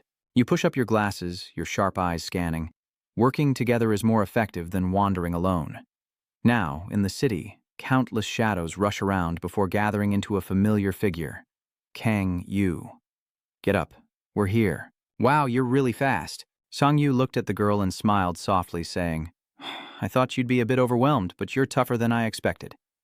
Naan smiled happily, proudly showing off her brother. My brother is a fool, so this level isn't boring at all. Right now, I am Red M's younger sister, so I will be Ping M. Marat looked on helplessly. Hey, why did you let this girl bring that in? Kang Yu doesn't see anything wrong with it. I got it from the driver. I can't just leave it behind. It's best used to hide my identity. Modot really wants to bow to you. Your sense of style is truly unique. The little girl followed Kang Yu to the railing and asked, Who should I look for here? Kang Yu replied, Rosile, you've probably heard that name before. The girl remembered the girl with the flower crown and a mouth like a snake opening. Are the villains the ones I fought yesterday? Kang Yu nodded. That's right. Na-an replies, I remember her face because I saw her in the video. Kang Yu was just trying to remind you. Now she doesn't look like what you saw before. Na-an is curious. Yeah. Then she handed the phone to you to look at. I'll explain in detail later. Now look at this photo from the driver. Yesterday she was a wild, furious beast, but now the scene shifts to a girl sitting inside a dark space, amnesic and trembling with fear. Jose Stale now looks like a child. She is just an ordinary person at this moment. A voice echoes from the outskirts of Namgang district. Since coming to Sun, your older brother is doing well, huh? The Siege Gang headquarters, just yesterday I saw him in Usan, and now there's a big office like this. It's all thanks to our boss's help. But what wind brought you here? Kim Trang-sik, leader of the Ice Gang in Namgang Shun district. The other person chuckled loudly, skipping the greeting and went straight to the main point. Oh, that's why I like you, Trang-sik. Then he tossed a piece of paper onto the table. I need to find someone. As Trang-sik reached out, he heard him ask, "Who is it?" You don't need to know, brother. The guy's smile was not sincere at all. I'm in a hurry right now. Surely she's hiding somewhere in Namji district like a rat. Give him a day and bring her here for me. Kang Yu looked at the people walking around in the busy Namji district, wondering, why are there so many people here? Naon looked around and replied, the university entrance exam just ended. During study time, there was no time to play, so now they're relaxing. Truly surprising. He wants to be sure, so he asked Naon, with so many people, can we find her? Naon hesitated a bit. That's right, it won't be easy. But still, the girl behind the cheerful mask is trying her best, because it's what Kang Yu asked for. Kang Yu honestly told her, I won't let you work for free, I will pay you back. Na-on said, just buy me some pudding. At this moment, countless delicious images flooded her mind. A super tasty pudding shop just opened in front of Gadam Park. Let's go eat together. Kang Yu didn't refuse. Okay. The little girl immediately cheered up. Great, I will do my best. Focus on the task. How far can you scan? Naon is trying to work while responding. About 150 to 200 meters around you. Morat was a bit surprised. 200 meters? Without proper training, the scanning range increases that much. Moreover, her true ability is to analyze a person's actions from the past to the present. I'm curious how strong she would become if trained. Suddenly, Sang Yu handed her the phone and took it. Na-eun reached out and looked at Kang Yu. When did he cancel his transformation? Kang Yu replied, I just explained earlier, we can't go around in our monster forms. I will go down there to search. Contact me when you find her. I got it from a very trustworthy person, so don't worry about the information being leaked. Rose is still sitting curled up in the darkness. Those people kept whispering in Rose's ear that they were surrounding her. Is that really Rose Steele? She looks like an ordinary person. It must be just a joke, right? If you're not joking, transform into your true form. The little girl trembles, clutching her head and sobbing. I'm so scared, Rose kept muttering with tears in her eyes. Where is she? I'm so hungry. The little cat was about to eat the leftovers when Rose suddenly shouted, Damn it, it tastes nothing like it's supposed to, like sewage.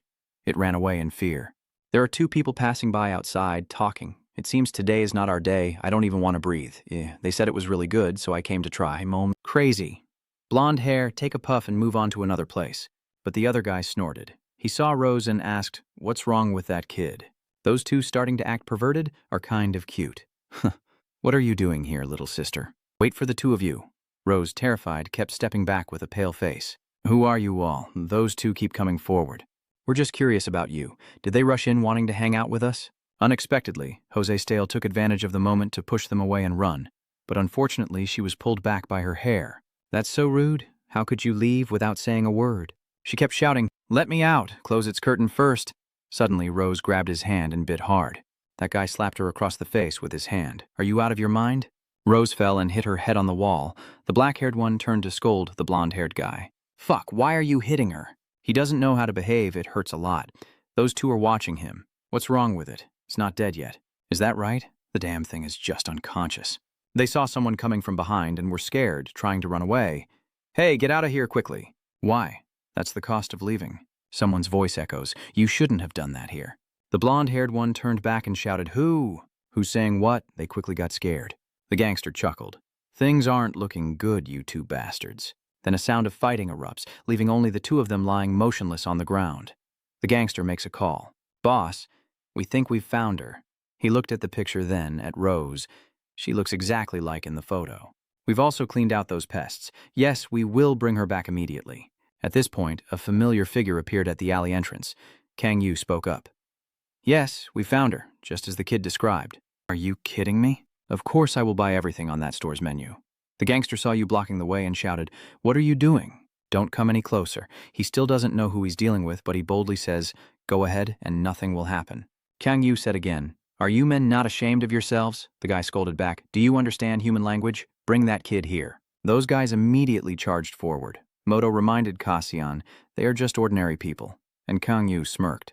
Now that I am also an ordinary person, this is for the best. It was just a quick move, and Kang Yu alone had beaten Liet's men. Who is this kid? Kang Yu rushes forward and kicks him in the face, then looks at the people lying on the ground and says one punch isn't enough to kill him. He glances down at the person lying by the wall. Rose is now injured on her head. Gaddam plays.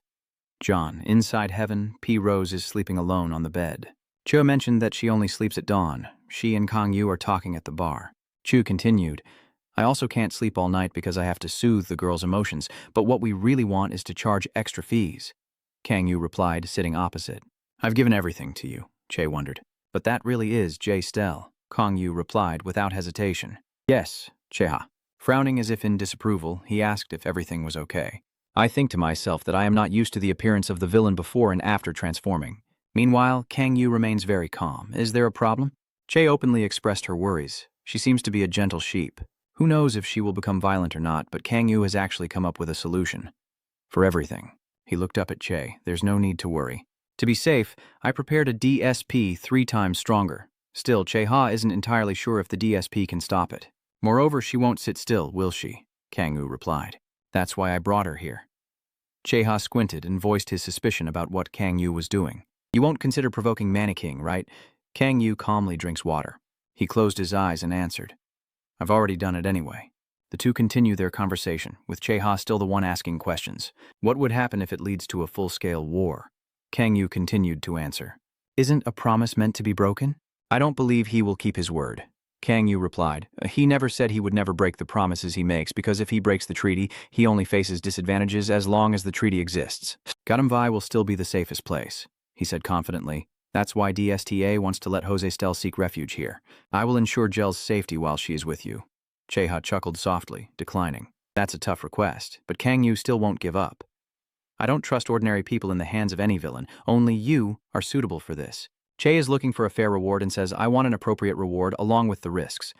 Kang Yu replies, protecting an unfortunate girl with nowhere to go, do I also need to consider what I gain and lose? Did you forget? Cheha said with a gentle smile, but his tone was like he wouldn't change his mind. So, in the end, I am still a careless and indifferent businessman. My Los Angeles, USA. In a room, Manny King is sitting with 3 others. I hear that an interesting young man has appeared in Korea. A person laughs and says, Senior M. King, it seems you found happiness in your old age. I'm jealous. El Mago, one of the 4 great villains. The other person agreed, I think so too. Holding a rose in his hand, though it cannot compare to the beauty of heavenly fragrance, he also wears a satisfied smile. But he is a man with eyes shining like emeralds and a fierce spirit. Moran, one of the 4 great villains, he makes me so captivated that I want to carve into his chest and rip out his heart. The other person remained silent. Dr. Rotless, one of the 4 great villains. After listening to everything, Emkin finally spoke. You all have plenty of free time to care about others' affairs. I only care about someone's fight. One of them chuckled without joking.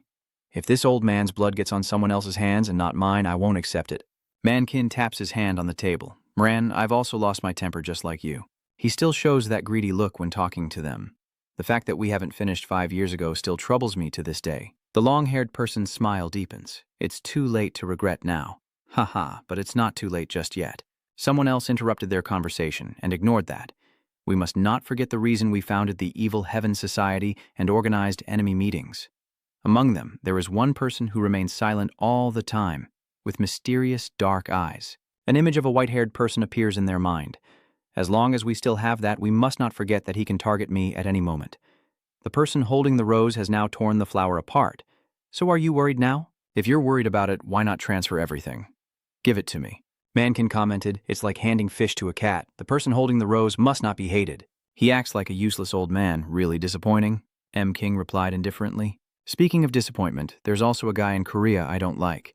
A thief who stole my treasure. M. King said, take a break. We will continue the meeting in 10 minutes. He and Nam-chan went to another room, looking down from the glass door. He took a puff of his cigarette before turning to ask you, so she ran away? Then where is she now? Nam-chan honestly reports that she disappeared in Namgang district, but seems to be hiding in Gadam Vaizon. He muttered Gadam Vaizon, then revealed a smile. It's really troublesome. That place doesn't give me any sense of comfort at all. Gadam Vai's personal training room. On the table are books about introductory meditation. The essence of meditation. The one practicing it is none other than Kang Yu. He said to Mozart while meditating, is this kind of training feasible for superior evolution? Motu reminds him not to talk about Kang Yu while meditating. I'm just curious, Mozot replied. It's understandable that you ask that question. If you want an answer, you need to find the core of the superior evolution process. An evil person can achieve immense power through awakening. The problem is that the source of that power comes from desire and lust. As Manny King said, you can achieve great power through awakening, but in the end, you'll lose yourself and become a raging monster. Kang Yu understands this, and he keeps his eyes closed while asking questions, so not losing yourself is the key. Modot nodded. Correct, Kang Yu was prompted to ask, so what does this have to do with meditation, enemy? Modot asked him, have you heard of the term super-awareness? In the end, Kang Yu couldn't hold back and opened his eyes. What is it? Modot complains that it's happening. I told you not to open your eyes during meditation, right? Kang Yu speaks as if he's innocent, but he's been hiding everything during meditation. Tell me. Modot is helpless and can only obey. Superconsciousness is the ability to evaluate your own thoughts, to see what is right, what is wrong, what you know, and what you don't. Kang Yu thought and guessed randomly. Is that really such an amazing ability? Being clueless and not hiding anything may sound trivial, but there are times when you can't use this ability. It gives examples like dreaming, because when the super-awareness ability is disabled, people sometimes act unconcernedly with antisocial and inhumane behaviors in their dreams. You look enlightened as if you've discovered the truth. Don't tell me that the more you awaken, the more the villain loses their perception. Moru immediately confirms, exactly. He raised his hand to stroke his chin thoughtfully when suddenly the phone beside him rang. Morut looked at him and asked what had happened. Ah, Kang Yu nodded. A few unexpected things have happened. At Heaven Pup, as usual, inside, a commotion is happening. Aren't you supposed to queue properly without pushing your older brother? The admiring looks are all on the server. Your pink grapefruit soda is ready. 2 glasses of soda have been placed on the table. Rose in her alluring uniform looks at them and says, please enjoy. The scene shifts to an airport where numerous people in black suits with walkie-talkies and suitcases approach from afar. Lillian Griffith and Adam Clay follow behind. Chisun and Duong stand solemnly. Nice to meet you. I am Hamjan, Deputy Director of the Special Operations Headquarters. I am Duong. The two shake hands with each other. Lillian Griffith said, I am pleased to meet you. She thought seriously that Round and Ricky would be here to greet her. Lillian Griffith made a high-level mistake. Chisun explains, I wanted to escort you by car, so I came here. She calmly says, looks like I've disturbed you. Chisun is serious. I will escort you to Lampus's South Korean branch. There's a place we want to visit first, but I already scheduled an appointment. She removes her glasses with a hopeful look, heading to meet Manny King. A small plane appears nearby. She nervously looked up.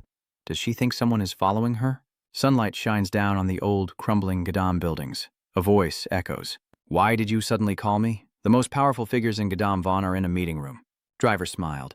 This morning, a powerful figure arrived at Enon Airport. Casey asked suspiciously, is the big shot a high-level seer or something? He replied, yes. The light in the driver's eyes flickered as he said, you think I'm easy to read? You're spot on. That is the White Witch, Lillian Griffith. Looking at the image taken this morning, to the villains in America, she is like the Grim Reaper, and she is also a well-known high-level ace. Mozart narrowed his eyes and asked, if she's from America, you must know her, right? Ken was silent for a long time, and Zhao asked nervously, why did she come to Korea? Don't tell me it's to stop Can's fighting, Driver said with a smile. Maybe that's the reason. She was surprised. Oh my God, so I was right. Her red eye looked worried. If that really is the reason she came to Korea, then she will probably go to Gadam to meet Kajin. I don't think that's right. I think she will meet M. King first. Red looked surprised. Running into one of the 4 great villains at a chess game? Driver said indifferently. Rip knows she's got a big face. People like that only fight those of the same level. Red looks annoyed. Does she think she's better than our boss? If Black Ghost hears about this, he won't sit still. Cassian remembers the scene when Black Ghost was furious and shouting. Does she dare to look down on my master, Tu-Hin? He was at a loss for words. Driver smiled, then thought carefully. Wasn't it true that he had just recruited a few loyal followers? Driver calmly emphasized that he was with Black Ghost this morning, recalling Darkstar's confident and sinister expression. DAR is a powerful villain who has taken over other areas by destroying them. If he becomes an ally, it will be beneficial for us. He continued, I understand Darkstar, but what about Jay Stell? He asked calmly. Are you worried she might go crazy again? Driver is a bit worried. It would be a lie to say I'm not afraid. He softly reminds me. I know why you brought her here, but it still carries great risks. Don't worry, she won't go crazy. If that happens, I'll take responsibility and look after her. He smiled reassuringly. If the boss says everything will be fine, we should trust and follow his advice. A cheerful game of chess, wouldn't it be fun to see her go crazy? He chuckled softly. Is Red worried? Only a few people know that Joestel is playing our John. Should I tell them to be careful? He stood up calmly. I already told Blackhand and Pawn to be careful. Seeing him open the door to go out, Driver was startled. "Oh, where are you going?" he replied. Hearing about this topic makes me want to check on Jay Steely. Maybe she's getting used to that heavy loan sharking deal. Kodow was surprised. He's really worried about Jose Stale. Could he be in love? The driver smiles thoughtfully. Who knows? A voice rang out. Was it yesterday? That conversation. The Green Lotus Flower Factory. On the table, a steaming cup of tea is placed as a voice echoes. I didn't expect all 4 villains to gather in America, where Lampas's headquarters is located. Lillian Griffiths smiled in admiration. But today, you're in Korea. Thanks to that girl with the camera, you have a very capable assistant. The man asked suspiciously, You're not coming all the way to Korea just to praise her, are you? He gently sighed as he picked up the glass of water, still surprised by how much information Lampas had. It was a secret meeting, so next time I should pay more attention to confidentiality. So, what is it that you want from me? She said firmly while holding her tea. I want you to postpone the match with Sion. He replied with a rude request. She calmly sipped her tea. I know it was rude because if you only delay or avoid that fight, your honor will be tarnished. He smiled, knowing but still making the request. I'm curious about Lampas's plan. She says that Lampas considers the relationship with the 4 great villains to be very important. He started to lose patience. Don't say those ridiculous words again. He stroked his chin thoughtfully. Only a few people from Lampas are capable of making her do this. She slightly furrowed her brow as she looked at him, and his voice echoed. Are you her boss? He smiled. Is it because the order of the world would be broken if I let that kid win? That's what Lampa fears, right? The man glances at him, calm and composed, and jumping to conclusions isn't a problem because I intend to accept her request. Her voice rang out and Lampas was satisfied with the current relationship between the false flag and the villain. But I believe that relationship is now very different. He was startled and looked at her. She used a spoon to stir the tea, reflecting her anxiety in the cup. Only a few villains in history have been recorded as having 2 attributes. Such a dual attribute villain suddenly appears from somewhere, rapidly increases their power, and now even challenges one of the 4 strongest villains, the 4 great villains. He looked at her teacup, lost in thought, while she remained calm. Everyone would be concerned about the situation. He held his cigar, frowned, and asked, If I accept the request, does Lampas plan to take action? Her eyes lit up, implying that Manny King was about to give up. Lampas is a force created to protect justice and peace in the world. Mr. Ed smiles and takes a puff of his cigar. He's not too displeased. Try to do better next time. Gaddam is Heaven Pea's water shop. Outside, the place is packed with people lining up. Casey Ann looks incredulous. Is it a bit too much? What is going on? I just stand here with a blank face, watching this scene, mocking him casually.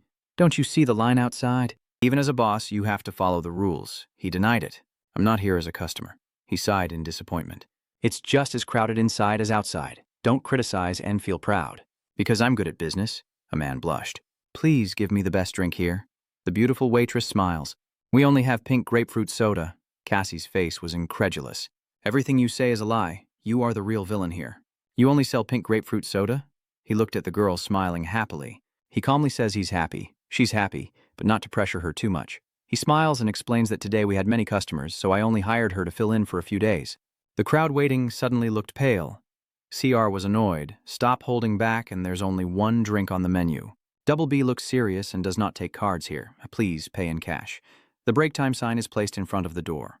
Looking at the glass of water in front of him, he finally feels peaceful and quiet. He takes a calm sip, just like the silence he needs. Stop complaining. This is the break time, old man.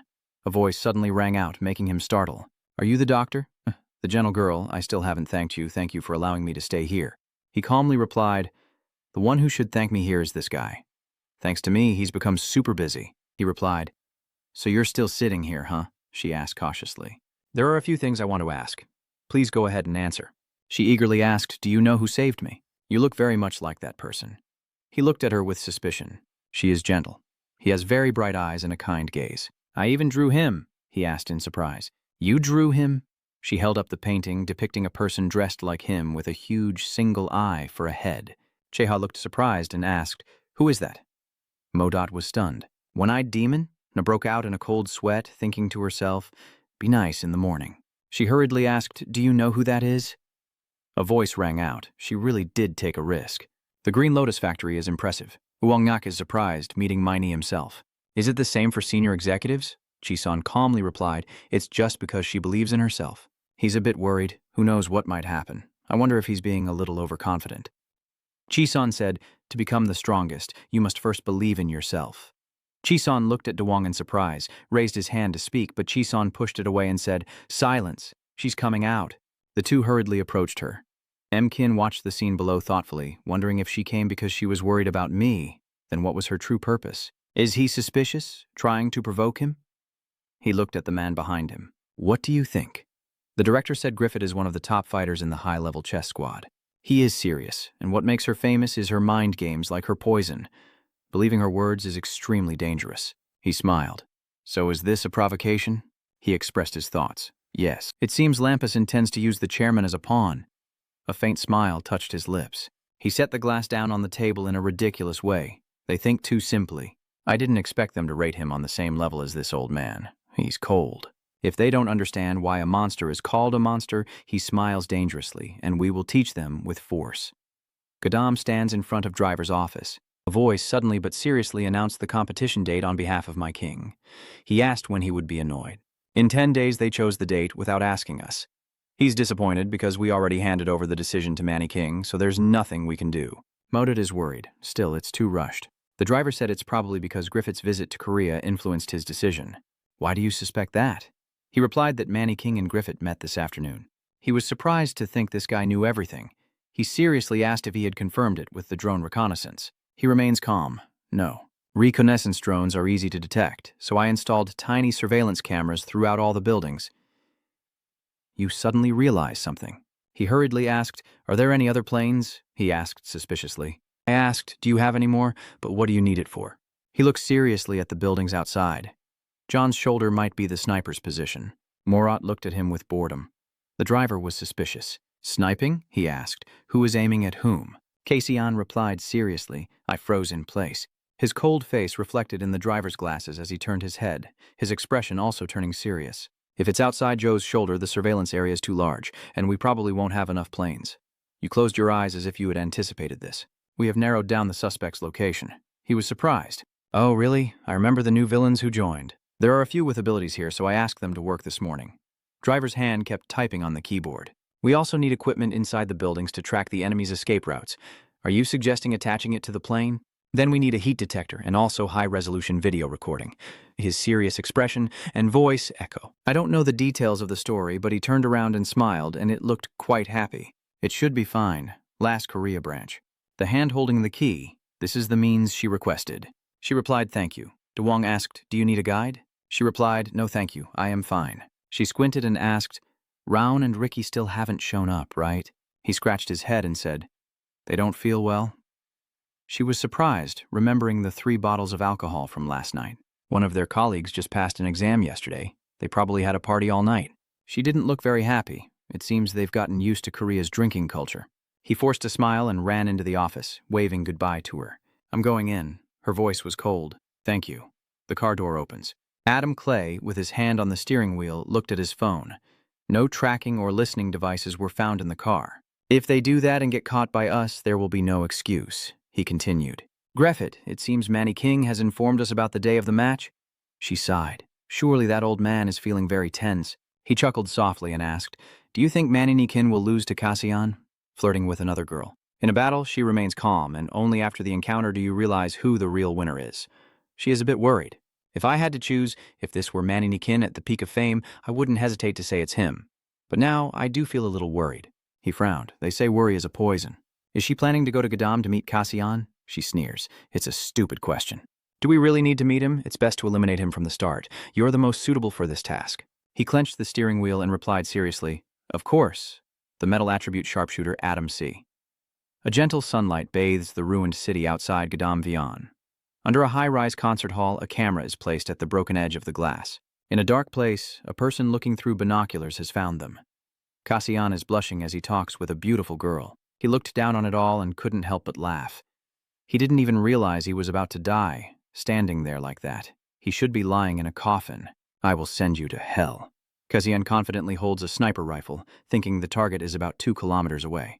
The bullet was specially designed to travel at 3 times the speed of sound and eliminate the target. Its destructive power can even penetrate the armor of a tank. He drifted in his thoughts. Among snipers, Manhwa was considered the best, but the difference in skill was just like a thin sheet of paper. He confidently thought that with his super perception ability, there was no way he could miss. A plane appeared in the sky, not far from him. He was terrified, thinking, when did that plane get there? An angel's voice echoed from hell. Ever since you started spying. Adam Clay stared in shock as his accomplice shouted, "What the hell is that?" Kang-gu sneers. "Just by looking I can tell what you just did. You used the scope to aim at me, didn't you?" "Your expression says it all," he asked again with the wary and thoughtful look in that guy's eyes. "Is that right? It seems that, not long ago," Kajin warned. "This mission is very dangerous. You could get killed. Are you sure you want to do it?" Baked Ghost said, "Leave it to me." Kang-yu looked serious and said, "If I am late even a little, I might regret my own plan. Are you asking out of righteousness, ignoring the treaty with John?" The other guy hesitated and stepped back, raising his weapon in front of Kang-yu. "Oh, a chess game? What are you relying on?" Kang-yu revealed the true identity of that guy. The sniper dissolves his ring. Adam makes him startle. "You provided more important information that made him break into a sweat. You're the famous masked member of the Special Forces, right?" Adam furrowed his brow in curiosity. "Do villains also know this well?" "Of course, a villain has to do thorough research," he continued. "It is truly my honor." But Adam asked cautiously, "Are you here alone?" Kang-yu replied, pointing behind him, causing Adam to panic. "No, we're both here, but behind him is empty." Adam immediately gets angry and points the gun. "How dare you deceive me like this?" Kang-yu rushes forward at incredible speed, blocking Adam's gun and knocking him back in fury. I should be the one angry here. Adam quickly restrains his power and speed, but where did that knife come from in his hand? Adam raises the small sharp knife. Kang-yu just smiles faintly at that. Adam immediately guards against the person in front of him. That's right, people say he has defeated Stale and his strength and speed are superior to mine. Kang-yu prepares to attack while Adam still tightly holds the knife, but having higher stats doesn't mean he's stronger in real combat. Kang-yu throws a powerful punch, but Adam dodges, then raises his knife to strike. "If I keep this fight close combat and prevent you from using your skills, I will have a chance." The two of us clash, sparks flying. Adam keeps a tight grip on the knife, ready to charge. Just the right rhythm, just a little more effort. Kang-yu rushes to smash the knife in his hand, leaving him stunned. He opens his eyes wide in confusion. Truly crazy. His own knife could be broken? Kang-yu kicks Adam in the stomach again and punches his face while shouting, "Here's another hit." Kang-yu promises, "Don't worry, I won't kill you, I just want to ask you a lot of questions." Someone speaks up saying there will be no chance to ask anything as a strange sound comes from behind Adam and something rushes towards Kang-yu at incredible speed, hitting him hard, but luckily he raises his hand in time to block it. Kang-yu opened his eyes slightly to observe the approaching figure with a giant fist and immense energy. It charged again, but Kang-yu reached out his hand to strike the fist, aiming to destroy himself. Adam was completely stunned. The other person praised him. "That was a good counterattack," he exclaimed. "Grip. She appears with an aura of authority." Sir sank. The mineral attribute, attack class. Lylan Griffith. Griffith wondered. "Do you know me?" He also replied. "You always appear in white clothes and are known as an evil witch." She looked pensive, still clutching her fist. Griff ordered, "It's good that we meet like this. I want you to cancel the fight with Manny King." Kang-yu replied irritably, more like an order than a request. She said, "Just answer." Kang-yu also straightforwardly refused. Grip remained silent, listening to the rather disappointed response. Kang-yu clarified that giving orders from the start was wrong, which made her fall silent. Kang-yu explains, "You should apologize first for trying to shoot me down and ignoring the John Roll Treaty. If Lampas officially apologizes, I will accept it." "Who shot you? I have no idea. You just made baseless accusations. How stupid can you be?" She tries to deny everything, acting like you know nothing. Kang-gu speaks up. "Evidence? I have it right here. The flycam drone and the voice recording on the phone are activated. I have a recording of the assassination scene from earlier. The voice of the girl next to you has been recorded clearly. Try listening to it." He couldn't help but laugh, not even realizing he was about to die, still standing there flirting with a girl. Grip turned to glare at his teammate, making Adam feel a chill down his spine. That's exactly where a fool should stay. "I will send you to hell," Cassie sneered and said, "That would be fun to upload this to YouTube." Grip chuckled softly. "Bang, you're truly a cowardly demon. From the very beginning, I never liked your name." She casts a spell to blast you away. Crypto Explosion Crystal Blast. Ka-Yu was knocked out of the building as Griffs tried to punch him. Grip, right in front of her, shouted. He quickly responded to the ground with a powerful diamond smart punch. Grip lands on the ground. Griff frowns. Do you not take damage from being hit directly? You calmly said. You rush in without blinking. Is this how a high-ranking officer behaves? Griff retorted. Do you think you have the right to criticize after secretly filming someone without permission? Someone else came and said, don't talk about our boss like that. He takes responsibility himself. I'm the one who's been filming here. Griff seemed to realize that you didn't come alone. He sneered. How could we let our boss walk into danger? Oh, he's smirking in victory. I wasn't alone either. Griff's face changed. What kind of monster is that? Who the hell dares to target our boss? Behind Kang Yu and his group, many people surrounded Griffith, and someone shouted loudly, why is it already chaos the morning after? What happened? Hey Lampas, Korea branch DeWong holding a calculator looking serious. The person from America caused trouble. Haven't you heard Uhan just came in from outside? It's Round and Rick, right? He immediately denied that they were Griffith.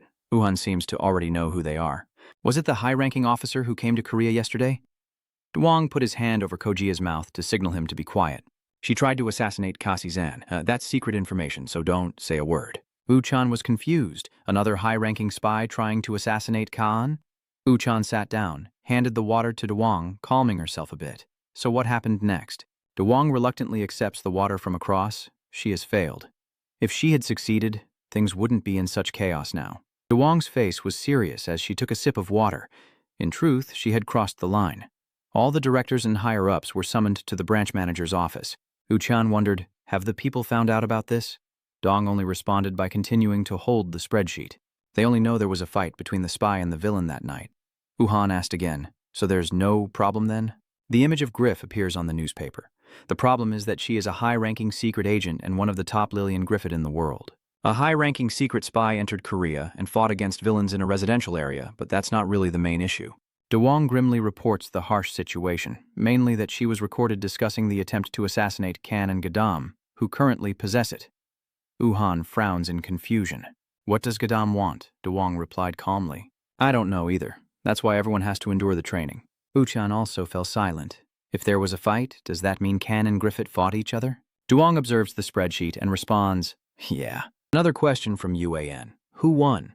DeWong replied softly, I give up. It seems Griffith surrendered because he was surrounded by many villains. Uchan appears to be surprised. A high-ranking officer surrendering to villains? He's just trying to save face. In that situation, that was the smart move. Uchan asked further. So Griffith was captured and imprisoned by those villains? DeWong responded to the situation calmly, placing the calculator down.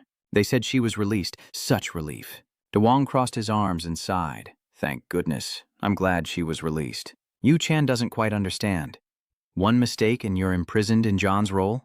DeWong explains that if that happens, Lampas will have the right to attack the shoulder. Uhan finally understands the story. The issue lies in the recorded audio that will be spread. DeWong didn't react strongly and instead emphasized something else. Only later would it be understood that Lampas had a valid reason to attack the role. Uhan frowned. But what if the public opinion becomes noisy afterward?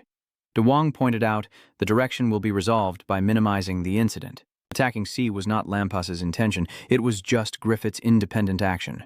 They will say that anyway. He also said that the case might drag on due to disputes over responsibility, but in the end, Lampas would still come out on top. That's what it sounds like, but it seems less favorable now, which surprises Uhan a bit. Still, they missed that opportunity. DeWong clarified the situation, and seeing the crowd outside, Uchan also observed and asked, Are those reporters? He casually replied, I think someone deliberately gave them the information. DeWong looked serious and pointed at UAN. Better be careful if you happen to meet them, don't answer any questions. A small mistake can lead to a big problem. Uchan realized how serious the situation was, and also looked grim. Uchan thought to himself, it seems Griffith underestimated Gadam Vian. The building looks quite old. Someone is calling loudly for Gadam Vian in Kajin's personal training room. Master Kanggu looks annoyed. Why are you so noisy so early in the morning? Mode also agrees. Annoyed, Break Ghost and Dark Star wear a few butler outfits with a professional attitude. We are here to wish you a good morning, sir. Master Kanggu declines. Don't do that. They shouted, no way. Dasta calmly explained their mission with a professional attitude, with well-groomed hair and tidy clothes, as a servant should do when greeting their master. Kang Yu simply pointed with confusion. I understand you, but why is this guy involved too? Black Ghost explained. I accepted his wish and made him my subordinate. But remember, I am the first subordinate, sir.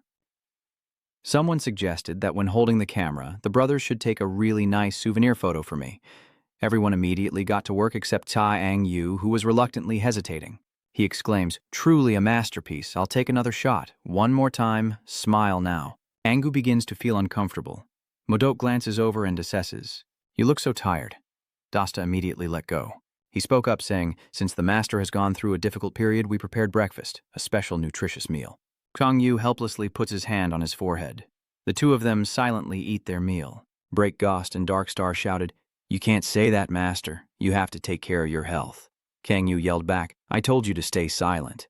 In a park, there is a ball on the grass, quite amusing. Manny King is playing gold while talking to Director Kim. I want the name Money King to be in the title. But before a day passes, someone else has already taken the spotlight. Director Kim pondered. "I'm sure that person isn't someone craving attention, so maybe there's another reason I haven't guessed. M. King is watching the ball. Have you found out who is meeting with Griffith yet?" Director Kim only responds. According to Lampas's information, that person is Cajun. Manny King was a bit surprised. Casey and Griffith? They definitely didn't meet by chance. Director Kim appears serious. "We are currently investigating all the details. The reason is obvious. Manny King is watching the golf shot. She tried to assassinate Can, but failed, thinking it wouldn't be a big deal, but she still underestimates C. Manny King laments, all senior officials are the same. Everyone thinks they're the best. He hits the golf ball. Although he is the one we are about to fight, I still have to praise him," Manny thought. Maybe the golf ball slowly bounced up, and Gomp's ball finally reached the target. Mankin chuckled softly, knowing the news had reached that person. At the PP shop, Gadam Vinzone, Paradise Corn, the dishes had been served. "Here is your pink grapefruit soda and your sandwich." Kang Yu speaks up. "Thank you." Cheha smiled warmly and asked how you were doing. "Yes, you come here often, right?" Kang Yu clearly explained the reason. "Because the sandwich here is not too bad." He is smiling happily. "That must be Khan, right?" I asked, "What about my sandwich?" Ka Ang Yu confirms. "I said pink grapefruit soda, but no one offered a sandwich." Anch Avo looks unconvinced. "He worked all night." "So you only thank me with just a soda?" Kang Yu replied back. "Isn't this gentleman working out of passion?" He bursts out laughing. "Well, that's true." Mr. Vo confidently points and laughs. "I'm sure right now they're all busy with the reporters' meetings. The more we stay silent, the worse Lampas will get." "Stop being so curious. What have you two been up to?" "Ignore that issue. Curiosity can be harmful. Pretend you haven't heard anything." Vo smiled, adding another sandwich. "Please." Suddenly someone spoke up. "Are they all here?" China and Huisan have arrived. Kang Yu found it confusing why Minin suddenly came here, and A explained. "I'm calling her. I think this time we need help from Winterbell." He points and says, "Let's move to the table, shall we?" A girl speaks up, "Please sit here." She stands next to A with a completely calm face. China turns pale as she realizes something. Rose returns to the Lampas South Korea branch. Adam feels bitter and guilty. "I'm really very ashamed. If I had been a little more cautious, Lillian Griffith would have interrupted." "There's no need to blame yourself. That's in the past." She calmly continued. "This time I made more mistakes. I don't understand how Gadam Vianjan's power led to this defeat." Memories of the battle quickly flood back. "I didn't know they anticipated being sniped and were observing everything through drones. They also have a strategist capable of clearly reading this situation. Now you regret it, don't you?" Adam Clay still bows his head in remorse. "He made the decision. I will report it." Saying that I made the decision and acted on my own. Lillian Griffith was startled and stood up suddenly. "Why?" Adam replied. "It would be better if I took the blame." She immediately denied it. "Not at all. Do you think I'm the type to shift blame onto others for getting pregnant?" Adam Clay was panicked. "No, that's not what I meant." She looked through the glass window. "Lillian Griffith, I was wrong at a high level." Not wanting Lillian Griffith to say more, he immediately apologized. "I didn't think it through. I'm sorry," and she forgave him. "Accept the apology and don't say strange things next time. She didn't forget to comfort you, even though the outcome was a bit sad. You did very well." "Next is my strength." Lillian Griffith's words caught him off guard. She left and told me she would come back. Meanwhile, at the Phoenician tavern, Rose heard her name called. Beautiful Rose, dressed as a maid, carefully tidies up the room while everyone watches her and discusses intensely. "Is it okay to keep her here? There haven't been any problems so far." "Not yet, and in the future, who knows? She has no memory or strength, so she's just like an ordinary person." Rose remains unaware and continues working diligently. Kang Yu spoke up. "Whatever happens, the boss of this place will just do something about it." Che, who is bringing a glass of water, also chimes in. "I'm sorry, but this boss prefers peace and hates fighting." He placed the drink on the table and said, This is your pink grapefruit soda. El Mago couldn't help but wonder. Enjoy it. We haven't even ordered yet. He smiled. This is a gift for a valued guest. The two looked at each other, eye to eye, lost in the moment. After exchanging glances, Hui-sun had already finished his drink. Thank you. Oh my god, it's so delicious. You boast proudly, of course. I made it myself. Kangwoo looked at El Mago and said, You must be hard to please, right? Not at all. El Mago responds, then presses the button under her ear. A hole gradually appeared. El Mago sat comfortably smoking, making Kangwoo marvel that her mask even had that function. Anivo spoke up. It's really amazing, isn't it? Kangwoo immediately understood, so it was him who did it. Hui-sun suddenly said, Let's stop here for now. Shall we start the main topic? Everyone put aside personal matters. Where should we begin? Let's start with the complaint letter for Lampas. Have you thought of any requests yet? Hui-sun replies, Not yet. Does anyone have any suggestions? A large sum of money or releasing someone from prison, for example. Mr. A asked, Does Lampas have a spaceship design? Kangwoo said, I don't want to talk about money, and I don't want to help anyone get out of prison either. I refuse. Both, El Mago muttered, knowing he would say that Hui-sun also thought to himself, there probably isn't any spaceship design, then asked, So you don't want money, or to help anyone get out of prison. What about immunity? It's not a bad idea to consider. Hui-sun's face suddenly changed. I'm curious about a few things. How do you know Griffith will try to assassinate you? He didn't know how to respond to that. Yes, I know that well, right? Even a fairy can't predict that Griffith would come.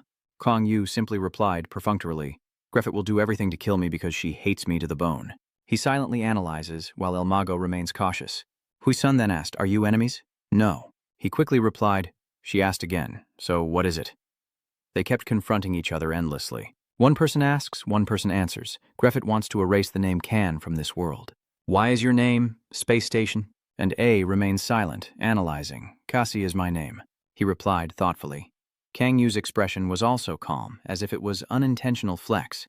But that is also the name of a traitor, a high-level spy. Tell me everything. Last year, Kangwoo mentioned lecturer Griffith Lampas from the South Korea branch.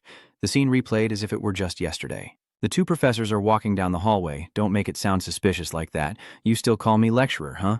You are your own master, but also your own disciple. Seo-an haughtily continued. You heard that, right? I am now a senior chess player. Griffith just sneered. She said, You are still very young, a child who has never beaten me even once. Children should act like children and be humble. His words sounded somewhat sarcastic. Seo-an denied that it had happened, saying it was already years ago. Tu benzo kitan thoi soi nuok. Jiao sukwa kan bongoi vong toi sendang ngechithi tron di chokwai naove. Hurry back quickly, I replied hastily. Okay, wait for me a moment. Can-be man left in dissatisfaction, Tepenso said. Her students have now become successful. Can't she be kind just once and support him? Lillian Griffith simply replied softly. It will set a bad precedent. You're truly wicked. Tuyen burst into laughter. Only then did Lillian Griffith explain, It's still too early. I will praise him when he surpasses me, which is indeed stricter than the teacher who teaches the whole class. Kangwoo continued to recall, finally tightening his grip on the water bottle cap. Lillian Griffith's self-blame also prevents her from praising it. Although it was easy, a scavenger caught her attention. Lillian Griffith calmly said, It's surprising to find someone as strong as you at the entrance. I thought I understood Gadam a little, but I guess I was fooled again. Sorry, she replied softly. Lillian Griffith continued, But next time I need to meet someone. Greener was also surprised, a mysterious voice. If he says no, that voice commands, cleans up, and steps aside. Lillian Griffith frowns tensely. She is my guest. Her footsteps slowly approached. That person is Kangwoo. He told Cleaner to treat her with respect. At the Washington branch of Lamp Court, as Griffith's back was walking away, a voice called out to her from behind. It's Griffith. Griffith, with a cold face, turned to look at the person calling her Tuner Tensor, who had to run very hard to catch up with her. Why is she walking so fast? We are standing next to the vending machine, drinking canned coffee and talking. Tu Pencer asked, I heard you're going to Korea soon. Griffith heard that and replied, I plan to meet one of the 4 great villains manacling to Pencer. Then she continued her sentence. I also heard that Adam will go with you. The atmosphere suddenly turned quiet and still as Griffith, thinking of a villain with a face tattoo, said, There is a villain claiming to be a king in Korea. Seeing Griffith's rather contemplative expression, he is a proud and daring person who conflicts with the man-king. Hearing that, Tuyen seemed to realize something. Wait a minute, don't tell me RF was caught off guard. What? You think I would assassinate him? Tupenso is very confident in his own thinking. Isn't that right? You even brought Adam along. Griffith's face showed anger and hatred in his eyes. If anyone is at fault, they should be punished. Griffith clenched his fist, crushing that coffee can. It's good if the villain dies anyway. See, I told you so. Because of her, the juniors started to imitate, especially Can, the worst case. Griffith simply replied with one word, yes. She continued to express her opinion. Kazian is also one of my students. Although labeled a traitor, he is also a highly honorable officer. Griffith's eyes are sharp now, cold and unwavering. That is not the look of a lowly villain. Tu-Ben-sun looked stunned and nervously asked, "Are you really serious?" Griffith threw the coffee can into the trash. I am his instructor. I want to ensure his honor remains untarnished. That is what a fool should do. When he says these words, her image appears very serious and determined. In Gadam Vayan, the scene looks old and gloomy. A man's voice says, "She is my guest." The voice not only catches Cleaner's attention, but also Griffith's. That was Sang Yu speaking. He then said, "You should treat her with respect." The scene is now very quiet, with Kang Yu and Griffith standing apart and looking at each other, with Cleaner in between them. Another voice spoke, and perhaps it was talking about Griffith. Wait a minute. How did someone as valuable as her end up here? Those words came from the trio of villains. China couldn't believe her eyes. Griffith next to Hoisan is also very surprised, as she is a high-level chess master. Driver standing between China and Hoisan seems unfazed. Driver sneers, just like last time, remaining as calm as ever. Is a high-level chess piece supposed to look like this? Griffith's face remains cold and intimidating. Xiang Yu remains calm, one hand on her hip. Since someone of her caliber personally came here, I will show her respect. Why are you here again to apologize? China is annoyed. Is this what you call respect? Huisan added. Who knows? And suddenly a brief but meaningful remark is made. I set a condition. Kang Yu looked annoyed when he heard those words. Those words are too blunt. Griffith remains cold. I don't need to speak formally with a bastard like you. Kang Yu reluctantly replied. Fine, but if you ask me to go out to eat with you, I will refuse. Facing that statement, Griffith remains very calm, one hand placed on her left chest. It's ridiculous for a hero and a villain to joke around with each other. Kang Yu felt that and responded unhappily. Why? Because the villain is dirty? We also wash ourselves regularly. Griffith doesn't seem very happy either. Stop dragging out this weird conversation any longer. Gleiner was stunned when he heard those two filthy words. Griffith looks serious and says, I am here for one reason only. She holds up two fingers and straightforwardly requests, I want a one-on-one fight with the condition that the loser must obey the winner's wishes. Kang Yu silently ponders. She looks at them and asks, what are you still thinking about? Isn't it a pity that our last battle was interrupted? If not, are you afraid? Kang Yu still straightforward. Yes, that's right. Hearing that, Griffith looked suspicious. Is he afraid? Kang Yu closed her eyes calmly. Isn't that the obvious reaction when facing a high-level false flag? And she's also the White Witch. You keep going, admitting that you're afraid of a powerful opponent is nothing to be ashamed of. Griffith doesn't deny it. Yes, you're right. But Kang Yu, encouraged, said, I won't back down. A look of amusement appeared on Kang Yu's face as he faced his fear and smirked. Griffith immediately continued and dominated the battlefield. Watching the scene unfolding before him, Huiso realized one thing. Why do those two suddenly look so alike? China just sighed and remained silent. Griffith made a remark. With a petty villain like you, your reasoning is quite firm, so will you accept my request? Kang Yu just brushed the dust off her shoulders and said, Of course she made a request. But if I refused, I would feel really bad. Seeing that, Griffith made a proposal. What do you think? When she overcame her fear, Kang Yu responded with a slight ache as if pierced by a needle. Kang Yu shrugged and smirked. His face now looks confident. If we fight, I will win because I have overcome my fear. Hearing those words, Griffith's anger flared, her eyes darkening like the depths of an abyss. It's strange how you make me so annoyed. One hand is holding her wrist while the other clenched in anger. I can't let you live. I will crush you and make you lose that arrogance. Driver, standing behind Kang Yu, begins to speak. Let me say this before you fight. He activates his special glasses and speaks about what he sees. Although Griffith's magic power is lower than Jay Stell's, her combat ability is obvious without saying a word. Hearing that, Driver fell silent. Kang Yu looked ahead and muttered, I know all too well. Over here, Griffith is also watching them. And so, the battle begins. Both Griffith and Kang Yu rush at each other fiercely, fighting like two tornadoes, their every strike filled with deadly intent. Shang Yu swung his massive fist at Griffith, but thanks to Griffith's agility, he dodged it. They fought fiercely, each breath tense as a drawn bowstring. Griffith swung his leg to kick Kang Yu. His strength is truly top-notch. The kick hit Kang Yu and made him fall to the ground. Kang Yu was pushed back and quickly used his hands to break. Seeing that, Griffith immediately asked himself, Is he cornering himself? Did he push himself into a disadvantageous position? But she quickly reconsidered and was determined, no. She is sure that there is no way that bastard would do that without a reason. At this moment, Kangyu has stood up and is preparing to attack. Seeing that, Griffith rushed forward, thinking it was definitely a trap, while Kangyu's claws clung to the wall, causing it to crack apart. Griffith rushes like a blade towards Kangyu, her face filled with anger, fists clenched and thrown with poor technique, but her immense strength surges from her fists as lightning strikes down.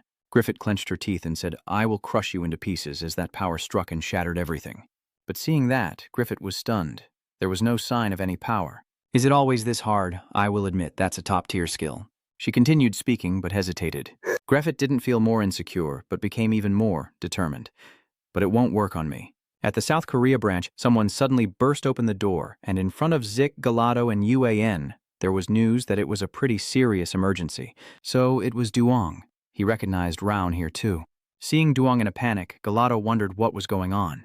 Duong, looking pale, reports that Griffith has disappeared from the interrogation room while still under supervision.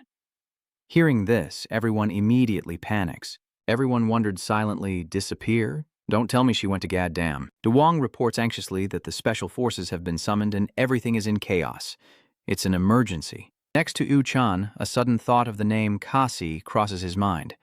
At the same time, in the boxing gym, overwhelmed by Lillian Griffith's strength and skill, Kangyu has no choice but to shout, "I surrender." Z said from the floor, "I knew he couldn't win." Chio correctly called him an idiot, caught from behind. Having finished, she left Kangyu looking pale, and before he could recover on the ring, Lillian Griffith walked away, leaving only a reminder. Your movements keep repeating, so they are too easy to predict. After his breathing gradually returned to normal, Kangyu wondered, "So you mean you can read me?" Hearing that, Lillian Griffith simply replied coldly, "Yes." She advises to learn many different combat techniques so you can surprise your opponents with unpredictable moves. During the break, someone mentioned that getting praise from her isn't easy at all. Chisun comments that this is a physical match and he's at a disadvantage. Hearing that, Kangyu immediately replies, "If I could use Hellfire, I would have already won." But then, Ro shouted to stop him. "No, please don't do that. Dad, the whole training room will be destroyed." Chisun asked, "Does Hellfire work?" "She can turn her whole body into diamond and protect herself." Hearing that, Kangyu explained, "Diamond can also burn." He said, "If Hellfire hits the target accurately, everything will be burned." Seeing that, Chisun asked, "Using it just once is already difficult for you, so do you want to keep using it repeatedly?" But then Zuo immediately thought that his opponent was a higher-level chess piece. In response to their comments, Kangyu confidently said, "I will become the youngest high-level chess piece in Lampa." In the arena, as Kangyu continuously unleashed a barrage of sharp attacks, Lillian Griffith swiftly dodged them all in an instant. Seeing that, Kangyu immediately launched another move. He uses a single-element technique aimed directly at Lillian Griffith. At that moment, Lillian Griffith suddenly realizes something is wrong. As she saw the arrows rushing toward her at incredible speed, she wondered if he could control them. Then, Lillian Griffith immediately created a shield with her iron gloves, struggling to dodge Kangyu's fierce attacks. Seeing this, China was very surprised and wondered. She managed to block them all. No matter how powerful she was, now facing Kangyu's attacks, Lillian Griffith also became a bit cautious. Before she could recover, he quickly launched a new attack with immense power, and with a flick of his wrist, Kangyu plunged the surrounding areas into his own hellfire. At the same time, he was about to launch another attack. In an instant, Kangyu unleashed a powerful and forceful strike. The Hellfire witnessed this scene, and those outside started to discuss. Is he using a continuous fire attribute skill? Is he planning to burn that woman to death? But seeing how Kangyu looks now, everyone can tell he's serious. Even after taking that powerful blow, Lillian Griffith remained unharmed. She used her diamond shield to block and said, "Hellfire, did you copy his skill too?" Although he can't use that skill repeatedly, Kangyu immediately realizes that she has blocked it. "You've been working hard." But Lillian Griffith just looked coldly and said, "Stitching needles? That's not something a petty villain can say." She shouted loudly and launched her attack. The crystal explosion caused the surroundings to shake violently, rocks shattered everywhere, but at that moment, Lillian Griffith suddenly felt that something was wrong. She suddenly realized there was a scratch on her diamond armor. That's when Lillian Griffith understood that he was planning for her to absorb as much damage as possible until her armor broke. "You're clever." Then she quickly regained her fighting spirit and thought to herself, "But it's useless. If he breaks my armor, I can just replace it." She thought it was useless if you couldn't destroy my armor in one strike, then immediately charged at Kang Yu. Seeing that, Kang Yu also didn't hold back and launched his next move. They kept charging at each other wildly, but from the collision of their iron gauntlets in the previous attack, a huge surge of electric energy was generated, causing the ground to shake with each strike. Lillian Griffith took the opportunity to try to kick directly at Kang Yu, but he quickly dodged. After a fierce and evenly matched battle, neither of them could determine the winner for now.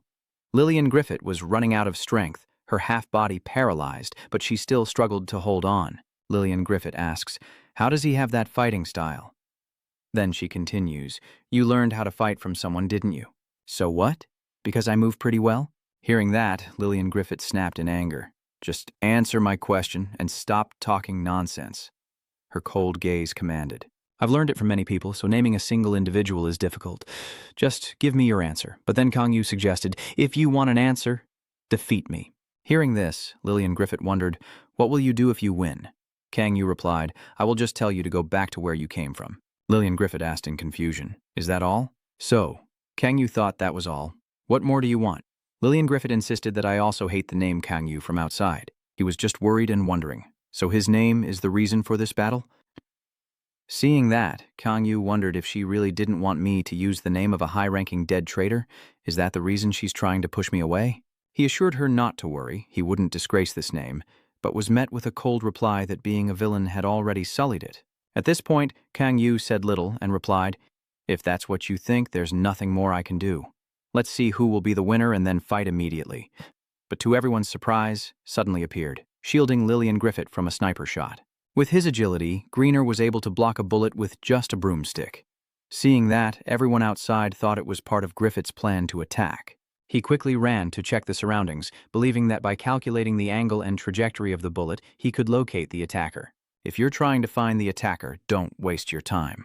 I have a feeling I know who that guy is. She gazed at the bullet for a moment, then silently thought that the special bullet was used to kill powerful villains. Seeing that, Kang Yu spoke up, "I am Gadam's boss. I can't just let this go. Who are you shooting at?" But then Lillian Griffith just stared intently at him and replied, "That guy was targeting me. Don't interfere in other people's affairs." Lillian Griffith also said, "I seem to have caused you trouble. If there's a chance, I will return this favor. You think you've won." Hearing that, Kang Yu wondered, "Do you admit defeat so easily?" But Lillian Griffith immediately left, only leaving a message. "I have no reason to stay here anymore, given your condition." Seeing that, Kang Yu warned, "Be careful, Griffith. I don't want you to die from an assassination." Lillian Griffith sneered, "We're close enough to worry about each other's safety." Kang Yu replied, "It's just because I'm nosy." He added, "I say this because I regret how the battle ended, so don't misunderstand." Now, Lillian Griffith thinks that since you said a few strange things, I should probably respond too. She praised, "This was a great fight. I will never forget. Your foundation and technique are impressive. And I also advise that if you want to use that skill more effectively, you need to be smarter. For example, predicting the opponent's movements and planning countermeasures in advance." Outside, Hui-sun was confused. Who would think a chess piece would give advice to a villain? Finally, Lillian Griffith left, saying, "See you later. I hope you have good luck in the Meek-kin match." After that battle, watching her figure, Kang Yu had some thoughts. In Gadam City, a comment echoed, "Things are really chaotic." Rick recounted that the special forces had been summoned and everyone was on high alert. Hearing that, Kang Yu wondered what had happened next, and Galato replied, "Lillian Griffith returned, and that marked the end of everything on that side." Ree breathes a sigh of relief. Then Kang Yu asks, "Anything else? I heard that she and Adam will be called to the United States." So Kang Yu asked, "Did she say anything about being targeted?" Which confused Rich, who then asked Kang Yu to recount if someone had tried to assassinate her while we were fighting. Hearing that, Rich couldn't hide his shock and exclaimed, "What? Who's that strange guy beside her?" Gato wondered if you're sure they're targeting Griffith and not you. Seeing that, Kang Yu replied, "Yes, luckily the guard failed and escaped, but it was really dangerous at that moment." At that moment, Galato anxiously asked if the teacher knew who it was, but Kang Yu thought not, although Griffith seemed to have a feeling about who it was. Rich immediately wondered if a villain was targeting Miss Griffith. At this point, Kang Yu wondered why the kid thought the culprit was a villain, causing Rich to stammer and ask, "Oh, Kang Yu, describe it." They use a special bullet designed to kill powerful villains from a few meters away. An ordinary citizen would find it difficult to use such a bullet properly, let alone shoot. Seeing that, Galato asked, "Do you think the culprit is a sniper specialist?" But then he denied that it was Adam. He's under surveillance. Hearing this, Kang Yu also thought it couldn't be Adam, that it was a more skilled sniper than him, and only one person in Korea fit that description. Now both Z and Galato are worried. Ree said, "Don't tell me that person is her." At the South Korea Lampass branch, Lillian Griffith is now sitting in an interrogation room. Even as a senior officer, you still have to follow the rules. The door suddenly opened, and someone stepped in. He slowly pulled out a chair and said that, even as a high-ranking officer, she had to follow the rules, implying that the other person believed she couldn't handle things on her own without causing chaos. In front of Lillian Griffith now is Ma Wang-ho, the senior branch leader of Lampass, South Korea. He asked, knowing well that someone like her would understand, why did she do that? Hearing that, Lillian Griffith wondered, is that why you shot me?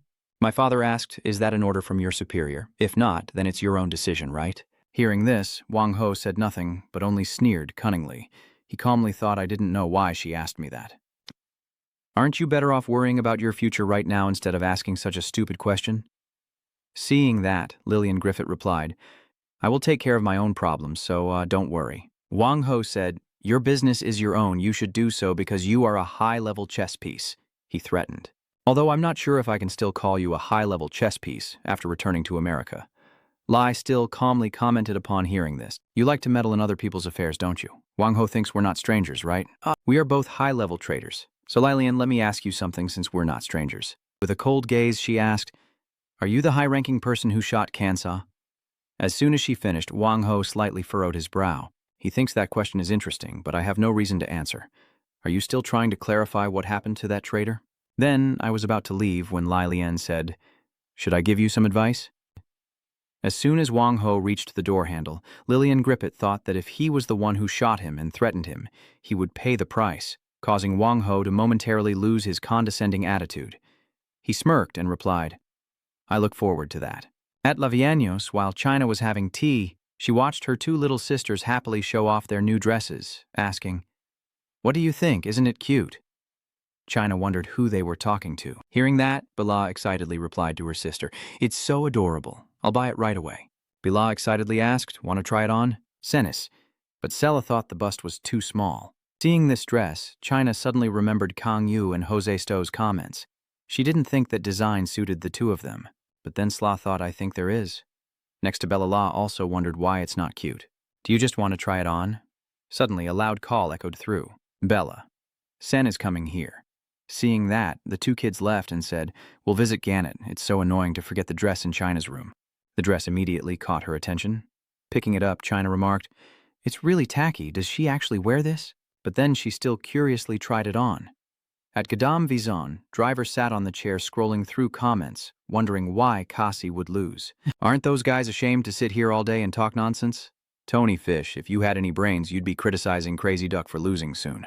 Congratulations, BC. Your money game is really strong and impressive. You sigh, finding it hard to get good comments. It seems everyone looks down on Cass. Someone even changed their ID to Discord. Then he stood up, eyes fixed on the tablet. But I think I've contributed a little effort to our reputation.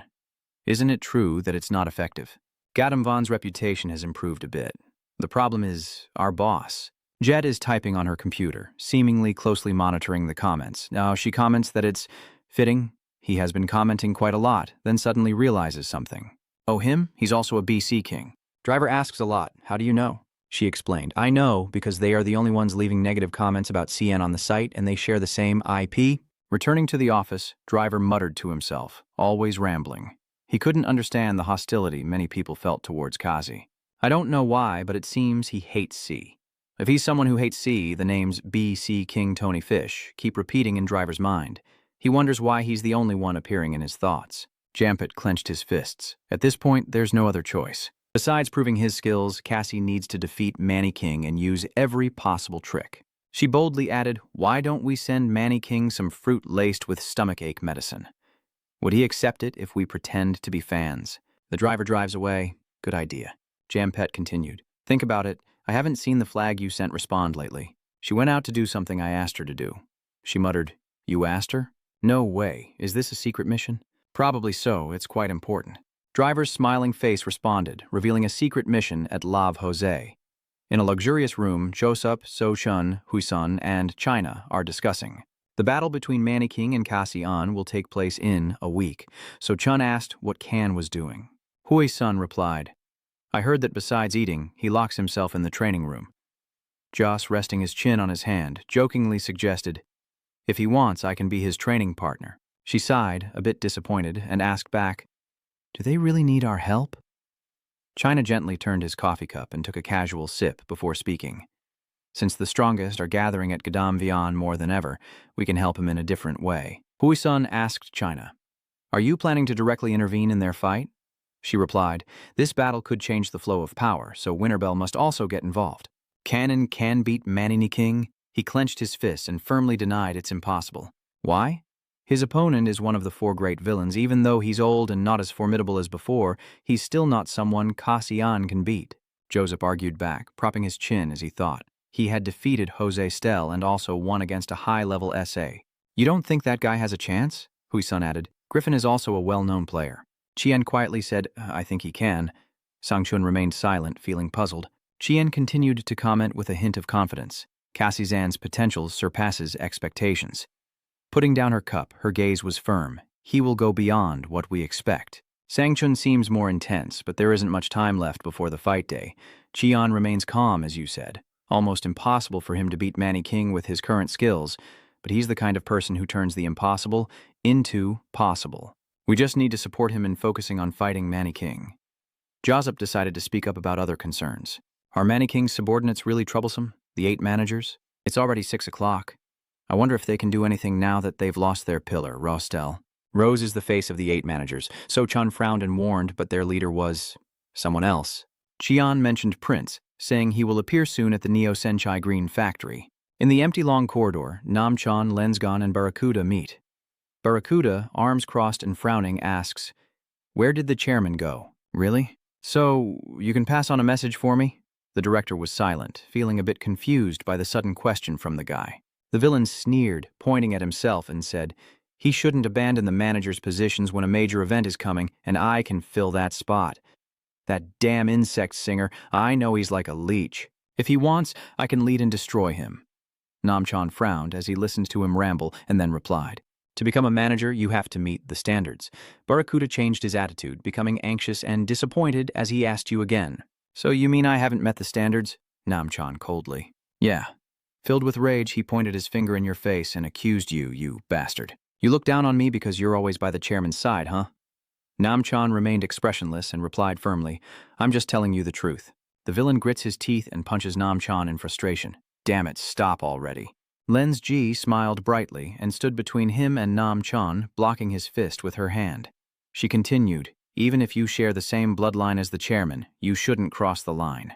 Her smile faded, replaced by a cold, determined gaze. The man snorted in frustration, turned around, and walked away saying, I will come back to see if you still talk like this then. Namchan and she stood still, watching Barracuda's increasingly annoyed footsteps fade away.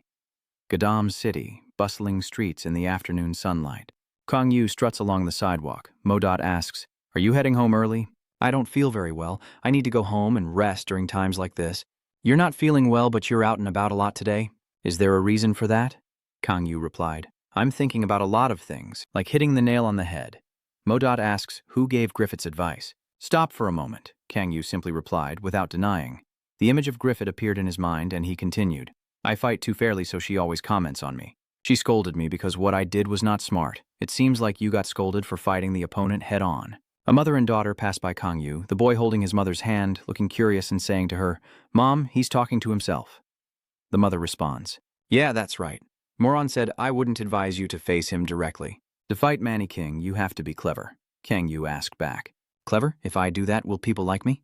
Driver told me before that I am hated. Mozo was confused and also a little worried when Kang Yu said that. This didn't matter to you before, but now it does. Does becoming a villain mean you have to endure something? You explain. Ignoring the strange looks from those around him, Manny King is also an evil person. But why are others on his side? That's not the point. The unfinished sentence was drowned out as the surrounding crowd grew more and more agitated, and just as Kang Yu was about to speak, everyone around shouted loudly, Villain, run! The pedestrians around run away, the crowd chaos and shouting non-stop, only Kang Yu standing still on the street. Mo Rot said, It seems there's been an accident nearby. Are you planning to withdraw? Kang Yu replied, Yeah, just to be sure. Mo stupidly asked again. Even if people side with Mankin and criticize you as a wicked villain, Kong Yu smiles handsome, completely different from the worried and tired look earlier. You truly believe that doing the right thing means helping others when you have the ability, because not helping is what makes you the real villain. So go ahead and shout out loud. Kong Yu and Modot quickly run through the crowd towards the accident scene as the golden, late afternoon sunlight bathes the beautiful city of Gadam. A piercing scream shattered the peaceful atmosphere as two masked villains, one in green, one in white, shouted loudly while people around them, frightened yet eager, took out their phones to record. The white-masked villain went berserk, pointing guns at the crowd, shouting, "What are you looking at? I'm the villain, so get out of my way." As gunfire erupted, and a different voice gradually spoke up, signaling that help had arrived, Kong Yu appeared in his villain form. He coldly stepped forward, grabbing the barrel of one of the two thieves' guns. "We are not thieves by nature." The gun barrel shatters and they scream in fear, "Cao Xian." He nonchalantly replies, "These guns are just toys. What kind of dogs are you?" His cold gaze fixed sharply on them, showing no less attitude than his friend when facing the imposters before him. The Green Mask team member saw the situation turning against him, so he kicked off and ran as fast as he could, shouting, "Damn it, it's him." Not letting him get the upper hand, he probably only managed to take a few steps before Kang Yu caught the coward. "Why are you running?" Cornered, the Green Mask guy threw a quick kick at Kang Yu. Suddenly, a voice praised the opponent from behind the villain. "Not bad. Quite skillful." He changed his expression, threw another punch, but was caught tightly by the wrist with a grip as strong as steel, leaving him unable to struggle. He was startled and turned around, only to be grabbed and flipped backward, pinned face down on the ground as the boy reached up to remove his hood.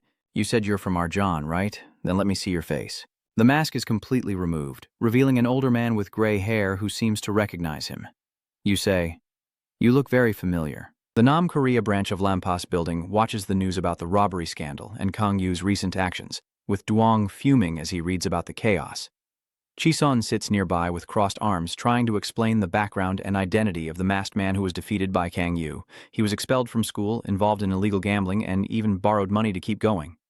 Understanding the reason behind his actions, Duong, though a bit annoyed, calms down, questioning why he would rob a bank. Chisun points at the large screen in the room, showing the blurred face of Kang Yu. But the sweat on Cha In-bel is crystal clear. She wonders, but if they hide the face, it makes sense, because everyone can tell it's Cajun. Duong replied, "Isn't it Cha In-bel's face that should be blurred? Chi-sun? Why blur it? What's wrong with Kai-an's face? He is a villain." Duong just chuckled, about to say something, but then stopped and replied, "That's truly cruel." Looking disappointed, Chi-sun slams his hand on the table and complains, "I have to do extra work because of this guy, even though it's the weekend. So annoying." "You called Yu-chan Duong, which surprised me a bit, and I asked back, 'Huh? I just got a message from that kid. He's been caught.'" Seeing that, Chi-sun also looked up and asked again, "Caught?" Duong smiled, but it was clearly not a happy smile. "I told him to enter through the back door of the room, but the sentence was left unfinished." Duong continued.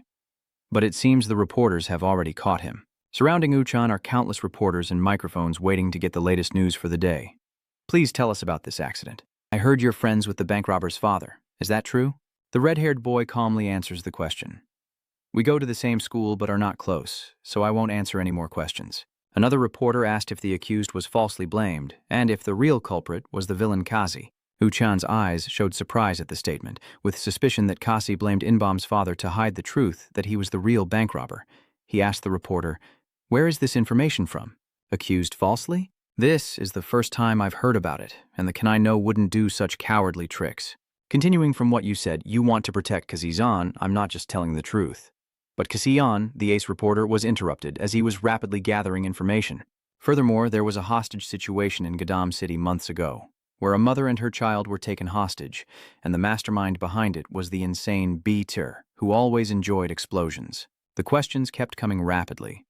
This time it's someone else's. Why bring up that accident again? Uan replied, "At that time, the one who captured Beter and rescued the hostage was C." There was some murmuring, and he continued, "Since we're talking about this topic, I'll add more. Brad Rain, the transnational serial killer. Everyone thought I had imprisoned him." The young journalist continued. "Yes, according to the official summary from Lampas, you have detained him." "Yes, I did capture Blood Rain according to the report, but I was just simply the one who caught him. The person who defeated him is the boss of Gadam Vizon Kazian." At Gadam Vian, in a modest room, Kong U and Mazo sit on chairs, their eyes scrutinizing. "What's that?" The news suddenly appeared in front of Driver and the two of them. Is he Gatam's guardian? The boss of Gatam Vion. His actions don't resemble those of a villain at all, Driver replied. It seems you still haven't checked the news, although I know you probably haven't. I think it's best if you read it yourself. Kang Yu stood up without saying a word. You scroll through Gadam's Black Knight news. Driver chuckles softly and responds. You saved the hostage from the bomber Blackster and defeated the serial killer Bladrain, who gave Lampas a hard time to catch, and stopped a daytime bank robbery, but people still call you a wicked villain. Kang Yu asked back, so this is the reason I have the name Black Knight. A series of positive comments about him went viral, but strange and nasty messages targeting Cajun from the user Thunnyfish appeared, so I had to protect Cassian from the rude words. Chromosomes. He's really crazy. Gatam's Black Knight Sahara, are you stupid for believing this? It's just tabloid trash. Tony Fish says those denying the truth are all after money. Dagu Driver watches carefully and comments. Joe's community is going crazy now. The defamation articles about him are now turning into friendly tones. He continued. Everything changed completely within a single day. Kang Yu simply replied indifferently. That's good. Driver added more because he knows Yu-chan never reads the news online. You know Yu-chan, right? That red mask kid, he's on your side. He's famous for speaking negatively about villains without hesitation, but he's also the one who revealed your contributions. Kang Yu just turned away, looking out the small, bright window. He said, he did something I didn't even ask for, really meddlesome. Mozot nearby was a bit suspicious about that statement, but he was smiling. The only thing left now is for him to win big. Driver smiled and encouraged Kang Yu. I know telling you you're a burden is harsh, but I truly hope so. Kang Yu turned around sharply, hiding his smile, and instead shooting a glare at Driver. You ask again. Really? Don't tell me you bet on me. The driver chuckled and guessed correctly. There was noise from below, and when Kang Yu peeked through the door, she saw the crowd. What are they doing? They're hanging that banner. Someone asked about the writing on the banner. What do you think? Gatam Black Knight's hero looks easy to read. Tomorrow is the day of the match at the floating building under the pale blue sky, where the eagerly awaited battle between Manny King and Cassian is about to begin. The journalists began their media activities through the old glass window. Chuaxi, looking worried, surveyed the area and muttered, even though they were reporters, they weren't afraid to step into John's role. Then she confidently asked Driver Chuak, who was busy with his equipment, who do you think will definitely win? You reply, of course it's Cassian. The red-haired girl adds, I understand you want to support him, but I want a more logical and objective opinion. Her voice was a bit high-pitched. She crossed her arms and looked at Driver, who was fumbling on the ground among a mess of equipment. Yeah, it's still Cian. You probably have your own reasons for worrying about whether Cassie can beat Manny King. If he loses to Manny King, he would have to become his subordinate, but he believes that will never happen. Chuak objects from behind. It didn't happen? The driver shifted position, comfortably leaning against the cargo box. He chuckled softly and replied, That's right, he said so. Chuak raised his voice, No way. So that's why you trust him. Driver picked up some device, fiddled with it in his hand, and confirmed that Cian is daring, but not reckless like a missile operator. Seeing Driver still joking around, she shouted, So, did anyone ever think they would lose before a fight? He asked back. Really? She sighed and said, Anyway, let's leave this to him. We just need to do our part. Pointer stepped in from outside. Driver, are you calling us? Driver replies, Come in, the timing is perfect.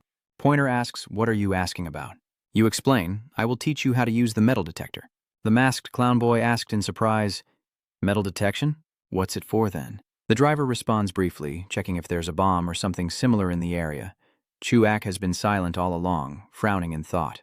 A bomb? The driver chuckled mischievously. Reassuringly, I'm just taking some precautions for safety. Ri replied that there are still no orders, so it's quite quiet. Kang Yu leaned on the wall, looked down below, and added, Even though tomorrow we're fighting Manny King, there's still no sign of any activity. Ri comments that the victory seems too obvious. Round Galatus agrees, and public opinion as well. He smirked, obviously. You're annoyed, so now you have an excuse to win. Modot looked carefully at the person next to him and said, You don't seem to be that uncomfortable. Injure HCH. What about the two of you? Rich replied immediately. Of course we want the teacher to win. You're in the middle of your sentence. Ron hesitated before finishing, but honestly, it's hard for the teacher to win in a direct confrontation with him. He sighed and said, I agree. Rich was surprised by his response. You agree? Ron explained. That's just our objective opinion. I don't think many people believe I will win either.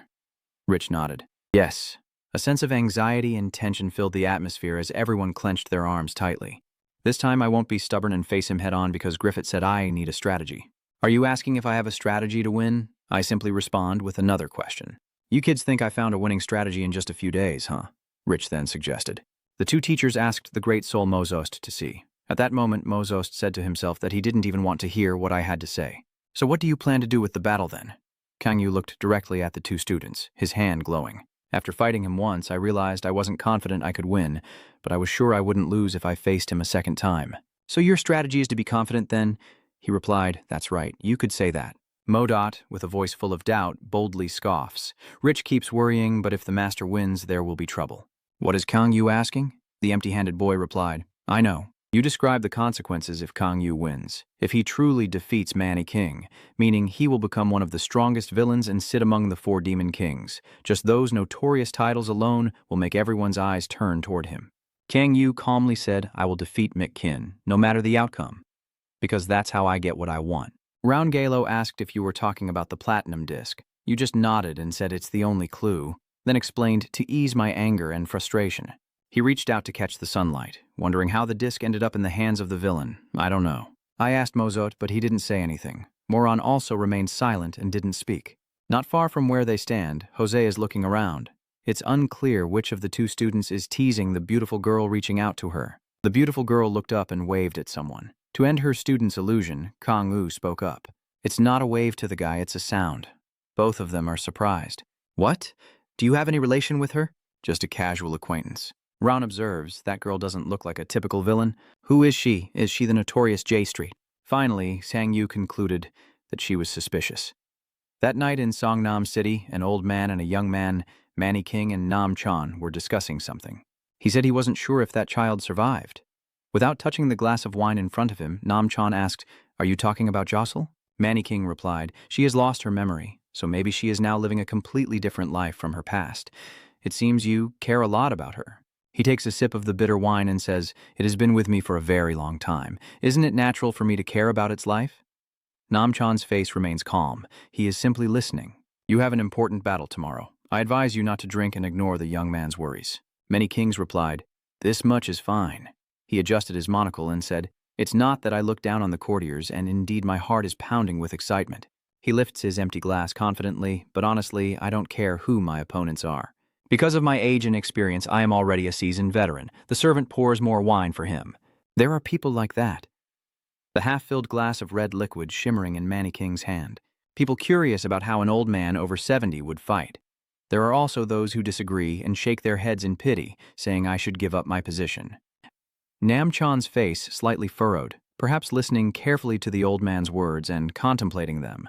Smirking and raising his glass, Manny King truly exudes the aura of a seasoned fox. I will treat that as a warning and show them that they should be wary of the 4 evil kings, especially me, King M. The match between Manny King and Kasi will take place at the fragile betting table. As they moved past a row of cars, the group checked carefully. Bohr said, I don't see any cameramen at all. This time they won't broadcast it like last time. This match will take place without being aired. Chu AC crossed his arms and shook his head. Do you remember what happened last time? Last time they almost died because of filming that scene. She frowned. Today's match will be on a different level. So what about those reporters? She replied, well, probably just writing down backup wishes in case something happens. Botter feels worried. Shouldn't we also be careful? We've been through this before, so they'll know what to do. That noise is Cajun. A series of attention shifts as Cajun, Driver, and Break Ghost enter.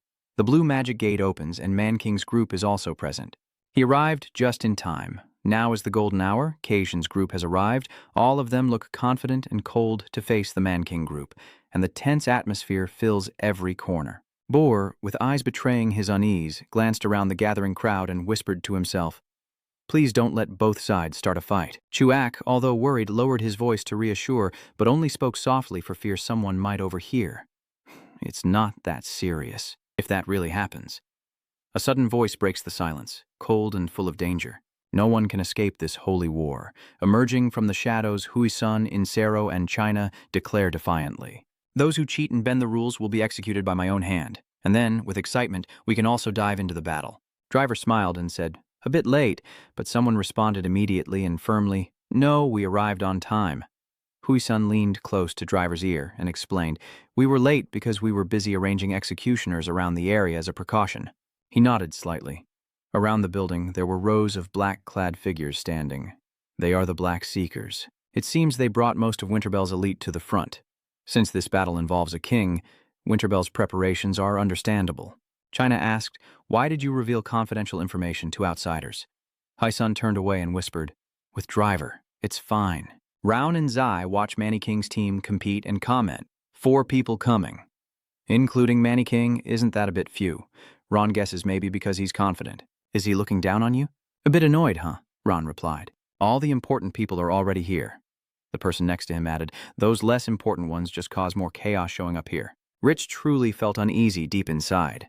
But nonetheless, Ron reminded his companion seriously, don't let something trivial make you forget the core reason we're here, to observe how a master warrior faces one of the 4 evil kings. Ree replied in a softer tone, I will complete the mission properly so you don't need to worry. Ree carefully observes and tells his friend to look at Namchan and Lensgirl as he watches them walk. Does he have any doubts? Ron responded strangely. Yeah, my senses warn me that they are not ordinary villains. Namchan looked up sharply, his piercing gaze fixed on them. Ron, a bit surprised, said, Are we caught eyeing each other? The person beside him whispers, We've already hidden our presence. The man smirks, smiling as he hands the luxurious shirt to Namchan. Lingerie still clipped on his hair casually, he's starting now. Namchan took the shirt, bowed his head, and replied, I hope you have a good time. He chuckled softly, saying, Who knows if it will be interesting? Both are so boring they annoy me? It all depends on Cassian. Cassian calmly observed, confident that if things went as before, it would be very different. Old man, you go next. Let me speak first. Give it your all from the start, or you'll regret it. The man sneered back. Same as always, you little punk with a dirty neck. Then he added, I guess words aren't enough to provoke me. Cassian replied with a mysterious smile. That's good then. Then he warns, don't blame me because he was careless. Hearing Cajun provoke his opponent, Modot himself was very worried. The old man confidently replied, I promise you I won't complain at all. He raised his hand, surrounded by blazing red energy. Then I'll start now. Cajun charged into the battle outside. Nam secretly thought he really plans to fight head-on again. That's just stupid. Is this confidence or what? A skill called explosive punch. Both sides clash fiercely, constantly unleashing deadly moves and skills to overpower each other. Your kick sparks like lightning, targeting Mankin's vital points but is blocked.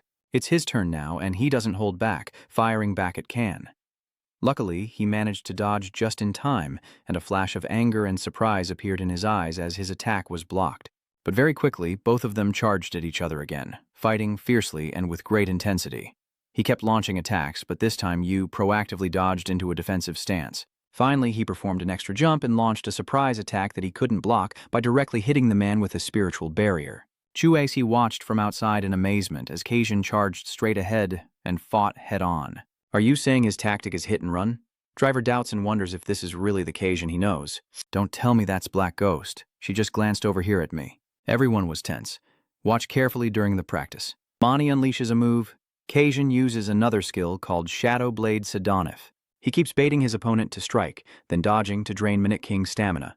A bystander observes and steps back. Seeing that the opponent had exhausted himself and the situation had stabilized, Casian charged forward fiercely, using all his speed to unleash shadow acceleration. He kept moving, tightly circling the old man with his fists and speed. M was so angry that he could only utter your name. He charged forward immediately and launched an attack. Ree looked at the screen in admiration and said, that was clever. The teacher's strategy really worked. Ron replied, yeah, the development went exactly as we predicted. Honestly, Hidenzun isn't anything special, Rich added. But if it's the teacher who does it, that's a different story. During the time he was messing up the game, he was stubborn and always fought head-on, like a bullet rushing forward. Mankin will definitely be surprised by this change.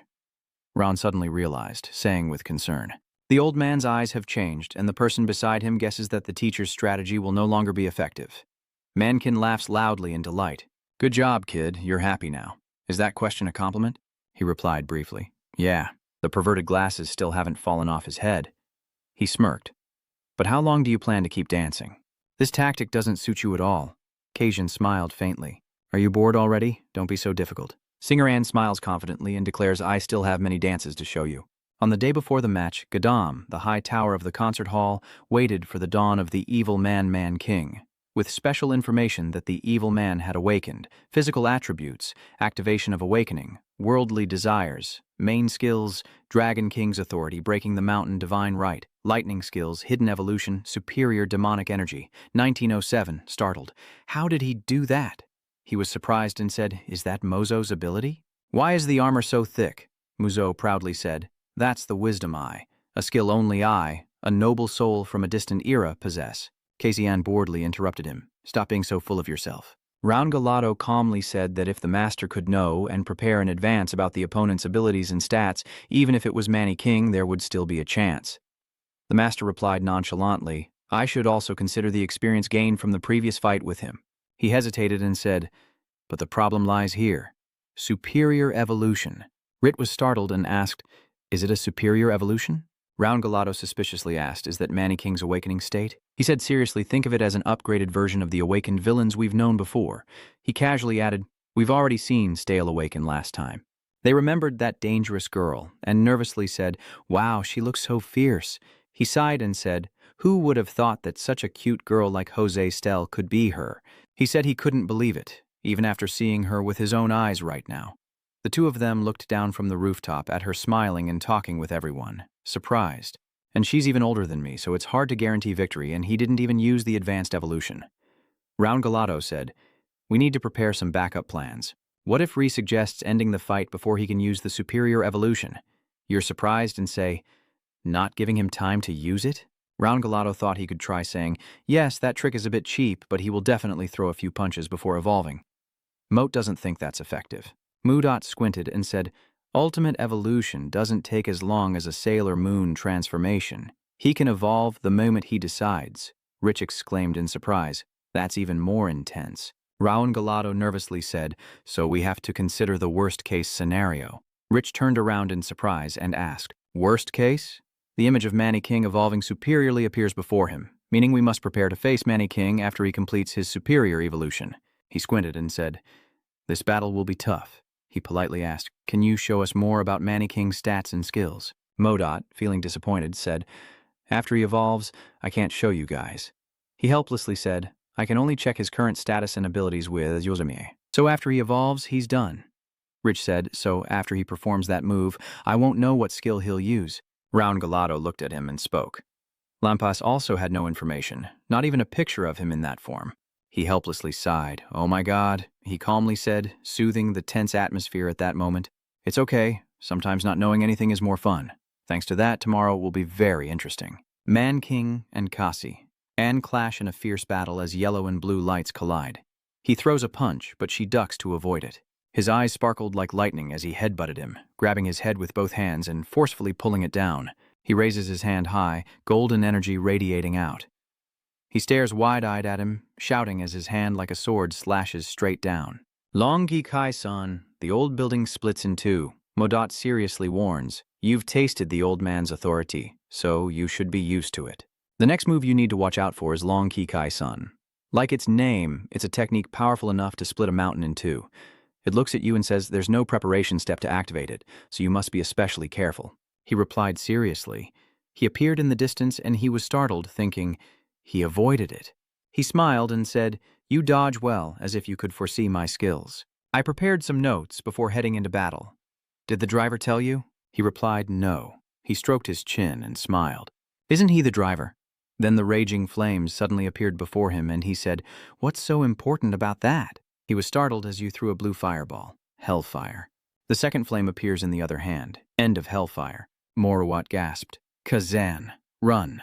He widened his eyes as a blazing red palm strike rushed toward him. King Espan. The savage energy causes rocks and dirt to fly everywhere, as Chuak raises his hand to block the surging energy wave while she moans. The fierce whirlwind swept up Mount High as China quickly held onto her hat. She crossed her arms and praised as her cloak fluttered. "Impressive." She looked at him covered by a red shield and said, In that brief moment, the old man created a barrier with Namana and immediately counterattacked with his royal authority.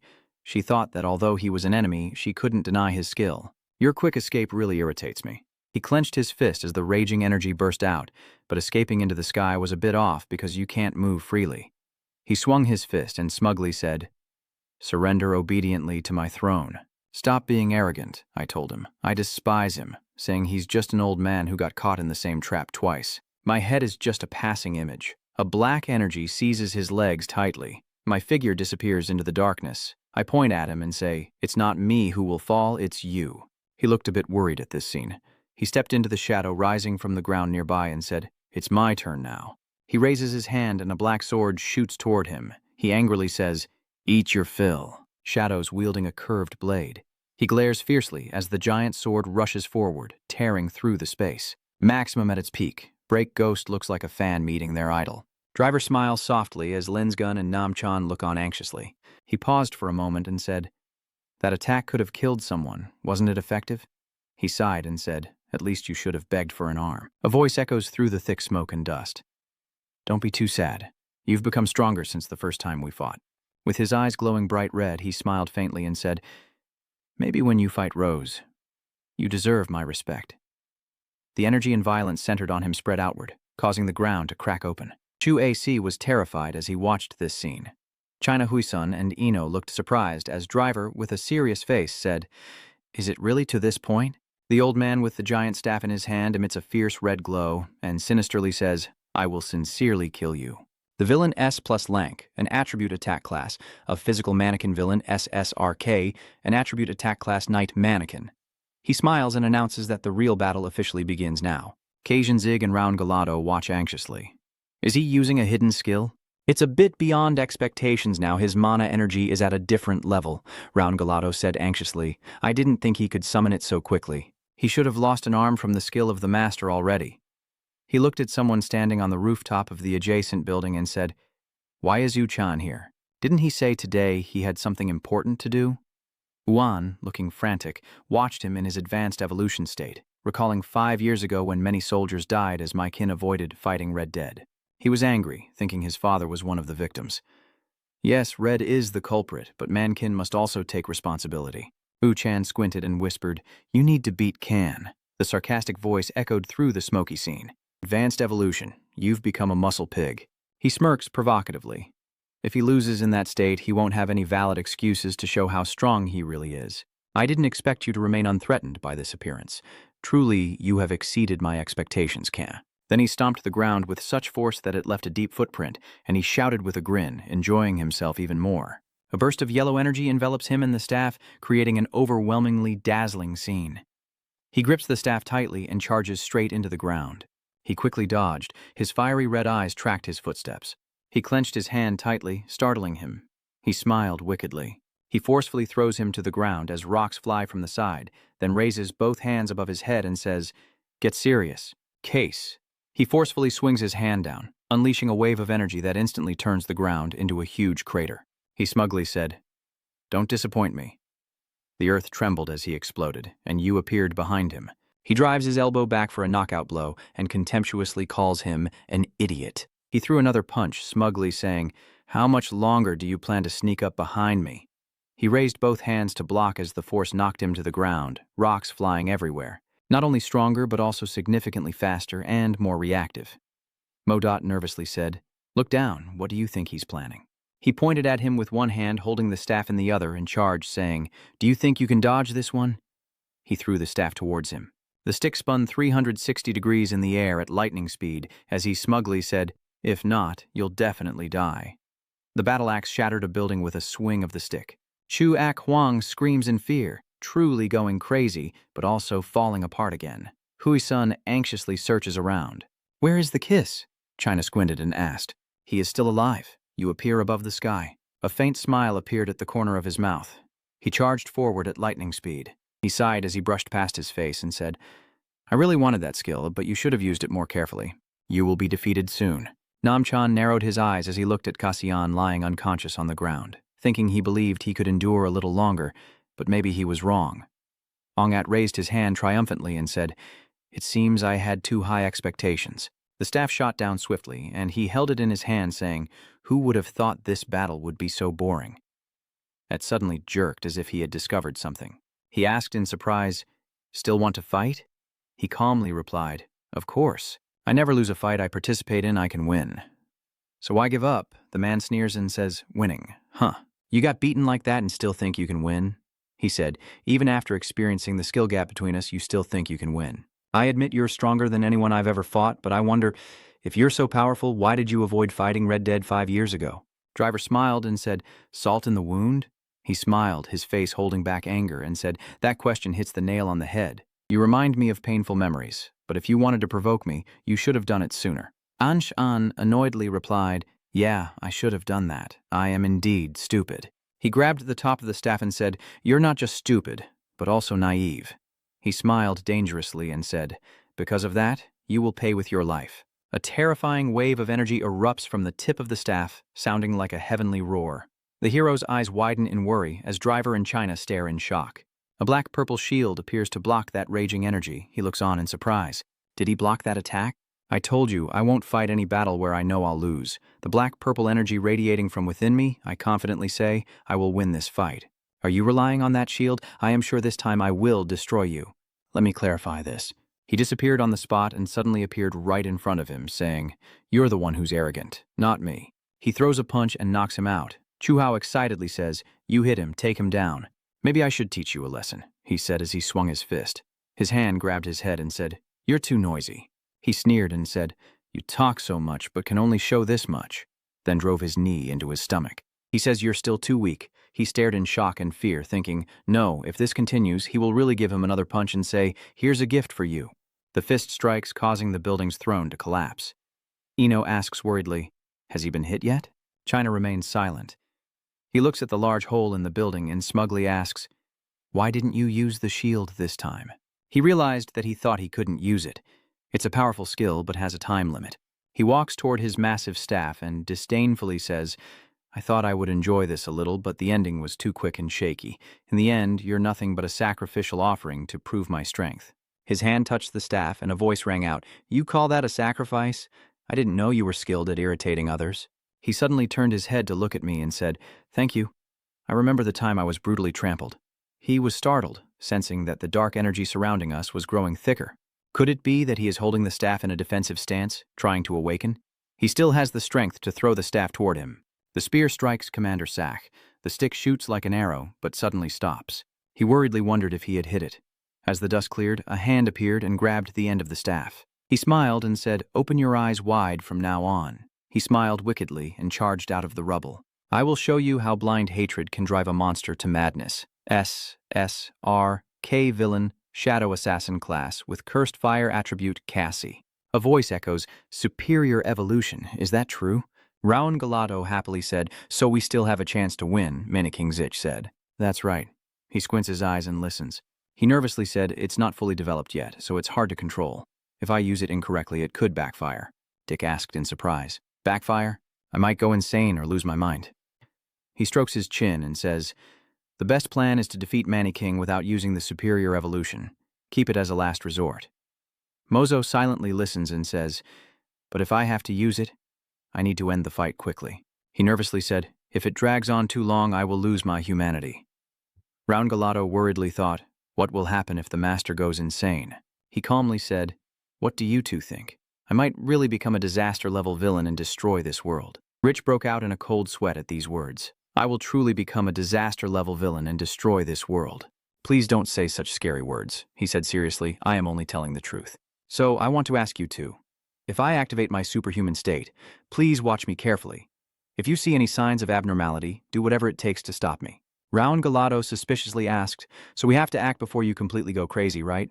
But can the two of us stop you, who are in a furious state? Driver's calm face appears in his mind. Na says, there are 3 of them. I already told Driver too. He always smiles, but he's a trustworthy person. Chuak is surprised. What are you looking at? Boar nervously said, the appearance of Khan has changed. Huisun exclaimed in surprise.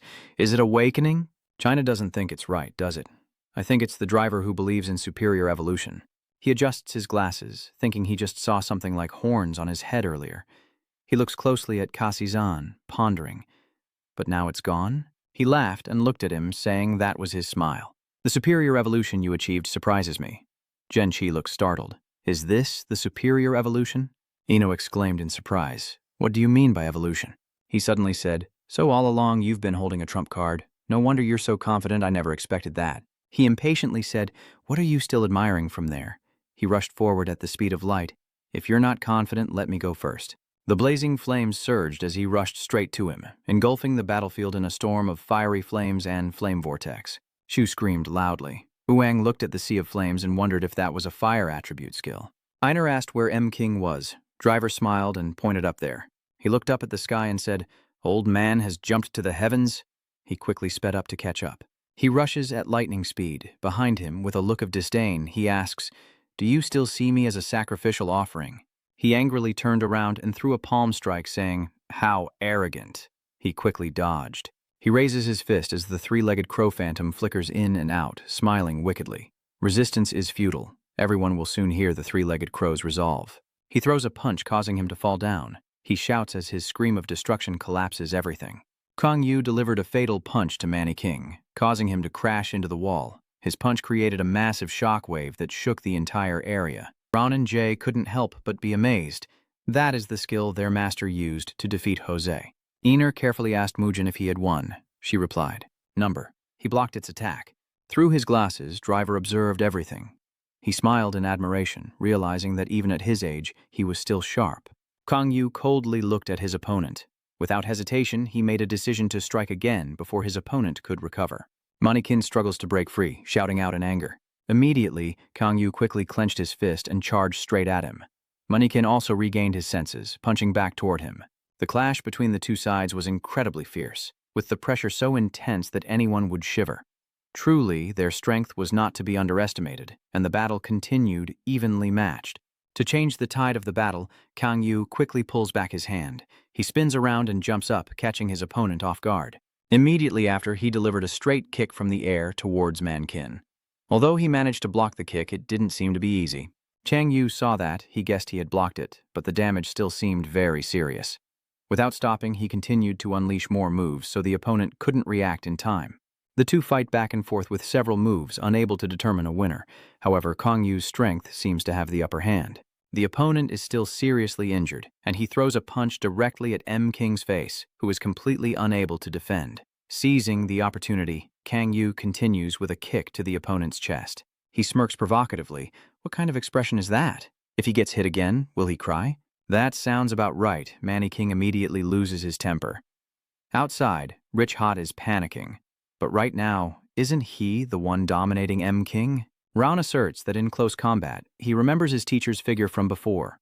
No one can surpass the strongest because his teacher is the strongest. During the battle, Manny King angrily charged forward. He shouted loudly in nonsense. Kang Yu, while blocking the attack and provoking the opponent, I wonder if he's still finding this fun now. Kang Yu is no longer joking around. He suddenly charges fiercely at Manny Nijing. In the moment he wasn't paying attention, it was already too late to change everything. The four great villains, you unleash your final move to end this fight and destroy crewing running away. Kang Yu coldly said, "Just a mediocre level." As he finished, Man King was knocked out. He was completely buried in the wreckage from the recent battle. The fight was over, and the victory belonged to Kang Yu. 5 years ago at the Neo Senshi Green Factory, Mannequin Namni was enjoying a glass of expensive wine. He seems to be talking to another guest. He asked, "You say I just need to observe." Count Winterbell, the 26th head of the Demon Sword Clan, replied, "Yes, I will take responsibility and handle this matter." Manny chuckled ambiguously. He asked, "Do you plan to negotiate with Moran?" Yunsong replied, "Yes, Manny King doesn't understand what this action is aimed at." "Are you really sure you need to get involved in this?" In Yunsong's mind, a figure appeared, and he said in a deep voice, "The more the conflict between you and Moran escalates, the more negative public opinion about the villain will grow. And that's exactly what Lampus wants. He insists that in the end, Lampus will be the one to benefit, right? As the ruler of Winterbell, I can't let that happen. Manny King doesn't believe. Is that the only reason? Is there any other reason?" Manny King said. "For example," he pauses for a moment before coldly saying, "You think I would lose to Moran, for instance?" Yunsong calmly admits that could happen, but the lottery ticket I bought is not for Moran. Manny King said straightforwardly, "You still have a chance to buy other tickets, right?" Yunsong countered, "I don't plan to do that. No matter how strong the wind blows, Tai-sun won't move. I want to ask you for this favor.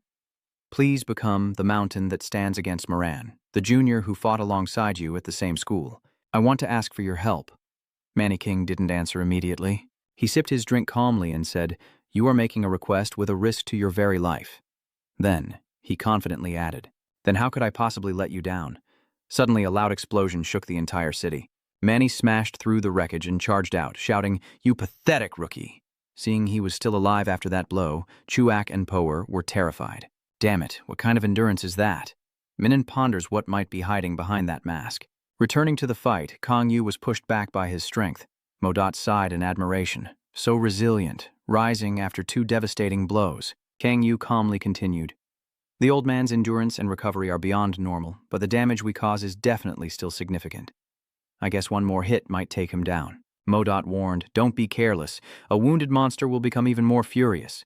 Kang Yu knew this well. He gathered his strength and affirmed, I am not careless. I also find myself in a dangerous situation, and my desire to destroy is becoming more and more apparent. Summon the evil spirit to Tumsam. Kang Yu immediately rushes forward, determined not to let him succeed. It's over, Mannequin sneers. Is it over? The dirt wall suddenly split in 2, revealing the sharp sword inside. He laughed loudly. No way. Unlock the seal. That sword is the Celeste General S, the divine sword of the heavenly general. Holding the sword in his hand, he said triumphantly, You can't handle the heavy responsibility I bear. Kang Yu leapt up, appearing right above Mannequin. Gang Yu coldly said, If that's the case, I also have a little preparation. Immediately, a giant sword appeared in his hand, the gigantic Doom B sword. Kang Yu and the celestial sword rushed towards Mannequin to end this battle here. Mannequin charges with his sword, and the sword emits a tremendous power. Then he rushes straight at Kang Yu. Kang Yu also does not stay passive and immediately counterattacks. Mannequin and Kang Yu immediately clash in midair. Mannequin launches an attack. Dragon Slayers fiercely confront Long Tram. He tightly grips his sword and swings it straight at Kang Yu. The sharp blade grazes his cheek, and he immediately counterattacks with a punch. Mkin quickly draws his sword to block. Immediately after, both of them continued fighting fiercely, making it impossible to tell who would emerge victorious. The incredible source of power they emit truly makes anyone tremble. They keep fighting each other, with no one willing to back down. It truly is a fierce life-and-death battle. The two of them are evenly matched, and the outcome is still undecided. Suddenly, Kang Yu hesitated. Damn it, my demonic energy is running out, and the size of the jade blade is shrinking.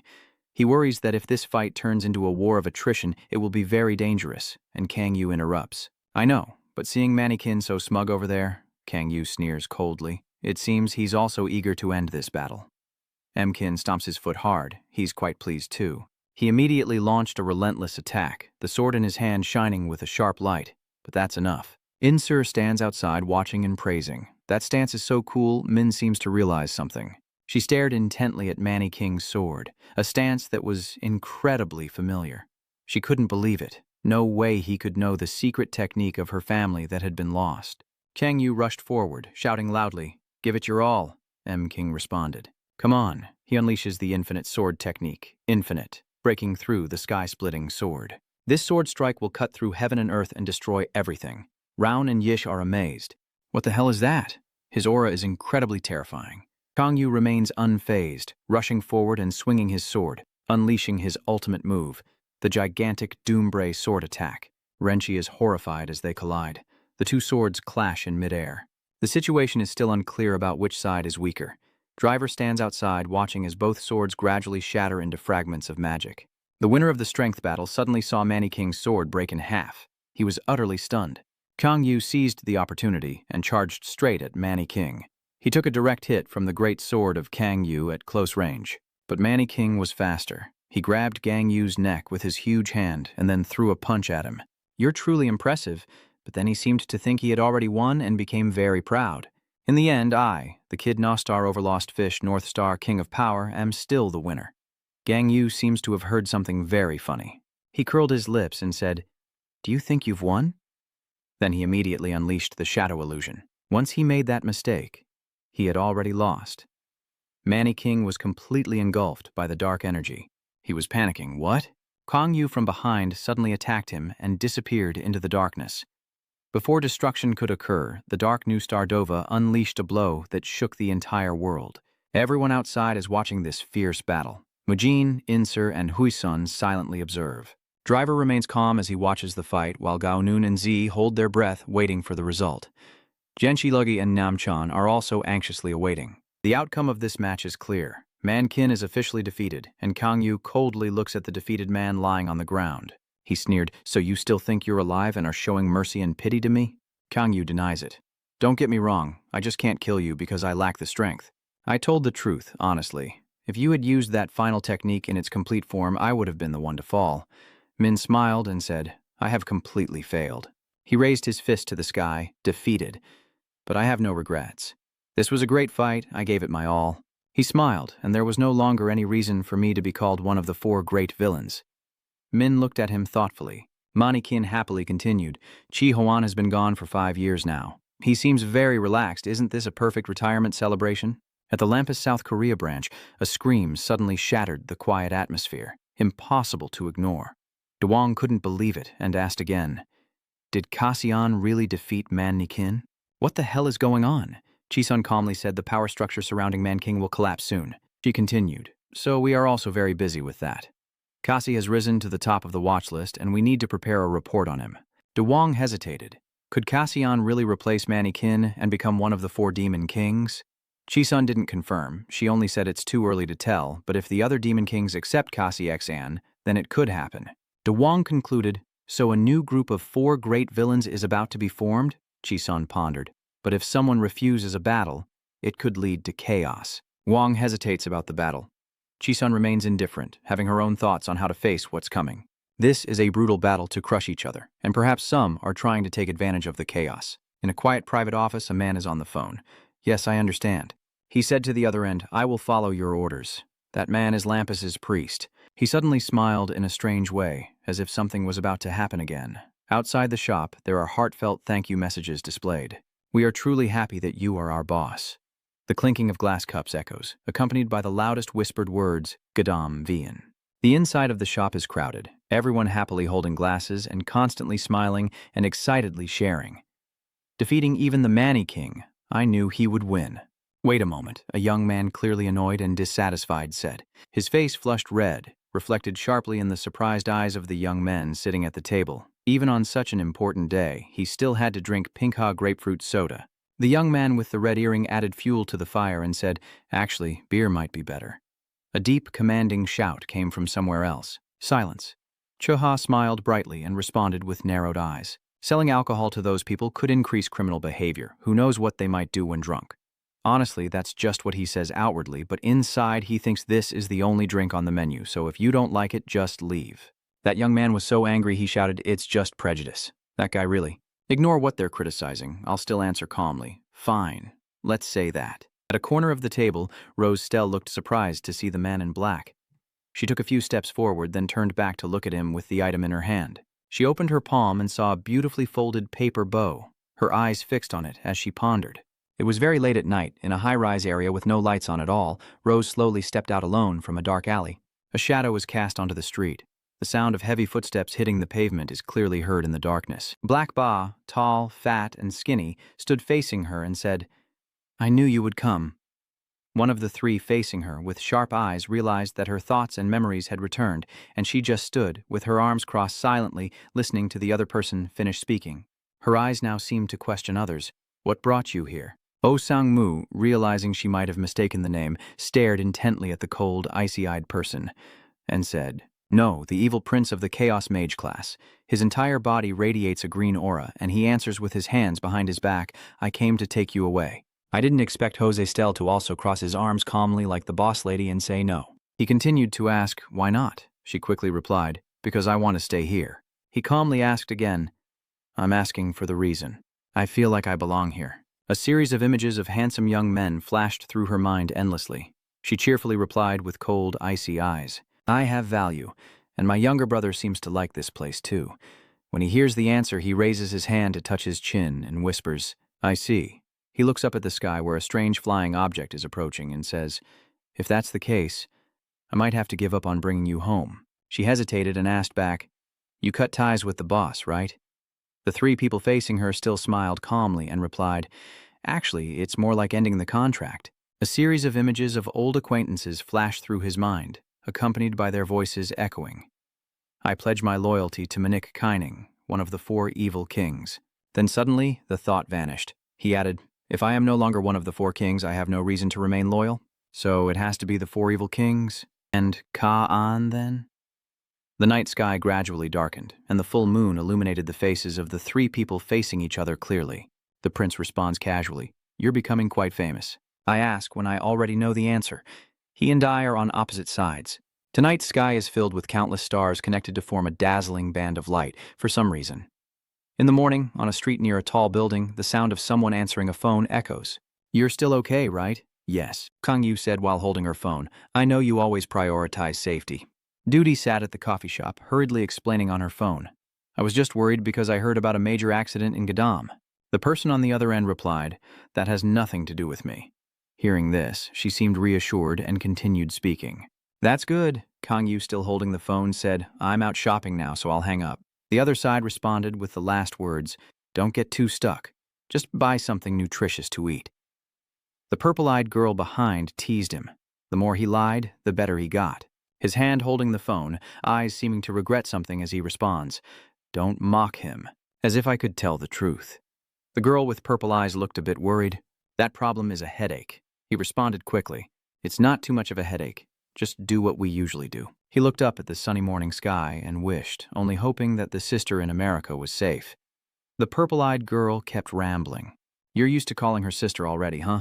You sound so shy that he told you to shut up. After thinking for a moment while still playing with his phone, he said, it's not like I lied about going shopping. As he approached a tall building and looked up, he wondered, that must be where Manny King lives? A blinding flash of light streaks across the building. Inside the room, a man places the box on the table and says, this is the promised item. Kang Yu calmly sat in the chair and asked, can I check? He and the purple-eyed girl looked very carefully, thinking to himself, it's real. He turned away, still holding the item in his hand, and said goodbye. So it's over. Are you leaving now? Why stay here when the person behind you is leaving? He gently tapped the glass and said, this isn't something everyone knows, but you do. He sat in the chair, his eyes showing curiosity. How do you know I have the platinum disc and why do you want it? I only turn back with a half smile and say, that question isn't free to answer, one more rematch. The old man quickly dismisses with a wave, I'm still recovering from yesterday's wounds. He was about to leave, but had to turn back after hearing him. But let me give you one last piece of advice, man. I feel like my chest is going to burst from how much the old man talks. His hand holding the glass of water raises to drink, then slowly analyzes. The owner of the platinum disc means... A tall guy stands with his back turned, surrounded only by darkness. It reflects his explanation. You have become the target of absolute forces of the world. Mr. Tay still holding his glass of water, he continues to speak. Cassian, I'm curious to see which path you will take from now on. The bright sun shines over the Gadam Vazan sky outside as a sleek supercar appears. A person in white quickly steps out and raises their hand to shout, My love, it's me! The driver gently touched her mask and comforted her. A long journey like this must be really exhausting. Ko Jiao coquettishly said, seeing his face made all her fatigue disappear. His hand took the stack of documents as she spoke. Here it is, the thing you wanted. I also put the item I received from Dr. Rotless there. He asked in surprise, the 4 evil kings? Rotless? He quickly opened the paper bag, his eyes suddenly showing surprise as he held the round object in his hand. Examining it, then without hesitation, asked Jiao Flag. Did you fight Ru? She quickly replied, No, I just received it. It seems they had planned to give up on it from the very beginning. A person nearby looked at the driver with curiosity and asked, Wait, wasn't that already discussed? He kept his eyes on the object in his hand as he responded. I only knew they had something planned for me, but I didn't expect it to be a platinum disc. When I realized something was wrong, I immediately asked Ko Jiao if something had happened to Rotless. She looked up in shock. Now that you mention it, I realize something's not right among us. Her hand points to the paper bag. You're not planning to check what's inside, are you? He softly says. The main dish should be enjoyed slowly. His hand grips the item tightly, never taking his eyes off it, while his ears still listen to Ko Jiao asking, But why do you want to investigate that? He looked at and read each word on the paper in front of him. Cly, a world-class CA, then slowly answered, What we see. And reality might be different. My thoughts are now a bit dangerous. My eyes and hands never leave what's in front of me, because uncovering the truth is my passion. One morning in Dalawa, a suburb of Washington, 2 cars are driving along the road amid loud voices. The convoy number 7 just passed the corner of Don Street. What is the villain's identity? The response is, no problem. As soon as it ended, the 2 cars ahead collided and shattered into pieces. The 2 officers broke out in a sweat, trying to figure out how to handle the situation. An attack? Report to headquarters first. The police and the enemy locked eyes, and the police pointed their guns at the enemy with a stern voice. "You bastard. The opponent is so big that just one hand is enough to block the bullet." After a moment of counterattack, 3 people supporting each other walk closer, and the masked person shouts, "You idiot." At this moment, the clown's face is no longer a clown's, and he can only say one word: bro. This is an S-rank villain, a class ice mage of the Cloud attribute. Raph looked at the person in front of him with fear and asked, "What? Does the boss know I got caught?" The ice clown's voice is annoyed. "Big brother told me to come save you." Frost clown grits his teeth. "Let's go before the police surround this place." Raph's face turned pale and his voice trembled. "Wait, if I leave now, the boss will kill me." The clown glared at the opponent and said sharply, "Isn't it obvious? You deserve this." Raph pulls at his shirt, begging, "Please, give me a chance, I can't die like this." He asks as if he's cursing. "What kind of stupid game are you playing?" RF's hands rub together, his cunning eyes explaining, "I will give the boss a gift. There is something I have my eye on not far from here, and it will definitely be a great gift." At the Senshi Green factory, a glass with a golden hue has already been prepared. Mankin sits comfortably in his chair, facing his subordinate, savoring his glass of wine. The driver on his shoulder, carrying a weapon soaked in the smell of blood, said, "Stop provoking us or you'll regret it." He remained calm, sipping his drink, and thought to himself, "Driver, you were right." The glass is placed on the table in front of his subordinate, but his thoughts keep echoing in his mind. Why did he choose someone who looks like a kid like Cassie-zan as the boss? Can I no longer sense these things? My subordinate gently reminds you, sir. I think you've had too much to drink. He closed his eyes gently and replied, "Today is a good day for drinking." The subordinate calmly said, "You haven't fully recovered yet. I think you should drink less for your health." Then he slightly bowed his head and added, "I have something to say to you." The images of the 2 villains gradually appeared, illustrating the conversation. He asked about the foreman, right? He continued, "So you already know Guy, Bungai, and Rathel. They said they would follow the prince and return their foreman badges." The index finger tapped lightly, as if to voice their thoughts. Lengon probably also followed them, so now only Junichi and the Iron Bast remain. He reaffirmed, "Surely they have also made an offer to you, right?" He quickly added, "I refused." He listened to the subordinate's decisive answer with a cunning smile, stroking his chin and thinking that perhaps he still found me useful even though I am no longer as strong as before. It's probably been a long time since he felt this free. "Stop freaking out and surprise me, Prince." In the small kitchen, Mose kept asking nervously, "Are you okay?" There was no response, so it continued. "The burden on the body during the process of transcendent evolution is indeed very heavy." He still speaks slowly about his feelings. "I need to overcome it." "Dumb as it is," and Tam calmly answers, still as composed as ever. "It recalls that terrible fight and analyzes it. Through the battle with Manny King, you gained invaluable experience. The data you've accumulated will become a huge step forward to overcome future difficulties." Kang Yu looked a bit puzzled. "Difficulties? Are you referring to the world-class powers that Manny King mentioned?" He confirms it. "That's right, since they are also after the platinum plate you have." From putting rice into the bowl, he gently replied, "I should be the one thanking them if they come here to take the platinum plate, so I don't have to go looking for them. It's like adding the ingredients for a mixed rice dish into a bowl. My only task is to mix everything well and eat it all." Once the mixed rice bowl is ready, he said, "I'm leaving," and Modot sarcastically replied, "Out of everything you've made so far, this looks the most like food." Anj Nan Ha picks up his phone to take a picture of the rice bowl. "I'll take a picture and send it to my sister." Modot, seeing this, looks bored and asks, "So that's why you made the mixed rice so late? Because of Vespna?" The screen shows an image of a bowl of mixed rice and a message saying it's from the restaurant. Kang Yu replies that she made it. His sister read the message and had to say, "Well done." Suddenly, the craving for mixed rice hits Du Di and she laughs. She also wants to eat. A deafening explosion rang out and the phone was shot out of her hand onto the ground. Raph, holding a gun with a sinister smile, is claiming this spot. There's the sound of footsteps approaching, accompanied by a voice saying, "You really are my sibling, but you're truly a fool." Around Raph, his accomplices are talking among themselves. Why the hell would you attack a restaurant? He hesitates out of embarrassment and replies, "The food here is very good. I plan to use this place in my great kingdom."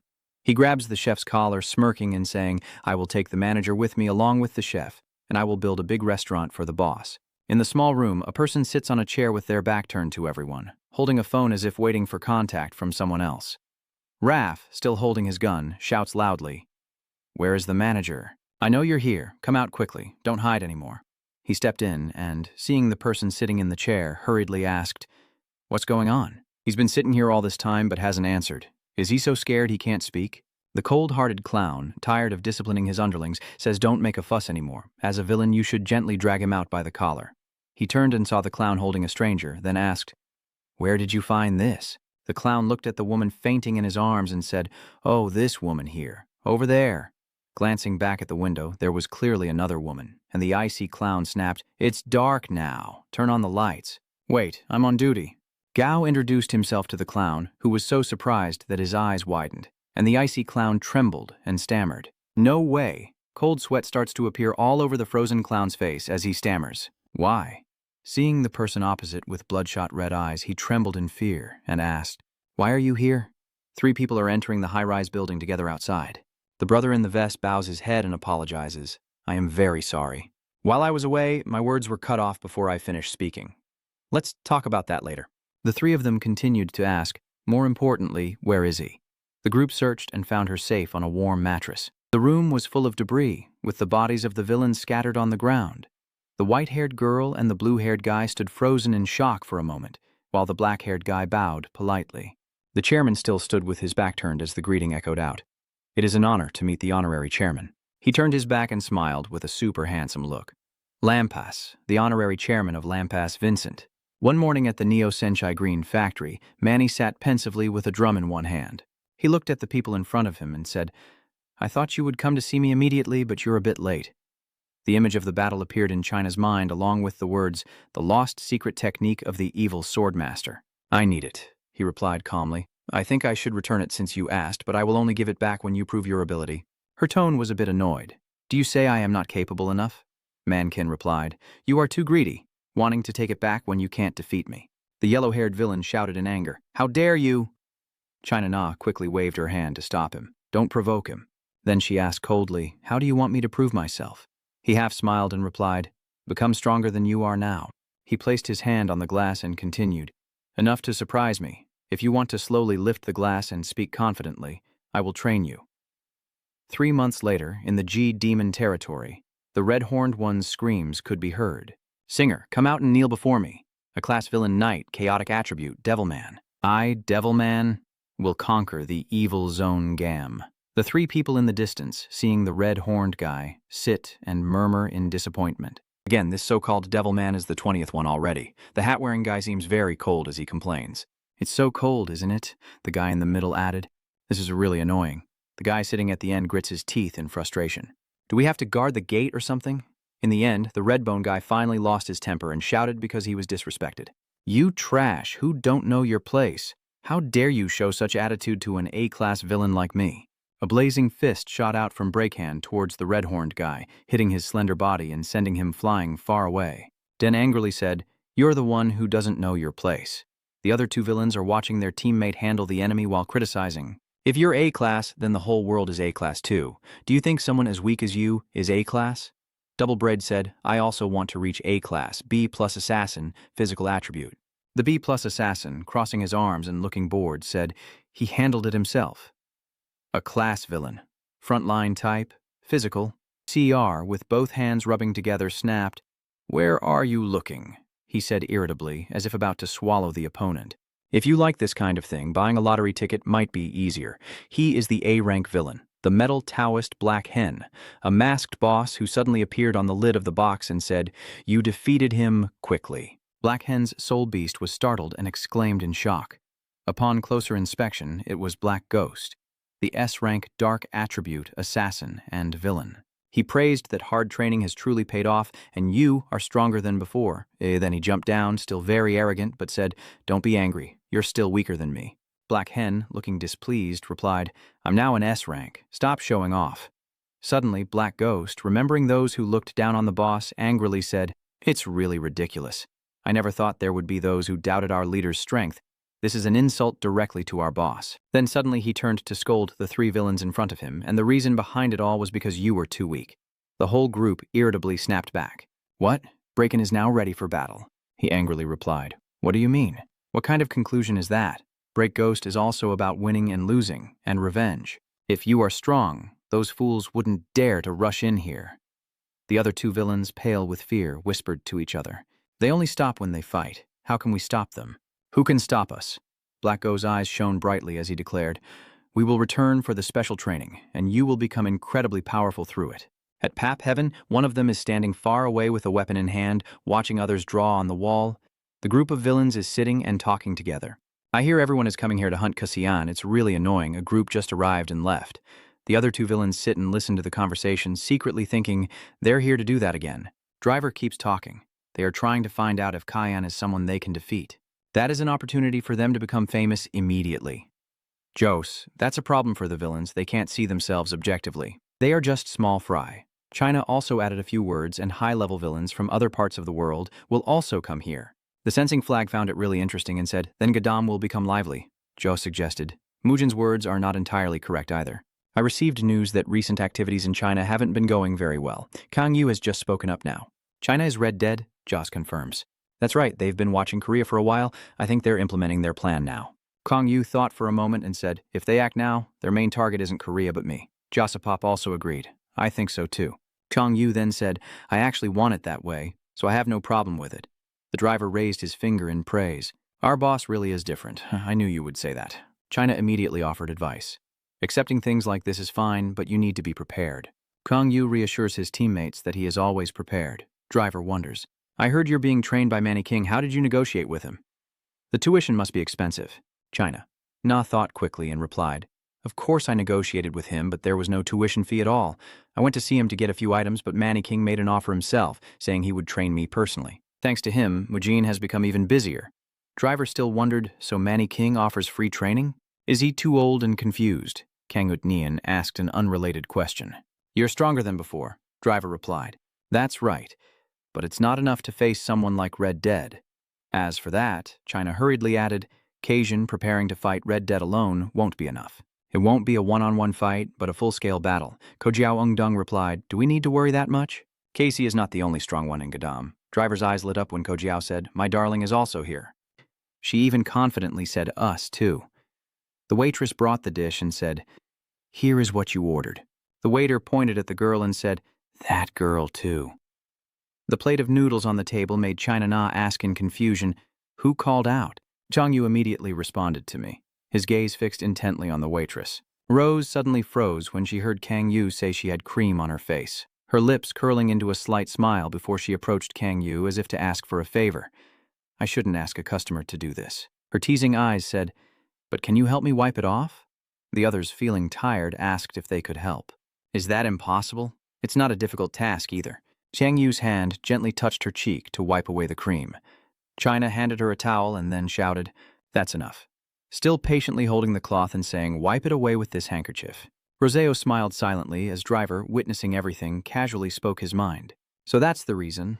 The flag bearer gently called out, "Sweetheart, your face is also covered in this cream." Rose turned away and walked off, making everyone unable to look away. Joseph quickly called everyone back with a few words. The story was interrupted. "I have a matter to discuss regarding superior evolution." Kang Yu seems really craving noodles, so she asked back, "Why suddenly bring this up?" Rozop explained, "I know this is a difficult request, but to help everyone develop, can you give us some tips on superior evolution? It's not that difficult after all." Joes replied, "You mean?" The words just spoken seemed to make her realize something, so she hesitantly asked, "Wait a minute, what?" Kang Yu sat quietly watching others argue. The driver confidently continued, after some practice, "I can do it now." One evening, Trang Kuyet's gaze illuminated everything in a very hazy way. The cargo ship is docking with many tall crates illuminated by lights, as a series of police cars arrive with sirens blaring. The two police officers shine their flashlights as they walk and chat. "It's so cold, isn't it colder than usual today?" The other man turned to ask, "Why are you so sensitive to the cold weather? You should have dressed warmer," but he was suddenly called out. Suddenly, the two police officers turned back to ask the person behind them, "But there was nothing serious going on, right?" The man in black replied, "I was only ordered to check around the port." The police officer wondered again, "Do they really make a priest do such things?" The police officer nervously shone his flashlight around and asked, "So don't tell me some villain has escaped?" The bespectacled guy smiled and replied, "It's just a routine patrol." The two officers breathe a sigh of relief and smile, saying, "Thank goodness, having you here makes us feel more at ease." A shadow stands on top of a cargo container unseen, listening to the officer say, "If a real villain appears, ordinary police like us won't stand a chance." That dark figure still stands still in the midnight. During the day at Vesperna, Doody, holding a bunch of beautiful yellow flowers, was walking when suddenly she saw something ahead that surprised her. A person with long pink hair approaches and says, "Hello, manager," and cheerfully asks, "What kind of flower is that?" Doody squinted and replied, "It's Vantho chrysanthemum. I liked it so much I bought it, got a 40% discount," and carefully looked at the chrysanthemum flower on her. Doody happily took out one and held it out to In, saying, "Here's a flower for you." He hurriedly replied, "Thank you." Doody watched him stare for quite a while, holding the flower and admiring it. Then In thought to himself, "I'm glad to see her so radiant." He continued, remembering that wedding day has been completely erased. The man behind replied, "Unless someone intervenes, it will be very difficult to recall." "What did I gather about Manager Do?" He handed the documents to In and said, including all the information about her residence in Gadam District, Seoul, Korea. In took the documents and replied softly, "Well done. I heard she has a younger brother who is about to graduate from high school and is preparing for college." He walks slowly and then adds, "I hope they won't get caught up in unnecessary trouble." The man standing behind earlier seems to be reconsidering his words. There are voices outside the tall building saying, "Training so early," as Moro looks at Kang Yu and asks, "It's been a while since you went out at this hour. Did yesterday's events motivate you?" He replied while putting the weighted ankle on his leg, "It's strange that you're not concerned. I had to risk my life and train hard to be able to do that." "So he managed to do it so easily after all?" Mut asked in confusion. "Driver is your ally. Isn't he upset to see his ally become stronger? Trusting that demon blindly is very dangerous. You can't tell what he's really thinking." Moat chased after him and asked again, "So, from what I see, he seems to trust you quite a bit." He keeps running and explaining, "It's because you have an eye that you can't see clearly. More than an enemy, an opponent." He answered the last question, then ran off quickly. "I don't care about those things." His legs kept running tirelessly and his face showed no sign of fatigue. China runs in the opposite direction of him, looking beautiful, with dumbbell weights on her hands and feet. They meet awkwardly. "We keep running into each other. What a coincidence. Do you usually run at this time?" He replied, "You do too?" China Na, modestly with the dumbbell in her hand and on her foot, said, "I also enjoy light jogging." He looked at her for a moment, then replied indifferently, imagining her gentle image along with a few words, "Do you want to run with me?" Watching him turn his back and continue running, China called after him, "If your legs hurt while running, I can carry you." I didn't expect him to just say 2 words and leave. The 2 girls secretly watching from behind looked a bit proud. There was progress in the morning at the lamp branch in Korea.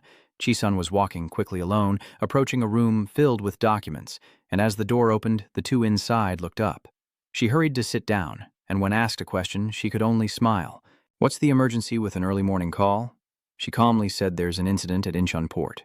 What could be so urgent that it required an emergency call? I wonder. She explained 2 police officers and a priest investigating the port last night have disappeared. Everyone there was panicked and only managed to stammer 2 words. Disappeared. Chisun said seriously, there was no contact, not even their GPS signals remained. The investigation team searched the area but found no traces or clues at all. The purple-haired guy thought for a moment and said, "Someone must have intervened to cause this disappearance." Raun Galato immediately wondered why the priest was assigned to check the port. Chisun frowned and replied, "You know China has been acting strangely lately, right? We received intelligence that the villain operating in China is planning to infiltrate Korea." The guy with the strange hair asked further, "I understand, but according to the rules the priest must go in pairs and everyone is talking about it. So, where is the priest's missing colleague? Oh my God, did he break the rules and leave his mission without permission? It seems that was his girlfriend's birthday that day." Chisun confirmed, "Yes, the problem is that he handed over the mission to a subordinate and then left his post without permission." She continued saying, "The riot police team has been deployed to search for the missing persons. A large-scale search operation will begin soon, so we must stay ready until further instructions." The person with the dyed hair asked, "Should we prepare too?" Chisun replied, "No, we are not involved in this matter." Chisun read the message on his phone and announced that the headquarters had assigned us an urgent mission. There are many scaffolding erected in a high-rise building area with hurried footsteps and broken voices. "You guys, standing there in high heels facing 3 black shadows and speaking so arrogantly, it seems you have no manners at all?" Tang Yan sneers, "Meeting here in a place like this while the distinguished guest had to cross a vast ocean to get here." The girl with the bob cut behind also said irritably, "It's really rude." Those 3 shadows have now become clear. The pink-haired guy said, "We sincerely apologize for that, but I think you should also understand our position." The girl with the short hair behind her smiles and listens to her companions say, "We still can't be sure if you are allies or enemies." The pink-haired one, supported by the two behind her, boldly said, "If by any chance we are enemies, I think this would be a perfect resting place for you." The white-haired one continued, "While Tang Yan seems to be nothing. I hope everyone will become our allies," the three-eyed one boasted. "Those annoying little pests from small countries, they have no idea where they are." Prince sneered and continued, "Looks like there are rats here, both of them prepared for battle, still mocking each other. If you are not devoured, run away immediately. A display of ultimate skills unfolds." Mountain King Blood glows three-eyed demon laughs contemptuously and says, "You managed to dodge?" The next attack is unleashed along with a threat. "I won't miss this." The prince was knocked back more than a meter. The smug smile of the arrogant one with a remark, "It's not a mouse, but a cat. Anything will do because you can't attract me." The three-eyed man grits his teeth in anger. Finally, Prince jumps high to stand above the three-eyed man and delivers the final words, "Don't waste any more time." They rush at each other and everything seems about to shatter. The three-eyed creature grits its teeth in fury. The fight is intense, with only the three-eyed attacker delivering blows. A deafening sound echoes as the three-eyed man's teeth grind together as if they might break. He clenches his sharp claws and says, "I never thought I would bear all my claws on this land." The mournful cry echoes, "Stop." "All right, have you forgotten the mission the guild leader assigned to us? We're here to negotiate." He still grits his teeth and brandishes his sharp claws in a defensive stance. But did she not hear what that lowly creature just said? "What does it matter if I kill someone?" Tang Yan still calmly replied. "That's a wise decision. Keeping emotions in check is the foundation of negotiation." He calmly added, "Of course, that's hard to do with villains like us. You know how to talk." The three-eyed guy can't do anything to the person he hates, so he turns red with anger and pouts. Tang Yan secretly thinks, are they really so terrifying that they lose their fighting spirit so quickly? Over there, Prince's group also thought to themselves, just as I suspected, they are not ordinary people. Prince continued confidently, "Let's have a meaningful conversation then. At a water park, there are many people coming and going, and you can hear two people exchanging sandwiches. Here, take this. Thank you, I'll enjoy it. There are two people sitting on a bench talking. He even bought a sandwich for me. How should I return it? It's just a sandwich, nothing special. Here's some coca too, drink it," China said while eating bread and looking at Kang Yu pressing his phone. "Then let me invite you to a dinner another day to thank you at a restaurant tonight." He simply nodded silently. "It's nothing special, so you don't need to pay me back anymore. I already have a plan." Suddenly, China Na remembered the image of the waitress and wondered if Li Shiguan was important. He quickly explained, "It's not really part of the plan. Someone suddenly wanted to meet me." The two of them drew attention because of the call. "Teacher." The two of them approached and said, "I was going to call you teacher, but here you are." China Na was surprised when he was called teacher. Then he stood up and asked, "Have you two eaten yet?" The blue-haired guy looked at China Na and asked, "Who's sitting next to you?" China nervously said, "I don't want to bother, so I'm leaving now. Everyone feel free." "What kind of beauty is this? Oh my God." Suddenly China Na remembered something and said, "If you have time, let's go for a run together again." He only answered with one word. The blue-haired guy looked surprised and pointed, asking again later. He keeps asking, and they seem close. Raul Galado curiously asks, "Who is that, teacher?" That voice, with a hint of surprise, echoes in the cafe. "Is that person the leader of Winterbell? You don't look anything alike." Kang Yu, bored, said, "How many times do I have to say it?" The two facing them still looked incredulous as they asked again, "How did you know her identity?" He replied softly, "You can tell just by looking." Most, sitting on his shoulder, joked, "Only you can hear me, so I'll tell you." Raul Galado still kept wondering, so Lord Mozot discovered it through his scanning ability. The blue-haired guy continued, "Lord Mozot is like a glitchy character, huh?" He added, "Don't tell me Manujin also knows the master's identity. How could that be?" Maz was getting a headache from listening to these two, so he told him, "If it's about the villain An, it seems she also knows and actively approaches with a purpose." He calmly replied, "Winterbell has a twin with troublesome abilities. Maybe they told her." Raul Galado, a bit worried, said, "From my perspective, it seems she hasn't contacted you about your true identity, as if she doesn't know when she actually does." The blue-haired guy sitting there listened with sparkling eyes that were hard to read, then blushed and marveled at the other's confusion. "This is really interesting. I have an explanation, but it's not that important. It's not what you think." He frowned and asked sternly, "Let's put this topic aside. Why did you two suddenly come to find me?" The two of them looked at each other anxiously. They looked at the glass of water on the table and then suddenly thought this morning's mission from Lampus headquarters was related to the master. He guessed I can vaguely figure it out. Since I defeated Manny King, one of the 4 great villains, Lampas would naturally pay attention. Raun Galato explained that the target wasn't related to villain C. Kang suddenly fell silent, deep in thought. Raun Galato provides additional details from the headquarters, monitor Kang Yu Chu at Gadam and protect him if necessary. He said nothing and just listened. After a moment, he asked, "Don't tell me Lampas has already discovered that the villain is the Kang Yu." The blue-haired guy nervously replied, "I'm not sure about that either." Raun Galato added, "But the fact that this mission was assigned to us soldiers already seems highly suspicious." The two continued talking, saying, "We're still investigating, so please wait a little longer." He asked, puzzled, with his arms crossed. "Suppose they know my identity.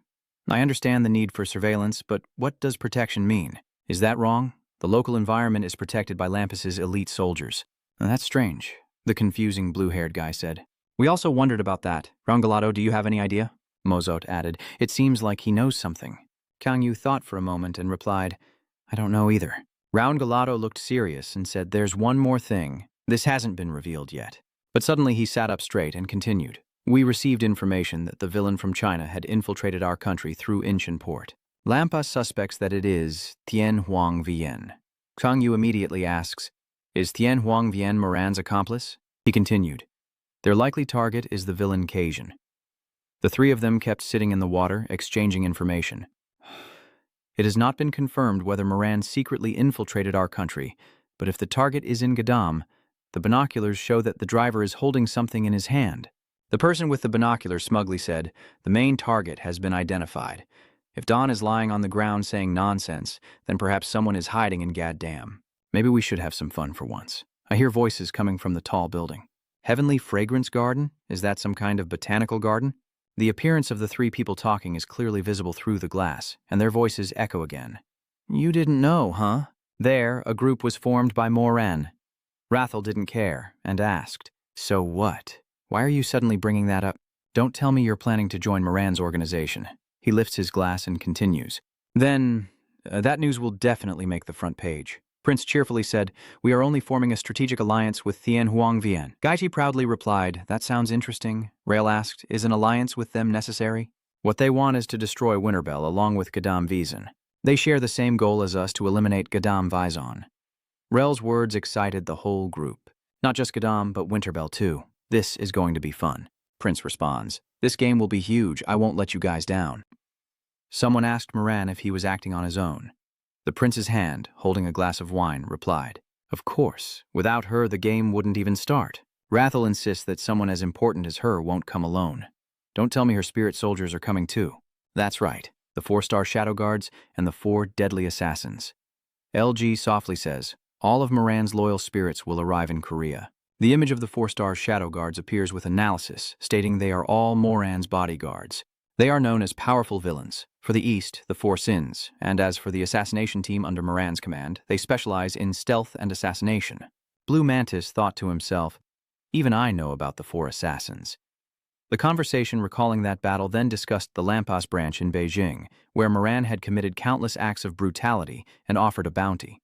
When Moran heard the news, she was truly furious. She wiped out the Lampas members, and her elite soldiers successfully completed the mission. "They are the 4 martial demons," Rodel asked in surprise. "Some individual villains could wipe out the entire Lampas branch. Even serious analysis might be pointless because Moran holds power over all of China," Rathel added. "People say that Huai Bin Din Jiang To and Chietjiang Moran still consider Shanghai their own turf. Should we consider this alliance? Do I really have to bring the tiger home to catch the wolf?" Prince reassured, "There's no need to worry too much. They won't easily provoke us." Prince calmly sips his wine and says, "Infiltrating Korea with Moran and his men is not difficult, but what comes next is the real problem." The image of 2 terrifying figures appears in the conversation. The world's attention will focus on Korea, targeting Moran and the Heavenly Fragrance Pavilion. Lampas believes that if a battle breaks out in Korea, they will have a high chance of winning. On the other hand, facing Lampas's elite forces in Korea is also a headache, even with someone as strong as Moran. Rodel agreed, "Exactly." Someone else continued, "That's why Lengon's teleportation ability is very important." Prince calmly analyzes, "If things go wrong, they can retreat back to China at any time with minimal casualties." Rel hesitates, "So Tianxiang Garden still needs to form an alliance with us to ensure their safety." Guy continued, "The leader must think ahead." Rattel frowned, understanding, and asked, So what is our purpose in getting involved in this? Prince put down his glass and said we can use Tianhuang Tower to eliminate obstacles like Xian and Driver as well. In his mind, he whispered to seize the opportunity to get the platinum disc. At Gadam Vizan, Driver hurriedly walks as if searching for someone, raising his hand to enter a security code and says, "Quite interesting." Another voice asks Driver, "How do you know how to do that?" He confidently replied, "I don't think you can break my security system," and suddenly stepped forward to say, "I also find you interesting. I tried to sneak up behind you to surprise you, but you noticed right away. Impressive." Driver replied calmly, "You are one of the four swords of the demon, right?" He sneered and said, "I didn't think you would know my name either." He introduced himself arrogantly, "So it will be quick. I am a subordinate under the Honorable Guild Master." "Respectful?" The muffled voice echoed. The leader of Tianhuang Tower and Driver, as if they had figured something out, then asked, "Moran?" He added, "Oh no, you can't casually call him by his name like that. You must use the honorific and respectful term." Driver said in astonishment, "Is creating the Heavenly Fragrance Tower not enough? Now you're playing 3 old-fashioned games, so what's your reason for coming here?" She said, placing the pen on her lips and declaring firmly, "I am here to deliver the order from the Honorable Guildmaster." He then pretended to say more, "Kneel before me immediately and obey me. If you do that, I will spare your life. This is a symbol of gratitude for the performance you gave me last time. Always pass on my messages." Tato Cheon still happily put the pen in his mouth, holding 2 sharp objects and spinning them quickly before saying, "Tell her that I refuse to submit to anyone." Driver firmly said, "I hate that." Standing in a fighting stance, he continued, and also said, "This time I will prepare more carefully for another performance. Just tell her to go ahead." Don kept writing and then asked, "What did you say at the end?" "Listening and writing at the same time makes it hard for me to keep up. I will prepare an amazing performance. Just wait and see." Dokkan, with a cunning look, replied, "I've rewritten everything. I'm confident, but I suppose the Honorable Guildmaster will be very disappointed with this result." Driver pretends to regret and asks, "What should I do then?" A flash of light appears as Dion presses his face close to Driver and grits his teeth. "Bring me your head. Then you will need my permission." He looked at Driver and added, "You're right." Dokkan suddenly stepped back, looking as calm as a fly, and said, "Unfortunately, it seems I have to head west now. I am just carrying out the orders of our esteemed leader." Driver immediately stopped and said, "Wait, I want to ask this question. Are these beams of light around here your work?" Doshan grinned and confirmed, "Yes, the space has been locked down." Dokkan grinned triumphantly and rushed forward, saying, "So then no information can leak out unless I allow it. What happens inside here cannot be transferred outside." Driver calmly replied, "So that's what you thought?" He snapped his fingers and said, "I will unleash my power before I leave." The Flag family suddenly appeared behind Dokkan, along with a statement that made him jump in surprise. "Are you done yet?" "Let him go," the chess piece softly whispered while looking at Dokkan lying peacefully in her hand. "You're lucky today. Next time, I won't let things end like this." Kojao left Dune to lead the way and waved the driver off, asking as he went, "Love, what should we eat for lunch today? Let's have noodles." Dune's mind was spinning with thoughts. I had completely erased my presence, but can both of them still see me? You definitely can't underestimate him. He grinned, thinking to himself that the more fun the tea, the more fun it gets, and looked at the sword flag while rambling, daring to threaten me. Then he quickly rushed into the darkness, still whispering to himself, "Next time we meet, you'd better be ready." Kang Yu, holding a glass of water, said, "It's just a trivial matter. Why are you so diligent? Next time, come in through the main gate and greet me properly." Being sneaky like that is very rude, and I also threw a can of water straight at Donan. The voice continues to echo, "Don't just throw the horns around here." "Since it's your first time in Gadam, I'm just reminding you." Don only managed to stare blankly, stammering, "Kosi, ignore the reminder, and remember to take your senses home."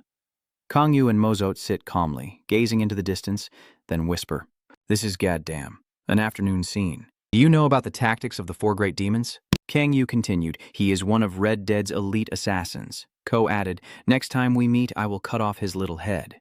"But how could he hack into the security system?" "We know how it happens, but there's no evidence. The computer screen shows an intruder, and the driver speaks steadily. I think I haven't explained this clearly before. The security system stores facial and body data of all criminals and wanderers in the Gadam Badlands.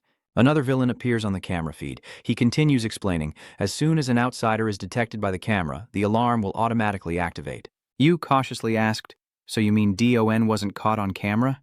Driver replied, "No, that's impossible. Besides the drones operating 24/7, there are countless surveillance cameras intruding." Jiao paused for a moment when hearing the driver say, Unless someone digs a tunnel underground, they would definitely be caught by the cameras. She continued, what if it's a shape-shifting ability like Break Ghost? He might have disguised himself as someone else. Driver thought for a moment about Kang Yu and then replied, it's not impossible, but a perfect disguise ability like Black Ghost is extremely rare. He added, based on what I've seen, Thao Thiet's ability is very different, so this possibility is very unlikely. Kang Yu asked confusedly, so it might just be a system error. The driver agreed, saying a system error was the simplest explanation. Zhao's flag didn't believe it, saying, no way, your system is incredibly perfect. Wait a moment. The surveillance camera clearly shows Don entering, and everyone is surprised, saying, wait a moment, the surveillance camera must have captured him, but the system didn't recognize him as an outsider. Yukon confirms, so it could be a system error, right? Driver focuses and then reassures, I will check the system logs for that time. His hand glided over the keyboard as he muttered to himself, this is quite interesting. After focusing on the large screen for a while, the driver finally spoke. The system log shows that the person recorded by the camera is CR, the confusing flag analysis. Well, CR and Thao Thiet's figures and faces are different. With such a large size, it can only be a system error. The driver confidently turns the sharp screwdriver and confirms this is not a system error. He continues, it's a forgery. They used a special device to interfere with the security system's camera signals. Moses whispered into Kang Yu's ear.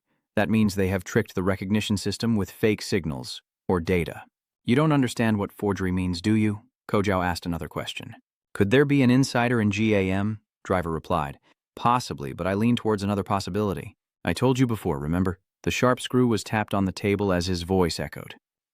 Someone with detailed information about our villain region members and also a genius in engineering. After a moment of thought, Driver's eyes lit up. He said, there is someone who meets both conditions.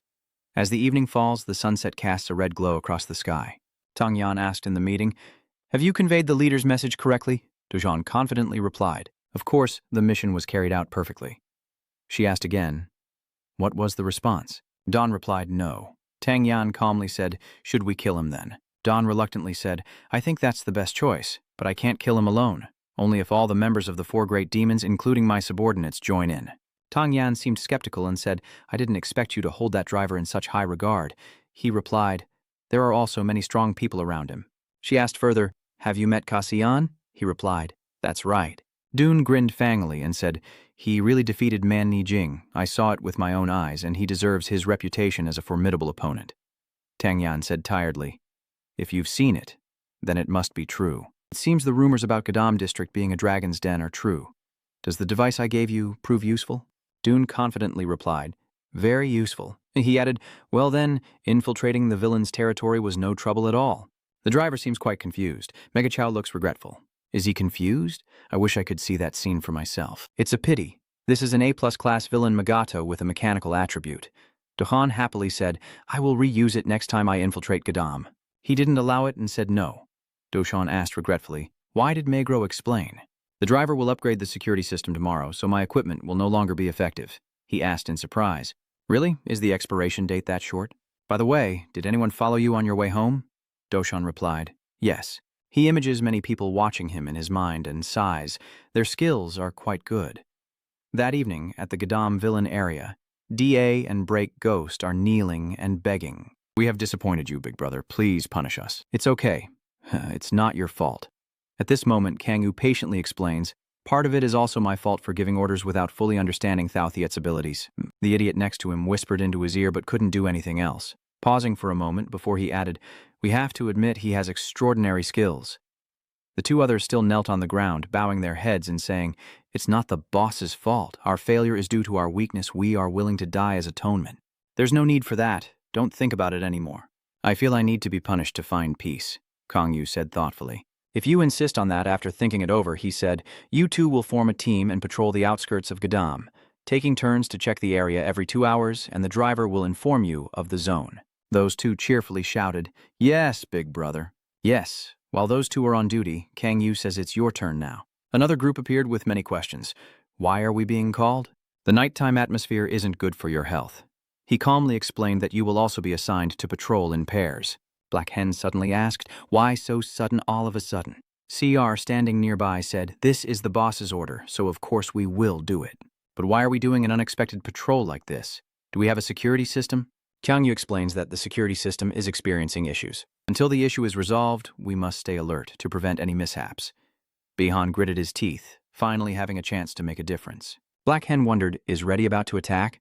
Hammer Boy said, I believe I can do it if I stay still. Bin heard that and quickly said, well, that's boring. Kang Yu agreed as he listened to everyone talk. That's right, if it's just patrols, it would definitely be boring. Cross replied, if we keep such a distance, it really is dull. Black Hand was surprised. Others thought to themselves that this feeling was unusual. Kang Yu pointed behind and said, that's why I prepared a special night training, and everyone was screaming loudly. Stop. No. The morning sun shines brightly outside, illuminating the entire street as a lively group of reporters with cameras work actively. The three of them appeared walking confidently through the crowd, and De Wong looked worried as he asked, were the reporters informed in advance? Chisun replied, I don't remember doing that. De Wong asked irritably, so what's going on with this? So it's certain that China has been spying. They said that to catch Red Dead, they sent their country's heroes to Korea. De Wong wondered, but only 3 priests came. Chisun explained that the number doesn't mean anything. They are all China's strongest trump cards. Seo added, I heard that besides China, the US and Japan are also sending people. When will they arrive? Chisun reminded him to stay silent, that this is classified information. There was an announcement that they had arrived.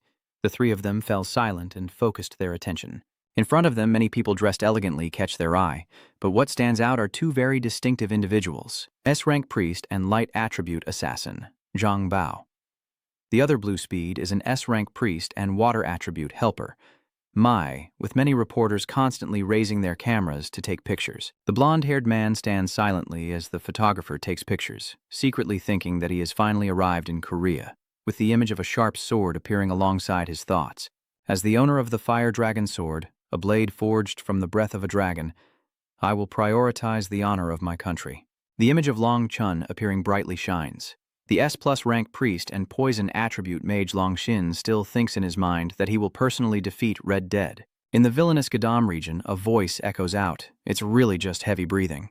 The 3 of them, carrying a huge backpack that seems about to collapse, said to each other, my shoulders are about to break. What kind of special training is SOT doing that requires carrying this? Is it time to change shifts already? This is just unpaid forced labor. Rose, holding her food basket, ran over to say they could stop now. Everyone asked, stop what? She replied, that patrol duty. The security system has now been restored. She handed out some bottles of milk to everyone and then continued speaking. Here you go, take it. The boss told me to give this to everyone for working hard all night. Bender took it tiredly and asked, what is this? She replied. This is Heaven Pup's special protein drink. The group took off their heavy backpacks. Black Hand rushed forward, frowning and shouting, give me a jar. The people behind shouted, I want strawberry flavor, I want chocolate. B looked at Krat, who was thanking her profusely, and felt like he had seen her before. Rose turned around when she heard someone call. Hey, Bon asked, have we met before? She gently replied, no, this is my first time meeting you. Bon frowning after hearing the answer, still muttering to himself, so that's what he said? But why do I feel so tense? This morning, someone was reporting that the 3 strongest Chinese priests had arrived in Korea. The top Chinese priests, who have attracted worldwide attention, arrived in Korea on XXY, Long Tin, Truong Bao, and Lam Mai. The most powerful Chinese priests have landed in Korea, drawing interest not only from China and Asia, but also gaining a lot of attention for the missions they carry here. After reading, there was a loud curse. Are they even sober? Kang Yu said if they really came here to catch Red Dead, they shouldn't be acting so recklessly. They should have infiltrated quietly. Are they crazy or what? The Green Mask says. It seems their target is not just to catch Red Dead. Black Mask continues. They are taking this opportunity to boost Long Tin's reputation and turn him into an international star. Now it's the Green Mask's turn to say, but in the past people often mentioned Long Tin along with you, do you remember? The Black Mask added, because both of them possess fire abilities, they called him the Chinese version of Cass. Kang Yu wondered, so he's just a copy. The Black Mask continued, but today's Long Tin is definitely very different from the one the teacher used to know. He received strong support from the Chinese government in the form of spiritual medicine. Kang Yu said confusedly. The Black Mask drug continued. Like how villains use magic stones to boost their power, China has succeeded in developing spiritual medicines to enhance the abilities of priests. Kang Yu asked, if so, Lampus would surely be very interested. Could it be that they have already been widely distributed? Even a fool has to wonder if these elixirs are real. The Green and Black Mask both speak up together. No, they do care, but the production costs are too high and the benefits are very small, so from an economic standpoint, it's too bad. He asked again, compared to magic stones? The green mask explained, compared to magic stones. The power of the elixir isn't even 1 in 100. Kang Yu chuckled inside. That's just a worthless red dirt item. So, the Chinese government still places all its hopes on Long Tin?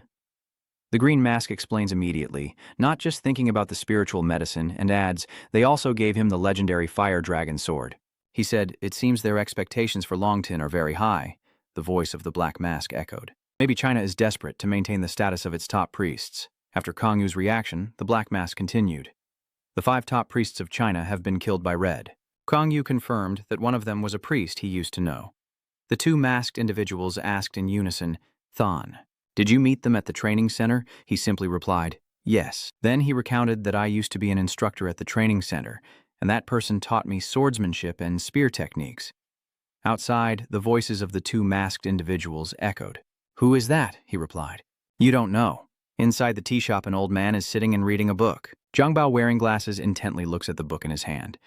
An image of a very beautiful girl appears inside the book. Long Jun approached and said, I found you here after searching everywhere and couldn't reach you.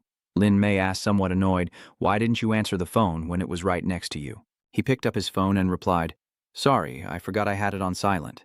A man and a woman standing behind him said, aren't they the ones who appeared on TV? He didn't care about the gossip and simply told them to sit down. Then he asked, what do you want with me? Lampas has contacted us. He gently asks, what is it about? There will be a briefing soon and the Korea branch director will attend.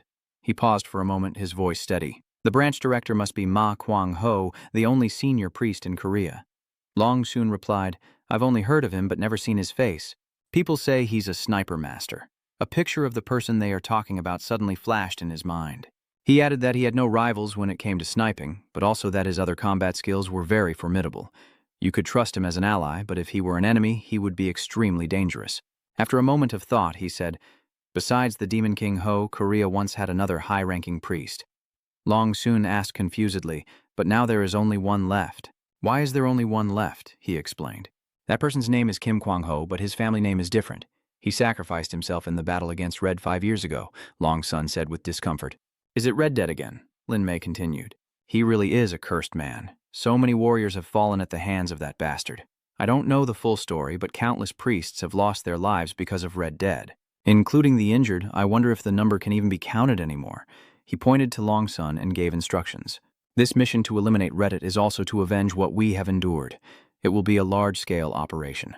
With the participation of China, South Korea, Japan, and the United States, and the person playing the central role in this mission being you. Long Tin, remember that your achievements will pave the way for the country. Long Yun frowned and replied, I will remember that.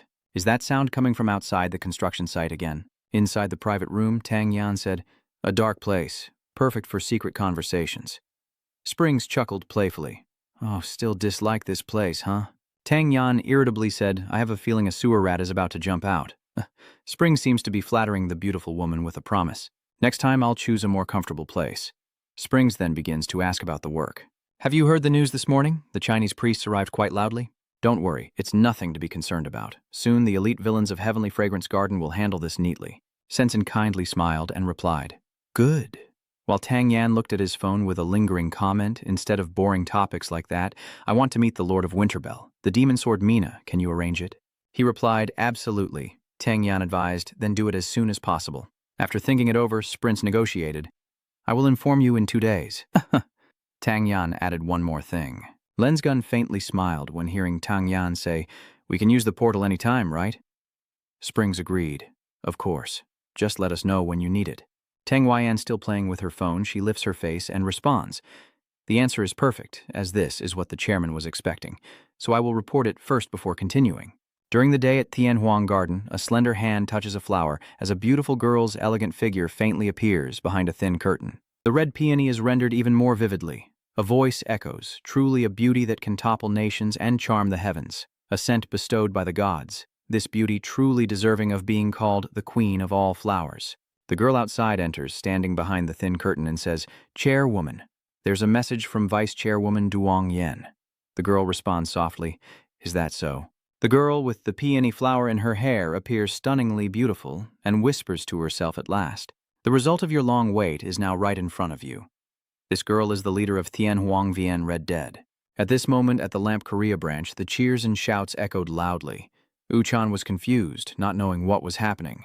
The three people in front of us took turns saying, "Congratulations on becoming an official flag bearer." "Congratulations, Uchan." He just stood still and replied, "Thank you, everyone."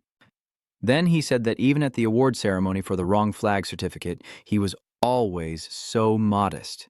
DeWong happily announced, "Each of you in GH just need to pass the test." DeWong recalls the hardships they've been through and says, "You know too." This time there were many obstacles in the graduation class of the wrong flag training course. The blue-haired guy opens a bottle of wine and laughs, "But we're here to throw a party for you." Uchan immediately replied, "I feel happy about that." DeWong looked at Uchan in confusion. "Senior Daeung, do you remember what you told me earlier?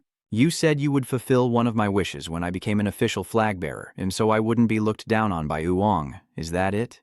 "Do you remember?" Uchan immediately said, "I want to join the Moran sweep team. I want to participate." A voice immediately rang out, "No." Uchan then asked, "Why not?" DeWong replied, "It's too dangerous." Uchan immediately insisted, "I am now officially part of the main force." "All right. I do understand your feelings, but sending a newly certified recruit into the Moran extermination team is still too dangerous, and no one in Lampus, including us, would accept that." Uchan fell silent, then surprised DeWong by saying, "I understand now." DeWong asked again, "Did you just say you understand?" Uchan affirmed, "I fully understand what you're saying." Doubtful, DeWong asked again. "Really? You thought he would be stubborn, huh?" Uchan replied sadly, "No." The two are standing outside the conversation, thinking this guy is impossible. Right now in Gadam District, Vigon, the two are talking to each other. "Megaton, that's a name I don't want to remember," Driver replied. "He was the boss of Gadam for up to 5 years ago." Kong Yu asked, "Was he the one who sabotaged the security system?" A voice confirms, "Yes." Megaton appears on the virtual interface during the conversation.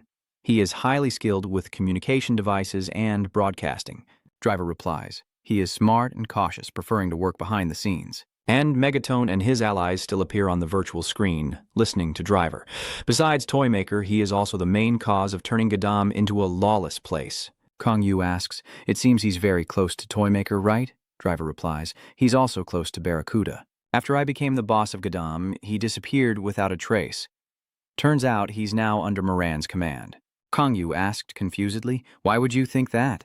Driver replied, "I'm sure he was furious after being kicked out of Joe's crew." You asked further, who kicked him out? I, of course, have nothing to worry about if you ask me further. He's still lost to you. Driver explains, "What bothers me is something else. There are others who have also joined Moran's side." Kang Yu asked suspiciously, "Don't tell me you're the prince." Driver remembers Spin and confirms, "It has to be him."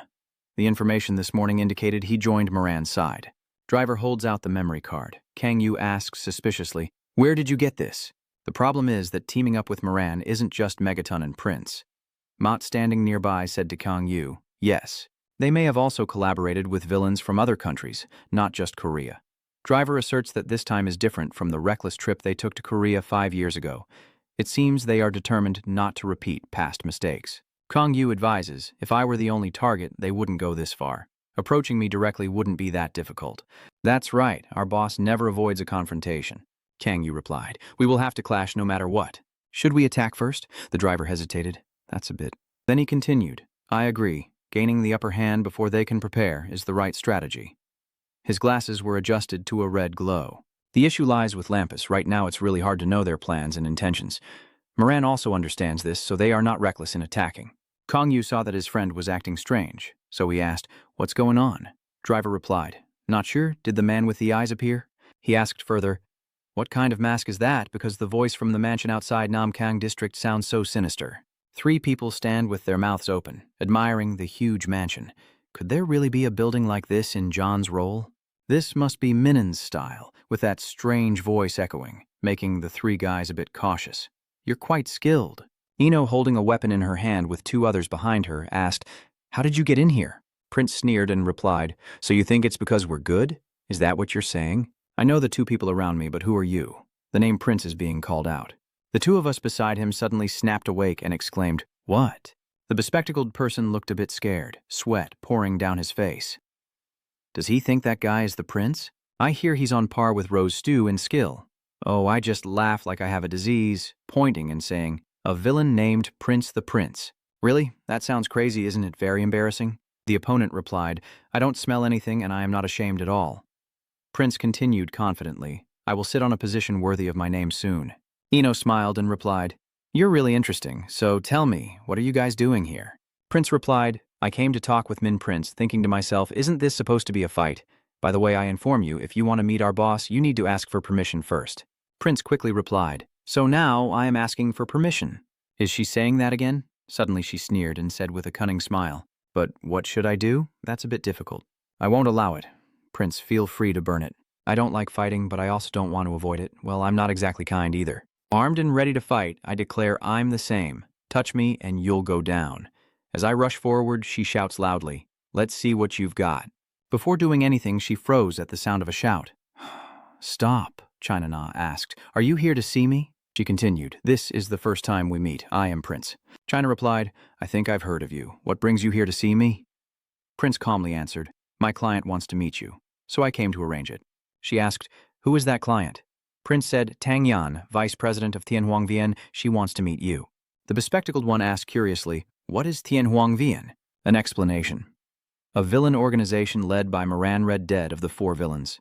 China asked the other person, Do you know who I am? How could I not know? Of course I know. He also mentioned in detail that you are the boss of Namkang District and the ruler of Winter Bell. China asked back, If you know so much, then you must also know the relationship between me and Moran. Knowing that, you still came here. Your eyes turn red behind the mask as the sword is drawn, and with a threatening tone you say, You are already prepared to die. Under the clear blue sky, the white and gray villa with intricate stained glass windows and elegant decorations appears, with Mujin in a defensive stance, raising his sword towards the 3 of them. Prince said sarcastically, So Namkang's way of greeting guests is truly unique, huh? Mdui sternly warns, You must behave properly as a guest. Prince responds in a calm but sarcastic tone. So what if that's the case? He made a proposal, I won't move an inch from this spot. If I can block all 3 of your attacks, will you reconsider my offer? Mujdi seems interested in the proposal. That sounds appealing, but Ahui-san, on the other hand, I hope you refuse, she said confidently, clearly stating, I don't need 3, just 1 is enough. Ino stands to the side watching, her face full of interest, a teasing smirk on her lips but with a hint of annoyance. Dalat stands nearby, arms crossed, sighing in exasperation. The prince calmly continued, Before we begin, there are a few things I need to say first. The aura radiating from him filled the space, making everything feel suffocatingly heavy. He is bragging about his abilities. I have a special skill that can absorb the opponent's attack. His ability is not limited to that. Moreover, the power of that attack can be temporarily stored by me and transformed into a counterattack with a shadow attribute. Muji skeptically asked why you told me, and Prince calmly replied, I thought you would accuse me of cheating if I didn't tell you. Muj scoffs at those words, saying, You're worrying too much. She angrily launches a counterattack. You act so arrogantly, you must have a secret ace up your sleeve. Muji quickly charges forward and swings her sword with great force. Now prove the true worth of that card. She looked up to see Prince had already stepped back. Muji remained fearless and continued to unleash his infinite sky supreme sword. Prince was not far behind. He quickly unleashed his own technique. Eclipse Haze. Muji's sword and Prince's technique clash, creating a blinding light. All 4 of them were stunned. Surprisingly, Muji's sword was quite far from Prince and did not touch him. Zop covered his mouth in amazement. Did he really block it? Muji retracted his sword and gently sheathed it, revealing it was not arrogance. She turned and walked away. Let me know when the time and place are decided. Prince agrees, thank you. Lensgun and Rail were surprised that the match ended so quickly. That's it? Wow, he's so cool, huh? When he regained his composure, Prince noticed a blood stain on his palm that had been there for a while. He clenched his fist tightly, blood streaming down. He's much stronger than I thought. A loud scream comes from the pink building. Wait a moment. Surprise is evident on Sister Chun's face. Why is this guy here? He immediately became suspicious. How the hell did someone get all the way in here? The driver calmly replied. Flying by plane, huh? China has spoken. I have called him. Sang Chun was stunned. The young lady is calling? I need his opinion. Still, Sang Chun remained cautious. Asking for opinions was one thing, but now we're not in that villainous state. Joes interjected, Do you feel like you've been exposed? Hui-sun asked, It seems this isn't the first time for the young lady, right? Driver already knows my identity, so Chun was surprised. You already knew? Since when? China doesn't remember exactly when. A long time ago, So Chun didn't trust the driver much, but the driver calmly interrupted his doubtful thoughts. How long are we going to keep talking about these trivial matters? So Chun angrily retorted. Tam Phao, how dare you say that in front of the young lady? He wants to meet me. The driver was suspicious. Red Dead. China denies having heard of Deputy Yan of the Funeral Society. When and where? She set down her tea and replied, 3 days from now. China continued. The time is in the morning and they will announce the location later. The driver immediately concluded that it might be a trap. I know China is well aware of that, but she can't do otherwise, and we can't refuse. The driver kept asking, how many people are involved? Have you decided who to take with you yet? China is still unsure about her decision. Now I'm thinking about it, so Chun insists on going along. No need to think. I will go at all costs. Driver just shrugged, calmly refusing. So Chun's offer. You're out, he glared at driver in frustration. What did you say? Driver explained. We don't know what we'll be discussing. Bringing along someone easily swayed by emotions like you is like walking on fire. I agree with driver. Hui-sun has somewhat understood the reason for driver's presence today. She pondered and commented straightforwardly, without hesitation. No wonder they call you driver. China announced to everyone the identity of the person she met today. Ah, today I met Prince. The scene shifts to a rather old apartment complex in the Gadam villain area. Red Musk proposed, I want to fight Red Dead as Red Masik, the villain of Gadam. Kang Yu stood facing Red Masik, listening to the proposal. Kang Yu didn't believe what he heard and jokingly asked if he was drunk today. Red Em looked suspicious. Why would you say that? Kang Yu calmly replied, because if you were sober, you wouldn't say such things. He presented his argument that the priests would fight alongside us against Red Ed as a common enemy. Based on that, he questioned Red Massis, so why did he come here to act as a villain and then join us? Kang Yu suddenly had an idea. Don't tell me you lost your job for making a wrong move. Red Mask immediately denied it as nonsense. Red Mask clenched his fist tightly and revealed the real reason. They didn't let me join the mission because I'm a rookie. Kang Yu also agrees with that reason. We also don't want the rookies to participate. You seem to realize the real reason Red Mask made that offer was to avenge his father, right? Red Mask is shocked and questions back. How do you know? He replied honestly. Who said I should keep going to Joe's role? I also need to look into his background. His face was serious, his eyes showing clear determination. If revenge was the goal, Henry Lampas wouldn't let you join the mission, as personal emotions could become an obstacle. Mozo, standing nearby, immediately sneered after hearing that, saying it also applies to you. You're using your position for personal revenge. Red Mask's eyes immediately darkened with sadness. He looked straight at Kang Yu and declared clearly, I am not affected by emotions. If necessary, I will prove it. Red Mask spoke without hesitation. I am ready to take any test. Sang Yu is pleased with that display. Good attitude.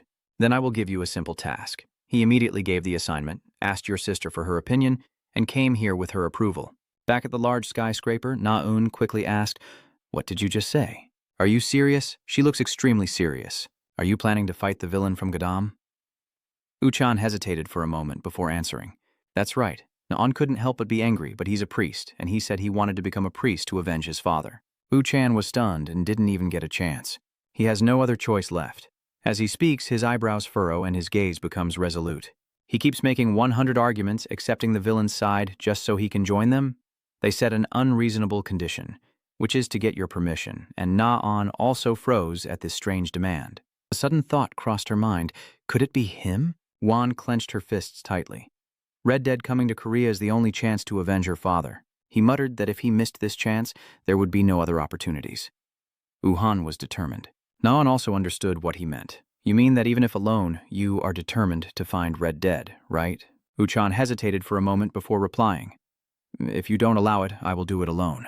Her hands clenched tighter and trembled slightly. Even when I tried to stop him, he apologized. Nayeon's face grew tense. Un's father was also not in a good mood. She closed her eyes tightly, hesitating for a long time before Na-un suddenly spoke up. I give my permission. Uncha was so shocked he couldn't believe his ears. What did you say? I say I agree. Na-un helplessly replies, I can't stop you anyway, so I will agree. But I have one condition, Father Un asked in surprise. The condition?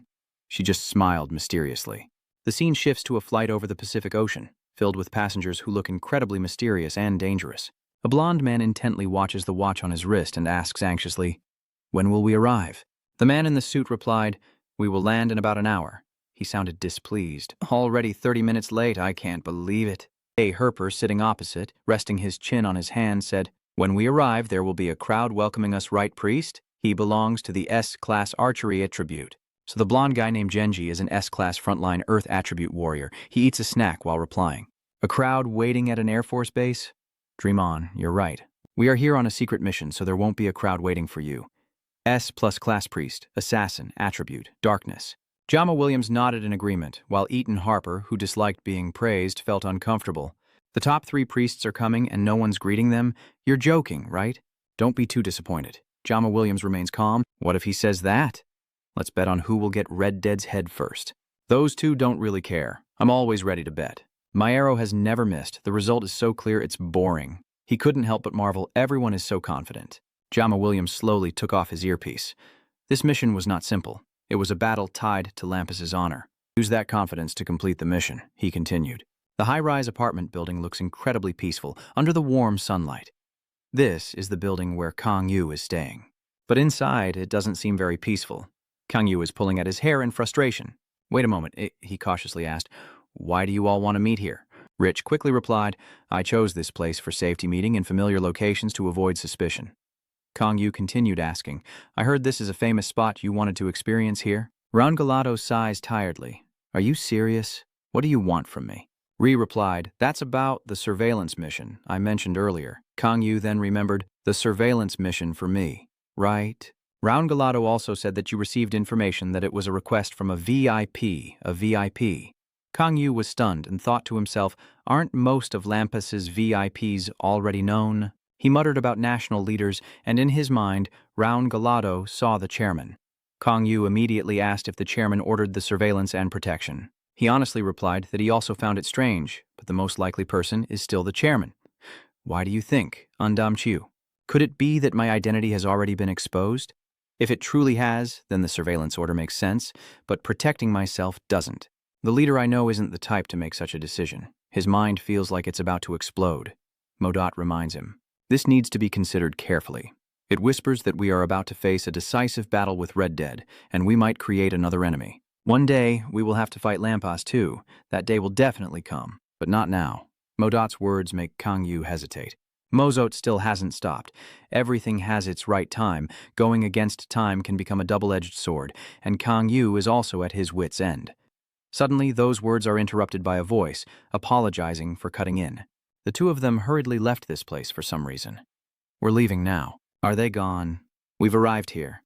Why didn't you sing a song before leaving? I wanted to too, but you were curious. They take turns explaining. Today, 3 top priests summoned by the headquarters will arrive. Kang Yu, who was updating the information rather slowly, asked, so they will participate in the Reddit extermination mission. Who will go? Rip then introduced Jama, Jay, and Eaton, all of whom are veterans. But hearing that, you not only didn't believe it, but also mocked that Y became a top priest? When did that rough rookie become a top priest? Rip replied, when you were removed from the top priest rank. Y then took your place? He looked longingly at the fancy speakers. I want to sing a song. Turns out these two want to go karaoke. We'll be going now. See you later. Chang Yu nodded. All right, be careful.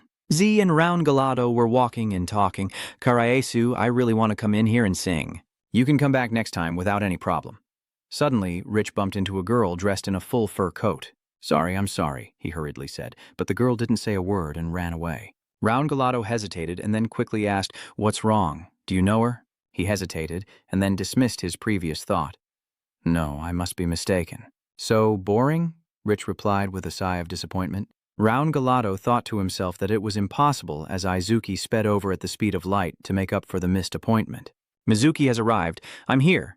Sahara Takeo, singing karaoke, saw her come in and immediately said, Chizuki, why are you so late? Takeo the priest is an S+ class striker with physical attributes. She hurriedly apologizes, saying she got lost. Roungalato, even though he recognized her, was still unsure.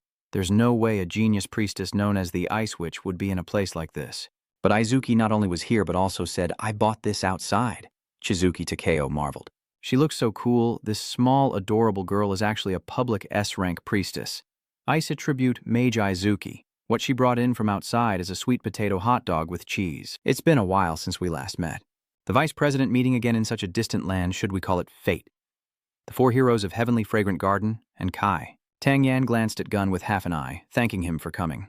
Dohan, standing nearby, could only stifle a cold, silent laugh. She calmly said, sit down quickly. I've prepared some snacks. Forget the snacks for now. Let's talk about the mission first. Gun didn't seem to care about her snacks at all. He looked at his hand, speaking excitedly. I haven't shed a drop of blood in these days. As one of the 4 fiends, that kid is truly shameful. Perfect timing, she continued. There is something only you can do. Gun quickly agreed. That is exactly what I wanted to hear. His face turned cunning. So who do you want me to kill? As he spoke, he looked grim and fierce. The scene shifts to another place where Mo Dot, emerging from his pants, looks very exhausted. It insults. You really are singing now, Kang Yu angrily shouts in fury. Make some noise. You just need to be happy when you sing. They were walking normally when they saw two young men bullying Aizuki. Is she walking alone? Are you bored being alone in the karaoke room? Why not join us? She stammered in fear and replied, I don't find it boring. They kept pushing further when they saw she wouldn't fight back, but we knew it wasn't right. Don't be afraid, just relax. Kang Yu saw that and was sure he couldn't let this go. He grabbed a bully by the shoulder and I couldn't relax either. What's going on? Kang Yu slowly explained. I can't relax when I share the same space with guys like you. The man replied, Oh, I see. I didn't realize this was such a bad idea. The two young men awkwardly left. Sorry, we will leave right away. A Yam Mizuki is happy to be of help. She asked softly, Did you just help me? Zuki bowed repeatedly, thanking him profusely. If that's the case, thank you very much. Kang Yu just pointed. No need to thank me. I think those people are the ones in danger. Oh, what are you joking about? You're really funny. A Yam Mizuki laughs while covering her mouth, but inside she doesn't think so. Are you joking? Are you serious or just joking? Turpin's the Steel Wizard. Griffith the White Wizard and Aizuki the Ice Wizard, the three legendary witches of Lampes who even criminals fear. If I just let them do whatever they want, who knows what could happen. Turns out she's a dangerous witch. While they were talking, Sahara Takeo suddenly approached, Senior Dookie. When he saw Kang Yu, he was a bit surprised and quickly spoke up. Hey, what do you think you're doing? No way, how dare you? Dookie waved his hand and calmly walked away. Tako, this person has helped me, Sahara Takeo replied. Huh, really singing? He scratched his head and laughed loudly. I'm sorry, I misunderstood. Kang Yu pulled out his phone and looked at it with a cold, piercing stare. Before he left, Sahara Takeo made a proposal. To apologize, he would give him his autograph. I'm pretty famous too, keep it as a keepsake. No need, thank you. After saying that, Kanuli immediately walked away. Aizuki watched his back gradually disappear, and she couldn't help but feel contemplative. Korean men are really cool, Ta pondered silently. Standing directly in front of me without any hesitation. Who is this person? At the Lampes branch in Korea, two familiar figures are chatting. When was the last time we met? 3 years ago in New York. Ah, I remember now. That was during the mission to eliminate Brunos Rudolph. A red-haired man with an executive aura, resting his chin on his hand, making many women swoon. It feels like it was just yesterday. Time really flies. Where are his teammates? The man facing him replied. They are waiting at the airbase. Everyone looks tired, probably due to jet lag. The red-haired CEO also agrees. Yeah, they've come a long way. Why don't you take a day off? I want to get here quickly to reunite with my comrades I fought alongside. Their conversation continued. Are you still saying such ominous things? I'm sure you know why you're here. The man with two-tone hair smirked. My role is to support you. Above all, I will prioritize the branch manager's orders. He smiled cunningly, hoping those words were true, and then they introduced each other to their workplaces. This is my designated area. No noise will be tolerated. Understood, I won't let you down. Director, long time no see. Would you like to have dinner with me? Do you like Korean food? I like both grilled beef and mixed dishes, so let's go. After their conversation, the two men decide to go eat together. The two-tone-haired man suddenly changes expression, but I have a question. Is Red dead in Korea? He said it with a sneer, like he wanted to devour someone alive. Their conversation remained tense, but some of Red Dead's subordinates had already entered Korea. Has this information been confirmed? The hounds I trained are tracking them. He continued. Red Dead hasn't set foot in Korea yet, but that's even better. A patient hunter will always make the prey walk right into the trap. The red-haired man raises his hand, forming a gun shape, and smugly says, the moment to aim at his head will come soon. In the evil land of Gadam, a wasteland as if after the apocalypse, the four of them meet face to face. Prince asks, Are you planning to meet Red Dead? The four of them stand tall on the ground. At the same time, Red Dead's driver chuckled. Ah, ha, ha, ha. It seems there was a misunderstanding in the communication. Huisan said, It's not Red Dead. The meeting is scheduled with Duong Yen, vice president of Tianhuang Vien, and they are having a conversation. Kang Yu immediately asked, When? In 3 days. Avi replied, There is enough time to prepare until then. He pointed in another direction and said, Find a seat and discuss the details further. Cheba looked dissatisfied, and there was a notice on the door indicating it was closed. Kang Yu is annoyed. Is he choosing customers? Still acting like that even though he sees us? Anch A uses binoculars to observe the situation. He realizes someone is here again. Kong Yu suspects. Who is that? He muttered to himself. The one in the mask. Hearing that, Kang Yu wondered. Wearing a mask. Round and Z are over there, Brother V shouts loudly. Chang Yu immediately fell into deep thought. Two people dressed as Gao superhero appeared. I bet those bugs on the other side of the screen don't know who they are. The mini apartment building looks pretty old, and there's no sunshine in the sky today. Chang Yu looked at the two people dressed as Gao superheroes and asked, "Have you been given permission yet?" "Why did you agree?" He forced himself to ask. Na'an replied irritably, "Oh, you should have said it's okay." China. Na asked curiously, "Who is that pink mask?" The driver replied, "I just met her for the first time today." Kang Yu sighed. "I never go back on my word." He continued, "I will keep my promise since you have fulfilled the condition." Na'an was so happy to hear that and cheered. Kang Yu called Break Ghost. Break Ghost immediately knelt before him, respectfully saying, "I will come right away, big brother. He asked you to do something." You replied, "I will do my best to accomplish it." Kang Yu immediately started giving orders. Before he could finish speaking, Black Ghost interrupted. "Should I kill them?" I immediately refuse. "No, it's not about that." The two of them are speechless witnessing this scene. "Huh? What's wrong with that guy?" Kang Yu suddenly said, "Be a tour guide and take them to visit the villain's territory." Hearing that, his eyes lit up. "So they are the good people of our future. Oh, so they are VIPs? The subordinates will protect them strictly so no one can touch them." Kang Yu just replied, "Whatever you want to do, just do it as you wish." So, they are visiting this dilapidated apartment together while the others continue their discussion. Are they going to decide the location and time, which will be announced that morning? Sounds like a trap. They are talking very lively. "Who will go with you?" "Now I've decided. Can you ask how many people she could bring with her?" Hui-sun replied. They didn't say anything about that. Hearing that, he pondered and said, "Maybe they want you to go alone." She nodded in agreement. "I think so too." China Na said without fear, "Even if I go alone, I accept it." Hui-sun is not satisfied with this answer. "Lord," she continued with the appearance of an experienced person, "that does not mean I will recklessly fall into the trap." Kang Yu and driver immediately asked, "So, you have a plan. That plan must be yours." China confirms that, as driver said, the plan is based on Kang Yu's ability with the shadow attribute. "Can you observe the situation without being detected by them?" China explained. Kang Yu listened and crossed his arms confidently. "I can do it." Driver says, "So the most important piece of the game is already in place." China replied, "If something happens, you will also be a trustworthy ally." Hai-sun also agreed, "If it's a singer, I trust them." These idiots are whispering. It feels like they've wanted to force us from the very beginning, and Kang Yu isn't even bothering to be modest. "It's because I'm good at it." Also, China remembered something. She said, "I have investigated Tang Yan. She is quite an unusual person. I heard she is a talented strategist.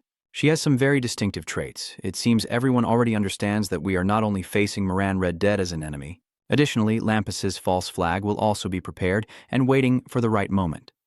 Driver considers the situation and then chuckles. "This is a three-way conflict. If I were Tang Yan, I would use a divide-and-conquer strategy." Everyone was surprised by this colonial-style strategy. "You mean her plan is to make us and Lampas confront each other?" He nodded. "Yes, I think that's very likely." Then he continued analyzing. "Our first target will be Lampas because Lampas has sent top priests from many countries, including veteran knights, to Korea to capture Moran." Kang Yu, upon hearing this, understood the situation.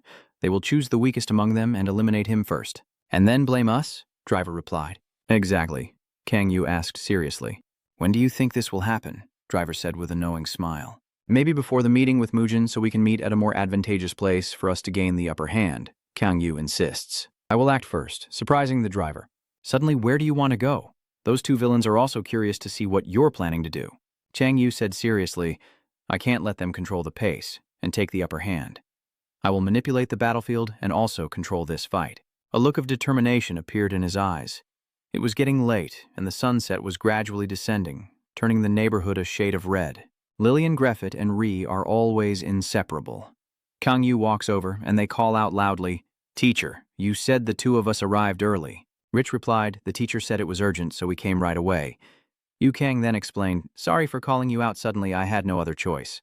This matter is very important, so I have no choice." The two of them wondered, "What is going on?" he asked directly. "Do you know where those people from China are?" Rich replied, "Do you mean clearing your name?" "I know." So the two of them were taken away before they could figure things out. "Let's go there, I will explain everything on the way." The scene shifts to a more luxurious and well-lit apartment complex, resembling an expensive hotel inside. The waiter approaches the door of a room. Inside, the lights are bright and two men are sitting and talking. Jiangbao said Kasian appeared like a comet. He was a newcomer and quickly became Korea's strongest villain within a year. He recounted that although the old man was no longer as strong as before, no one could deny that he had defeated Manini. He spoke while pondering.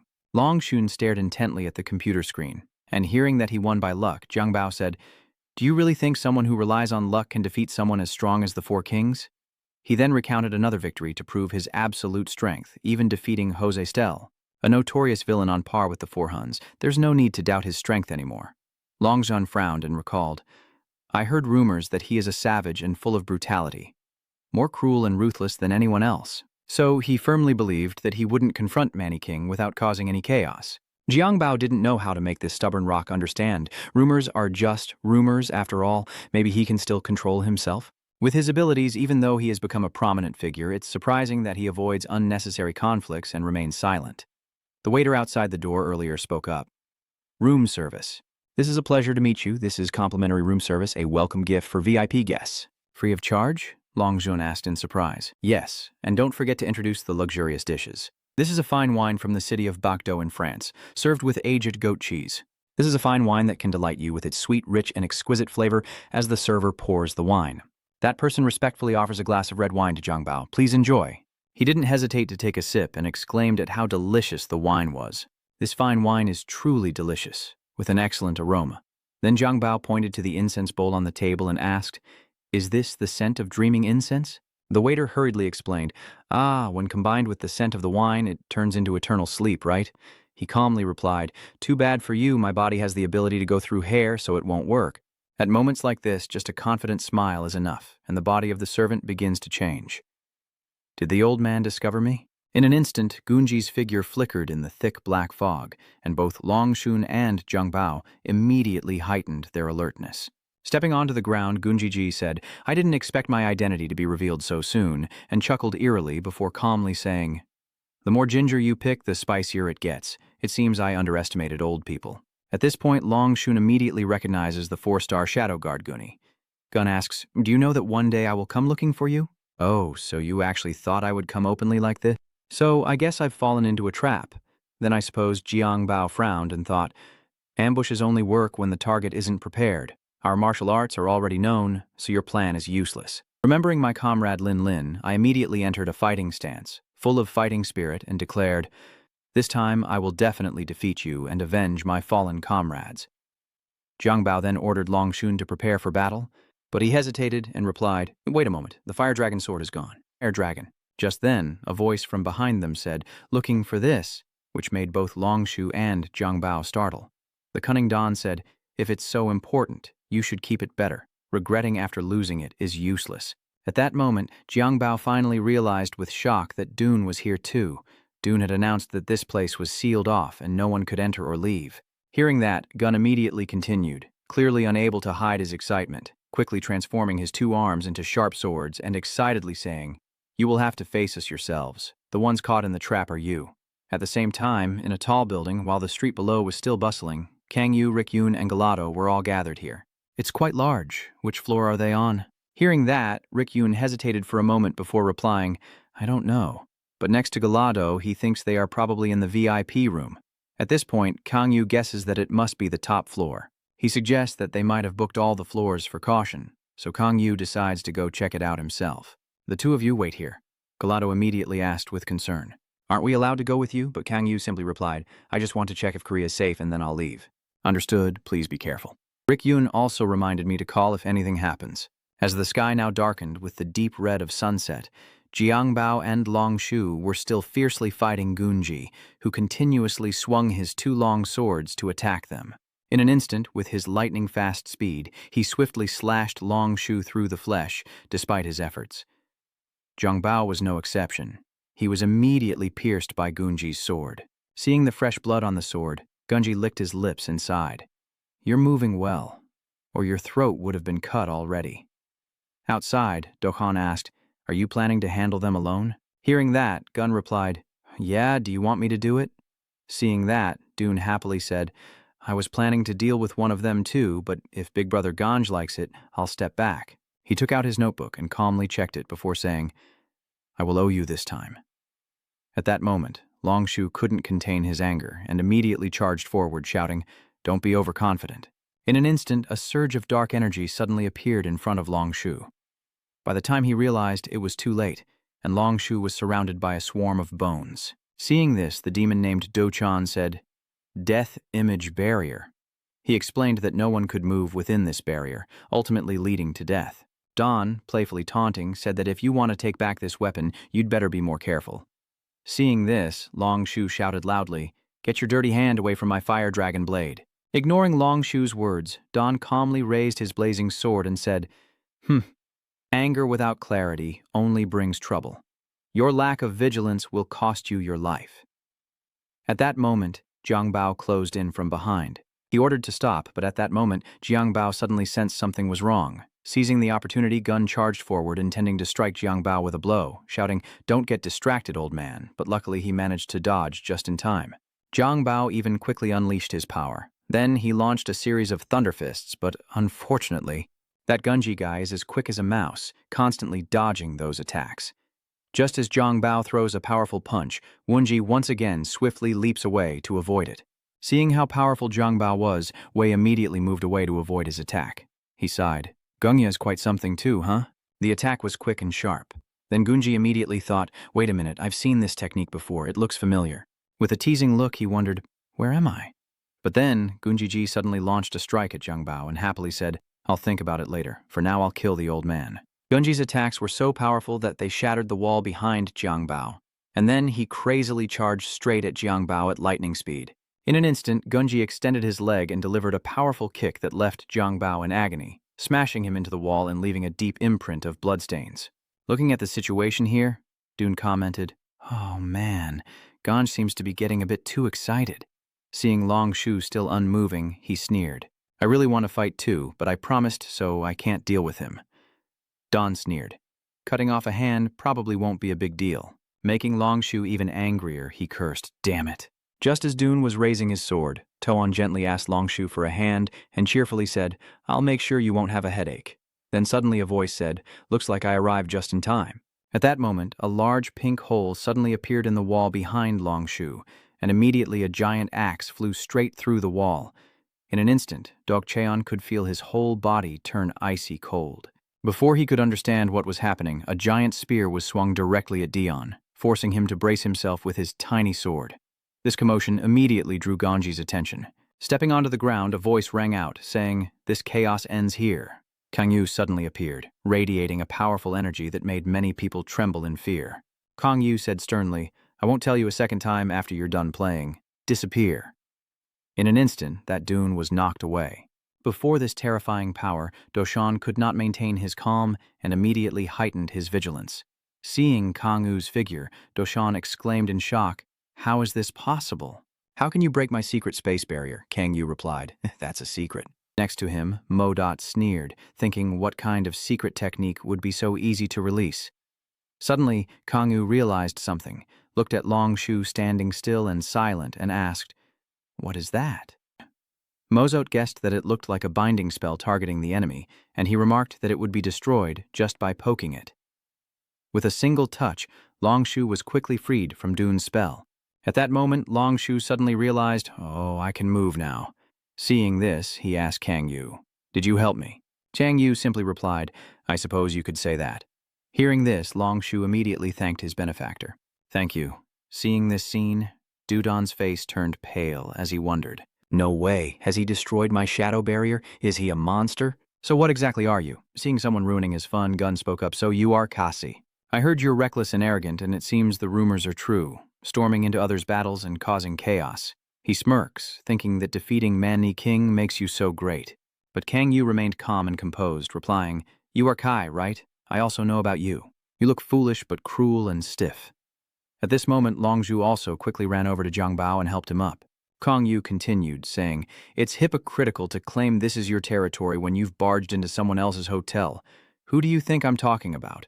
With a sharp, confident gaze and his own spirit, Kang Yu said sternly, "Moreover, we are on completely different levels.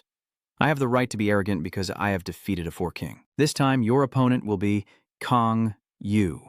After seeing your past displays of strength, he's a bit on guard and no longer as arrogant as before. Then Gun thinks, "You're talking too much. Are you provoking me?" Hearing that, Xiangyu immediately replied. Wenjiji was instantly provoked, threatening. "So you are ready to die, right?" Then he suddenly raised his sword to attack Xiangyu, but suddenly a voice of warning rang out. "Wait a moment. Dokkan, calm down and stay composed. Don't let emotions cloud your judgment. Such reckless decisions are unwise." He announced that unfortunately the plan has failed. Dune thinks, "I don't know how he found out about our plan and came here, but our plan didn't anticipate his presence." Dokkan comments that the situation has become complicated because of him. Seeing that, Maz praised him, saying he was quite clever. Hearing that, one replied, "Even though Long's pride is hurt, I have to admit that what you said is correct." However, he then asked, "I want to know why you intervened in the conflict between the priest and the evil one, as someone like you has no reason to get involved." Hearing that, Kangyu thought that if this truly was a battle between the priest and the evil one, as you said, I wouldn't have interfered, but I have seen through you. You said that you plan to assassinate them and frame us. I don't know what other schemes you have, but I can't just stand by and let you falsely accuse us. At this point, Gun pretends to be innocent and questions it.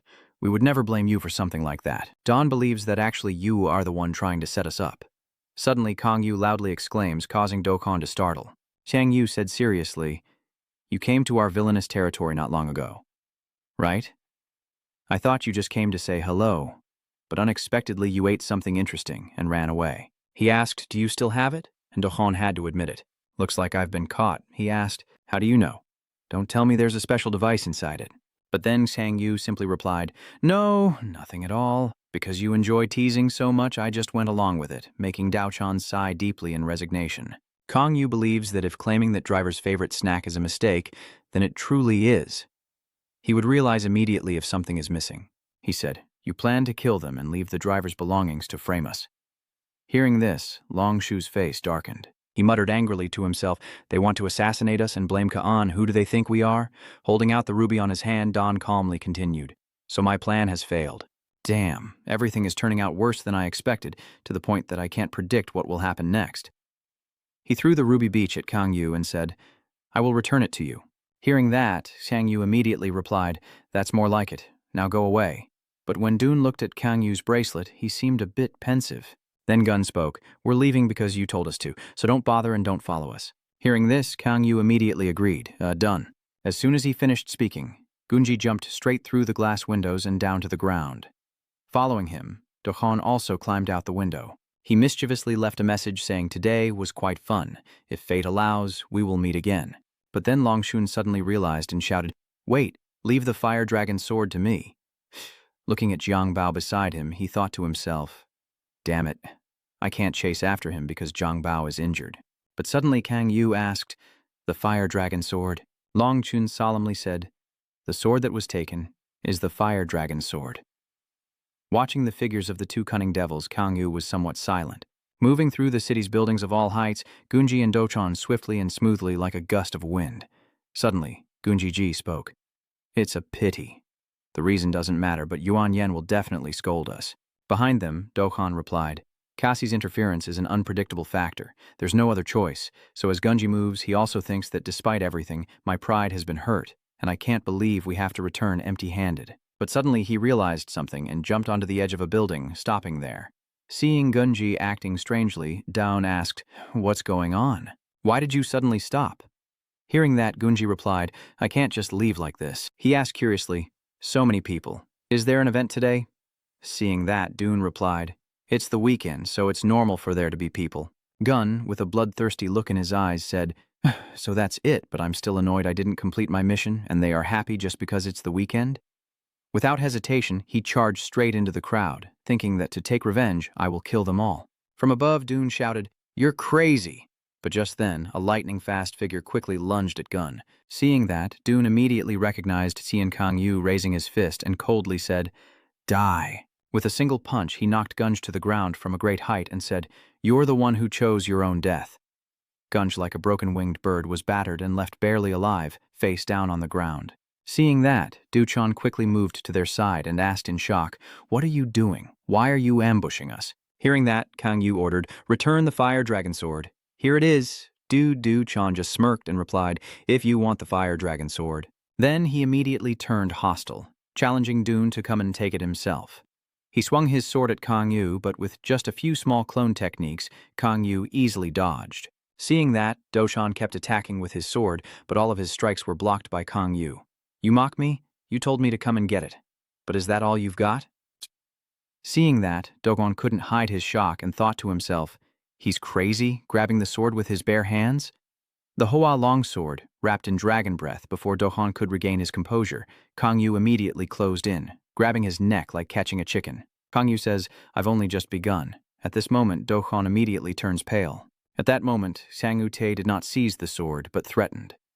"Let this be a lesson and engraved in your body." In a flash, Dochan was reunited with Gunji underground. As the dust settled and they reached the spot where the two had been sent down, both disappeared without a trace. Seeing that, Kanyu was curious. "What is this? Is it some strange ability of his?" You realize that the fire dragon sword has also disappeared along with him, but then the voices keep echoing.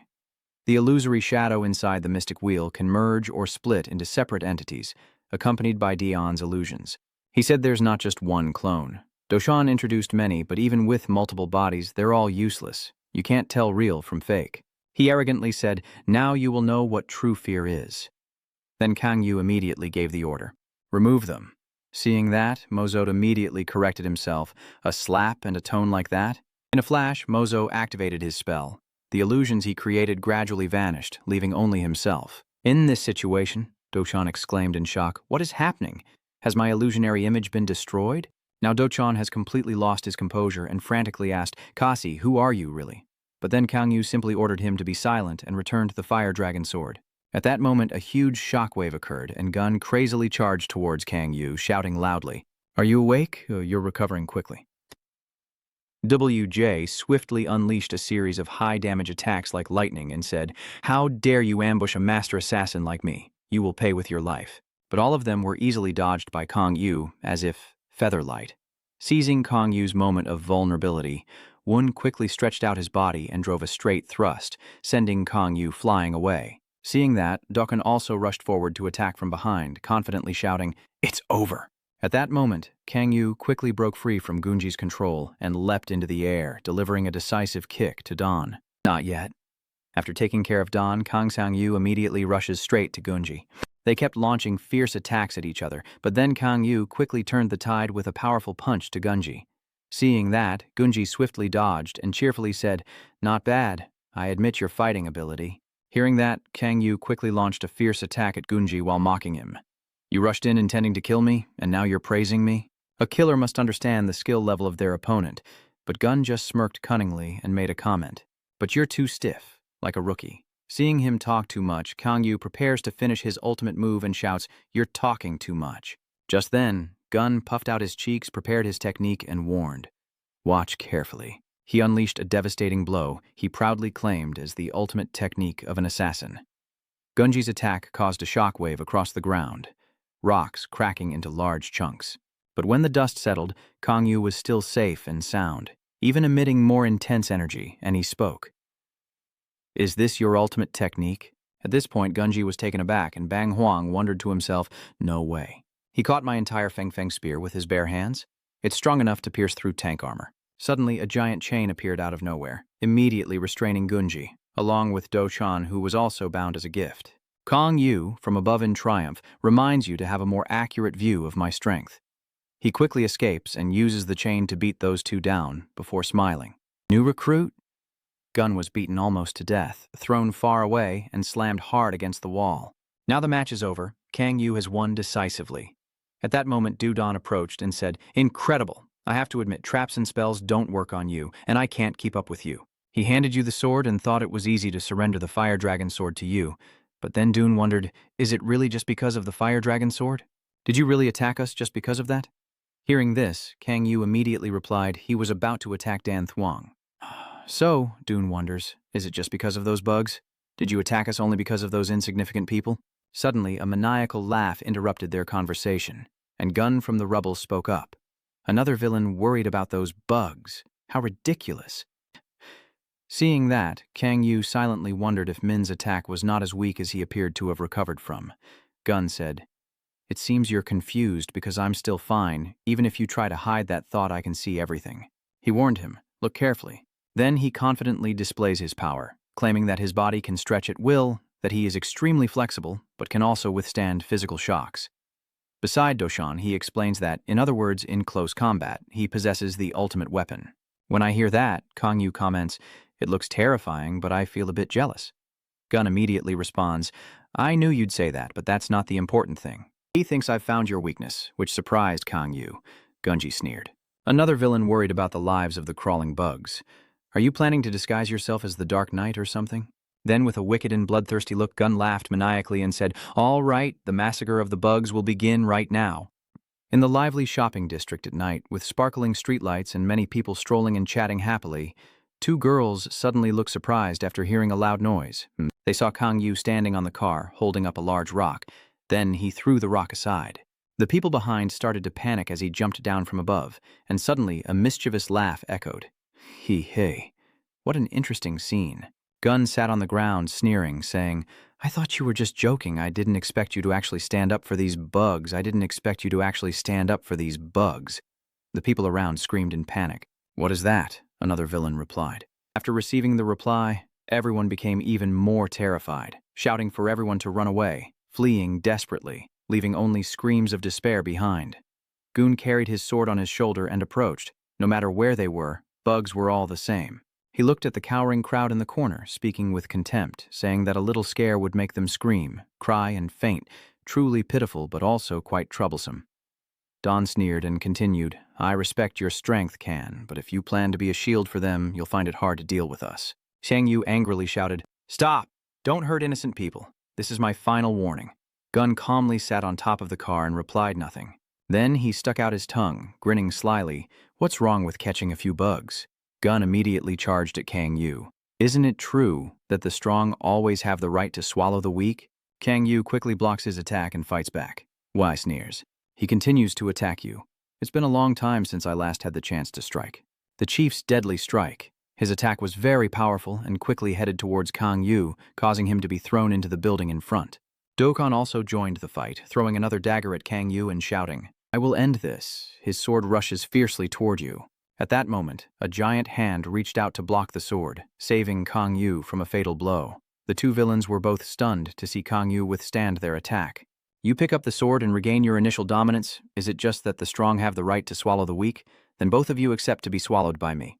"It's been a long time since we were last dispatched." He stretched and yawned, saying everything's been too quiet lately and it's making his body stiff. Doody sitting beside him doesn't seem very comfortable. It's past our working hours already. "It's been 3 months, hasn't it?" "Yes, sir." The director on the other end of the line asked, "Where are you?" The white-haired girl replied, "We just passed Gun and will arrive in 5 minutes." Chi-sun told the other side, "I have more information." Chi-sun sternly said, "It seems the villains from China are behind this reckless terrorist attack. I am also about to arrive there." Then he continued instructing CO, "When you get there, implement countermeasures and stall. Do not engage with them." "Understood, I got it." A hole in the ceiling, Wunji was knocked down by Kang Yu. Xiang Yu's punch was so powerful that Wunji was knocked down. Duche tried to ambush Kang Yu from behind, but Kang Yu detected his plan and easily dodged the attack, then turned around and punched Duche. Duche was knocked away. Furious, he shouted, "You bastard!" then turned to fight Gunji. Next, the two continue fighting, but Kang Yu has the upper hand. Duche, witnessing their fight, couldn't help but tremble and say, "He's too strong. This is a significant evolution. Go. I think his strength and speed have increased many times. He is no longer the same as before. He is as powerful as a disaster-level threat, but I still haven't used all my strength." After a long fight, both of them are exhausted, and Gunji has no strength left. Kang Yu looked at Gunji indifferently and said, "You're really stubborn, still standing strong despite being beaten to a pulp." He silently thought that his agility seemed to help lessen the impact of the attacks. After hearing this, Gunji burst into laughter. He chuckled. Kang Yu, seeing him smile, asked confusedly, "What are you laughing at?" Gun sneered and said, "I can't be like you. I hate your fake act. Villains cannot escape the 7 deadly sins among them. Destruction is the hardest to resist." Then he shouted, "Destroy, smash, tear apart, kill." He happily said, "With this strength, you could kill me as many times as you want, but you choose not to. You saved the bugs by restraining your instincts, and you didn't kill us even though we tried to kill them." Gun said with a sarcastic smile, "It's so ridiculous." Kang Yu says, "You're right. That way of thinking makes sense if you're an evil person." Then he calmly adds, "But because I am human. Before I become an evil person. Because I am human, I have a goal to achieve." The reason I avoid killing is because I am human, not a villain. However, Kong Yu warned Gunji that in a critical situation he could kill him at any moment. Gunji responded, "So you could kill me any time if necessary? Unfortunately, I won't be able to see you do that." Kong Yu glances at Gunji.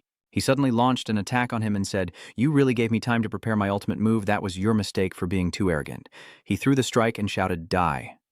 Song Nuyet's slash of annihilation. Kong Yu was a bit surprised by the attack and said, "The point of this move is that it takes a lot of time to prepare, but once executed, its destructive power is extremely terrifying. This is a targeted attack that cannot be escaped." As he finished speaking, the strike descended directly, causing a loud explosion. Everyone around hearing the explosion came to see. Cheha opened the car door and asked, "What was that explosion?" Chi from above said, "It's been a long time since my last difficult battle, but in the end I still won because you were too careless." Then he turned to ask Ganji, "Are you okay?" He replied, "I'm fine." Chao didn't see his fire dragon sword anywhere and told Gunji, "Let's leave before the winged bugs arrive." "Where is the fire dragon sword?" As Chao was unsure where his sword was, a voice rang out, "It's hard to find." The two of them were stunned, and Chado exclaimed. Kazi and Wun seemed to be in disbelief, saying, "No way, is he still alive?" Amidst the wreckage, Kang Yu stepped out and smiled. "I hid the fire dragon sword very well." The full moon night is beautiful, and exclamations echo through the air. It is a live broadcast of the fight between Kang Yu and Gunji. The masked cat-faced person pointed at them and said, "See what? The villain is fighting right in the middle of the city." He couldn't help but get excited and shout, "This is crazy to witness firsthand, damn it, so intense." The screen is now flooded with comments from netizens. A user named akongjiangkal asked if it was live, and another account named akongt2q appeared. "Is he crazy to be commenting on the live stream?" Another account named akongfubip 2025 immediately commented that it was definitely a scam. Another account named Akongam couldn't help but be surprised, commenting with a jumble of words like a swarm of ants. On the screen, there's a young girl with 2 braids saying, "As you can see behind me, other YouTubers are also filming." In front, many people are live streaming, and others can't help but wonder and say, "This really is YouTube Len." Suddenly, an attack struck where they were, and a person live streaming was unable to dodge and was killed. A scream of shock. "Wow, damn it." After witnessing that scene, netizens exploded. "Does he really dead? How is that possible? How did you block my deadly technique?" Gun asked Chado, "Did Song Nguyet Tuyet Tram miss?" "No, I already hit him, and it was a perfect strike." A cold voice interrupted them, saying, "Now is not the time to talk. Get up and keep fighting." Kanyu launched an attack on both of them, and a sudden punch knocked Gunji away before he could react. Chang Yu immediately turned and delivered a powerful kick to Chado. Chad uses all his strength to block the attack. The strike is so powerful that Chao is sent flying away. Before Chao could react, Kong Yu launched another attack, and Chado couldn't withstand it, being thrown far away. Chad was knocked down to Gunji's position, landing with a loud crash. Before they could react, Kang Yu launched his final move. He said, "Let's end this with a bang now." A blue light shot down from above towards Kang Yu, shards of ice rushing to attack him, but he dodged them with great skill. Kong Yu looked at his frozen hands and said, "Ice, it seems someone wants to join in."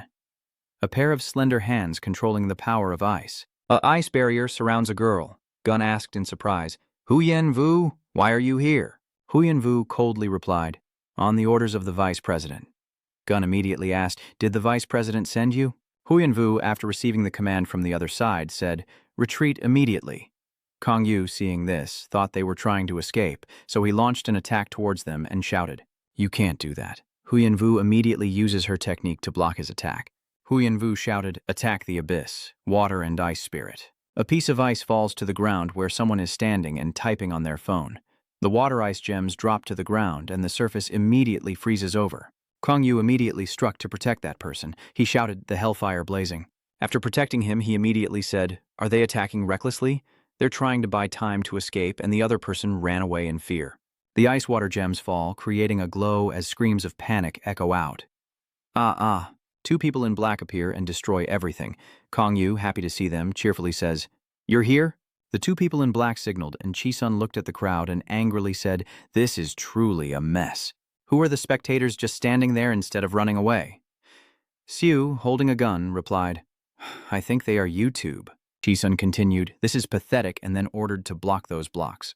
Chao angrily told Ganji, GOC, how annoying they are and that we should leave here. Gun was also extremely annoyed inside, thinking to himself, how shameful, the strongest assassin can't kill him. I can't retreat like this. Gunge rushes to attack the people live streaming. The green-haired guy says to the audience, hey bro, the Wind Warriors are here. Has this battle turned into a three-way fight?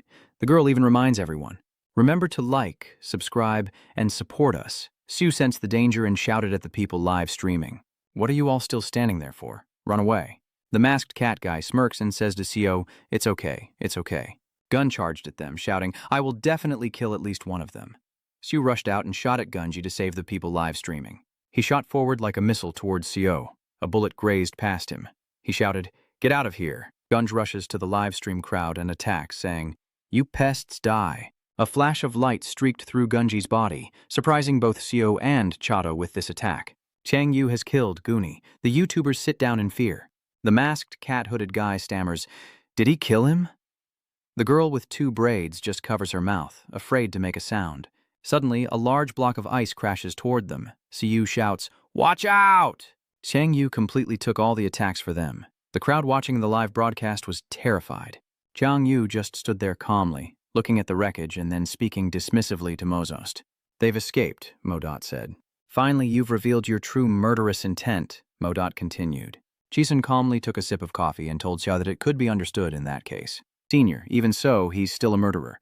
Chisun coldly says, that's right, but Chasi acted that way to save everyone, so everyone agrees it was a legitimate act of self-defense. Duri, holding a carefully wrapped sword, calls out to Chisun. Hamjan Chisun was surprised to see the sword and asked, what is that? Where did you get it? Duri replied, Cass gave it to me earlier. Chisun was surprised, Kiener.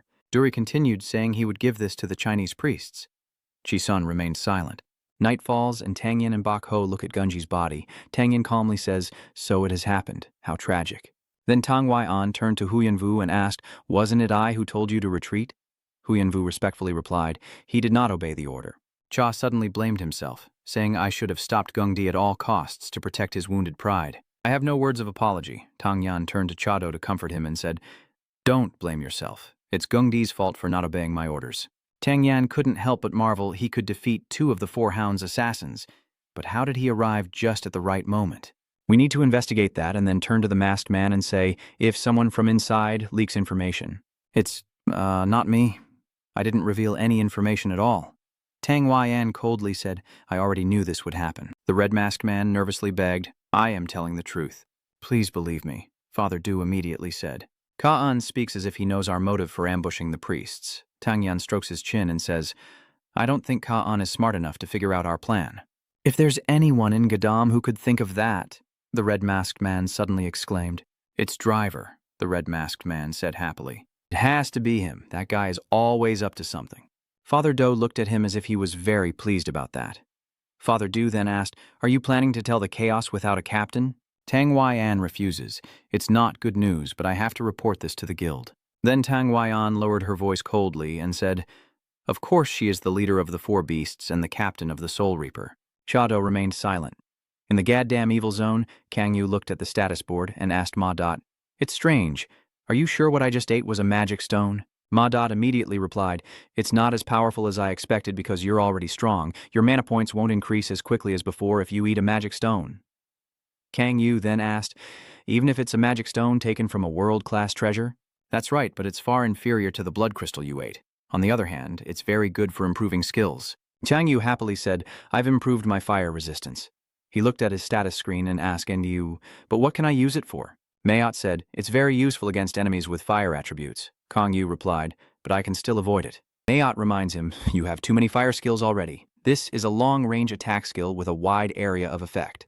It continues to discuss the disadvantages and benefits of the skill. The only downside is that it consumes a lot of mana, but it will help improve your close combat style. Kang Yu was excited to try this skill. Can I try it now? Ma immediately refuses. This place is too small for you to test it. Kang Yu said, then I will try later. But this skill is still locked. Will it be unlocked someday? Kim's rage, Hellfire locked. Ma-Ot explains that you can't use it in your current state, but it will be unlocked once you reach a higher level of evolution. Kang Yu asks, are you serious? The ignorant one replied, you also know there are skills that can only be used once you reach a certain state. This skill is similar. Kang Yu said, I need to check right now. Ma-Dot takes this opportunity to ask Si Yan.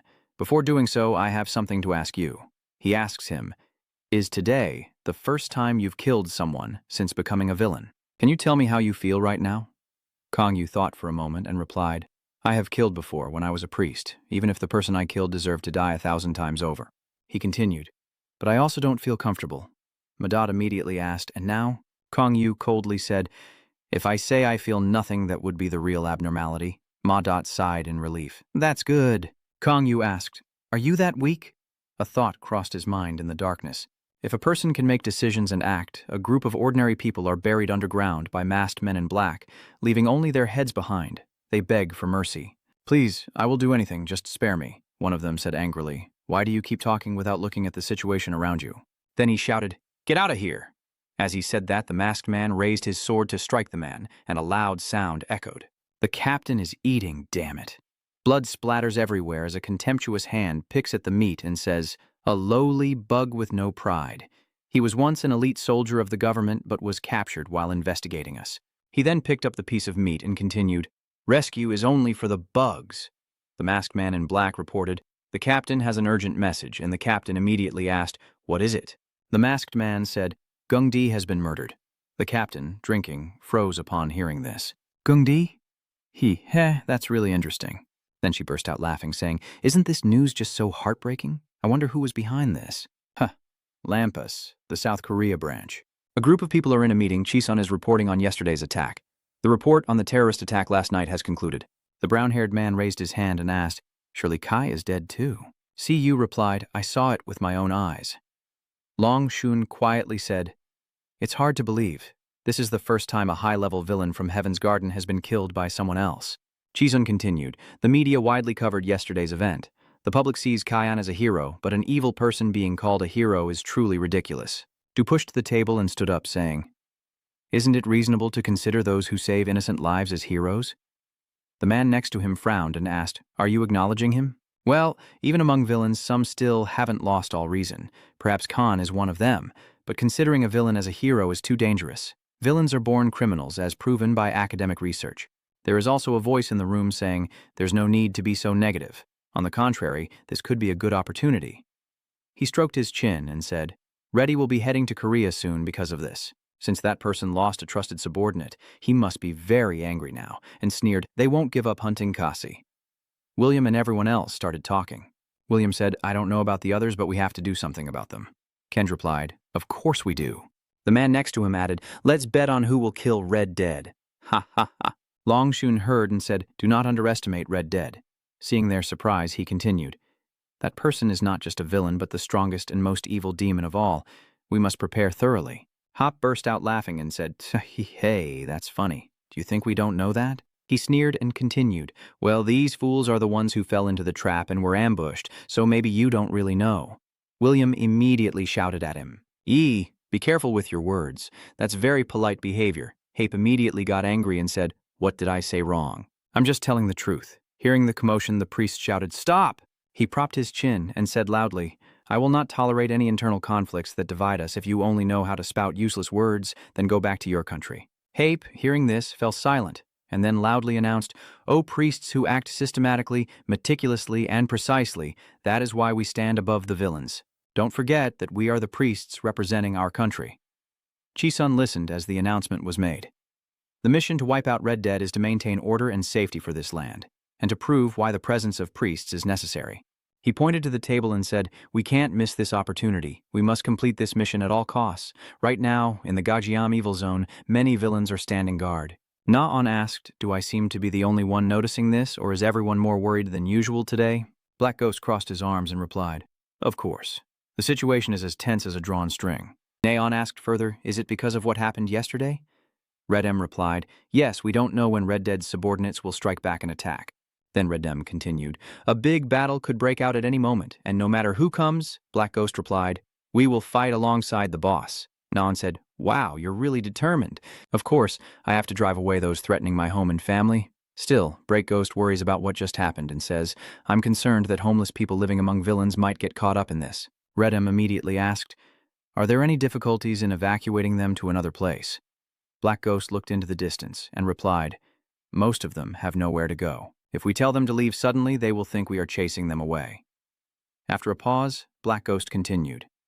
And they have lived harsh lives, so they often resort to violence and stubbornness. Na Yun saw the beautiful girl handing out kimbap and asked, "What about her?" "That girl over there is playing kimbap," Black Ghost said as he looked at her. "Oh, Rose isn't high on? She works at PAV." Na Yun gasped. "She's really beautiful, but she's a civilian, right?" They look at the man eating kimbap and talking. "Yeah, that's right." Na-on asks Black Ghost if he means homeless people might resort to violence. "Does that mean she's in danger?" Breako asks. "Anyone who hears the noise will turn toward its source." Haeon sees Black Ghost's group and waves at them. Na-on saw that and asked, "She is waving at us. I want to talk to her." Black Ghost immediately guessed and said no. Na-on wondered why, and Black Ghost immediately explained. Villains and civilians usually don't interact. Na-on suddenly remembered that she had become a villain and responded awkwardly. Then Na-on suddenly remembered something and asked, but her face looked familiar. Suddenly, a loud bell rang out, and Na-on immediately asked, "What's going on?" Black Ghost looked towards the source of the alarm and said, "It's an emergency alert." Then his sharp eyes turned to that direction and said, "I think we have an intruder." "Are they calling us in because of that matter?" Driver put his hand in his pocket and replied, "That is the message we received." They entered a meeting room where 3 people were already seated. Chang Yu opens the door and steps in. The man wearing glasses and a vest stands up to introduce himself, saying, "My name is Kim Kong. Sorry to call everyone here so suddenly. May I have a moment of your time?" Kong Yu and Driver sit down, he says. "If you say you'll provide valuable information, then of course you can. But isn't it polite to first say where you're from?" Madot quietly says, "He's a foreigner." The man with blue hair said, "We are just employees of a labor supply company." The man next to him added, "Basically, we are just runners." "People who run errands now are also getting information about Tianhuang Vian, huh?" Wu Chang asked. The bespectacled man remained silent. Red Eye asked in surprise, "Are they outsiders?" The driver, while looking up information, spoke up. Ordinary people wouldn't have access to such detailed information because they would have to risk their lives. "Wait a moment, even risking your life might not be enough. Where did you get this information from?" "Come on, stop this game. You leave after being insulted with such a precious gift?" The man in glasses smiled and said, "I didn't mean to offend. Yes, we are outsiders, but we are just low-level individuals. The ones who sent this information to you also hope it will help Gadam's evil zone. We have no other demands, so we hope there will be no misunderstandings." They're not ordinary people. Walking so slowly into the evil zone takes guts. Driver checked the information and said, "I need to look into it further, but from what I see it's so incredible I'm left open-mouthed." Kang Yu said, "So it's classified information. Who could he be asking about?" Driver looked at the information on the paper and said, "With this level of detail, it could only be found in government intelligence agencies or Lampus. But the source of this information couldn't be official channels, so there's only one place left." Seeing that Kang Yu remained silent, Driver continued, "An underground casino. It's a large-scale place because they handle secret information." Kang Yu, as if unable to believe his ears, said, "Could it really be Money King?" Does Driver answer yes? But there is another place with even greater influence. Then the driver lowered his voice and said, "The biggest underground casino in Europe. The Dark Arena and its operator is the leader of Savigi, Europe's most notorious evil organization, the Four Kings El Mago. Right now in Gadam District, at Lavzos building, someone is making a phone call and the person on the other end says, 'Just now the villains from Prince's side stopped by.' So Prince doesn't appear himself and only sends his subordinates?" The person on the other end of the phone said, "That's right, Lengon and Bungai have arrived. How many people are allowed to accompany you?" After hearing the response from the other side, she replied, "I understand." Then China continued, "Good, strengthen security measures to prevent any surprises." Aoma and Hot are sitting drinking tea. Azoma, hearing this, asked, "What did they say about how many people can come?" She replied, "One person." Aoma asked, "Is it just one person?" Hot set the teacup down on the table and said, "That's definitely a trap." China Na took a sip of tea and replied, "Still, it's not too bad because I'm not completely alone." So, hearing China Hot say that, is that lucky, and Aoma then ruffles his hair with his hand.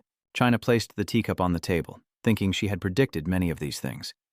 China brushed her hair back and continued to ponder, sitting on the chair with her gaze distant, wondering who she should take with her. A secret from Tianhuang Vian. How intriguing. "Why did you give this to me?" Kang Yu sat on the sofa and replied, "Just consider it a gift." Manikin looked at the paper in his hand and sneered, saying, "You're not planning to drag me into the fight with Red Dead, are you?" Kang Yu replied, "I'm not so indifferent as to push an old man who has difficulty walking onto the battlefield." Manikin replied after hearing that not being indifferent isn't always good. Then he took a sip of his drink and said, especially before a big battle. One day, your soft heart will hold you back. Then I will say it indifferently. Kang Yu made a proposal to Mannequin, join my side. Hearing this, he immediately refused without hesitation. I refuse. Then he looked at the glass of wine and smiled, saying, do you forget that I am a businessman? There's no reason for me to join the fight. Whether I win or lose, I'll be the one to suffer. Kang Yu smiled upon hearing that. If you have any other requests, just let me know. I'm leaving now. Oh, I see. I heard you're training Mujin, so if you're doing it, do it with all your might. Kin replied, that's my business. It has nothing to do with your request. After hearing that, Kang Yu reminded him, so I will trust you, but she might have to demonstrate her skills soon. He wondered. Soon? Kang Yu then said, it's not early, but tomorrow. Then he crossed his arms and continued, the vice chairman of Tianhuangvian has requested to meet Min. Then he continued, I don't know what will happen, and she is only allowed to bring one escort. Mannequin became alert after hearing this. After speaking, Sang Yu turned and left the room. A life and death battle could break out. If you have any secret trump card, teach her everything and don't hold back. Then he slammed the door shut, leaving King in the room. He sneered. Tomorrow at the Lampus Korea branch, it will suddenly rain heavily. Lampus's professor steps out of the American Cajun car. He has defeated Manny King and now draws all of Red Dead's attention. He thought about Kang Yu's image. I didn't expect him to become so strong. He's an unexpected wild card. He looked out the window, started to think, and upon reflection, his name also matched that person. He's a guy who makes people uncomfortable in many ways. His thoughts blended with the rain. It would be perfect if Red Dead kills him, but if he's lucky enough to survive, I will deal with him myself. Suddenly, his phone rang. He checks his phone and answers. He asks, what's going on? The person on the other end reports some very important news to him. After hearing it, he smiles and says, that's the news I've been waiting for. Finally, the plan has been outlined, and the rain outside is getting heavier. At this moment, Jiang Bao is at home watching the news about the incident from yesterday. The reporter said, this is the scene of yesterday's incident. A fierce conflict broke out between the villains on this street and some attackers who indiscriminately assaulted civilians. Just as I was watching, Longshun and Lin Mei returned. I'm back. Is the senior awake? How are they feeling? They asked him, are you awake now, senior? How are you feeling? Jiang Bao then turned off the TV and said, not too bad. It still moves. Longshun sighed in relief and said, that's a relief. Then Longshun asked Jiang Bao, what is the state of the fire dragon sword? He shook his head and said, I have checked many times. It remains the same, as if the sword has completely lost its original power. What on earth is going on? Lin Mei asked how such a thing could happen. Jiang Bao explained that even a brief moment was enough for it to fall into the hands of evil, and that was when it became tainted. Longshun sat down, holding his head in self-blame, saying, I am to blame for being careless. I don't know how to report this to headquarters. Jiang Bao looked at Longshun and said, first, there is something we need to deal with. Isn't it right to repay both kindness and enmity twice as much? Yes, Jiang Bao replied. Even though he is a villain, he did save our lives, so even if we can't repay him double, at least we should thank him properly, right? Lin Mei immediately asked, do we really have to do this? Longshun replied, no, the senior is right about this, but then he continued, considering the current situation, why not postpone this matter? Jiang Bao rubbed his knee and said, I won't take much time. There's no reason to delay. I'll go alone. The next morning, it seemed the rain had stopped and the sun was shining. A meeting took place among Tang Yan, Bo Hunmu, Prince Lensgirl, and China.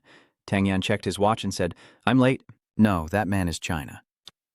She said, I arrived on time. The group all looked at her simultaneously, and someone asked, who are you?